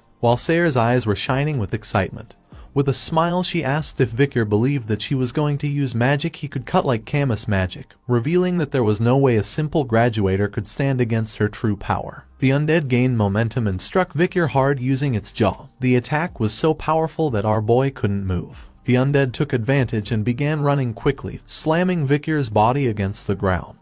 Using all its strength, the undead smashed Vikir's body against the sword statue. The attack was so powerful that the statue of the sword cracked and blood began to emerge again from Vikir's wounds. Sayer mocked him, saying that far from saving her, he was going to end up dying. Vikir, who was wounded, began to gaze toward the ground and did not move. The memories of when he had fought against the spider madam came to Vikir's mind. Even though she was a powerful beast, Vikir drew his sword and prepared to fight. He could not believe that Camus Morgue had made a contract with the demon to save him. Realizing that hiding in the deep forest had caused Camus Morgue's future as a hero to transform into that of a contractor of the demon, he began imagining a knight killing a man, knowing that in order to kill a demon who had made a contract with a human, one must first kill the human who had made the contract.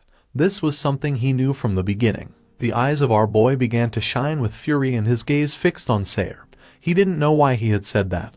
He was determined not to lose against a demon. While he was sunk in his thoughts, Sayer's tail wrapped around Vikir's foot. Vikir didn't move. Using her tail, Sayer lifted Vikir's foot and noticed that he was thinking too much while fighting. Her eyes began to shine with rage, and without wasting another second, she forcefully moved her tail, making Vikir's body shoot out and crash into one of the statues. The impact was so strong that cracks appeared in the statue. Despite being injured, Vikir clenched his fists and began to imagine a scale. On one side was Camus Morgue and on the other her family and the barbarians. Vikir knew that if he didn't kill the 10 elite corpses, humanity would face the time of downfall. It was either Camus Morgue or all of humanity. It was clear to Vikir which of the two options he had to choose. The sad memories of Camus Morgue's life flooded Vikir's mind, making his eyes begin to shine with hope. He began to pant heavily, since if there was even a silver of hope, he wanted to cling to it. Sayer climbed onto the palm of an undead and approached Vikir, who had his body crashed against the statue. She couldn't believe that the 9th and 10th elite corpses had been defeated by a human who wasn't even that strong. Sayer's eyes began to shine with evil. Using her sharp claw, she prepared to attack, asking if Vikir was aware that he was the reason for the delay in opening the door to the demonic realm.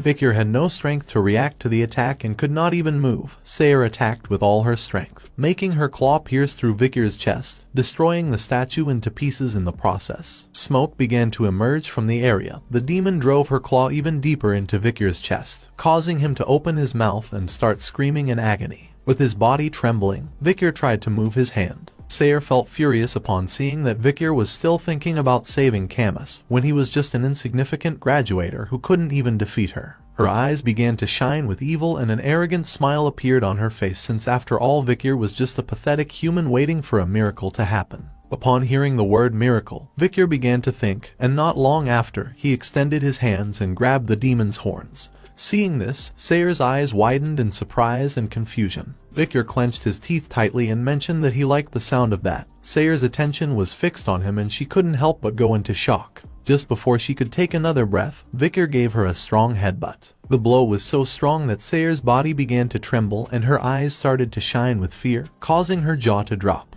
Vikir gave the demon another headbutt, clenched his teeth and asked if Camus Moore could hear him. While Sayer had her claw stuck in Vikir's chest, our boy tightly grabbed the demon's horns and mentioned that it was hard for him to cut down this demon and save them all by himself. Vikir's voice began to sound until it reached Camus Morg, who was sleeping inside the demon. Our boy begged her to resist the contract since her contract with the demon, which was binding her soul, was not absolute.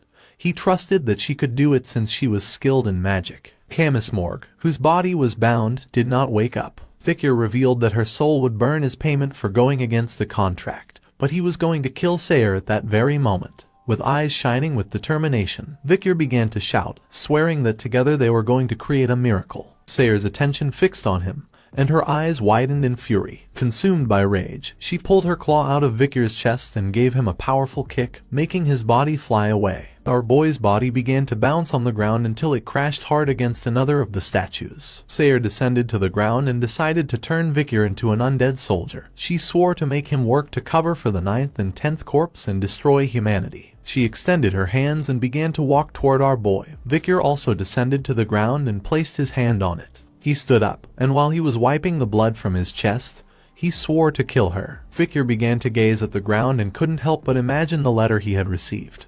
For him it was strange to think that the content of that letter, which he had believed was unreliable, would be his only hope now. With his body full of wounds, Vikir drew his sword and began to walk toward the demon. Our boy's attention was fixed on the statue of Hugo. He would have never thought that Hugo Le Baskerville would help him in this life. The demon Sayer showed her true form. With a furious gaze, she drew her scythe and gave Vikir the order to die. Vikir began to stare at her intently, clenched his fist tightly, and his eyes began to shine with determination.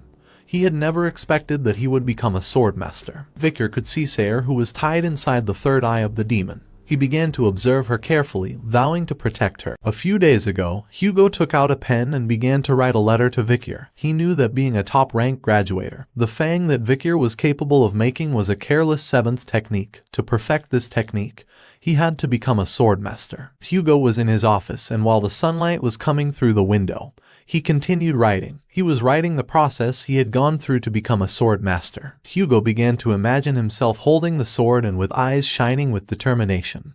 He had become sword master shortly after Vikir was born. The image of Roxana and Penelope came to Hugo's mind. After losing them, he fell into despair and spent his days obsessed with the sword. Hugo spent all day swinging the sword in the training wing. Hugo began training at a very young age until he became an adult, and gradually his movements became more precise. At that time, his rank was top-ranking graduator, but to become a sword master, he had to wield his sword every day. After arduous training, Hugo gripped his sword tightly until several seconds later, he opened his hand, letting the sword fall to the ground. Hugo began to observe his hands and his eyes widened in desperation, making him sweat. He had trained so much that he had calluses and scratches on his hands, but no matter how much he wielded the sword, he could not reach the level of swordmaster. With the feeling that he was clinging to a burning nail, he checked the books in the library of 10,000 epistles, and found it, the words of an ancient swordmaster who left them for his descendants. He opened the book, which contained a magic circle, and according to the book, to become a graduator one must discard all emotions,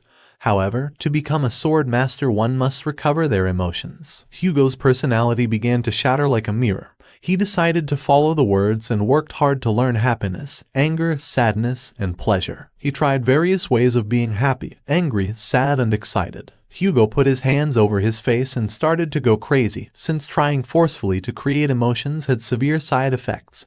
From a certain point on, he laughed when he needed to be angry and frowned when he needed to be happy. It had destroyed the way in which he expressed his emotions. That was how little by little, the path toward becoming a swordmaster became a labyrinth with no exit. To satisfy his thirst that could not be quenched with his sword, he used his power to revive the family and had many children to increase his power. The image of his children crawling across the ground that was full of swords came into Hugo's mind. Following the rules of the family, he sent his small children to the cradle of swords. Hugo began to observe his children and his eyes widened with surprise and fear as he had a realization in a place he did not expect. One of his children had jumped into the water. Hugo, the butler, and the others who were on the shore went on alert. He did not know for what reason a small baby who knew nothing would struggle so desperately, nor why the baby endured the pain of water seeping into his body. Hugo put his hand over his chest and his eyes widened in confusion. Watching that scene made his heart race, and mana began to emerge from his heart, the pleasure of finding great talent, the anger at sending a young man to such a horrible place, the sadness of seeing an injured youth, the joy of looking hopefully at that child's future consumed Hugo's mind. Without hesitating even for a second, Hugo entered the water amid those complex waves of emotions, and without hesitating even for a second, grabbed the child by the foot and pulled him out of the water. With this event he had his realization and found out next day that he had become a swordmaster. Back to the present, Hugo continued writing the letter with a serious expression. Including Pomerian and becoming a sword master were things that Vikir had given him. He revealed that the path to becoming a sword master resided in how one was able to feel complex emotions.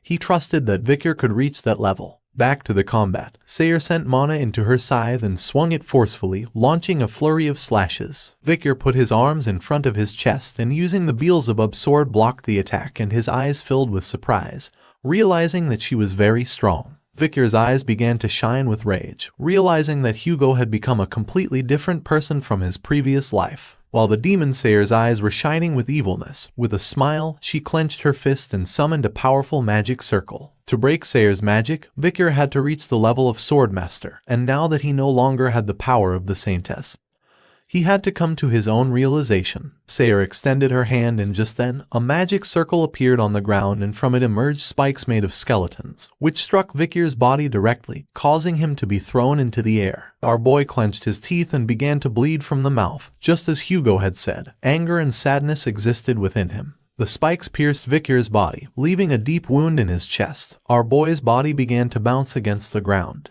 Upon seeing this, Sayer's eyes began to shine with joy and a smile appeared on her face since she thought that Vikir was very weak. But soon her smile disappeared and her eyes filled with rage, causing her to clench her fist tightly. Despite having deep wounds and cuts all over his body, Vikir stood up and while his eyes were shining with confidence, he began to stare at Sayer with an excited smile. In this fight, for Vikir it was impossible to feel joy and pleasure. Upon feeling Vikir's gaze, Sayer became enraged, and using all her strength, launched several slashes toward Vikir. Just before he could react, the slashes were already in front of his face.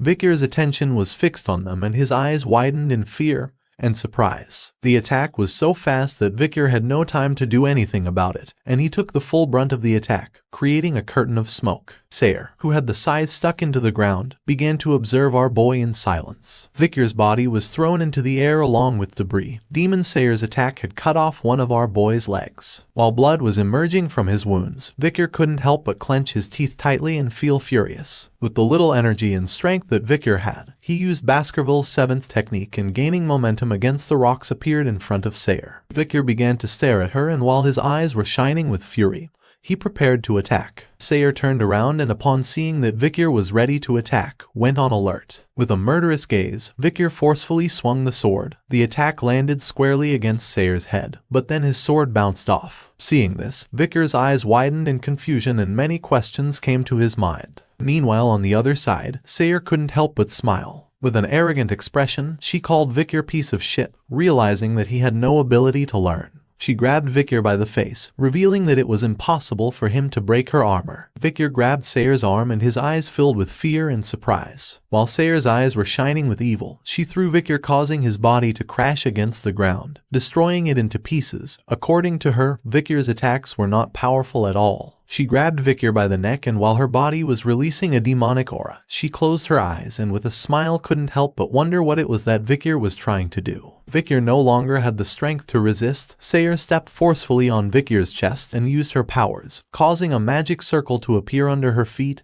and from it hands began to emerge. She mocked Vikir, questioning if he really believed that Camus was going to wake up and resist the demon's contract. Several red hands emerged from the magic circle, and one of them grabbed Vikir by the head. While smoke was coming out of Vikir's nose, he couldn't help but feel furious. Little by little the hands began to cling to Vikir's body. In an instant, our boy was completely immobilized. Sayer's eyes began to shine with joy. She stood up, extended her hand toward the sky, and with a smile asked Vikir to try resisting the next attack. A magic circle appeared in the sky, and from it a horde of hands shot out toward Vikir. The hands struck Vikir's body with force, creating a large curtain of smoke over the area. The attack had been so powerful that there was now a crater in the ground, and in the middle was Vikir. Our boy had lost an arm and there was a pool of blood beneath him. Despite having mortal wounds and his body covered in blood, Vikir began to move. Sayer's attention fixed on him and her eyes began to shine with confusion. She started to observe our boy in silence. Supporting his hand on the ground, Vikir began to gaze toward the floor and prepared to stand up. Seeing that he had not died after receiving the last attack, she could not help but wonder if he was really human. Sayer began to walk toward our boy.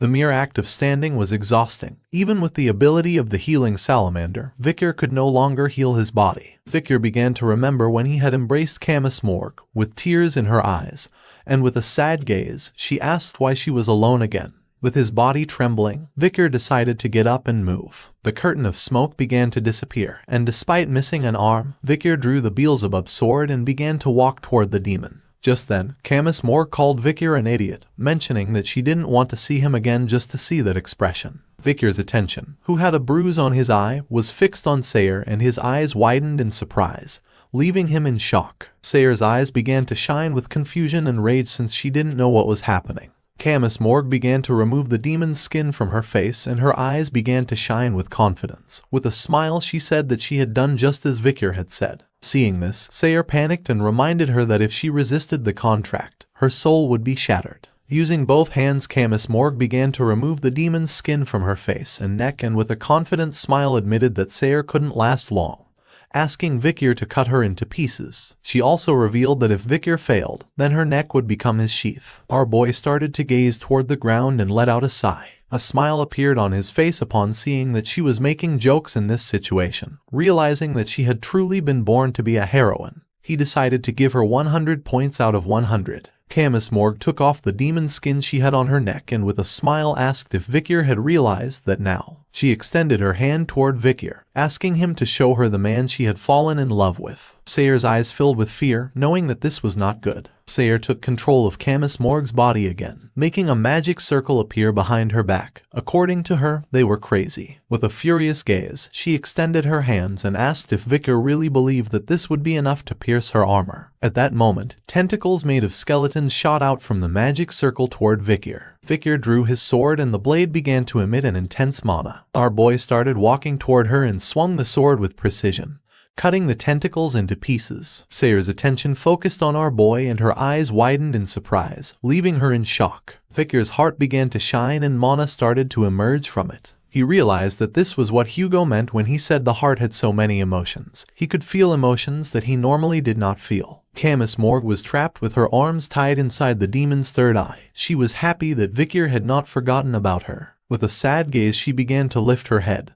Gradually the light began to enter. Upon seeing this, Camus Morgue's eyes filled with tears and joy. Vikir cut the demon's third eye and with a smile sat right in front of Camus Morgue and began to observe her with a joyful gaze. Upon seeing this, her jaw dropped in surprise. Vikir was angry because the heroine of the future was hurt, and he was sad because she was fighting alone. But he was also excited to have the perfect reunion of them. That was what was inside him. Vikir clenched his fist tightly and an intense mana began to emerge from his sword. The eyes of our boy began to shine with excitement and with a smile he swung the sword. In an instant, Vicar pierced through Sayer's body and appeared behind her. The demon froze in fear, not knowing what was happening. She turned her head and her eyes began to shine with confusion. Vicar turned his back on her and started walking away. At that moment, Vicar's mana began to enter her body, causing her terrible pain. In this place there was a statue of Hugo. All the humans wore colored glasses that were not compatible with them while they lived their lives. Vicar clenched his fist tightly and the aura that was emerging from the Beelzebub sword began to solidify. Those who managed to take off those glasses could see things that could not be seen by the average human and could easily cut them down. And those people who had reached supremacy were known as sword masters. While Vicar's eyes were shining with hatred, he moved quickly and just before Sayer could react, he swung the sword precisely, making a deep cut on her. Little by little, the demon aura that was around Camus Morg's body gradually began to emerge from her body, causing her to regain control of her own body. The demon's aura began to turn into ashes and Sayer's eyes widened in fear and surprise as she couldn't believe that she had lost. She began to stare at Vicar and her eyes started to shine with rage since she had the mission of opening the gate. In a matter of seconds, the demon's aura disappeared and her body turned into ashes. Vicar, who had lost an arm during his fight against the demon and had his body covered in blood, began to gaze at the red sky while smoke was emerging from his shoulder, and he sank into his thoughts. He felt as if he were wearing outdated clothes. He could feel that his strength, sight, and decision-making abilities extended far beyond transcendence, which were traits he couldn't feel with the mana that the Saintess had drawn out of him before. The eyes of our boy began to shine with worry. He turned around and with a sad gaze could not help but wonder if she was okay. Behind him was Camus Morg lying on the ground. Vicar began to turn around and while the wind was blowing, he started walking towards her. He hoped to be able to share the emotion of their reunion. Once Vicar approached the body of Camus Morg, he began to feel a strange sensation and became paralyzed. Not long after, our boy also lost consciousness and fell to the ground, right next to Camus Morg. The Divine Immortal's ring that was lying on the ground activated and a purple glow began to emerge from it. The ring was lying in the middle of the crater now that the enemy had been defeated. The glow that was emerging from the ring became more intense and shot up into the sky. The glow struck against the red sky and little by little the barrier that had been created with the power of the ring began to disappear. Vicar and Camus Morg, who were unconscious, did not notice anything that was happening, and the ground beneath their feet disappeared, teleporting them back to the real world. It was night and the moon was shining high in the sky. Several hours passed and Vicar did not wake up. Noticing this, the little spider came out of his clothes and with small jumps reached his arm and began to observe him closely. The little spider began to make small jumps trying to wake Vicar up, and while she was distracted, someone wearing a skirt started walking towards them. The little spider got tired and lay down on the ground next to Vicar. Just then, her attention was fixed on something and her eyes widened in surprise and confusion. It was Rose. While her eyes were shining, she began to stare at Vicar in silence. With a penetrating gaze, she sank into her thoughts, not knowing what to do. Noticing her gaze, the little spider stood up and with a furious gaze began to roar, indicating that she was not going to let her harm Vicar. After giving the matter several thoughts, Rose extended her hand toward Vicar, but instead of hurting him, she passed the arm of Camus Morg, who was unconscious, over her own shoulder and helped her stand up. Upon seeing this, the little spider's attention fixed on them and she couldn't help but feel somewhat confused. Several seconds passed and Vicar did not move. Rose turned her back to him and began to walk away carrying Camus Morg on her shoulder. Just then, our boy placed his hand on the ground. With his body trembling, Vicar stood up, pressed his hand against the wound on his arm, and with a lost gaze asked her to wait. Upon hearing his voice, Rose's eyes widened in surprise and she stopped walking. Upon seeing that she could move, he was sure that Camus Morg was fine. For him, this was a relief. Rose's eyes began to shine with curiosity. She turned around and her gaze fixed on Vicar. Smoke began to emerge from the city. Vicar placed his hand over the wound on his shoulder, started looking down at the ground, and thought it was a shame that they couldn't have their reunion. But it was in both of their best interests to get away from this place as quickly as possible. Vicar put his hand into his pants pocket and mentioned that he had a request. He took something out of his pocket and threw it, asking her to give it to Camus Morg. Rose caught it with her hand, and her eyes widened in surprise. With a cheerful gaze, Vicar extended his hand and with a smile revealed that Camus Morg had to go there if she wanted to see him. Rose's attention was fixed on what Vicar had given her, and her eyes began to shine with curiosity. Without wasting any more time, she turned her back on Vikir and, carrying Camus Morg on her shoulder, began to walk away from the area. The little spider climbed onto our boy's shoulder and both of their attention was fixed on Rose and Camus Morg. They remained silently watching her. Back at the festival, someone started shouting because he had news. It was a man wearing a woman's costume. He began to run and a crowd of students gathered to see what was happening. The man revealed that the villain who had ambushed the academy had been the Night Hound. Upon hearing this, the students went into shock and asked how serious the damage was. The man replied that unexpectedly there hadn't been any damage. Bianca, who was wearing the Frankenstein costume, began to gaze toward the ground with a worried expression and realized that girl wearing that skull mask was a black mage. Tudor, who was wearing the Valkyrie costume, put his hand on his chin and began to think, believing that she was right, since it seemed that the black mage was fighting against the Night Hound. It was embarrassing for him to say this, but he had not dared to intervene between them. Piggy's eyes, who was wearing the fairy costume, began to shine with fear since he had been so scared that he thought he was going to faint. Tudor, who was wearing the martial arts master costume, began to look to one side and with a serious gaze admitted that the Night Hound was the most violent person he had ever seen. While they were distracted, Vikir, who was wearing the witch costume, began to walk toward them and admitted that he too had been so scared that he could not even breathe properly. Upon seeing Vikir, everyone's attention focused on him and their eyes widened with surprise and concern. They asked where he had gone, revealing that they were very worried. Our boy began to touch his head, not knowing what to say. Dolores crossed her arms and with a serious expression explained that they had not seen him at all while they were investigating the street. She asked where he had been. She knew him very well and knew that he would not leave his friends behind and hide. Sinclair, who was wearing the vampire costume, began to observe our boy in silence. Vikir's eyes filled with worry as he did not know what to say. Just then, someone wearing a skirt appeared behind them and, calling Vikir a commoner, asked how he had been able to go into the defense alone. They were High Burrow, Middle Burrow, and Low Burrow, who were dressed as maids. Low Burrow put his hands on his waist and with an angry expression asked what would become of them if he kept doing things on his own and asked Vikir not to do that next time. With a furious gaze, Middle Burrow grabbed the broom tightly and ordered Vikir not to do that next time. The eyes of High Burrow began to shine with hatred and with a penetrating gaze. He also gave the order to Vikir not to do that next time. They clenched their teeth and surrounded Vikir. Sinclair closed her eyes and couldn't help but smile and thought that he was creating a gang.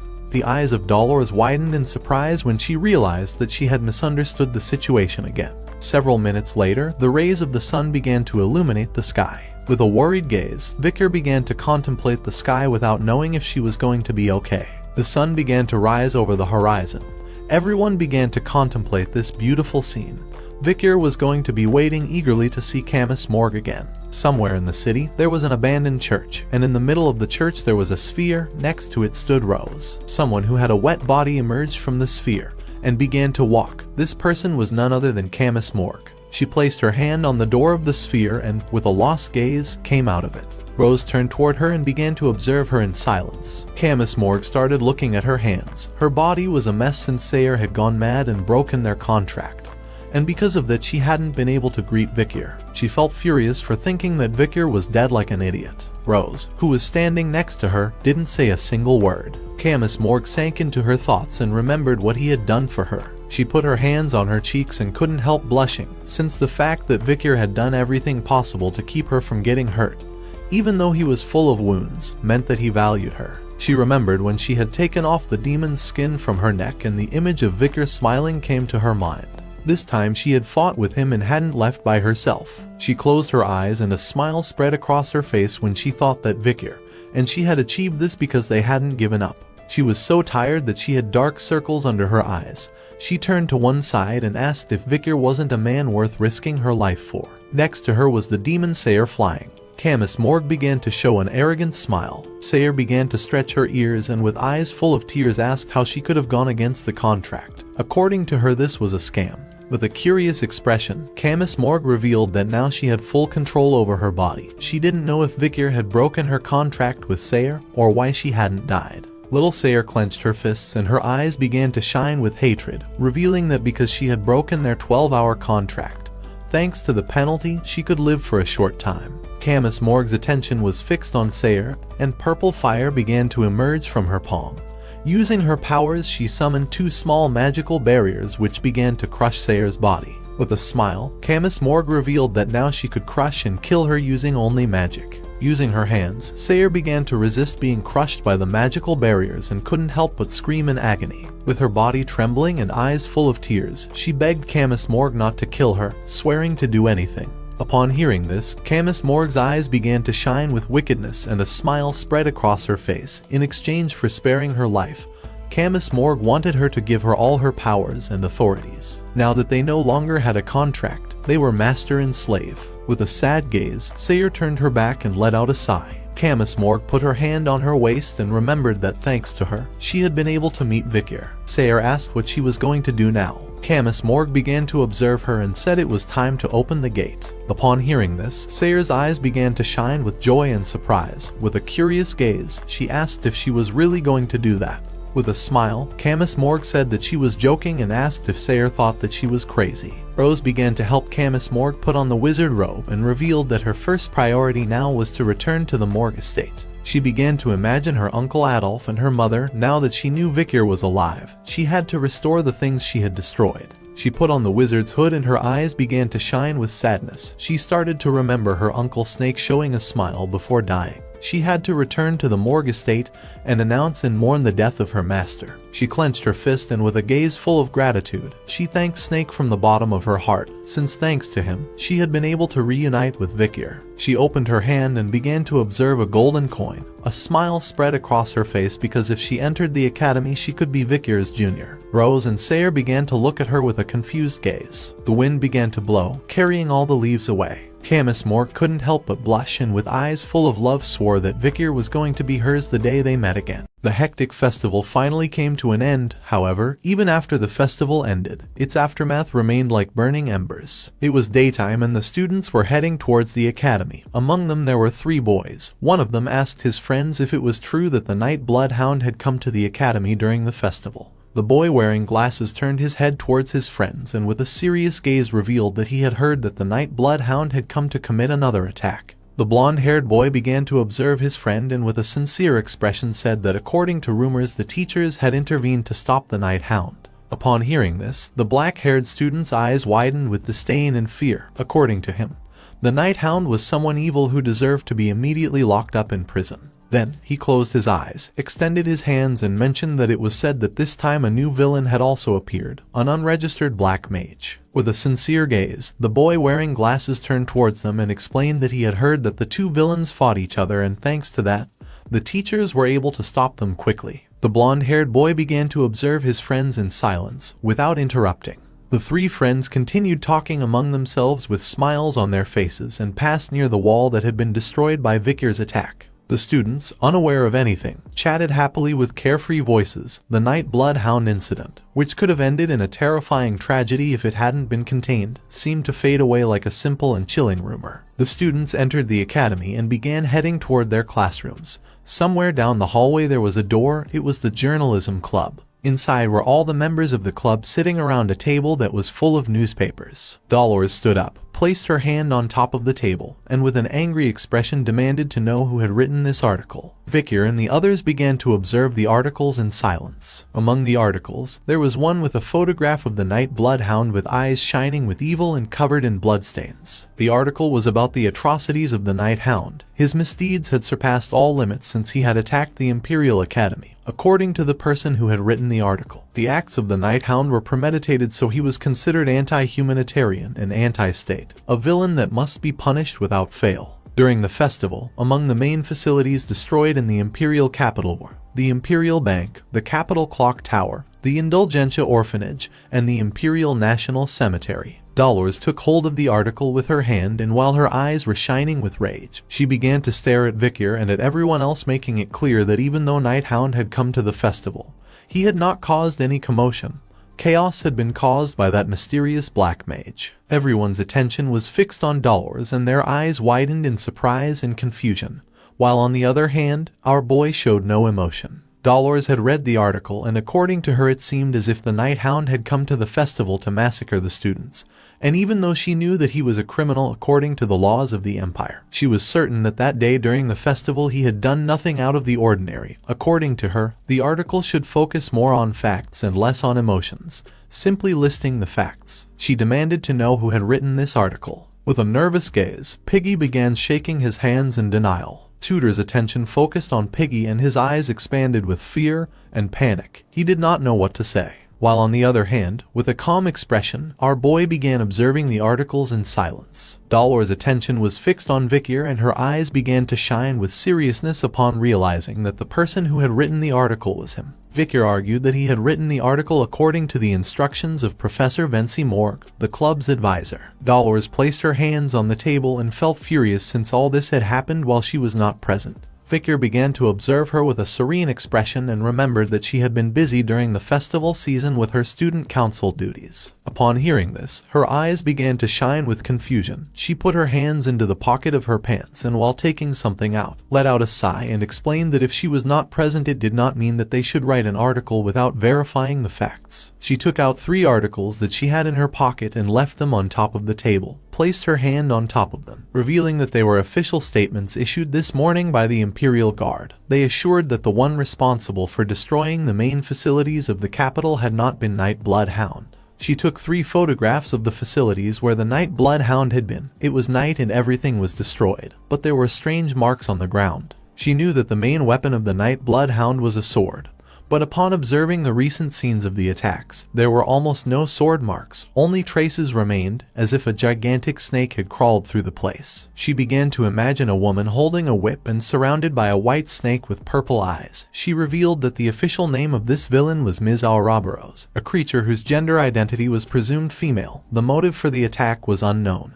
It was estimated that she had the same level as a graduator, and the weapon she used had not been revealed. She revealed that all witnesses were dead. Upon hearing this, Tutor's and Sancho's eyes widened in surprise and fear, putting them on alert. Dolores, who had one hand resting on the table, began to show 3 fingers with the other, and while her eyes were shining with seriousness, she started to stare at Vikir and asked him not to keep blaming all the evil deeds on the Night Bloodhound. There were 3 villains, so they should clearly distinguish the crimes committed by each one. With a serene expression, Vikir did not say a single word, until several seconds later, he nodded his head. Actually, this did not matter much to him since he was criticizing the Night Hound in case someone suspected him in the future. He was just trying to create an antagonistic image between them. Tutor crossed his hands, rested his head on them, and while his eyes were shining with curiosity and fear, he could not help but wonder where the new villain Ms. Ouroboros had come from. Sancho crossed his arms and with a serene gaze mentioned that the only thing they knew about her was that she left marks that looked like a giant snake had passed through there. With a surprised gaze, Sinclair raised her hand and asked how they were sure that she was a woman. Dolores placed her hands on top of the table and with a serious expression began to imagine a rock with a lipstick mark, revealing that in all her crime scenes there was a lipstick mark, realizing that she wanted everyone to know that she had been the one who had committed them. Piggy extended his hands to the sides and his eyes began to shine with confusion. Tutor started to show a finger and everyone began to chat among themselves. Vikir, who was sitting among them, began to look at the ground in silence. Vikir's attention was fixed on Dolores and his eyes began to shine with rage. He did not know if the new villain idolized or felt resentment towards the Night Hound, but he did not care what her objective was, since he would have to eliminate her if she crossed his path during his demon hunt. At that moment, Anna, who was holding a pile of papers, kicked open the door and announced her arrival. She approached the table and left the papers on top. Dolores' attention was fixed on them and her eyes filled with confusion because she did not know what all these documents were. With a sincere gaze, Anna explained that they had received a lot of reports after the festival concluded. She took out a letter, approached Vikir and revealed that there was also a letter for him. Vikir began to look towards the ground and with a calm expression, extended his hand to take the letter and thanked her. Vikir took the letter and opened it, his eyes filled with confusion upon seeing that this letter was for him. Upon reading the content of the letter, Vikir's eyes widened in surprise, making him panic. While he was distracted reading the letter silently, Sinclair approached him and her attention fixed on the letter. She felt curious to know what it contained. The letter was a notice of payment for the first semester tuition. The next day, Vikir went to visit his brother and the little Pomerian sat on his knees. She closed her eyes and could not help but smile and feel happy. Osiris mentioned that he could provide him with the money for his tuition. Osiris, who was sitting on the sofa in front of Vikir, picked up a cup of tea, and while the sun rays were entering the room, asked what was really bothering Vikir. Our boy started to gaze towards the floor and sank into his thoughts, then began to pet the head of the little Pomeranian and with a sincere expression said that he wanted to hide that he was a Baskerville while at the academy. Feeling that Vikir was petting her, Pomeranian placed her hands on top of Vikir's hands and could not help but feel even happier. The reality was that Vikir did not want his daily life to become complicated after it was discovered that he used the Baskervilles' money. He began to imagine Sinclair, Bianca, and Dolores offering him disguises with a loving gaze. He knew he only had 1 week until the enrollment deadline, but he did not want to take on any of the jobs that the girls had suggested. Vikir closed his eyes and felt worried since not receiving the full scholarship due to his behavior had caused him problems. Osiris prepared to take a sip of tea and his attention focused on Vikir. His eyes widened with curiosity since he wondered why Vikir was trying so hard to hide his skills. But then his mind was filled with surprise as a realization came to his mind. He could not help but wonder if Vikir wished to become the powerful hero who hid his strength. In the past, while the children were playing, little Osiris crossed his arms and stood in front of a tree.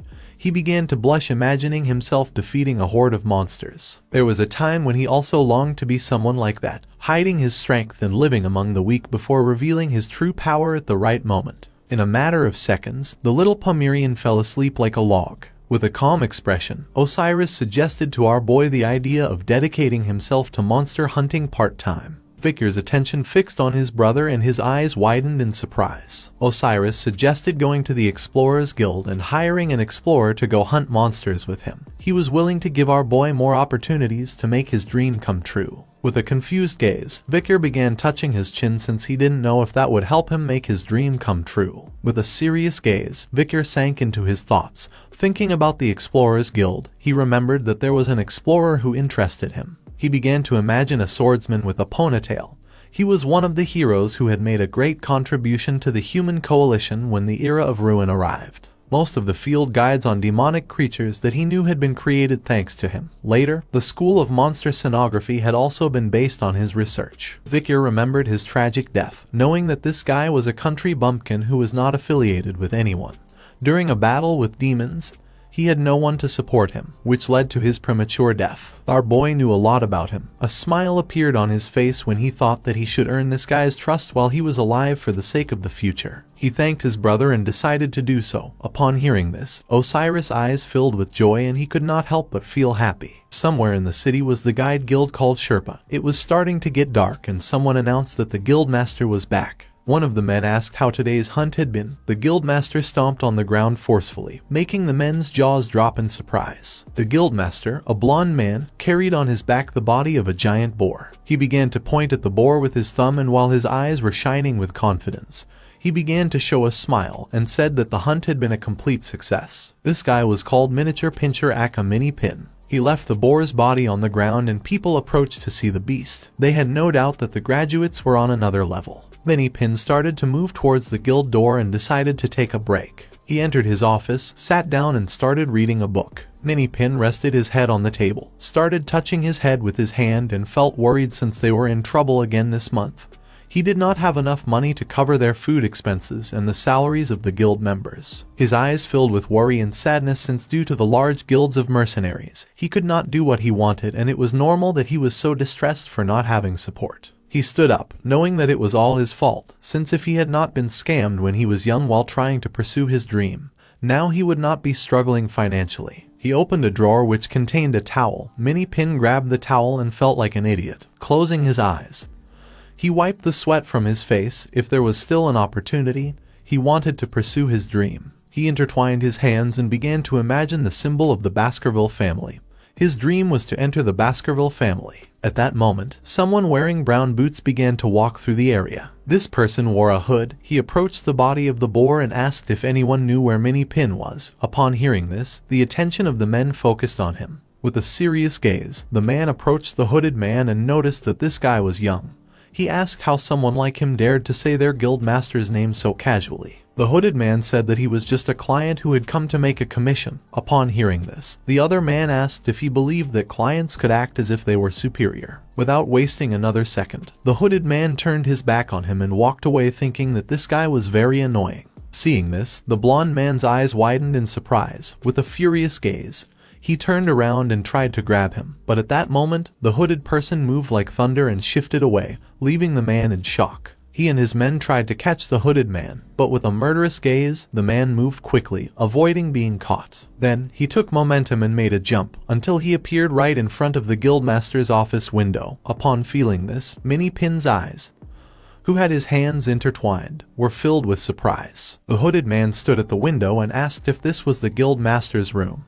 Judging by Minnie-Pin's build, he realized that he was the guildmaster. Upon hearing this, Minnie-Pin's eyes widened in confusion. He stood up, clenched his fist, and with a confused gaze demanded to know who he was. The hooded man sat on the window and revealed that he was a client who had come to make a commission. Minnie-Pin's face filled with sweat and his jaw dropped in surprise. The man got down from the window, approached Minnie-Pin, took out a sheet and revealed that it was his commission request. Minnie-Pin's attention fixed on him and he could not help but go on alert, realizing that this guy was fast. He was so fast that he had not had time to react, realizing that he was someone very skilled. Minnie-Pin took the commission request and began to read carefully, but made it clear that he could not come here without making an official request. But then his eyes widened in surprise, leaving him in shock. The hooded man began to remove his hood and revealed that the guide he wanted to hire was Minnie-Pin. Upon hearing this, the guildmaster's body began to tremble. The hooded man could not forget the famous person who visited endlessly the Baskerville family because he wanted to become a vassal. Minnie-Pin's face filled with sweat and his eyes filled with fear. The hooded person was none other than Vikir. After a few hours, night fell. Minnie-Pin and Vikir were walking through the village. Minnie-Pin was reading the request report of our boy, and according to the request,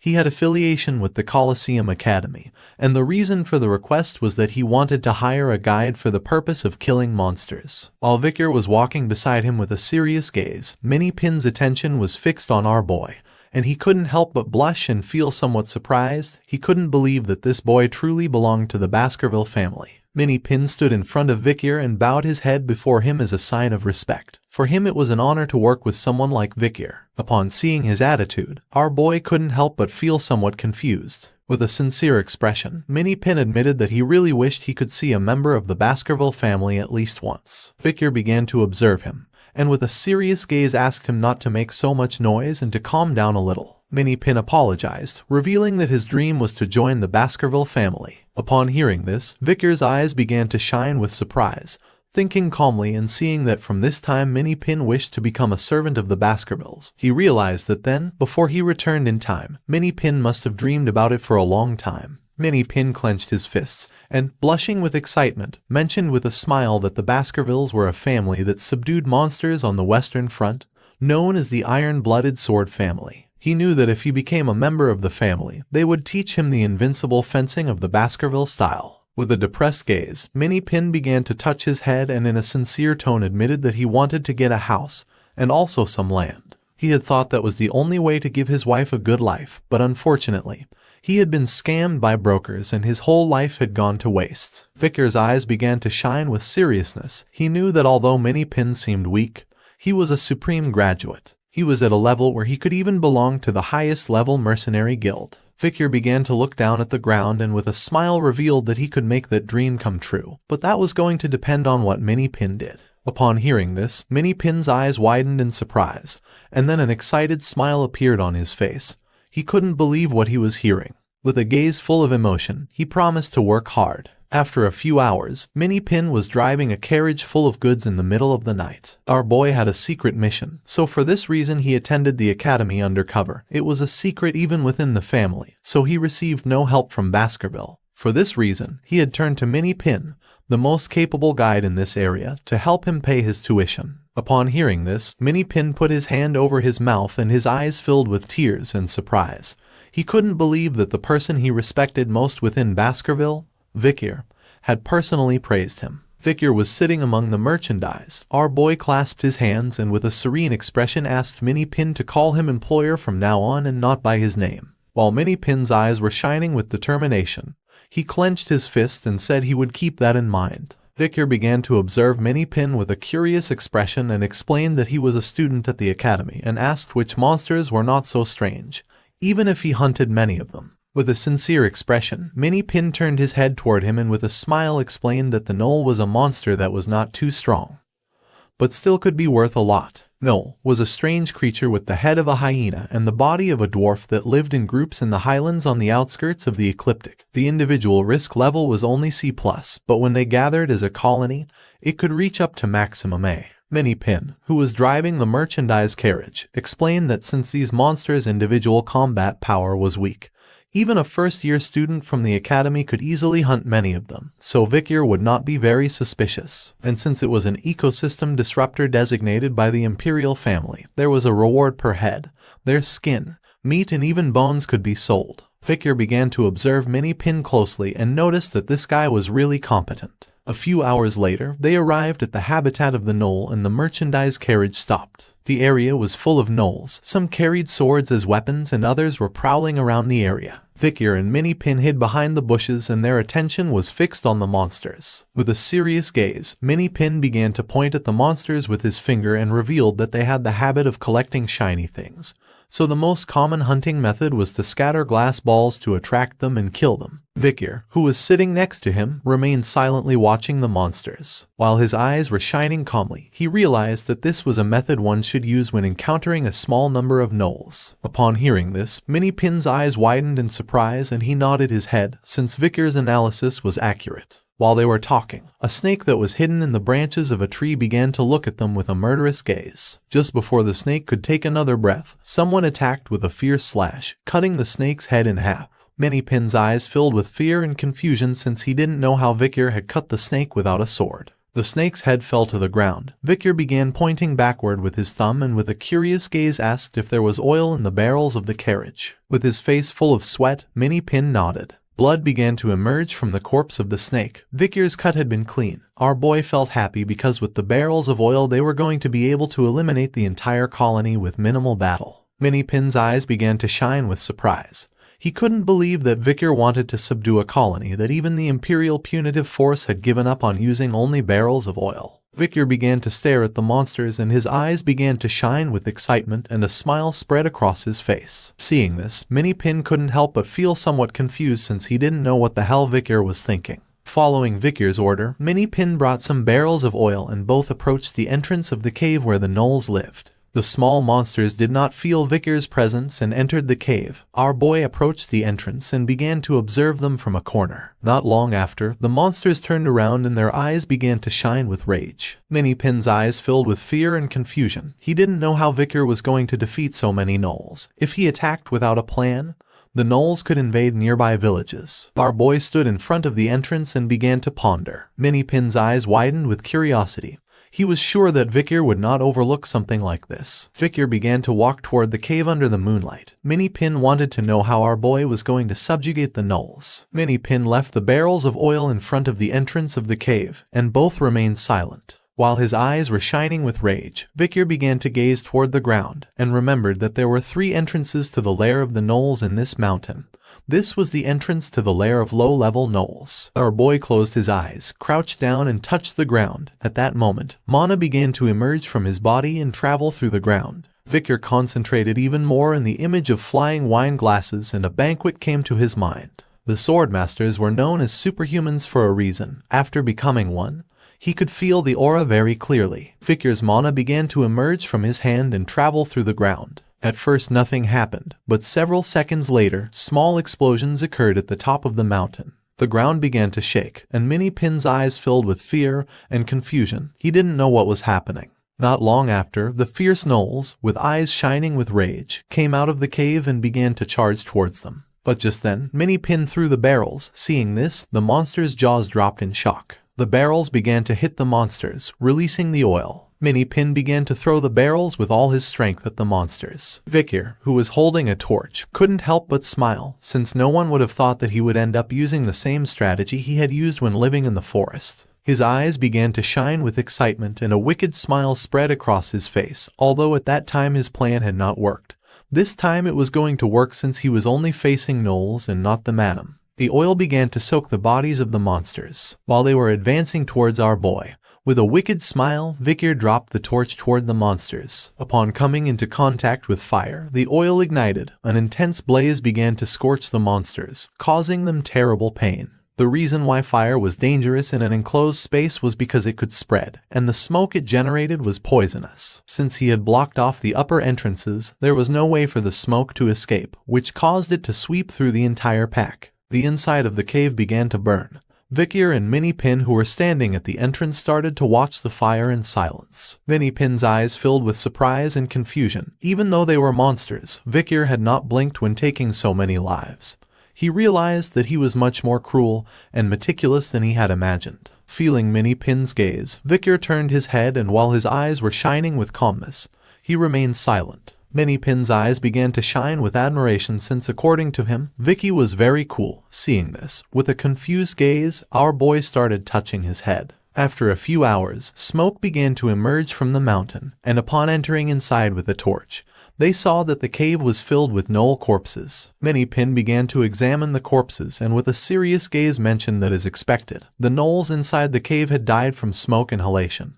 He had been in the hunting world for a long time, and this was something he had learned from Vikyr. With a serene expression, Vikyr began to walk through the cave, asking Minipin to forget about the compliments, since some gnolls might have survived, so they should not let their guard down. Minipin put his hand on his chest and couldn't help but feel happy to see that Vikyr was worried about him. Vikyr's eyes filled with confusion since looking at Minipin reminded him of Secretary General Chihuahua. They both began to walk through the cave, which was now full of monster corpses. Minipin's attention focused on one of the rocks and his eyes widened in surprise. Without wasting a second, he struck the rock using the sword. Upon seeing this, Vikyr turned around and with a curious expression asked if there was any problem. Minipin began to strike the rocks with the sword and revealed that he could see man-made traces. Minipin struck hard, breaking the rocks and revealing a secret entrance. Minipin's and Vikyr's eyes filled with surprise and fear, leaving them in shock. The secret entrance connected to a room which was full of gold coins. Vikyr began to examine the coins, and it didn't take long for him to realize that someone had been using this room as a safe.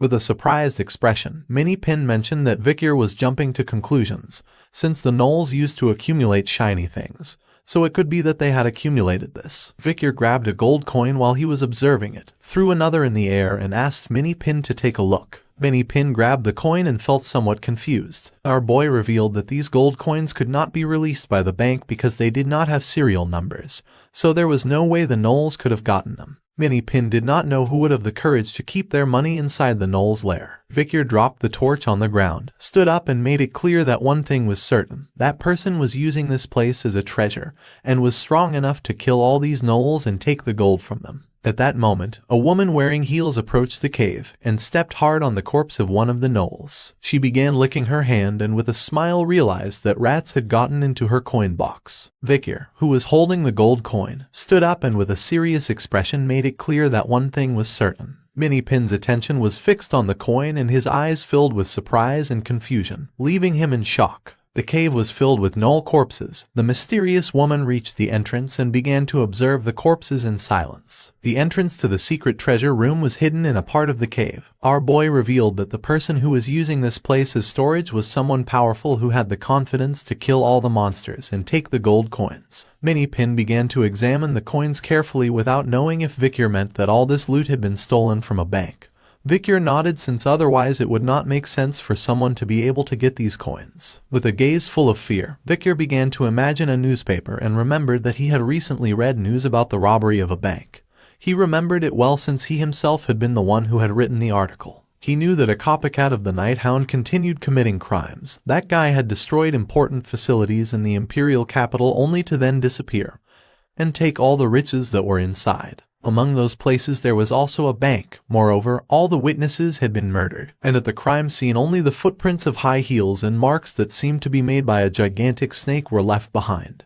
And from there that nickname had emerged. Just then, the mysterious woman drew her whip and swung it forcefully. She tried to attack Vikyr, but our boy reacted in time and moving his head to one side, dodged the attack without much effort, causing the whip to hit against the wall of the cave. The whip left a mark that looked like it was made by a snake. Instead of panicking or feeling fear, Vikyr's eyes began to shine with calm. Meanwhile, on the other side, Minipin turned around and his eyes widened in surprise and terror. The mysterious woman picked up the whip and began to walk toward them with elegance. She grabbed the whip tightly and couldn't help but get angry upon seeing that rats had gotten into her coin box. Upon hearing this, Minnie-Pin couldn't help but go into shock and feel somewhat confused. Our boy quickly realized that this woman was Ouroboros. She clenched her fist tightly and a smile spread across her face. While his eyes were shining with seriousness, Vikir's attention focused on the mark left on the wall by her whip. Realizing that the marks which seemed to have been made by a gigantic snake were actually marks left by a whip. He also noticed that she was using magic to distort her voice. With a smile, she extended her hand and couldn't help but feel confused and asked if finding her coin box was bad luck or good luck. With eyes shining with rage and hate, she began to stare fixedly at Vikir and Minnie-Pin. Her attention was fixed on Vikir and she couldn't help but grip the whip tightly since she didn't know what he was doing here. Vikir's eyes filled with confusion, leaving him in shock. With a gaze full of fear, Minnie-Pin prepared to draw his sword. Our boy's mind filled with surprise and his attention was fixed on her since he noticed that suddenly she had begun to become aware of something. He didn't know if she knew him. Ouroboros put her hand on top of the mask and couldn't help but laugh at the thought that she had good luck. Her eyes began to shine with malice and an excited smile spread across her face.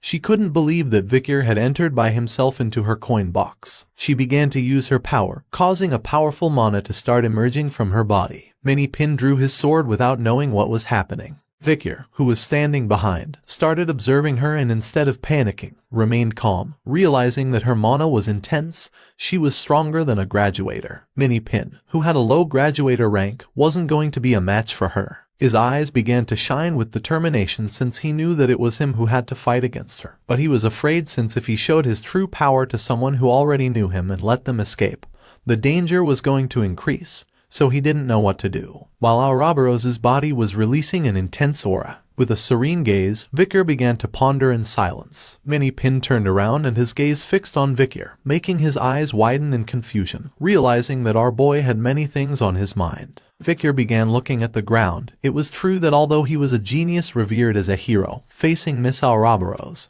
who was stronger than a graduator, was going to be terrifying.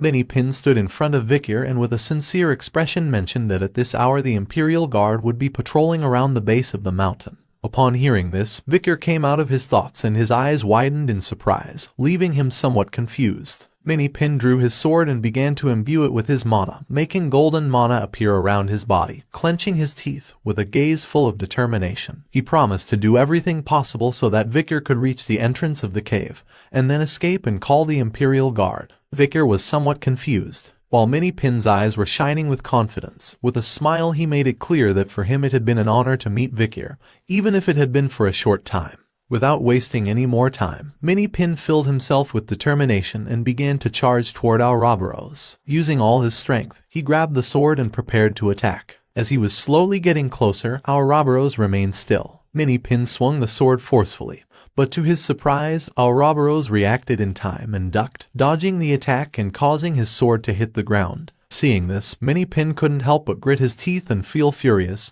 He didn't know what was happening. He swung the sword forcefully again, but Ouroboros jumped back and dodged the attack once more, making his sword hit the cave wall. She began to imbue her mana into the whip and felt excited to see that this guy had gone crazy. Just before Minnie-Pin could react, she attacked with a fierce lash, hitting him under the jaw and making him lose consciousness. The attack was so powerful that it made a deep cut on Minnie-Pin's face. He began to retreat, until several seconds later, he stomped the ground forcefully. Minnie-Pin started to bleed and dropped his sword, which fell to the ground. His body began to tremble. He had lost consciousness for a moment due to the blow. He felt as if his flesh was being torn apart and his bones crushed by that whip. Even though both were graduators, the skill gap was very large due to the difference in rank. With eyes full of rage, Minnie-Pin began to stare at her. Then, he put his arms in front of his face and began to concentrate, causing golden mana to emerge from his body. Ouroboros decided not to stand idly by. She attacked again several times using the whip. Her attacks did quite a bit of damage to Minnie-Pin, causing small cuts all over his body. While the whip was tearing his flesh apart, Minnie-Pin stood firm and thought about Vikir. Our boy was a person who one day would become a sword master, and for him it was a shame that Vikir died in this place. Then, a smile spread across Minnie-Pin's face. Upon seeing this, Ouroboros' eyes filled with fear and confusion, leaving her in shock. With eyes shining with rage and determination, Minnie-Pin lunged at her and prepared to attack, since his mission was to die protecting Victor in this place. But just then, Victor asked him not to waste his life, and then launched spider silk which stuck to Ouroboros's mask, making her panic. Upon seeing this, Minnie-Pin clenched his teeth tightly, not knowing what was happening. Ouroboros put her hand on top of the mask and felt furious as she didn't know what this sticky thing was, but she was aware that she had to remove it quickly. While she was distracted, with eyes shining with rage, Victor appeared behind her. Just before she could take another breath, Victor gave her a strong kick in the ribs. The blow was so strong that she clenched her teeth and started to bleed. Seeing this, Minnie-Pin's eyes widened in surprise. He couldn't believe that Victor was so strong. Victor's kick made Ouroboros's body crash against the cave wall, creating a large curtain of smoke and making the whole mountain shake. Resting his hand on Minnie-Pin's shoulder, our boy praised him for being strong. Minnie-Pin turned his head toward him and his eyes widened in surprise. He couldn't believe that Victor was praising him again. With her mouth full of blood, Ouroboros put her hands on her back and couldn't help but grit her teeth. According to her, the power that Victor had was not normal. Minnie-Pin's body was full of wounds and he couldn't walk. Victor carried Minnie-Pin's body on his back and his eyes began to shine with seriousness. He knew he wouldn't be able to defeat Ouroboros with just one blow, but he also couldn't show either her or Minnie-Pin the realm of Sword Master, so he decided to take this opportunity to leave. Victor carried Minnie-Pin on his back and began to walk toward the exit of the cave. Ouroboros, who was sitting on the ground, asked where he thought he was going. Several seconds later, they reached the exit of the cave and could see the beautiful moonlight. Just then, with an arrogant gaze, Victor turned around and advised her to run away quickly since soon they were going to return to the cave along with the Imperial Guard. With her body trembling, Ouroboros placed her hand on top of the ground and couldn't help but feel furious. While Victor's eyes were shining, with a smile he made it clear that if she was planning to touch his coin box, then she should be prepared to suffer the consequences. After saying this, he said goodbye to her. Ouroboros clenched her teeth and cursed Victor under her breath. The only thing she could do was call Victor bastard. Several minutes had already passed and Minnie-Pin had lost consciousness. Under the moonlight, Victor, who was carrying Minnie-Pin on his back, arrived at the forest. He couldn't help but smile since for him this was incredible. He had thought that he had lived enough, but there were still many things about himself that he was learning. Victor began to remember what Minnie-Pin and Chihuahua had done for him in the past, and by doing this, the memory of himself from his past life came to his mind. Under the moonlight, Victor began to walk toward the place where the Imperial Guard was patrolling. Minnie-Pin's loyal appearance reminded him of himself from the past. It was night and not long after, the knights of the Imperial Guard arrived at the entrance of the cave and upon seeing what had happened, their eyes widened in surprise and confusion. The entrance of the cave was filled with knights and on the ground there was a mountain of gnoll corpses. The knights were in shock to see that someone had killed so many gnolls. Victor, who wore a hood, began to observe them with a serene gaze and silence. The expedition to subdue the gnoll village concluded with the arrival of the Imperial Guard. When they arrived, Miss Ouroboros had disappeared, leaving behind a great amount of riches. With the help of carts, the knights began to fill bags with gold coins to take them out of the cave. In the middle of the night, they loaded all the coins into their carriages and prepared to leave. That was how all the loot was confiscated by the Imperial Guard. It was already daytime and Minnie-Pin had his face full of bandages, but his eyes were shining with joy and there was a smile on his face. Not long after, Victor, who was holding 2 bags full of gold coins, appeared, and with a cheerful gaze mentioned that this was the money he had obtained after selling the loot, and receiving the substantial reward for the expedition to annihilate the gnolls. The eyes of Minnie-Pin, who was lying in bed with his body full of bandages, began to shine peacefully and he started to ponder in silence. Victor began to gaze toward Minnie-Pin and with a smile mentioned that the heat from the fire and the smoke had damaged the leather, but he had sold the bones, teeth, and claws for a large sum of money. Upon hearing this, Minnie-Pin came out of his thoughts and his attention fixed on Victor, making a smile appear on his face. Victor sat in the chair and with a worried expression asked about his wounds. Minnie-Pin interlaced his hands, turned towards our boy and with a sincere gaze revealed that every joint hurt.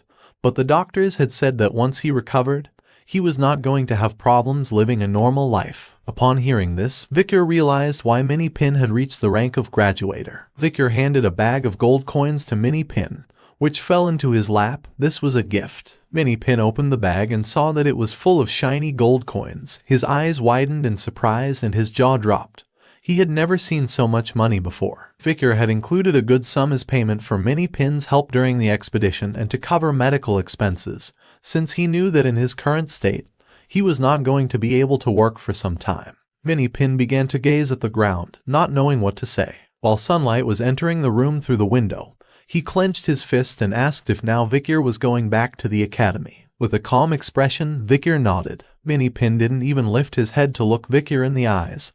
He was happy to have been able to be, even if just for a moment, next to the hero of Baskerville. Vicar's attention fixed on him and his eyes began to shine with curiosity and confusion. Our boy remembered that Minnie Pin knew a lot about monster ecology, and upon hearing this, Minnie Pin's eyes widened in surprise, making his jaw drop in shock. He extended his hands and with a proud smile revealed that in his youth he had traveled across the entire continent, so he could perfectly distinguish the habits of monsters, the location of their nests, as well as subspecies, variants, subtypes, and superior species. With a lost gaze, Vicar got up from the chair, turned his back to Minnie Pin and began to walk away. Upon noticing this, Minnie Pin's attention fixed on our boy, and his eyes filled with confusion. When Vicar asked him to wait here, Minnie Pin's eyes filled with tears of joy. Vicar turned his head and with a joyful gaze made it clear that he was going to need his help again. Minnie Pin began to gaze at Vicar in silence, not knowing what to say. At the same time, at the academy, Professor Vinci Morgue was in his office working. His desk was full of mountains of papers.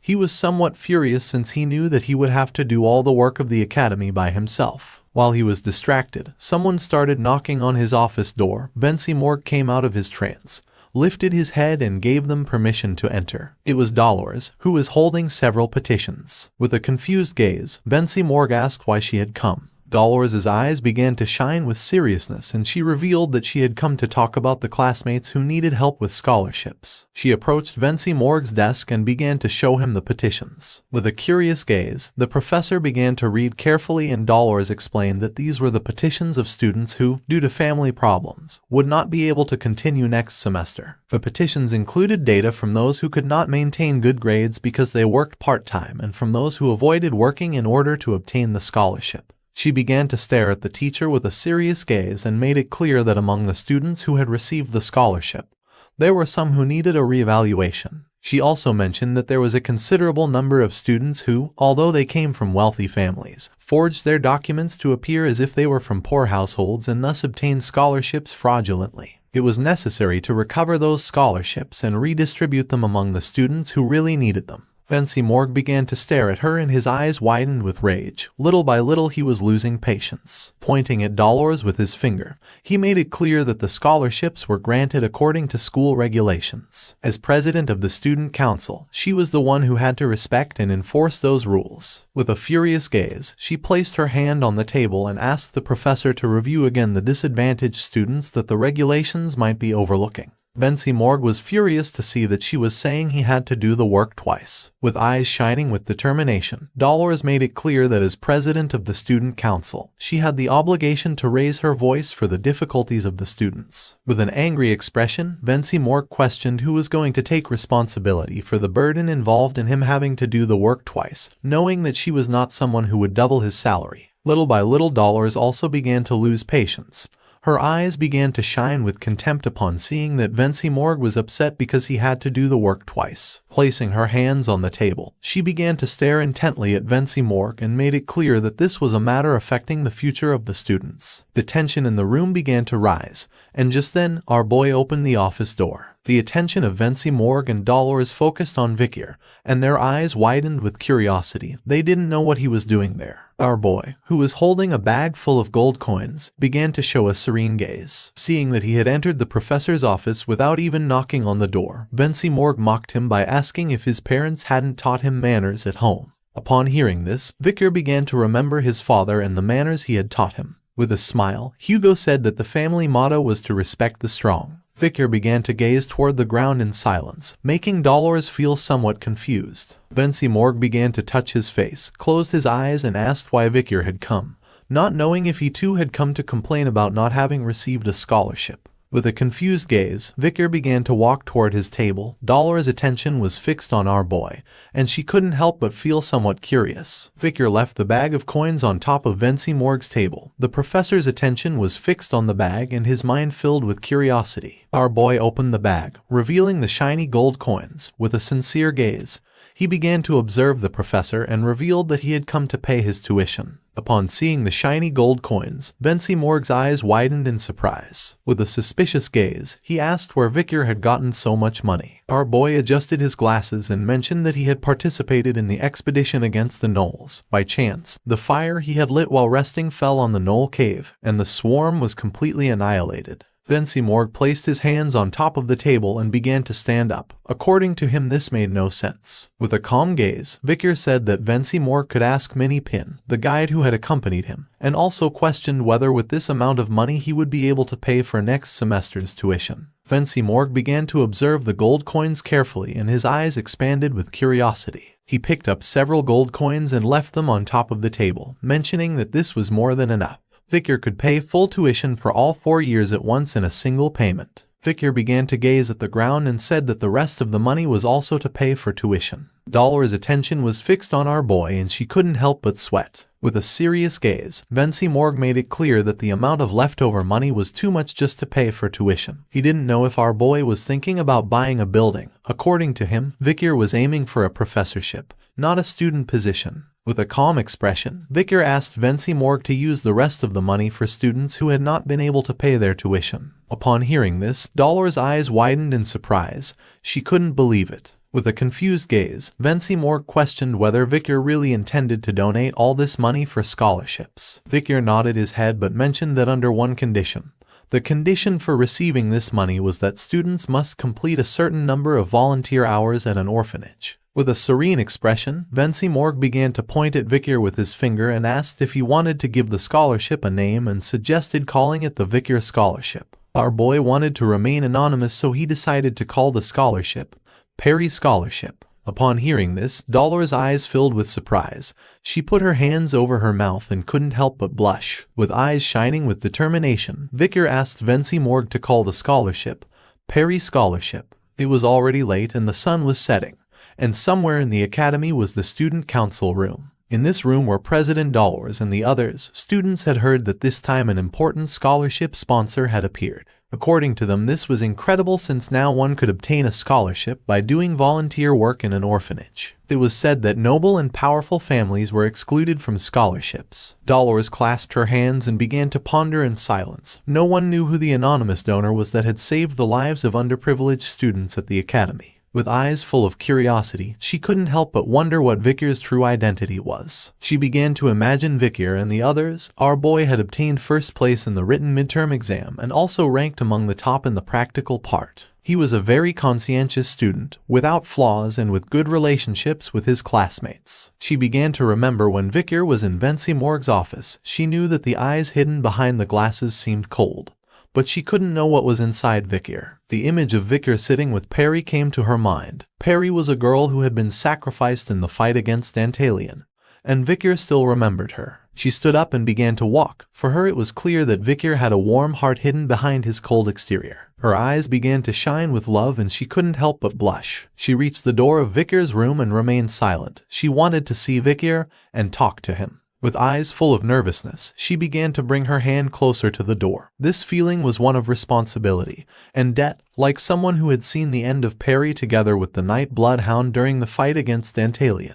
Just then, Piggy, who was scratching his neck, opened the door and upon seeing Dolores, his eyes filled with surprise and curiosity. Dolores and Piggy remained silent. With a confused gaze, she asked where Victor was.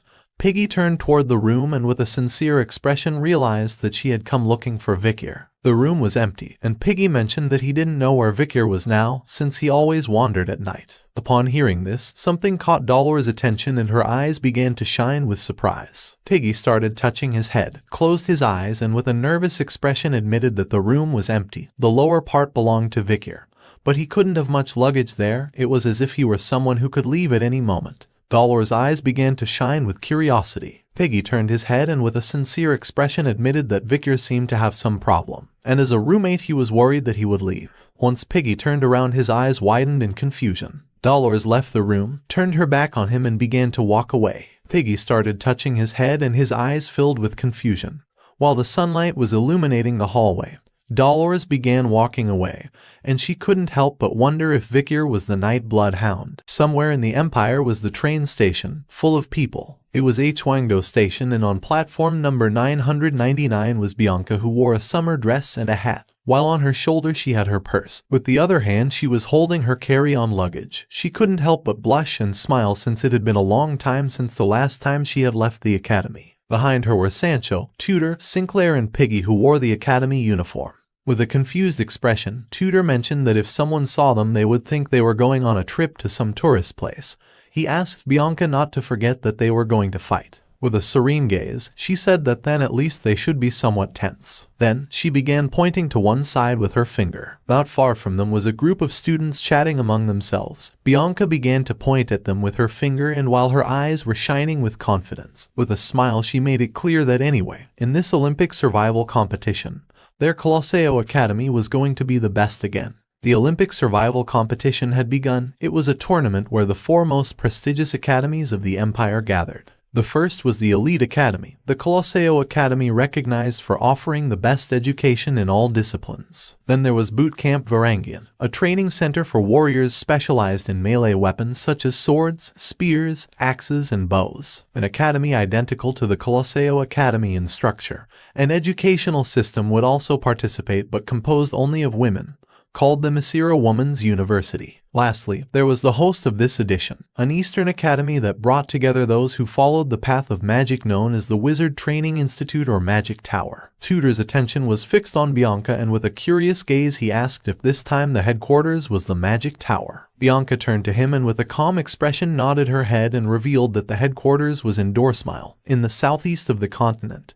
Where the Magic Tower was located, it was famous as a resting place. While they were walking through the station, the loudspeaker began to sound, revealing that the Continental Circuit train was entering the station. The next station was Hwangdo, Imperial Capital, Hwangdo Station. They approached the train tracks and began to contemplate the train. The eyes of Sancho, Bianca and Sinclair began to shine with joy, while on the other hand, Tudor's and Piggy's jaws dropped in surprise and astonishment. The train arrived at high speed. It was releasing blue smoke, and in front of it there was a powerful magic circle. The train stopped at the station. Piggy clenched his fists, and his eyes began to shine with excitement, since it was the first time he was going to take a magic train. Sancho rested his hands on his waist and with a confident smile mentioned that he had already taken this train once when he had come to enroll. While Piggy was observing the train with amazement, Bianca started pointing at them with her finger and asked them not to make a silly face. Upon hearing this, everyone's attention turned to her and their eyes widened in confusion. With a confident gaze, Bianca began to show a finger and revealed that on this train were also the students from the Varangian Academy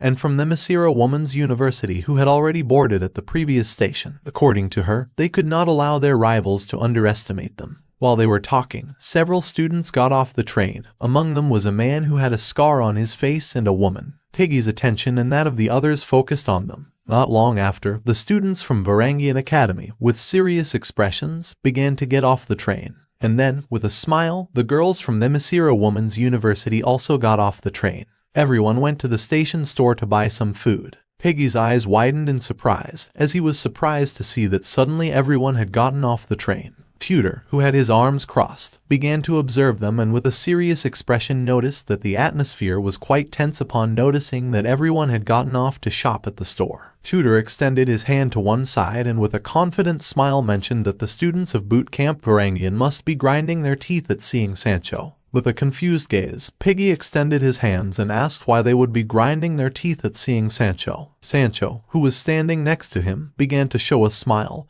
and his eyes started shining with joy. Tudor closed his eyes and with a smile revealed that Sancho had placed first in the entrance exam of the Varangian boot camp and then had entered the Colosseo Academy. Sancho's eyes began to shine with confidence and he couldn't help but smile since when it came to fighting, he was always ready. While they were talking, Bianca approached them and questioned if Sinclair was in serious trouble. Upon hearing this, Sinclair's attention fixed on her, and her eyes widened in surprise. Bianca remembered that she had also placed first in the entrance exam of the Magic Tower, and first in the entrance exam of the Asura Women's University. Sinclair couldn't help but smile and blush like a tomato. They got on the train. Being in first place always made her nervous, since if someone did well, at least they could tie, and if not, they would lose. Piggy, who was reading the train ticket, started walking down the aisle of the train. Tudor, who was behind him, extended his hand and with a smile asked her not to worry too much, since the real aces were the third-year students. Also, according to the data, there were going to be 50 third-year students, 30 second-year students, and 20 first-year students. Sancho and the others began to listen to Tudor in silence. With eyes shining with calmness, Tudor began imagining various magical objects. Among them there was a book, a sword, a dagger, and a necklace. He remembered that it was said that if they managed to rank among the top 10 in this competition,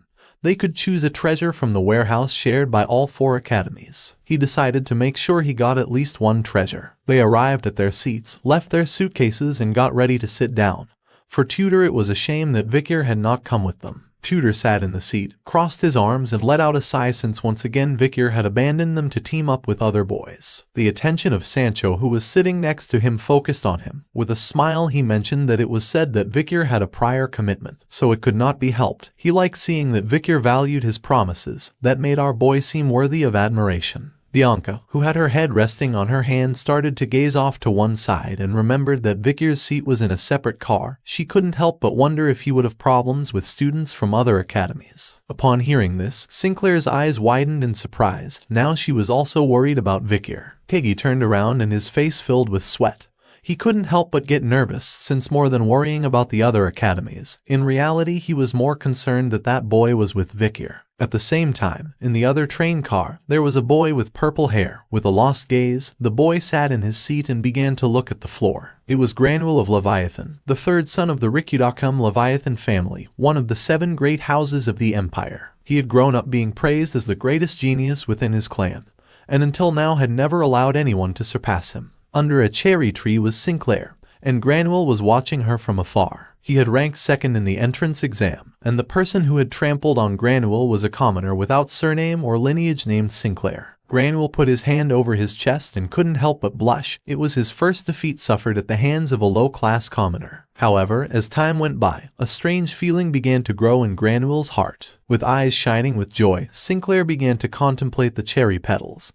That feeling had been born from the very moment he saw her for the first time. Her white hair that drew attention, her flawless skin, her large eyes like those of a deer, her delicate and harmonious nose and lips. While she was distracted, Granville and his men were looking at her with love. It was in that moment that he discovered in his heart that he loved her. Although he denied it strongly, it was an inevitable fact. He approached her, started pointing at her with his finger, called her a commoner, and with a smile asked if she had found a team. With a surprised gaze, she turned around. He tried to get closer to her little by little while reproaching himself for not being able to say anything more than sharp words like commoner. Pointing at himself with his thumb, he decided to let her join his team. Upon hearing this, Sinclair's eyes began to shine with joy and she started waving at someone. With a gaze full of joy she began to run and passed by Granville. Upon seeing this, his eyes widened in confusion and surprise. He could not help but clench his teeth tightly and feel furious. Behind them stood Vicar, lost in his thoughts. Sinclair extended her hand and with a smile began to talk with him.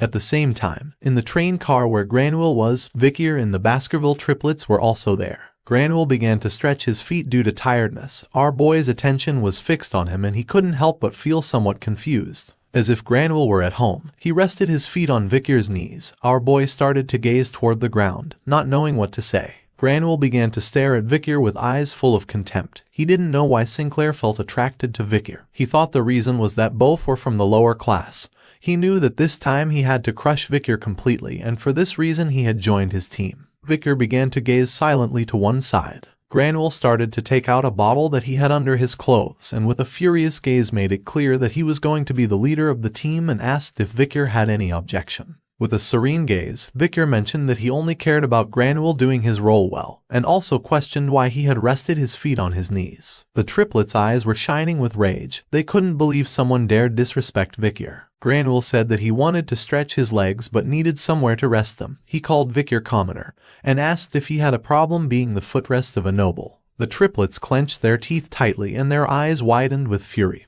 Granville asked if Victor wanted to fight and if he knew what the pain of being poisoned was. Granville prepared to take a sip from the bottle, began pointing at Victor with his finger, and with a furious gaze told him not to strut in front of him from now on, since if he made a mistake, he would implant a poisonous insect in his body. With eyes shining with evil, Granville extended his hand and poison began to emerge from his hand. He again called Victor a commoner and asked if he had understood. While the poison was emerging from his hand, Victor began to gaze toward the ground in silence and sank into his thoughts. Our boy stood up, made Granville stop resting his feet on his knees, and decided to go to the bathroom. Victor turned his back and Granville's eyes began to shine with rage. He asked him what he was doing. With shining eyes, Victor closed the door, put his finger near his mouth, and with a penetrating gaze gave Granville the order to be quiet. With eyes shining with rage, the triplets prepared to give Granville a beating. He clenched his teeth tightly and couldn't help feeling furious and thought that Victor was crazy. Just then, the triplets grabbed Granville by the head, making his eyes widen in fear and confusion. Poor Granville began to scream. Victor got out of the train car and started walking. He apologized but knew he couldn't let Granville interfere. Victor began to contemplate the landscape through the window, knowing that in this Olympic survival competition, they had to achieve results without fail. He knew that only the top 10 had the right to take an artifact from the shared treasure. With that right, he had to enter the treasure, because he had to destroy one of the artifacts that was in there. Victor's eyes began to shine with determination. He was standing on top of a cliff and a demonic eye was staring at him intently. This artifact was the inanimate demon, the 7th elite corpse Chilbancy Decorabia. The 7th elite corpse called Decorabia, in the form of a shining eye, and was an inorganic type demon. He was also one of the 10 elite corpses whose true identity had been revealed before Victor returned in time. This creature had existed as an artifact inside the treasure warehouse used by the Academy, and later on, it was awakened by the demons, becoming a great source of power for them during the era of destruction. Victor clenched his fists and with a serious gaze began to look at the ground and sank into his thoughts.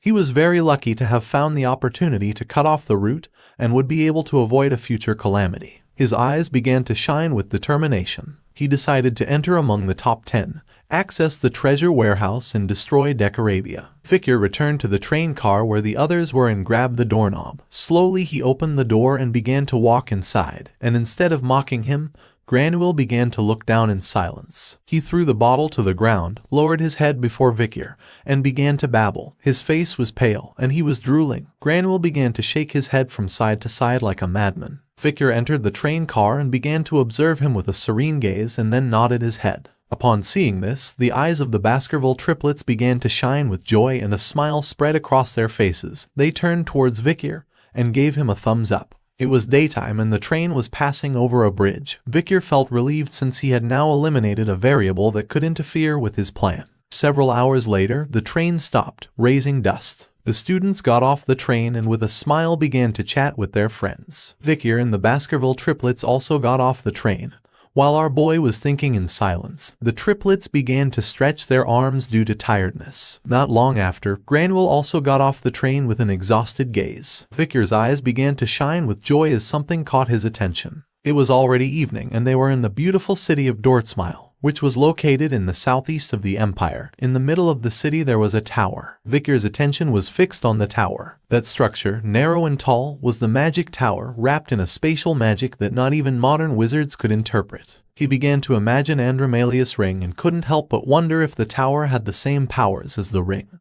The shiny purple ring had the ability to create a barrier. Several men holding flags of the empire appeared. With a cheerful expression, a green-haired man extended his hand and with a smile mentioned that it had been a long time.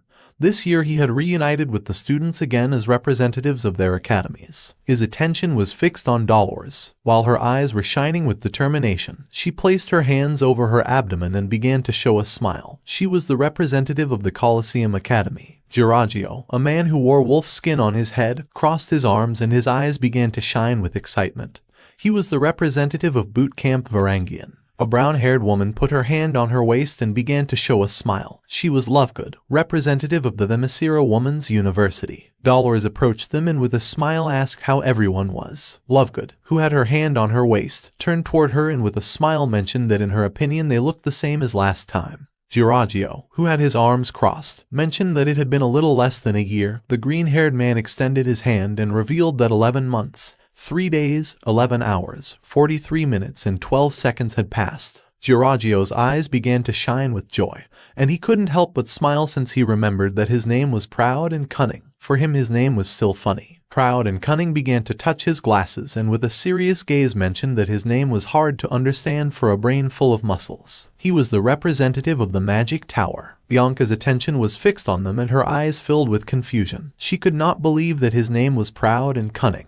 With an expression full of fear and disappointment, Sinclair explained that in the Magic Tower there existed a tradition where the elders gave baptismal nicknames to the younger ones. She continued recounting that, when they wanted to call him Little Soft Cotton, he had said he would give up entering the Magic Tower. According to her, his real name should be something like Hohenheim. With a confused expression, Proud and Cunning stuck his finger inside his ear and started looking to one side. His real name was Philippus Aureolus Theophrastus Bombastus von Hohenheim, but Proud and Cunning sounded better. Piggy, who was reading a book, approached them and with a surprised expression commented that the representatives from each school who were there were all strong enough not to be underestimated. Upon hearing his voice, Bianca's and Sinclair's attention turned to Piggy, and their eyes widened with curiosity. While Jiragio's eyes were shining with excitement, he began to show a smile. It was said that Jiragio, the representative of the Varangian boot camp, when he was in his first year, had knocked out all the fourth-year students and had taken control of the academy. There was also a rumor that his grandparents were a barbarian tribe who lived in the mountains of Edeka and Hek. Philippus began to show a calm smile. The representative of the Magic Tower had never lost even once against President Dollars during the entire University League. It was said that he had so much talent that, after graduating, he would automatically be appointed as a professor at the Magic Tower and aimed to become the youngest master of the tower. Lovegood, who had her hands on her waist, began to stare at everyone else. The representative of the Asura Women's University not only stood out for her skill, but also for her charisma in dominating people, therefore she was called the Peak of the Asura. In addition, she was active as a dancer in a famous theater company. With a curious look, Piggy began to read the contents of the book. According to what he read, probably in this tournament, Philippus Hohenheim and Jiragio would compete for first and second place, while President Dollars would be in third place. The book also suggested that in fourth place would be Lovegood from Nemasira. Sinclair began to observe Piggy in silence, not knowing what to say. With a confused gaze, Bianca asked where Piggy had gotten all this information. Just then, someone extended their hand. It was Philippus Hohenheim. While the sun was shining, he put one hand on his waist and with a confident gaze realized that it had been very difficult for them to reach the Magic Tower, so he decided to take them directly to their accommodations. Several hours later, night fell and the sky was full of stars. Sinclair, Bianca, Piggy, Sancho and Tudor arrived at the accommodation. They lifted their heads and their eyes widened with surprise and joy. In front of them there was a beautiful mushroom-shaped lodging. They couldn't believe that this was the place where they were going to stay. Not long after, the cooks of the Magic Tower prepared delicious dishes of meat, fish, and desserts. Tudor changed his clothes, grabbed the fork and knife, and upon seeing so much delicious food, his mouth watered. He couldn't help but smile since the buffet at the lodging was better than he expected. Piggy, who was sitting next to Sinclair, started turning his head from side to side with a confused gaze. He asked if anyone had seen Vicar since he was starting to get worried. With a serious gaze, Bianca began to point at the table where Vicar was. Tudor put the fork on the table and asked Piggy to stop worrying about Vicar, and advised him to worry about himself. The students were eating quietly. Each academy had brought 21st year students, 32nd year, and 53rd year, which added up to a total of 100 per school. Of the 400 participants in total, only the top 10 would have the opportunity to obtain an artifact. Bianca, who had her head resting on her hand, began to look sideways with a furious gaze. Seeing her expression, Tudor's attention focused on her, leaving him somewhat confused. When one of the students went for some food, he saw that there was nothing left since a man from Boot Camp Varangian put all the food on his plate and walked away with a smile. The plates of the students from the Varangian boot camp were full of food. Bianca's attention was fixed on them. She was furious because they had to share lodging with the Varangians and she didn't like their lack of manners. With an enthusiastic smile, they got ready to fill their plates again and pushed aside the other students since, according to them, in meals what mattered was rotation and that meat should keep coming without stopping. They claimed that the key was in the first 5 minutes, because if you let those pass, you wouldn't eat much, and for them, quantity mattered more than quality. The girl shot off to one side, but just before she could fall to the ground, Sancho appeared and grabbed her by the shoulder. With a grateful gaze, she thanked him. While the students from the Varangian boot camp were distracted, Sancho called their attention and mentioned that if they ate everything there would be nothing left for others to eat. Upon hearing his voice, their eyes widened with curiosity and they turned around. With a serious gaze, Sancho extended his hand and mentioned that they were cutting the line, revealing that they were bothering everyone. Upon hearing this, Tooter's and Piggy's eyes widened in surprise and their jaws dropped in shock. The man with the ponytail began to point at Sancho with the kitchen tongs, started staring at him intently and asked where the line was at the buffet, and also why the students from Colosseo Academy were making such a fuss. The girl hid behind Sancho and instead of feeling fear, he began to show a calm expression. Sancho began to get angry. He was afraid of losing muscle mass if he got mad, so he had tried to ignore them. But he knew this was not going to work. The man's eyes began to shine with rage. He clenched his teeth when he saw that he looked like Sancho. He had not been able to recognize him because he was wearing the academy uniform. He mocked Sancho by calling him a coward for having fled after finishing the entrance exam to Varangian. Using his hand, Sancho pushed aside the kitchen tongs, let out a sigh and revealed that the reason why he had not gone to Varangian was because he had obtained first place in Varangian but fifth place in Colosseo Academy. He thought there was more to learn at Colosseo Academy. He crossed his arms and with a serious gaze asked who he was. The man's eyes filled with rage. He clenched his fist and introduced himself as Balasan, whom Sancho had met during the exam. With a mocking gaze, Tutor put his hand over his mouth and mentioned that it was impossible for Sancho to remember someone like Balasan. With a smile, Bianca extended her hand and mentioned that the first place of the Varangian entrance exam had much to learn in Colosseo. Sancho closed his eyes and with a smile asked everyone to stop making fun of the weak. Upon hearing this, Balasan crushed the kitchen tongs. With an angry expression, he said that he was the leader of Varangian's first year, Boli Balasan, and challenged the first-year students of Colosseo Academy to a duel. He began to point at Sancho with his finger and asked him to call his best warrior, Sancho, and the others remained silent. With a curious gaze, they began to think in silence. Not far from them was Vicar sitting and eating. Everyone's attention was fixed on him. They began to observe our boy in silence. Balasan felt somewhat confused. While Vicar was eating calmly, Balasan approached him and slammed the table hard. Instead of panicking, our boy remained calm. With eyes shining with rage, Balasan asked if Vicar was the strongest among the first years. Our boy began to gaze toward the ground in silence. Balasan had destroyed Vicar's food. He was furious since just when he had finished cutting everything up, this guy had ruined it all. Placing his hands on the table, Balasan began to stare intently at Vicar and called his attention. Our boy who was sitting in front remained silent. The attention of all the students focused on them and their eyes widened with fear, realizing that there was going to be a fight. With a furious gaze, Balasan clenched his teeth and asked if Vicar was the strongest first-year student at Colosseo Academy. Instead of panicking, our boy stayed calm and began to ponder silently. Not long after, Balasan forcefully placed his elbow on the table. He sat across from Vicar,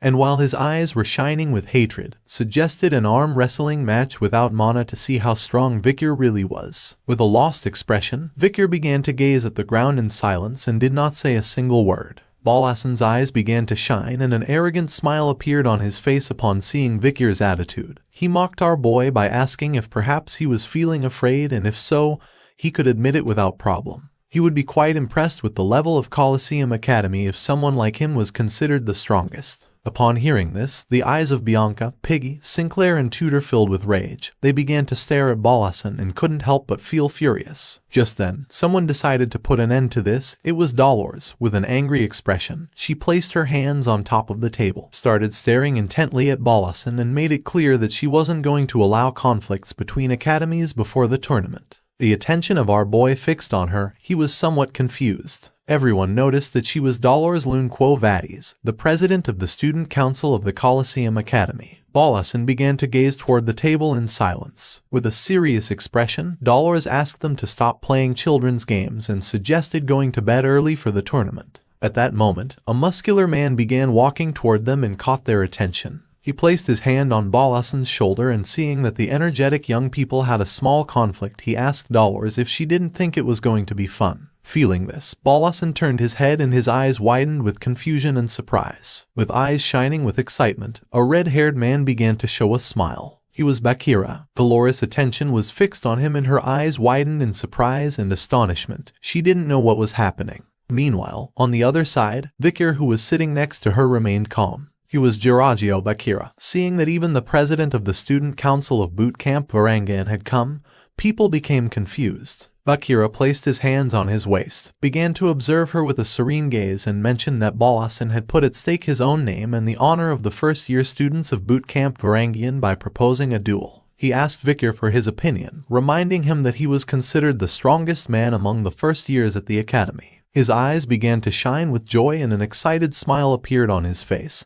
He wanted Vikir to accept. Vikir remained silent, not knowing what to say. Dolores began staring intently at Bakira and mentioned that she understood what he meant, but if it couldn't be done, it couldn't be done. While Bakira's eyes were shining with joy, he placed his hand on Balasan's shoulder and with a smile began to point to the side with his finger, revealing that Balasan was desperate to show his strength, and also asked them to look. With a gaze full of determination, Balasan began to snort smoke from his nose, desperate to arm wrestle Vikir. Not far away were Bianca, Sancho, Tudor, Piggy and Sinclair. Their eyes were shining with rage. They could endure being insulted, but they would not allow anyone to insult their friends. Bakira revealed that they too were desperate for Vikir to show his strength. They clenched their fists and began staring at Balasan with a piercing gaze. Dolores' attention was fixed on them and her eyes filled with concern. With a nervous expression, she began to ponder in silence, knowing that if she used her authority to force them to withdraw authoritatively, it could affect the morale of the first-year students before the tournament. Nevertheless, the safety of the students was her priority. Vikir began to observe her attentively with a curious gaze. He did not know what she had in mind.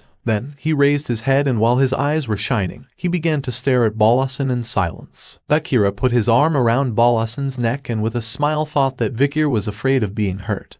He promised that the game would be done with moderation. Upon hearing this, Balasan's eyes filled with fear and confusion. Vikir began to imagine Bakira from the past, remembering that Jirajio Bakira, before his regression, had been one of the great heroes of humanity's united forces. During his time at boot camp Varangian, because his grandparents were originally from Suhi, he had suffered discrimination. But despite this, he fought against fourth-year students and became a legend for having dominated the academy. In the confrontations with the Varangian boot camp, led by Bakira and with strong cohesion, he learned not to be underestimated and to earn respect. Dolores moved away from the table and began to observe Vikir in silence. Bakira, who was standing next to Balasan, remained silent, waiting for Vikir's response. Vikir began to gaze at the ground and agreed to have an arm wrestling match with Balasan. Upon hearing this, Bakira closed his eyes and couldn't help but laugh. He was so excited that he started choking Balasan, who began screaming for help. With a worried gaze, Dolores asked if Vikir was sure about this. Our boy stood up and began to ponder. Although he was going to draw some attention, if he obsessed over trivial things he would lose the essence. He began to gaze at the ground, then started pointing at Bakira with his finger and said that he wanted to have an arm wrestling match with Bakira instead of Balasan. Upon hearing this, their eyes filled with confusion and surprise. No one knew what was happening. Balasan's eyes filled with rage. The jaws of all the students, including Dolores, dropped in surprise. They couldn't believe that Vikir wanted to have an arm wrestling match with Bakira. With eyes shining with fury, Balasan clenched his fist and made it clear that he was Vikir's opponent. Just then, Bakira put his hand forward and an excited smile spread across his face. Seeing this, Balasan felt confused and his eyes filled with fear. He didn't know what he had in mind. Vikir began to show a determined expression, and noticing this, Bakira realized that he wasn't joking. With eyes shining with excitement, Bakira rested his elbow on the table, and while his body was releasing an immense amount of mana, with a smile he decided to accept having an arm wrestle with Vikir. Our boy also rested his elbow on the table and grabbed Bakira's hand, both prepared for an arm wrestle. Dolores stood next to the table and with a serious expression she said that the rules were simple. The result of the arm wrestle would be decided by a clear victory, defeat or surrender. With an expression full of determination, Vikir prepared to defeat Bakira. Dolores' attention was fixed on him. With a gaze full of concern she revealed that she would stop the duel if she noticed any risk of injury. Both grabbed each other's hands tightly and Dolores asked them to get ready. At that moment, our boy began to apply some force, and upon noticing this, Bakira's eyes filled with surprise. He didn't know what was happening. An excited smile appeared on our boy's face. Dollars gave the signal for the duel to begin and both started applying force. Not long after, Bakira began to gain the advantage, but our boy focused since he wasn't going to lose this arm wrestling match. All the students felt excited and began cheering. One of Balasan's friends put his hand under his chin and felt confused. He thought that Vikir would lose as soon as they started, but he wondered how, with that body, he could withstand Bakira's strength. The other man's eyes filled with surprise. According to him, this was not possible. He assumed that Bakira was not using all his strength because he was afraid of breaking Vikir's arm. With eyes shining with seriousness, Balasan clenched his fist and began shouting, asking Bakira not to hold back. Piggy put his hands on top of his head and felt worried for Vikir. Sinclair's eyes filled with worry and surprise. She didn't know what was happening. Tudor's eyes widened in surprise. He had felt that Vikir was strong, even in the match against Neftali, but he did not expect that he could stand up to Bakira. Sancho was in shock, as he couldn't believe how strong Vikir was. With a curious gaze, Tudor began to observe closely, and mentioned that if Bakira was doing this seriously, they could really expect Vikir's victory. The arm wrestling match was intense. Bakira clenched his teeth tightly and decided not to lose against our boy. Dollars began to watch attentively. Bakira's hand started trembling and he clenched his teeth tightly. He couldn't believe that Vikir was so strong. His eyes widened in confusion. He had been thinking of ending this arm wrestling properly by controlling his strength. But at the moment when he had taken his hand, his thoughts had changed. He began to imagine Vikir's muscles surrounded by mana. He thought about how the load weighed through the triceps and shoulders, and the shape of the hand was designed to maximize the strength of the forearm muscles. He realized that, although he himself was ahead in the weight category, Vikir's technique was on a completely different level. He began to imagine himself dragging a mountain. He felt that, setting aside technique, it was like a rocky mountain, like trying to forcefully pull an enormous rocky mountain. With his face full of sweat and a smile, he mentioned that the way Vikir used his power seemed to him like that of a veteran who had been through everything. He found him as experienced as his own father and wondered how it was possible. He felt curious to know who Vikir really was. Our boy began to gaze toward the ground in silence. Vikir began to speak in the language of Bakira, revealing that he was the hunting ground. Upon hearing this, Bakira's eyes filled with fear and surprise. With shining eyes, Vikir began to stare at Bakira, revealing that he was the hunting ground of Balak. Vikir decided to stop playing and began to use all his strength, slamming Bakira's hand against the table. His strength was so immense that smoke began to emerge. Seeing this, Bakira clenched his teeth tightly. Dolores put her hands over her face. She didn't know what was happening. Everyone else's eyes filled with confusion. No one could see ahead since a dust storm had suddenly appeared. Once the curtain of dust disappeared, the broken table could be seen and Vikir lying on the ground and Bakira standing. No one knew who had won. With a confused gaze, Bakira began to look at his hand, just before he could admit defeat. Vikir, who was sitting on the ground with a serious gaze, admitted that he had lost. Everyone started cheering for Vikir for having fought well and for having endured so long against someone as strong as Bakira. Bakira clenched his fist tightly, knowing that Vikir had let him win. He began to walk toward our boy. Vikir's attention focused on him and his eyes began to shine. They both shook hands and, speaking in the language of the tribe, Bakira admitted that Vikir was the pride of the deep forests. His eyes began to shine with joy and he swore never to forget Vikir. He grabbed Vikir's arm and raised it in the air. With a smile, Bakira mentioned that Vikir had incredible strength for having been able to withstand his power. Our boy remained silent. Sancho's eyes began to shine with joy, and a smile spread across his face, realizing that this was a friendship between men. Tudor crossed his arms and couldn't help but smile, since according to him Bakira was great, he was a real man. Piggy clenched his fists and his eyes began to shine with excitement. His heart was racing at full speed. He really wanted the day of the tournament to arrive. It was night, and with the burning passion of men, the first day before the competition was slowly coming to an end amid intense heat. And finally, the true day of the University League arrived. Inside the tower was the management office of the Magic Tower. The master of the Magic Tower, Blue Whale, began stroking his beard and mentioned that it was an honor for him to have them in the tower for this year's competition. In front of him was a woman with brown hair. She was the Masira's director named Hippolyte, and a man with a scar on his face. He was general of boot camp Varangian named Basilios. Also present was Banshee Morg, deputy director of Colosseum Academy. They were all seated around a hologram. Blue Whale thanked everyone for having made their way to the Magic Tower and expressed his gratitude. Hippolyte began to point at the hologram with her finger and mentioned that the extra eye of the magic tower was always amazing. Basilios couldn't help but smile since he could see all the students who were inside. With a smile, Blue Whale said it was true. You could see what the 400 students were doing. In the hologram, red dots could be seen. This year's survival competition map was the enemy and the Black Mountain. Everyone began to watch closely, and somewhere was Vikir, and behind him there were monsters staring at him. Blue Whale asked if they didn't feel great curiosity about how the students would survive in this infernal map. It was daytime and the sun shone high in the sky. That day marked the beginning of the Survival Olympiad. The tournament would take place in the Magic Tower, a place made up of countless spaces whose height and width were impossible to measure. Inside it awaited this year's map for the survival tournament, the jungle of the Red and Black Mountain.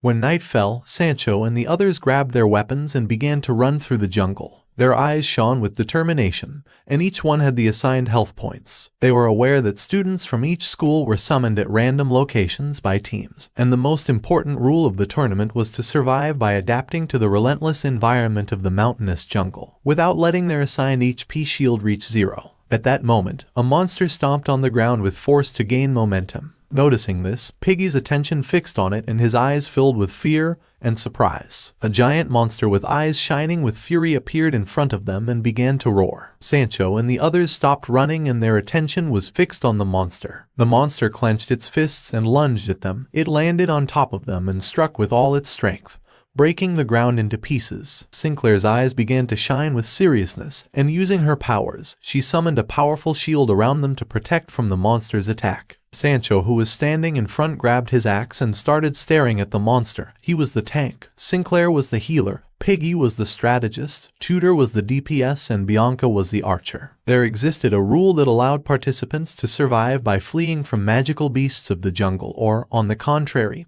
hunting them to earn points. With a serious gaze, Piggy turned to Tudor and said that they would distract the beast until the next attack. He also told Sancho that, once his shield was depleted, he should take care of escorting Sinclair and Bianca. Tudor began to observe Piggy and nodded his head. Then, Piggy turned to Bianca and Sinclair and asked them that, while he and Tudor distracted the beast, they should aim at its vital points. Sinclair, who was holding her magic staff, and Bianca began to observe Piggy and nodded their heads. The monster became enraged, clenched its fist, and began charging toward them, ready to attack again. Seeing this, Piggy and the others started running toward it and decided to set off. They were willing to defeat this beast. With a furious gaze, the beast attacked with all its strength, but Tudor jumped and dodged the attack, making its fist hit the rocks. With a worried expression, Piggy crouched down and also dodged the attack at the last second. The monster got even angrier and started hitting with all its strength, and while it was distracted, Sinclair extended her hands and applied a buff to Bianca. She stood up and began aiming at the monster with her bow, ready to shoot. Sancho stood in front of them to protect them from a possible attack. Several seconds passed, and seeing that Bianca still hadn't shot the bow, Tudor's eyes filled with confusion. Sinclair grabbed her magic staff tightly,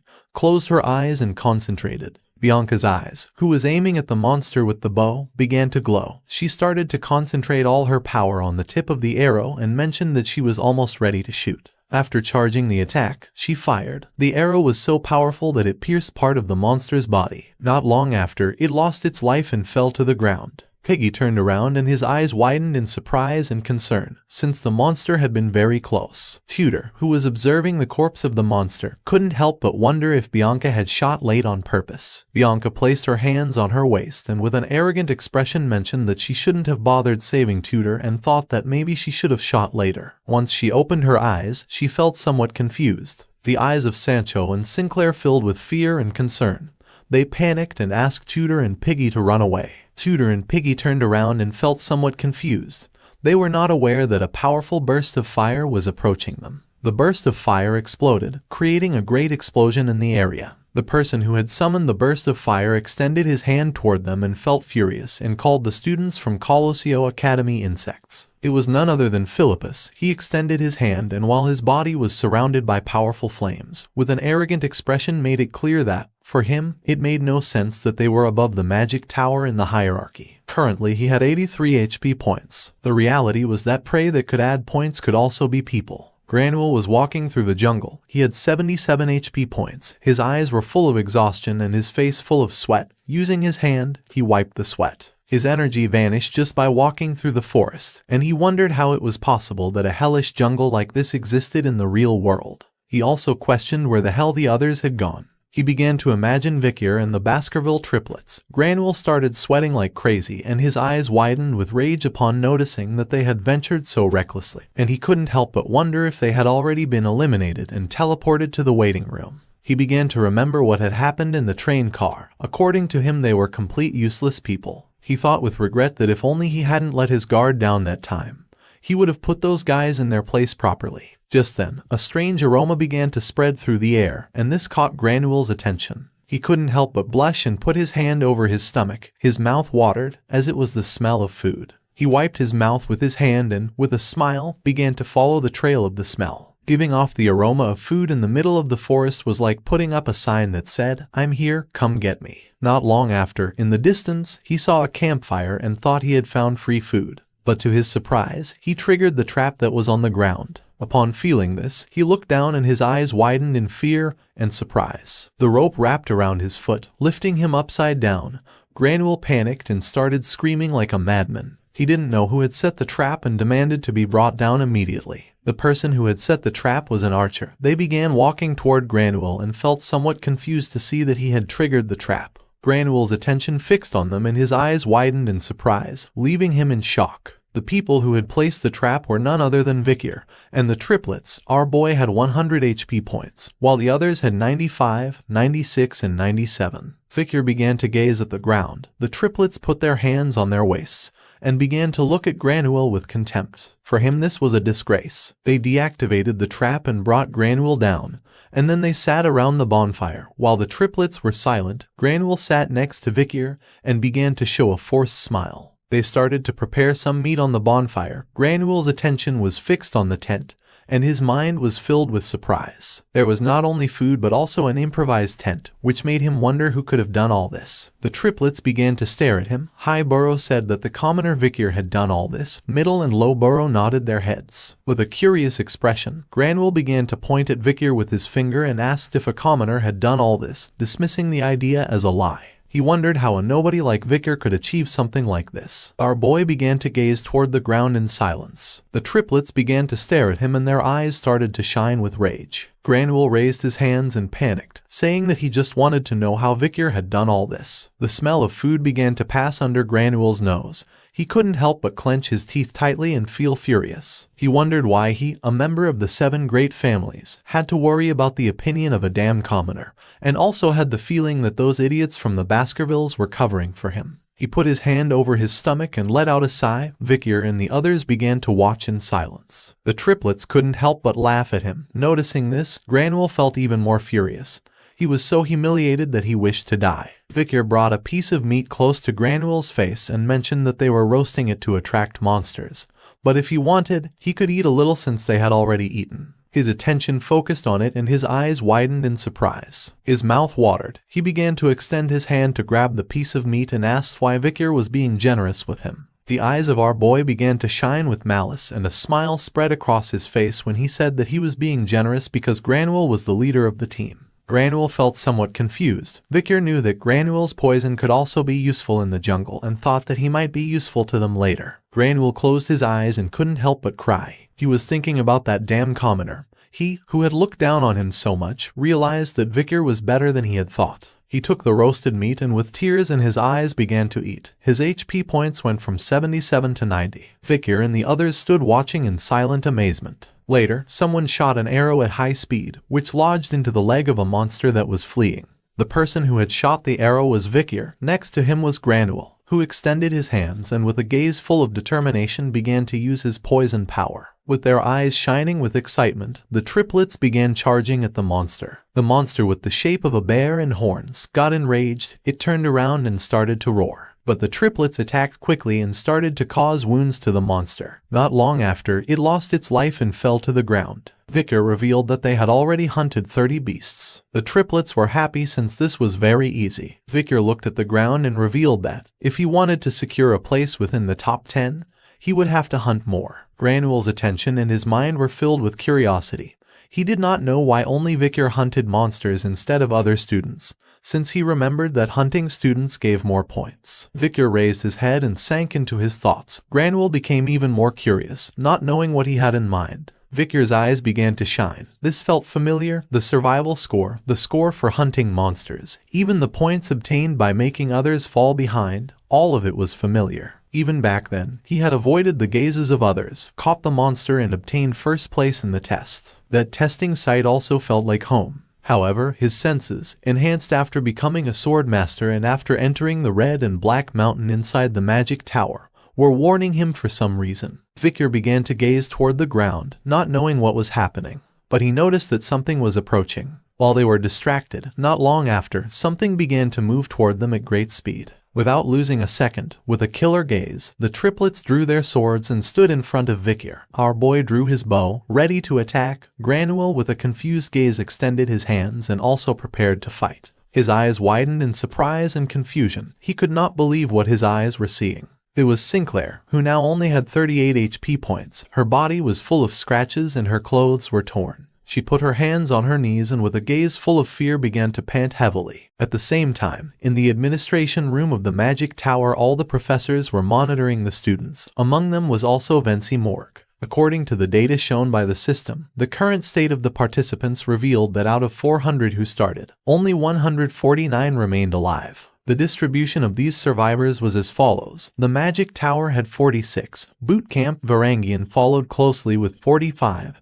The Masira had 35 and Colosseo Academy was at the rear with only 23. The attention of the general from Bootcamp Varangian focused on the hologram of the mountain and an arrogant smile spread across his face. His satisfaction was due to Colosseo Academy's students, who were already few in number, having suffered a critical blow. Hohenheim had just eliminated their first-year students en masse. The director of the Masira, Hippolyte, began touching her chin and with a smile said that Hohenheim looked very imposing. The master of the magic tower, Blue Whale, began to stroke his beard, extended his hand and could not help but feel joyful upon seeing that the arrogant know-it-all Hohenheim had finally shown his true nature. According to him, the Colosseum Academy had no luck whatsoever in this tournament. Venti Morgue began to gaze toward the ground in silence, not knowing what to say. Blue Whale's attention fixed on him, and with a curious gaze, he asked what Venti Morgue was thinking about so deeply. With a lost gaze, Venti Morgue began to observe the hologram in silence, sunk in his thoughts. Then he extended his hand and while his eyes were shining with concern he expressed the doubt that was eating away at him. Feeling the weight of his responsibility as host of the survival tournament,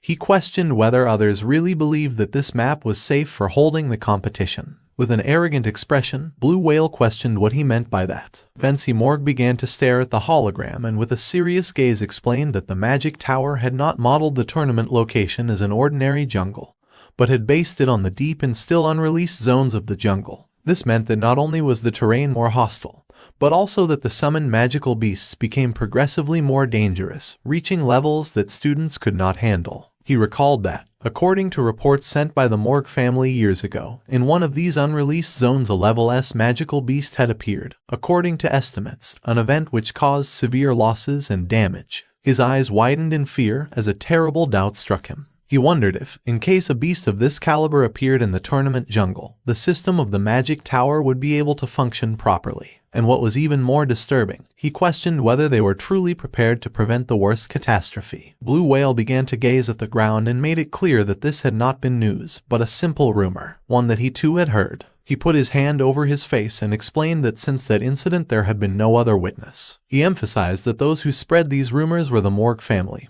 who were in open opposition to his magic tower, which is why, from the beginning, he did not trust what they said. On the other hand, he stated that the beasts appearing on the tournament field were summoned adapting to the students' abilities. Currently, the level of participants ranged from basic sword expert to 4th circle mage, which was equivalent to a low-level graduator. Blue Whale began imagining Victor with eyes shining with evil, explaining that, nevertheless, there was a condition for this to happen. If someone had 7th circle level skills or higher, in other words, at sword master level, then just as Venti Morgue feared, they could summon beasts that the system could not control. However, he insisted this was almost impossible, or more precisely, completely impossible. And in the unlikely event an accident occurred, the solution was simple: the competition would be suspended. At the same time, Tutor, Sancho, Piggy, and Bianca appeared in the tournament waiting room. Tutor began to touch his head with an embarrassed expression, while on the other side, Piggy put his hands on his head and started going crazy. Blue Whale asked them not to worry, since also, if a student's HP shield reached 0, they would be automatically teleported to the tournament waiting room.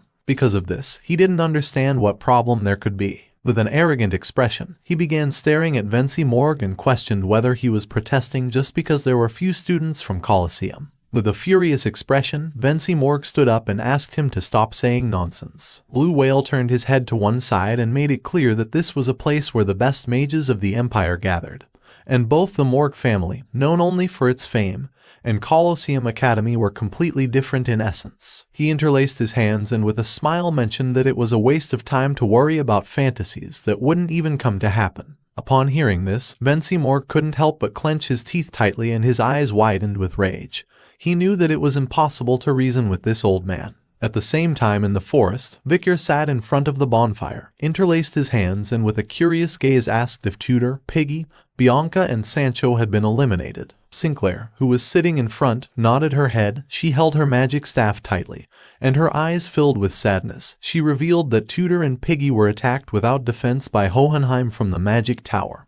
Just like the others, Vicar's eyes began to shine with seriousness and the image of his opponents came to his mind. He recognized Hohenheim as one of the great heroes who stood out during the era of devastation. But he also knew that, even if they were heroes from the same era, there could still be differences in their abilities. Sinclair felt lucky to have found Vicar, but she was confused since she didn't know why his HP was intact. Our boy had 100 HP points. He began staring at her in silence. Granule, who had his arms crossed and back leaning against the tree, was listening to their conversation. Sinclair's eyes began to shine with joy, and with a smile she admitted that she got tired quickly, losing HP just by running a little through the forest. But Vicar, on the other hand, was truly incredible. Our boy, who was lost in his thoughts, remained silent. Granule clenched his teeth tightly and his eyes widened with rage. He couldn't stand seeing them so close together. He knew that they were simply hiding deep in the forest hunting beasts, and because of this they maintained their good condition and their HP intact. He wondered what was so impressive about all this, convinced that he could do something like that too. Vicar's eyes filled with seriousness. He turned around and grabbed several arrows. Our boy began to aim at Granule with the bow. Upon seeing this, Granule panicked, raised his arms and said he hadn't said anything wrong. Sinclair's attention focused on him and she couldn't help but feel somewhat confused. The reality was that a monster with tentacles was about to attack Granule. Without wasting any more time, Vicar decided to shoot the bow. Granule ducked down, closed his eyes, put his hands over his head and started screaming like a madman. The arrows shot out and hit the monster's tentacles. Someone who was holding a magic staff was somewhat surprised to see Vicar's instinct. Even though they had used silence magic to eliminate the sound of approaches, Vicar had still noticed. Sinclair and the others drew their weapons. Granule stood up and began to run toward them. The student who had launched the attack belonged to the Women's University, the Asura. With an arrogant expression, she thought that the chicks from the Colosseum believed that by hiding in a place like this, she wouldn't find them. Next to her was a girl carrying a shield with 70 HP points and an archer with 81 points. She started touching her hair and with a confident gaze began to point at them with the magic staff and called them arrogant. She had 85 HP points. It was night and one of them recognized Sinclair. Upon hearing this, her eyes widened in surprise and confusion. With a confused gaze, the archer asked her friend if she really knew Sinclair. She began to stare at Sinclair and with a serious gaze revealed that she was the famous traitor who, despite having passed first place in Nemasira's entrance exam, had ended up going to Colosseum Academy. With a nervous expression, the archer suggested to her friend not to say this in front of the president. Upon hearing this, her eyes filled with fear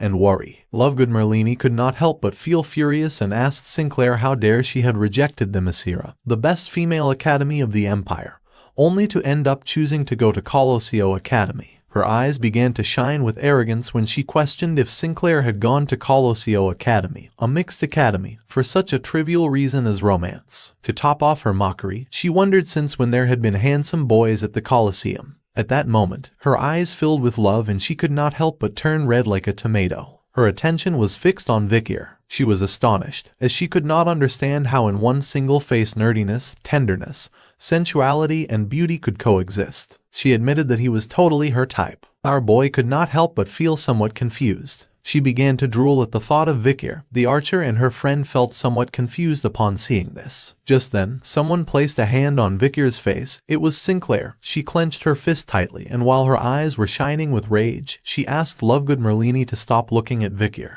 Upon hearing this, Lovegood Merlini's eyes began to shine with malice and a murderous aura started to emerge from her body. Noticing this, her friends panicked, knowing that this was not good. She gripped her magic staff tightly and mana began to emerge from her body. She could not believe what Sinclair had just said. She activated her powers and not long after, tentacles began to emerge from the ground. Vikir and Sinclair started watching her in silence. Lovegood Merlina's eyes began to shine with fury. She started screaming, swearing to kill Sinclair, and the tentacles she had summoned shot out toward her. Somewhere else in the forest, several explosions occurred. They had been caused by Hohenheim, who currently had 83 HP points. With an arrogant smile, he asked his opponents to stop running and surrender at once, since there was nothing a healer could do alone without any combatant. He was facing Dolores, who clenched her teeth tightly and with an expression full of determination extended her hands and summoned a barrier to protect herself from the attack. The flames of Hohenheim fell behind her, and when she turned around, her eyes widened in surprise and fear upon seeing that she was surrounded. Hohenheim began to walk toward her and made it clear that she no longer had anywhere to run. His eyes began to shine with malice and, with a smile, he assured that if she fell, her academy would no longer have any chance. With this, the survival competition would be a victory for the magic tower. Dolores began to pant heavily but decided not to give up. She knew she couldn't fall here. At that moment, someone wielding a sword emerged and prepared to attack. The attention of Dolores and Hohenheim focused on them, leaving them somewhat confused. It was Bakira, with his body surrounded by mana and his eyes shining with excitement. He asked Hohenheim not to be so confident. Bakira swung the sword forcefully and attacked. Luckily, Hohenheim reacted in time and by summoning a barrier, blocked the attack. He couldn't help but grit his teeth, realizing that Bakira was a graduator. Bakira's eyes began to shine with joy. With a smile, he noticed that Hohenheim had reached class 4, knowing that he couldn't fall behind. He attacked again using all his strength and his sword struck against Hohenheim's barrier. At the same time, the tentacles that Lovegood Merlini had summoned began to advance rapidly toward Vikir. Just then, with their eyes shining, the Baskerville triplets cut the tentacles into pieces. Vikir prepared to shoot the bow, realizing that this magic was similar to what the 3 flowers of Morgue used. However, this was a combination of 3 different spells. He understood that it required an extremely high level of concentration, and even so, his opponent managed to use it with admirable skill, even while under the influence of intense emotions. His eyes widened in fear as he began to feel a strange mana. With a gaze full of fear, Vikir turned around. Crows began to fly through the forest, and Vikir couldn't help but wonder what this strange energy was. The ground began to shake and not long after, it started to crack. Hohenheim was confused without knowing what was happening. Bakira began to gaze toward the ground and mentioned that he had never heard there could be earthquakes in the deep forests. At that moment, something emerged from the ground, everyone's attention fixed on it, leaving them in shock. Their eyes widened with fear and surprise. They didn't know what was happening. The attention of Vikir and Sinclair also fixed on it. They were somewhat confused. A giant spider emerged from the ground. Vikir's eyes widened in surprise. The spider opened its mouth and began to roar. She was Madam of 8 legs. The spider madam opened its mouth and with eyes shining with rage, decided to attack. The Baskerville triplets began to move at great speed, dodging the attacks. Vikir remained calm. Sinclair grabbed her magic staff with both hands and could not help but feel fear, while on the other side, Granville panicked. Lovegood Merlini was staring silently at Madam. Her eyes were full of fear. She did not know what this creature was. Seeing her expression, her friends panicked and asked her to react, insisting that they should flee immediately. While Vikir was fleeing the area along with the others, his gaze fixed on Madam and his eyes began to shine with seriousness, realizing that she was the cause of the unease he had felt since the moment he entered the tournament field. Vikir began to imagine a book, remembering that before regressing, the stories about Madam were nothing more than legends passed down as horror tales. It was only after multiple investigations that she was finally recorded in the Imperial Bestiary as an official magical beast, which meant that until then, there had been no reliable testimony from anyone who had seen her clearly. Even within the magic tower where the tournament was held, there were no precedents. He understood that this must be another variable caused by his return. While Madam's eyes were shining with malice, Vikir began to stare at it in silence. It attacked using one of its legs, and as the leg slowly approached, Lovegood Merlini became paralyzed with fear. Not knowing what to do, meanwhile on the other side, her friends drew their weapons ready to fight. Her eyes were full of terror. She couldn't move and couldn't believe she was going to be eliminated without being able to do anything about it. Just before the attack could hit her, her team's tank, her friend, stood in front and used her shield to block the attack. But the difference in strength was too great, so she turned toward her with a worried gaze and asked her to step aside. Upon hearing her voice, Lovegood Merlini came out of her thoughts and her eyes widened in surprise. Luckily, she reacted in time and moved out of the path of the attack, causing Madam's leg to pass by her at great speed, destroying everything in its path. Once Lovegood Merlini turned around, her eyes widened in fear, leaving her in shock. Madam's attack was so powerful that it made Anna, her friend, crash into a tree.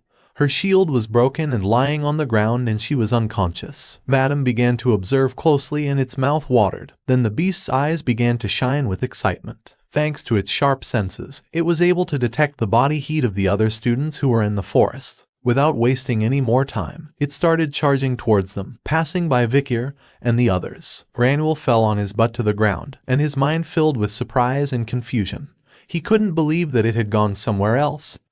He had thought he was going to be eliminated. Vikir, who was standing up, clenched his fist and began to observe Madam in silence. Our boy couldn't help but wonder if it was heading towards where more students were gathered. His eyes began to shine with concern. He couldn't help but wonder what the administration room was doing at this moment. He knew they shouldn't allow an entity outside of parameters to participate in the tournament. Vikir's thoughts were interrupted by Lovegood Merlini, who started running toward Anna to see if she was okay. Vikir turned toward them and became somewhat curious. Anna was injured, her body full of scratches and her HP had dropped to 0. Lovegood Merlini's eyes widened in confusion and surprise. She couldn't understand why Anna hadn't been teleported to the waiting room if her HP was clearly at 0. The friend's eyes filled with fear. She couldn't help but panic since she didn't know how they were going to get out of this place now. She put her hand over her mouth and couldn't help but cry.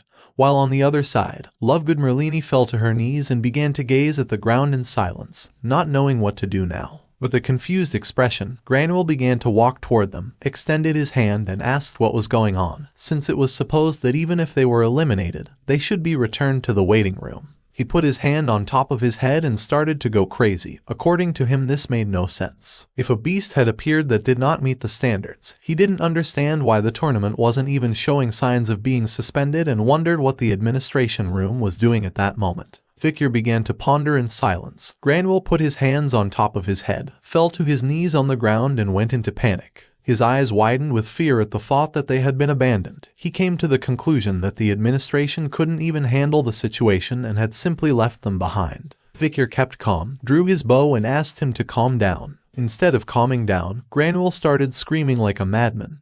He didn't want to die in this place. At the same time, someone made their way through the bushes and saw them. It was Dolores, Bakira and Hohenheim. Bakira, who had his sword resting on his shoulder, began to observe our boy in silence, while on the other side, Hohenheim began to show a calm gaze. Dolores' eyes widened with worry. She didn't know if they were okay. At the same time, in the administration room of the magic tower, the hologram turned red, Blue Whale, and the others panicked upon realizing that although the students' HP points had reached 0, they were not being teleported back. Now that one was injured, they decided it was better to get them out immediately. With a gaze full of concern, Vency Morg began to shout and ask Blue Whale to stop the tournament. Blue Whale's eyes widened with fear and confusion. He couldn't believe that a beast like Madam was in the forest and began to wonder if everything the Morg family had said was true. He began to gaze toward the ground with a confident expression, knowing that if the spider hadn't appeared, the magic tower could have won the tournament. Upon hearing this, Vency Morg couldn't help but clench his teeth tightly. Without wasting any more time, he got up from his seat and started running.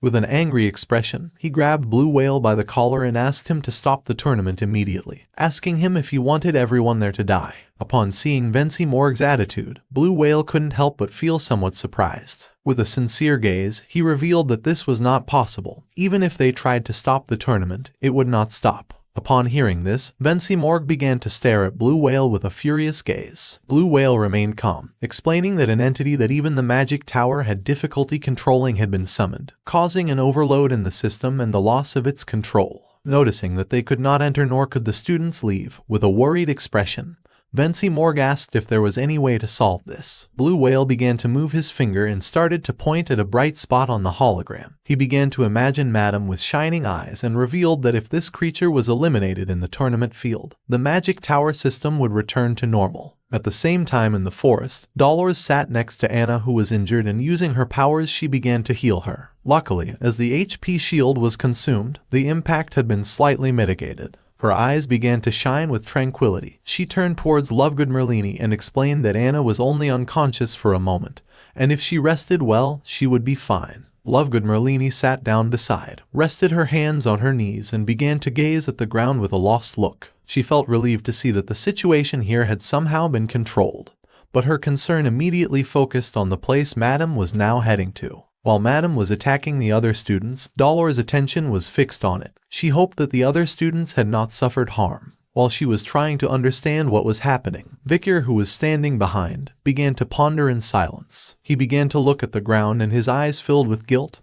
He remembered that the monster Madam of 8 legs had a danger classification level S, a calamity of the type annihilation of nations whose mere existence was enough to break the will to live. He knew that this Madam was not the same as the one he had met outside the magic tower. She did not use her poison and all her multiple eyes had disappeared, which meant she now had blind spots. Her body, once impenetrable, showed holes in several parts. He suspected that she had been summoned to the tower with a distortion between the Madam of the past and the already dead one, as if she existed in an altered state of reality. Vikir raised his head and his attention focused on someone. In front of him was Lovegood Merlini sitting and silently looking at the ground. Bakira and Hohenheim remained silent, not knowing what to do. Our boy clenched his fist tightly.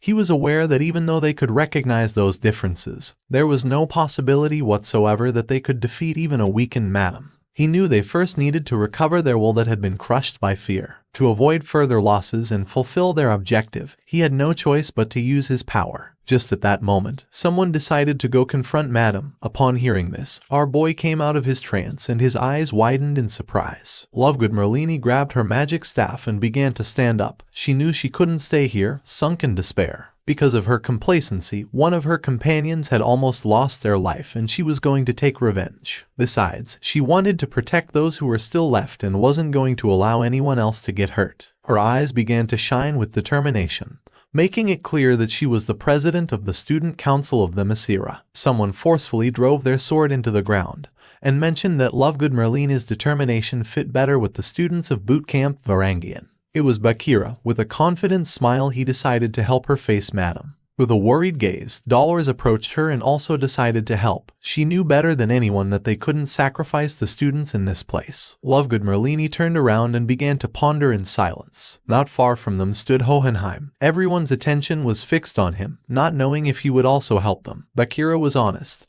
Although he hated to admit it, he knew they needed Hohenheim's strength. Upon hearing this, a smile spread across Hohenheim's face. Under the moonlight, he adjusted his glasses and with a confident gaze mentioned that, although it bothered him, he would accept a temporary alliance just this once. It was all for the victory of the magic tower. Vikir began to observe them closely.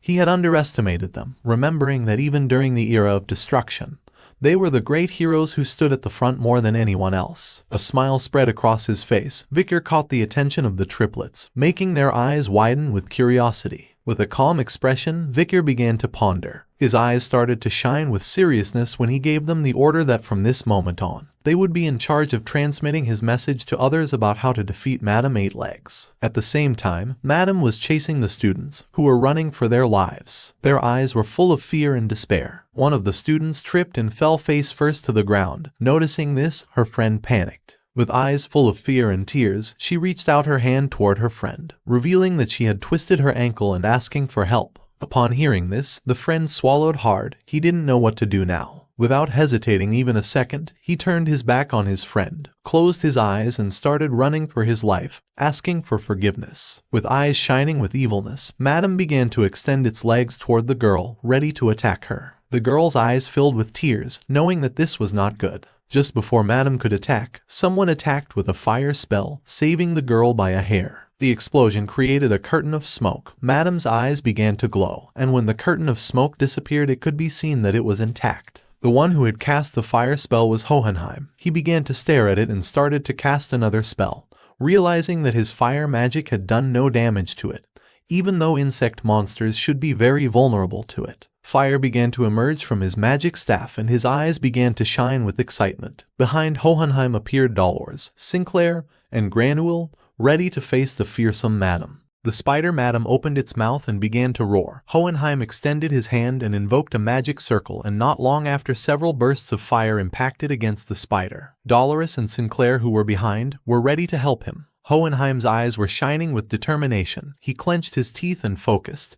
He was not willing to give up so easily. Highbrow drew his sword and began to charge toward the beast. Sinclair grabbed her magic staff and with a confident gaze began to follow them. Dolores began to observe the spider in silence, not knowing how it was so powerful. Hohenheim was somewhat confused to see that there existed a magical beast immune to his fire magic. And not only this, but also it was an insect type. With a serene gaze, Highbrow turned towards him and revealed that his magic was not going to work. Common flames would not cause significant damage, and unless he used the nether hellfire, it would be useless. Moreover, Madam's exoskeleton was too resistant for their attacks to penetrate it. He began to imagine Madam's weak points, and his eyes filled with seriousness. He revealed that its legs, although relatively less resistant than the body, possessed a strange ability. If they were cut off, they regenerated and multiplied. Because of this, its only weakness at this moment were the already torn-out eyes and certain parts of the body where the armor had been stripped away. While the eyes of Middleborough and Lowborough were shining with determination, they began to run toward Madam. Behind them were Vikir, Lovegood Merlini, and Bakira. Highbrow explained to Hohenheim that although his magic did not work as an attack, if he managed to attract the attention of the beast with it, the bootcamp Varangian group would try to take advantage of the opportunity to attack its weak points. With a grateful expression, Hohenheim thanked him for the information and for planning the strategy, but at the same time asked him how it was that he knew all this. With a nervous gaze, Highborough looked away, and while sweating, he made up a lie, explaining that he had already faced Madam in the past and that what he had told them was the result of the analysis he did back then. Upon hearing this, Hohenheim couldn't help but feel somewhat confused. He questioned whether, by following the plan to the letter, it would really be possible to defeat it. With eyes shining with evil, Madam opened its mouth and began to roar, and Highborough confirmed that this was the only way to defeat it. It began extending its sharp legs toward them quickly. Hohenheim's attention fixed on it and his eyes widened in fear. He couldn't help but panic since he knew he wouldn't be able to distract it for long. At that moment, Lovegood Merlini began to walk toward Madam. She began to use the magic staff and mana began to emerge from it. While her eyes were shining with joy, with a smile, she began to spin her magic staff. She began to stare at the beast with a confident gaze and thought that with this attack she was going to be able to defeat it. She grabbed her magic staff tightly and struck the ground forcefully, making a magic circle appear. Not long after, vines began to emerge from the ground. With a furious gaze, the beast Madam began to attack quickly using its sharp legs. The vines that Lovegood Merlini had summoned began to coil. The spider's attention was fixed on it and its eyes filled with confusion. It didn't know what was happening. The vines struck against its abdomen, causing it to start screaming in agony. While Lovegood Merlini's eyes were shining with determination, she continued using her magic and gave the order to the others to attack. Upon hearing her order, Middleborough and Lowborough drew their swords, gained momentum, and began advancing toward the spider. The Baskerville triplets and Bakira landed on top of its abdomen, focused themselves, and while mana was emerging from their bodies, they prepared to attack. Bakira tightly gripped his sword, and while his eyes were shining, he started staring intently at it and a powerful mana began emerging from his body. With a furious expression, Bakira began to shout, ready to attack. They attacked using all their strength, creating a great curtain of smoke. While the smoke screen was disappearing, they descended to the ground, began to observe carefully and did not lower their guard, since they knew that they were not going to be able to defeat it so easily. With a serene gaze, Bakira mentioned that with so much smoke he could not tell if it was dead or alive. Upon hearing this, Highbrow's eyes filled with confusion. Bakira tightly gripped his sword and his eyes widened with confidence. Although he had definitely felt that his attack had cut it, he was not sure. Not long after, the shadow of something giant appeared in the sky. The attention of Bakura and the triplets fixed on it, their eyes filled with surprise and fear, leaving them in shock. The attention of Hohenheim, Dolores, Sinclair and Grenouille fixed on it, their eyes widened with surprise and terror. They did not know what was happening. While little by little the shadow was getting bigger, Lovegood Merlini could not help but feel fear. She was in shock. On the ground were Madame's legs. It stood up, and while its eyes were shining with rage, it began to roar. It began to stare at them and started to charge towards them. The spider decided to attack using its sharp legs. While the fierce Madame was attacking, Hohenheim created a barrier around them to protect them from the attack. Madame's attacks were so powerful that they began to destroy the ground. Bakura and the triplets started running to avoid being hit. Middleborough turned around and upon seeing how powerful Madame was, clenched his teeth tightly and his eyes widened in fear. It was night, and several minutes ago, Vikir met with the Baskerville triplets. With a confused gaze, Highborough extended his hands and questioned whether by following Vikir's plan they would be able to kill Madame. Middleborough and Lowborough began to observe our boy in silence. Vikir turned his back on them and revealed that it was impossible. With a confident expression, he made it clear that they already knew what it meant to face Madame. Upon hearing this, the triplets' eyes widened in surprise. While Bakura's hand was trembling, he began to ponder silently. Hohenheim, who was sitting down, began to tremble with fear.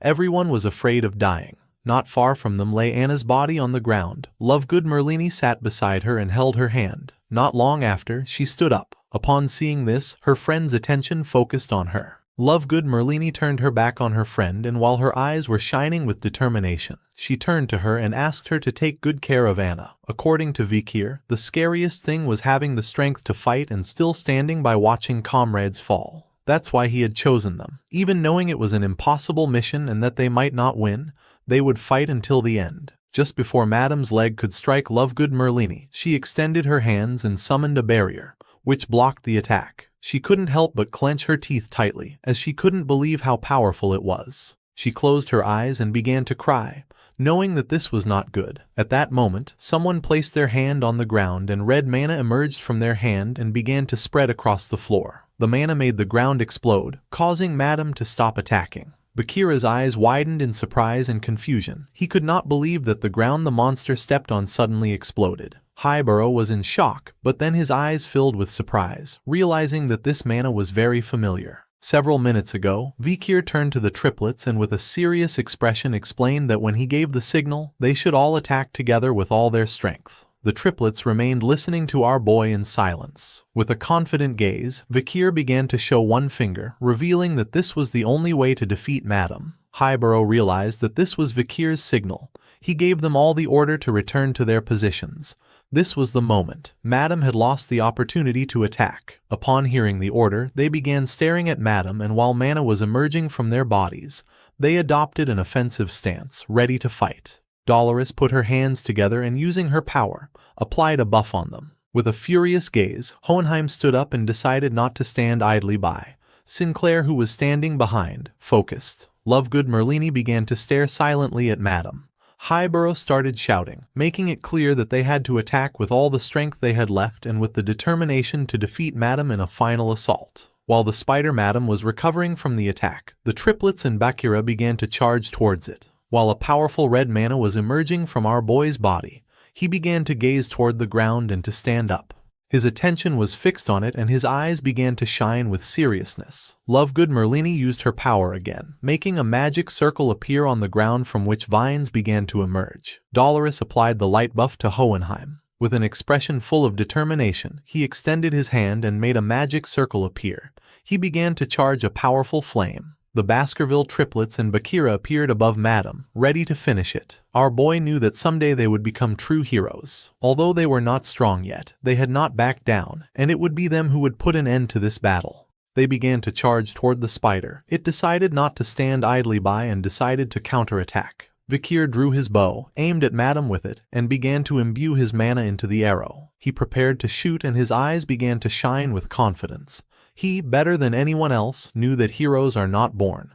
They are made. He could show them the way, but only they could walk it. Our boy concentrated his mana and shot the arrow. His attack was so powerful that the ground beneath his feet broke. Just before Madame could attack, Vikir's arrow cut its legs. It opened its mouth and began to scream in agony. Seeing that the beast was wounded, Bakura and the others realized that now was the time to kill it. The triplets and Bakura began to attack using their weapons, while on the other side, Hohenheim summoned a powerful flame which hit directly against its abdomen. The sun had already risen, and once the smoke curtain disappeared, Madame's corpse could be seen lying on the ground. It had cuts all over the abdomen and all its legs had been cut off. While the wind was blowing, Lovegood Merlini began to observe the corpse in silence. Granuil fell on his butt to the ground because he was exhausted. Sinclair's eyes, who was holding her magic staff, and Dolores expanded in surprise and relief. Meanwhile, on the other side, Hohenheim couldn't help but smile. Middleborough was kneeling on the ground and gasping heavily. Lowborough had his hands resting on his knees and was catching his breath. Highborough raised his head and began to gaze towards Madame with a serious expression. Bakura, who was standing in front, began to stare at Madame in silence. While the smoke screen was disappearing, the eyes of Vikir, who had shot the mana-imbued arrow to weaken Madame, began to shine with seriousness. He was proud. Not long after, Madame's corpse began to disappear, and with the fall of this living calamity, the system of the magic tower finally returned to normal. As soon as the system was restored, the tournament came to an end and all students were immediately teleported to the waiting room. Vikir began observing his hands with a curious gaze, not knowing what was happening. Sinclair's eyes widened in surprise. She was speechless. In front of them were Piggy, Sancho, Tudor, and Bianca, who started running toward them with a proud smile. The attention of Vikir and Sinclair was fixed on them. In this place they were able to reunite again with the students and teachers who were waiting for them. Piggy extended his arms and jumped to hug our boy. Vikir couldn't help but feel somewhat confused and surprised. Piggy gave Vikir a hug and began to cry. Our boy's eyes filled with surprise, leaving him in shock. The fact that, in the midst of all this chaos, no one was seriously injured was undoubtedly a blessing from heaven, a true miracle. The University League ranking was updated, revealing the 10 heroes who made this miracle possible. At the top, in first place, was Hohenheim, followed by Juragio Bakuraga in second. Lovegood Merlini took third place and Dolores Lune Quo Vadis fourth. The 5th to 7th places went to the Baskerville triplets. Vikir secured 8th place and Sinclair 9th, while Granouille de Leviathan completed the list in 10th position. Vikir began to imagine the triplets with crossed arms and shining eyes, Granouille and Sinclair. The fact that this group of first years entered the top 10, and that they were all academy students who fought against Madame, surprised everyone. Furthermore, after investigation, it was confirmed that Madame was an S-class entity. At a time when even the extra eyes monitoring the field collapsed due to system overload, it caused great astonishment that 10 students whose maximum power barely reached 4th circle level or low graduator rank had managed to hunt down an S-class beast. Vikir began to remember the battle against Madame and the beast with eyes shining with evil. Many doubts arose, but the students gave a unanimous version. The ground exploded, creating a momentary opportunity, and their attacks hit right in its weak points. Because Madame's appearance was considered a system error, the only official conclusion that could be established was that the defeat was due to a fortunate coincidence. Blue Whale lowered his head and began to gaze at the ground with a sad expression. He was standing on top of the stage, and in front of him were the students. With an expression full of regret and sadness, Blue Whale promised to fulfill his duty until the end of the tournament and then would resign from his position as Lord of the Magic Tower. With an expression full of regret and sadness, the Lord of the Magic Tower and highest authority responsible for the tournament, known as White-Bearded Blue Whale, publicly expressed an apology, and the situation began to enter a phase of resolution.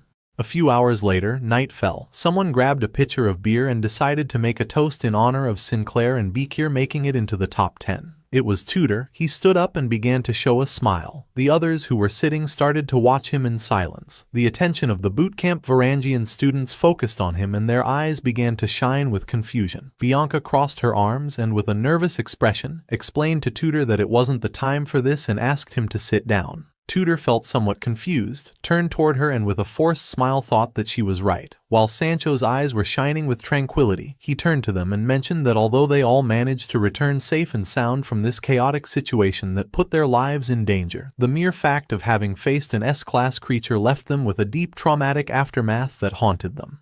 Not far from them, at another table, sat the friends of Lovegood Merlini. One of them put her hands over her face and began to cry. Noticing this, with a worried gaze, the friend placed her hand on her shoulder and tried to console her. Sancho closed his eyes and couldn't help but smile. Then, he grabbed the beer jug and questioned why shouldn't they raise their glasses in honor of the heroes who fought against Madame. Our boy showed no emotion and remained silent, while on the other side, Sinclair's eyes filled with joy and she couldn't help but blush. Everyone grabbed their mugs and made a toast. Sancho and the others congratulated Sinclair and Vikir, as it was truly impressive that 2 first-year students occupied 8th and 9th place in the overall ranking.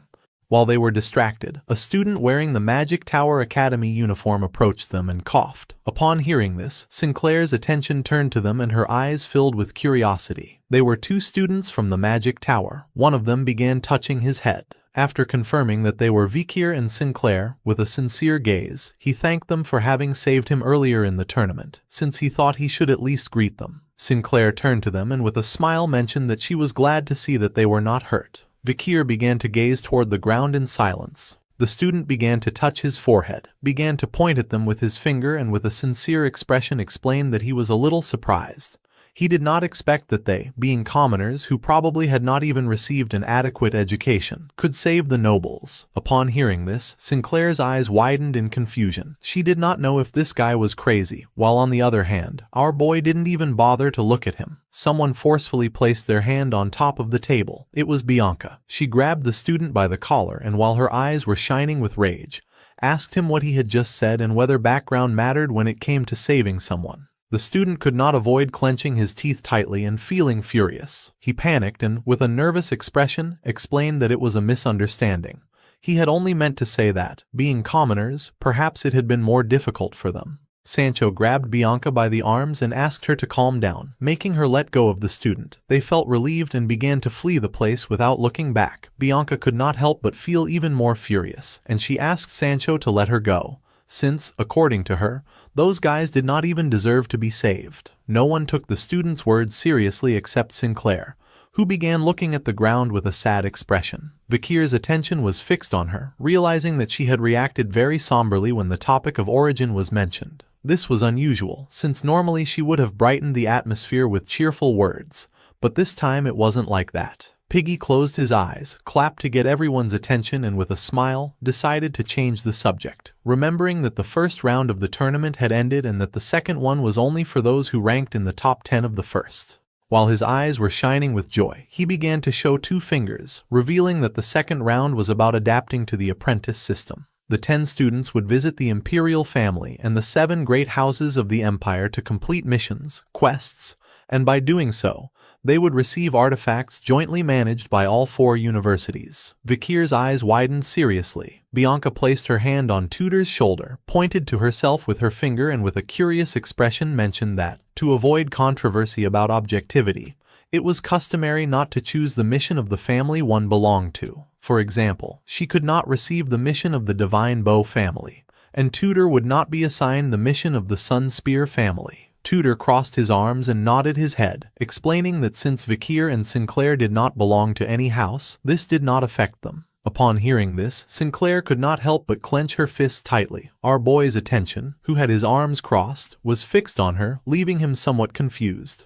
Bianca began to raise a finger, revealing that there was one thing they must absolutely comply with. She advised them never to choose the Baskerville family. Most students who had received missions from this house had failed even to pass them, and there were even legends that some never returned while carrying out these missions. Vikir remained silent and began to ponder, while on the other side, Sinclair's eyes filled with concern. Bianca clasped her hands, and while her eyes were shining with curiosity, she asked with a smile which house they were going to choose. Vikir raised his head and his eyes widened in surprise. He didn't know what to say. The next day, as the sun was setting, the train set off. In one of the carriages sat our boy holding an envelope. This envelope was from the Iron Sword family, and inside were instructions for a mission of maximum difficulty. Vikir began to read the contents of the letter in silence, and his eyes began to shine since he still remembered their expressions when he chose this house. He knew that although internally it might be different, the public had deeply rooted ideas about the Baskerville. Bianca put her hand over her face and couldn't help but feel furious, while Tudor and the others were in shock since they knew they were a family of lunatics obsessed with blood.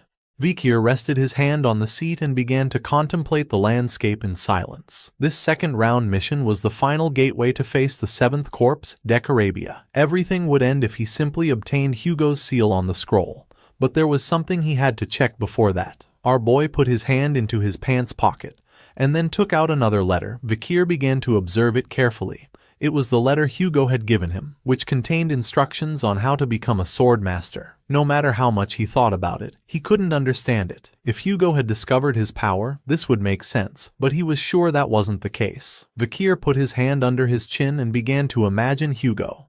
He didn't understand why Hugo had helped him, even knowing that he was lying. After his return in time, understanding Hugo's thoughts had become an even more difficult task. Vikir turned his head and his eyes began to shine with seriousness. Thanks to this, he had been able to reach the highest realm, but he supposed he would have to see it to discover what his intentions were. Once Vikir went to Hugo's office, his eyes widened in confusion and fear. Hugo now looked like another person.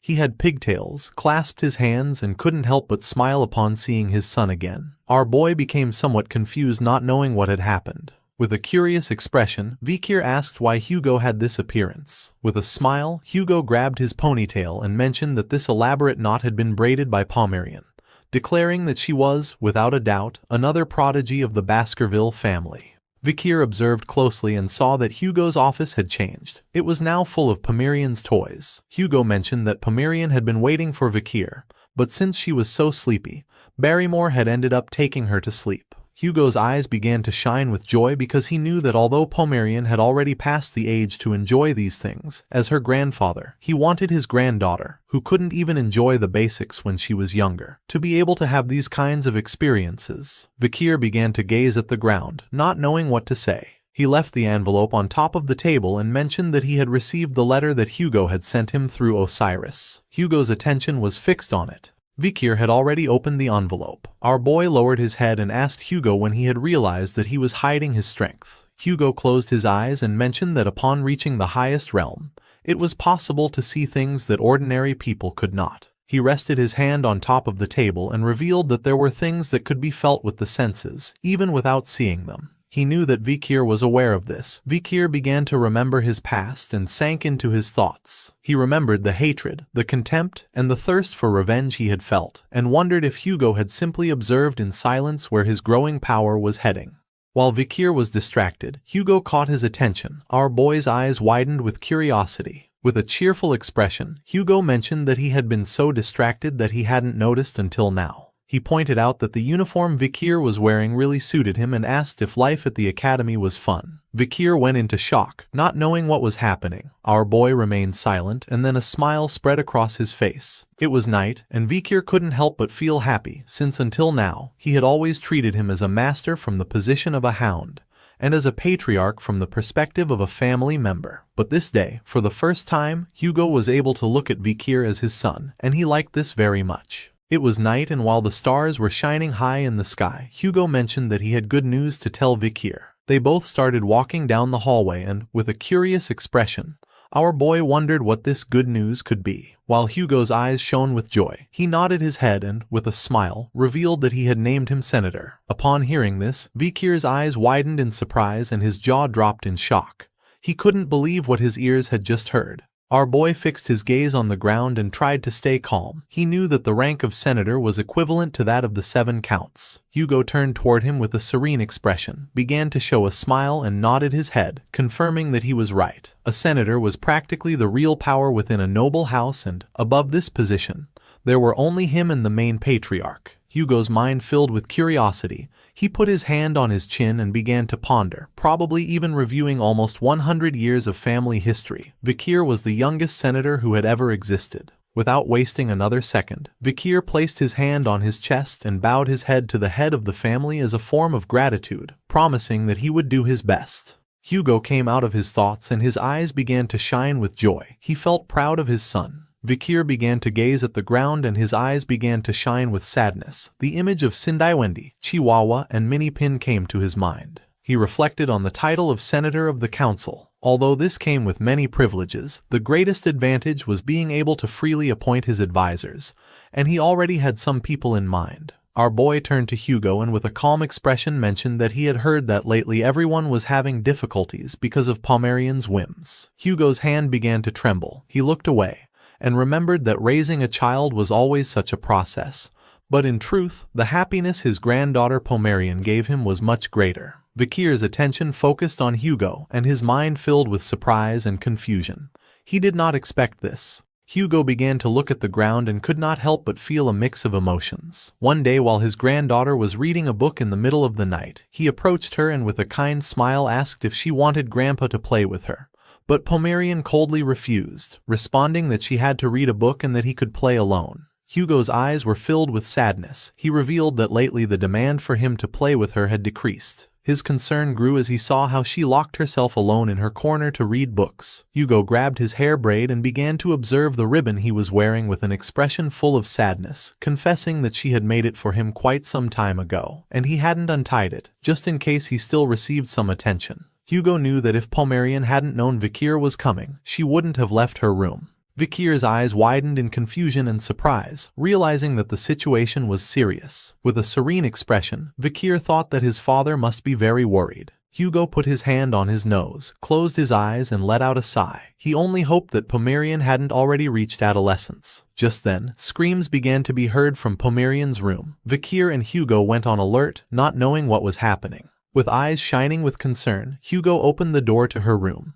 Worried about her, our boy did not lower his guard, knowing that this was not good. Inside the room was Pomerian. A smile began to spread across her face. In reality, she was not in danger. She was sitting on the floor and reading one of her favorite books with a smile. She liked reading so much that there was a mountain of books on the floor. Upon hearing Hugo's voice, with a curious gaze, Pomerian turned around, not knowing what was going on. Hugo felt relieved and, with a smile, informed Pomerian that her grandfather had arrived and asked her what she had found to be so excited. Vikir began to watch her with a joyful expression. Hugo bent down to pick up Pomerian in his arms, but she ran out and gave our boy a hug, asking him why he had taken so long to arrive and confessing that she had missed him. With a smile, Vikir began to caress her head and admitted having arrived late, realizing that she had been waiting for him. With a confident smile, she said that she was always waiting for Vikir. Hugo's eyes widened with sadness upon noticing that his granddaughter no longer paid attention to him. With eyes shining with joy, she revealed that finally she had what she wanted. Our boy felt somewhat confused since he didn't know what she was talking about. Pomerian opened one of the books she was reading. In it there was a photograph of a tree. She revealed that she wanted it. Vikir's attention was fixed on the tree. It was the Tree of Spirits. It was said that the Supreme Master of Magic, Tsayurtsi Morg, had planted it deep within the enemy's flood and the Black Mountains, in the White Salt Desert. It was a mana tree that took root in the heart of the wizard and grew by feeding on the karma of souls. The condition for its seed to germinate was a great number of deaths. By consuming the fruit from this Tree of Spirits, one could obtain power from spirits who had served as fertilizer.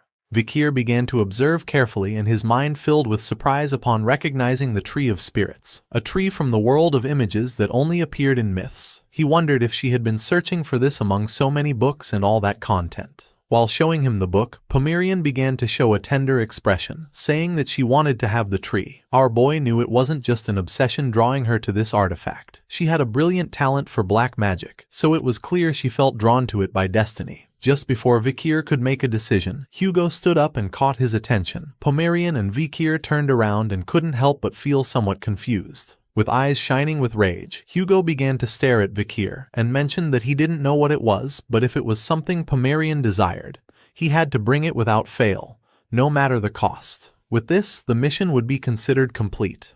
Vikir began to show a confused gaze. He was losing his mind. Despite this, he understood and accepted the order. It was a mission order from the Iron Blood Sword family. He had to obtain the Tree of Spirits, an extremely difficult task. A few days later, our boy headed to Height 207 on the western front of the flood of enemy Black Mountains. Vikir began to make his way through the bushes. He started to think, remembering that, according to the content of the book, the place where the Tree of Spirits was located was limited, because in the flood of the enemy Black Mountains there only existed a desert of white salt. However, he seriously doubted its existence. Before returning, information about the Tree of Spirits was practically non-existent, and it was considered just a tree of legends, planted by a mythological figure in an unknown era. Vikir extended his hand and his attention focused on the Beelzebub sword. After all, with the sword it had been the same case, so it was perfectly possible that the tree existed. Vikir let out a sigh. In our boy's clothes was Madame's offspring. She was furious. He felt somewhat confused and got angry, wondering how long this little damn thing planned to keep acting like this. Our boy reminded her again that, during the last exam, her unexpected actions had put those around her in danger. Because of this, to avoid any accident in the contempt for death contest, he had kept her inside the ring's barrier. The little spider was very furious. Vikir began to touch his cheek and remember the battle that the students had against Madame Spider. Of course, he had been the cause of this commotion, so he didn't have much to say about it either. Not long after, Vikir arrived at Malatar, the salt desert. Vikir began to observe carefully and saw several decomposing animal corpses. Vikir crouched down, and when he touched the salt, his hand immediately weakened. It was as if all the water that was inside his body had been absorbed by the salt. Without wasting more time, he pulled his hand away and his eyes began to shine with surprise, because as expected, the moisture in his body was being lost at great speed. Vikir stood up and sank into his thoughts, remembering the history of this place. A long time ago, the Malatar desert had formed when the tears of an evil god dried up. The land, with its extreme drought, absorbed the moisture from everything it touched and had turned countless creatures into mummies. Vikir's attention was fixed on his hand. Although there was information that the Tree of Spirits was here, now he understood why no one had managed to find it. He began to observe the corpses of the animals and realized that an ordinary person or a magical beast could not even cross this desert. They would die of dehydration the moment they stepped on this land. Our boy put on his hood, and while his eyes were shining with confidence, he focused. In the blink of an eye, Vikir made the moisture that his hand had lost due to the salt regenerate. With the blessing of the river Styx and the regenerative power of the swamp merman, he could indeed achieve it. Vikir descended into the salt desert and began to walk toward his destination.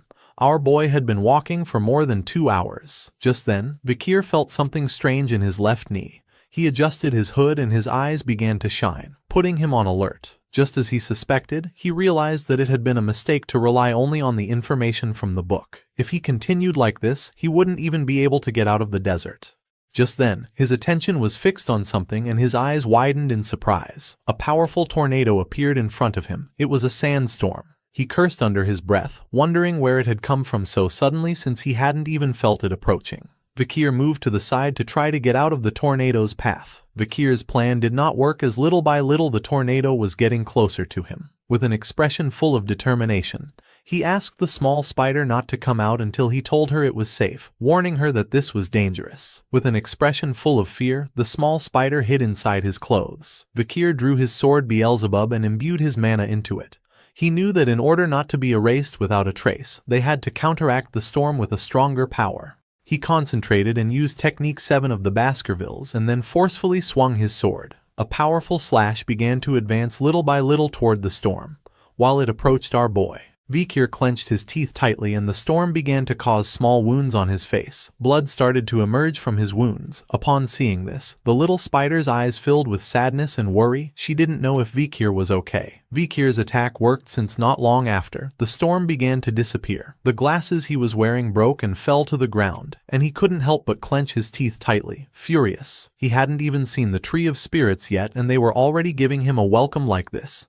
He didn't even know how to react. At the same time, the little spider was trembling with fear. Vikir's attention focused on her. He hoped that she was still alive. She didn't stop trembling, and with a smile, Vikir told her that now that everything was over, she could come out, asking her why she was doing this. Not far from Vikir there was a monster with sharp teeth. His attention fixed on it, and his eyes widened in fear. Vikir stood up and went on alert, not knowing what was happening. His eyes began to shine with surprise and confusion. He couldn't believe what his eyes were seeing. The little spider hid again inside our boy's clothes and couldn't help but feel afraid. In front of them there was a gigantic tree, and they were standing in the mouth of the corpse of a monster. Vikir didn't know what was happening or what this place was. After the desert sandstorm had subsided, Vikir realized that before him lay the desiccated corpse of a grotesque dragon-headed monster. Its body had been hacked into segments, encircling a twisted cluster of sharp, jagged stones. Standing before its enormous, gaping jaws, now shriveled and lifeless, he recognized the creature as a basilisk, an S-rank threat, 50 meters long. It had once resided on the 10th ridge of Le Rouge et Le Noir mountains. People had called it the Sand River Dragon, a terrifying being said to be a hybrid of the dragon clan and demons. Its breath was lethal enough to strike birds mid-flight, and wherever its scale-covered body had slithered, No grass had grown for half a century. Only desert remained. Its mere existence was considered a catastrophe. No spear, no blade, no magic had ever been able to kill it. Even the little octopedal creature beside him trembled in fear, hiding beneath Vikir's cloak. Sensing its fear, Vikir gently reassured it, saying it no longer needed to be afraid. The creature was already dead. Yet despite his words, he couldn't help but look at the shriveled corpse of the basilisk with deep concern. Before his regression, it had been one of the 3 great cataclysms of the outer world, appearing just before the age of extinction. The basilisk had been an existence that left no trace behind. Vikir had once believed it to be lying in wait somewhere, hidden. But now, seeing such a monstrous creature reduced to a lifeless husk before his very eyes, he cautiously stepped out from its massive jaws and silently admitted to himself how unexpectedly tragic its end was. The basilisk had possessed regenerative abilities that far surpassed even those of marshland salamanders. And yet, to be cornered and utterly destroyed like this proved something profound. Vikir moved toward the spiked branches that lay arranged neatly within the basilisk's remains. They resembled a bizarre tower, with a faint entrance peeking between the sharp points. Observing the entrance, he murmured to himself that a near-immortal S-rank monster with such regenerative powers could only have been slain by something, or someone, immensely powerful. After studying the strange tower for a while, Vikir came to understand its true nature. It was a place just as strange as its outward form, a structure built upon warped space-time, more intricate than any boundary tower or even the barriers of Andromalius. A gust of desert wind swept past, carrying white sand across his feet. Standing firm, Vikir looked up at the bizarre tower, now a deep crimson against the white salt flats, and murmured to himself that the phantom wood, Uhanmak, was likely inside this place as well. Within the tower's darkness, a dim slit of light provided the only illumination. As the entrance slowly opened, Vikir's figure appeared in its shadow. He opened the door with his bare hand, cautiously peering into the tower's interior. Suddenly, he was startled to feel a whirlwind of force surging toward him as the door creaked open. He instinctively stepped back, raising his hand to shield his face, frowning slightly at the sinister gust of purple wind barreling his way. Although the welcome he received was far from friendly, Vikir found himself smirking quietly as he murmured to himself while sensing the elemental flow of energy that permeated the space. It seemed he had indeed come to the right place. Nearby, the little spider, affectionately referred to as the Lady Spider, emerged from its hiding spot, sensing something unusual inside. Amid the gloom, where tangled roots coiled densely within the tower's interior, a vague silhouette could be seen at the end of the path, barely illuminated by the dim light filtering through the outer doorway. Vikir began walking directly toward it. The blurry figure gradually revealed itself to be a knight clad in iron armor, resting his hands upon a colossal sword. He sat motionless on a throne made of stone, positioned between 2 enormous roots behind him, like a guardian watching over a hidden treasure. Those massive roots belonged to the Soul Wraith tree, a legendary entity said to have been planted deep in the Crimson Black Mountains by the Grand Master of Black Magic, the Simo Morel. In the midst of the White Salt Desert, this demonic tree had taken root within the spiritual plane of a sorcerer, feeding on the karmic residue of souls. Its seeds could only sprout where mass death had occurred. Consuming its fruit was believed to grant the strength of the souls used to nourish it. As Vikir walked along the only path forward, he took notice of the crisscrossing roots that gave birth to countless razor-sharp blades protruding skyward. He grimaced, struck by the sensation that this place felt like a cradle for swords. As he approached one of the gleaming blades and examined it closely, he mused to himself that the only difference here was that the swords pointed toward the sky instead of being driven into the ground. He began to wonder if this place might be connected to the Baskerville clan. Eventually, he stopped in front of the unmoving knight who marked the end of the path. Studying the figure cautiously, he speculated whether this could be the master of the tower. Yet the knight remained slumped, silently clutching his sword, showing no signs of life or movement. After a moment of watchful waiting, Vikir concluded that there was neither mana nor any trace of vitality, only the husk of a lifeless shell. The fact that there was only a single knight stationed here to guard the Soulshade tree made Vikir feel suspicious. He silently wondered whether this person, who had once slain a basilisk, must have been unimaginably powerful when alive. Since there were no apparent signs of danger, Vikir proceeded toward the massive roots of the tree that hung loosely beside the soulless knight. Stretching out his hand, he murmured to himself that he should take the Soulshade tree first, and then ask Hugo about this place later. However, The real scene only began when his fingers touched the root of the soul shade tree. Instantly, the torch above the knight's head burst into flames, igniting with a red hue as vivid as blood. One after another, hidden torches embedded in the tower walls flared up, spreading the same crimson light throughout the chamber. The little lady spider sensed that something was wrong. She barked with all her might, as if desperately trying to warn Vikir. But before he could react, the only door leading out of the tower slammed shut, trapping him inside. And then, the soulless knight began to stir. His hands trembled as he slowly rotated his sword. Pressing one hand against the armrest of his throne, the knight rose to his feet. Vikir instinctively stepped back, a bitter smile forming on his face. He silently acknowledged, with a hint of irritation, that of course it was never going to be that easy to take what he came for. By now, the little spider had stopped barking, and was instead hiding deep inside Vikir's hood in sheer panic. The soulless knight had fully awakened, towering far above Vikir. He lowered his head, staring down at the trespasser who had dared to invade his domain. Without hesitation, the knight swung his sword directly at Vikir, who quickly read the path of the strike and dodged it with ease. The blow was fierce enough to carve a hole into the floor where Vikir had just stood. Not wasting a single moment, the knight twisted his blade, realizing he had missed. He continued to slash with relentless fury, pursuing Vikir with every strike, even as the latter skillfully evaded each attack. Vikir found the fight far too easy. He didn't break a single drop of sweat. Glancing at the knight, he felt a surge of irritation, inwardly complaining about how monotonous its attacks were. There was no will, no intention, just a series of empty mechanical movements blindly aiming at the nearest enemy. It was frustrating to witness. He leapt back to put distance between them, glaring at the knight with annoyance. Disappointment clouded his face as he clenched his jaw and drew the hidden bow from his body, muttering to himself that a guardian of such a strange place ought to be far more formidable. He figured perhaps he had expected too much. Raising his blazing red arrow, he aimed it at the knight, grumbling that although he was curious how such a being could fight without mana or life force, he didn't have the luxury of indulging that curiosity.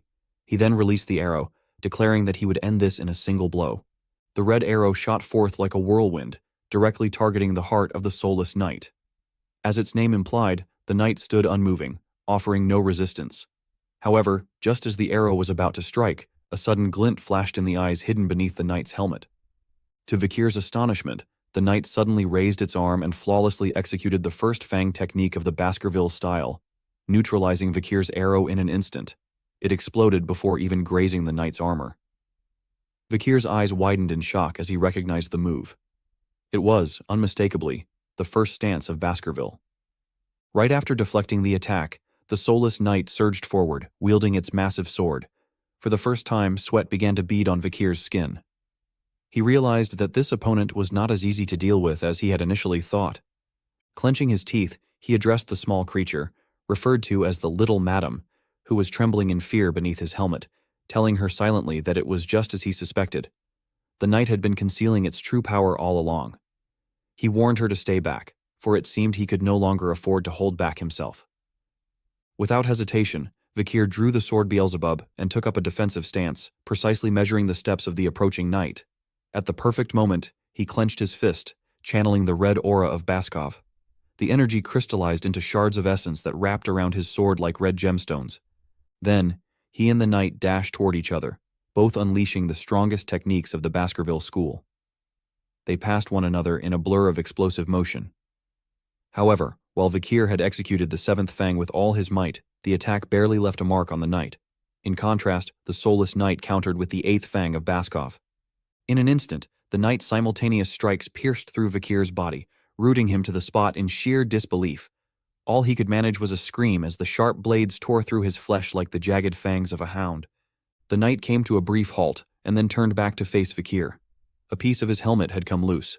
The seventh fang Vikir had landed had fractured the knight's helmet, which now crumbled slowly, revealing the dark face beneath and a pair of piercing, glowing red eyes fixed on Vikir with a deadly stare.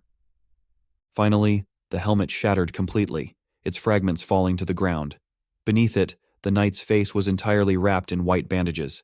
Strands of white hair slowly became visible. Vikir's entire body ached as he strained to remain standing. Sweat drenched him as he glared furiously at the knight. Gasping, he hissed through gritted teeth, accusing the knight of using a technique designed for ambushes in the darkness, the eighth stance of Baskerville. He demanded to know what kind of being the knight truly was. The knight turned back toward him with those cold, crimson eyes, radiating murderous intent. Then, in a moment of chilling stillness, the knight finally spoke. He uttered the name Cain Cole Baskerville. He looked down at Vakir, who was now kneeling in a vast pool of his own blood, his body riddled with deep wounds. Then, in a voice devoid of warmth, the knight declared himself as the gravekeeper of the sword tomb. Vakir began to envision a sword. He knew better than anyone that Baskerville-style swordsmanship wasn't simply about cutting or stabbing. It tears flesh and breaks bones like biting fangs. The knight's attack had been so fierce that it had almost completely severed Vakir's shoulder. Our boy placed his hand on his shoulder and couldn't help but scream in agony. Despite being wounded, Vakir started to stare intently at the knight, his eyes beginning to shine with determination. He wasn't going to give up so easily. He understood now why the wounds took on such grotesque shapes. He found it hard to believe that the knight had only used the 8th technique. There was barely a 1-level difference, and yet the wound was so severe that not even the power of the basilisk he had obtained outside the tower allowed him to heal quickly. Our boy carried the Beelzebub sword, and in its first slot he had the S-rank Madam's poisonous legs. The second held the S-rank Immortal Basilisk, and in the third, the A+ rank Mushesu of Silent Hill. The knight's attention fixed on Vakir. He began to observe our boy in silence. As smoke emerged from his wound, Vakir started to stare intently at the knight, and couldn't help but grit his teeth, feeling furious. To him, an opponent of this level was impressive. The knight unsheathed his sword, looked away, and a strange energy began to emerge from his body. Even with his hand on the wound, Vakir watched in silence, not fully understanding how he was so powerful. The knight turned around and his eyes began to glow with malice. He came from an era of chaos where each family ruled like an independent kingdom. In that time, there was a man, the strongest among the 7 counts, who led House Baskerville to its golden age. A man who, after seeking only power, withdrew from the world and disappeared. His name was Cain Corso Le Baskerville. Vakir stood up and, while panting heavily, asked if he was Cain Corso Le Baskerville. The wind began to blow, and the knight nodded his head. Cain Corso's eyes filled with curiosity. He wanted to know who Vakir was. As our boy's wound was slowly healing with a furious expression, he introduced himself as Vakir van Baskerville. Cain Corso couldn't help but feel somewhat surprised. Recognizing that a son of the Van and not the L had reached the supreme level before coming of age, Vakir started to gaze toward the ground, gritted his teeth hard, and remained silent. Cain Corso also noticed that Vakir carried the Beelzebub sword, a weapon believed to be lost. Furthermore, he noted his incredible regeneration ability, which allowed him to recover even after taking the 8th technique. He acknowledged that he was an incredible guy. Vikir's eyes widened with seriousness. To him, the incredible one was Cain Corso. He admitted that at first, he hadn't even been able to understand the true nature of the Baskerville's 8th technique. Cain Corso began to walk toward our boy, his body starting to emit an intense yet powerful aura. Vakir realized that with his senses, he hadn't even been able to perceive his life force. But the instant he revealed his true identity, the aura he emitted felt like it was tearing his skin to pieces. Vakir began to remember Cain Corso using the 8th technique, a technique so powerful that not even our boy could resist it. The only thing certain was that at that moment he had no chance of winning. With his hand on the wound and a calm gaze, Vakir began to observe Cain attentively. He realized that he was the creator of the lurking ambusher technique and wondered just how high his true level reached. Cain gripped his sword by the hilt with both hands and decided to reveal his true level.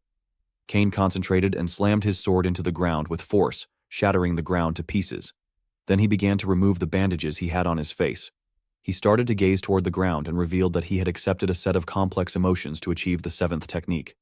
Vakir's eyes widened in surprise and fear, leaving him in shock. He couldn't believe what his eyes were seeing. Several seconds later, Cain removed all the bandages from his face and threw them to the ground, creating tension. Cain's face was half burned, and his skull was visible.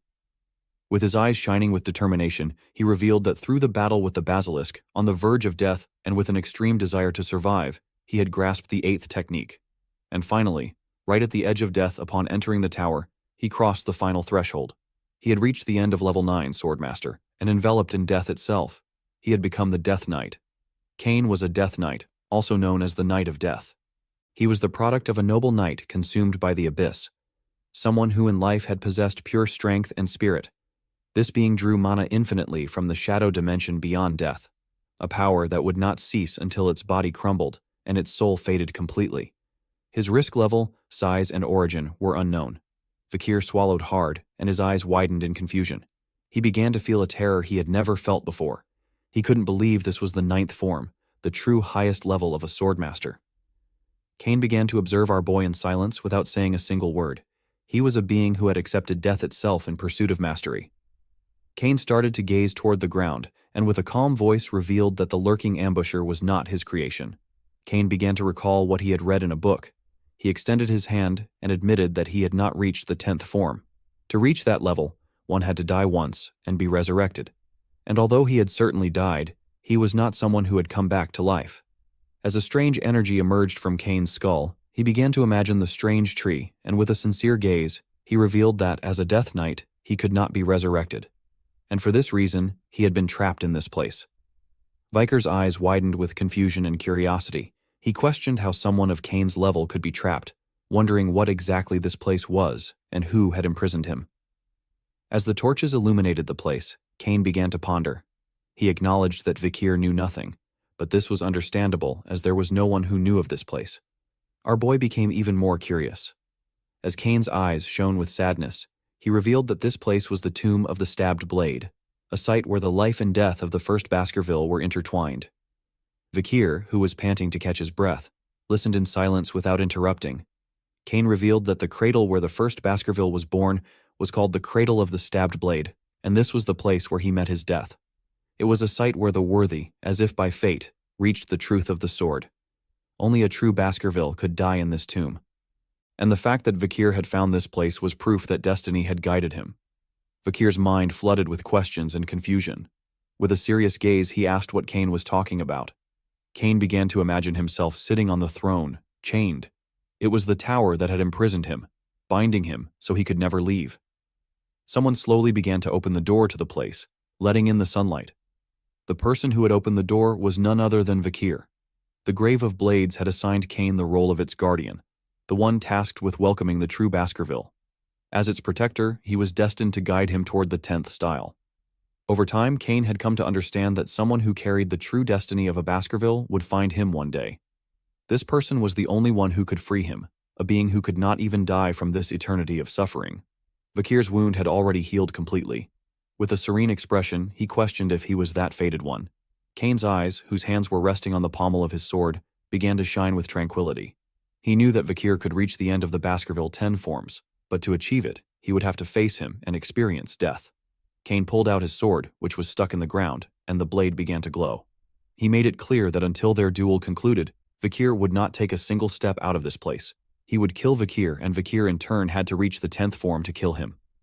With a gaze full of determination and confidence, he affirmed that Vakir must free him. For this was the destiny decreed by the tower. Instead of feeling fear, Vakir's eyes began to shine with confidence. Showing the blade of his sword, he told Cain not to talk nonsense. Destiny was a boring concept to him. He only believed in his own decisions. A powerful aura began to emerge from Vakir's body. Our boy adopted an offensive stance and decided to attack with everything he had, making it clear that he would kill him and leave this place.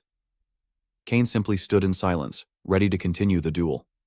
Vakir gritted his teeth hard, and in the blink of an eye, he appeared in front of Cain. The Death Knight's eyes widened in surprise and confusion. He couldn't believe Vakir's skill had increased so much. With a furious expression, Cain prepared to counterattack, questioning if Vakir was mocking destiny. Just before our boy could take another breath, Cain attacked swiftly, striking our boy under the jaw. Vakir gritted his teeth, and his eyes began to burn with rage. He couldn't believe Cain had counterattacked with his bare hands. The Death Knight didn't waste another second. He grabbed his sword and prepared to attack again. Cain swung the sword forcefully, questioning if Vakir believed he could escape his destiny. Luckily, Vakir reacted in time and was able to block the attack, but in the process, his body was sent flying backward.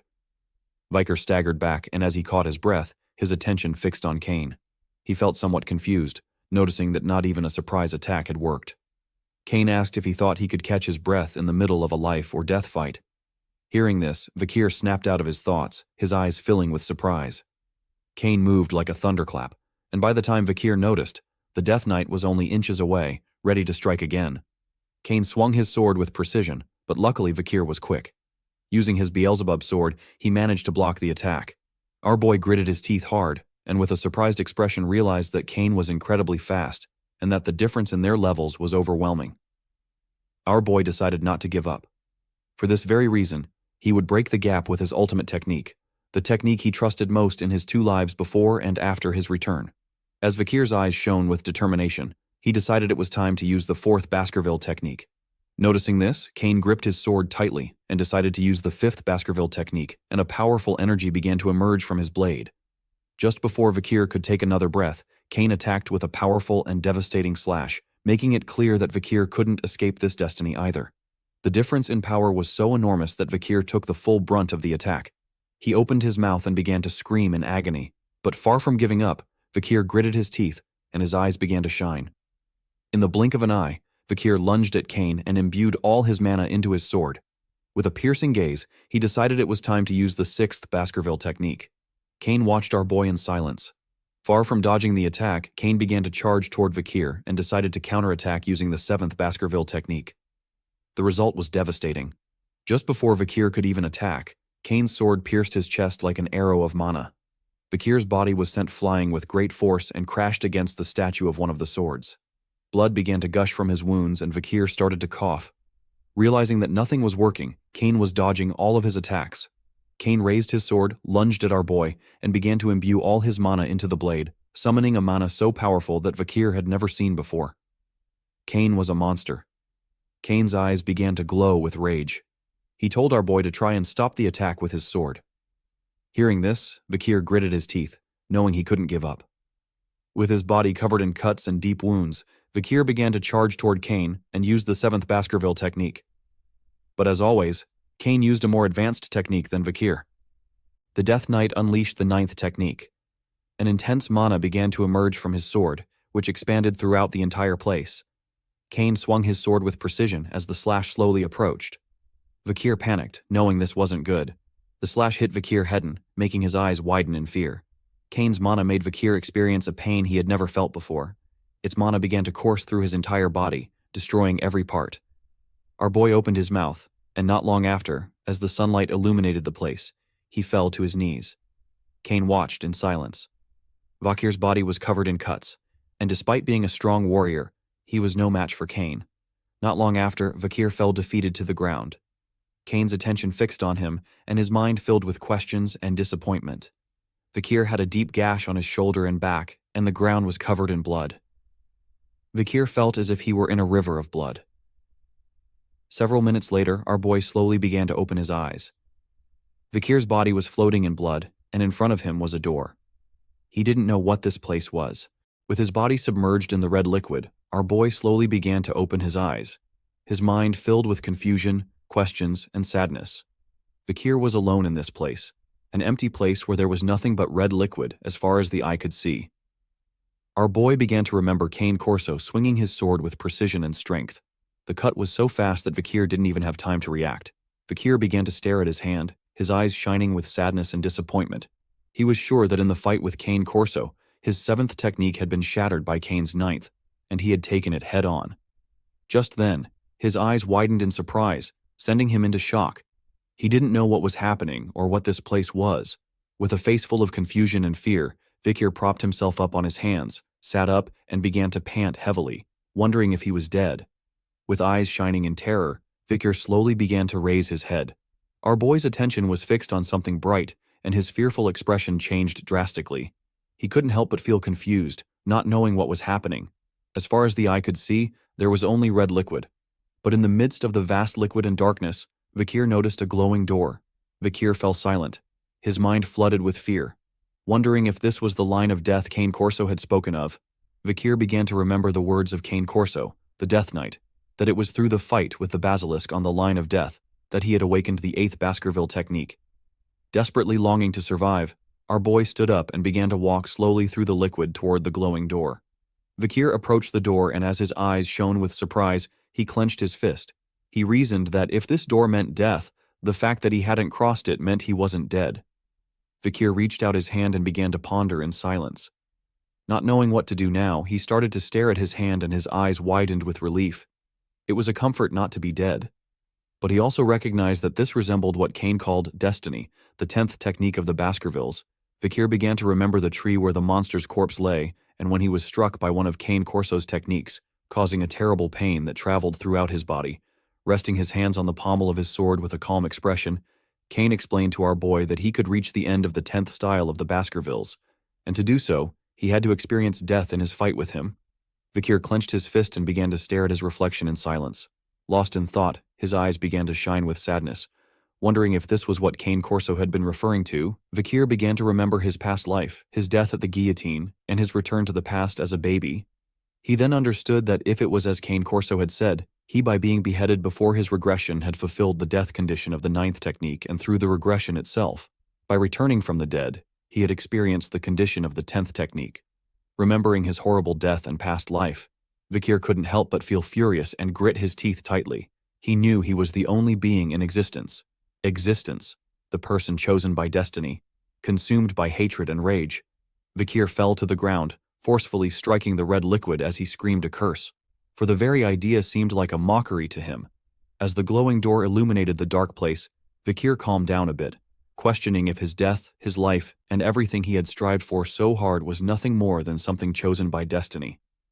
At that moment, hands made of energy began to emerge from the liquid and cling to our boy's body. The only thing Vikir could do was clench his fist and feel even more furious as he remembered the oath he made during his fight with Madam. He would not live a life dragged along by others again. Slowly, the hands began to grip Vikir's body. He remained silent, consumed by rage. He offered no resistance as the hands submerged his body into the red liquid. As the hands slowly began to drag our boy to the bottom, Vikir started to remember his past, his fight against the true Madam, his fierce battle with the demon Andromilius, and his struggle against the other elite corpses. These memories consumed Vikir's mind, causing him to lose strength and let himself be pulled down by the spiritual hands. He wondered if it had all been his own illusion, if everything he had fought for, risking his life until now, was meaningless. Still, he admitted that if he finally managed to reach the 10th technique of the Baskervilles, it would be a reason for joy, because it was the state he had longed for his entire life. Vikir couldn't help but question if this would be enough. In the midst of this desperation, Vikir began to remember the words of the Death Knight Cane Corso, and he wondered what the point of achieving the 10th technique would be, recalling that, as Kane had said, it meant being trapped here and enduring an indefinite amount of time. Just then, memories of the battle against the 10 elite corpses came to Vikir's mind. The scene was horrible, with human corpses everywhere and swords stuck in the ground. At that moment, Vikir's eyes widened in surprise as a light of hope appeared before his eyes. The image of his father, his family, the members of the Balak tribe, and his friends came to his mind. Among them was also Perry, the orphan who had been killed by one of the 10 elite corpses. As always, she showed a pleasant smile. From the depths of the red liquid, bubbles began to emerge, and not long after, more bubbles appeared. Vikir's eyes began to shine with rage, causing him to grit his teeth. If his power was what had forged his destiny, and it endangered the people he needed and wanted to protect, then he would use this very destiny for them, and not for the tower. Vakir emerged from the red liquid and began to shout, knowing he had to set them free.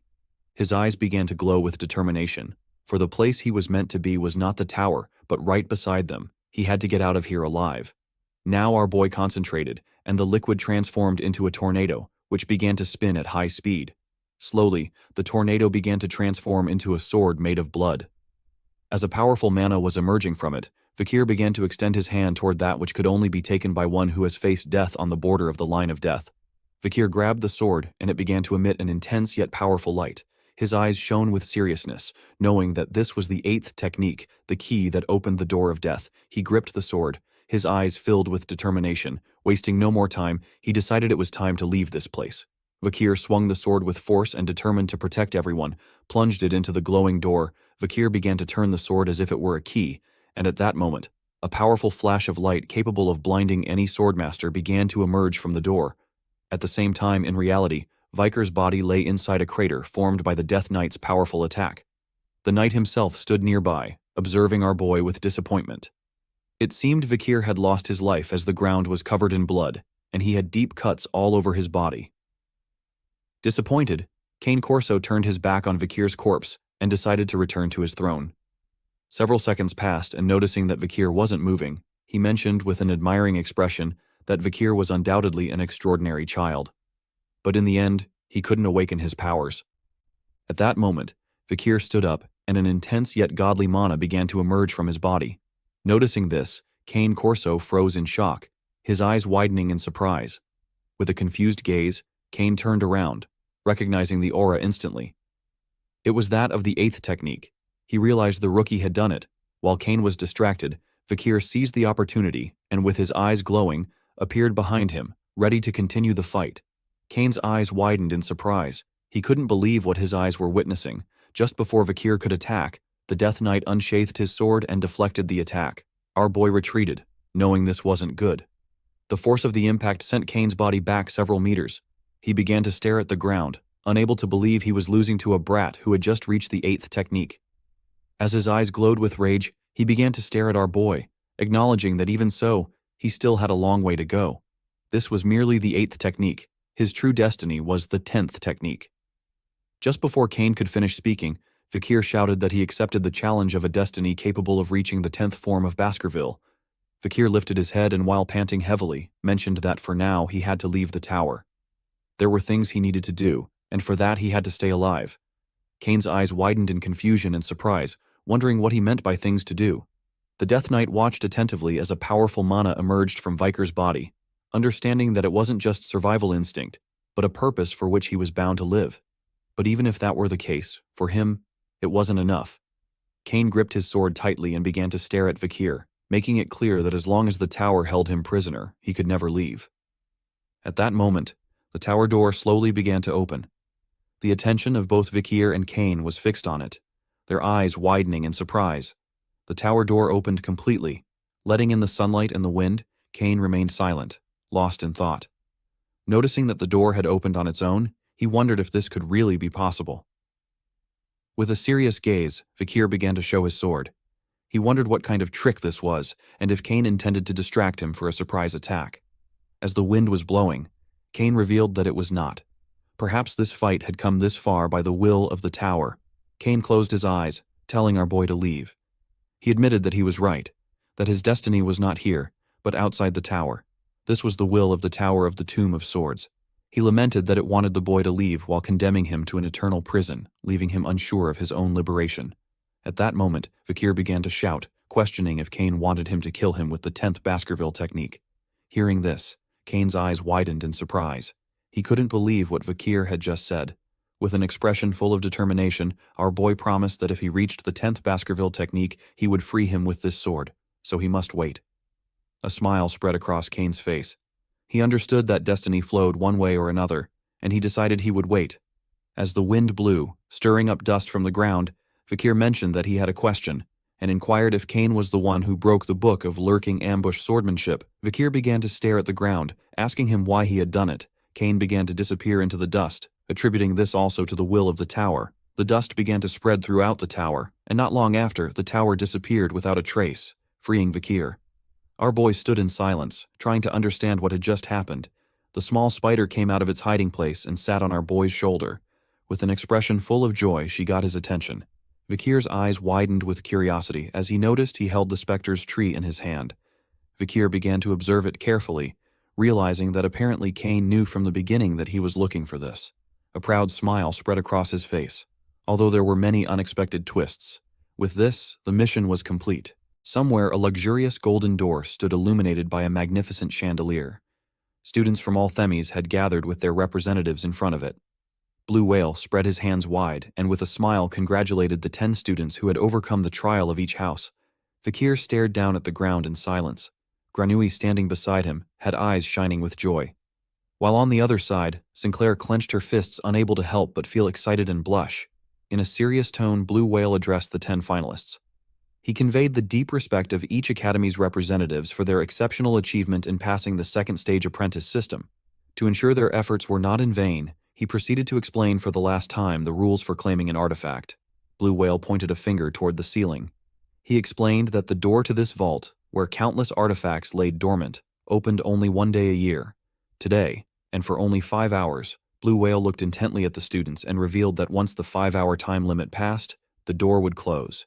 He warned that it could never, absolutely never be opened again until next year's competition. Hearing this, the eyes of the Baskerville triplets began to shine with surprise. Blue Whale also commented that this was an absolute rule. He warned them to keep in mind that if they hadn't come out by the time was up, they couldn't be saved, no matter how much anyone wanted to. Blue Whale bowed his head with a sincere expression. He warned that what he was about to say was especially for those who had just returned from completing the Baskerville assignment, and that student Vakir really needed to listen carefully. Vakir snapped out of his thoughts, his eyes widening in confusion and curiosity, unsure of what was happening. Blue Whale's eyes began to flash with anger. He snapped at Vakir that he had arrived late and that they had almost been unable to enter because everyone was waiting for him. He warned him that with his sense of time, he was certain to get locked in, so he demanded that he listen. Grenouille and Sinclair simply managed a forced smile. Blue Whale yelled at Vakir that if he was going to be late, he should have at least given notice.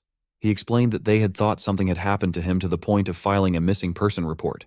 He furiously reminded him that he was responsible for concluding the tournament cleanly with his position as Tower Lord on the line. Sinclair put a hand near her mouth, closed her eyes, and couldn't help but laugh. While on the other hand, Vakir remained silent, feeling confused. Vakir gazed down at the ground, his eyes filled with anger and fear. The image of the tower where Cane Corso was came to his mind. He recalled that in the grave of the stabbed blade, it had felt as if not even a day had passed. But outside the tower, 10 whole days had gone by. Furthermore, the place where he fought Cane Corso was the lowest level of the tower, and there could be something more than a simple space-time distortion above it. Vakir lifted his head and his attention fixed on something causing his expression to change. Vakir began to carefully observe the door in front of him. A strange energy was emerging from it, a demonic energy. He had taken another step closer to the 10 elite corpses. Slowly, the door began to open, and a powerful, intense blue flash started to emerge from within. There were still 5 minutes and 30 seconds before the door would close again. Blue Whale and the other professors sat near the door in silence. The chief of Venian, Vasilios, watched intently, his eyes widening in surprise. The headmaster of Tyser, Hippolyta, rested her chin on her hand and, with a curious expression, wondered what artifacts the students would bring this year. Feeling a great sense of curiosity, Blue Whale turned to her and in a calm tone reminded her that, as the headmasters well knew, it wasn't a matter of the students choosing the artifact.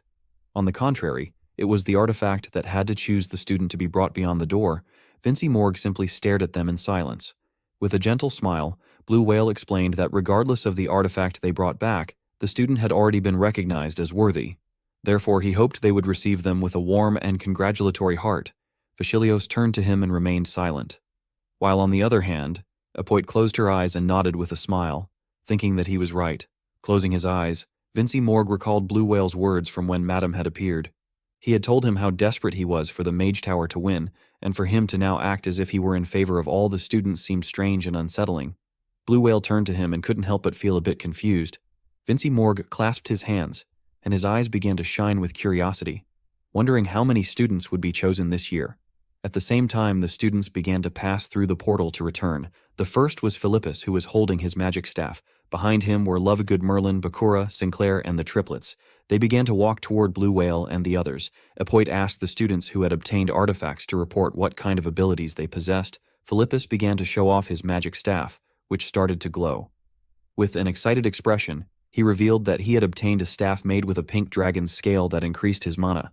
With an excited smile, Lovegood Merlin began to show off a heart-shaped hairpin. It blocked a single mind-type spell, but it had the condition that someone she truly loved had to be by her side. With a smile, Bakira began to show his steel gloves, the Madong Wang hand, gauntlets that increased physical strength. It was Dolores' turn. She showed a golden mirror, the mirror of truth. This artifact revealed the true face behind the reflected target's mask, but it only worked on people who were within a range she could handle. The Baskerville triplets raised their swords. They had obtained the Sumjito triplet swords that grew stronger when they were together. With an excited expression, Sinclair began to point to the hat she carried on her back. The artifact that had chosen her was the money hat, and it had the ability to increase her magical power by feeding it money. Crossed her arms, her attention fixed on Sinclair's hat. She couldn't believe that every student had been chosen by an artifact. This year's class was truly one of a kind. In a curious tone, Vasilios commented that this must mean the artifacts had recognized the students' great talent. He then wondered if everyone had come out by now. Blue Whale gazed at the ground and revealed that there were 20 seconds left. Hearing this, Apoit's eyes widened in confusion and surprise. She didn't know what was happening. With a calm expression, Vasilius turned to Blue Whale and asked him why he was sweating so much. Blue Whale put a hand on his head and began to count down the remaining seconds before the door closed. With a serious gaze, Vincey Morgue, who had his hands clasped, revealed that there was one student who had not yet come out. His eyes widened with anger and disappointment. He clarified that a student from his academy named Vikir had not yet emerged. Blue Whale put a hand to his face, and as his body trembled, he panicked. He shouted that there were only 20 seconds left, and that even if students weren't chosen by an artifact, there had never been one who failed to exit the treasure room within the time limit. The portal began to glow intensely, and the professors revealed that if Vikir wanted to live, he had to come out right now. Sinclair's attention fixed on the portal. With a confused gaze, she couldn't help but wonder where Vikir was. Hearing this, Dolores turned around, her eyes shining with worry. Less and less time remained before the treasure room would close. The triplets turned around and panicked when they saw that Vikir still hadn't come out. Philippus remained silent, not knowing what was happening. Lovegood Merlin's eyes widened with surprise and concern. While on the other hand, Bakira felt surprised to notice that Vikir still hadn't come out. When only 4 seconds remained, someone clenched their fist and began to emerge from the portal. It was none other than Granui. Gritting his teeth, he had decided not to get trapped inside the treasure room. Granui closed his eyes, unsure if he had made it out. He then stumbled and fell face first to the ground, and at that exact moment, the golden door of the treasure room slammed shut completely. With his face covered in sweat, he got to his feet, panting heavily. With an arrogant smile, he declared that the protagonist always makes his entrance at the end. The eyes of Sinclair and Dolores filled with surprise and fear. The Baskerville triplets were in shock. As the cloud of smoke dissipated, everyone was left speechless. Noticing this, Grenouille wondered, "What's with this atmosphere?" The color drained from Vincey Morgue's face and his eyes widened in terror. He couldn't believe that Vikir hadn't come out. At the same time, Vikir was inside the treasure room. Even though the door had closed, his eyes shone with tranquility. He watched from a high vantage point, more precisely from a pillar, and felt relieved as he was finally alone. Without wasting any more time, Vikir landed elegantly on the ground, his eyes filled with determination, for he had to take care of the 7th corpse inside this door where no one else was. Before that bastard could plan something, Vikir got to his feet. He saw that the room was replete with artifacts, and the only thing illuminating the place was the moonlight. The problem was finding it in this place. Vikir began to walk through the area, and then his eyes started to glow with rage. He could feel it, the scent of a demon. In this room, there were all sorts of artifacts, from magic potions to normal and magical weapons. Our boy began to walk in silence, recalling that it was said an artifact lets you know instantly who the chosen one is, and he wondered if the light they emitted was proof of this. Our boy had no interest in any of the glowing artifacts. Vikir stopped walking and stood still. His eyes shone with rage as he gritted his teeth hard. What he was looking for was here, the only inanimate demon among the 10 supreme corpses. Vikir's attention fixed on several powerful weapons. Among them were a mace, a shield, a bow, and a sword. He knew that the 7th corpse, Decarabia, was nearby. Vikir began to observe the sword carefully. He knew better than anyone that although it looked like a magnificent and beautiful artifact, the deepest darkness always hides behind the brightest light. Consumed by rage, Vikir unsheathed his sword, began to stare intently at the displayed sword, and declared that the game of hide-and-seek was over. Without wasting another second, Vikir moved like a thunderclap, unleashing several powerful yet precise slashes. Our boy's attack shattered the artifact holding the weapons to pieces. Our boy did not let his guard down. Hidden behind it was the demon Decarabia, who had been sleeping. Not long after, it woke up and its eye began to glow with malice. The demon began to stare intently at our boy, creating an intense pressure. Vikir stood ready for combat. As its eye glowed with rage, the demon called him weak and ignorant, asking if he was the one who had awakened it. This demon was the 7th corpse, Decarabia. It had a danger level of S+, and was known as a natural enemy of humanity. One of the 10 disasters considered incomprehensible and impossible to kill. Just as cited in the 10 Commandments, this being like a plague of locusts would lay waste to all food supplies. A sinister azure aura seeped out from the armor and weapon. As the demon Decrabia's eyes gleamed with vicious intent, it unleashed its power, draining mana from the surroundings to fuel its growing strength. Vikir watched intently and didn't let his guard down. He realized that the demon had reached this size by absorbing the mana from the surrounding artifacts. His initial plan had been to slice through the entire rack in a single blow, but now he understood that his opponent had been concealing its strength. The demon Drabia began to laugh like a madman, proclaiming that a tremendous power was coursing through its entire body. It declared that it would now open the door to the abyss to exterminate humanity, sentencing the insignificant humans to despair. Drabia's eye widened in confusion, its attention fixing on Vakir, who was standing nearby as a powerful energy emerged from his body. It couldn't help but wonder who our boy was. With a confident expression, Vakir revealed that he was the person who had awakened it. After saying this, Vakir adopted an offensive stance and a powerful energy began to surge from his body. The demon observed carefully and was somewhat surprised to notice that its opponent gave off a demonic aura. Because of this, it had been sure that the one who awakened it was another demon. Drabia's attention turned to the Beelzebub sword. It wondered if that could be the legendary weapon, as it seemed impossible for a human to possess the power of an ancient demonic constellation. As Vakir's eyes glowed with rage, he concentrated and prepared to attack. To him, this was of no importance, as the demon would be destroyed right here anyway. Slowly, Vakir's sword began to approach the demon's eye, but then it started to glow. Laughing boisterously, the demon proclaimed that its contract with the demon race was settled and that it would now begin a new contract with a human. Hearing this, Vakir froze in shock, his eyes widening in surprise and confusion, not knowing what was happening. Consumed by curiosity, Vakir decided not to attack for now and asked the demon what it was talking about. With a serene expression, the demon asked if by any chance he had awakened it without knowing what it was. With a confident gaze, Vakir nodded, affirming that he knew it was a demon. Drabia began to stare intently at our boy, explaining that more precisely it was a being that used to be a demon. It fell into a deep sleep every 1,000 years, and depending on who awakened it first in each cycle, its disposition for the next 1,000 years was determined. Vakir was somewhat confused by the idea that the demon's disposition was determined by whoever woke it up. Vakir began to imbue all his mana into his sword and lunged at the demon, his eyes widened with rage. He had heard enough. Noticing this, the demon Drabia panicked, wondering why he was pointing his sword at it. Blinded by anger, Vakir moved like a thunderclap and attacked with several powerful slashes, which struck the demon's body head-on. Vakir continued to attack and Drabia began to dodge the strikes. Its eye widened in confusion, making it sweat as it shrieked, asking what the human was doing and why on earth he was trying to harm its noble body. With a piercing gaze, Vakir raised his sword, ready to attack again, making it clear that his mission was to kill demons. Noticing our boy's look, the demon's eye widened in fear. Its recovery speed couldn't keep up, and at this rate, it would truly die. With its eye full of tears, the demon explained to our boy that it was no longer a demon. Vakir didn't believe its words, stating that he no longer trusted anything demons said. Drabia didn't give up, and with a confident expression mentioned that if Vakir couldn't believe it, he should check its mana. Hearing this, Vakir stopped. His body began to tremble, and he felt somewhat confused and surprised. Our boy calmed down a bit, and upon concentrating, he noticed that the demonic scent had disappeared. Drabia got angry and started fuming, yelling at Vakir that he was a lunatic. It reminded him of what it had already said. Since he had awakened it, it was of no use to the demons anymore. From now on, it was on the human side. With tears in its eye, Drabia explained that it was genuinely useful. It mentioned that it could identify apport shields, especially highlighting this last ability.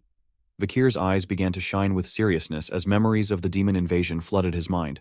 With Drabia at the forefront, he remembered the shield in the Age of Destruction before his regression. It fed on the mana of 9 demons.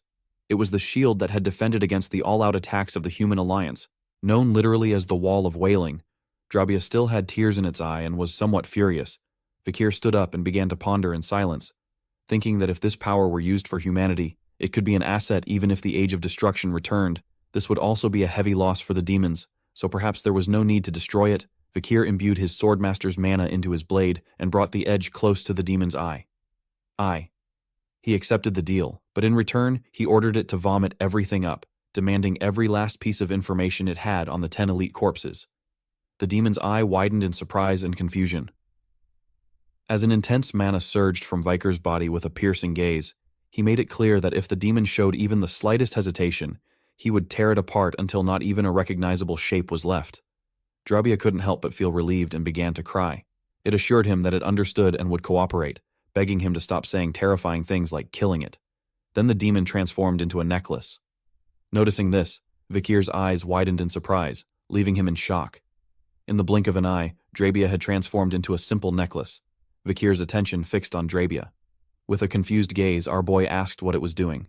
Drabia explained that it couldn't just float around, so it had tried to look as much like an artifact as possible by turning into a necklace. The door had closed completely. Drabia, noticing that the exit was sealed, asked how they were supposed to get out. At the same time, on the other side of the door, Veni Morg was desperately pounding on it, trying to open it. Clenching his fists, he began to beat on it without stopping, ordering the door to open. His eyes were filled with desperation as he screamed that his student had not yet come out, demanding they open the door. Noticing this, Blue Whale's eyes widened with concern.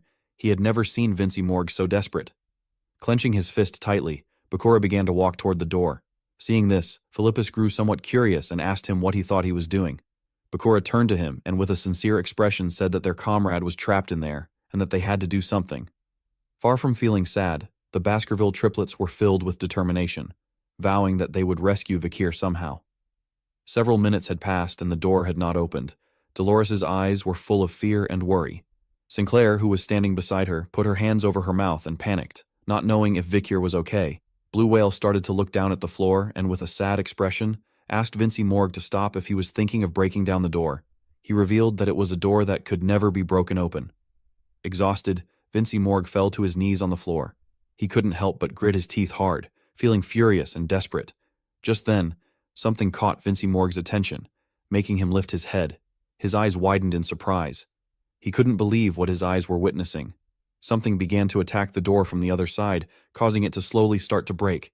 Noticing this, Vinci Morg, who was nearby, couldn't help but feel somewhat confused, not knowing what was happening. Not long after, the door shattered into pieces, sending fragments flying in all directions. Luckily, Vinci Morg was quick. He got to his feet and started to run to avoid being hit. A powerful energy began to emerge from the doorway. Blue Whale's and the others' jaws dropped in surprise. While on the other side, Bakura's and Philippus's eyes widened in confusion. Someone had broken part of the door. At that moment, Vikir appeared, and while his eyes shone with surprise, he maintained a serene expression. He apologized for being a little late, explaining that he had only intended to slightly tear the barrier, but ended up shattering the door completely. Seeing that Vikir had managed to break the door, the eyes of Vinci Morg, the Baskerville triplets, Dolores and Sinclair widened in surprise, leaving them paralyzed with shock. Our boy knew this was going to be hard to explain. Our boy decided to lie and began to show Drabia, which had transformed into a necklace. With a sincere expression, he explained that this artifact could break barriers, but that it was for single use only. Just before Vikir could finish speaking, Sinclair ran up to give him a hug. Noticing this, Vikir panicked. His eyes widened in confusion. Not knowing what was happening, Sinclair began to cry, and tears started to stream from her eyes like an endless river, shouting at Vikir that she had thought he wouldn't come back.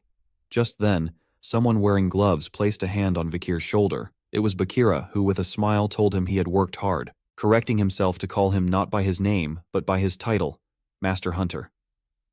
The Baskerville triplets couldn't help but cry and feel admiration for Vikir, proclaiming that they had always believed in him. Leveg Good Merlin clasped her hands and couldn't help but cry, feeling relieved. On the other hand, Philippus adjusted his glasses and began to show a proud smile. Dolores wiped away her tears and felt relieved to see that Vikir had managed to get out. Vikir felt confused, wondering why nobody cared how he had opened the door and managed to get out. Veniorg welcomed him back with a relieved expression. After saying this, he began to walk away with a proud smile. The only thing Vikir could do was thank him. As Sinclair continued to cry, Vikir placed a hand on her back and his eyes began to shine with tranquility. Somehow everything had been resolved. The Olympic survival competition was complete. The powerful door, which opened only once a year, was now destroyed. The collapse of the artifact vault barrier was by no means a simple incident. The barrier administrators and the school headmasters immediately investigated the inverted pentagram artifact used to break it, but they found no mana reaction. Now Vikir wore Drabia, which had transformed into a pendant. The situation was resolved with the conclusion that being a single-use artifact, it had lost all mana signature. Because of this, it was now nothing more than a necklace with a threatening shape.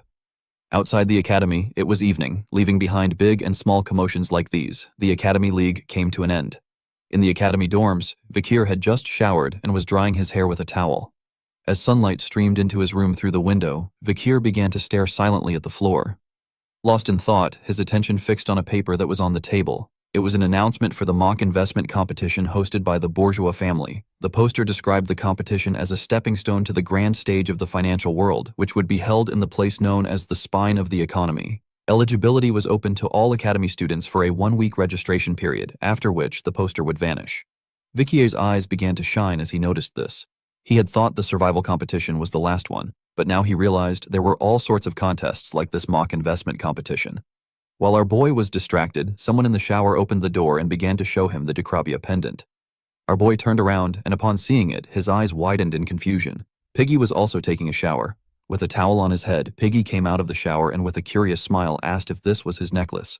Drabia's attention fixed on Piggy, and it couldn't help but blush. Vikier reached out his hand to grab his necklace. Piggy explained that he seemed to have forgotten it when leaving the shower room, so Vikier thanked him. Piggy returned to the shower, and Vikier continued drying his hair with the towel. With a furious look, Decrabia thought that they put men and women in the same room based only on appearance, but it supposed not. Still, the scene had been an entertaining spectacle, and it laughed. Vikier grabbed the necklace, and as his eyes shone with rage, he reminded Drabia that he had already warned it he would shatter it if it tried any funny business.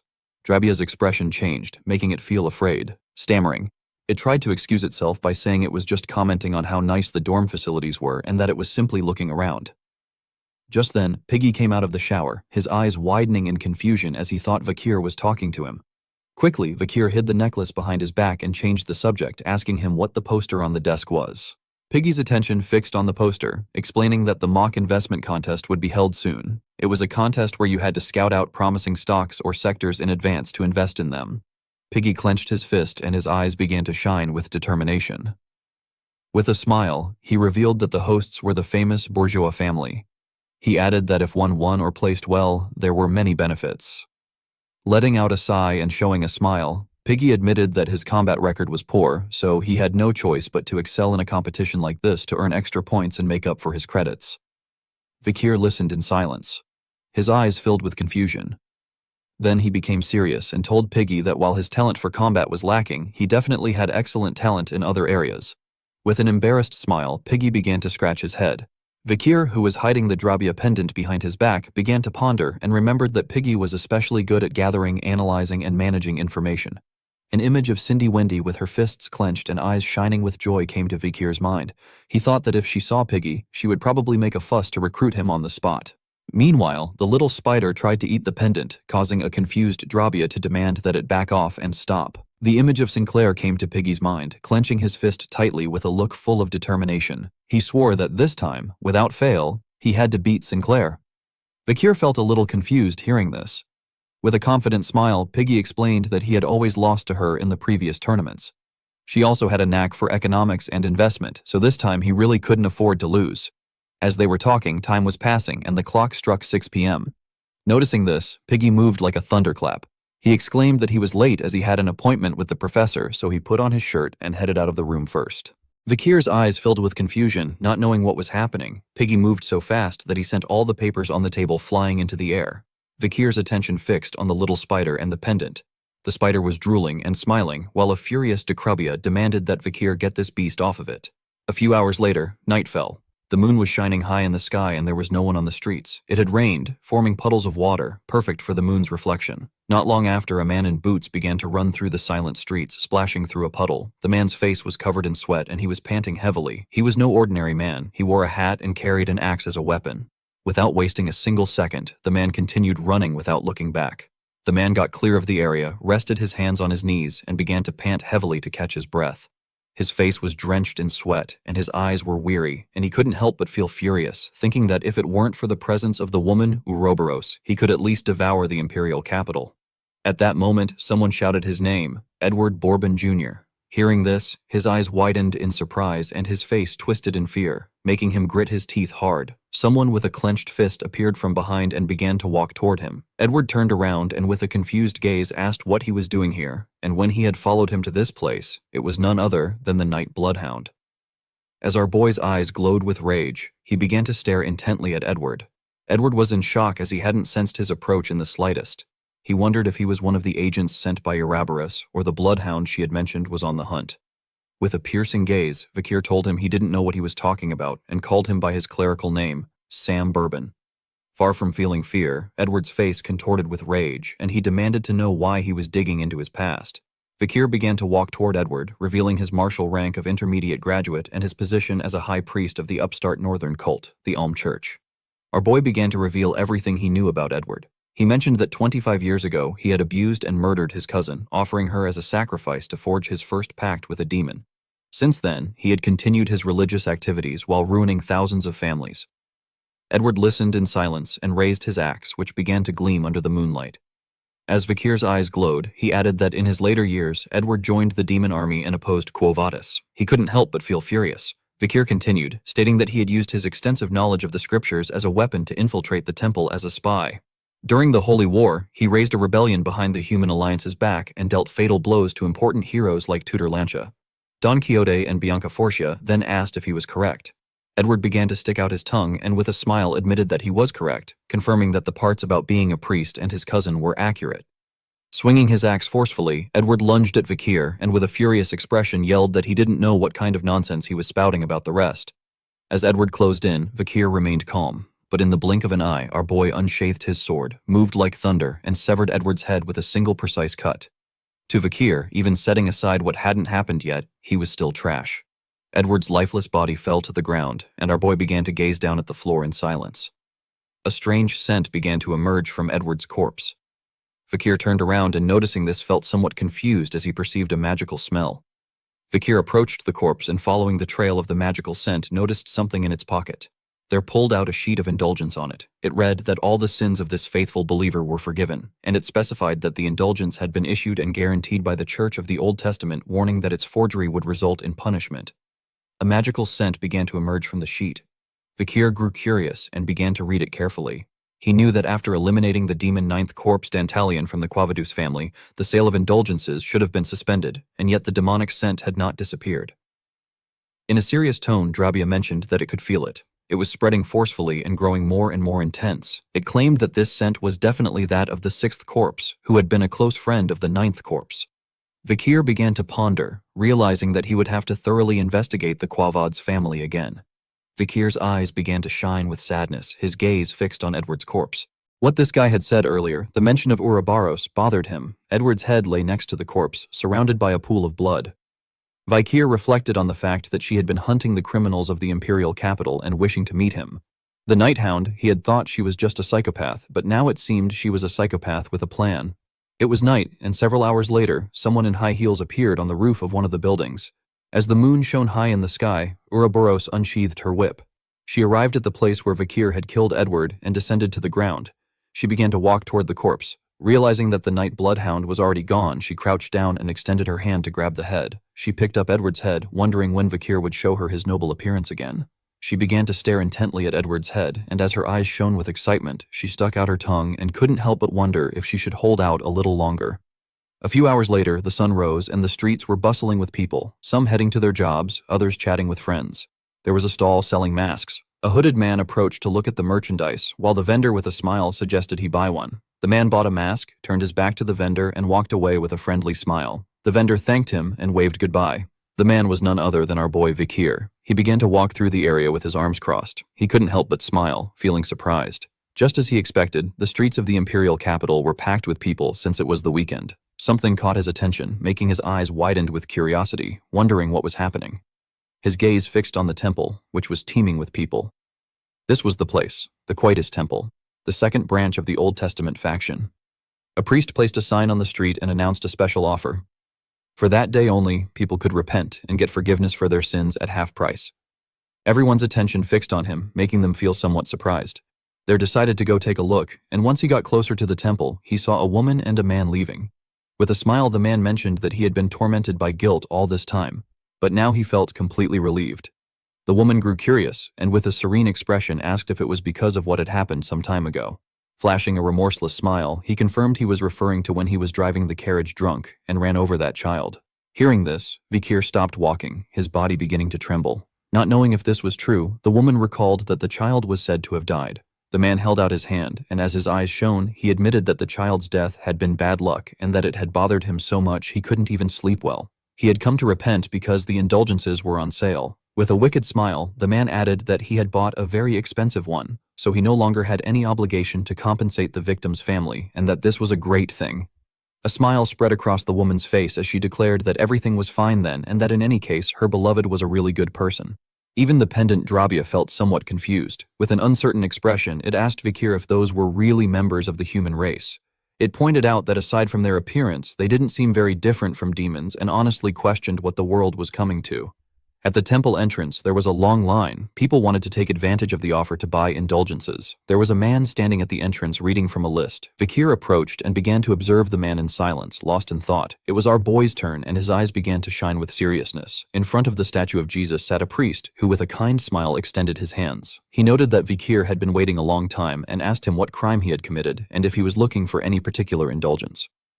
Vikir began to stare intently at the priest and asked him if, since one could repent for past sins, it was also possible to repent in advance for sins he would commit in the future.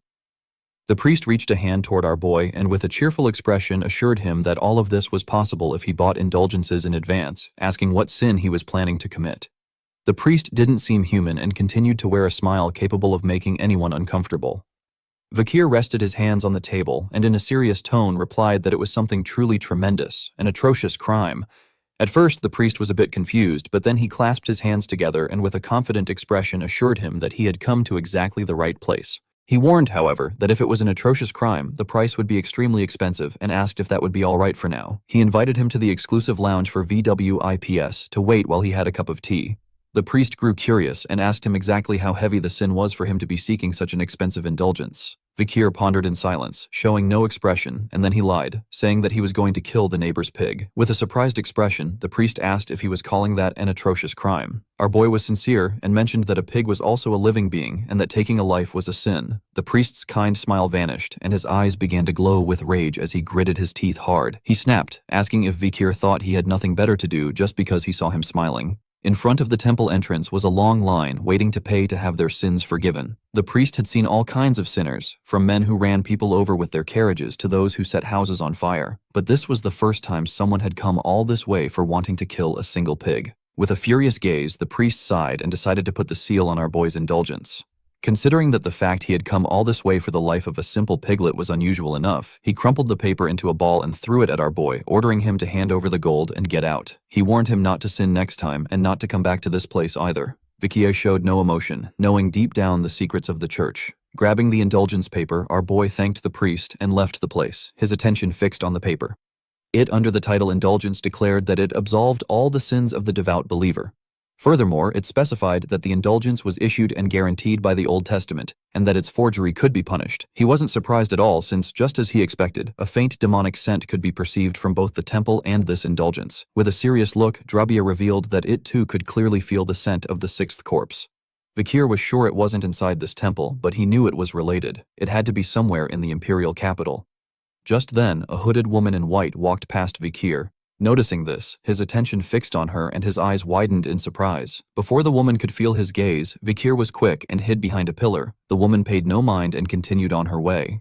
Vikir's eyes filled with confusion as, according to him, she was supposed to be at the academy right now and he wondered why she was here. Drabia grew somewhat confused and peeked around the corner to see who this woman was. The woman had blonde hair and her eyes were filled with worry. She was Dolores. She got into the long queue in front of the temple and, closing her eyes, let out a sigh of relief. She began to look at the ground with an uncertain expression, wondering if it wouldn't have been better to just walk in confidently and say she was just looking around. She considered that, if anything, the fact that she, a saint, was infiltrating the temple in this way might seem even more suspicious.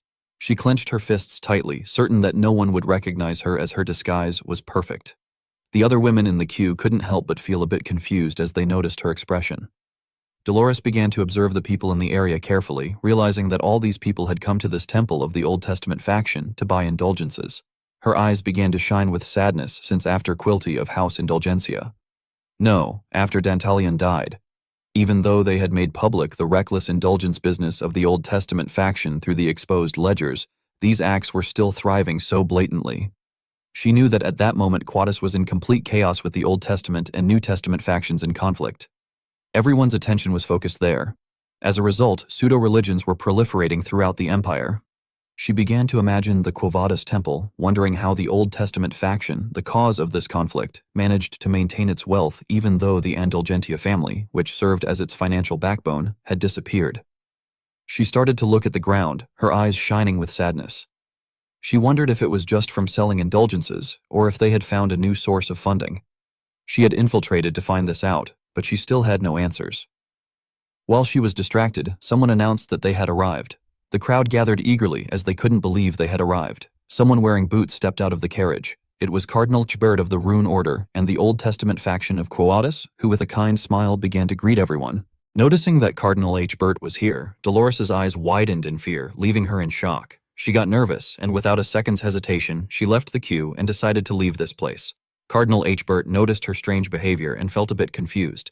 Dolores fled the place without looking back, while Cardinal Humber stared at her intently in silence. Chbert approached one of the priests and with a serious look told the lieutenant that something had been bothering him. He instructed him that before entering the temple, they should take a quick look around the vicinity first. The priest closed his eyes and bowed his head before Cardinal Chbert, accepting His Eminence's order. Chbert turned his back to the crowd and prepared to enter the temple. The people grew somewhat confused, asking His Eminence where he was going and begging him to grant them his grace as well. Several guards appeared to prevent the people from getting close to Chbert. At the same time, Dolores was getting away from the place. She had climbed to the second floor of the temple. She clenched her fists tightly and panicked as Chbert was her father. She couldn't help but feel furious, for after discovering the connection between the demon Quilty and her father's indulgence list, the conflict between her, a believer of the New Testament, and him, a cardinal of the Old Testament, had deepened. She was so distracted that she wasn't looking where she was going and bumped into a hooded man. She fell on her butt to the ground and apologized, explaining that she was walking without looking ahead and that the impact was so hard she thought she'd run into a wall. As the sunlight illuminated the place, the man began to stare at her in silence. Not long after, two guards carrying axes discovered them. One of them started pointing at them, shouting that there were suspicious people there and ordering them to be arrested. Dolores, who was on the ground, turned around and her eyes widened in surprise. Noticing this, the man grabbed Dolores's hand, making her feel somewhat confused, not knowing what was happening. Without wasting a single second, the man grabbed Dolores and began to flee without looking back. The guards started chasing them, ordering them to stop. As the sun lit up the inside of the temple, they ran up a set of stairs, and not long after, the guards did too. They weren't going to give up until they caught them. The guards managed to corner them, gritting their teeth hard, and with a furious expression, they ordered them not to move. Not long after, Cardinal Chbert came up the stairs, and with a serious gaze, he ordered them to take off their hoods and reveal their identities. With a smile, the hooded man mentioned that the welcome greeting at the Old Testament faction's temple was quite peculiar. With a smile, they removed their hoods. One was an old man, and the other a young man. Seeing this, Herbert's eyes widened in surprise, leaving him somewhat confused. The tall, brown-haired man began to stare at Chbert in silence, while on the other hand, the old man started to smile and told Cardinal Chbert that it had been a long time since they had seen each other. While they were talking, hidden in the stone window frame above were the hooded man, now wearing a dog mask, and Dolores. It was none other than Viker. Dolores began to watch intently and couldn't help but blush. The old man began to smile. Cardinal Herbert's eyes started to glow with seriousness. Vikir showed no emotion, and Dolores felt somewhat confused and surprised. It was daytime, and Vikir and Dolores were hiding. She was curious to know who was hidden behind the mask. Our boy brought his finger to his mouth and in a serene tone asked her not to make a sound. Far from feeling furious, Dolores's eyes widened in surprise, making her blush. She clenched her fists, and it didn't take long for her to realize that he had the same voice as the night bloodhound. While they were hiding, a tense meeting was taking place below. The tall, brown-haired man broke the silence, mentioning that it had been a while. The old man began to show a smile.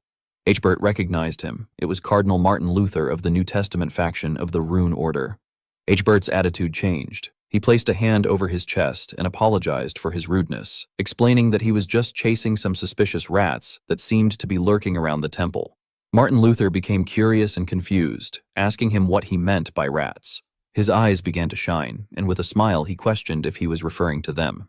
Chbert began to show a nervous smile and shook his head. Then, with a curious look, he extended his hand and asked what brought them to the temple of the Old Testament faction. Closing his eyes and in a calm tone, Martin Luther let out a chuckle and admitted that he had come to snoop around. The tall, brown-haired man began to stare intently at Martin Luther. Noticing this, Humor felt somewhat confused. The Quoadis temple was packed with people. Martin Luther revealed that his New Testament faction's temple was as empty as a desert, while the Old Testament faction's, in contrast, was crowded with believers. He spread his hands and admitted that although it was shameless, he had come to learn a bit about their methods, recalling that His Holiness, the Pope, had always valued harmony. With a kind smile, Humbar questioned if there was really any special reason, explaining that it was just that the location was good and the population was large.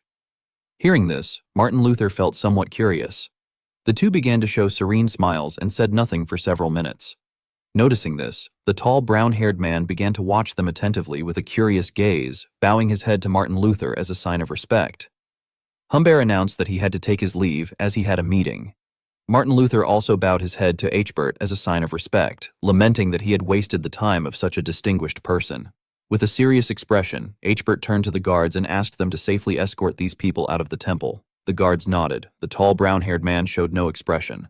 While on the other hand, Martin Luther maintained his kind smile. Then Herbert clenched his fist tightly. Martin Luther's attention fixed on it, and a smile spread across his face. He began to gaze at the ground, saying that demons swarm this land to devour them. Hbert turned his back on them and began to walk away in silence. Martin Luther continued, proclaiming that they should not fear, but stand firm. He assured them that they would triumph through the truth. For even if they lost their relatives, their wealth, their honor, and their lives, the truth lived on and would make the empire eternal. Although at first Humbert tried to remain calm and ignore his words, he couldn't. His eyes began to glow with rage, making him grit his teeth hard. At the same time, Vakir and Dolores left the temple and got onto the roof of one of the houses. Our boy considered that this would be enough. As the sun was setting, Vakir turned his back to her and explained that they wouldn't be chased anymore as they had left the area around the temple. Dolores began to gaze at the sun and was sincere. Thanking Vakir while she was blushing, she took off her hood and in a confused and curious tone asked how he had recognized her. Vakir continued to keep his back to her, stating that he recognized her at a glance. Dolores placed her hands on her chest, her eyes widening with surprise and love. Our boy turned around and in a calm tone explained that her disguise was too obvious. So obvious that it was strange the others hadn't noticed. Dolores closed her eyes and began to smile. Then she brought her fist to her mouth and began to smile. Noticing this, our boy grew curious, wondering why she was smiling. With tears of happiness in her eyes, she began to observe our boy attentively. She apologized if she had offended him, clarifying that it was not her intention. After a sigh, she noted that he could make jokes now and felt that the atmosphere had changed a little. She began to gaze at the ground, and as her eyes shone, she sank into her thoughts. She remembered that when the night bloodhound had grabbed her a moment ago, she had thought it was Vakir. She began to recall past events like her encounter with Vakir on the academy stairs and when they hid to avoid Quilty. She wondered if the reason for her hunch was because those events were very similar to what she had just experienced. While she was lost in her thoughts, Vakir called her name, snapping her out of her trance. Her eyes widened with surprise and curiosity. Vakir moved closer to her and in a serious tone asked why she, the saint of the New Testament, had come to the Old Testament's temple, all while keeping her identity a secret. Dolores began to ponder in silence. Then she lowered her head, her eyes filled with sadness. With honesty, she admitted that the internal conflict between the Old and New Testament factions in Quo Vadis had given rise to the proliferation of heresies and sects. Vakir listened in silence without interrupting. She explained that even in the midst of the chaos, she was secretly infiltrating to investigate the financial flow of the Old Testament faction, which had amassed a fortune. Dolores clutched her arm. Feeling even more sad, she began to look at the ground and revealed that the Pope was showing symptoms of dementia, and she didn't know if he was even aware of the current situation. She added that she was just a saint in name only. The sun was setting. She began to contemplate the beautiful sun and was sincere, admitting that she had no real power. Because of this, she had no other choice but to act on her own. Vakir began to stare intently at Dolores in silence, his eyes shining with seriousness, recognizing that these were certainly problems too big for the saint to face alone. Dolores's eyes were shining with sadness. She remained silent, lost in her thoughts. Vakir knew better than anyone that in the future she would become a heroine, respected and with immense power. But for now, she was nothing more than a little girl whose adoptive family was also tied to demons and with almost no one to trust. His eyes began to shine as after hearing what the saint said, he now understood everything clearly. Vakir began to piece the puzzle together in his mind. Humbert's source of funding, the heretics and sects, the indulgences. With this, the puzzle was complete. He extended his hand to the side and was sincere, revealing that it was most likely that the Old Testament faction, to gain an advantage over the New Testament, had sold religious autonomy to heresies and sects in the form of indulgences, and that it had done so at a very high price. Dolores began to observe Vakir in silence without saying a single word. Vakir knew that Cardinal Martin Luther surely suspected this, and that's why he came here. Hearing this, Dolores's eyes widened in surprise and confusion. But then she thought that Vakir was right. She placed her hand under her chin and with a serene expression began to ponder. She couldn't believe that Cardinal Martin Luther had seen all this coming and that the night bloodhound had as well.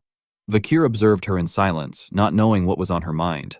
Dolores's eyes widened in surprise, and she asked the Nightblood Hound if, having investigated so thoroughly, it could be that there was a connection to demons once again. With a calm expression, Vikier nodded his head. Dolores began to take steps backward, deducing that the sects and heresies were recent and emerging movements. If demons were involved, they must be manipulating them from the shadows without revealing their true identity. As the sunlight illuminated the place, Vikier moved closer to her and confirmed that she was correct, as the real enemy was always behind the curtain. Vikier remained silent, waiting to see her reaction. Dolores felt somewhat relieved and furious upon realizing that it was just as she had imagined. The Night Bloodhound was still fighting, still alone, in silence and in pain. Without wasting a single second more, she started to run towards our boy, closed her eyes, and while blushing, took his hands, asking him to please let her help too. Vikier was a bit surprised, not knowing what to do or how to react. With an embarrassed expression, she said that although it wasn't much, she believed she could be of help. Vikier asked her if in that case she could use the same buff she used in the battle against Dantalion last time. Dolores's eyes widened in surprise, and she nodded, although she didn't know if she could use such a powerful ability again. Vikier had her let go of his hands, turned his back to her, and informed her that to start, they would have to eradicate the heresies and sects presumably connected to the Old Testament faction. With a serious look, Vikier revealed that he had a way to wipe them all out at once. She placed her hands on her chest, her eyes widening with curiosity and confusion. She wanted to know what our boy had in mind. Without wasting any more time, Vikier began to point his finger at her. As the sun was setting, he got straight to the point, revealing that he needed her body.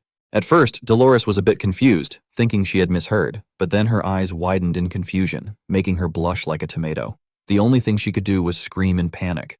Our boy continued to point at her in silence. It was night, and near the mountains stood the Quovitus New Testament temple cutter Zodiaci. A carriage arrived and several men gathered. The bald man spread his hands and with a smile mentioned that it had been a long time and that the Pope seemed to have rejuvenated lately. The long-haired man began to show a smile, while on the other hand the man carrying a staff noted that the bald man had become quite burly and seemed to be imbued with more divine power. In turn, the bald man replied that the long-haired man, on the contrary, had lost weight and asked if this was due to the new concubine he had taken. The long-haired man was the Manson cult leader, Charles, sticking out his tongue. With a smile, he explained that she was a young woman who had a husband, and that after whispering to her about the liberation of the soul while teaching her the doctrine, she came to him of her own free will. The bald man was the cult leader. He explained with a laugh that with just a word they offered him gold or grain, and because of this there was no need for his body to move. The man wearing a hat and carrying a staff was the New World cult leader Elmani. To him, no one would dare challenge the words of God. He pulled a letter from his hat and began to read it attentively. He mentioned that the fact that the Quoides New Testament had sent an invitation for a communion ceremony made him wonder if this meant they would finally recognize them as a branch. As Alm's eyes shone with malice, with a smile, he began to rub his hands together, and the image of Saint Dolores came to his mind. He knew that communion was a ritual to consume bread and white wine, but symbolically it was also the act of sharing the blood and flesh of a virgin. He considered this a clear invitation to form a formal alliance. They began to walk through the area, and with a serene gaze, Charles mentioned that it was fortunate that the New Testament cultists had finally come to their senses and reached out to them. Mom began to ponder in silence, while on the other hand, Elmani turned to them and stated that those people had always acted so nobly, but now they finally understood. They understood that they could never win against the Old Testament cultists without their funds. Just at that moment, an explosion occurred behind them. Noticing this, their eyes widened in surprise and confusion as they didn't know what was happening. They stopped and turned towards the direction of the explosion, trying to understand what had happened. The ground was littered with the remains of the carriage destroyed by the explosion and a corpse. As the smoke screen dissipated, a woman began to walk toward them, happy to have found them. It was none other than Ouroboros as a powerful energy surged from her body. She stared at them intently, and an excited smile spread across her face as she wondered why so much trash was gathered in this place. In the blink of an eye, guards carrying shields and swords surrounded Ureos. At the same time, from a rooftop, Vikier and Dolores were watching everything. Dolores was somewhat surprised as Ouroboros had appeared just as Vikier had said. Vikier, who was crouching beside her, began to stare intently at Ouroboros in silence. Ouroboros unsheathed her whip. Al and the others approached her and in a curious tone asked her how she had gotten here. Showing a calm expression and a smile, she explained that she had heard a report about the appearance of the Night Bloodhound. So, she came to check it out, but she had only found what she considered a gathering of stinking trash. Hearing this, their eyes widened with rage, and they couldn't help but grit their teeth hard as they couldn't believe how that insolent bastard dared. As the moon shone high in the sky, they ordered their men to kill her immediately. Hearing the order, they drew their swords and with a furious gaze began to charge towards her. Once they got a little closer, Uraoros's eyes began to shine with excitement. Without wasting a single second, she decided it was time to get serious. Just before the guards could react, she moved her whip like a thunderclap, cutting the guards' bodies to pieces. The guards' blood splattered on the faces of Al and the others, and their eyes widened in surprise and fear. They couldn't believe she had killed the guards in a single attack. As the corpses fell from the sky, Uraeos wiped the blood from her cheek with her finger and with a curious smile asked them if they were their leaders. M began to sweat like crazy and gritted his teeth in fear, not knowing what to say. But just then, Charles extended his hand and asked her to wait, questioning how she dared to act this way in front of them. With an arrogant expression, Charles began to point his finger at her, declaring that he was the god of the Manson cult. He added that now that he thought about it, she seemed to be his type, and if she became his 21st wife, he would make sure she avoided divine punishment. Just before Charles could finish his sentence, Ouroboros moved like a thunderclap and with a whip crack severed Charles' head, sending it flying through the air. Noticing this, was paralyzed with fear. Unable to believe what his eyes were seeing, Uraeos began to stare intently at him with a piercing gaze, questioning with disdain how it was possible that someone who couldn't even block her attack dared to call himself a god. Elmani started to look at the ground and with a furious expression declared that he was not afraid of trash like her. With a determined expression, he began to point his finger at her, declaring that he would never surrender because he was the true god who had descended upon this world. Although deep down he was pissing his pants, Ouroboros threw a bottle which hit Elman squarely in the face, causing the liquid to make contact with his skin. With a smile, Uraeos showed the bottle and asked that if he really was a god, nothing would happen to him, even if he touched holy water. Once the liquid made contact with Elmani's skin, it began to burn it like acid, causing him to start writhing in pain and screaming in agony. Ouroboros turned the bottle to show the label, which had the symbol for poison. Then she put the bottle away, extended her hand, and with a cheerful smile began to walk towards M, telling him that now he was the only piece of trash left. M began to sweat like crazy and started to back away, begging for his life. He confessed that he was not a god or a priest, but just a cultist, a heretic. Ouroboros began to stare intently at M with an excited smile, and with her so close, Alm's eyes filled with tears and fear as he pleaded with her to please spare him.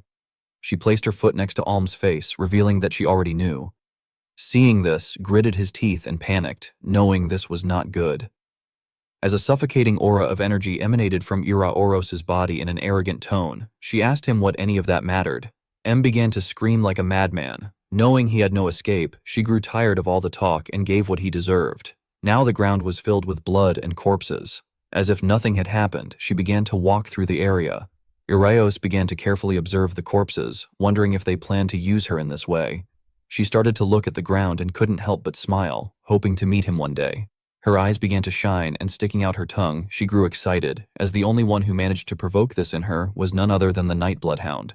Her thoughts were interrupted when a bright light emerged from the trees in the forest. Voices were heard shouting that they had heard a scream coming from beyond that forest and that this time they would catch her. Hearing this, she snapped out of her thoughts, turned around, felt furious, and gritted her teeth hard. Then she braced herself and with a leap disappeared from the place without a trace. On the ground was Alm, who was still alive, but his body was covered in whip wounds. Writhing in pain, he began to pant heavily. Vikir stood up and his gaze fixed on Alm. He explained to Dolores that he would handle the interrogation so she should find the document containing the information. Dolores began to watch Vikir attentively in silence. He reached a hand inside his clothes, then descended near Alm, pulled out the glowing Drabia pendant, and as his eyes shone, he demanded that he tell him everything he knew about the financing of these bastards.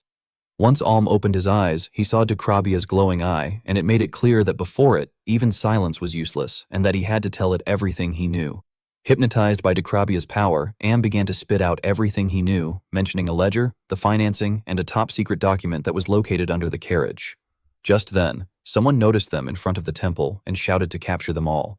Vikir stood up and turned around, while on the other hand, Dolores went on alert. Her eyes filled with concern. Dolores felt afraid, and Vikir became alert. He couldn't believe they had arrived so quickly. Not long after, someone carrying a spear slammed it hard against the ground. In the middle of the night, an army of guards arrived at the scene, only to find corpses and no trace of the night bloodhound or Uraros. At the same time, Dolores wiped the sweat from her cheek. She was panting heavily to catch her breath, but being far from the temple now, she felt relieved, as she had almost been caught. Vakir changed the subject and asked her if she had found the ledger. Showing the ledger and a confident smile, she nodded. Vakir took the book, and as his eyes shone with curiosity, he opened it and began to read in silence. With a sad look, Dolores mentioned that the people who were dead in front of the temple moments ago were absolutely unforgivable villains. The image of Charles and the others smiling wickedly came to her mind, as they were evil people who took advantage of people's hearts for their own gain. She remembered that the ground was littered with corpses and blood, and she understood that the method, though radical, was simple and definitive. This was what the Night Bloodhound meant by eradicating them all at once. After catching her breath, she stood up and with a curious gaze asked our boy how he had known that Urbis would appear in this place. Vakir clenched his fist tightly, and noticing this, she felt somewhat confused. Under the moonlight, he revealed that it was the Tycoon family, the Bourgeois family. Dolores's attention fixed on the book, her eyes widening in confusion as she didn't know what our boy was talking about. Showing the book, Vakir revealed that they were the masterminds behind all of this. Vakir gave her the book, and she began to read. Our boy mentioned that if she looked at the accounting records, she would see that the heretics and sects had been receiving enormous funds from the Bourgeois family. With this amount of money, they bought indulgences from the Old Testament faction and probably deepened the internal conflict between the Old and New Testament factions. In a confused tone, she asked why they would do something like that. Vakir began to look at the ground, imagining a golden tree, and explained that the most troublesome ability for demons was divine power. They had probably been planning for a long time to destroy the very foundation of this power. Our boy's eyes widened with certainty as he understood that all of this was likely a preemptive attempt to eliminate any obstacles before the age of destruction arrived. With a serious expression, Dolores asked him if this time he planned to assassinate the key figures of the Bourgeois family. Vakir lifted his head and felt somewhat confused. Dolores placed her hand under her chin and began to ponder, pointing out that most members of the Bourgeois family probably lived in mansions with strict security measures, and she wondered if it would really be possible to infiltrate and assassinate them in such a place. Vakir mentioned that they had to make them come looking for them this time. Hearing this, Dolores snapped out of her trance, her eyes widening in surprise. Showing a gold coin, Vakir explained that money attracts more money and they just needed to accumulate so much that the Bourgeois family would want to contact them first. With a confident expression, our boy said that luckily he knew someone very rich. Several days later, our boy was somewhat annoyed. A woman began to stretch his cheeks and, calling him little brother, said that she had missed him very much. Vakir could do nothing but curse his situation. A woman with long dark hair is playfully pinching and stretching Vakir's cheeks, exclaiming with a huge smile how much she's missed her little brother. While Vakir endures this with a pained and annoyed look, his friends Sancho, Tudor, and Piggy watch from a distance, completely stunned. Tudor found it unbelievable that Vakir even had a family, and Piggy quietly told him that was rude. Sancho explained their confusion, noting that Vakir had never spoken about himself or his family, making the situation very strange. A flustered Tudor admitted he didn't even know why he was so shocked. The woman continued her overly affectionate act, leaning in very close to Vakir's face and asking if they should share a kiss after being apart for so long. Once Vakir's friends had left, the mood in the room changed completely. Vakir and the woman sat alone at a table, the act now over. He said it seemed everyone was finally gone. The woman, looking tired, rested her head in her hand and said she knew she had to come in person because the message was important. She suddenly winced in pain as an image flashed showing her face split with Cindy Wendy's, showing a red bump on her forehead. The woman complained that no brother in the world would hit his visiting older sister for showing a little affection. However, she quickly added that it was necessary to overact so much to remove any suspicion others might have about their relationship. She then sat back with her legs crossed, looking arrogant, and said he should be grateful she even bothered to visit him. Vakir cut the small talk short, telling her that was enough. He became serious and asked her directly how the trade with the natives of the sea was going. The woman's attitude immediately turned professional as well. She reported that things were going smoothly and that they had already completed 3 large trades. Vakir simply replied that it was good news. Following their business discussion, Vakir's expression turned serious as he began to ask another question. With his red eye glowing, he asked Wendy if there was any news on the whereabouts of the Balak tribe. Sindai Wendy closed her eyes and solemnly shook her head, telling him they still hadn't been able to find them. She explained that the tribe used to appear for every trade, but now they had vanished completely. She assured Vakir that they were actively tracking them, while he listened in silence. Vakir considered this information, thinking that something must have happened to the Balak tribe. An image of their powerful white-haired leader eyes came to his mind. He believed that with such an outstanding leader, he probably didn't need to worry too much about them. Changing the subject, Cindy Wendy then presented a large bag to Vikir. She explained that as he requested, the bag contained war funds. When opened, the bag was revealed to be overflowing with shining gold coins. With that business done, Cindy Wendy's expression grew grim. She told Vikir there was one last thing he needed to know. She then revealed the identity of their main target, the head of the Bourgeois family, a stern, bearded man named Bartholomew de Bourgeois. With her hands clasped and her own red eyes glowing with intensity, Cindy Wendy delivered the critical information. Bartholomew is the demon. Upon hearing that Bartholomew de Bourgeois is the demon, Vikir clasped his hands and processed the information. He had suspected that the one corrupting Quoetus, one of the 7 great families of the empire, would either be the family head or a very close aide. While he had expected this, having it confirmed directly made the weight of the situation feel much heavier. Cindy Wendy continued, reminding Vikir that as he knew the Bourgeois family was the wealthiest in the entire empire, she warned him that even if he wanted to make contact with them, the bag of gold she had brought would be far from enough to get them to even look his way. She offered to bring more funds if he needed them, but Vikir calmly said that this amount would be enough as seed money. Confused, Cindy Wendy questioned what he meant by seed money. Vikir explained that one cannot simply make contact with the Bourgeois family just by having a lot of money. They are only interested when the method of earning the money is interesting. Only then will they pay any attention. A sly grin spread across Vikir's face as he told her what he planned to do with the money. He revealed his target, the mock investment tournament, an event hosted by the Bourgeois family themselves. Holding up a flyer for the competition, Vikir confidently declared his plan to use his knowledge to win the tournament. Hearing this, Cindy Wendy's face twisted in absolute shock. Blue lightning crackling around her. She screamed that he was insane, shouting that his plan was nothing short of fraud. The scene shifts to a large grand building at night. Inside a dimly lit office, a man with long wavy blue hair named Veni Morg has been called. He enters and asks if he was summoned. The person who called him is a powerfully built man with long blonde hair holding a large ornate sword. This is Winston Smith, the principal of Calypso Academy. Vinci Morg looks slightly surprised as his eyes fall upon the principal's weapon. He recognizes it as a well, the Sword of Winter, and notes that since the principal is still armed, he must have just arrived. Vinci thinks about the principal's reputation as a legendary swordsman, a figure whose power was said to match the heads of the most powerful warrior families in the empire. Principal Smith smiles and motions for Veni to take a seat, saying that his time off ended sooner than expected. Once they are seated, the principal gets straight to the point, asking about the trouble he's heard Professor Sadi has been causing in his absence. Veni's expression turns to pure anger. He begins listing her offenses, which he claims are too many to even mention in full. He mentions her poor work ethic, her habit of drinking during class, and even attacking students. Leaning forward in frustration, Vinci declares that to be frank, Sadie isn't a professor, but a criminal who belongs in the notorious novel Vague Prison. The principal raises a hand to calm Vinci down, telling him not to be so harsh. Though his own smile seems a bit forced, he then gives some context for Sadie's behavior. He explains that she is the last descendant of the Marquard, a family that was incredibly infamous before the empire's unification. The principal adds that the previous head of the Saad family is in fact currently imprisoned in Nouvelle Vedic. Principal Smith addressed Veni, stating that he still believed there was a good side to everyone and that this must also be true for Professor Sadi. Vinci, clearly frustrated and thinking the principal was being naive, warned him that the final exams and parent-teacher conferences were fast approaching.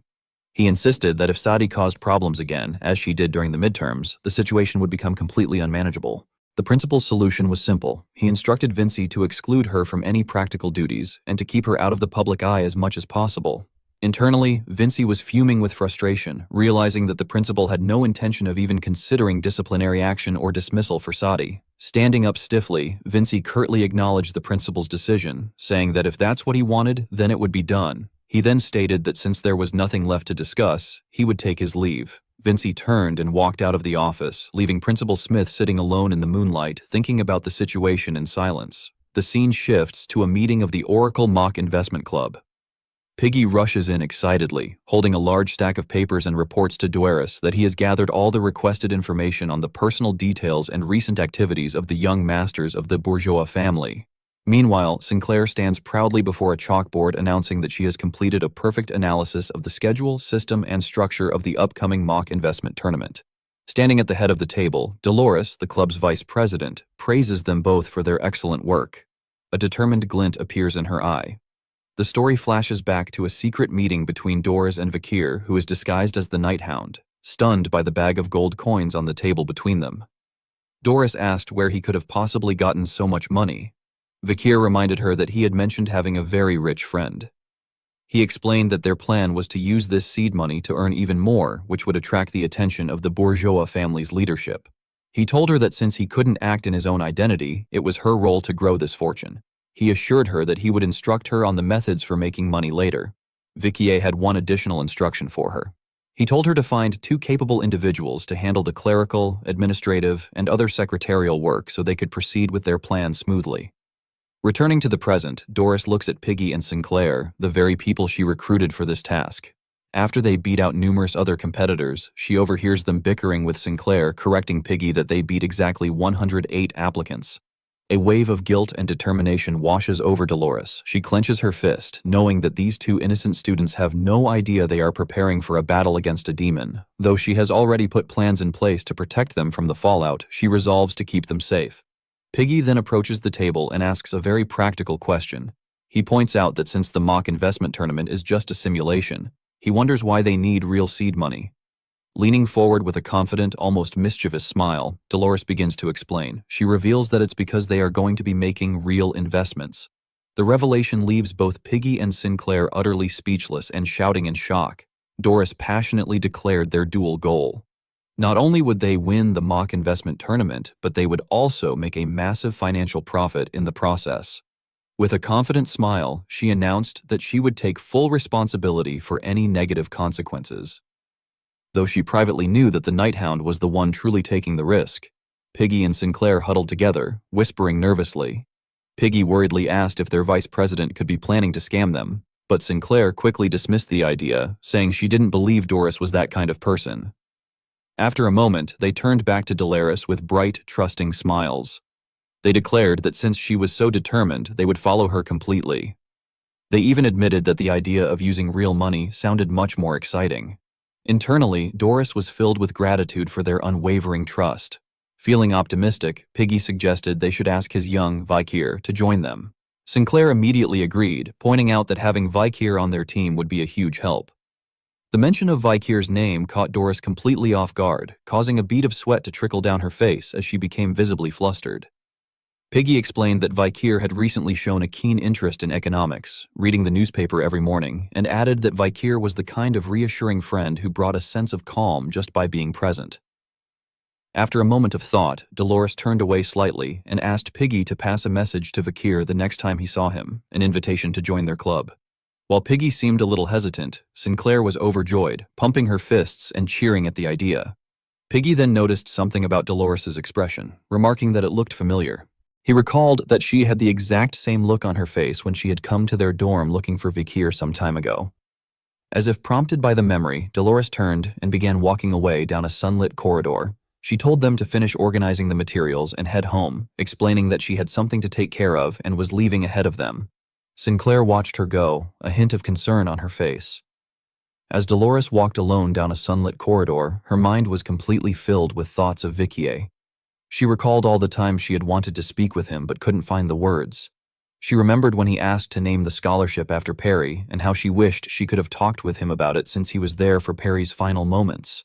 She also thought of the time he fought on her behalf and how he had supported her during the student council election. She realized she had always wanted to simply thank him.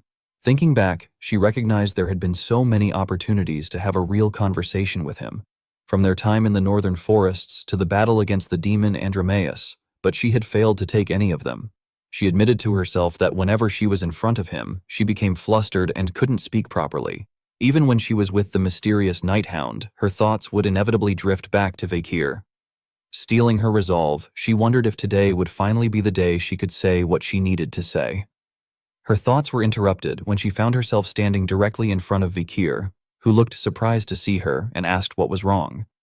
Taking a deep breath and looking down for a moment to gather her courage, Doris began to speak his name. Then, with a blush on her cheeks and a look of pure determination in her eyes, she looked directly at him and announced loudly that she had something she needed to tell him. Vakir stared back at Dolores, his red eyes wide with surprise. Dolores, blushing but determined, began to speak, telling Vakir that there was something she needed to confess to him. Just as she was about to continue, Vakir suddenly cut her off, asking her to wait a moment. Before she could react, Vakir closed the distance between them and told her to please stay still, which startled her. Now standing face to face, Dolores's heart began to pound in her chest as she blushed, wondering why he was so close when she hadn't even said anything yet. His hand moved and he gently patted her on the head.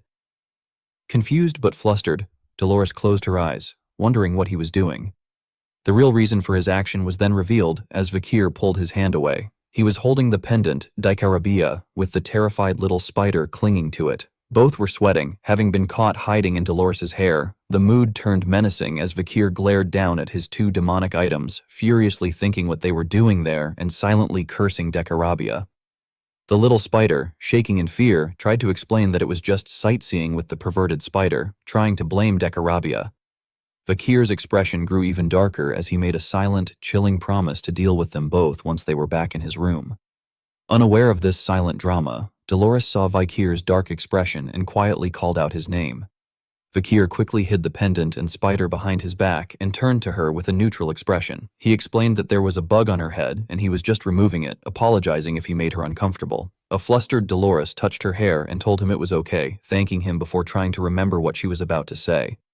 After Vakir asked what she wanted to say, Dolores's courage completely disappeared and she blushed intensely. Panicking, she threw her hands up and insisted it was nothing strange. Internally scolding herself for almost confessing her feelings, she quickly changed the subject, asking if he was interested in the mock investment tournament. Vakir calmly asked if she meant the upcoming competition. Still flustered, Dolores confirmed that she, Piggy, and Sinclair had formed a club to participate and timidly invited him to join. However, Vakir politely declined. He explained that besides his newspaper duties, he simply didn't have time for other club activities. Dolores was visibly disappointed, saying he had to leave. Vakir turned and began to walk away, still holding the troublesome pendant and spider behind his back. Dolores tried to act cheerful, waving goodbye and telling him to take care. They began to walk in opposite directions. Just as they were about to part, Vakir called out to her, making her stop in surprise. He turned back slightly and wished her good luck in the competition. This unexpected encouragement caught Dolores completely off guard, and she blushed even more deeply, stammering a quiet thank you as she touched her hair in a flustered but happy way. The story jumps forward 2 weeks. In the grand courtyard of a building, Dolores, Piggy, and Sinclair are standing in a room, completely surrounded by huge stacks of shining gold coins. They are speechless, shocked, and in disbelief. Piggy exclaims that it's the first time he has ever seen so much money and praises Dolores, wondering how she achieved this in such a short time.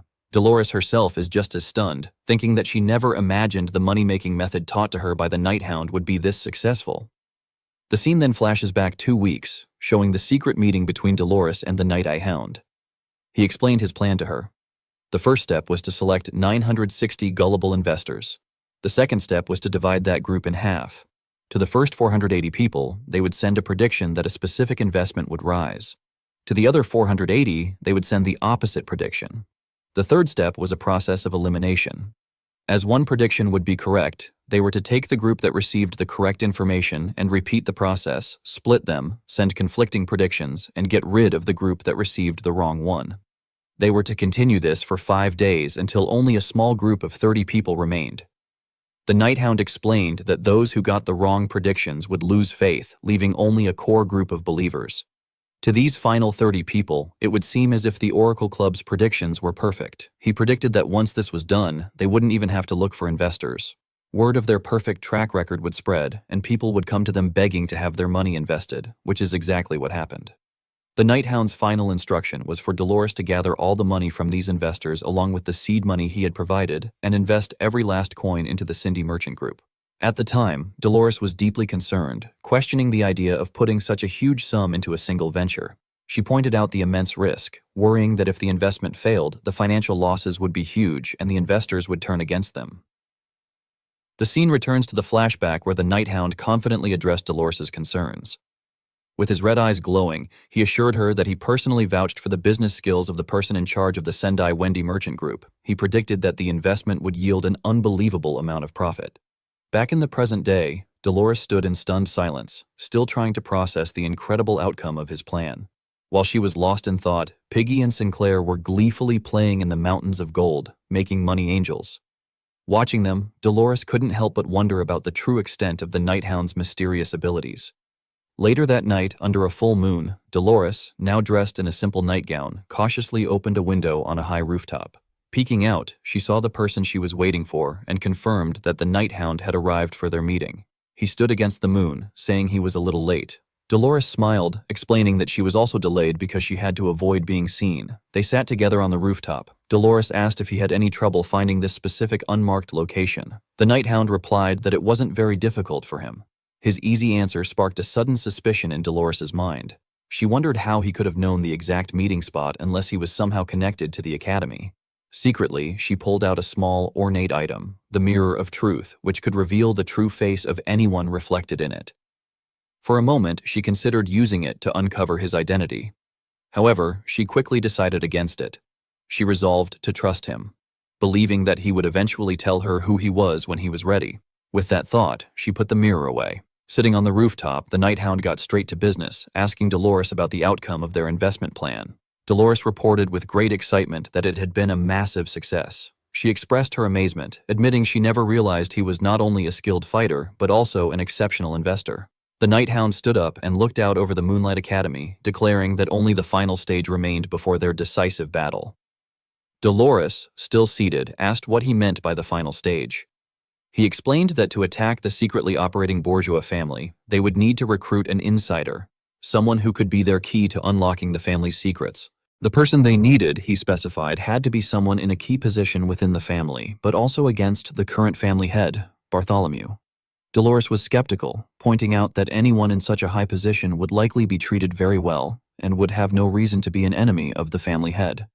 She questioned if such a person even existed. In response, the Night Hound simply handed her a rolled-up newspaper. As they both looked at it, Dolores noted that it was a very old issue of a financial paper. She began to read an article about the succession conflict within the bourgeois family. The article stated that the most likely successor at the time was the eldest son, Bartholomew. As she continued reading, her eyes widened in surprise as she came across another name. The Night Hound explained that this person was a silver medalist in the family's game of succession.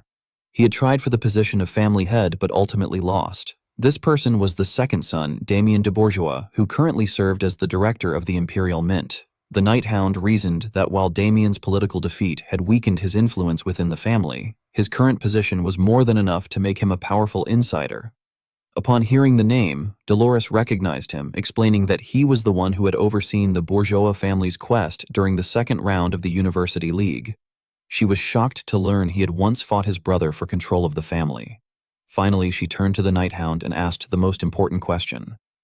How are they going to make contact with Director Damien? The scene shifts to a grand celebration taking place in the city at night. With a spectacular fireworks display lighting up the sky inside a lavishly decorated hall, guests are arriving in elegant attire. The sound of their formal shoes echoes on the polished floor as wine glasses clink together in cheerful toasts. The grand ballroom is filled with high society guests mingling and enjoying the extravagant feast. Leaning against a golden railing and observing the lively event is Dolores. She is dressed beautifully in a light blue ball gown, her hair styled up and a rose choker around her neck. She looks slightly flushed and overwhelmed as she takes in the bustling scene, acknowledging to herself that she has arrived at the party. The night sky above a grand estate was filled with the bright explosions of colorful fireworks showing a major celebration was happening. Inside the fancy ballroom, a string quartet played elegant music as high society guests mingled, danced, and enjoyed the party. To get the crowd's attention, someone tapped a spoon against a wine glass, the clear sound ringing through the hall. The guests all turned their attention to a balcony overlooking the ballroom floor. Standing there were Piggy and Sinclair, the hosts of the party. A visibly nervous and sweating Piggy began to speak, introducing them as members of the Oracle Club. Shaking with stage fright, Piggy stammered through a thank you to all the guests for coming. He then announced that their club's vice president, Dolores, would give the official welcoming speech. The three of them stood together, looking down at the crowd of expectant faces filling the ballroom below. Dolores took a moment to calm herself with a deep breath. Stepping forward with confidence, she placed a hand over her heart and gracefully began her speech once again, offering a sincere thank you to everyone for joining them on this special occasion. Continuing her speech from the balcony, Dolores explained to the crowd that they saw the party as a precious chance to personally greet the respected seniors of the financial world. As she spoke, she clasped her hands together and a bright golden light began to shine from them, a display of her divine power. She finished her speech with a sincere wish, hoping that the connections made that evening would not be short-lived, but would grow into lasting relationships. The golden light washed over the entire ballroom, bathing the guests in its warm, holy glow. They all looked up in complete awe, totally captivated by the powerful blessing. One guest, looking up with an amazed expression, said to his friend that this must be the legendary blessing of the saints, noting how truly dazzling it was. Unseen by the enchanted crowd, another person moved silently through the party. It was Vikir, perfectly disguised as a waiter with a masquerade mask covering the top half of his face. He carried a tray of wine glasses, his expression unreadable as he watched the scene he and Dolores had so carefully planned. The story flashes back to the conversation between Dolores and the Night Hound on the moonlight rooftop, revealing how the grand party came to be. Upon hearing his plan, Dolores had exclaimed in shock, "A party?" The Night Hound confirmed it, telling her to host a luxurious party and send invitations to all the wealthy elites of the empire. With Damien de Bourgeois being a key guest, he assured her that since rumors about the Oracle Club's incredible success had already spread through the financial world, their reputation would guarantee that the invitations were taken seriously. Dolores, however, was still worried about the practical side of things, asking how they could possibly afford such an expensive event. A look of realization came over her face as she looked at him, and he confirmed her unspoken suspicion. The Night Hound explained that the profits from their investment were so huge that even after paying back all their investors with large dividends, they would have more than enough money left to cover the party's costs. With the financial worries taken care of, a new anxiety took hold of Dolores. She clasped her hands nervously, her expression filled with self-doubt. She looked down and quietly asked if she would truly be able to successfully host a party filled with such powerful and important people. Looking at her, the Night Hound offered a simple reassurance. He told her that he, of course, planned to sneak into the party as well. Her eyes widened in surprise and relief. He stood up, explaining that he needed to be there in order to make contact with Damien. Hearing that he would be there with her, Dolores's confidence was completely restored. Her face lit up with a bright, determined smile. Clasping her hands together with new excitement, she declared that if he was going to be there, then she would do her best and give it her all.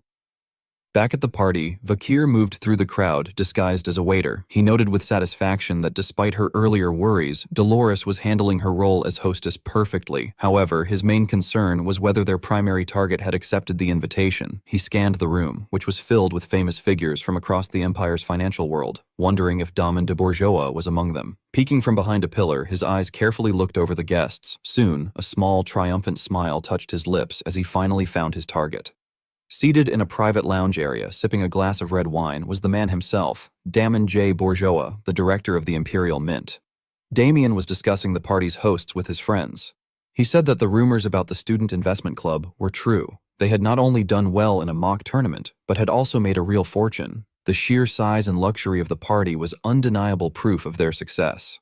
One of the men with him commented that the students must have learned a valuable lesson about the power of money, suggesting they now understood that it could achieve anything. Another man, however, disagreed, arguing that money, while powerful, was not all powerful. He posed a rhetorical question about the things money couldn't solve. To illustrate his point, he offered an example, suggesting that money couldn't, for instance, bring the dead back to life. The seemingly innocent comment had a profound effect on Damien. His expression instantly darkened, his face twisting with what looked like deep pain or anger, and he gripped his wineglass tightly. The topic had clearly hit a deep and personal nerve. The casual remark about not being able to bring the dead back to life struck Damien with immense force. His hand trembled, splashing the wine in his glass, and his friends looked on in shock at his sudden, strong reaction. Without a word, he abruptly stood up to leave. Confused, one of the men asked where Director Damien was going. Trying to compose himself, Damon turned his back to them and gave a short excuse, explaining that he felt a bit warm from the wine and was just stepping outside for some fresh air. As he walked away, his friends were left confused, wondering what they could have possibly said to cause such a dark expression to cross his face. From a distance, Vikir, still in his waiter disguise, had watched the entire exchange. He saw his opportunity. Damien sought refuge on a quiet balcony, standing alone under the full moon, clearly trying to calm the painful memories the conversation had stirred up. His solitude was soon broken by a voice from behind him. It was the masked waiter, Vikir, who had followed him. He stepped out of the shadows and posed a direct question, asking if the director truly believed there were things in the world that money could not do. Damien turned to face the masked waiter, questioning why he would ask such a philosophical question at that particular time and place. Vikir offered a polite apology for disturbing him, explaining that he had simply found the earlier conversation about the limits of money to be very interesting.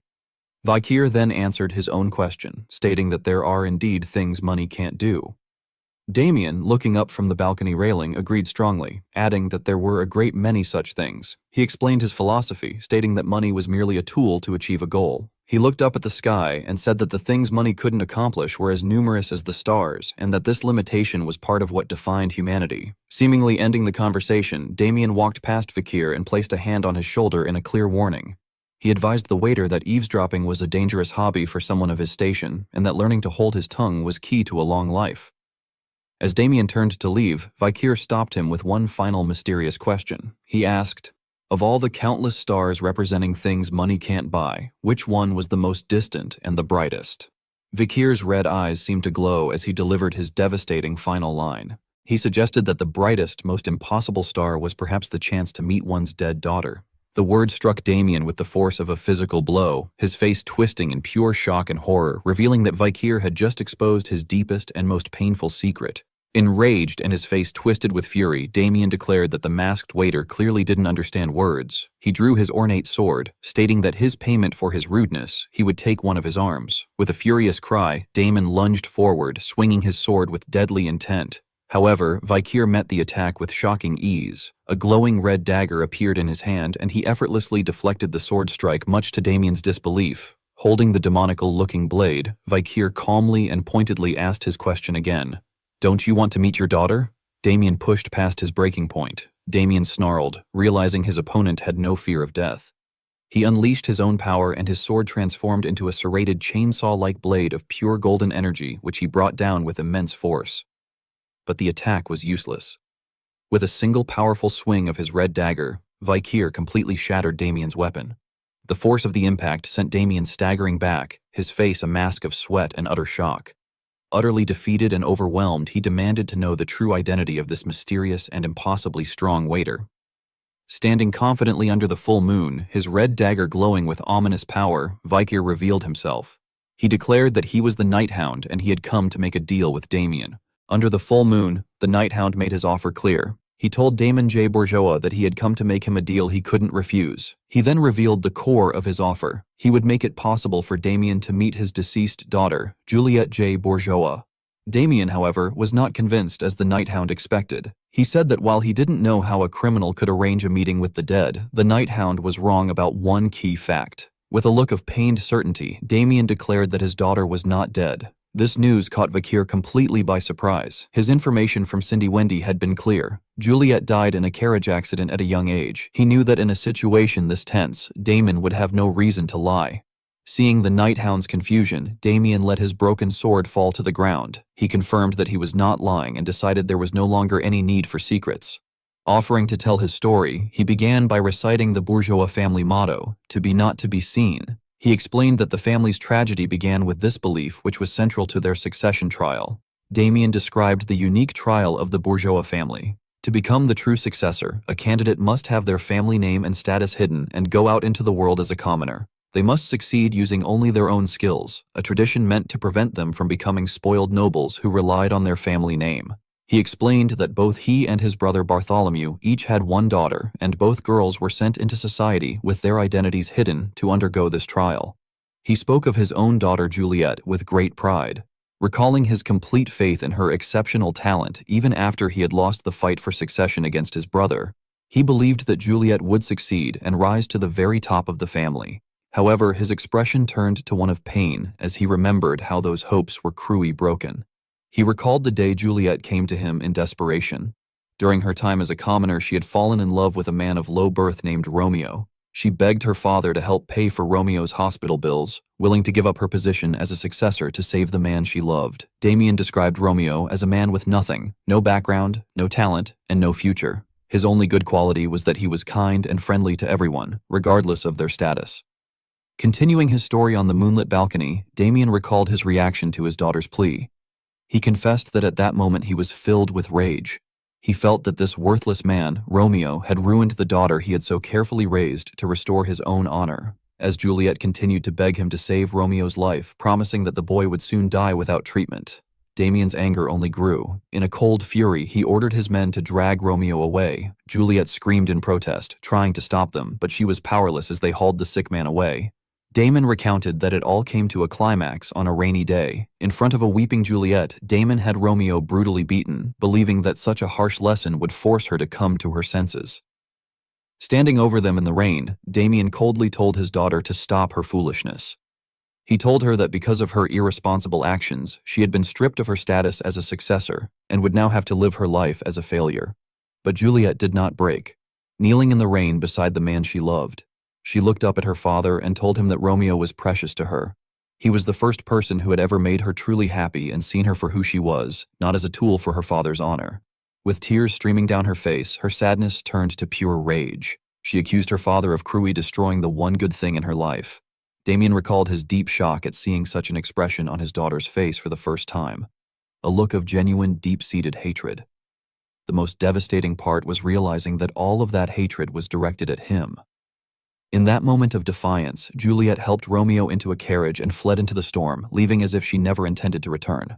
Snapping out of his shock, Damon sent his mounted guards after them. And it was then, he explained, the accident happened. In the chaos of the storm, the horses were startled by thunder. On the slippery rains, slicked road, the carriage lost control and crashed violently. Damon revealed that his daughter survived the wreck without a single scratch. Romeo had shielded her with his own body, sacrificing his life to save hers. When Juliet awoke after the accident and learned that Romeo was dead, the shock was too much for her to bear. She fainted from the grief, and as Damien finished his tragic story, he revealed that she has been in a coma ever since, never waking up. Overwhelmed by sadness and desperation, Damien clutched his head in pain. He cried out that he had already tried everything he could think of to wake his daughter, from medicine and poisons to even holy power. But every single attempt had failed. With tears in his eyes, he confessed that he would give anything, his entire fortune, everything he had, just for the chance to see Juliet's smiling face one more time and offer her a sincere apology for what he had done. Seizing the moment of absolute weakness, the Night Hound stepped forward. He asked that if he could provide the means for Damien to apologize to his daughter. Would Damien truly be willing to give everything he had to him? Seeing the tears streaming down the broken man's face, it was clear the offer had hit its mark. The scene shifts forward 1 month to a large candle-lit room in Damien de Bourgeois' mansion. Damien stood with the Night Hound before a large bed, explaining that this was the place. On the bed, surrounded by a sea of white and pink flowers, lay a beautiful young woman with long white hair. Damon introduced her as his daughter Juliet J. Bourgeois. As the Night Hound looked at the Komiomeo's young woman, he found her face to be strangely familiar. Just then, Damon turned to him with a questioning look.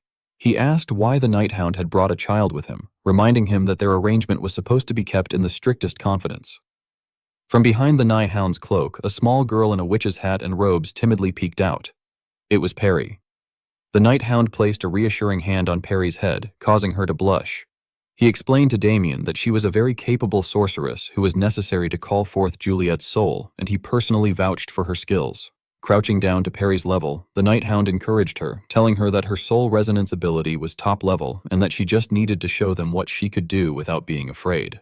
Clutching a small wand, Perry nodded confidently, replying that with the staff her uncle had given her, she could definitely do it. With her resolve strengthened, Perry stepped onto a stone pedestal at the foot of Juliet's bed, holding the wand given to her by her uncle. With both hands, she prepared to begin the soul-summoning ritual. As she focused, her eyes began to glow with an intense, magical purple light. The candles surrounding the bed flared up with the same energy, and a powerful surge of magic erupted from her, filling the entire room with swirling purple light. The spell was a success. A glowing spiritual form began to appear from Juliet's Komomao's body. Damien watched in complete shock and awe as the spiritual energy took shape before him, whispering his daughter's name in disbelief. However, it was not just Juliet's soul that appeared. The spirit of Romeo materialized beside her. Damien watched, stunned, as his daughter's spirit gently rested her head against the shoulder of the man she loved. The sight of the two lovers reunited in spirit completely broke Damien. Overwhelmed by decades of guilt and regret, he collapsed to his knees. With tears streaming down his face, he confessed that he had been wrong about everything. He begged the spirits not to forgive him, calling himself a piece of trash for ignoring his daughter's feelings and trampling on their sincere love out of his own selfish pride. He told them they could resent him for the rest of his life, but through his sobs, he pleaded that Juliet still had to live, and that was why he needed to wake her up no matter the cost. His emotional confession was suddenly interrupted by Perry. She pointed towards the two spirits and revealed a shocking truth to Damien. She explained that Juliet was not trapped. She had the power to return to her body on her own. The reason she remained in a coma was because she was choosing not to return. Her soul had been purposefully searching for Romeo's so that they could perish together. Stunned into silence, Damon looked at the spiritual form of his daughter and asked her if what the little girl said was really true. The spirit of Juliet silently nodded, confirming that she had indeed chosen to stay in a coma to be with Romeo. The truth shattered what little hope Damon had left, and he wept openly, his face a picture of utter despair and heartbreak. He was forced to confront the full weight of his actions. It was his fault that Juliet almost died, his fault that Romeo had to sacrifice himself to save her, and his fault that his daughter ultimately chose death to be reunited with the man she loved. He understood with painful clarity that he could not turn back time. No matter what he said, no matter how deeply he regretted his choices, nothing could change the tragic past. A new resolve settled over him. He realized that dwelling on his regret was useless. It was time to think about what he could do for his daughter. Now, in this final moment, his thoughts were spurred on by Perry, who warned that they were running out of time. She explained that while Juliet's soul had merely left her body, Romeo was truly dead and would soon have to pass on to the afterlife, as was the natural order of things. Looking at the two spirits, Damien finally knew what he had to do. This would be the last thing he could ever do for his daughter. As if reading his mind, the Night Hound's voice echoed, explaining that the bond between souls is eternal and does not change with the passage of time. The scene transformed into a spiritual wedding ceremony. An officiant who appeared as a white-haired angelic version of Damien himself began to speak to the spirits of the bride and groom. He asked Romeo and Juliet if they would accept their shared destiny, embrace each other's souls, and promise to love one another for eternity. In the spiritual space, the souls of Romeo and Juliet joined hands. Responding to the officiant's question, they both answered with a resounding and joyful yes, their spiritual forms glowing brightly with happiness and tears of relief. Looking at each other with pure love, Juliet told Romeo she loved him, and he tearfully returned the sentiment. With a peaceful and accepting smile, the spiritual Damien, acting as both father and officiant, declared that the two were now officially husband and wife. With the ceremony complete, Juliet's spirit turned and flew into the arms of her real grieving father, calling out to him one last time. As they embraced, she tearfully apologized to him, but also thanked him with all her heart for making a choice that was for her, a choice that would allow her to be happy. Damien held his daughter's spirit tightly, his entire body trembling with the overwhelming emotion of this final precious moment. As the Night Hound, Perry, and the spirit of Romeo looked on, Damon gave his daughter his final blessing. He tearfully told her to be happy, insisting that she and Romeo must find happiness together in the afterlife. He then told his daughter that he loved her as his words of love reached her. Juliet's spirit began to glow with a brilliant golden light and peacefully vanish. With her last breath, she returned his words, telling him she loved him too. Damien was left kneeling alone in the now quiet room. The echo of his daughter's voice calling for her dad, the only thing remaining. Back on the bed of flowers, the long ordeal was finally over.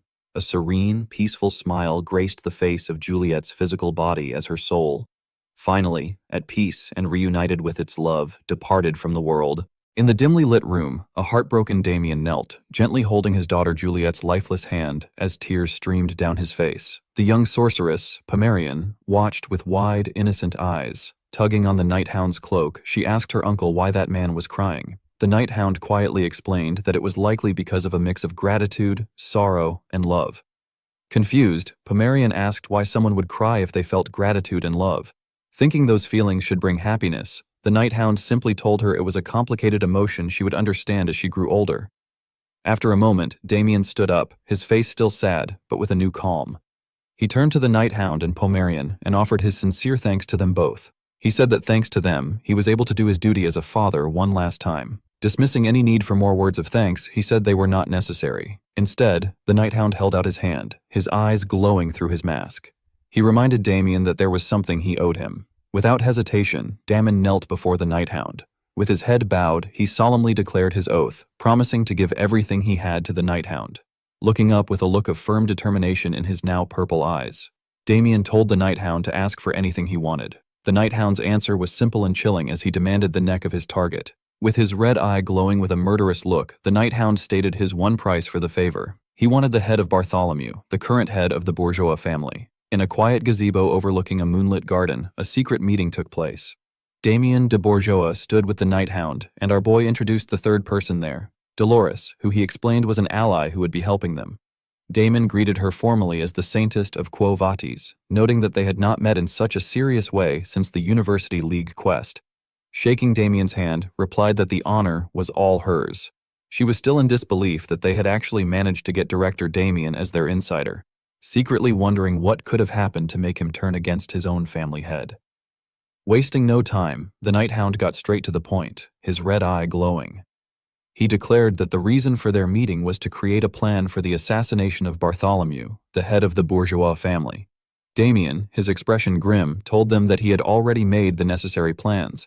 He explained that he had used his trusted people within the family to spread rumors about the Oracle Club's incredible success, knowing it would catch his brother's interest. The plan was a success. As a result, he had managed to get a dinner appointment with Bartholomew himself. The words shocked Dolores. She asked if he meant that dinner, the one she had only heard about in rumors. Damon confirmed her suspicions. It was the infamous dinner in the vault, an exclusive and legendary experience that only the most important people in the Empire were ever invited to. He began to explain the details of the vault. The bourgeois family has a bizarre vault, a massive 50-meter cube with unbreakable walls made from mithril and orichalcum. This vault is a true iron fortress completely sealed off from the outside world by powerful anti-teleportation magic and filled with mountains of gold and priceless treasures. Finally, Damien revealed the most important piece of information and the key to their plan. Bartholomew has a strange habit. Whenever he has an important meeting or meal, he always has it alone inside this vault for exactly 1 hour. Thinking about this new information, a bead of sweat ran down Dolores's face as she realized what it meant. An entire hour, completely cut off from all outside eyes and ears, was the perfect undisturbed chance for their plan. However, she quickly raised a good point.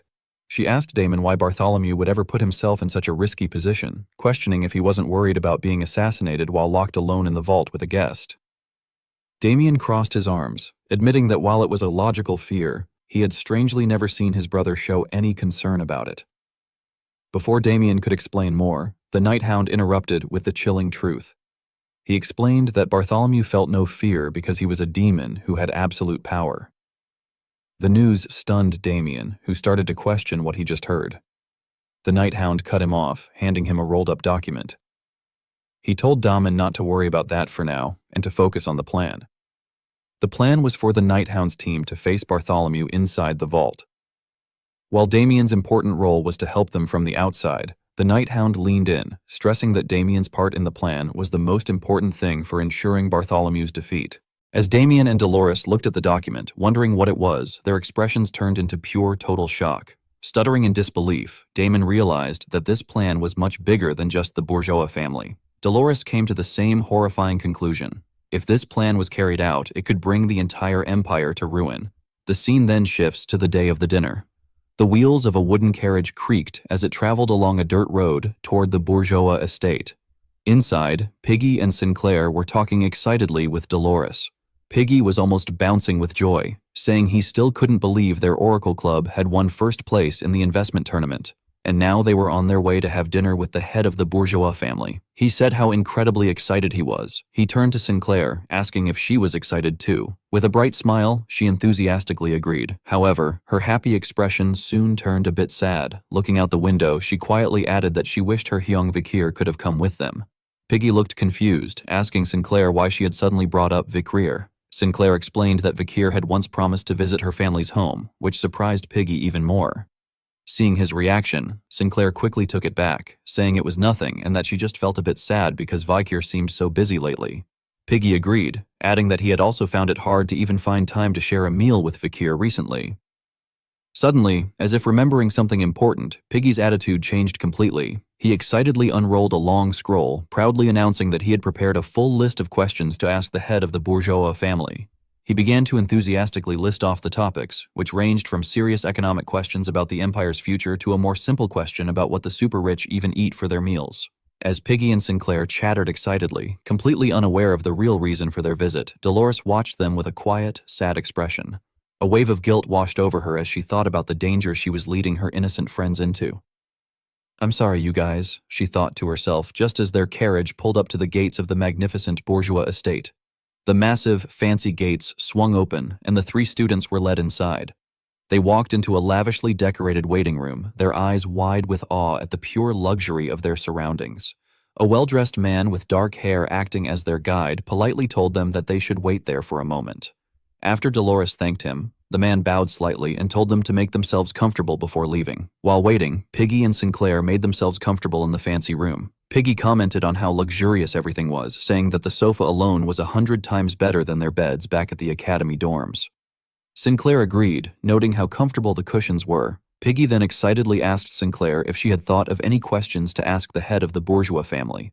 Sinclair replied that there was just one thing she was curious about, but she couldn't say what it was. Her quiet answer only seemed to energize Piggy more.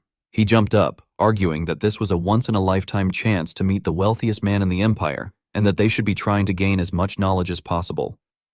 As her friends continued their innocent chatter, Dolores looked down, her face a mask of guilt and stress. Clenching her fist, she steeled her resolve.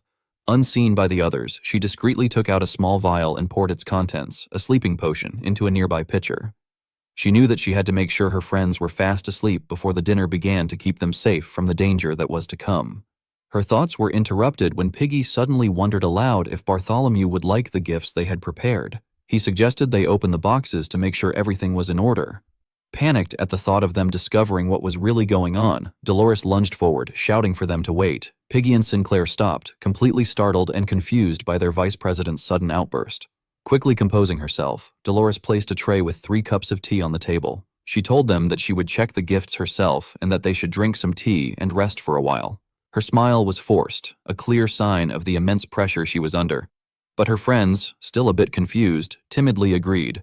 A short time later, after they had finished their tea, a sudden and overwhelming wave of drowsiness washed over both Piggy and Sinclair. They began yawning and stretching, wondering why they were suddenly so sleepy, especially right before the long-awaited dinner was about to start. As the sleeping potion took hold, Dolores watched her friends with a sense of relieved success. Sinclair, still fighting the effects, yawned and said she needed to get some cold water to wake herself up. Just then, the dark-haired guide returned to the room asking if they had rested well. As he entered, Piggy finally gave into the potion and fell fast asleep on the sofa. The guide announced that the head of the family was waiting and it was time to go to the dining hall. Seeing the 2 unconscious students, he asked what had happened. With a nervous laugh, Dolores quickly came up with an excuse, explaining that her friends had been very nervous and tired and had fallen asleep immediately after drinking some tea. Internally, she apologized to them, knowing that this was the only way to keep them safe. She then informed the guide that she would represent their club and meet with the family head alone. The man accepted her explanation without question and agreed to lead her there at once. Dolores followed the guide down a long sunlit corridor. Behind them, 2 workers pushed handcarts carrying the large wooden crates that contained their gifts. They finally came to a stop in a much darker, more imposing part of the mansion. Before them stood a pair of enormous, intimidating metal doors. The guide announced that this was the place. A bead of sweat trickled down Dolores's face as she stared up at the massive structure, realizing with a chill that this was the infamous vault. As the colossal doors began to creak open, a terrifying thought crossed her mind. It was as if the sheer size of the entrance was a warning, a declaration that these doors were never meant to be used by ordinary humans. As Dolores stood at the entrance of the massive vault, the guide informed her that she would have to go on alone from that point on. He added that the gifts they had brought would be placed there for safekeeping. Steeling her resolve, Dolores understood that the being she was about to face was as strange and intimidating as the very doors before her. With a final chilling wish for her to enjoy her meal, the guide stepped back as the colossal doors began to swing shut, leaving Dolores to face her fate alone.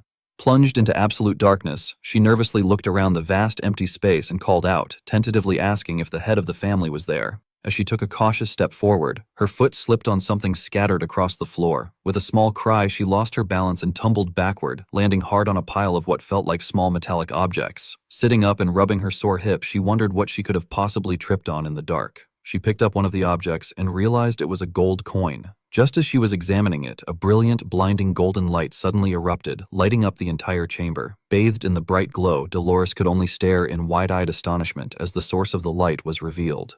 The entire immense vault was filled with literal mountains of shimmering gold coins. In the very center of this sea of unimaginable wealth sat a single long dining table, elegantly set for a feast. Dolores, still sitting on the floor amidst the treasure, was left utterly speechless by the breathtaking and overwhelming sight. A deep, commanding voice broke the silence, welcoming the saintists. The speaker, a large, powerfully built man with a long blonde beard and regal clothes, held a glass of red wine. He then corrected himself, addressing her instead as the representative of the Oracle Club. This was the man they had come for, Bartholomew J. Bourgeois, the head of the Bourgeois family.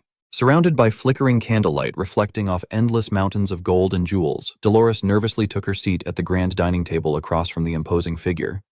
Her hands trembled as she tried to understand her situation.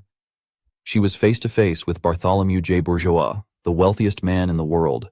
She knew his public identity as the head of one of the 7 great families, but she also knew his true hidden nature. He was a demon disguised in human form. Bartholomew began the conversation by praising her, saying her skills were truly impressive. When Dolores looked up, surprised, he explained that he had reviewed her investment history. He pointed out her decision to invest a huge sum into the Sindai Wendy Merchant Group, calling it a bold choice. He admitted that her decisiveness and accurate insight had genuinely impressed even him. Flustered by the unexpected praise, Dolores could only manage a quiet thank you. As Bartholomew watched her across the lavishly set table, she quickly remembered the Night Hound's warning. He had told her that Bartholomew was a master of words and that she had to stay on guard to avoid being manipulated. Realizing she had almost been swayed, she mentally prepared herself. Regaining her composure, she calmly replied that he was far too kind. Bartholomew paused for a moment, his expression hard to read. Then, with a casual tone, he dropped a piece of information that shocked Dolores. He mentioned that Cardinal H. Burt had visited him earlier that day, saying he seemed to be meeting many important people from Quo Vadis lately. The name hit Dolores hard, her face freezing in shock and horror. She already knew that Humber was working with heretics, but she had never imagined that his corruption went this high. Reaching the head of the Bourgeois family, noticing her shocked expression, Bartholomew asked if his words made her uncomfortable. He pointed out that as the saintist, she belonged to the New Testament faction of the church. He explained that he had deep connections with the priests of the Old Testament faction and said it would be a shame if she distanced herself from him because of these political differences. Reaching out a hand in a gesture of false friendship, he continued to manipulate her. He claimed that he wished to be on good terms with the New Testament faction as well, but that they unfairly judged the Bourgeois family's wealth, calling them inhuman and wicked. He argued that because of this, his family's own ways of doing good were not appreciated. Taking a sip of his wine, he asked if it wasn't a good and righteous act to use great wealth to perform great acts of good. Dolores remained silent, her expression hardening. She knew that the meaning of good as spoken by a demon was very different from what humans understood. Her lack of response seemed to confuse Bartholomew. Suddenly, the time for pretending was over. Dolores slammed her hands on the table, her fear replaced by anger. She began to list his monstrous crimes, his deal with the demon Dantalion, which involved feeding him orphans, his corruption of Quo Vadis by spreading the system of indulgences, and his support of heretics to create division in his attempt to take over the Holy City. Leaning forward, she declared that the only reason he could possibly judge these horrific acts as good was because of his true identity. With her eyes blazing with certainty, she directly accused him, shouting that he was a demon. For a moment, there was a heavy silence. Then a slow, sinister smile spread across Bartholomew's face, and he let out a low chuckle. The chuckle quickly grew into a booming, crazy laugh that echoed through the vast golden room. The force of his laughter was so powerful that it caused the mountains of gold coins around them to shake. Dolores clutched her head in pain, the loud sound hurting her ears. Through the terrifying noise, she shouted at him, asking if he wasn't afraid. She questioned why he wasn't terrified of a visitor who knew the true monstrous nature of both himself and his allies. Bartholomew's laughter died down, replaced by a scornful sneer. He scoffed at the idea of being afraid, saying it was impossible.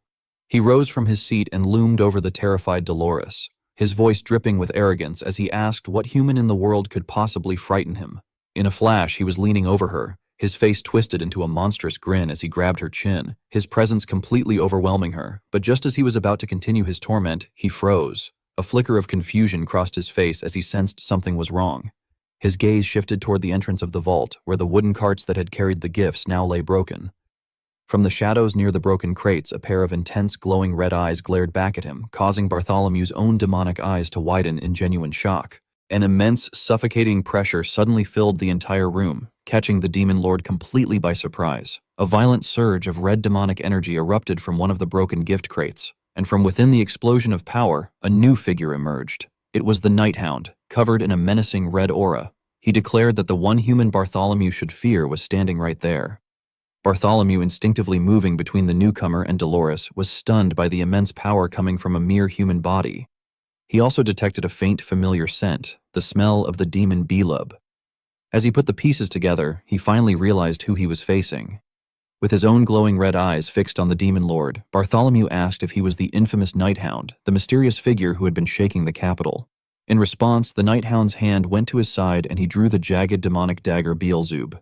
With the weapon glowing with evil energy, he formally addressed his target, Bartholomew, head of the Bourgeois family. The battle was about to begin. With no more words needed, the Night Hound launched his attack. He leaped from the top of a golden mound, his masked face reflected in a single coin as he shot through the air. Coming down on the demon lord with his dagger raised, he declared that he had come to kill the corpse flesh demon. The first clash of their powers resulted in a massive explosion that sent gold coins flying everywhere. Reacting instantly, Dolores summoned a protective barrier of golden light to shield herself. Bartholomew, completely unfazed by the attack, let out an amused chuckle. He commented that his opponent seemed to know how to handle a blade. Before the Night Hound could react, Bartholomew summoned a demonic sword of his own and effortlessly blocked the attack. He boasted that he was quite skilled himself. The two warriors fought in a furious exchange of blows. The Night Hound swung his red dagger with incredible speed, but Bartholomew parried every strike, forcing the Night Hound to retreat and rethink his strategy. As he looked at Bartholomew's weapon, a shocking realization hit him. He recognized the sword, a blade so sharp it could cut through steel, yet so corrupting it would turn any wielder into a tyrant. It was the legendary demonic sword of the Baskerville family, a weapon that was supposed to be sealed away. The legendary sword. Balmong, holding the flaming demonic blade with ease. Bartholomew stood ready. The Night Hound could only stare in disbelief, his mind racing as he tried to understand how this demon could have such a powerful and guarded weapon. Bartholomew explained with a smug grin that in his youth he had been such a talented swordsman that the previous head of the Baskerville family had been deeply impressed. He claimed that the former patriarch had begged him to become his student and had even gifted him the legendary sword Balong. With that boast, he declared that for the Night Hound to dare fight him was simply bad luck. He then launched himself forward, leaping across the piles of gold to attack. The Night Hound met the attack, blocking the flaming sword with his small dagger. A furious exchange of blows followed, their weapons clashing in a blur of red and gold light as Bartholomew unleashed a relentless series of strikes. As they fought, Bartholomew's frustration grew. He snarled, questioning how a mere human could know about his true nature as a corpse flesh demon, and how he had managed to kill his demonic comrades. Their blades continued to clash, the ringing of steel echoing through the vault, screaming that the fool's games were over. Bartholomew charged forward with all his strength, his demonic sword glowing with immense power. The blade found its mark, piercing straight through the Night Hound's chest in what looked like a fatal blow. From across the room, Dolores cried out in horror, screaming the Night Hound's name. Blood splattered onto the golden floor. Believing he had won, Bartholomew loomed over his fallen enemy. With a cruel grin, he promised to chew on the Night Hound's corpse and keep his head in the vault until it rotted away, telling him to consider it a great honor.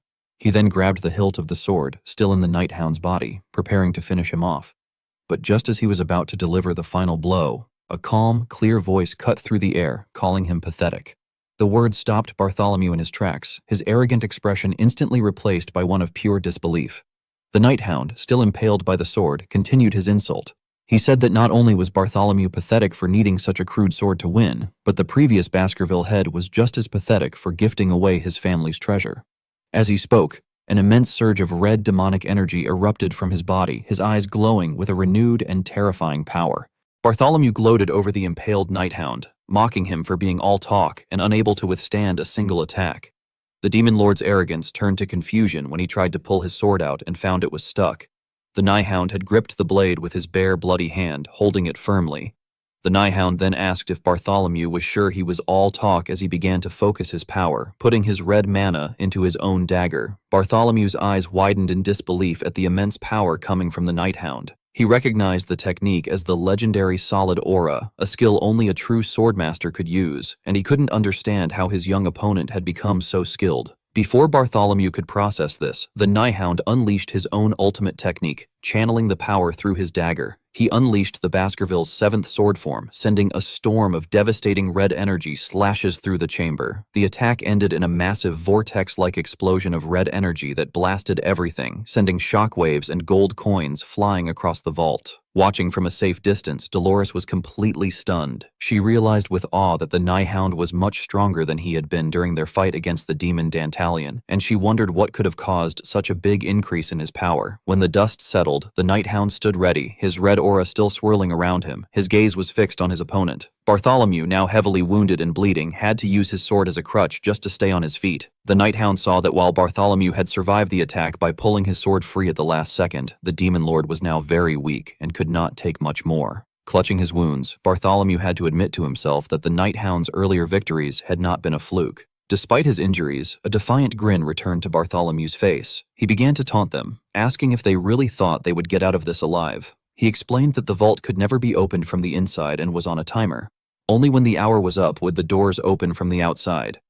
He continued his threat, laughing as he described how his guards would swarm them the moment the doors opened.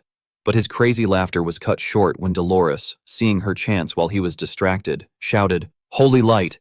and hit him with a powerful blast of divine energy. The demon lord, caught completely off guard, could only scream in pain as the holy power covered him.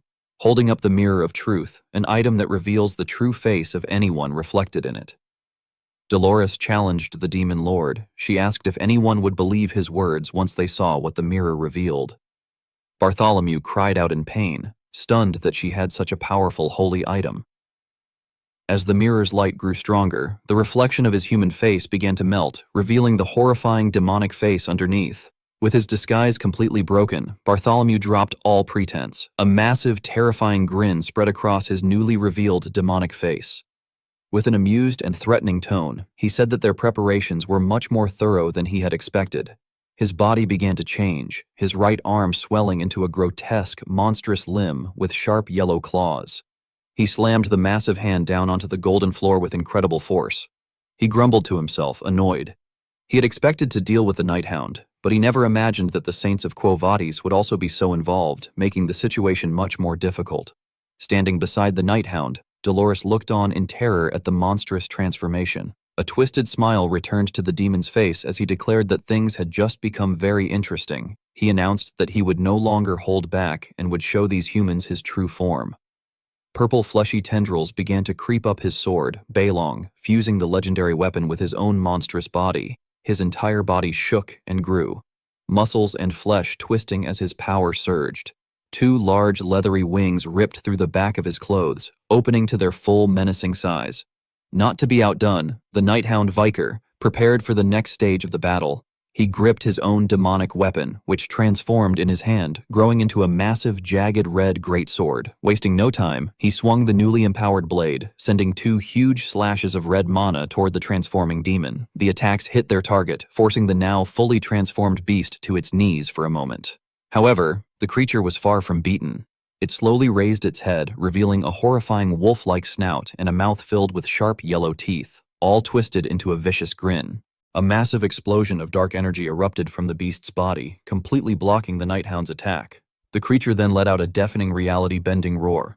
The force of the sound blast was immense, creating a powerful shockwave that sent both the Night Hound and Dolores flying backward.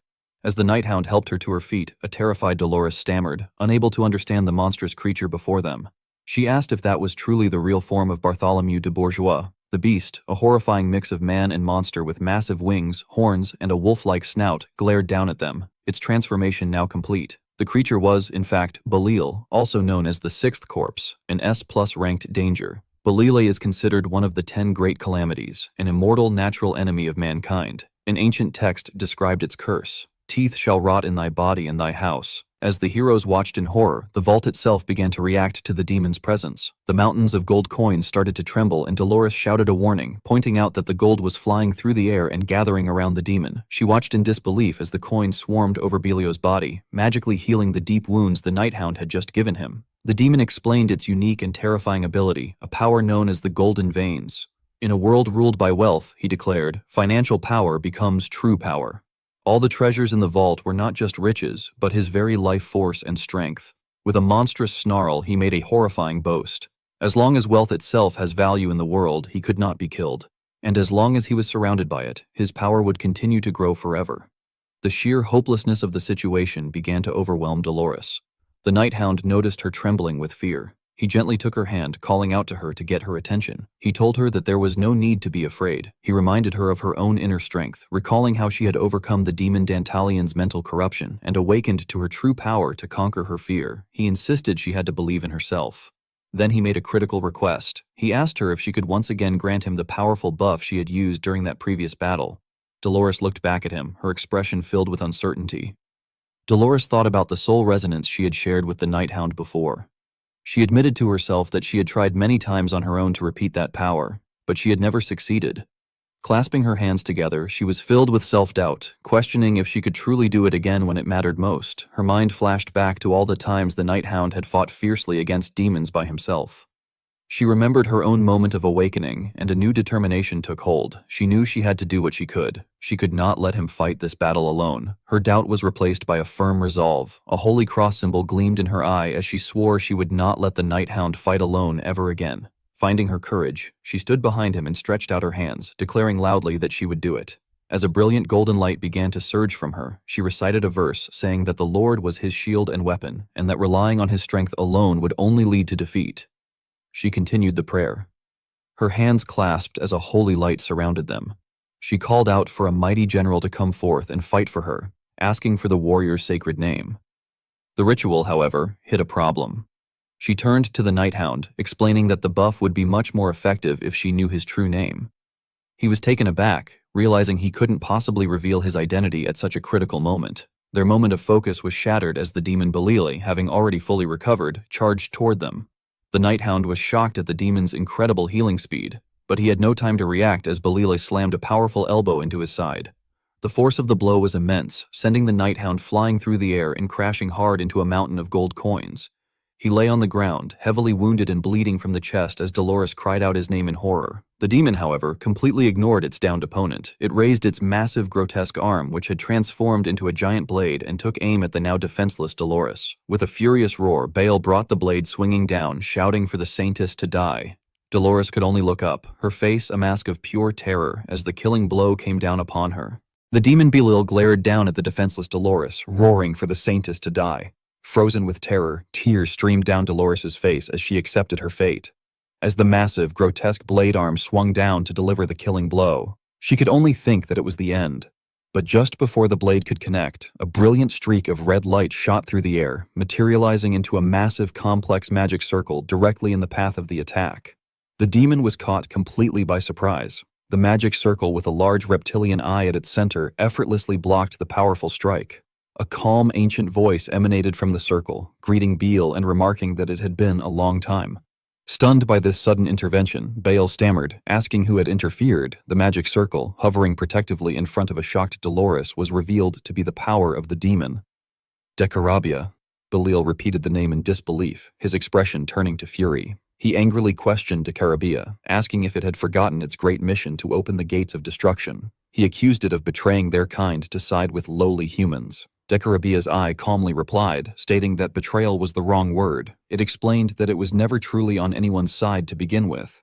It had simply made a contract with a human, and its mission now followed the requests of its contractor. Decarabia then declared its new purpose. For the next 1,000 years, it would act as a shield for this woman and for all of humanity. Enraged, Belil called Decarabia a cockroach and furiously asked if it was prepared to face the unbridled wrath of its own kind, a fury that would pour forth from the gates of destruction. Decarabia was dismissive, stating they could worry about that when the time comes. It then made a curious observation, noting that while its own power was fading, Bale's aura was soaring. Confused, Belil asked what it meant, but the question was a distraction. Seizing the opening, the now recovered Nighound leaped into the air behind the demon and unleashed a powerful slash of red energy, striking Bale directly across the back. Landing gracefully, the Nighound reflected that his goal had been to slice straight through the demon's neck, but the strike had been too shallow to finish the job.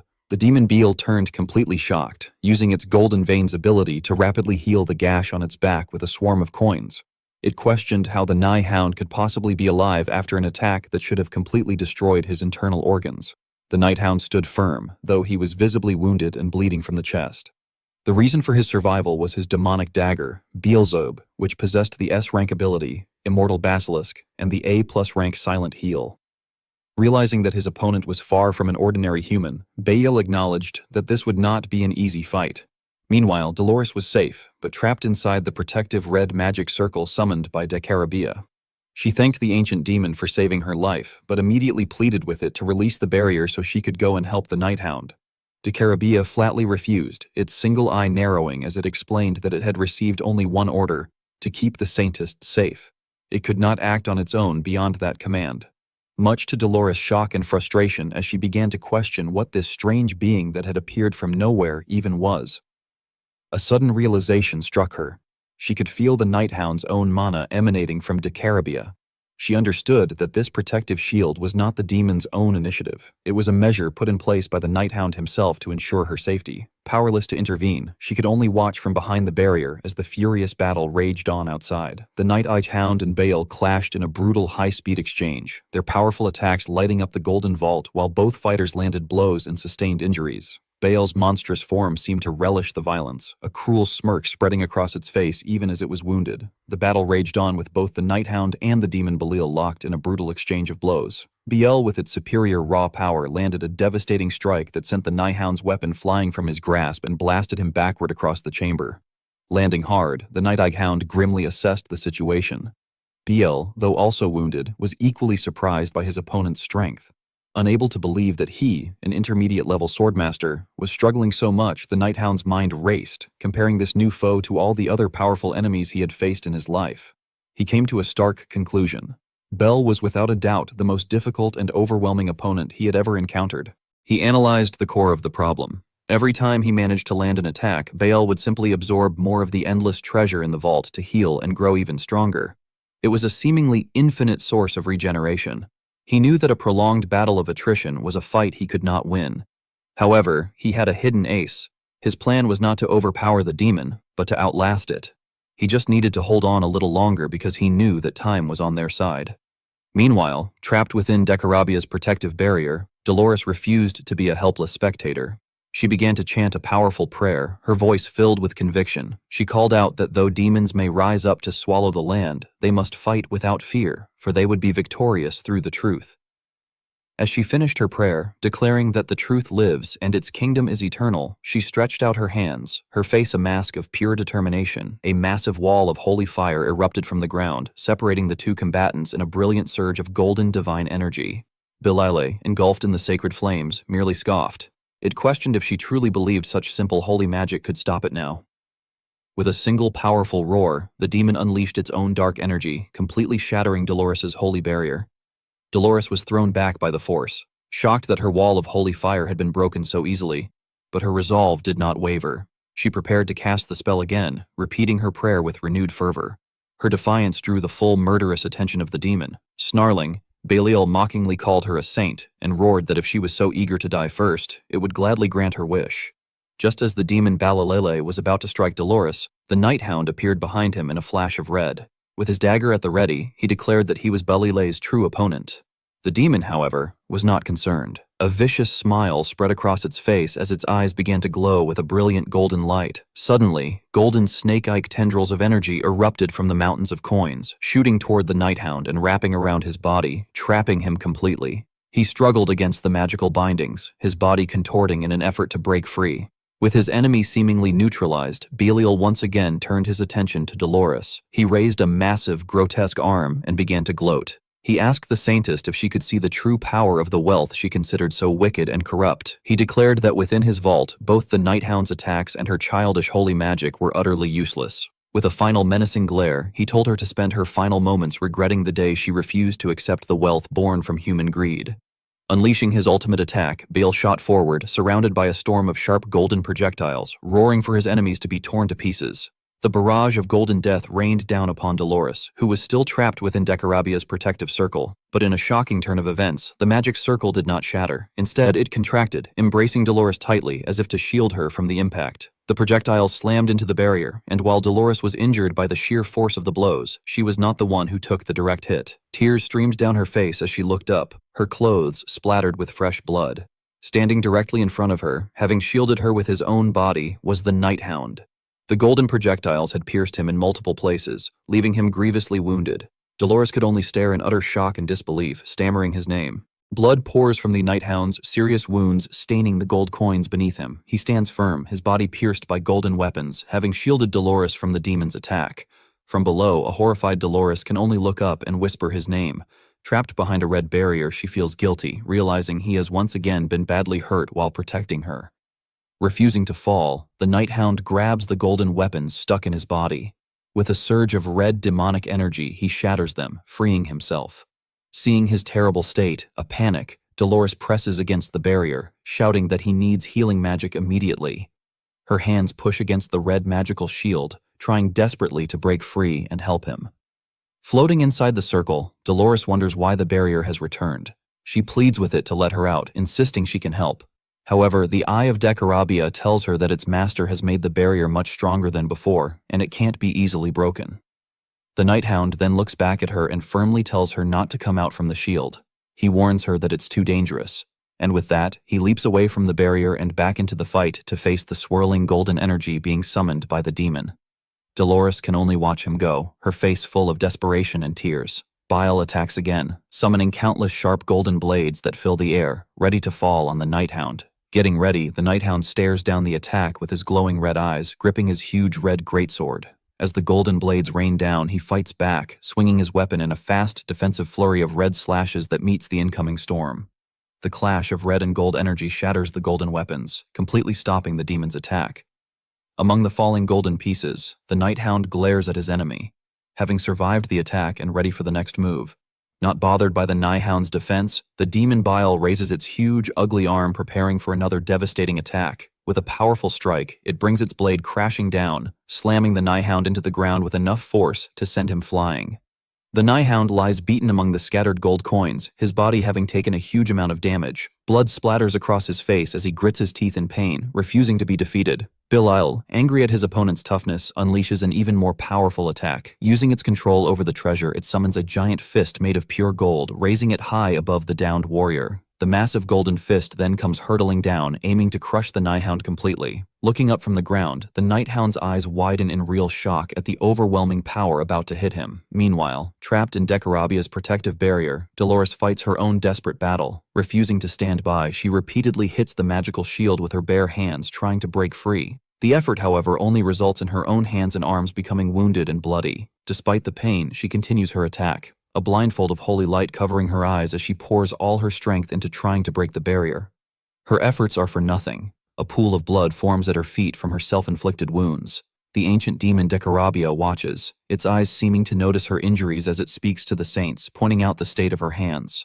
The realization of her powerlessness is too much for Dolores, and her strength finally gives out, causing her to collapse to her knees. Overwhelmed by despair, she looks down at her trembling, bloodied hands, hating that there is nothing she can do to help. Kneeling in despair, Dolores thinks about her power. Her divinity, she knows, comes from a pure faith in God and the ideals of justice and equality. However, she feels this holy power is completely useless against a demon whose strength comes from human greed and the worship of money. She remembers her battle against the demon Dantalion, a time when she believed she had overcome her limits and awakened her potential. She had thought this time would be different, that she would be able to stand proudly and help the Nighthound with her own strength. But those hopes are shattered by the memory of his command for her to stay inside the barrier, and his warning that it was too dangerous as he leaped back into the fight alone. The feeling of being a burden, of not being able to help him, overwhelms her. Tears of frustration and self-hatred stream down her face as she hates her own weakness. Meanwhile, the battle continues. The badly wounded Hound ignores his pain. Blood drips from his wounds onto the golden floor, but he forces himself back to his feet, stepping into his own blood with new determination. With his red dagger glowing, he charges at the demon Belial. In a flash of red light, he swings his blade with incredible speed, cleanly cutting off the demon's huge arm. He glares at the beast, his resolve unbroken. However, the demon is not so easily beaten.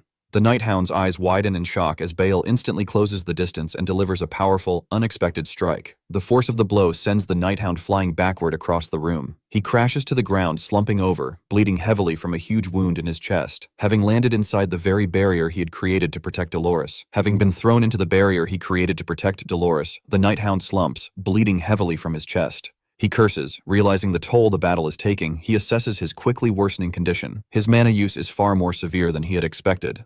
The continuous use of his solid aura and the large amount of mana needed to maintain Decarabia's powerful barrier are draining his energy at an alarming rate. To make things worse, even the strong healing ability of his demonic dagger is starting to weaken. He knows that just surviving until their planned time is up is not enough. If he can't land a final fatal blow on Beal, who is already shown regenerating his cut-off arm with a swarm of gold coins, then all their sacrifices will have been for nothing. He thinks about using a final desperate technique that would require all his remaining mana. He is filled with doubt, wondering if the incomplete skill will even be enough. His dark thoughts are suddenly interrupted by a gentle touch. To his complete surprise, Dolores has pushed her hand through the supposedly unbreakable barrier, a golden light coming from her palm. He turns to face her as she stands with her arms outstretched, her bloodied hands showing her struggle. With new determination, she says that she will fight alongside him. She declares that she can no longer stand by and watch him get hurt while trying to protect her. The Night Hound tries to stop her, telling her she has already done more than enough. However, she cuts him off, her voice filled with conviction as she insists it is because she is weak that she must act. With tears in her eyes, she looks at her hands, which are now glowing with holy power, and asks him if he truly believes she is not a help but a burden. Her words strike a chord, and the Night Hound is silent for a moment. Internally, he calls himself a fool. He thinks that in all his life or death battles, he has never stopped to worry about the risks. He rises to his feet, his battered body radiating a new sense of purpose. He believes the path before him has always been one of overcoming any challenge, and protecting the saints is no different. He finally answers her question, telling her that could not be further from the truth. He explains that she is a precious companion, a soul who achieved a powerful awakening with him. Because of this bond, she is someone he has sworn to protect, no matter the cost. Standing protectively before her once more, his red eyes glowing with fierce resolve, he prepares to face the demon with his ally now truly by his side. As the battle rages, Dolores's mind flashes back to a memory from her childhood. A much younger version of herself runs through a sunlit church calling out for the Pope. She throws herself into his arms and he gently asks his saints, "What is wrong?" Sobbing.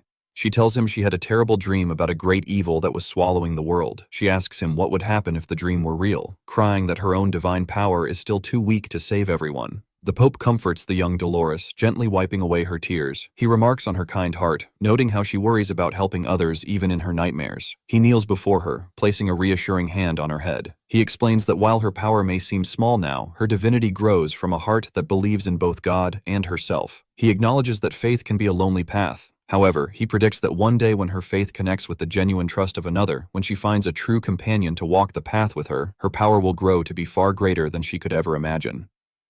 The memory fades as the present-day battle intensifies. The mountains of gold in the vault begin to tremble violently. The demon Belili roars that the time for talk is over. It unleashes a massive swirling torrent of golden energy, boasting that their pathetic abilities can no longer stand against its endless power. The golden storm surrounds both the Night Hound and Dolores, who stand together inside the red protective circle. Amidst the chaos, Dolores begins to chant a powerful prayer. Her voice rings out, reciting a scripture. The Lord is a strong castle, a shield and weapon against ruin. The Night Hound looks on, amazed at the sheer power coming from her. With her hands clasped, Dolores continues her prayer, wishing to carry the burden he carries and be someone he can lean on. She calls for a mighty general to come forth and fight by her side.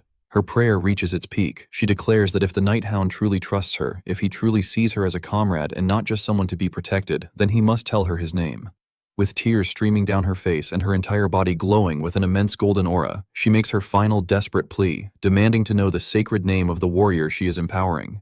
A moment of silence hangs in the air. Then a quiet, unfamiliar voice cuts through the storm. He speaks a single syllable. Vandaloris's eyes snap open, her face a mask of pure shock as she recognizes the voice and the name. As the golden light shines on him, the Night Hound's mask and hood seem to fade away, revealing the face of the young man she knows. He turns to her, his red eye meeting hers, and confirms his identity. It's Van. A name holds a mysterious power. Dolores, still shocked from the recent events, understands that speaking a true name can change cause and effect, a power that works across dimensions. Remembering her desperate plea for the warrior's sacred name, she closes her eyes and, with a calm expression, finally says it. Van, the moment the name is spoken, a huge explosion of pure golden divine energy erupts from them, filling the entire vault with a blinding light. When the light fades, the demon Belil stands there with a cruel smirk on its face. It mockingly comments on being buried in a golden wave, something most humans would want. The demon continues to taunt them, saying that the death of Saint Dolores will be the Night Hound's last supper, a fate decided by the world's natural order. As it speaks, the endless sea of gold coins on the floor begins to tremble violently. The vibration is so strong that it catches the demon by surprise, its arrogant look replaced by real shock as it wonders where the shaking is coming from. A brilliant golden light surges from under the gold, growing stronger. A bead of sweat drips down Belle's monstrous face as a horrifying thought comes to it. In an amazing show of power, the mountains of gold coins erupt upwards and part, creating a clear path through the center of the vault. In the middle of this path, surrounded by the bright light, stand Vikir and Dolores. Their eyes, one glowing red and the other with a holy cross, are filled with a strong resolve. They stand together fully powered up. Vikir is surrounded by his powerful red aura, while Dolores radiates an equally strong golden aura. Belili screams in disbelief, recognizing the event for what it is, a true awakening. Completely confused, the demon roars in frustration, shouting that this can't be happening. The bright golden light coming from Dolores is so intense that it forces the powerful demon to steady itself with a hand on the ground shielding its eyes. Belial is forced to admit the blinding power before it is the true awakened light of the saints.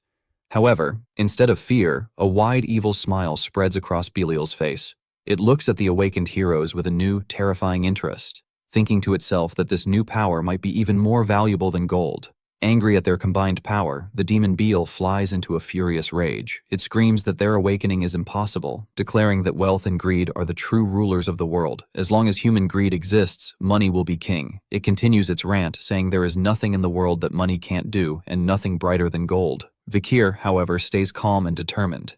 He meets the demon's furious gaze and flatly disagrees, saying that there are, in fact, things that money can never buy. As he speaks, a series of his own memories flashes by, the faces of his family, his bond with the Baoic tribe, the sadness of losing a comrade, and the tearful final hug of a loved one dissolving into light. These are the moments of love, sacrifice, and connection that define him. Treasures far beyond any material wealth. It is explained that the bond between Vikir and Dolores shines brighter than gold, which is just a dull stone without light to reflect it. Vikir's demonic dagger transforms into a massive crystal blade of pure red energy. He points it at Bael, declaring that the demon will now disappear before their light. Still defiant, Bael scoffs at their half-dead bodies and unleashes a massive wave of golden energy roaring at them to stop their nonsense. As the attack comes closer, Vikir turns his head slightly. A bright and confident Dolores smiles at him, telling him not to worry about her. She corrects herself, no longer using his fake name, and calls him by his true name, Van Nim. Accepting her trust, Vikir closes his eyes for a moment. With a new sense of partnership, he tells her he will be back. He then leaps into the air, charging straight into a massive dragon-like beast made of pure golden energy that Bael has summoned. He calls out her name, Dolores, as he goes, watching him charge into the impossible fight. Dolores is no longer afraid. Her face is filled with excitement and strong faith as she clenches her fists, ready to support him. As he flies toward the enemy, Vikir feels the full effect of her power. He notes that the Saint Tessa's blessing has made his own aura sharper and clearer than ever before. The ultimate technique he had hesitated to use earlier, a skill he was never fully confident in, now feels possible. A complex, glowing red magic symbol appears before him. This is not just an increase in his attacks, it is the ultimate technique of the Baskerville family, the secret art of the Hound, a power meant only to kill demons. With the full power of the Saint's blessing running through him, Vikir unleashes the ultimate technique of his clan, the Baskerville's 8th sword form. He comes down on the demon, his body transformed into a massive crystal construct of pure red energy. This ethereal beast takes the form of a gigantic, ferocious hound, its jaws open wide as it lunges at the golden dragon summoned by Beel. The demon can only look up in complete disbelief, its attack completely dwarfed by the sheer size of the secret art. For the first time, Bael, a top predator who has ruled the world, feels a real mortal fear for its own life. Vikir, his eyes blazing with fury, declares that his purpose is to kill demons. The two colossal energy beasts, one of red demonic power and the other of golden greed, clash in a huge struggle. The impact results in a massive explosion of red and pink light that destroys everything in its path. When the dust settles, the once rich vault is a scene of complete destruction. In the center of a massive crater lies the broken and bleeding body of the demon Bael. Standing victoriously on the edge of the crater are Vikir and Dolores. Their battle finally won.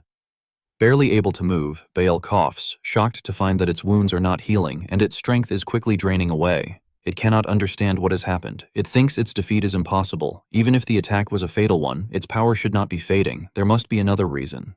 The demon's gaze falls upon the tattered human remains of Bartholomew de Bourgeois, and a horrifying realization comes to it. Its power was never tied to the physical gold in the vault, but to the value that humanity placed on it. In a panic, it wonders then why. The scene shifts to outside the vault, revealing the true, brilliant nature of their master plan. Throughout the streets of the capital, chaos reigns as bags of gold coins and stacks of money have been scattered everywhere. Men working for Damien de Bourgeois are seen happily throwing the money to the public, creating an economic crisis. From a high balcony, two figures look down upon the city as the sun sets, the plan having reached its peak. A news report flashes across a document announcing the devastating economic impact. An emergency bulletin warns of hyperinflation after a massive amount of mysterious and fake currency was distributed throughout the capital overnight. The report states that with trust in money gone, its value has plummeted.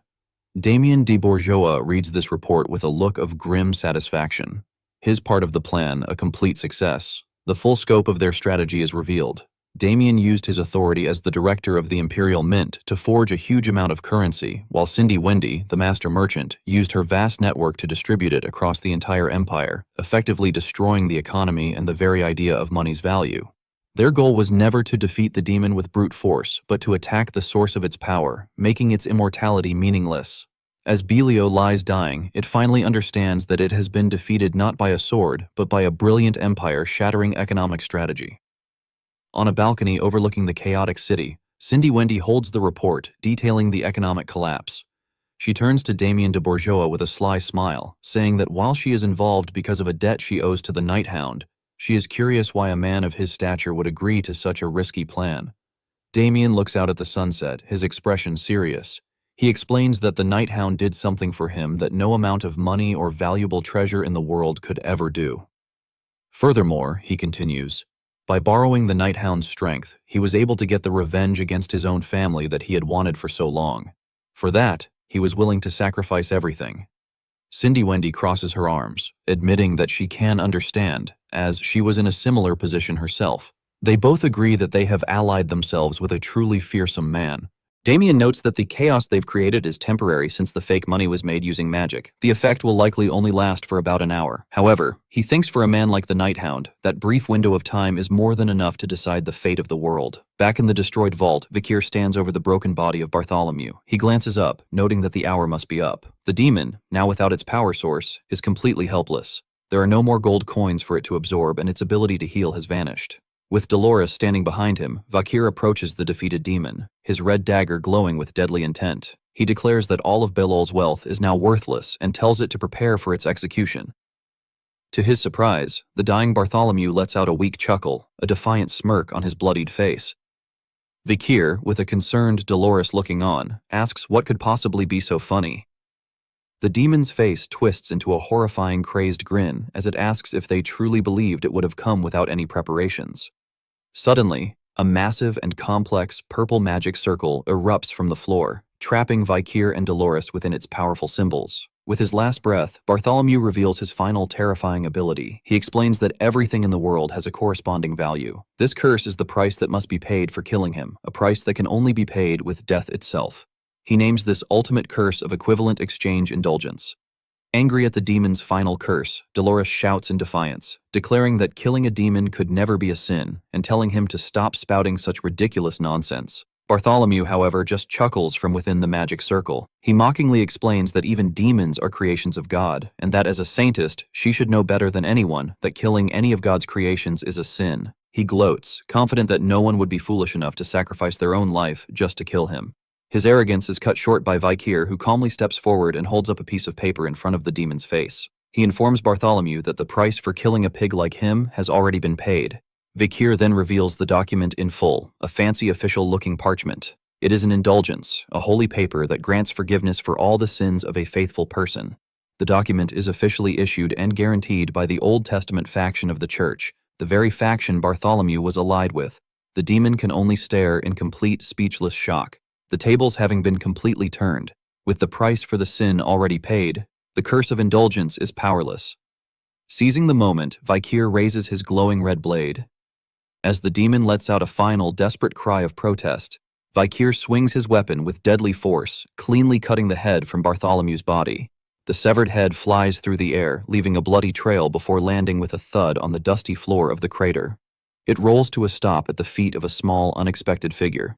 From the edge of the crater, Vikir and Dolores look down at the scene, and a new horrifying shock washes over them. Standing at the bottom of the crater, right next to the severed head of the demon lord, is their friend, Sinclair. Both Dolores and Vikir turn, their faces masks of disbelief as they stare down at the young girl. But the Sinclair standing there is not the cheerful friend they know. Her face is cast in a dark shadow, and her eyes glow with a menacing, corrupt purple light as she looms over the dead demon. Her presence completely unexplainable and terrifying, revealing how she got into the vault. Sinclair explains that at first everything felt like a dream. After waking from a strange sleep, she found herself watching a surreal and terrifying fight. a strange monster with a pig's head fighting her friend, Vice President Dolores, who was wrapped in a bright light and the mysterious Nighthound. From her hiding spot, she watched as the strange monster, who seemed tired after a powerful attack from the Nighthound, turned back into a human. Before she could understand what was happening, she saw the Nighthound's sword swing down without hesitation, cutting off the man's head in a brutal killing. The severed head, still dripping with blood, rolled across the ground and stopped right at her feet. In that horrifying moment, the truth hit her. What she was seeing was not a dream, but a cold, brutal reality. Dolores and Vakir looked down into the crater at Sinclair, who stands frozen in shock. Panicked, Dolores is the first to speak, turning to Vakir and asking in disbelief why Sinclair is there. She remembers her plan, how she had given Sinclair tea with a sleeping potion and confirmed she was asleep before sending her and Piggy back to the academy. Her being in the vault should have been impossible. Still trying to understand the horrific scene, Sinclair looks down at the severed head and quietly asks what is going on. She looks up at the figures on the edge of the crater, her mind full of confused questions. She wonders why the vice president is standing with the Nighthound clutching her head. She then asks why the Nighthound was with the head of the bourgeois family, her voice filled with panic. As she questions the scene, her eyes looking through her fingers glow with a strange and corrupt purple light. Seeing her friend about to break down, Dolores rushes down into the crater and grabs Sinclair by the shoulders. She pleads with Sinclair, telling her not to look down at the head and to look at her instead, promising to explain everything.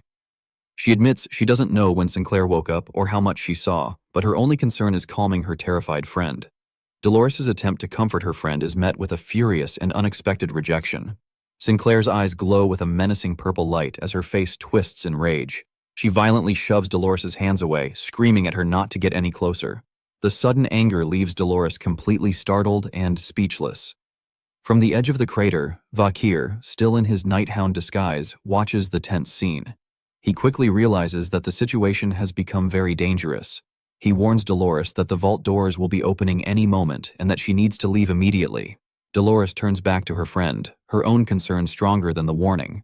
She gently tries to reason with Sinclair, telling her that it's dangerous to stay and pleading for them to leave together. Sinclair, however, replies with a chilling accusation, questioning if they aren't the most dangerous people in the room. She suggests that if she were to stay and tell the world what she saw, they would have a reason to silence her. Seeing the situation getting worse, Vakir steps between the two. Protecting Dolores, he takes full responsibility, creating a cover story on the spot. He declares that he was the one who killed the head of the bourgeois family and that the Saints, knowing nothing of his plan, was simply his hostage. This, he explains, is the official story they must tell. His words, however, fail to calm Sinclair. A bright turquoise magic circle begins to form in her hand as she prepares for a fight. With her eyes blazing with fury, she challenges him directly, asking if he plans to kill her now to keep her silent. As he faces this new unexpected threat, Vakir's mind races, remembering everything he knows about her. From his memories before his regression, he knows the facts. Sinclair was a legendary figure, a genius, and an elite student who mysteriously disappeared after graduating, leaving no mark on history. But now that cold information clashes with the personal memories he has of the Sinclair in this timeline, her cheerful greetings, her easy friendship with Piggy, her unique smile, and the powerful memory of her tearfully calling him Hyung, overjoyed that he had returned safely. This internal conflict brings him to a dark and practical decision. He silently questions what he should do. Should he keep her alive, or if she has become a problem for his mission, should he eliminate her right here and now?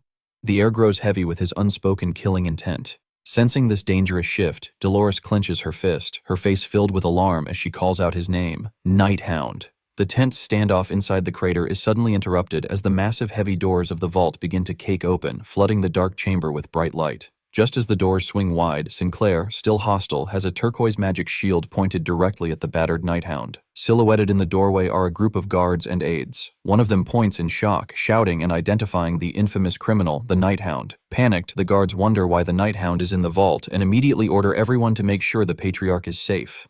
Their frantic cries are cut short by a booming voice demanding to know what all the noise is about. The guards turn to see Damien de Bourgeois striding toward them, followed by his own men. The guards are stunned by his unexpected arrival, wondering how he could have possibly gotten there. Damien's own eyes widen in surprise as he takes in the scene, his gaze falling upon the grisly sight on the floor. He instantly recognizes the severed, bloodied head of his brother, Bartholomew. A silent, grim acknowledgement passes through him. The Nighthound has succeeded. Vakir remains completely silent, his expression unreadable behind his mask. Taking a deep breath to steady himself, Damon puts the final stage of their plan into motion. He points dramatically at the scene inside the vault and shouts that an assassination has taken place. He publicly declares the prearranged cover story. The Night Hound took the Saint as hostage and murdered the Patriarch. He then points directly at Vikir, ordering the troops to be gathered. He commands his men to save the Sainties and arrest the criminal at once. With the guards now focused on him, Vikir turns to make his escape. However, his path is blocked by Sinclair, who still has her magic shield raised. She shouts at him to stop, demanding to know where he thinks he is going. Vikir pauses and turns his head slightly, his red eye meeting her conflicted gaze. He offers her no answers. Instead, he leaves her with a final cryptic piece of advice, telling her that it is up to her to decide what to see, what to hear, and what to believe. With no time to waste, Vikir draws his glowing red dagger and slams it into the ground. The impact creates a massive explosion of red energy, kicking up a thick smokescreen that engulfs the area and provides the perfect cover for his escape. Amidst the chaos, the guards shout that he has disappeared and order a search of the entrance, determined not to lose him. As the smoke begins to clear, Sinclair is left standing alone in the devastated crater. Her expression unreadable, she slowly clenches her fist, her thoughts a mystery. Damon de Bourgeois approaches her through the dust, his footsteps echoing. He asks if she is all right, mentioning that he heard from the head butler that the other student had already returned. He dismisses the fact that he wasn't told about their visit, saying it's not something he needs to get involved in. He then tells her that the area will be sealed off soon and instructs her to get directions from the guards and head back to the academy. Without a word, Sinclair turns and begins to walk away.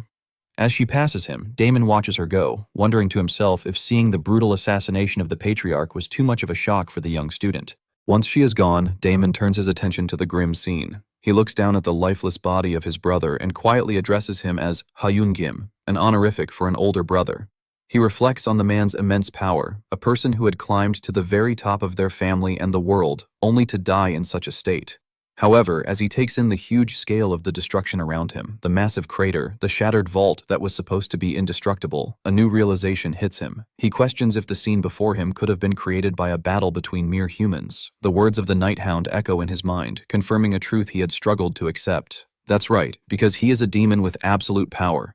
In that moment, Damien finally understands and accepts the terrifying reality that his brother truly had the power of a demon. As Damien stands amidst the ruins of the vault, his thoughts are interrupted by an unexpected voice. A single sharp accusation cuts through the air. "It was you." Damien turns, his face a mask of pure shock. Standing before him is Sinclair, her expression cold and accusatory. She directly accuses him of being the mastermind, claiming that he was the one who lured both the Night Hound and the Saintes into the vault for the sole purpose of assassinating the Patriarch. Enraged by the accusation, Damon's shock turns to fury. He angrily questions what nonsense she is talking about as he draws his ornate sword and lunges forward to strike her down. However, he stops his attack just short of its mark, his sword pointed directly at her chest. A look of utter confusion and surprise crosses his face as he stammers, unable to finish his sentence. A flicker of recognition, a painful memory, causes him to mistake her for someone else. He quietly asks if she is his long-lost daughter, Juliet. After a moment of intense looking, a bead of sweat trickles down his face as he realizes his mistake. While there is a resemblance, he knows this girl is not his daughter. The truth is then revealed. The student known as Sinclair is in fact the only daughter of the man who was just killed, the Patriarch Bartholomew Jubor. With her purple eyes glowing with a menacing light, her full hidden identity is finally brought to light. Sinclair Jubor. The tense standoff in the ruined vault continues as Sinclair points a finger at Damien de Bourgeois. She claims he was the one who planned the entire event, luring both the Night Hound and the Saintist to the vault. Damon is visibly shocked by her insight, a bead of sweat on his face as he hears her accusation. Recovering, he lowers his sword and says it's a misunderstanding. While putting his sword away, he quickly makes up a story, explaining that the capital is in chaos because of a fake currency crisis. He claims he had come to the vault for a meeting with his brother about this. He sternly tells her not to make such foolish accusations without proof. In his mind, he admits that while she is smart, it's just a suspicion and it's best to dismiss it. Damien then turns and walks past her, seeming to end the conversation. Sinclair seems to give in, muttering that it doesn't matter. Her eyes fall to the ground, landing on her father's severed and bloody head. A memory flashes in her mind of her friend Piggy excitedly asking what question she had for the head of the Bourgeois family. She thinks to herself that there was one thing she always wanted to ask her father, but now she will never get the chance. Suddenly, Damien stops. From behind her, his voice asks if her question was, "Why did you abandon me?" Sinclair's eyes widen in shock. He turns back to her, his face now showing shared pain and understanding. He reveals that his own daughter Juliet once asked him the same question when she was sent out into the world with nothing as a commoner in their family's succession trial. The name shocks Sinclair. A memory comes up of a time when she and a young Juliet were together, suggesting a deep, forgotten connection between the two cousins. Seeing her reaction, Damien is equally stunned. A look of disbelief on his face as he realizes they must have known each other. He grits his teeth, a mix of anger and sadness on his face. Looking at Sinclair, he makes a firm statement. He tells her that in the end, her father and the bourgeois family did not abandon her. Damon begins to explain his family's core belief, saying their motto is to be, not to be seen. He tells Sinclair this is the reason for their succession trial, where the heirs must prove their worth by succeeding in the capital on their own without help from their parents. He continues, admitting that this is a basic rule of their family that should have been explained to her long ago, and he wonders why his brother Bartholomew never told her. Sinclair stays completely silent, her purple eyes hard to read as she takes in this life-changing information. The news sends Sinclair into confusion. In her mind, her eyes widen with fear. She questions everything she thought she knew. What if the person who abandoned her wasn't her father but a demon? What if the man she remembered as her father was the demon all along? The conflicting images torture her. The memory of her innocent younger self on the cold floor, contrasted with her father's face twisted by demonic power. She even wonders if there was no demon at all and if everything was a hallucination. Overwhelmed, she can't tell what is real and what is a lie. In her deepest confusion, the Night Hound's final words come to her mind. He had told her that it was her decision what to see, hear, and believe. His words become her guide, and a new determination forms inside her. She must meet him again to find the truth. Back in the real world, her inner turmoil settles into a cold, firm resolve. She turns away from the severed head on the ground, saying a final quiet farewell to her father. As she walks past Damien, a powerful golden aura erupts around her. With her eyes glowing with a new purpose, she declares that she will be the one to inherit the family's leadership. Meanwhile, the estate is in chaos. Alarms ring as guards search for the assassin, shouting that the Night Hound couldn't have gotten far. High on a rooftop, the Night Hound and an injured Dolores watch. He notes that security is getting tighter. Dolores, however, is worried about something else. She looks at the Night Hound with concern, admitting she can't stop thinking about Sinclair. She asks him if they did the right thing, leaving her behind like that. The Night Hound tries to reassure her, explaining that she shouldn't worry about Sinclair being blamed. He says that even though she was there, she won't be treated as an accomplice. He reminds Dolores that Damien has already set the official story for everyone, that the Night Hound took the saints hostage and killed the patriarch, making Damien the heroic witness. He adds that a clever person like Sinclair would know better than to speak of what she really saw, as she would likely be called crazy. Dolores is silent for a moment. The Night Hound asks what is left of the alliance between Quo Vadis and the bourgeois family now. With a grim look, she gives the answer herself, naming their final enemy, H. Bert. A memory flashes in her mind of Bartholomew mentioning Cardinal H. Bert's recent visit, and she says with certainty that he is the one who is left. On the rooftop, a determined Dolores declares that she must meet with Cardinal H. Bert and question him about his meeting with the demon Baal. As she speaks, her body trembles, her arms wrapped tightly around herself. The Night Hound quietly watches her distress for a moment before speaking. He then sits down in front of her and gently asks if she is afraid of H. Bert. Dolores is silent at first, then sigh. She finds it sad that she could overcome her fear of a powerful demon, even achieving a true awakening. Yet, she is still terrified of her own father. Sitting beside her, the Night Hound gently disagrees, telling her that her feelings are not sad at all. His unexpected kindness brings tears to her eyes, holy crosses forming in her pupils as she cries. Wiping her tears away, she asks if he would listen to her story. She explains that this is the first time she has ever spoken of this to anyone, as it is not a story she can easily share. She then begins her confession, revealing a shocking truth. As he may have already guessed, Cardinal H. Bert is not her biological father. A flashback shows a younger H. Bert holding an infant, Dolores. She explains that because of her powerful divine abilities, he noticed her as a child and chose to adopt her. She describes his public image, a man from a powerful family, second in power only to the Pope and respected by countless followers. In the presence of such a perfect and powerful figure, she had to be completely obedient. A powerful image shows her as a wooden puppet, her every move controlled by a massive hand from above. She had to be a pretty puppet showing no complaints and no defiance. The unspoken consequence of rebellion is made clear as the image shifts to the puppet lying broken on the ground. Returning to the present, a single tear runs down her cheek, but her expression is no longer one of fear. She tells him that it's okay now. She explains that after meeting him, the Night Hound, she finally found the courage to break free from the control that had ruled her entire life.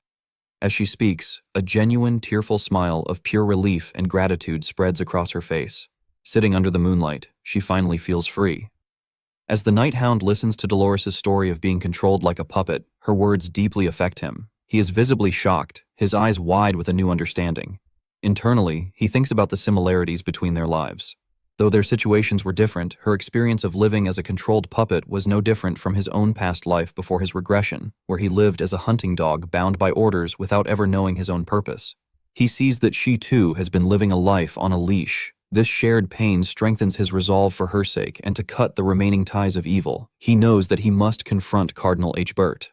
The scene suddenly shifts to a dark, chaotic forest at night, where a carriage lies completely wrecked and overturned amidst blood, showing a violent ambush. Cardinal H. Burt is seen running frantically from the scene, running for his life in terror. Blood streams down his face as he screams in panic, cursing his situation. He desperately shouts that he didn't know anything, insisting he was ignorant. A flashback reveals the reason for his terror. He explains that the recent deaths of several cult leaders had revealed the criminal conspiracy connecting the Old Testament faction of Quoetus with the bourgeois family.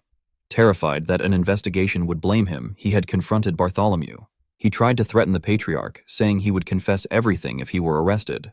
However, as a horrifying demonic grin spread across Bartholomew's face, H. Burt realized his threat was useless. Bartholomew was not a mere human who could be scared. He was a demon. The memory continues, showing the terrified H. Burt falling from his chair, pathetically begging for his life and admitting he was wrong. Bartholomew, his hand swirling with dark purple energy, decided to offer the weak human a tool for survival. With a sinister grin, he summoned a strange, pulsating yellow orb with an eye at its center, telling Shburt to use it when a crisis came. Having given him this dark gift, Bartholomew spared his life. The flashback ends with the image of the strange demonic eyeball in Shburt's trembling hands. Back in the dark forest, a terrified Cardinal Shburt, still running for his life, desperately pulls out the demonic eyeball Bartholomew had given him. Clutching his chest, he thinks about the cursed gift from the demon, his only hope for survival. Just as he is about to use it, a glowing whip-like object slices through the air toward him. Before he can react, the whip, glowing with a menacing purple energy, swings with incredible speed and cleanly cuts off his hand at the wrist. H. Burt looks down in confusion for a moment. Unable to understand what just happened, the shock quickly turns to agony as blood gushes from the stump and he lets out a horrific scream of pain. As he falls to his knees, clutching the bleeding wound, a new figure appears before him. A woman with long light blue hair and a strange blindfolded mask looks down at him and casually says that she had only meant to take the object in his hand, but it seems she cut off the entire hand by mistake. She then picks up the severed hand, which is still holding the demonic orb. Through his tears of pain and terror, Humbar screams that the object is his and pleads with her not to touch it. The woman, now shown to be armed with a bloody blade and a whip-like weapon, looms over him. She identifies herself as Ms. Ouroboros and begins to list his many sins with a mocking tone. She questions how a man of God could take bribes, sell children, and now even work with demons. A sinister smile spreads across her face as she adds that despite his evil, she isn't bored. In fact, she enjoys her work, which is to collect criminals just like him. Her words fill Humbar with a new chilling dread. He stammers, asking what she means by collect. In response, her whip lashes out, wrapping tightly around his neck. With a single powerful motion, she yanks him off his feet and flings him into the air, leaving him hanging from a high tree branch. Choking, she tells him that she is going to train him so that he can welcome the old age. With her gasping for air, Humber questions what she could possibly mean by the old age. Ouroboros, now holding the demonic eyeball, licks her lips with a snake-like tongue and glares at him with a predatory look. She clarifies her meaning with a final, terrifying statement. She is referring to the age of war, a time when only the truly strong existed. Soon after, the capital descended into collective shock. Disturbing revelations rippled through the city, echoing far beyond its walls and unsettling the empire itself. First was the assassination of Bartholomew, the powerful patriarch of the bourgeois family. This was followed by the mysterious disappearance of Cardinal Humber, founder of the Quavitas Holy Order. At the center of it all was the infamous criminal mastermind, the Night Hound. An official investigation was launched, and a carefully constructed narrative was released to the public. The report stated that the Night Hound had ambushed a dinner between Bartholomew and Academy students. In a final act of heroism, the patriarch sacrificed his own life to rescue the students safely. With the situation spiraling into chaos, Damien de Bourgeois became the interim patriarch. At a press conference, he assured the public that everything possible would be done to resolve the situation and that a new heir had been designated, bringing a swift and official end to the incident. Meanwhile, despite the turmoil engulfing two of the 7 great families, life at Colosseo Academy was returning to a semblance of normality. The campus was bustling as students and staff prepared for the upcoming final exams and the annual parent-teacher meeting. Walking through the academy grounds, Tudor looked around in awe at the extensive renovations. The entire campus had been transformed, with beautiful cherry blossom trees lining the pathways around a grand fountain, making him wonder if he was in an academy or a botanical garden. He was joined by his friends Bianca and Sancho. Bianca wondered why Director Winston was undertaking such large-scale work so soon, while Sancho commented on how much more fragrant the academy smelled. Tudor, however, covered his nose and complained that all he could smell was fertilizer. Their friend Piggy then arrived, explaining that the improvements were likely in preparation for the parent-teacher meeting. He pointed out that upgrades were happening all over campus. He noted that even the training grounds, where the magic barrier had failed during the last exam, were being heavily reinforced with new magic stones for the final classification event. Piggy admitted that the scale of the renovations seemed excessive, but speculated that it was because important guests from the 7 great families were expected to attend. As the students walked on, the conversation shifted to a more personal topic. Tudor asked Bianca if she had reconciled with Sinclair yet, mentioning that he had heard she had changed rooms in the dormitory. Bianca sighed in frustration, placing a hand on her forehead as she explained, for the 10th time, that it had never been a fight to begin with. With a sad expression, she elaborated that she hadn't heard from Sinclair in days, and that her friend seemed to be in a perpetually bad mood, believing Sinclair needed time to herself. Bianca decided it was best to move out for a while. Sancho added to the concern, noting that he'd barely seen Sinclair outside the dorms except for training, and that she'd been skipping classes. Piggy wondered aloud if something serious had happened between the two girls. Their discussion was suddenly interrupted by a cheerful voice calling out to them. They turned to see Dolores, dressed in a bright orange construction vest and a yellow hard hat, waving enthusiastically. The group was taken aback by her unusual attire. Dolores explained that with the upcoming tournament, the student council was incredibly busy with preparations, requiring her to dress for the part. Her friends were impressed with her dedication. Bianca, however, expressed concern, telling Dolores not to push herself too hard after the traumatic incident with the patriarch. Dolores just laughed it off, lying that she was fine because something had covered her eyes, so she didn't really see what happened. The mention of the incident sent Tudor into a rage. He furiously shouted about the Night Hound taking their president hostage, vowing to capture the criminal next time. Bianca held him back, reminding him that he'd been too scared to do anything during the last festival. Changing the subject, Dolores looked around and asked where the other members of their group were. Piggy and Bianca exchanged a worried look. Bianca explained that they hadn't seen Sinclair in a while either, and that she seemed to be deliberately avoiding them. The news visibly saddened Dolores. Her cheerful demeanor faded, and she looked down, a single tear escaping her eye as she thought she needed to check on Sinclair soon. Her mind flashed back to the horrific events in the vault. She knew Sinclair must have been deeply confused and traumatized, having witnessed a demon's true form and watched a man be brutally killed. Dolores was consumed by guilt, replaying the image of Sinclair's tormented face and remembering with shame that she was the one who fled, leaving her friend behind. As Dolores worried about Sinclair, Piggy chimed in with a mischievous smirk and changed the subject to Vakir.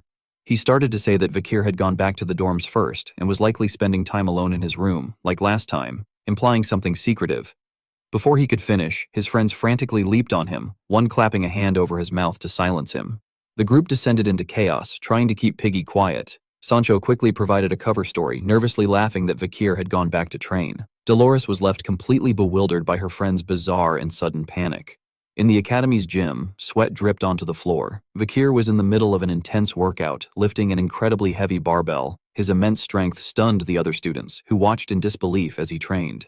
Deep in thought, he focused on the red, star-shaped necklace around his neck. His red eyes glowed as he thought of the demon sealed within it, Decarabia. He reflected on the demon's current state. After using the last of its mana to protect Dolores, it had fallen into a deep sleep and had yet to reawaken. Vakir acknowledged that Decarabia had been far more helpful in the fight against Bilal than he had anticipated, remembering how its powerful magic circle had shielded Dolores from harm.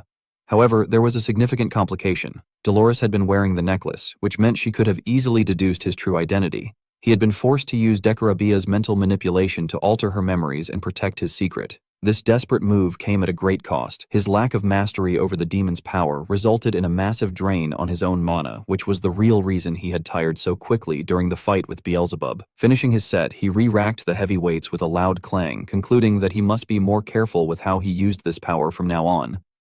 Resting on a bench after his workout, Vakir contemplated his situation, reflecting on how his actions in this new timeline differed from his previous life.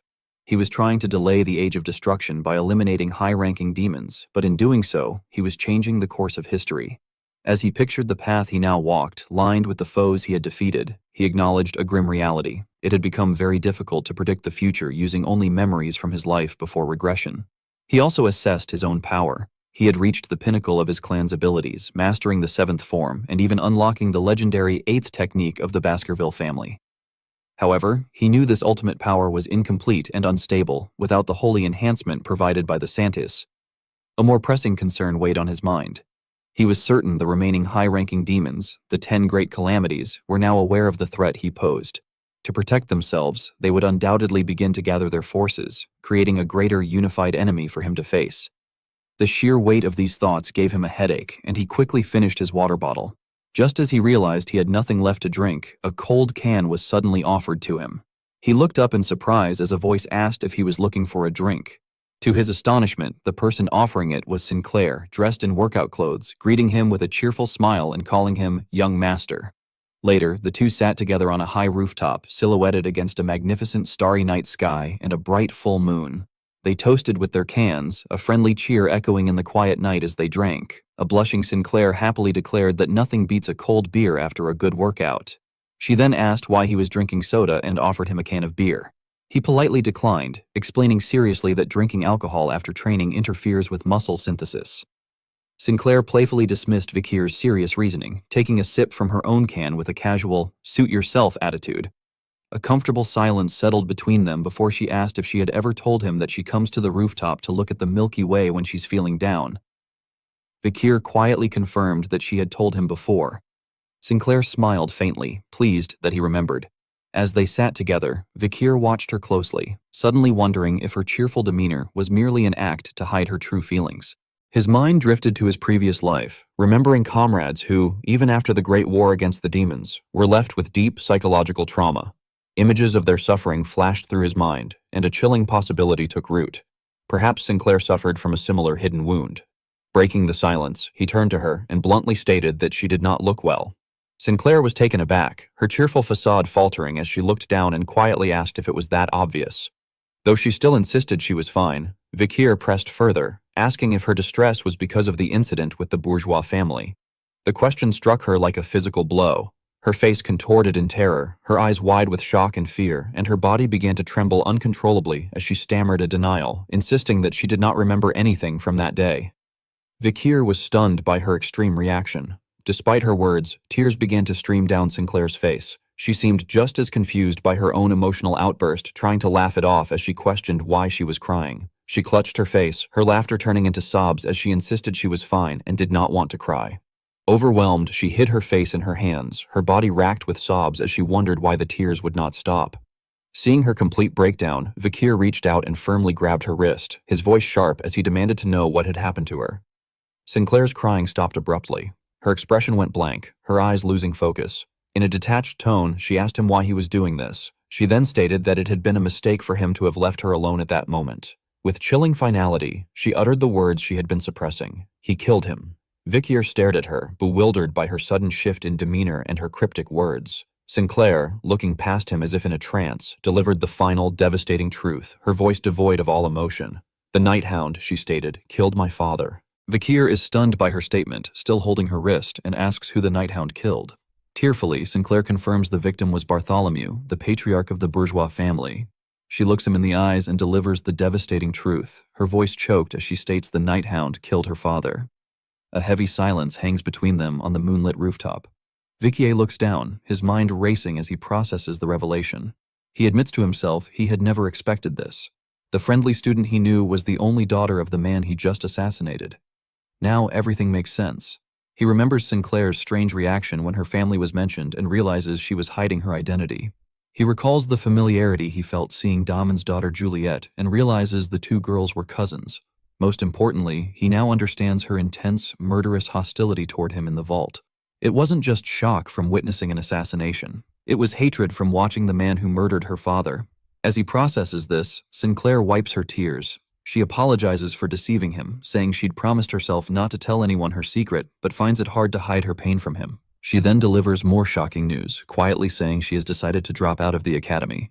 Vikir listens in stunned silence. She explains her life had focused on one path, achieving greatness at the academy. She dreamed of being the top student, winning every competition, and becoming student council president, dedicating her youth to these goals. But now all of those ambitions have become meaningless to her. She realizes there is something far more valuable, something that has changed her perspective on life. Vikir listens silently as her words hang in the night air. With new resolve in her eyes, Sinclair tells Vikir that before she leaves the academy, there is one final thing she wants to accomplish. She turns to him, her expression hopeful, and reveals the one thing she now values more than anything is a relationship with him. The sudden confession leaves Vikir speechless. He turns away, unable to meet her gaze, and insists he is not the great person she thinks he is. Sinclair, however, leans in close and firmly tells him he is wrong. Smiling sincerely, she explains that to her he is more impressive and wonderful than anyone she has ever met. She recounts the moments she admired, like the freshman welcome party where he selflessly helped a troubled piggy, an act of kindness that caught her attention. She recalls her surprise discovering the quiet boy in her class was the same Vikir who could confidently handle any challenge. She remembers his selflessness, how he jumped into a filthy sewer to retrieve something important which left her stunned. She recalls his strength, how he endured a violent beating without fighting back or compromising his principles. Most vividly, she recalls her greatest despair when he did the impossible. He shattered the gate and she tearfully threw herself into his arms, relieved he had come back. After reminiscing, her expression turns somber. She returns to the painful present, quietly speaking of another matter. She reveals a heartbreaking detail from that night. When the night hound killed her father, Dolores was beside him. She adds, "It was clear they were working together." Her eyes glow a pained purple as she explains her deep betrayal.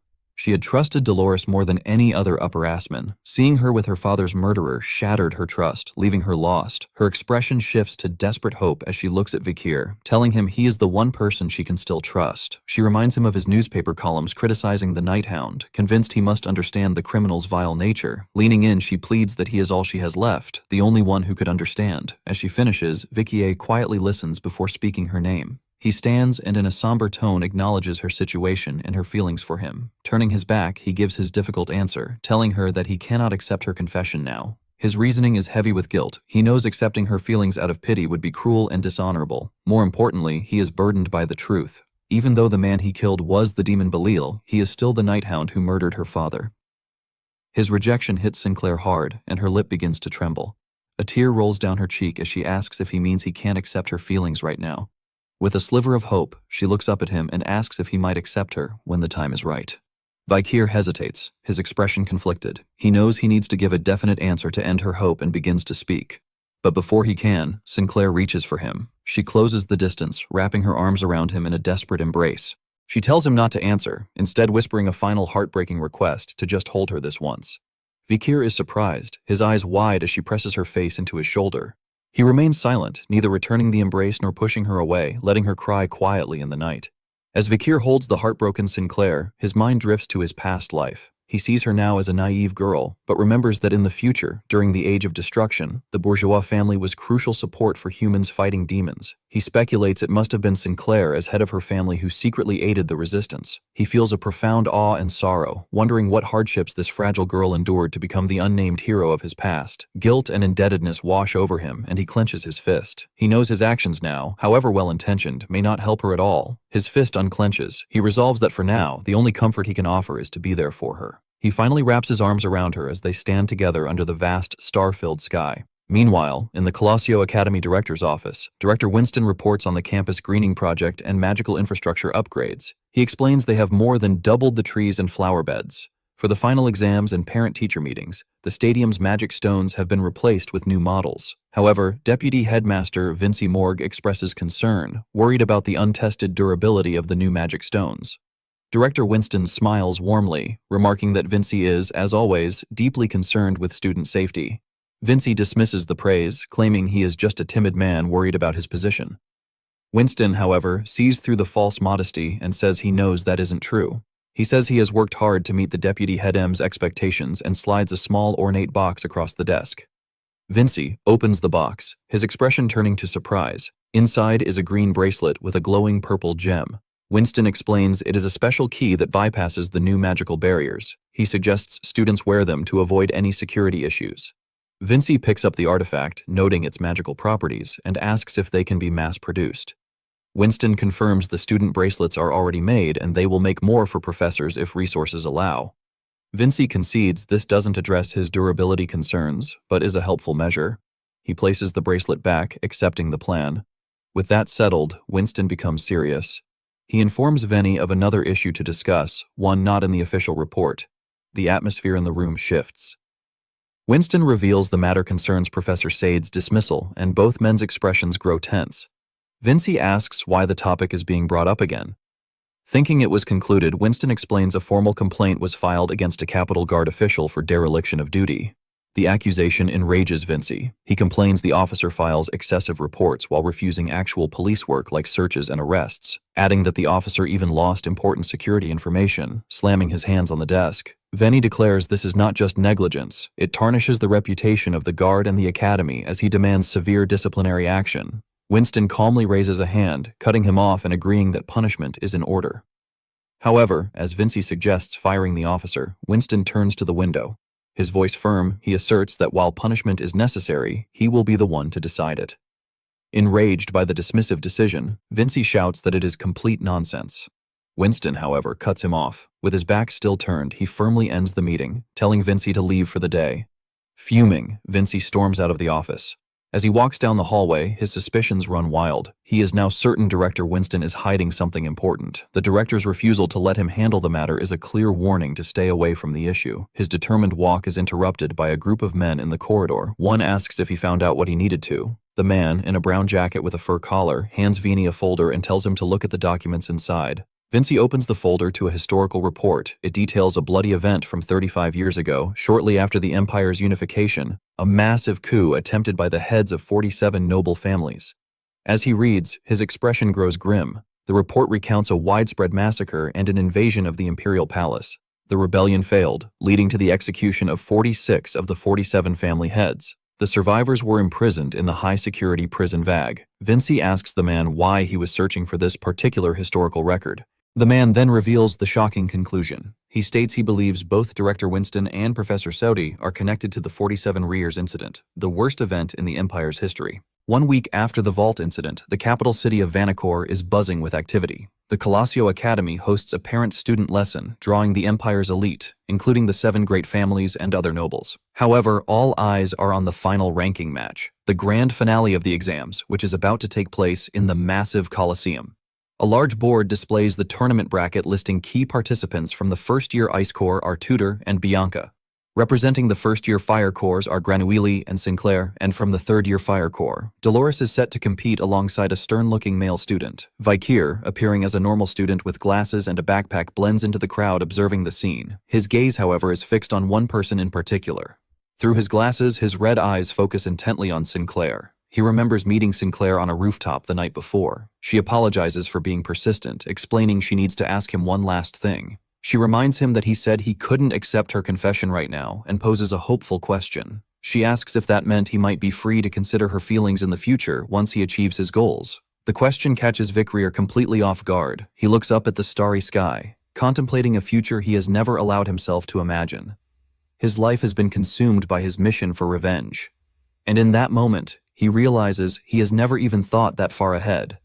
Vikir knows his goals are set in a harsh and distant future. He turns to Sinclair and admits that if he ever fulfills his goals, she might be right. Perhaps then he will finally have some freedom. Her hope seemingly confirmed, Sinclair accepts his answer. With newfound resolve, she says that is fine. She declares her feelings are her own, and she is determined to wait for him, even if he tells her not to. Vikir watches her as she begins to walk away. Before she can leave, he calls out, urging her not to throw away everything she has worked for, insisting her efforts are valuable. His words stop her in her tracks. Tears of relief stream down Sinclair's face as she looks at the moon. With a grateful, tearful smile, she agrees and thanks him. Back in the present, Vikir watches Sinclair from the academy crowd. Seeing her name on the tournament board, he understands her decision. She is determined to win before leaving the academy to follow her own path. As he watches her, he clenches his fist, realizing his own days at the academy are also numbered.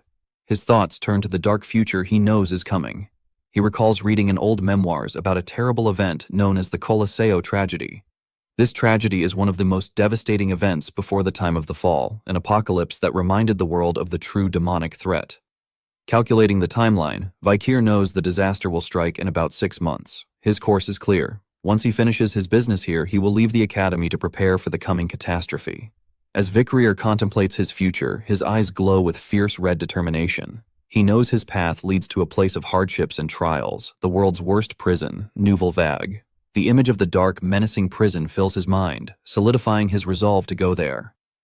Back in the Colosseum, the crowd's excitement grows as an announcer's voice booms, declaring that the final matches are about to begin. The first match is announced. Tutor Lancha Don Coyote, a first year from the Ice Corps, enters the arena with a glowing blue shield and a spear. His opponent is the archer Bianca Foe Usher, also a first year from the Ice Corps, who has a similar energy shield. From the stands, a large man in golden armor lets out a deafening roar. He screams at Tutor that their family's honor is on the line and that he must win, threatening him not to come home if he loses. This is Cervantes, patriarch of the Azure Spearman family. Nearby, another man with long dark hair sits with his arms crossed. Looking annoyed, he is Roderick Fox Usher, the patriarch of the mystical Archer family. Complaining about the noise, he coolly instructs his daughter Bianca to teach the ill-mannered family a lesson.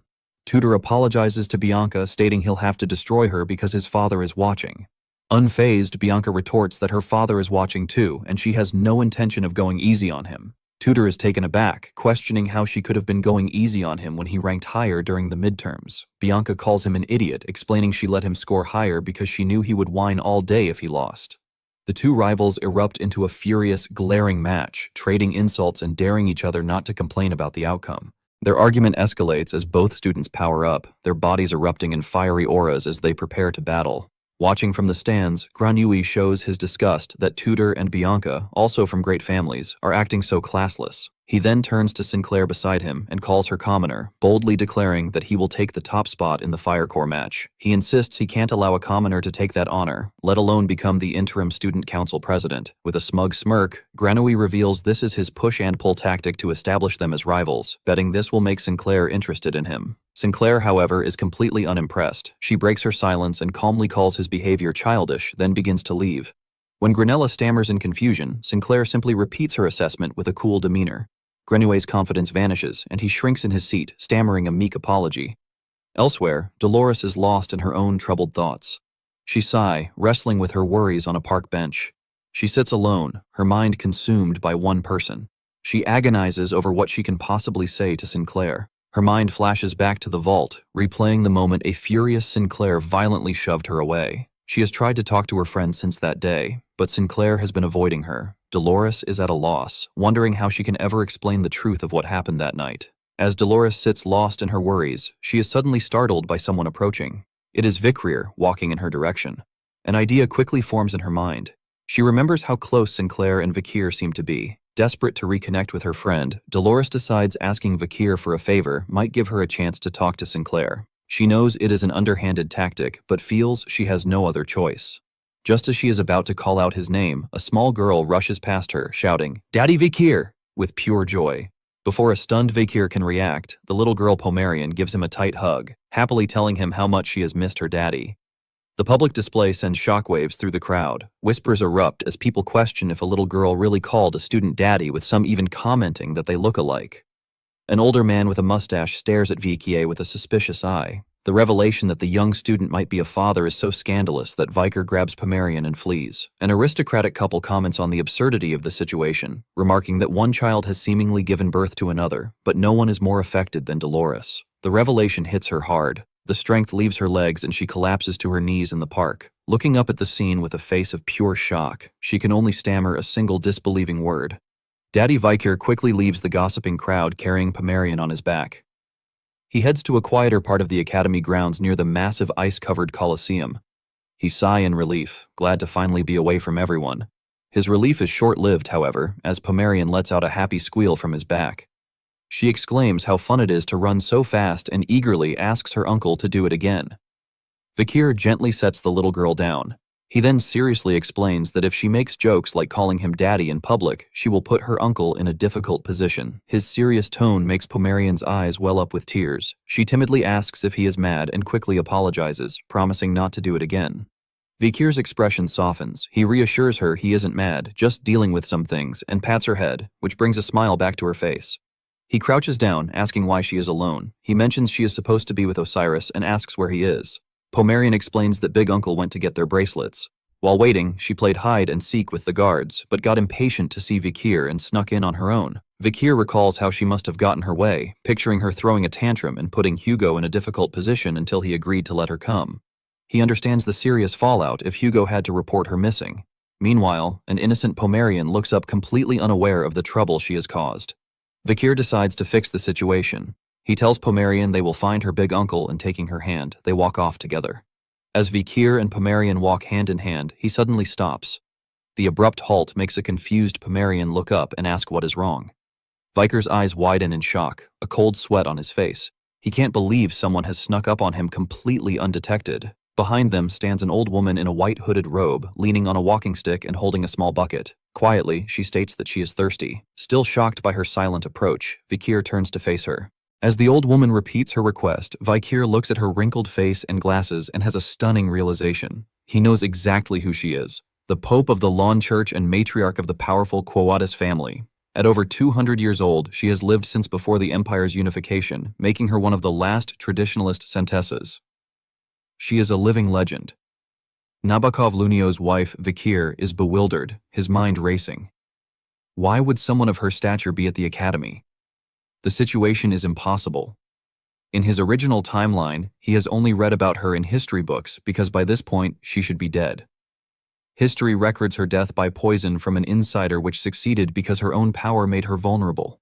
Seeing the living pope before him, Vikir understands with chilling clarity that history has changed. He wonders if his actions since returning to the past have caused her survival. As Vikir processes this change, he feels a flicker of hope. The Pope's power could be a massive help to mankind's future. His hopeful thought is cut short as the Pope's bucket comes swinging through the air, smacking him squarely in the head.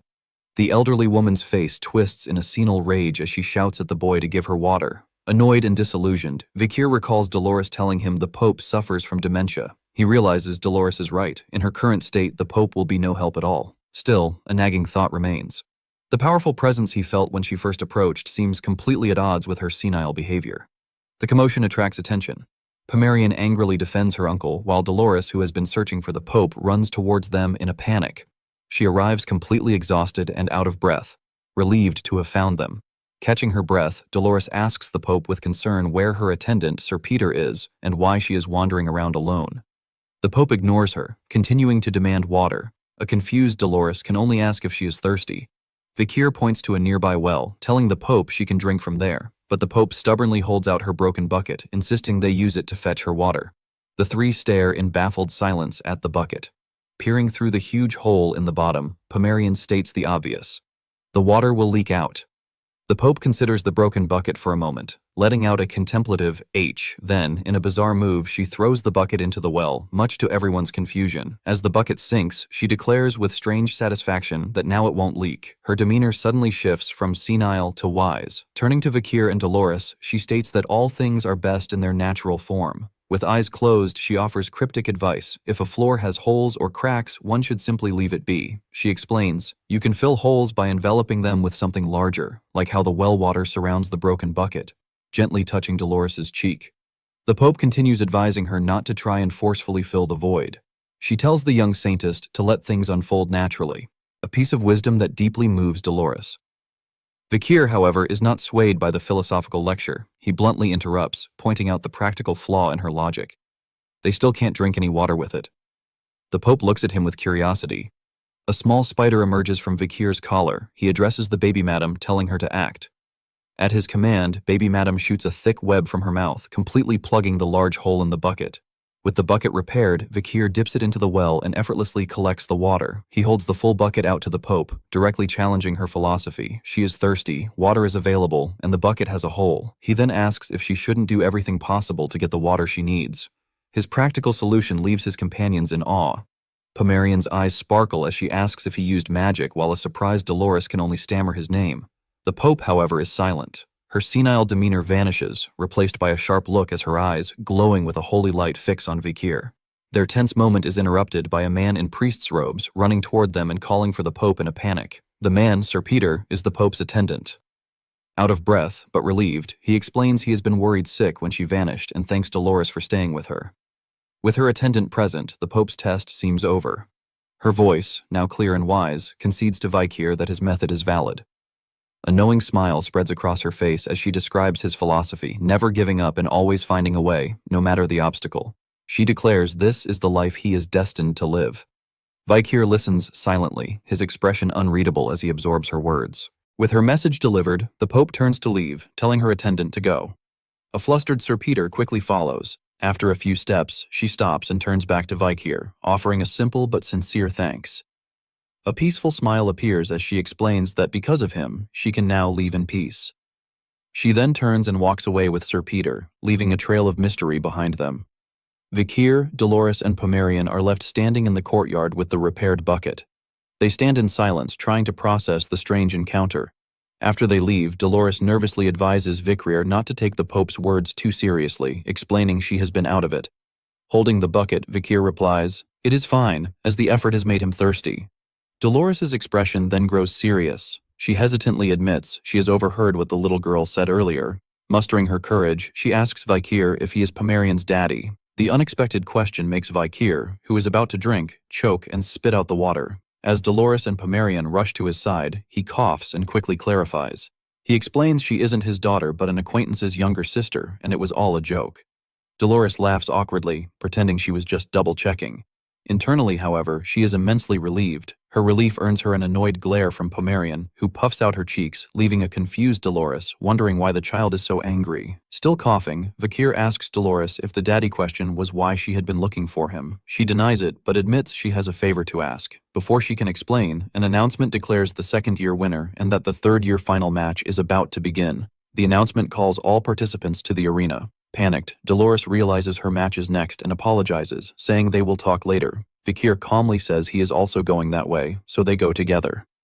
At the entrance of the Colosio Academy, two new figures arrive. Two young women, one with blue and pink hair and the other with red, stand confidently. The multicolored hair girl scans the area and asks with determination, "Where is he?" Vice Principal Vency's eyes widened and his jaw dropped as he began to blurt out the word pro when he saw Ms. Ouroboros remove her disguise. Realizing who she truly was, he stared in shock and exclaimed that she was Professor Sadie. Suddenly, a figure whose body was embedded with green stones appeared beside her, startling Vency even further.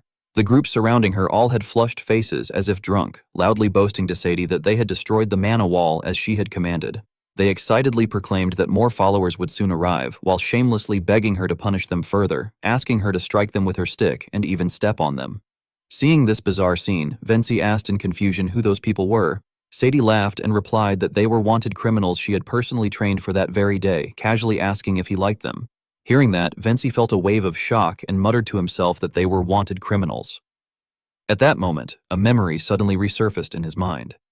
He recalled confronting Principal Winston in the past, questioning why she never appeared for investigations, intelligence gathering, or arrest operations without notice, and why she was always intoxicated and sleeping in the official residence. He had also pointed out that the reports she submitted were always missing information related to wanted criminals. Realizing the implication now, cold sweat ran down Vency's face as he wondered if all of it had been part of her plan from the beginning. Meanwhile, the large wanted criminal turned to Sadie and eagerly asked her to give him another order, addressing her as his queen. Sadie immediately bared her teeth in an excited grin. Gripping her weapon, she gleefully commanded all of them to disperse and set them off. At once, the group of wanted criminals shot forward like a violent storm. Vency and the other professors stood there with their mouths open in shock. A moment later, he gritted his teeth in fury. After some time had passed, many members of the academy had fallen into pools of blood. Corpses were scattered across the cracked ground. Only a handful of survivors remained, standing within a blue protective sphere while facing Sadie. Clenching his teeth, Venci created a honeycomb-like barrier to shield the students behind him and demanded to know why she was doing this. Sadie laughed with clear enjoyment, remarking that he truly was worthy of being an academy professor since he had survived that explosion. Venci, still unable to believe he had been deceived all along, asked whether she had actually gone insane despite always behaving like a lunatic, or if it had something to do with the incident of the 47, which had led to the downfall of her family. His brows furrowed with anger as he pressed the question further. Sadie shrugged boldly and replied that he had known all of that, praising his intelligence network and commending him as an old man. Venci then asked whether she was truly doing all of this just to avenge her family. Immediately afterward, he angrily shouted that, as she already knew, the incident of the 47 had been nothing more than a coup led by fools blinded by power. Before he could finish, however, Sadie cut him off, repeating that it was indeed called a coup led by fools blinded by power, adding that she was sure he saw it that way. She calmly stated that the truth was far from that. Hearing this, Venci was stunned and asked what she meant. Sadie then began explaining that 35 years earlier, not long after the Empire's unification, an unprecedented incident had occurred. With a dark gaze, she continued that it had been called the Incident of the 47 Families because it was led by 47 family heads. On that day, they had slaughtered countless people and charged toward the palace. She described how many had been killed by arrows, before stating grimly that in the end, 46 of them were executed on the spot. Only one survived, the pillar of the Saad family and her own grandfather, Nouvelle Vague, who had been arrested. Pointing a finger toward the sky, Sadie bitterly explained that the superficial reason given had been an attempt to usurp the throne. Venci frowned as he listened to her continue, declaring that their true motive had been obvious. The imperial family had grown afraid that other noble families might be incited, so they had hidden the truth. Then, lifting Winston's severed head, Sadie spat out the words with cold resentment, revealing what that hidden truth was. With an icy glare, she declared that it was the return of an era in which only the strong could survive, the revival of the Warring States period. Venci looked puzzled and wondered what Sadie meant by the Warring States period. In response, Sadie began explaining that during the peaceful era that followed the Great Unification, strength had ceased to be the law, justice, and power that governed the world. She painted a bitter image in which scholars stood proudly on high platforms while warriors were pushed to the lowest ranks. With a tone filled with resentment, she lamented that society had begun to believe that the weak could hold high positions if they simply worked hard enough and might even surpass the strong. Recalling how a scholar had once been executed, she added that the 47 families had never been able to accept such a reality. Thinking of the forces that had simmered with anger and dissatisfaction, Sadie claimed that peace had turned humans into livestock. According to her, those who lost their strength became targets of plunder and eventually turned into nothing more than trash-wearing human skin. Hearing this, Venci's face darkened. Grinding his teeth in anger, he denounced her as insane and demanded to know whether she had truly killed Winston because she believed in such madness. His eyes burned with fury as he reminded her that Winston had stepped forward to protect others during the incident of the 47, even though doing so could have implicated him and made him guilty by association. He further pointed out that Winston had even sponsored her so she could become a professor. When he saw Sadie gripping Winston's hair and lifting the corpse, Venci spoke bitterly, recalling how she had once been a girl left completely alone after losing her entire family in a single day, and accusing her of repaying Winston's compassion in the cruelest possible way. Those words drove Sadie into a rage. Veins bulged across her face as she shouted at him to be silent. With bloodshot eyes, she snarled that Winston had been the one who arrested her grandfather, Nouvelle Vague. She explained that the reason Winston suffered from mana congestion was because he had been injured while fighting her grandfather. After throwing Winston's corpse to the ground beside her, she added coldly that, aside from that personal grudge, Winston was also the public face of the academy, which meant he had to die. Her expression turning icy, Sadie reminded Venci that he had once described the academy as an institution that worshipped the pinnacle of martial arts. However, she dismissed that claim as complete nonsense. Thinking of the academy's emblem, she declared that the institution was nothing more than a filthy place that hid away martial arts. In her view, the system tamed martial artists by giving them government positions and promises of success, then used those who had been tamed as mere tools. Suddenly, magical energy surged violently from her body. Gritting her teeth with hatred, she declared that the current system was fundamentally broken. She insisted that the strong should stand as symbols of power, while the rest should be eliminated. With naked hostility burning in her eyes, Sadie hissed that the world had become so rotten that it required a natural disaster as powerful as a typhoon to cleanse it, and she was more than willing to become that disaster herself. She then swung her whip high and warned Vency not to think about whining. The dart at the tip of the whip shot forward as she screamed that she would make him accept her beliefs. Purple deathly energy erupted around her body as she roared that she would become the natural disaster. At that moment, a blazing red light suddenly descended and illuminated the area. Terrifying slash marks carved zigzag patterns across the academy's staircase. Sadie's eyes widened in shock as she looked toward the source of the attack. Osiris stood there with a sword in hand, having single-handedly cut several wanted criminals into hundreds of pieces. His gaze was cold and sharp as he looked down upon the battlefield.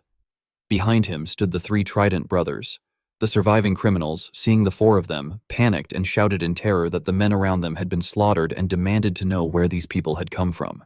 Two of them then rushed toward Osiris, attacking while shouting that it did not matter if only one of them could fight, because he would die once he was surrounded.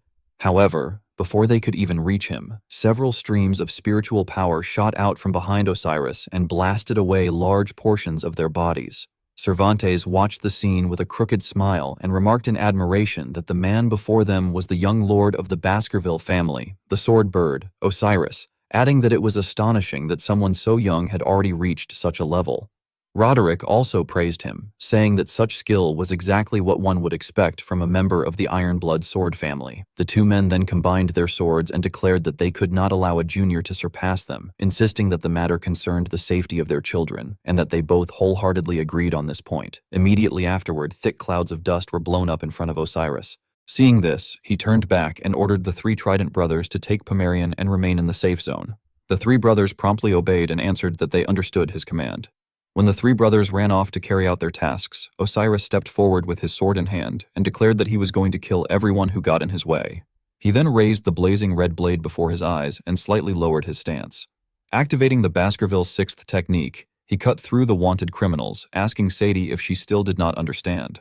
Elsewhere, Vency stood facing Sadie and lectured her, explaining that it was not only them who were present, but also all the powerful families throughout the empire. He asked her if she still could not understand that the power to take was far weaker than the power to protect. However, Sadie only chuckled madly and questioned the idea of the power to protect. Sticking out her tongue and licking her finger with a crazed expression, she claimed that she could simply get rid of the things they wanted to protect and asked if she was right.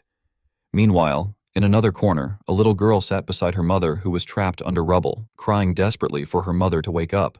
Behind her, a wanted criminal slowly approached and mockingly remarked that she was still alive, then wondered what she was going to do now.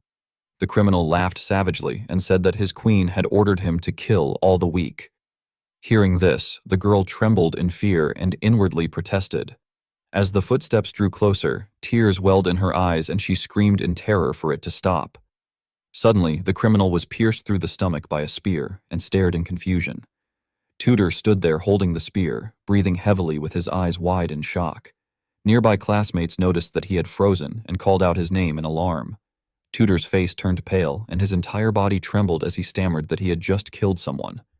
Bianca rushed over, grabbed Tudor by the collar, and shouted at him to get a grip, telling him that if he had not acted, someone else would have died instead. Only then did Tudor begin to come back to his senses, muttering Bianca's name uncertainly. At that moment, Sancho and Piggy suddenly turned their backs to the two of them and warned the group to wait because they thought they were in serious trouble, leaving Tudor and Bianca confused.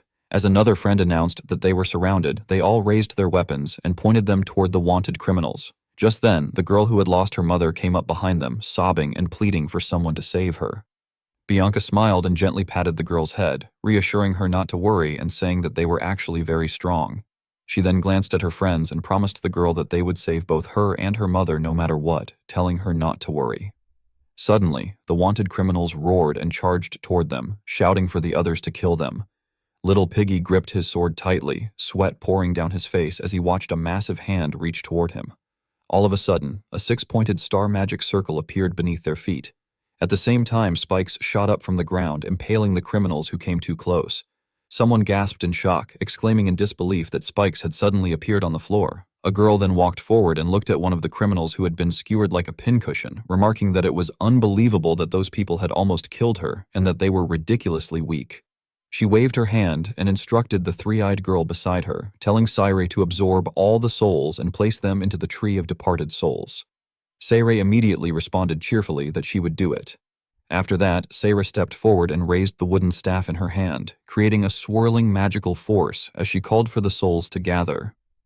After a short while, the pink-haired girl pointed at Sayre and exposed her actions, questioning why only 4 souls had been absorbed when 5 people had died. She accused Sayre of secretly taking one for herself again. The girl floated in the air and flailed as she denied it nervously, but the pink-haired girl scolded her and warned that if she did not cooperate properly, she would kill her. Hearing this, Tudor and the others stared blankly in confusion. Piggy eventually spoke for the group, admitting that they did not know who the girls were, but sincerely thanked them for saving their lives. Upon hearing that, the pink-haired girl turned around with a smile and said that she had not introduced herself yet. With one hand, she created a magic circle that restrained Sayre, while extending the other in greeting. She introduced herself as Camus Morgue, a first-year transfer student of the Fire Corps. Hearing this, Piggy and the others broke out in cold sweat and repeated in disbelief that she was a transfer student. As Camus Morgue beckoned toward the person accompanying her, she introduced the other girl as Rose Morgue, explaining that both of them were first-year transfer students. Meanwhile, the group huddled together and whispered among themselves in confusion, questioning how there could be transfer students when the school term was almost over, though they admitted that the two had saved their lives.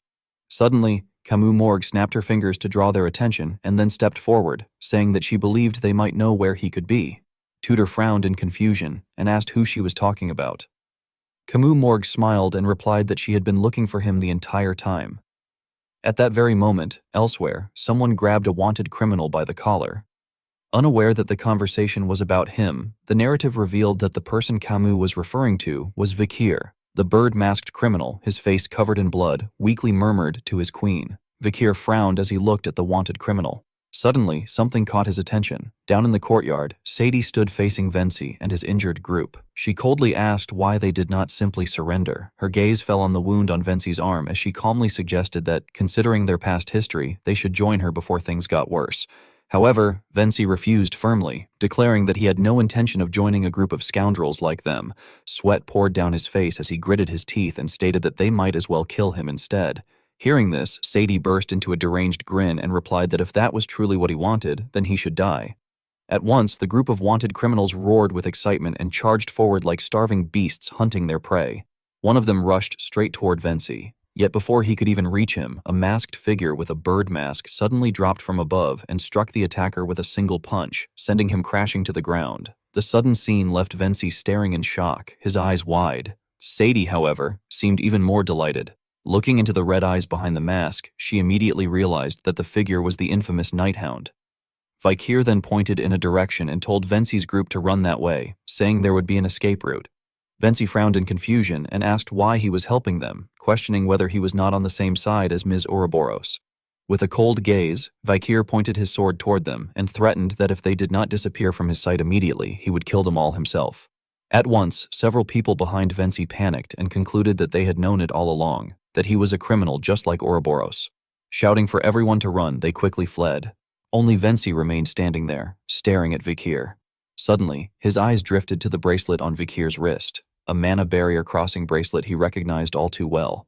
Sweat immediately poured down his face as he thought in shock, wondering why the Nighthound possessed that bracelet and whether it meant what he feared it did. Once even Venci had finally left, Vikir stood facing Sadie.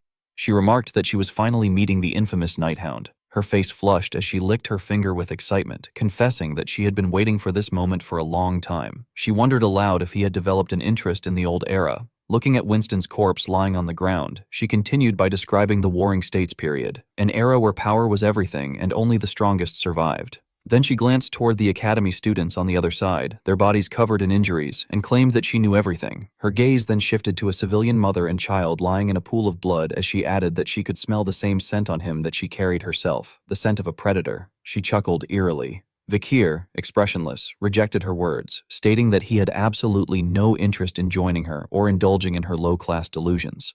This response seemed to surprise Sadie. She blinked in confusion as Vikir continued coldly that since she had done something as trashy as this, she would have to pay the price. In the next instant, he leapt forward. Before she could even react, Vikir's leg whipped through the air and slammed into Sadie's neck. The kick shattered her neck and shoulder bones instantly. Her body was smashed into the ground, and even the bricks beneath her shattered from the impact. Vikir stood there silently, looking down at Sadie's body as dust and smoke drifted through the air. Blood poured from her mouth, her pupils slowly lost focus, and she could not even utter a sound. Through her fading vision, Sadie saw Vikir standing there, his entire body radiating a crimson aura. His sword seemed filled with bloodlust. In her mind, she wondered if that was the reason she had been able to smell a faint demonic scent from him. Vikir, however, coldly hissed through his teeth, demanding to know where she had obtained those eyes. Sadie only bared her teeth in a twisted smile without answering. She then struggled to raise her hand toward him. With a crazed expression, she weakly murmured that the night hound was the only one who could excite her. But as she attempted to finish her final word, her pupils rolled back and completely lost focus. Her raised hand dropped heavily to the ground amidst the ruins. Seeing this, Vikir calmly concluded that she was completely insane. Afterward, he bent down and picked up the winter sword, Orwell. Holding it up, he thought that it was Headmaster Winston's sword and key, the winter sword Orwell. At the same time, he reached into the spatial door and looked at the system notification. It identified the item as the Divine Immortal's Ring, a ring-type artifact with the ability Barrier Off and Pocket Mode On, followed by the phrase that God's domain ended there. Vikir reflected that he had originally planned to take the ring and leave the school in 6 months, yet he had not expected to obtain it so soon. Looking around at the smoke, destruction, and ruins, he silently reflected that the current situation was something he had never heard of happening in the past, not even involving Ms. Ouroboros. Everything about it felt wrong. Suddenly, Vikir's red pupils widened in alarm, and a shiver ran through his entire body. He slowly lowered his head, his shoulders slumping. Then, without warning, he snapped his head up again, his eyes filled with shock. Vikir stared at Winston's corpse lying on the ground. At that moment, the faint streak of blood in Winston's eyes suddenly glowed, and his pupils appeared to be staring directly at Vikir. A deep, pitch-black vortex appeared at the same time, and within it fragments of memories began to surface. In those fragments, a small boy could be seen crying. Winston recalled his childhood, remembering that his parents had possessed enviable wealth and had been devoted followers of Loon. He remembered how a devastating famine had once struck their village, leaving the villagers gaunt and starving. Unable to endure the sight of their suffering, his parents had opened the gates of their estate and storehouses, sharing their food and wealth freely with the villagers without asking for anything in return, believing that they were simply following God's commandment. However, Winston remembered that the crowd that swarmed in like flies had quickly transformed from pitiful victims of hunger into merciless rioters. They trampled through the estate, looted everything they could find, and even raised sickles toward his parents. The boy had been carried away from them by the mob while they began destroying everything in sight. Through tear-filled eyes, Winston had watched the horrifying image of his parents lying in a sea of blood, realizing that the rioters had taken everything from him. Surrounded by countless rioters, the young Winston had eventually fainted and had been abandoned by the roadside. Somehow he had miraculously survived, and when he regained consciousness, someone kind had covered his body with a torn vest. Yet the scene that greeted him upon waking had felt like hell itself, as the once magnificent mansion burned fiercely in raging flames. Clutching the coat on his shoulders with a pale face and stunned eyes, Winston had remembered thinking that he must deny God, deny humans, and deny himself. The voice inside his head had urged him to reject those 3 things, and he had regarded that moment as his first denial. Walking alone among families and couples with their children, he had told himself that the deep scars in his heart had made him lose all trust in God. Time had passed, and the small boy had grown into an adult who believed that he had been guarding himself from the world. Yet Winston later reflected that the reason his frozen heart had begun to grow warm again had been a certain day when he saw a girl whose smile bloomed like a flower. He remembered that the beautiful girl had approached him without hesitation, despite his coldness. Spending time with her had allowed him to feel faith and human love once more. When the wounds in his heart had finally begun to heal, an unprecedented revolt known as the 47 coup d'etat had erupted across the empire. He recalled walking through ruins and scattered corpses with a blood-stained sword in hand during the suppression of the rebels. In the process of capturing them, he had been gravely injured to the point that he could barely keep himself steady. Even so, Winston remembered thinking that he had been able to endure it because he had a wife who had shown him kindness. As the years passed, Winston eventually became the headmaster of the academy. In order to heal the lingering effects of his chronic illness before the coming sabbatical year, he and his wife had embarked on a journey to recuperate. He remembered the 2 of them standing at the bow of a ship, gazing out over the endless sea. During that voyage, however, a violent storm had suddenly arisen, pushing the ship to the brink of sinking. Even after the cargo had been thrown into the sea to lighten the load, the vessel had continued to sink. Leaning on his cane, Winston had watched helplessly as everyone struggled amid the raging storm. Because he was sick and injured, he had been unable to help, and he remembered how the people had gradually begun staring at him. At that moment, he had turned to look at his wife with a stunned and pained expression. She had avoided his gaze by pulling down the hood of her cloak to hide her face. In that instant, Winston had realized that her eyes were silently begging him to pretend that he did not know her. Soon afterward, the sailors had seized Winston and dragged him toward the side of the ship. Too weak to resist, he had been pushed overboard. As his body fell freely into the sea, he had realized that he could not even fight back. The sound of impact had echoed through the crashing waves as white foam burst around him. While he sank deeper into the ocean, Winston had thought that when the water engulfed his sword, he heard that voice again. As his vision slowly faded, the voice had repeated that he must deny God, deny humans, and deny himself. Winston had regarded that moment as his second denial. He had not known how much time had passed afterward. Winston had believed that he had died, yet when he awakened, he found himself lying on a sandbank. Looking at his arm in astonishment, he had realized that the injury which had once required a cast had completely healed. Clenching his hand, he had told himself that he could not simply give up on life. Even though he believed that he had been abandoned by God and betrayed by his wife, he felt that there was still someone in the world who was waiting for him, or perhaps someone for whom he himself had been waiting. He remembered a photograph of himself and his wife with Sadie, its corner burned away by fire. Winston had reflected that although Sadie was a descendant of the war criminal who had led the coup, she had been a child he personally stepped forward to save, shielding her from execution and taking her in as his own. Having no children of his own, he had raised and taught her as if she were his daughter, believing that he was following God's teachings and his wife's belief that humans were inherently kind. Yet reality had unfolded far more cruelly. During the Academy's closing ceremony, a weapon had suddenly pierced through Winston's chest. Blood had spilled from his mouth, and the force of the strike had even hurled him away like a piece of worthless trash. Lying in a pool of his own blood, he had wondered at what point everything had gone wrong. With lifeless, pale eyes, Winston had questioned himself, asking whether he had been the problem for believing that God's love existed and for trusting that humans could truly be kind.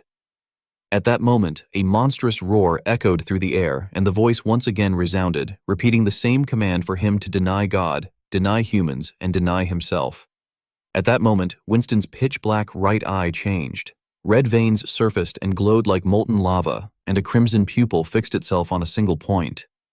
He slowly rose, his voice carrying the tone of someone who was acknowledging that this was the third occurrence. Seeing this, Vikir's eyes widened in astonishment. At the wound in Winston's chest, his heart began drawing in deathly energy, and Winston quietly reflected that it was the moment he realized that this had happened for the third time. The heart, now wrapped in dark miasma, started beating again. When Winston opened his eyes, one remained normal while the other resembled the eye of a demon. Frowning, he declared inwardly that he had denied himself. Vikir stood frozen as demonic energy radiated from Winston's entire body. Sweat poured down his face, and his pupils trembled in horror as he realized that the scent surrounding Winston was unmistakably that of a demon. Observing the blazing red right eye, the beating heart surrounded by deathly aura, and the ominous atmosphere around Winston, Vikir silently assessed that it was incomparable to Sadie's left eye and carried a foul, nauseating stench. His gaze sharpened as he wondered whether Winston might be an elite corpse. At the same time, he sensed golden-orange spiritual energy emanating from Winston and quietly analyzed that something else seemed mixed into the smell as well. It reminded him of Camus' scent when she had been bound to Sere, the eighth corpse. Recalling the pink-violet energy that had surrounded her, Vikir concluded that, compared to ordinary demons, something strange was blended within Winston's aura, as if a peculiar scent were being diluted by something else. From that, he reasoned that Winston's soul must have fused with a demon's. Vikir immediately drew his sword, reflecting that Winston had once been unable to identify demons or even recognize them, and therefore something about the situation did not add up. Just then, Dolores came running up behind him and called out to the Night Hound, correcting herself and addressing him as Van. Leaning forward with her hands on her knees, she panted that it had been a while and asked whether he had come all the way there because of the explosion. She then looked at him suspiciously and wondered how he had managed to arrive so quickly. When her gaze fell upon the man with the demonic heart before them, Dolores gasped in shock, recognizing him as Headmaster Winston and recalling that she had seen Professor Sadie pierce through his heart earlier. Standing beside her, Vikir explained that it seemed Winston had returned after making a contract with a demon. Dolores cried out in disbelief at that revelation. Vikir continued, saying that Winston's soul was probably still inside his body, coexisting with the demons. Dolores murmured in stunned disbelief that such a thing could not possibly be true. At that moment, Winston slowly raised his hand. Vikir and Dolores watched in shock as he lifted Sadie's body into the air with an invisible force. His expression turned cold as he frowned slightly and tightened his fingers. Instantly, Sadie appeared to be strangled by an unseen grip. She writhed in pain but could not produce a sound. Through clenched teeth, Winston demanded to know how Sadie could have done such a thing to him. Looking at her trembling body, he bitterly reminded her that he had raised her with love and had cherished and protected her as if she were his own child. Then, in a sudden outburst of fury, he shouted, asking why she had betrayed him. But Sadie merely burst into laughter and crudely dismissed his words as nonsense. Winston froze in shock, staring at her in disbelief and asking what she meant by that. Struggling to lift her head, Sadie glared at him with savage eyes and said that he could not seriously believe people would treat him differently simply because he had adopted her. She recalled how, since childhood, she had endured constant contempt and abuse.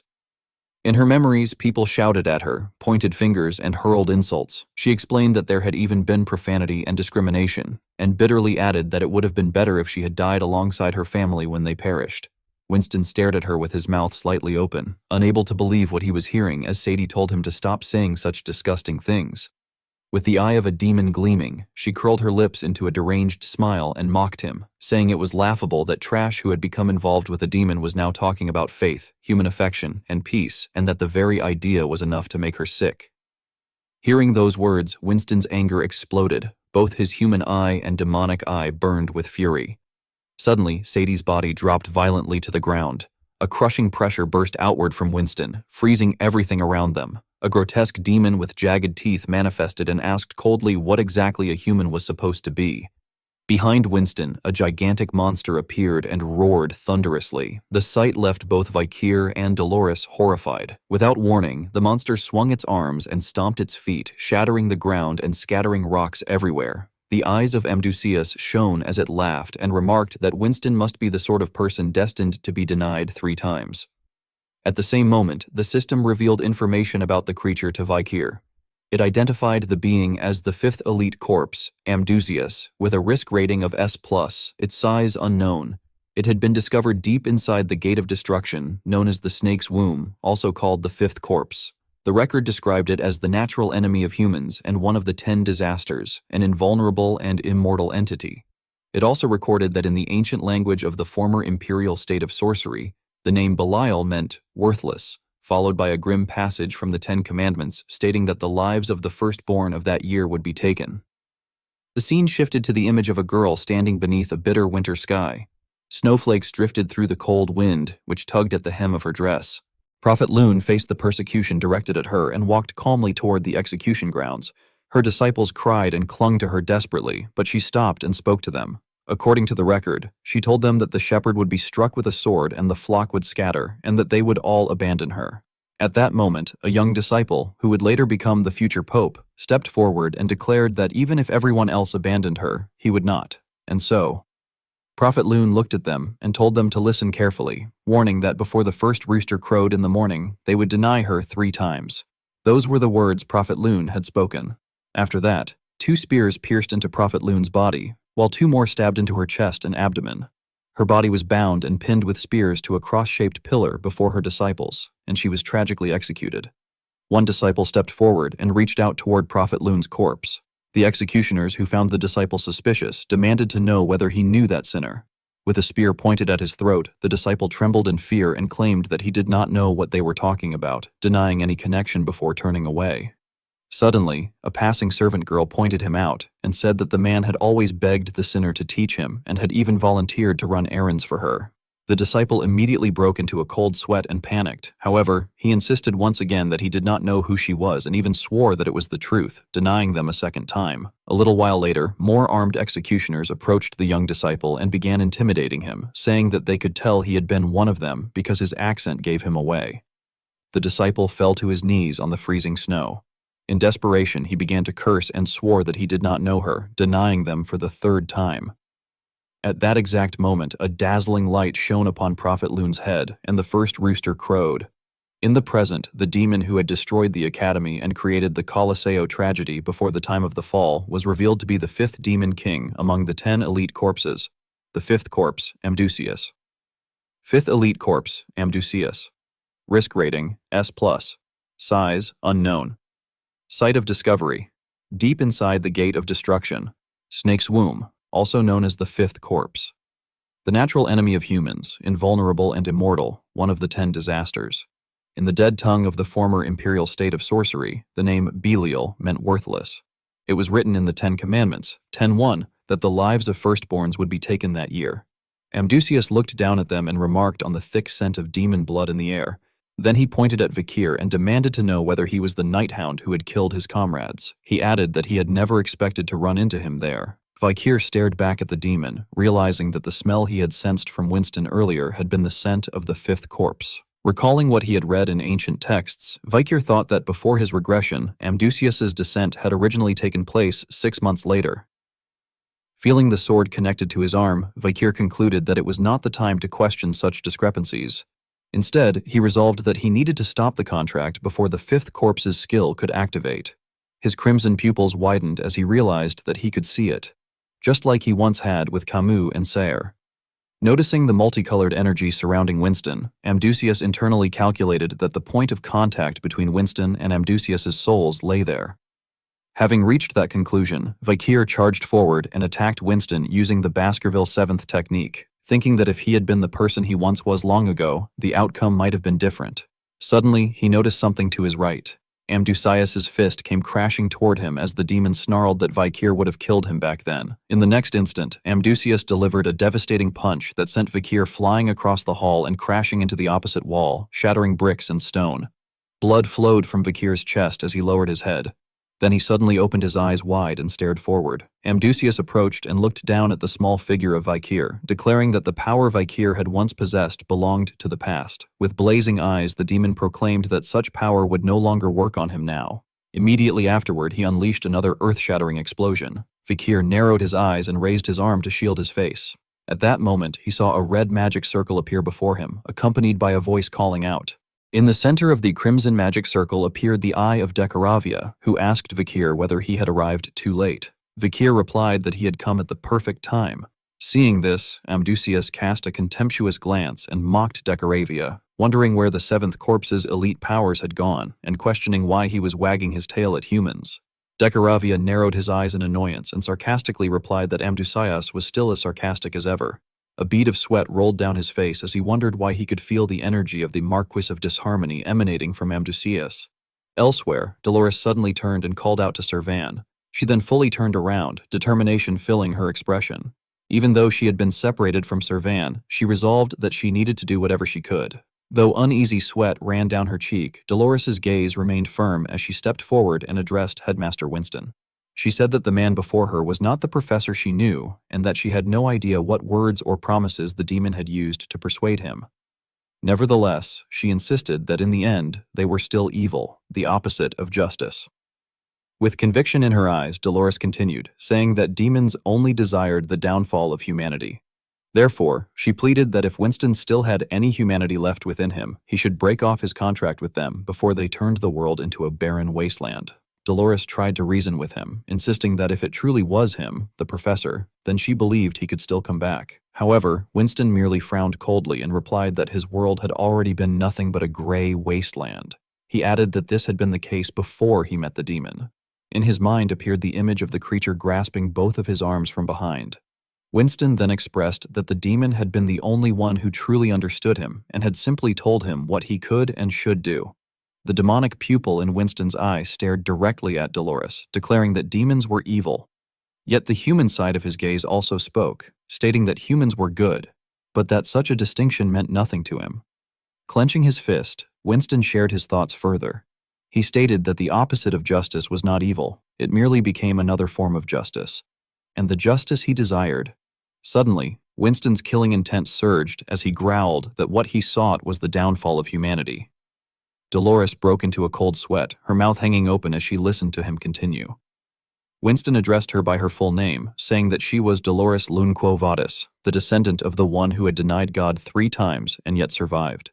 He reminded her that her family had once served the prophet who had been executed by those lowly humans. His next words left Dolores speechless. Winston pointed out that she, a member of the Quo Vadis lineage, should know better than anyone how low humans could fall, and he demanded to know why she was still protecting them. After a moment of deep contemplation, Dolores finally spoke, her gaze resolute. She said that even so, humans still believed they could choose the best path. She explained that the power humans possessed was the belief that they could choose the best path even when they were in despair, and that this belief itself was their strength. Hearing this, Winston frowned and questioned what the point was of such groundless and blind faith. Dolores lowered her eyes toward Sadie, who was lying on the ground, as Winston continued. He asked, what about the woman who had burst his heart and turned the entire place upside down? Did Dolores also believe that she had chosen the best path? Dolores hesitated as she turned back toward Winston, beginning to ask what about. Before her gaze lifted toward the wanted criminal whom Winston was controlling as he levitated into the air. At the same time, Winston questioned what about the person who had committed the most crimes. Moments later, Winston hurled the man violently to the ground, sending a thick cloud of dust into the air. Dolores's face turned pale as Winston pressed further, asking whether she still believed that such a man could walk on the right path. Looking at the man's face, his body covered in blue crystals just like the other criminals under Sadie's control, Dolores stammered in shock as she realized who he was, calling out in disbelief that it was her father. Amdusias ground his teeth in anger and demanded to know how Vikir was emitting the Marquis of Discord's energy. Startled, Vikir wondered what the Marquis of Discord meant and whether Amdusias was referring to someone specific. At that moment, the presence within him confirmed his suspicion, explaining that it was the leader of the 9 demon lords, the first corpse, Andras, whose power it could sense. Raising his head, Amdusias began gathering power into his left arm and muttered that Vikir had not only ruined their plans but had also hunted their kind one by one. Because of people like him, Amdusias said, the remaining demon kings, including himself, had been forced to set aside their pride and dignity and bow their heads to Andras, begging to borrow a portion of his power. With furious eyes, he declared that although it was only a small fraction of that power, it had made them far stronger, and now it was Vikir's turn to be hunted. As soon as he finished speaking, a series of explosions erupted, sending debris flying everywhere and obscuring the surroundings. In the chaos, Amdusias struck Vikir squarely in the face and followed up with a kick to his chest. Breathing heavily in a frenzy, he leaped high into the air and came crashing down at the spot where Vikir had been standing. However, Vikir had already escaped, and he charged from behind with Beelzebub in hand, his eyes flashing with killing intent. Yet what he struck was only an afterimage, as Amdusias had already darted away. Appearing behind him, Amdusias mocked that Vikir was slow and immediately countered with Nighthound, causing another violent explosion. After regaining his balance, Amdusias clenched his fist and muttered regretfully that there were limits to how long he could maintain that power, though his body had already been strengthened enough to make a mess of even a swordmaster. Seeing the hole punched through Vikir's body, he remarked with satisfaction that Andras's power was incredible. Confused, Decaravia glanced at Vikir and asked why he had not used it, pointing out that he could have relied on its barrier to block an attack he could not react to. Slowly pulling himself up, Vikir replied that he intended to save Decaravia's ability for when he truly needed it, saying that for now he could handle the situation himself. Hearing this, Decaravia fell silent for a moment before calling him a fool. Inwardly, however, Vikir admitted that he could barely keep up with Amdusias's power and strength, and that this was supposedly only a small fraction of it. Seeing that Vikir was still able to stand before him, Amdusias expressed surprise and admitted that Vikir was quite persistent, comparing him to a cockroach. Vikir cut him off sharply, accusing him of becoming complacent and drunk on his own power. Caught off guard, Amdusias asked in confusion what he meant. Holding the wound in his abdomen, Vikir demanded to know why Amdusias had descended separately from Winston, pointing out that if Winston died or cancelled the contract, Amdusias would disappear as well. He further questioned whether Amdusias's arrogance was the reason he was not fully activating his powers. Somewhat impressed by Vikir's insight, Amdusias remarked that he already knew that much and commented that Decaravia seemed loyal to its master. He then addressed Vikir's question, explaining that he had left Winston alone simply because he trusted him, not Winston the human, but the terrible rage he harbored against the world. Hearing this explanation, Vikir was deeply shaken.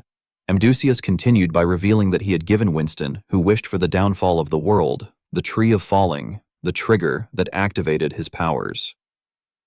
Lowering his head in disbelief, Vikir murmured that Winston possessed such a thing.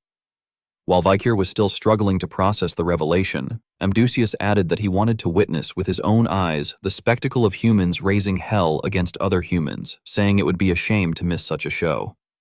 Immediately, Vikir thought of Dolores. At that moment, Dolores was staring at the man before her in shock and called out hesitantly, asking if he was her father. Carefully, she reached a hand toward Humbert, but he reacted in panic, turning his face away and clutching his head while screaming that he would obey, begging her not to hit him.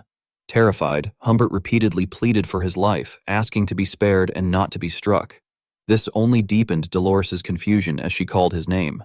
Humbert continued to confess frantically that he had done it all. Trembling as he covered his face, he admitted that he had taken money and sold indulgences to criminals, cultists, and heretics in order to bring down the New Testament faction. He also confessed that he had swayed public opinion in Quo Vadis by impersonating the Pope. Losing control of himself, Humbert cried out that he had remained silent even when he knew children were disappearing from the Indulgentia orphanage. With tears streaming from the corners of his eyes, he painfully affirmed that he had done all of it.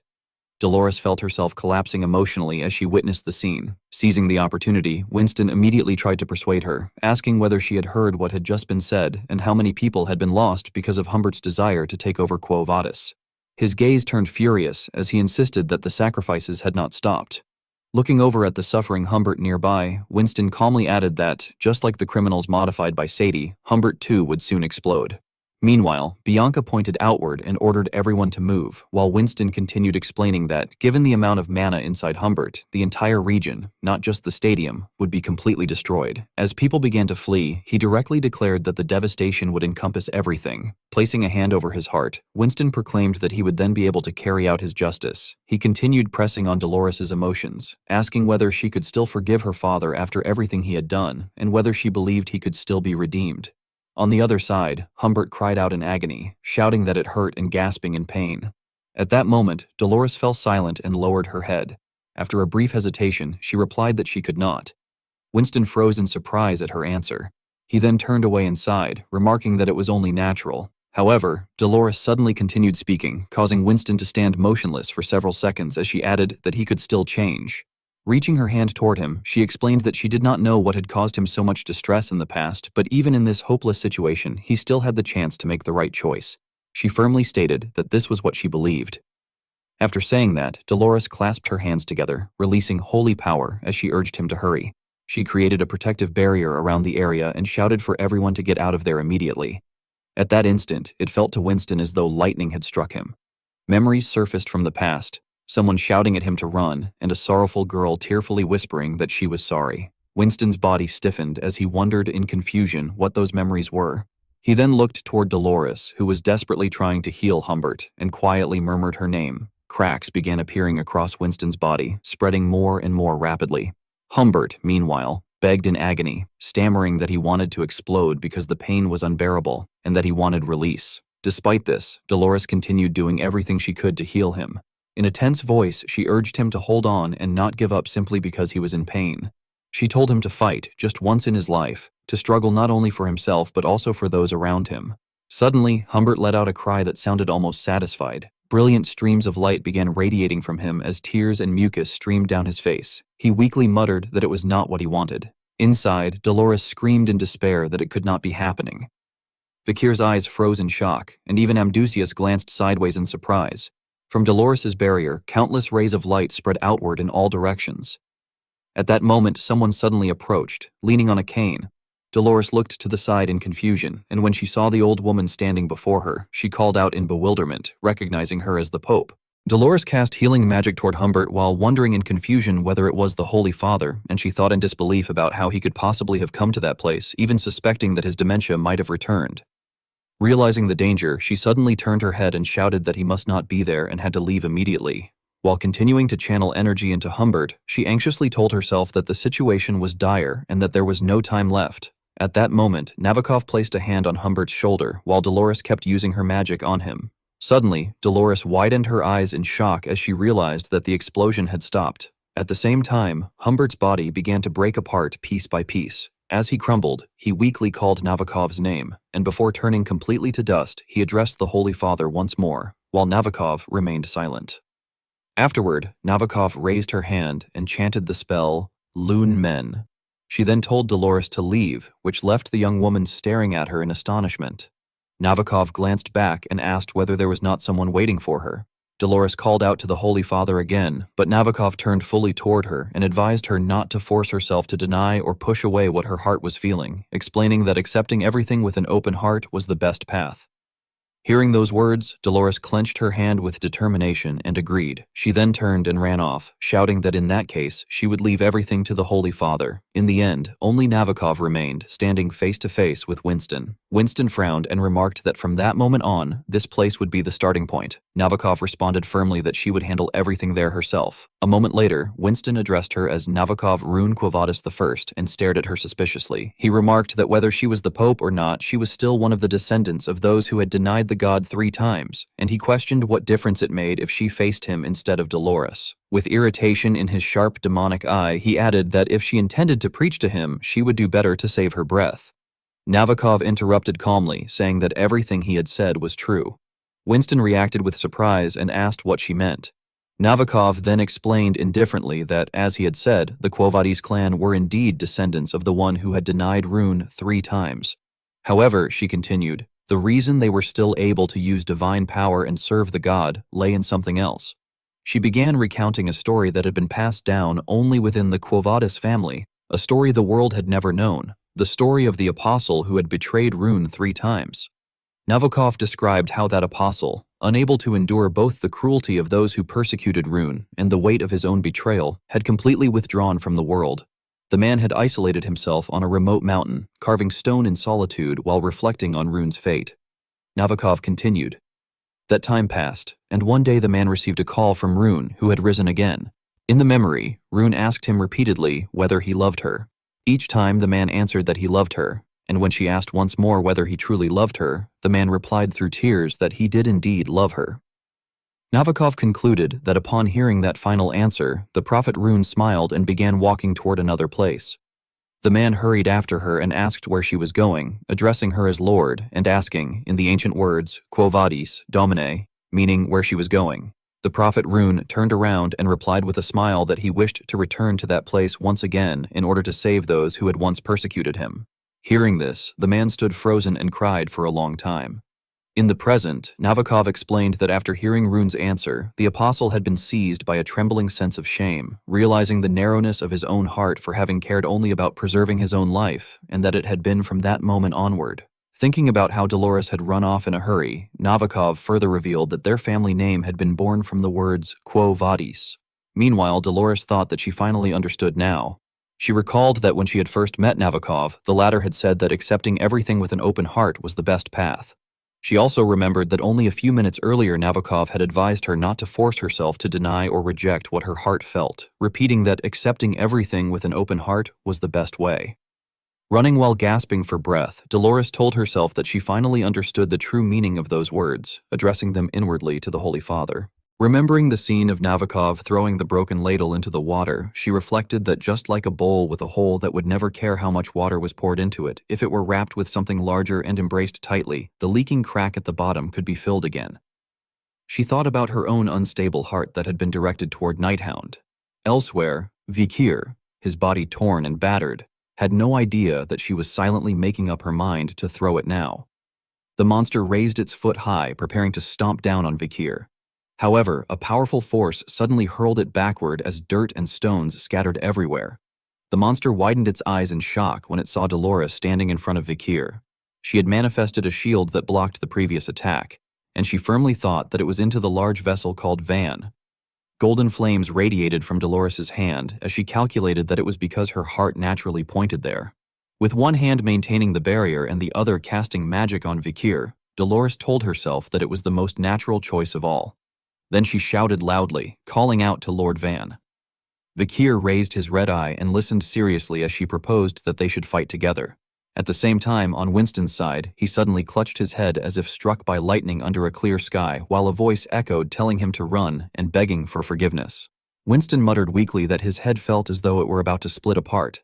Seeing him groaning in pain, Navikov asked what he had done to her. She then placed her hand on Winston's head and asked whether, within the memories he regarded as a nightmare, there had truly been nothing other than the ugliness of humanity.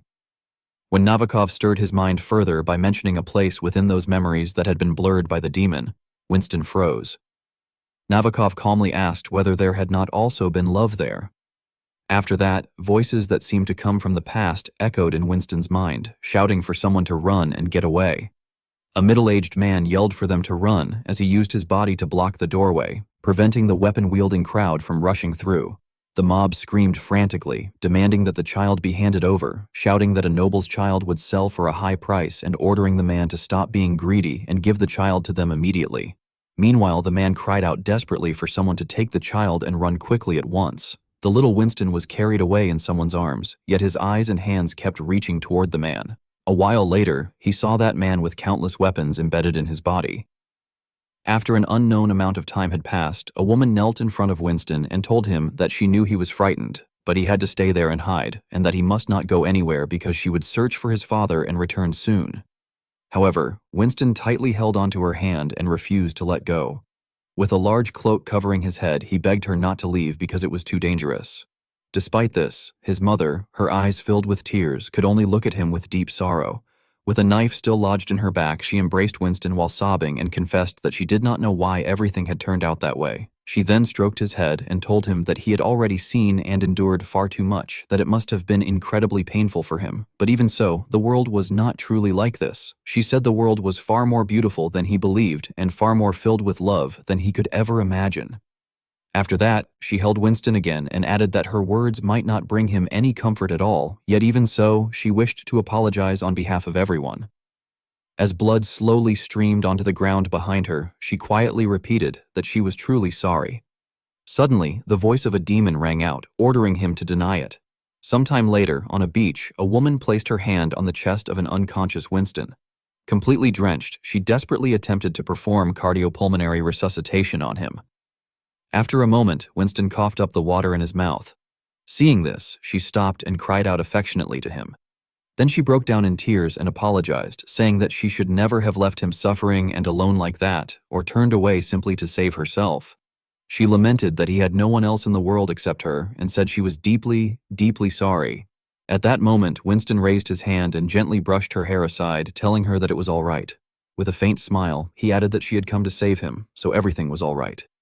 Hearing this, the woman clutched his hand tightly while sobbing and once again asked for forgiveness. As she began to confess that she loved him, Winston instead lifted his hand into the empty air, and the demon's voice rose once more, commanding him to deny it. In the present moment, Winston fell to his knees and braced himself against the ground as he realized that he now remembered everything. With tears streaming down his face, he painfully understood that it was the love of those who had not cared about their own lives and had given everything for him. He acknowledged that he now remembered their love.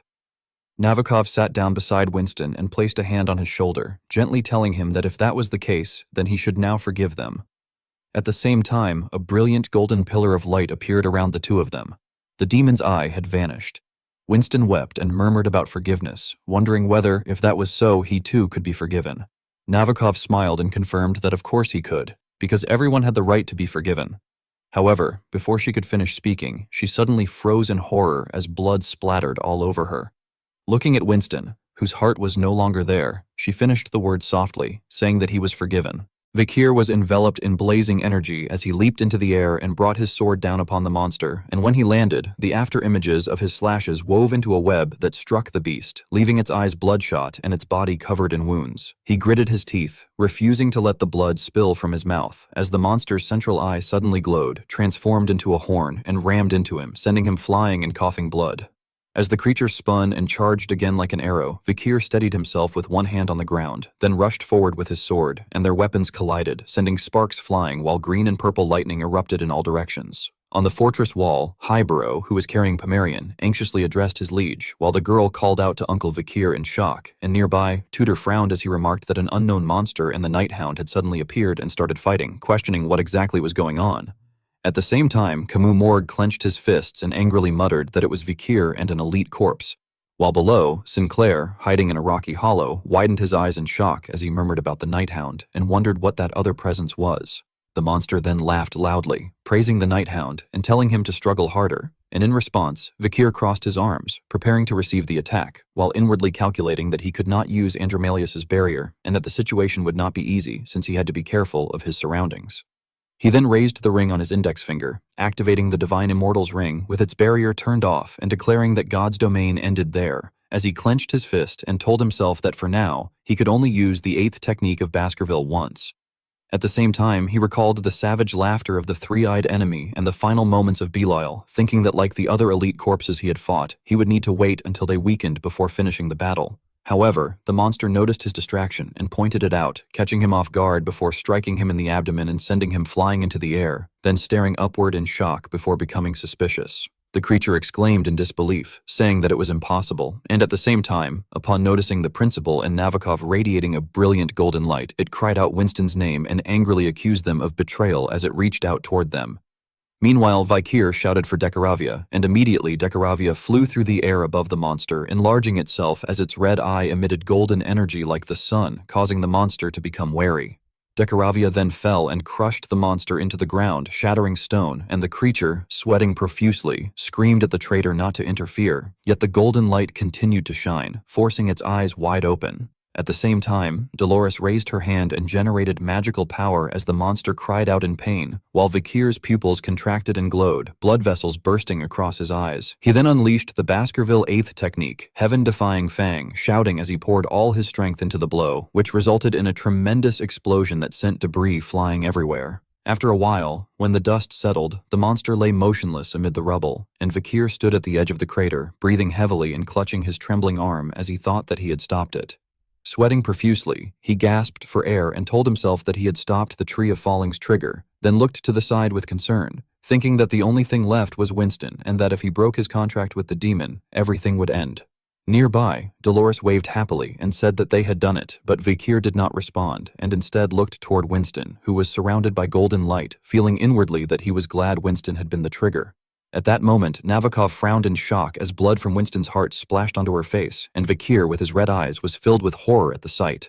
Winston, touching his chest in terror, stammered that he could not, and as he uttered a final no, he collapsed onto the ground.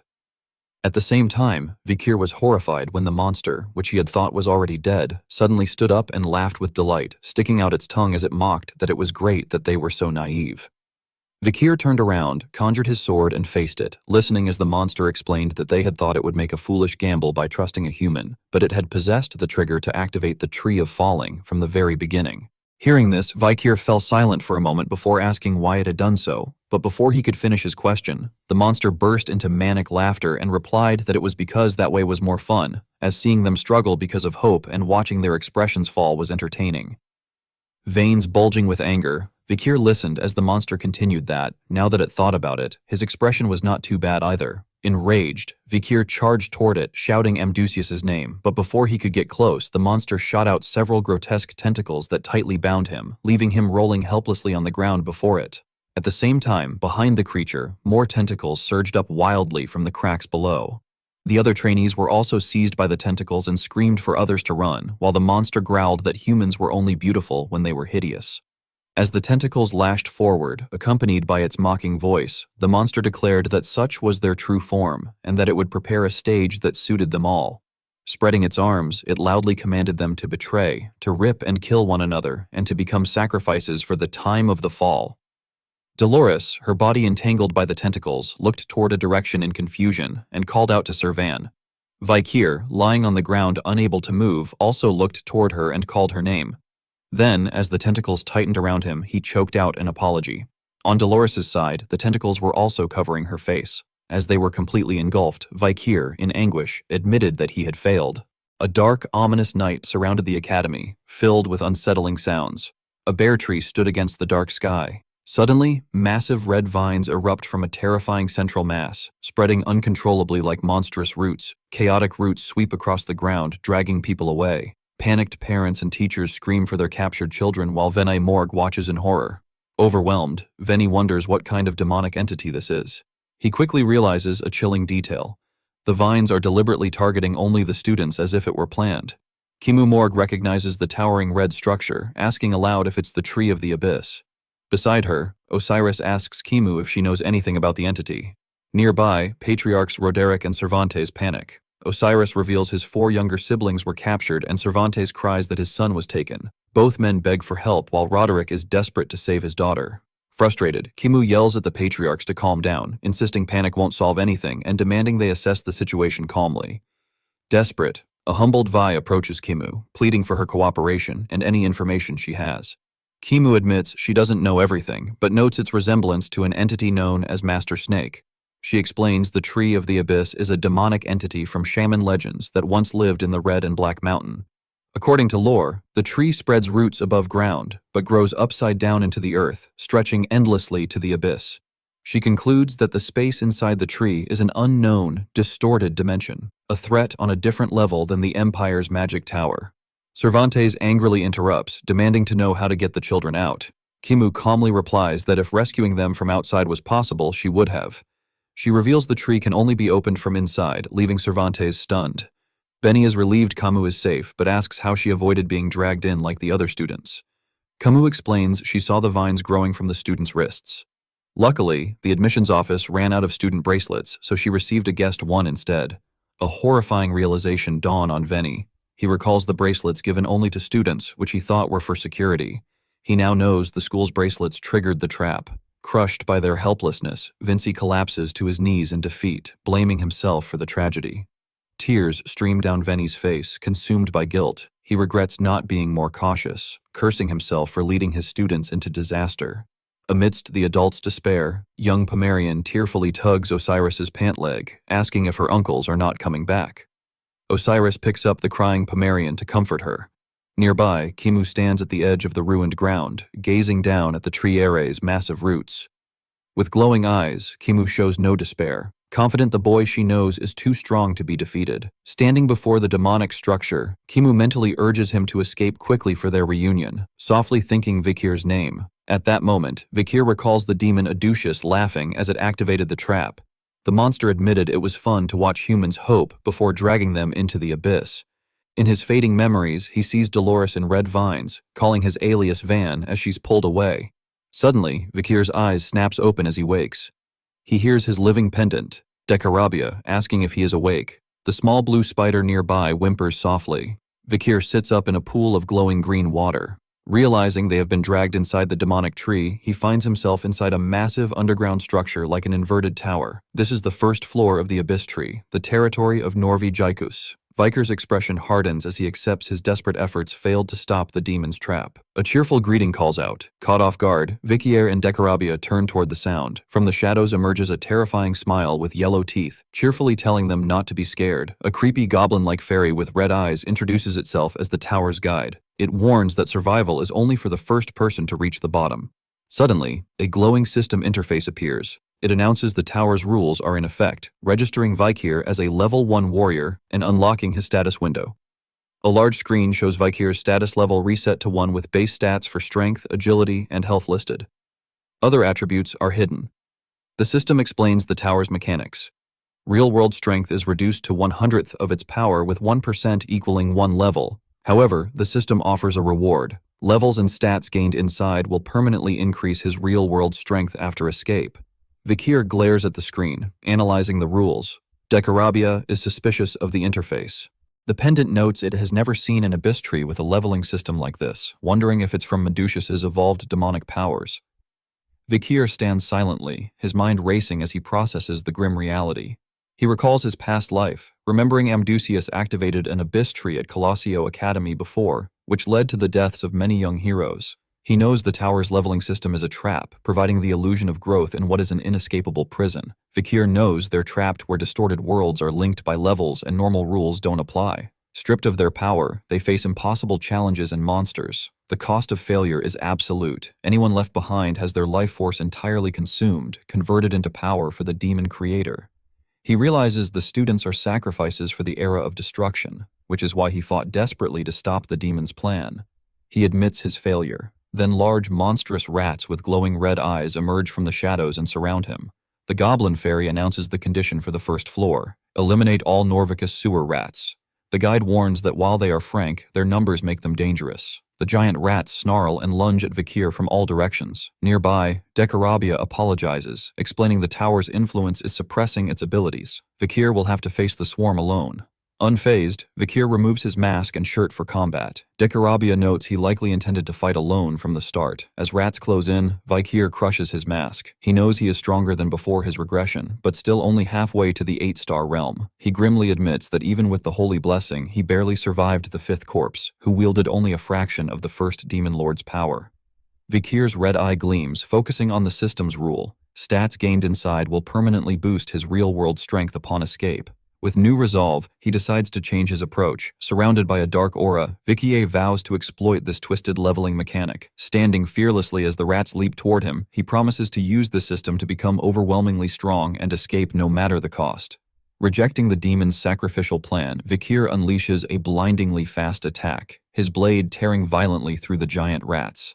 Vikir resolves to conquer the trial and turn the Abyss Tree into the foundation of his own power. His eyes burn with the spirit of a hound that won't let go of its prey's throat. A short time later, Vikir stands victorious among the bloody heads of the rats. Embracing his ruthless nature, he affirms his identity as a Baskerville. Noting his vengeful self has returned, the goblin fairy stares in shock. Trembling, it announces Vikir slaughtered the monsters and cleared the first floor faster than any other participant. Suddenly, Vikir aggressively shoves his hand into the creature's mouth, choking it while coldly acknowledging his record-breaking time.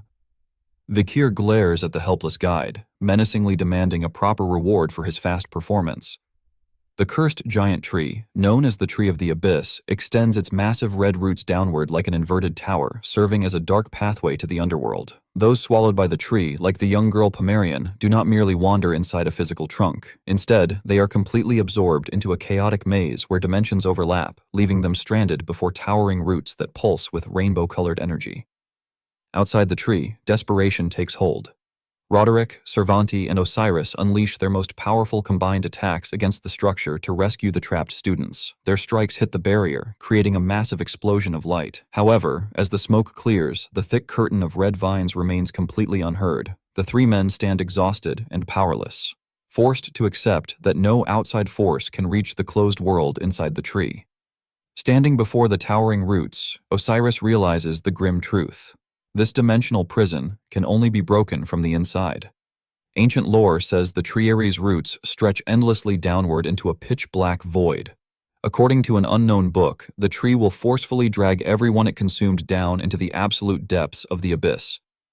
Inside the tower's flooded first floor, Vikir maintains his ruthless chokehold on the Goblin Tower guide. Decarabia and the Blue Spider hover nearby, silently watching. Yielding to Vikir's demands, the goblin forces something up its throat. The creature violently vomits a stream of thick, dark blue liquid directly into Vikir's hand. Decarabia and the small spider stare in absolute disgust at the fluid splashing on Vikir's arm. The terrified goblin guide timidly asks if this is an acceptable reward. Resting in Vikir's hand are several glowing orbs. These magical candies permanently boost stats. Red increases strength, green increases agility, and blue increases health. Vikir notes that clearing a floor grants these rewards exactly as his past memories described. Consuming them permanently increases a person's physical stats regardless of their level. He recalls his friend Piggy explaining a popular board game where players level up and allocate stats. Vikir realizes the demonic system inside the tree operates on a very similar logic. Clenching his fist, Vikir grounds himself, acknowledging that despite the game-like mechanics, this is a deadly reality. He remembers Amdusius's sadistic reasoning, believing betrayal and ugliness are humanity's true essence. The demon created this twisted stage to prove a point. The Abyss Tree was designed to trap people and maximize their violent traits, treating them as sacrifices to grow its own power for the era of destruction. Vikir reflects on his past actions, realizing he hid his true identity as the Night Hound precisely to prevent this disaster before the demons noticed his interference. Accepting that his efforts were in vain, he focuses on the present problem and wonders where the other trapped academy students are. Vikir raises a threatening fist, prompting the panicked goblin to frantically stutter that it truly does not know where the others are. The trembling guide explains the space inside the tree is distorted. Trapped students might randomly encounter each other on lower floors or never cross paths at all. Vikir glares sharply at the fairy, sensing the creature is not lying about the tower's mechanics. The guide reveals a crucial rule. If even a single person reaches the bottom and escapes, everyone trapped inside will be freed, whether they survived or died. Because of this absolute rule, participants only have two options: helplessly wait for someone else to escape or fight to become the single savior themselves. Vikir knows this choice is a nearly impossible task designed by a malicious demon to foster despair. In his past life, there was only one reason the students managed to escape this prison, which allowed the memoirs holding the tower's secrets to be written. That miracle was entirely due to Kamu Morg, an unpredictable rule-breaking genius who defied Amdusius' expectations and eventually became the iron-blooded empress. However, Kamu avoided the bracelet trap outside, meaning the genius who saved them in the past is not here to save them now. Vikrir thinks about his classmates Piggy, Tudor, Sancho, Bianca, Dolores, and Sinclair. He reflects with deep guilt that he failed to protect his true friends and the great future heroes. A system warning suddenly appears, announcing the area will collapse soon. Vikir resolves that he must take responsibility for his failure. He makes a firm vow to become the single survivor required to conquer the tower and save everyone trapped inside. Red warning messages begin to flash urgently, signaling the floor's time limit has expired and destruction is imminent. Amidst the flashing alerts, the goblin guide violently gags and forces another item up its throat. As rocks start raining down, the panicked goblin hastily hands Vikira a rolled-up parchment, nervously admitting it almost forgot this final reward. The system identifies the item as a return scroll. It allows one return to the tutorial area, completely resetting the user's level. Curiously, it is inscribed with the phrase, "Lord, where are you going?" The room's destruction accelerates rapidly, forcing Vikir to move on. The goblin cheerfully bids him farewell and wishes him luck on his escape. Vikir walks away calmly, easily avoiding the falling stones left behind in the collapsing room. The goblin guide flashes a sinister smile. A system notification confirms Vikir left the tutorial zone. His status updates, showing incredibly high base stats despite being only level 1, and reveals he earned a new title. His new title, Sewer Rat Hunter, grants bonus damage against rats and permanently extends the duration of status ailments he inflicts like bleeding, burns, and poison. On the second floor known as the Familiar Land, a desolate courtyard centers around a massive dead tree and ruined buildings. Vikir steps onto the cracked stone, immediately recognizing the landscape. Now wearing his academy uniform, Vikir surveys the area with the little spider. He realizes with shock that he is standing in a ruined replica of Colosso Academy. Decarabia explains that Medusa swallowed parts of the real world to feed the abyss tree. The consumed environment has become a physical part of the tower. A glowing system interface suddenly appears, directing all 108 students who survived the tutorial to gather at the central plaza. Decarabia remarks, "This is a perfect opportunity to find his friends." However, thinking about the forced gathering, Vikia gets a dreadful premonition about what might be happening. At the ruined plaza, surviving students gather in panic and confusion. They are terrified by the environment and complain about the horrifying ordeal of surviving the tutorial floor. Decarabia notes that Vikir's roommates are nowhere to be seen, bluntly suggesting they might have died. Vikir angrily snaps at the pendant to stay quiet. Vikir notices a commotion nearby where an aggressive student yells at someone to get lost. He sees armed noble students bullying an unarmed commoner who has fallen down. The commoner begs to borrow a weapon, but the nobles selfishly refuse, claiming whoever found them first gets to keep them. Escalating the cruelty, one noble violently grabs the commoner by the hair, angrily asking if he hasn't grasped their grim new reality. Pressing a sword close to the student's face, the arrogant noble degrades him. He declares that slow, useless commoners have no choice but to grovel before the nobility. Letting the boy go, the bully Krui tells the terrified commoner to put in more effort if he wants to survive. The students realize the nobles use the gathering as a trap just to steal all the discovered weapons for themselves. Suddenly, a purple dimensional rift tears open right in the middle of the plaza, leaving all the students staring in shock.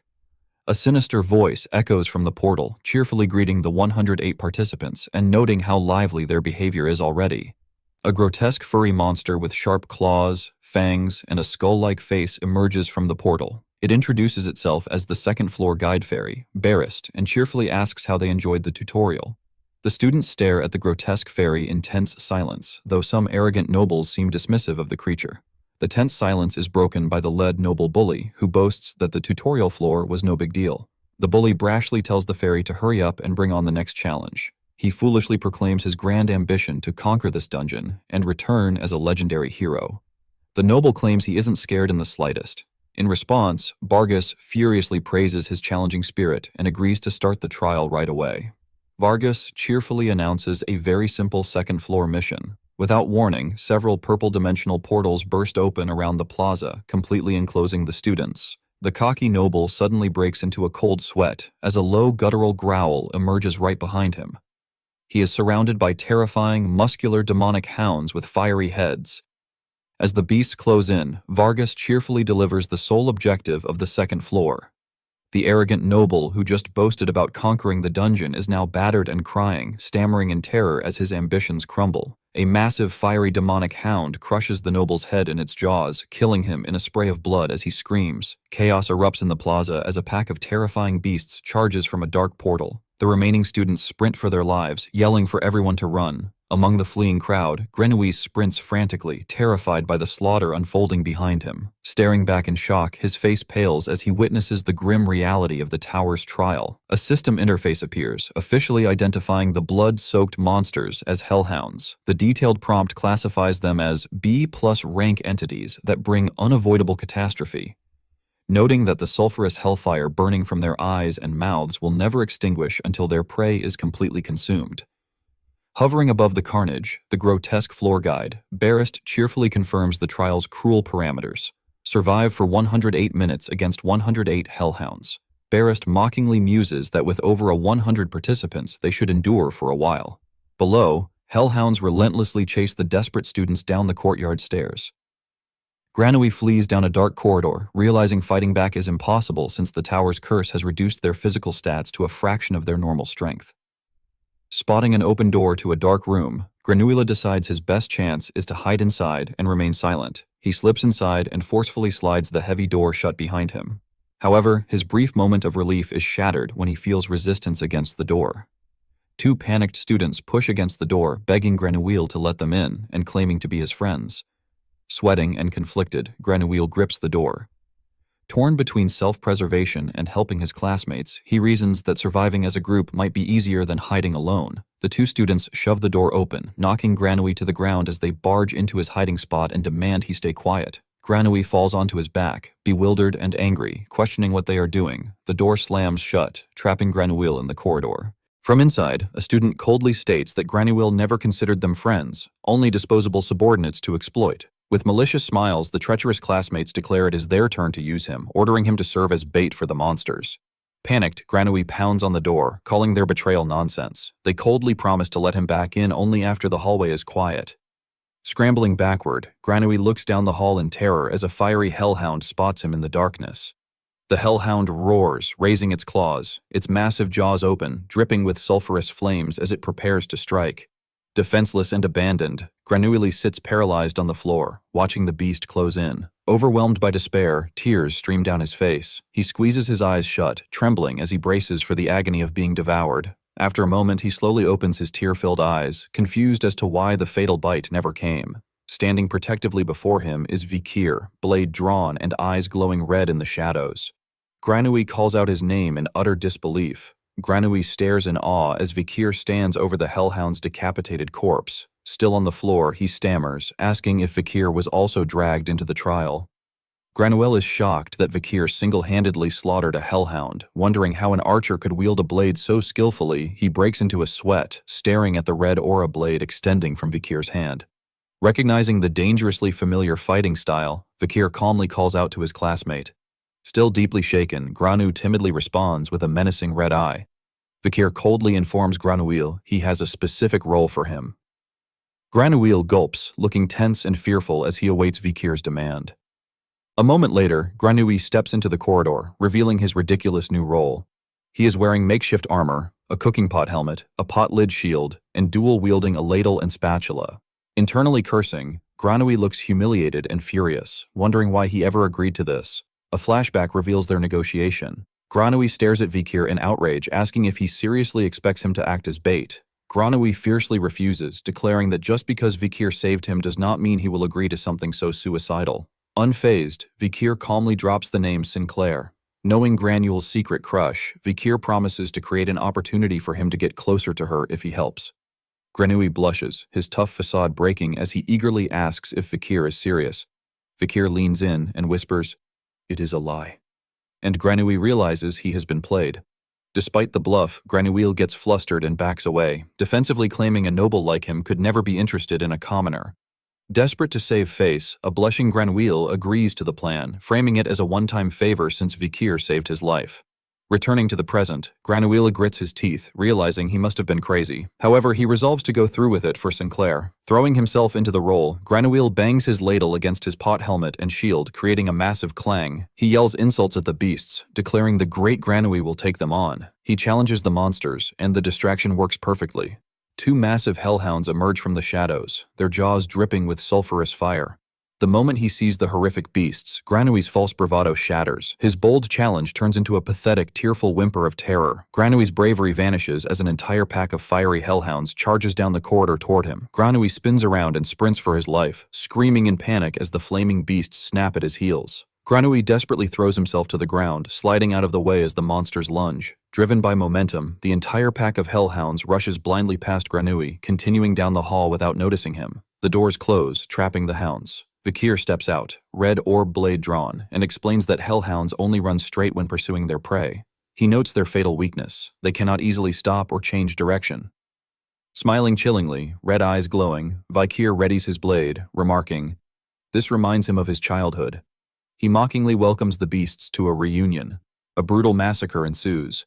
The hounds' agonizing whimpers echo as thick splatters of blood coat the large glass windows of the corridor. Sometime later, Granui catches his breath and calls out Vikir's name. Clutching his ladle, Granui is confused by the silence. He assumes the worst, wondering if Vikir was killed by the monsters. He cracked open the door, complaining that Vikir should have at least fulfilled his purpose as bait before dying. Granui's eyes widen in absolute shock at the sight before him. Inside the chandelier-lit hall, Vikir stands unharmed but drenched in blood, holding a sack of items. Scattered around his feet are the corpses of the entire hellhound pack. Still gripping his utensils, Granui demands to know if Vikir killed all the monsters himself, asking if he set traps. Glancing over his shoulder, Vikir calmly asks what traps he is talking about. Vikir holds out a heavy sack filled with glowing stat-boosting orbs from the monsters. He casually remarks that agility points are usually the hardest to collect. A system window displays Vikir's high base stats, all around 200, despite being level 1. Vikir is disappointed, wondering why his hidden attributes have not unlocked despite his performance. Vikir concludes he needs a higher difficulty task to unlock them. Nearby, Granuia watches Vikir's unnerving calm, questioning if this ruthless fighter is truly the quiet archer he knew. Up above, the grotesque floor guide Vargas stares down in shock, stuttering in disbelief at the massacre. Barghest floats down from a purple rift. Amazed, they wiped out the entire hellhound pack, noting their strength is irregular for this stage. Noting the timer still has over an hour left, an angry Granule confronts the guide, demanding why the trial has not ended and ordering it to take them to the next floor. Barghest's shock turns into a malicious grin. The guide admits it misjudged their strength, but explains the tower must adjust the balance to ensure a proper challenge.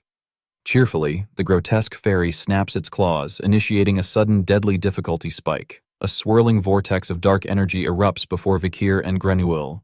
Vargas cheerfully announces they now have to deal with a new little guy. From the portal emerges a colossal beast with 3 demonic heads and glowing eyes. Introduced as the guardian dog of hell, the massive 3-headed monster roars as Vargas cheerfully clarifies its true identity, Cabarrus. The system details the new threat. Cabarrus, an A+ rank monster, 7 meters tall. It is the supreme beast of the underworld, existing solely to tear apart any soul that attempts to escape hell. Thick saliva drips onto the stone floor as the massive beast prepares to strike. The 3-headed Sibarus looms over Vikir and Granule, radiating purple energy. The system identifies the 7-meter-tall watchdog of hell as an A-rank threat notorious for tearing apart souls escaping the underworld, while Vikir stands calmly holding his reward sack. Granule grips his weapon in terror. Above them, the grotesque floor guide Barast mocks the duo. It asks if this overwhelming challenge finally balances things out after Vikir slaughtered the hellhounds. Flashing a grin of razor-sharp teeth, Vargas cheerfully announces this as the floor's final mission. The Sibarus roars with purple lightning while the guide simply tells the students to survive. Overwhelmed by the monster's terrifying pressure, Granuile's spirit breaks. He drops his weapon and falls to his knees in defeat. Tears stream down his face as he stares hopelessly at the beast, sobbing that he cannot fight anymore. Vikir then lifts his sack of stat-boosting orbs and dumps a handful of magical candies directly into his mouth, leaving Granule in absolute shock. Chewing the hard orbs loudly, Vikir tosses the empty sack aside and marches forward to face the beast. Even Barghest is surprised by his lack of fear. It is strange for a cursed boy with reduced physical stats to stand so confidently before an elite monster. Swallowing the orbs, Viker casually notes that the magical candies still taste disgusting.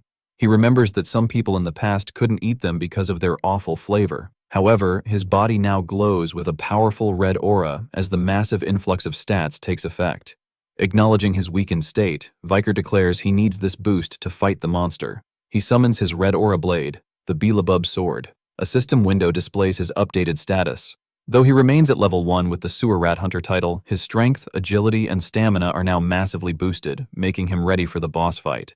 Vikir goes on the offensive, swinging his red aura blade in a fiery arc. The powerful slash clashes against the dark body of the Cabarrus, sending sparks flying across the courtyard. Unfazed, the three-headed beast lunges forward with incredible speed to snap at him. Vikir brings his blade up to parry the bite and braces himself against a heavy paw strike. Watching from the sidelines, Granui stands paralyzed in awe. Even Barist hovers in stunned silence as the level 1 student goes toe-to-toe with an elite underworld beast. The Sibarus raises its paw, charging dark purple energy for a claw strike. Vikir reacts instantly, narrowly evading the swipe as razor-sharp claws tear through the space where he just stood. Seizing the opening, Vikir launches a high kick into the beast's central jaw. The impact snaps its head back, leaving the Sibarus furious as purple lightning crackles around its fangs.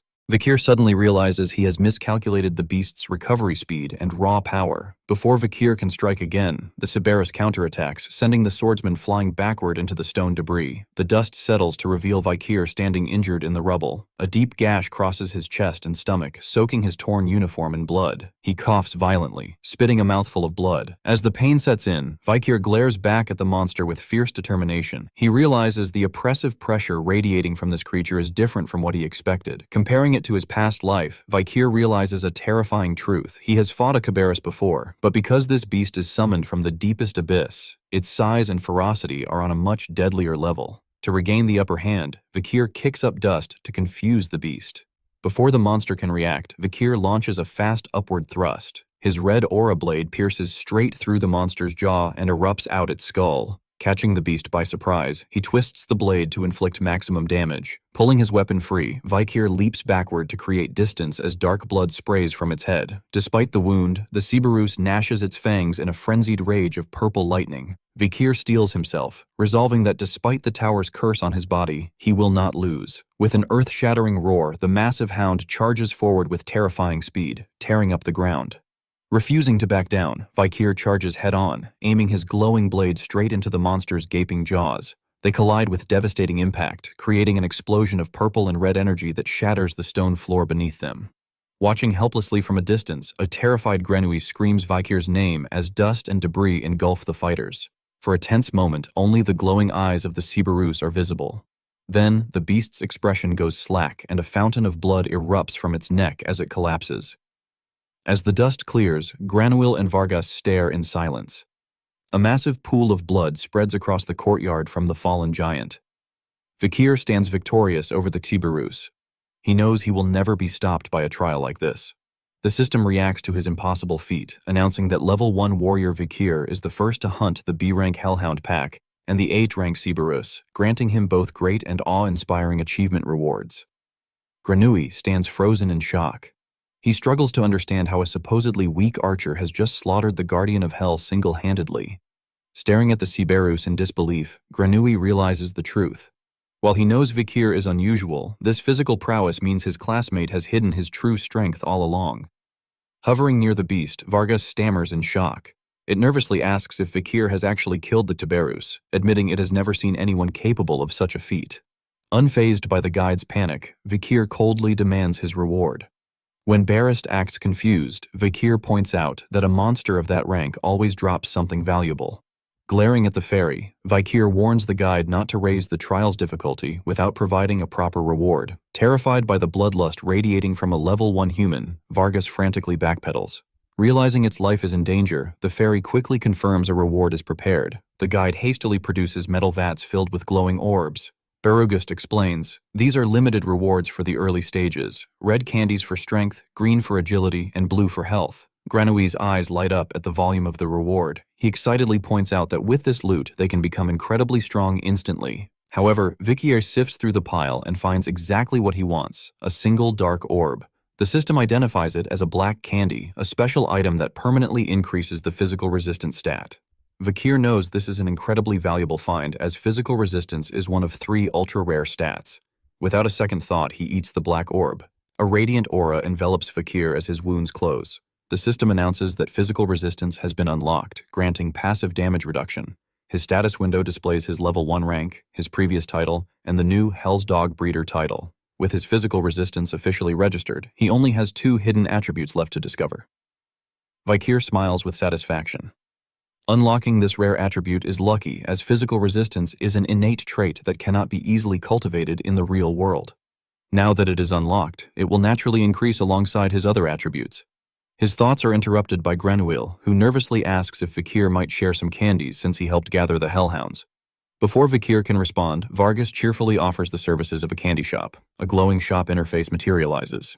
The fairy explains it buys and sells candies, highlighting a special exchange where 300 regular candies can buy a golden candy. This orb will instantly raise the user's level by 1. Bargist pitches the deal, noting that leveling up naturally boosts all stats. Vakir stares at the window, instantly seeing the system's trap. He realizes the tower floods participants with candies to tempt them into leveling up quickly. If his only goal is to regain his original strength, taking the levels would be logical. However, Vikier remembers from past heroes' memoirs that the tower heavily favors the underdog. Whenever a weak participant accomplishes a great feat, the rewards are exponentially more valuable than if a strong participant does the same task. Thinking about the terrifying bosses ahead, he realizes the tower's twisted logic. Because he is strictly level 1, the system will always classify him as weak regardless of his combat stats. By maintaining level 1 while slaughtering high-ranking monsters, he will keep receiving the highest tier of rewards. Concluding that leveling up is forbidden for his strategy, Vakir rejects the fair's offer, stating they will trade later. Barist accepts the decision with a disappointed tone. Suddenly, the ruined courtyard trembles and breaks apart. The system announces the end of the second floor's mission, recording 69 survivors. It then declares that all remaining participants will be dropped into the same location for the next trial. The ground gives way entirely, plunging Vakir, Granule, and the fairy into a swirling portal that drags them deeper into the abyss tree. Vakir's eyes glow with determination as they fall. The system confirms their departure and announces their arrival on the 3rd floor, the second section of the familiar land. Preparing for the dangers ahead, the system finalizes his new status. Alongside his physical stats and unlocked resistance, his Hell's Dog Breeder title is integrated. It provides a massive damage boost against K9 monsters and extends the duration of inflicted ailments, ensuring his strikes will be even deadlier moving forward. Descending into underground floor 2 of the Abyss Trey's familiar land, the students find themselves in a gloomy, desolate landscape littered with shattered buildings. Trudging aimlessly through the ruined darkness, a battered group of surviving students presses on. Bloody and bandaged, their slumped postures reveal the sheer toll of the deadly trials. The grueling march overwhelms a short-haired girl who loses her footing and collapses onto the stony path, alarming her blonde classmate walking beside her. Kneeling beside her, the blonde girl checks on her fallen companion. The exhausted student can only murmur that the ordeal is too hard to endure. Shivering uncontrollably, she complains of agonizing leg pain, thirst, hunger, and the freezing cold. Trying to lift her spirits, the blonde girl urges her to hold on, promising they will soon find a safe place to rest. Helping her friend up, she notes that despite their miserable condition, it is at least a relief they aren't facing imminent death from monsters. She recalls their miraculous escape, finding it strange how a pack of attacking hellhounds had suddenly bolted in the opposite direction, inadvertently sparing their lives. Distracted by these thoughts, she fails to notice the student ahead abruptly stopping. Colliding with the boy's back, she angrily yells at him to move aside. However, he ignores her completely, trembling as he stammers in pure shock. Paralyzed by terror, he stares at a colossal nightmarish plant looming over the ruins. Its massive petal-like head centers around a gaping maw of jagged teeth surrounded by a writhing mass of thick dark vines. Bracketed by twisted roots, the terrified student wonders if the grotesque entity is merely a dried flower, though its tooth-filled maw makes it look exactly like a monster's corpse. Despite its eerie appearance, another student cautiously notes that the thick roots emit a comforting warmth. Overhearing this, the freezing group eagerly gathers around. The blonde girl suggests using the soft, warm roots as pillows to recover. Relieved by the radiating heat, the exhausted students slump against the seemingly dead plant to escape the biting cold. Suddenly, Vakir arrives, immediately recognizing the threat. He urgently orders everyone away from the vines, warning the bewildered students that the plant is a highly dangerous monster and instructing them to keep their distance. Before they can heed Vikir's warning, a boy steps forward with a mocking smirk. Dismissing the towering plant as completely dead, he mocks Vikir for spreading unnecessary panic. Chuckling cruelly, the bully taunts that Vikir has only survived this far because of his pathetic cowardice, sharply ordering him to get lost. As Grenouille prepares to speak up, the gay-haired bully calls his name and a heavy hand clamps down on his shoulder. Grenouille glares furiously at the gray-haired student and his companion, the same classmates who used him as bait to save themselves earlier. As the bully smiles casually with fake surprise at his survival, Grenouille seethes with intense rage. Spotting Grenouille's clenched fists, the bullies mockingly note his temper, claiming they see him in a new light now that he is showing some spine. Gritting his teeth, Grenouille listens as the arrogant pair brushes off their betrayal, audaciously claiming he only survived thanks to them. Pushed past his breaking point, Grenouille snaps violently, grabbing the gray-haired bully's collar and screaming at him for making excuses after the absolute hell they caused. Unfazed, the gray-haired bully remarks that Grenouille clearly hasn't grasped their grim new reality. With a swift motion, he flips Grenouille over his shoulder, violently slamming him onto the hard stone. As Grenouille gasps for air, the bullies loom over him. The gray-haired student coldly explains that while nobility and wealth grant authority outside, only raw physical strength matters inside the tower. Adding insult to injury, the bully points out Grenouille's hypocrisy, reminding him he initially sought them out only to use them as subordinates, warning him never to cross their path again.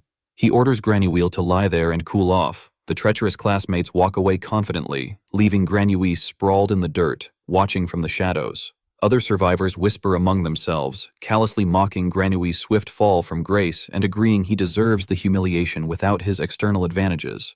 Later, wandering alone down a ruined alleyway, Grenouille trembles with humiliation. Gripping his injured arm, he mutters a vengeful vow, swearing to use his family's power to erase those bullies and their bloodlines the moment he escapes this hell. Yet the bully's parting words echo in his mind, reminding him of his own selfish intentions during the Hellhound attack.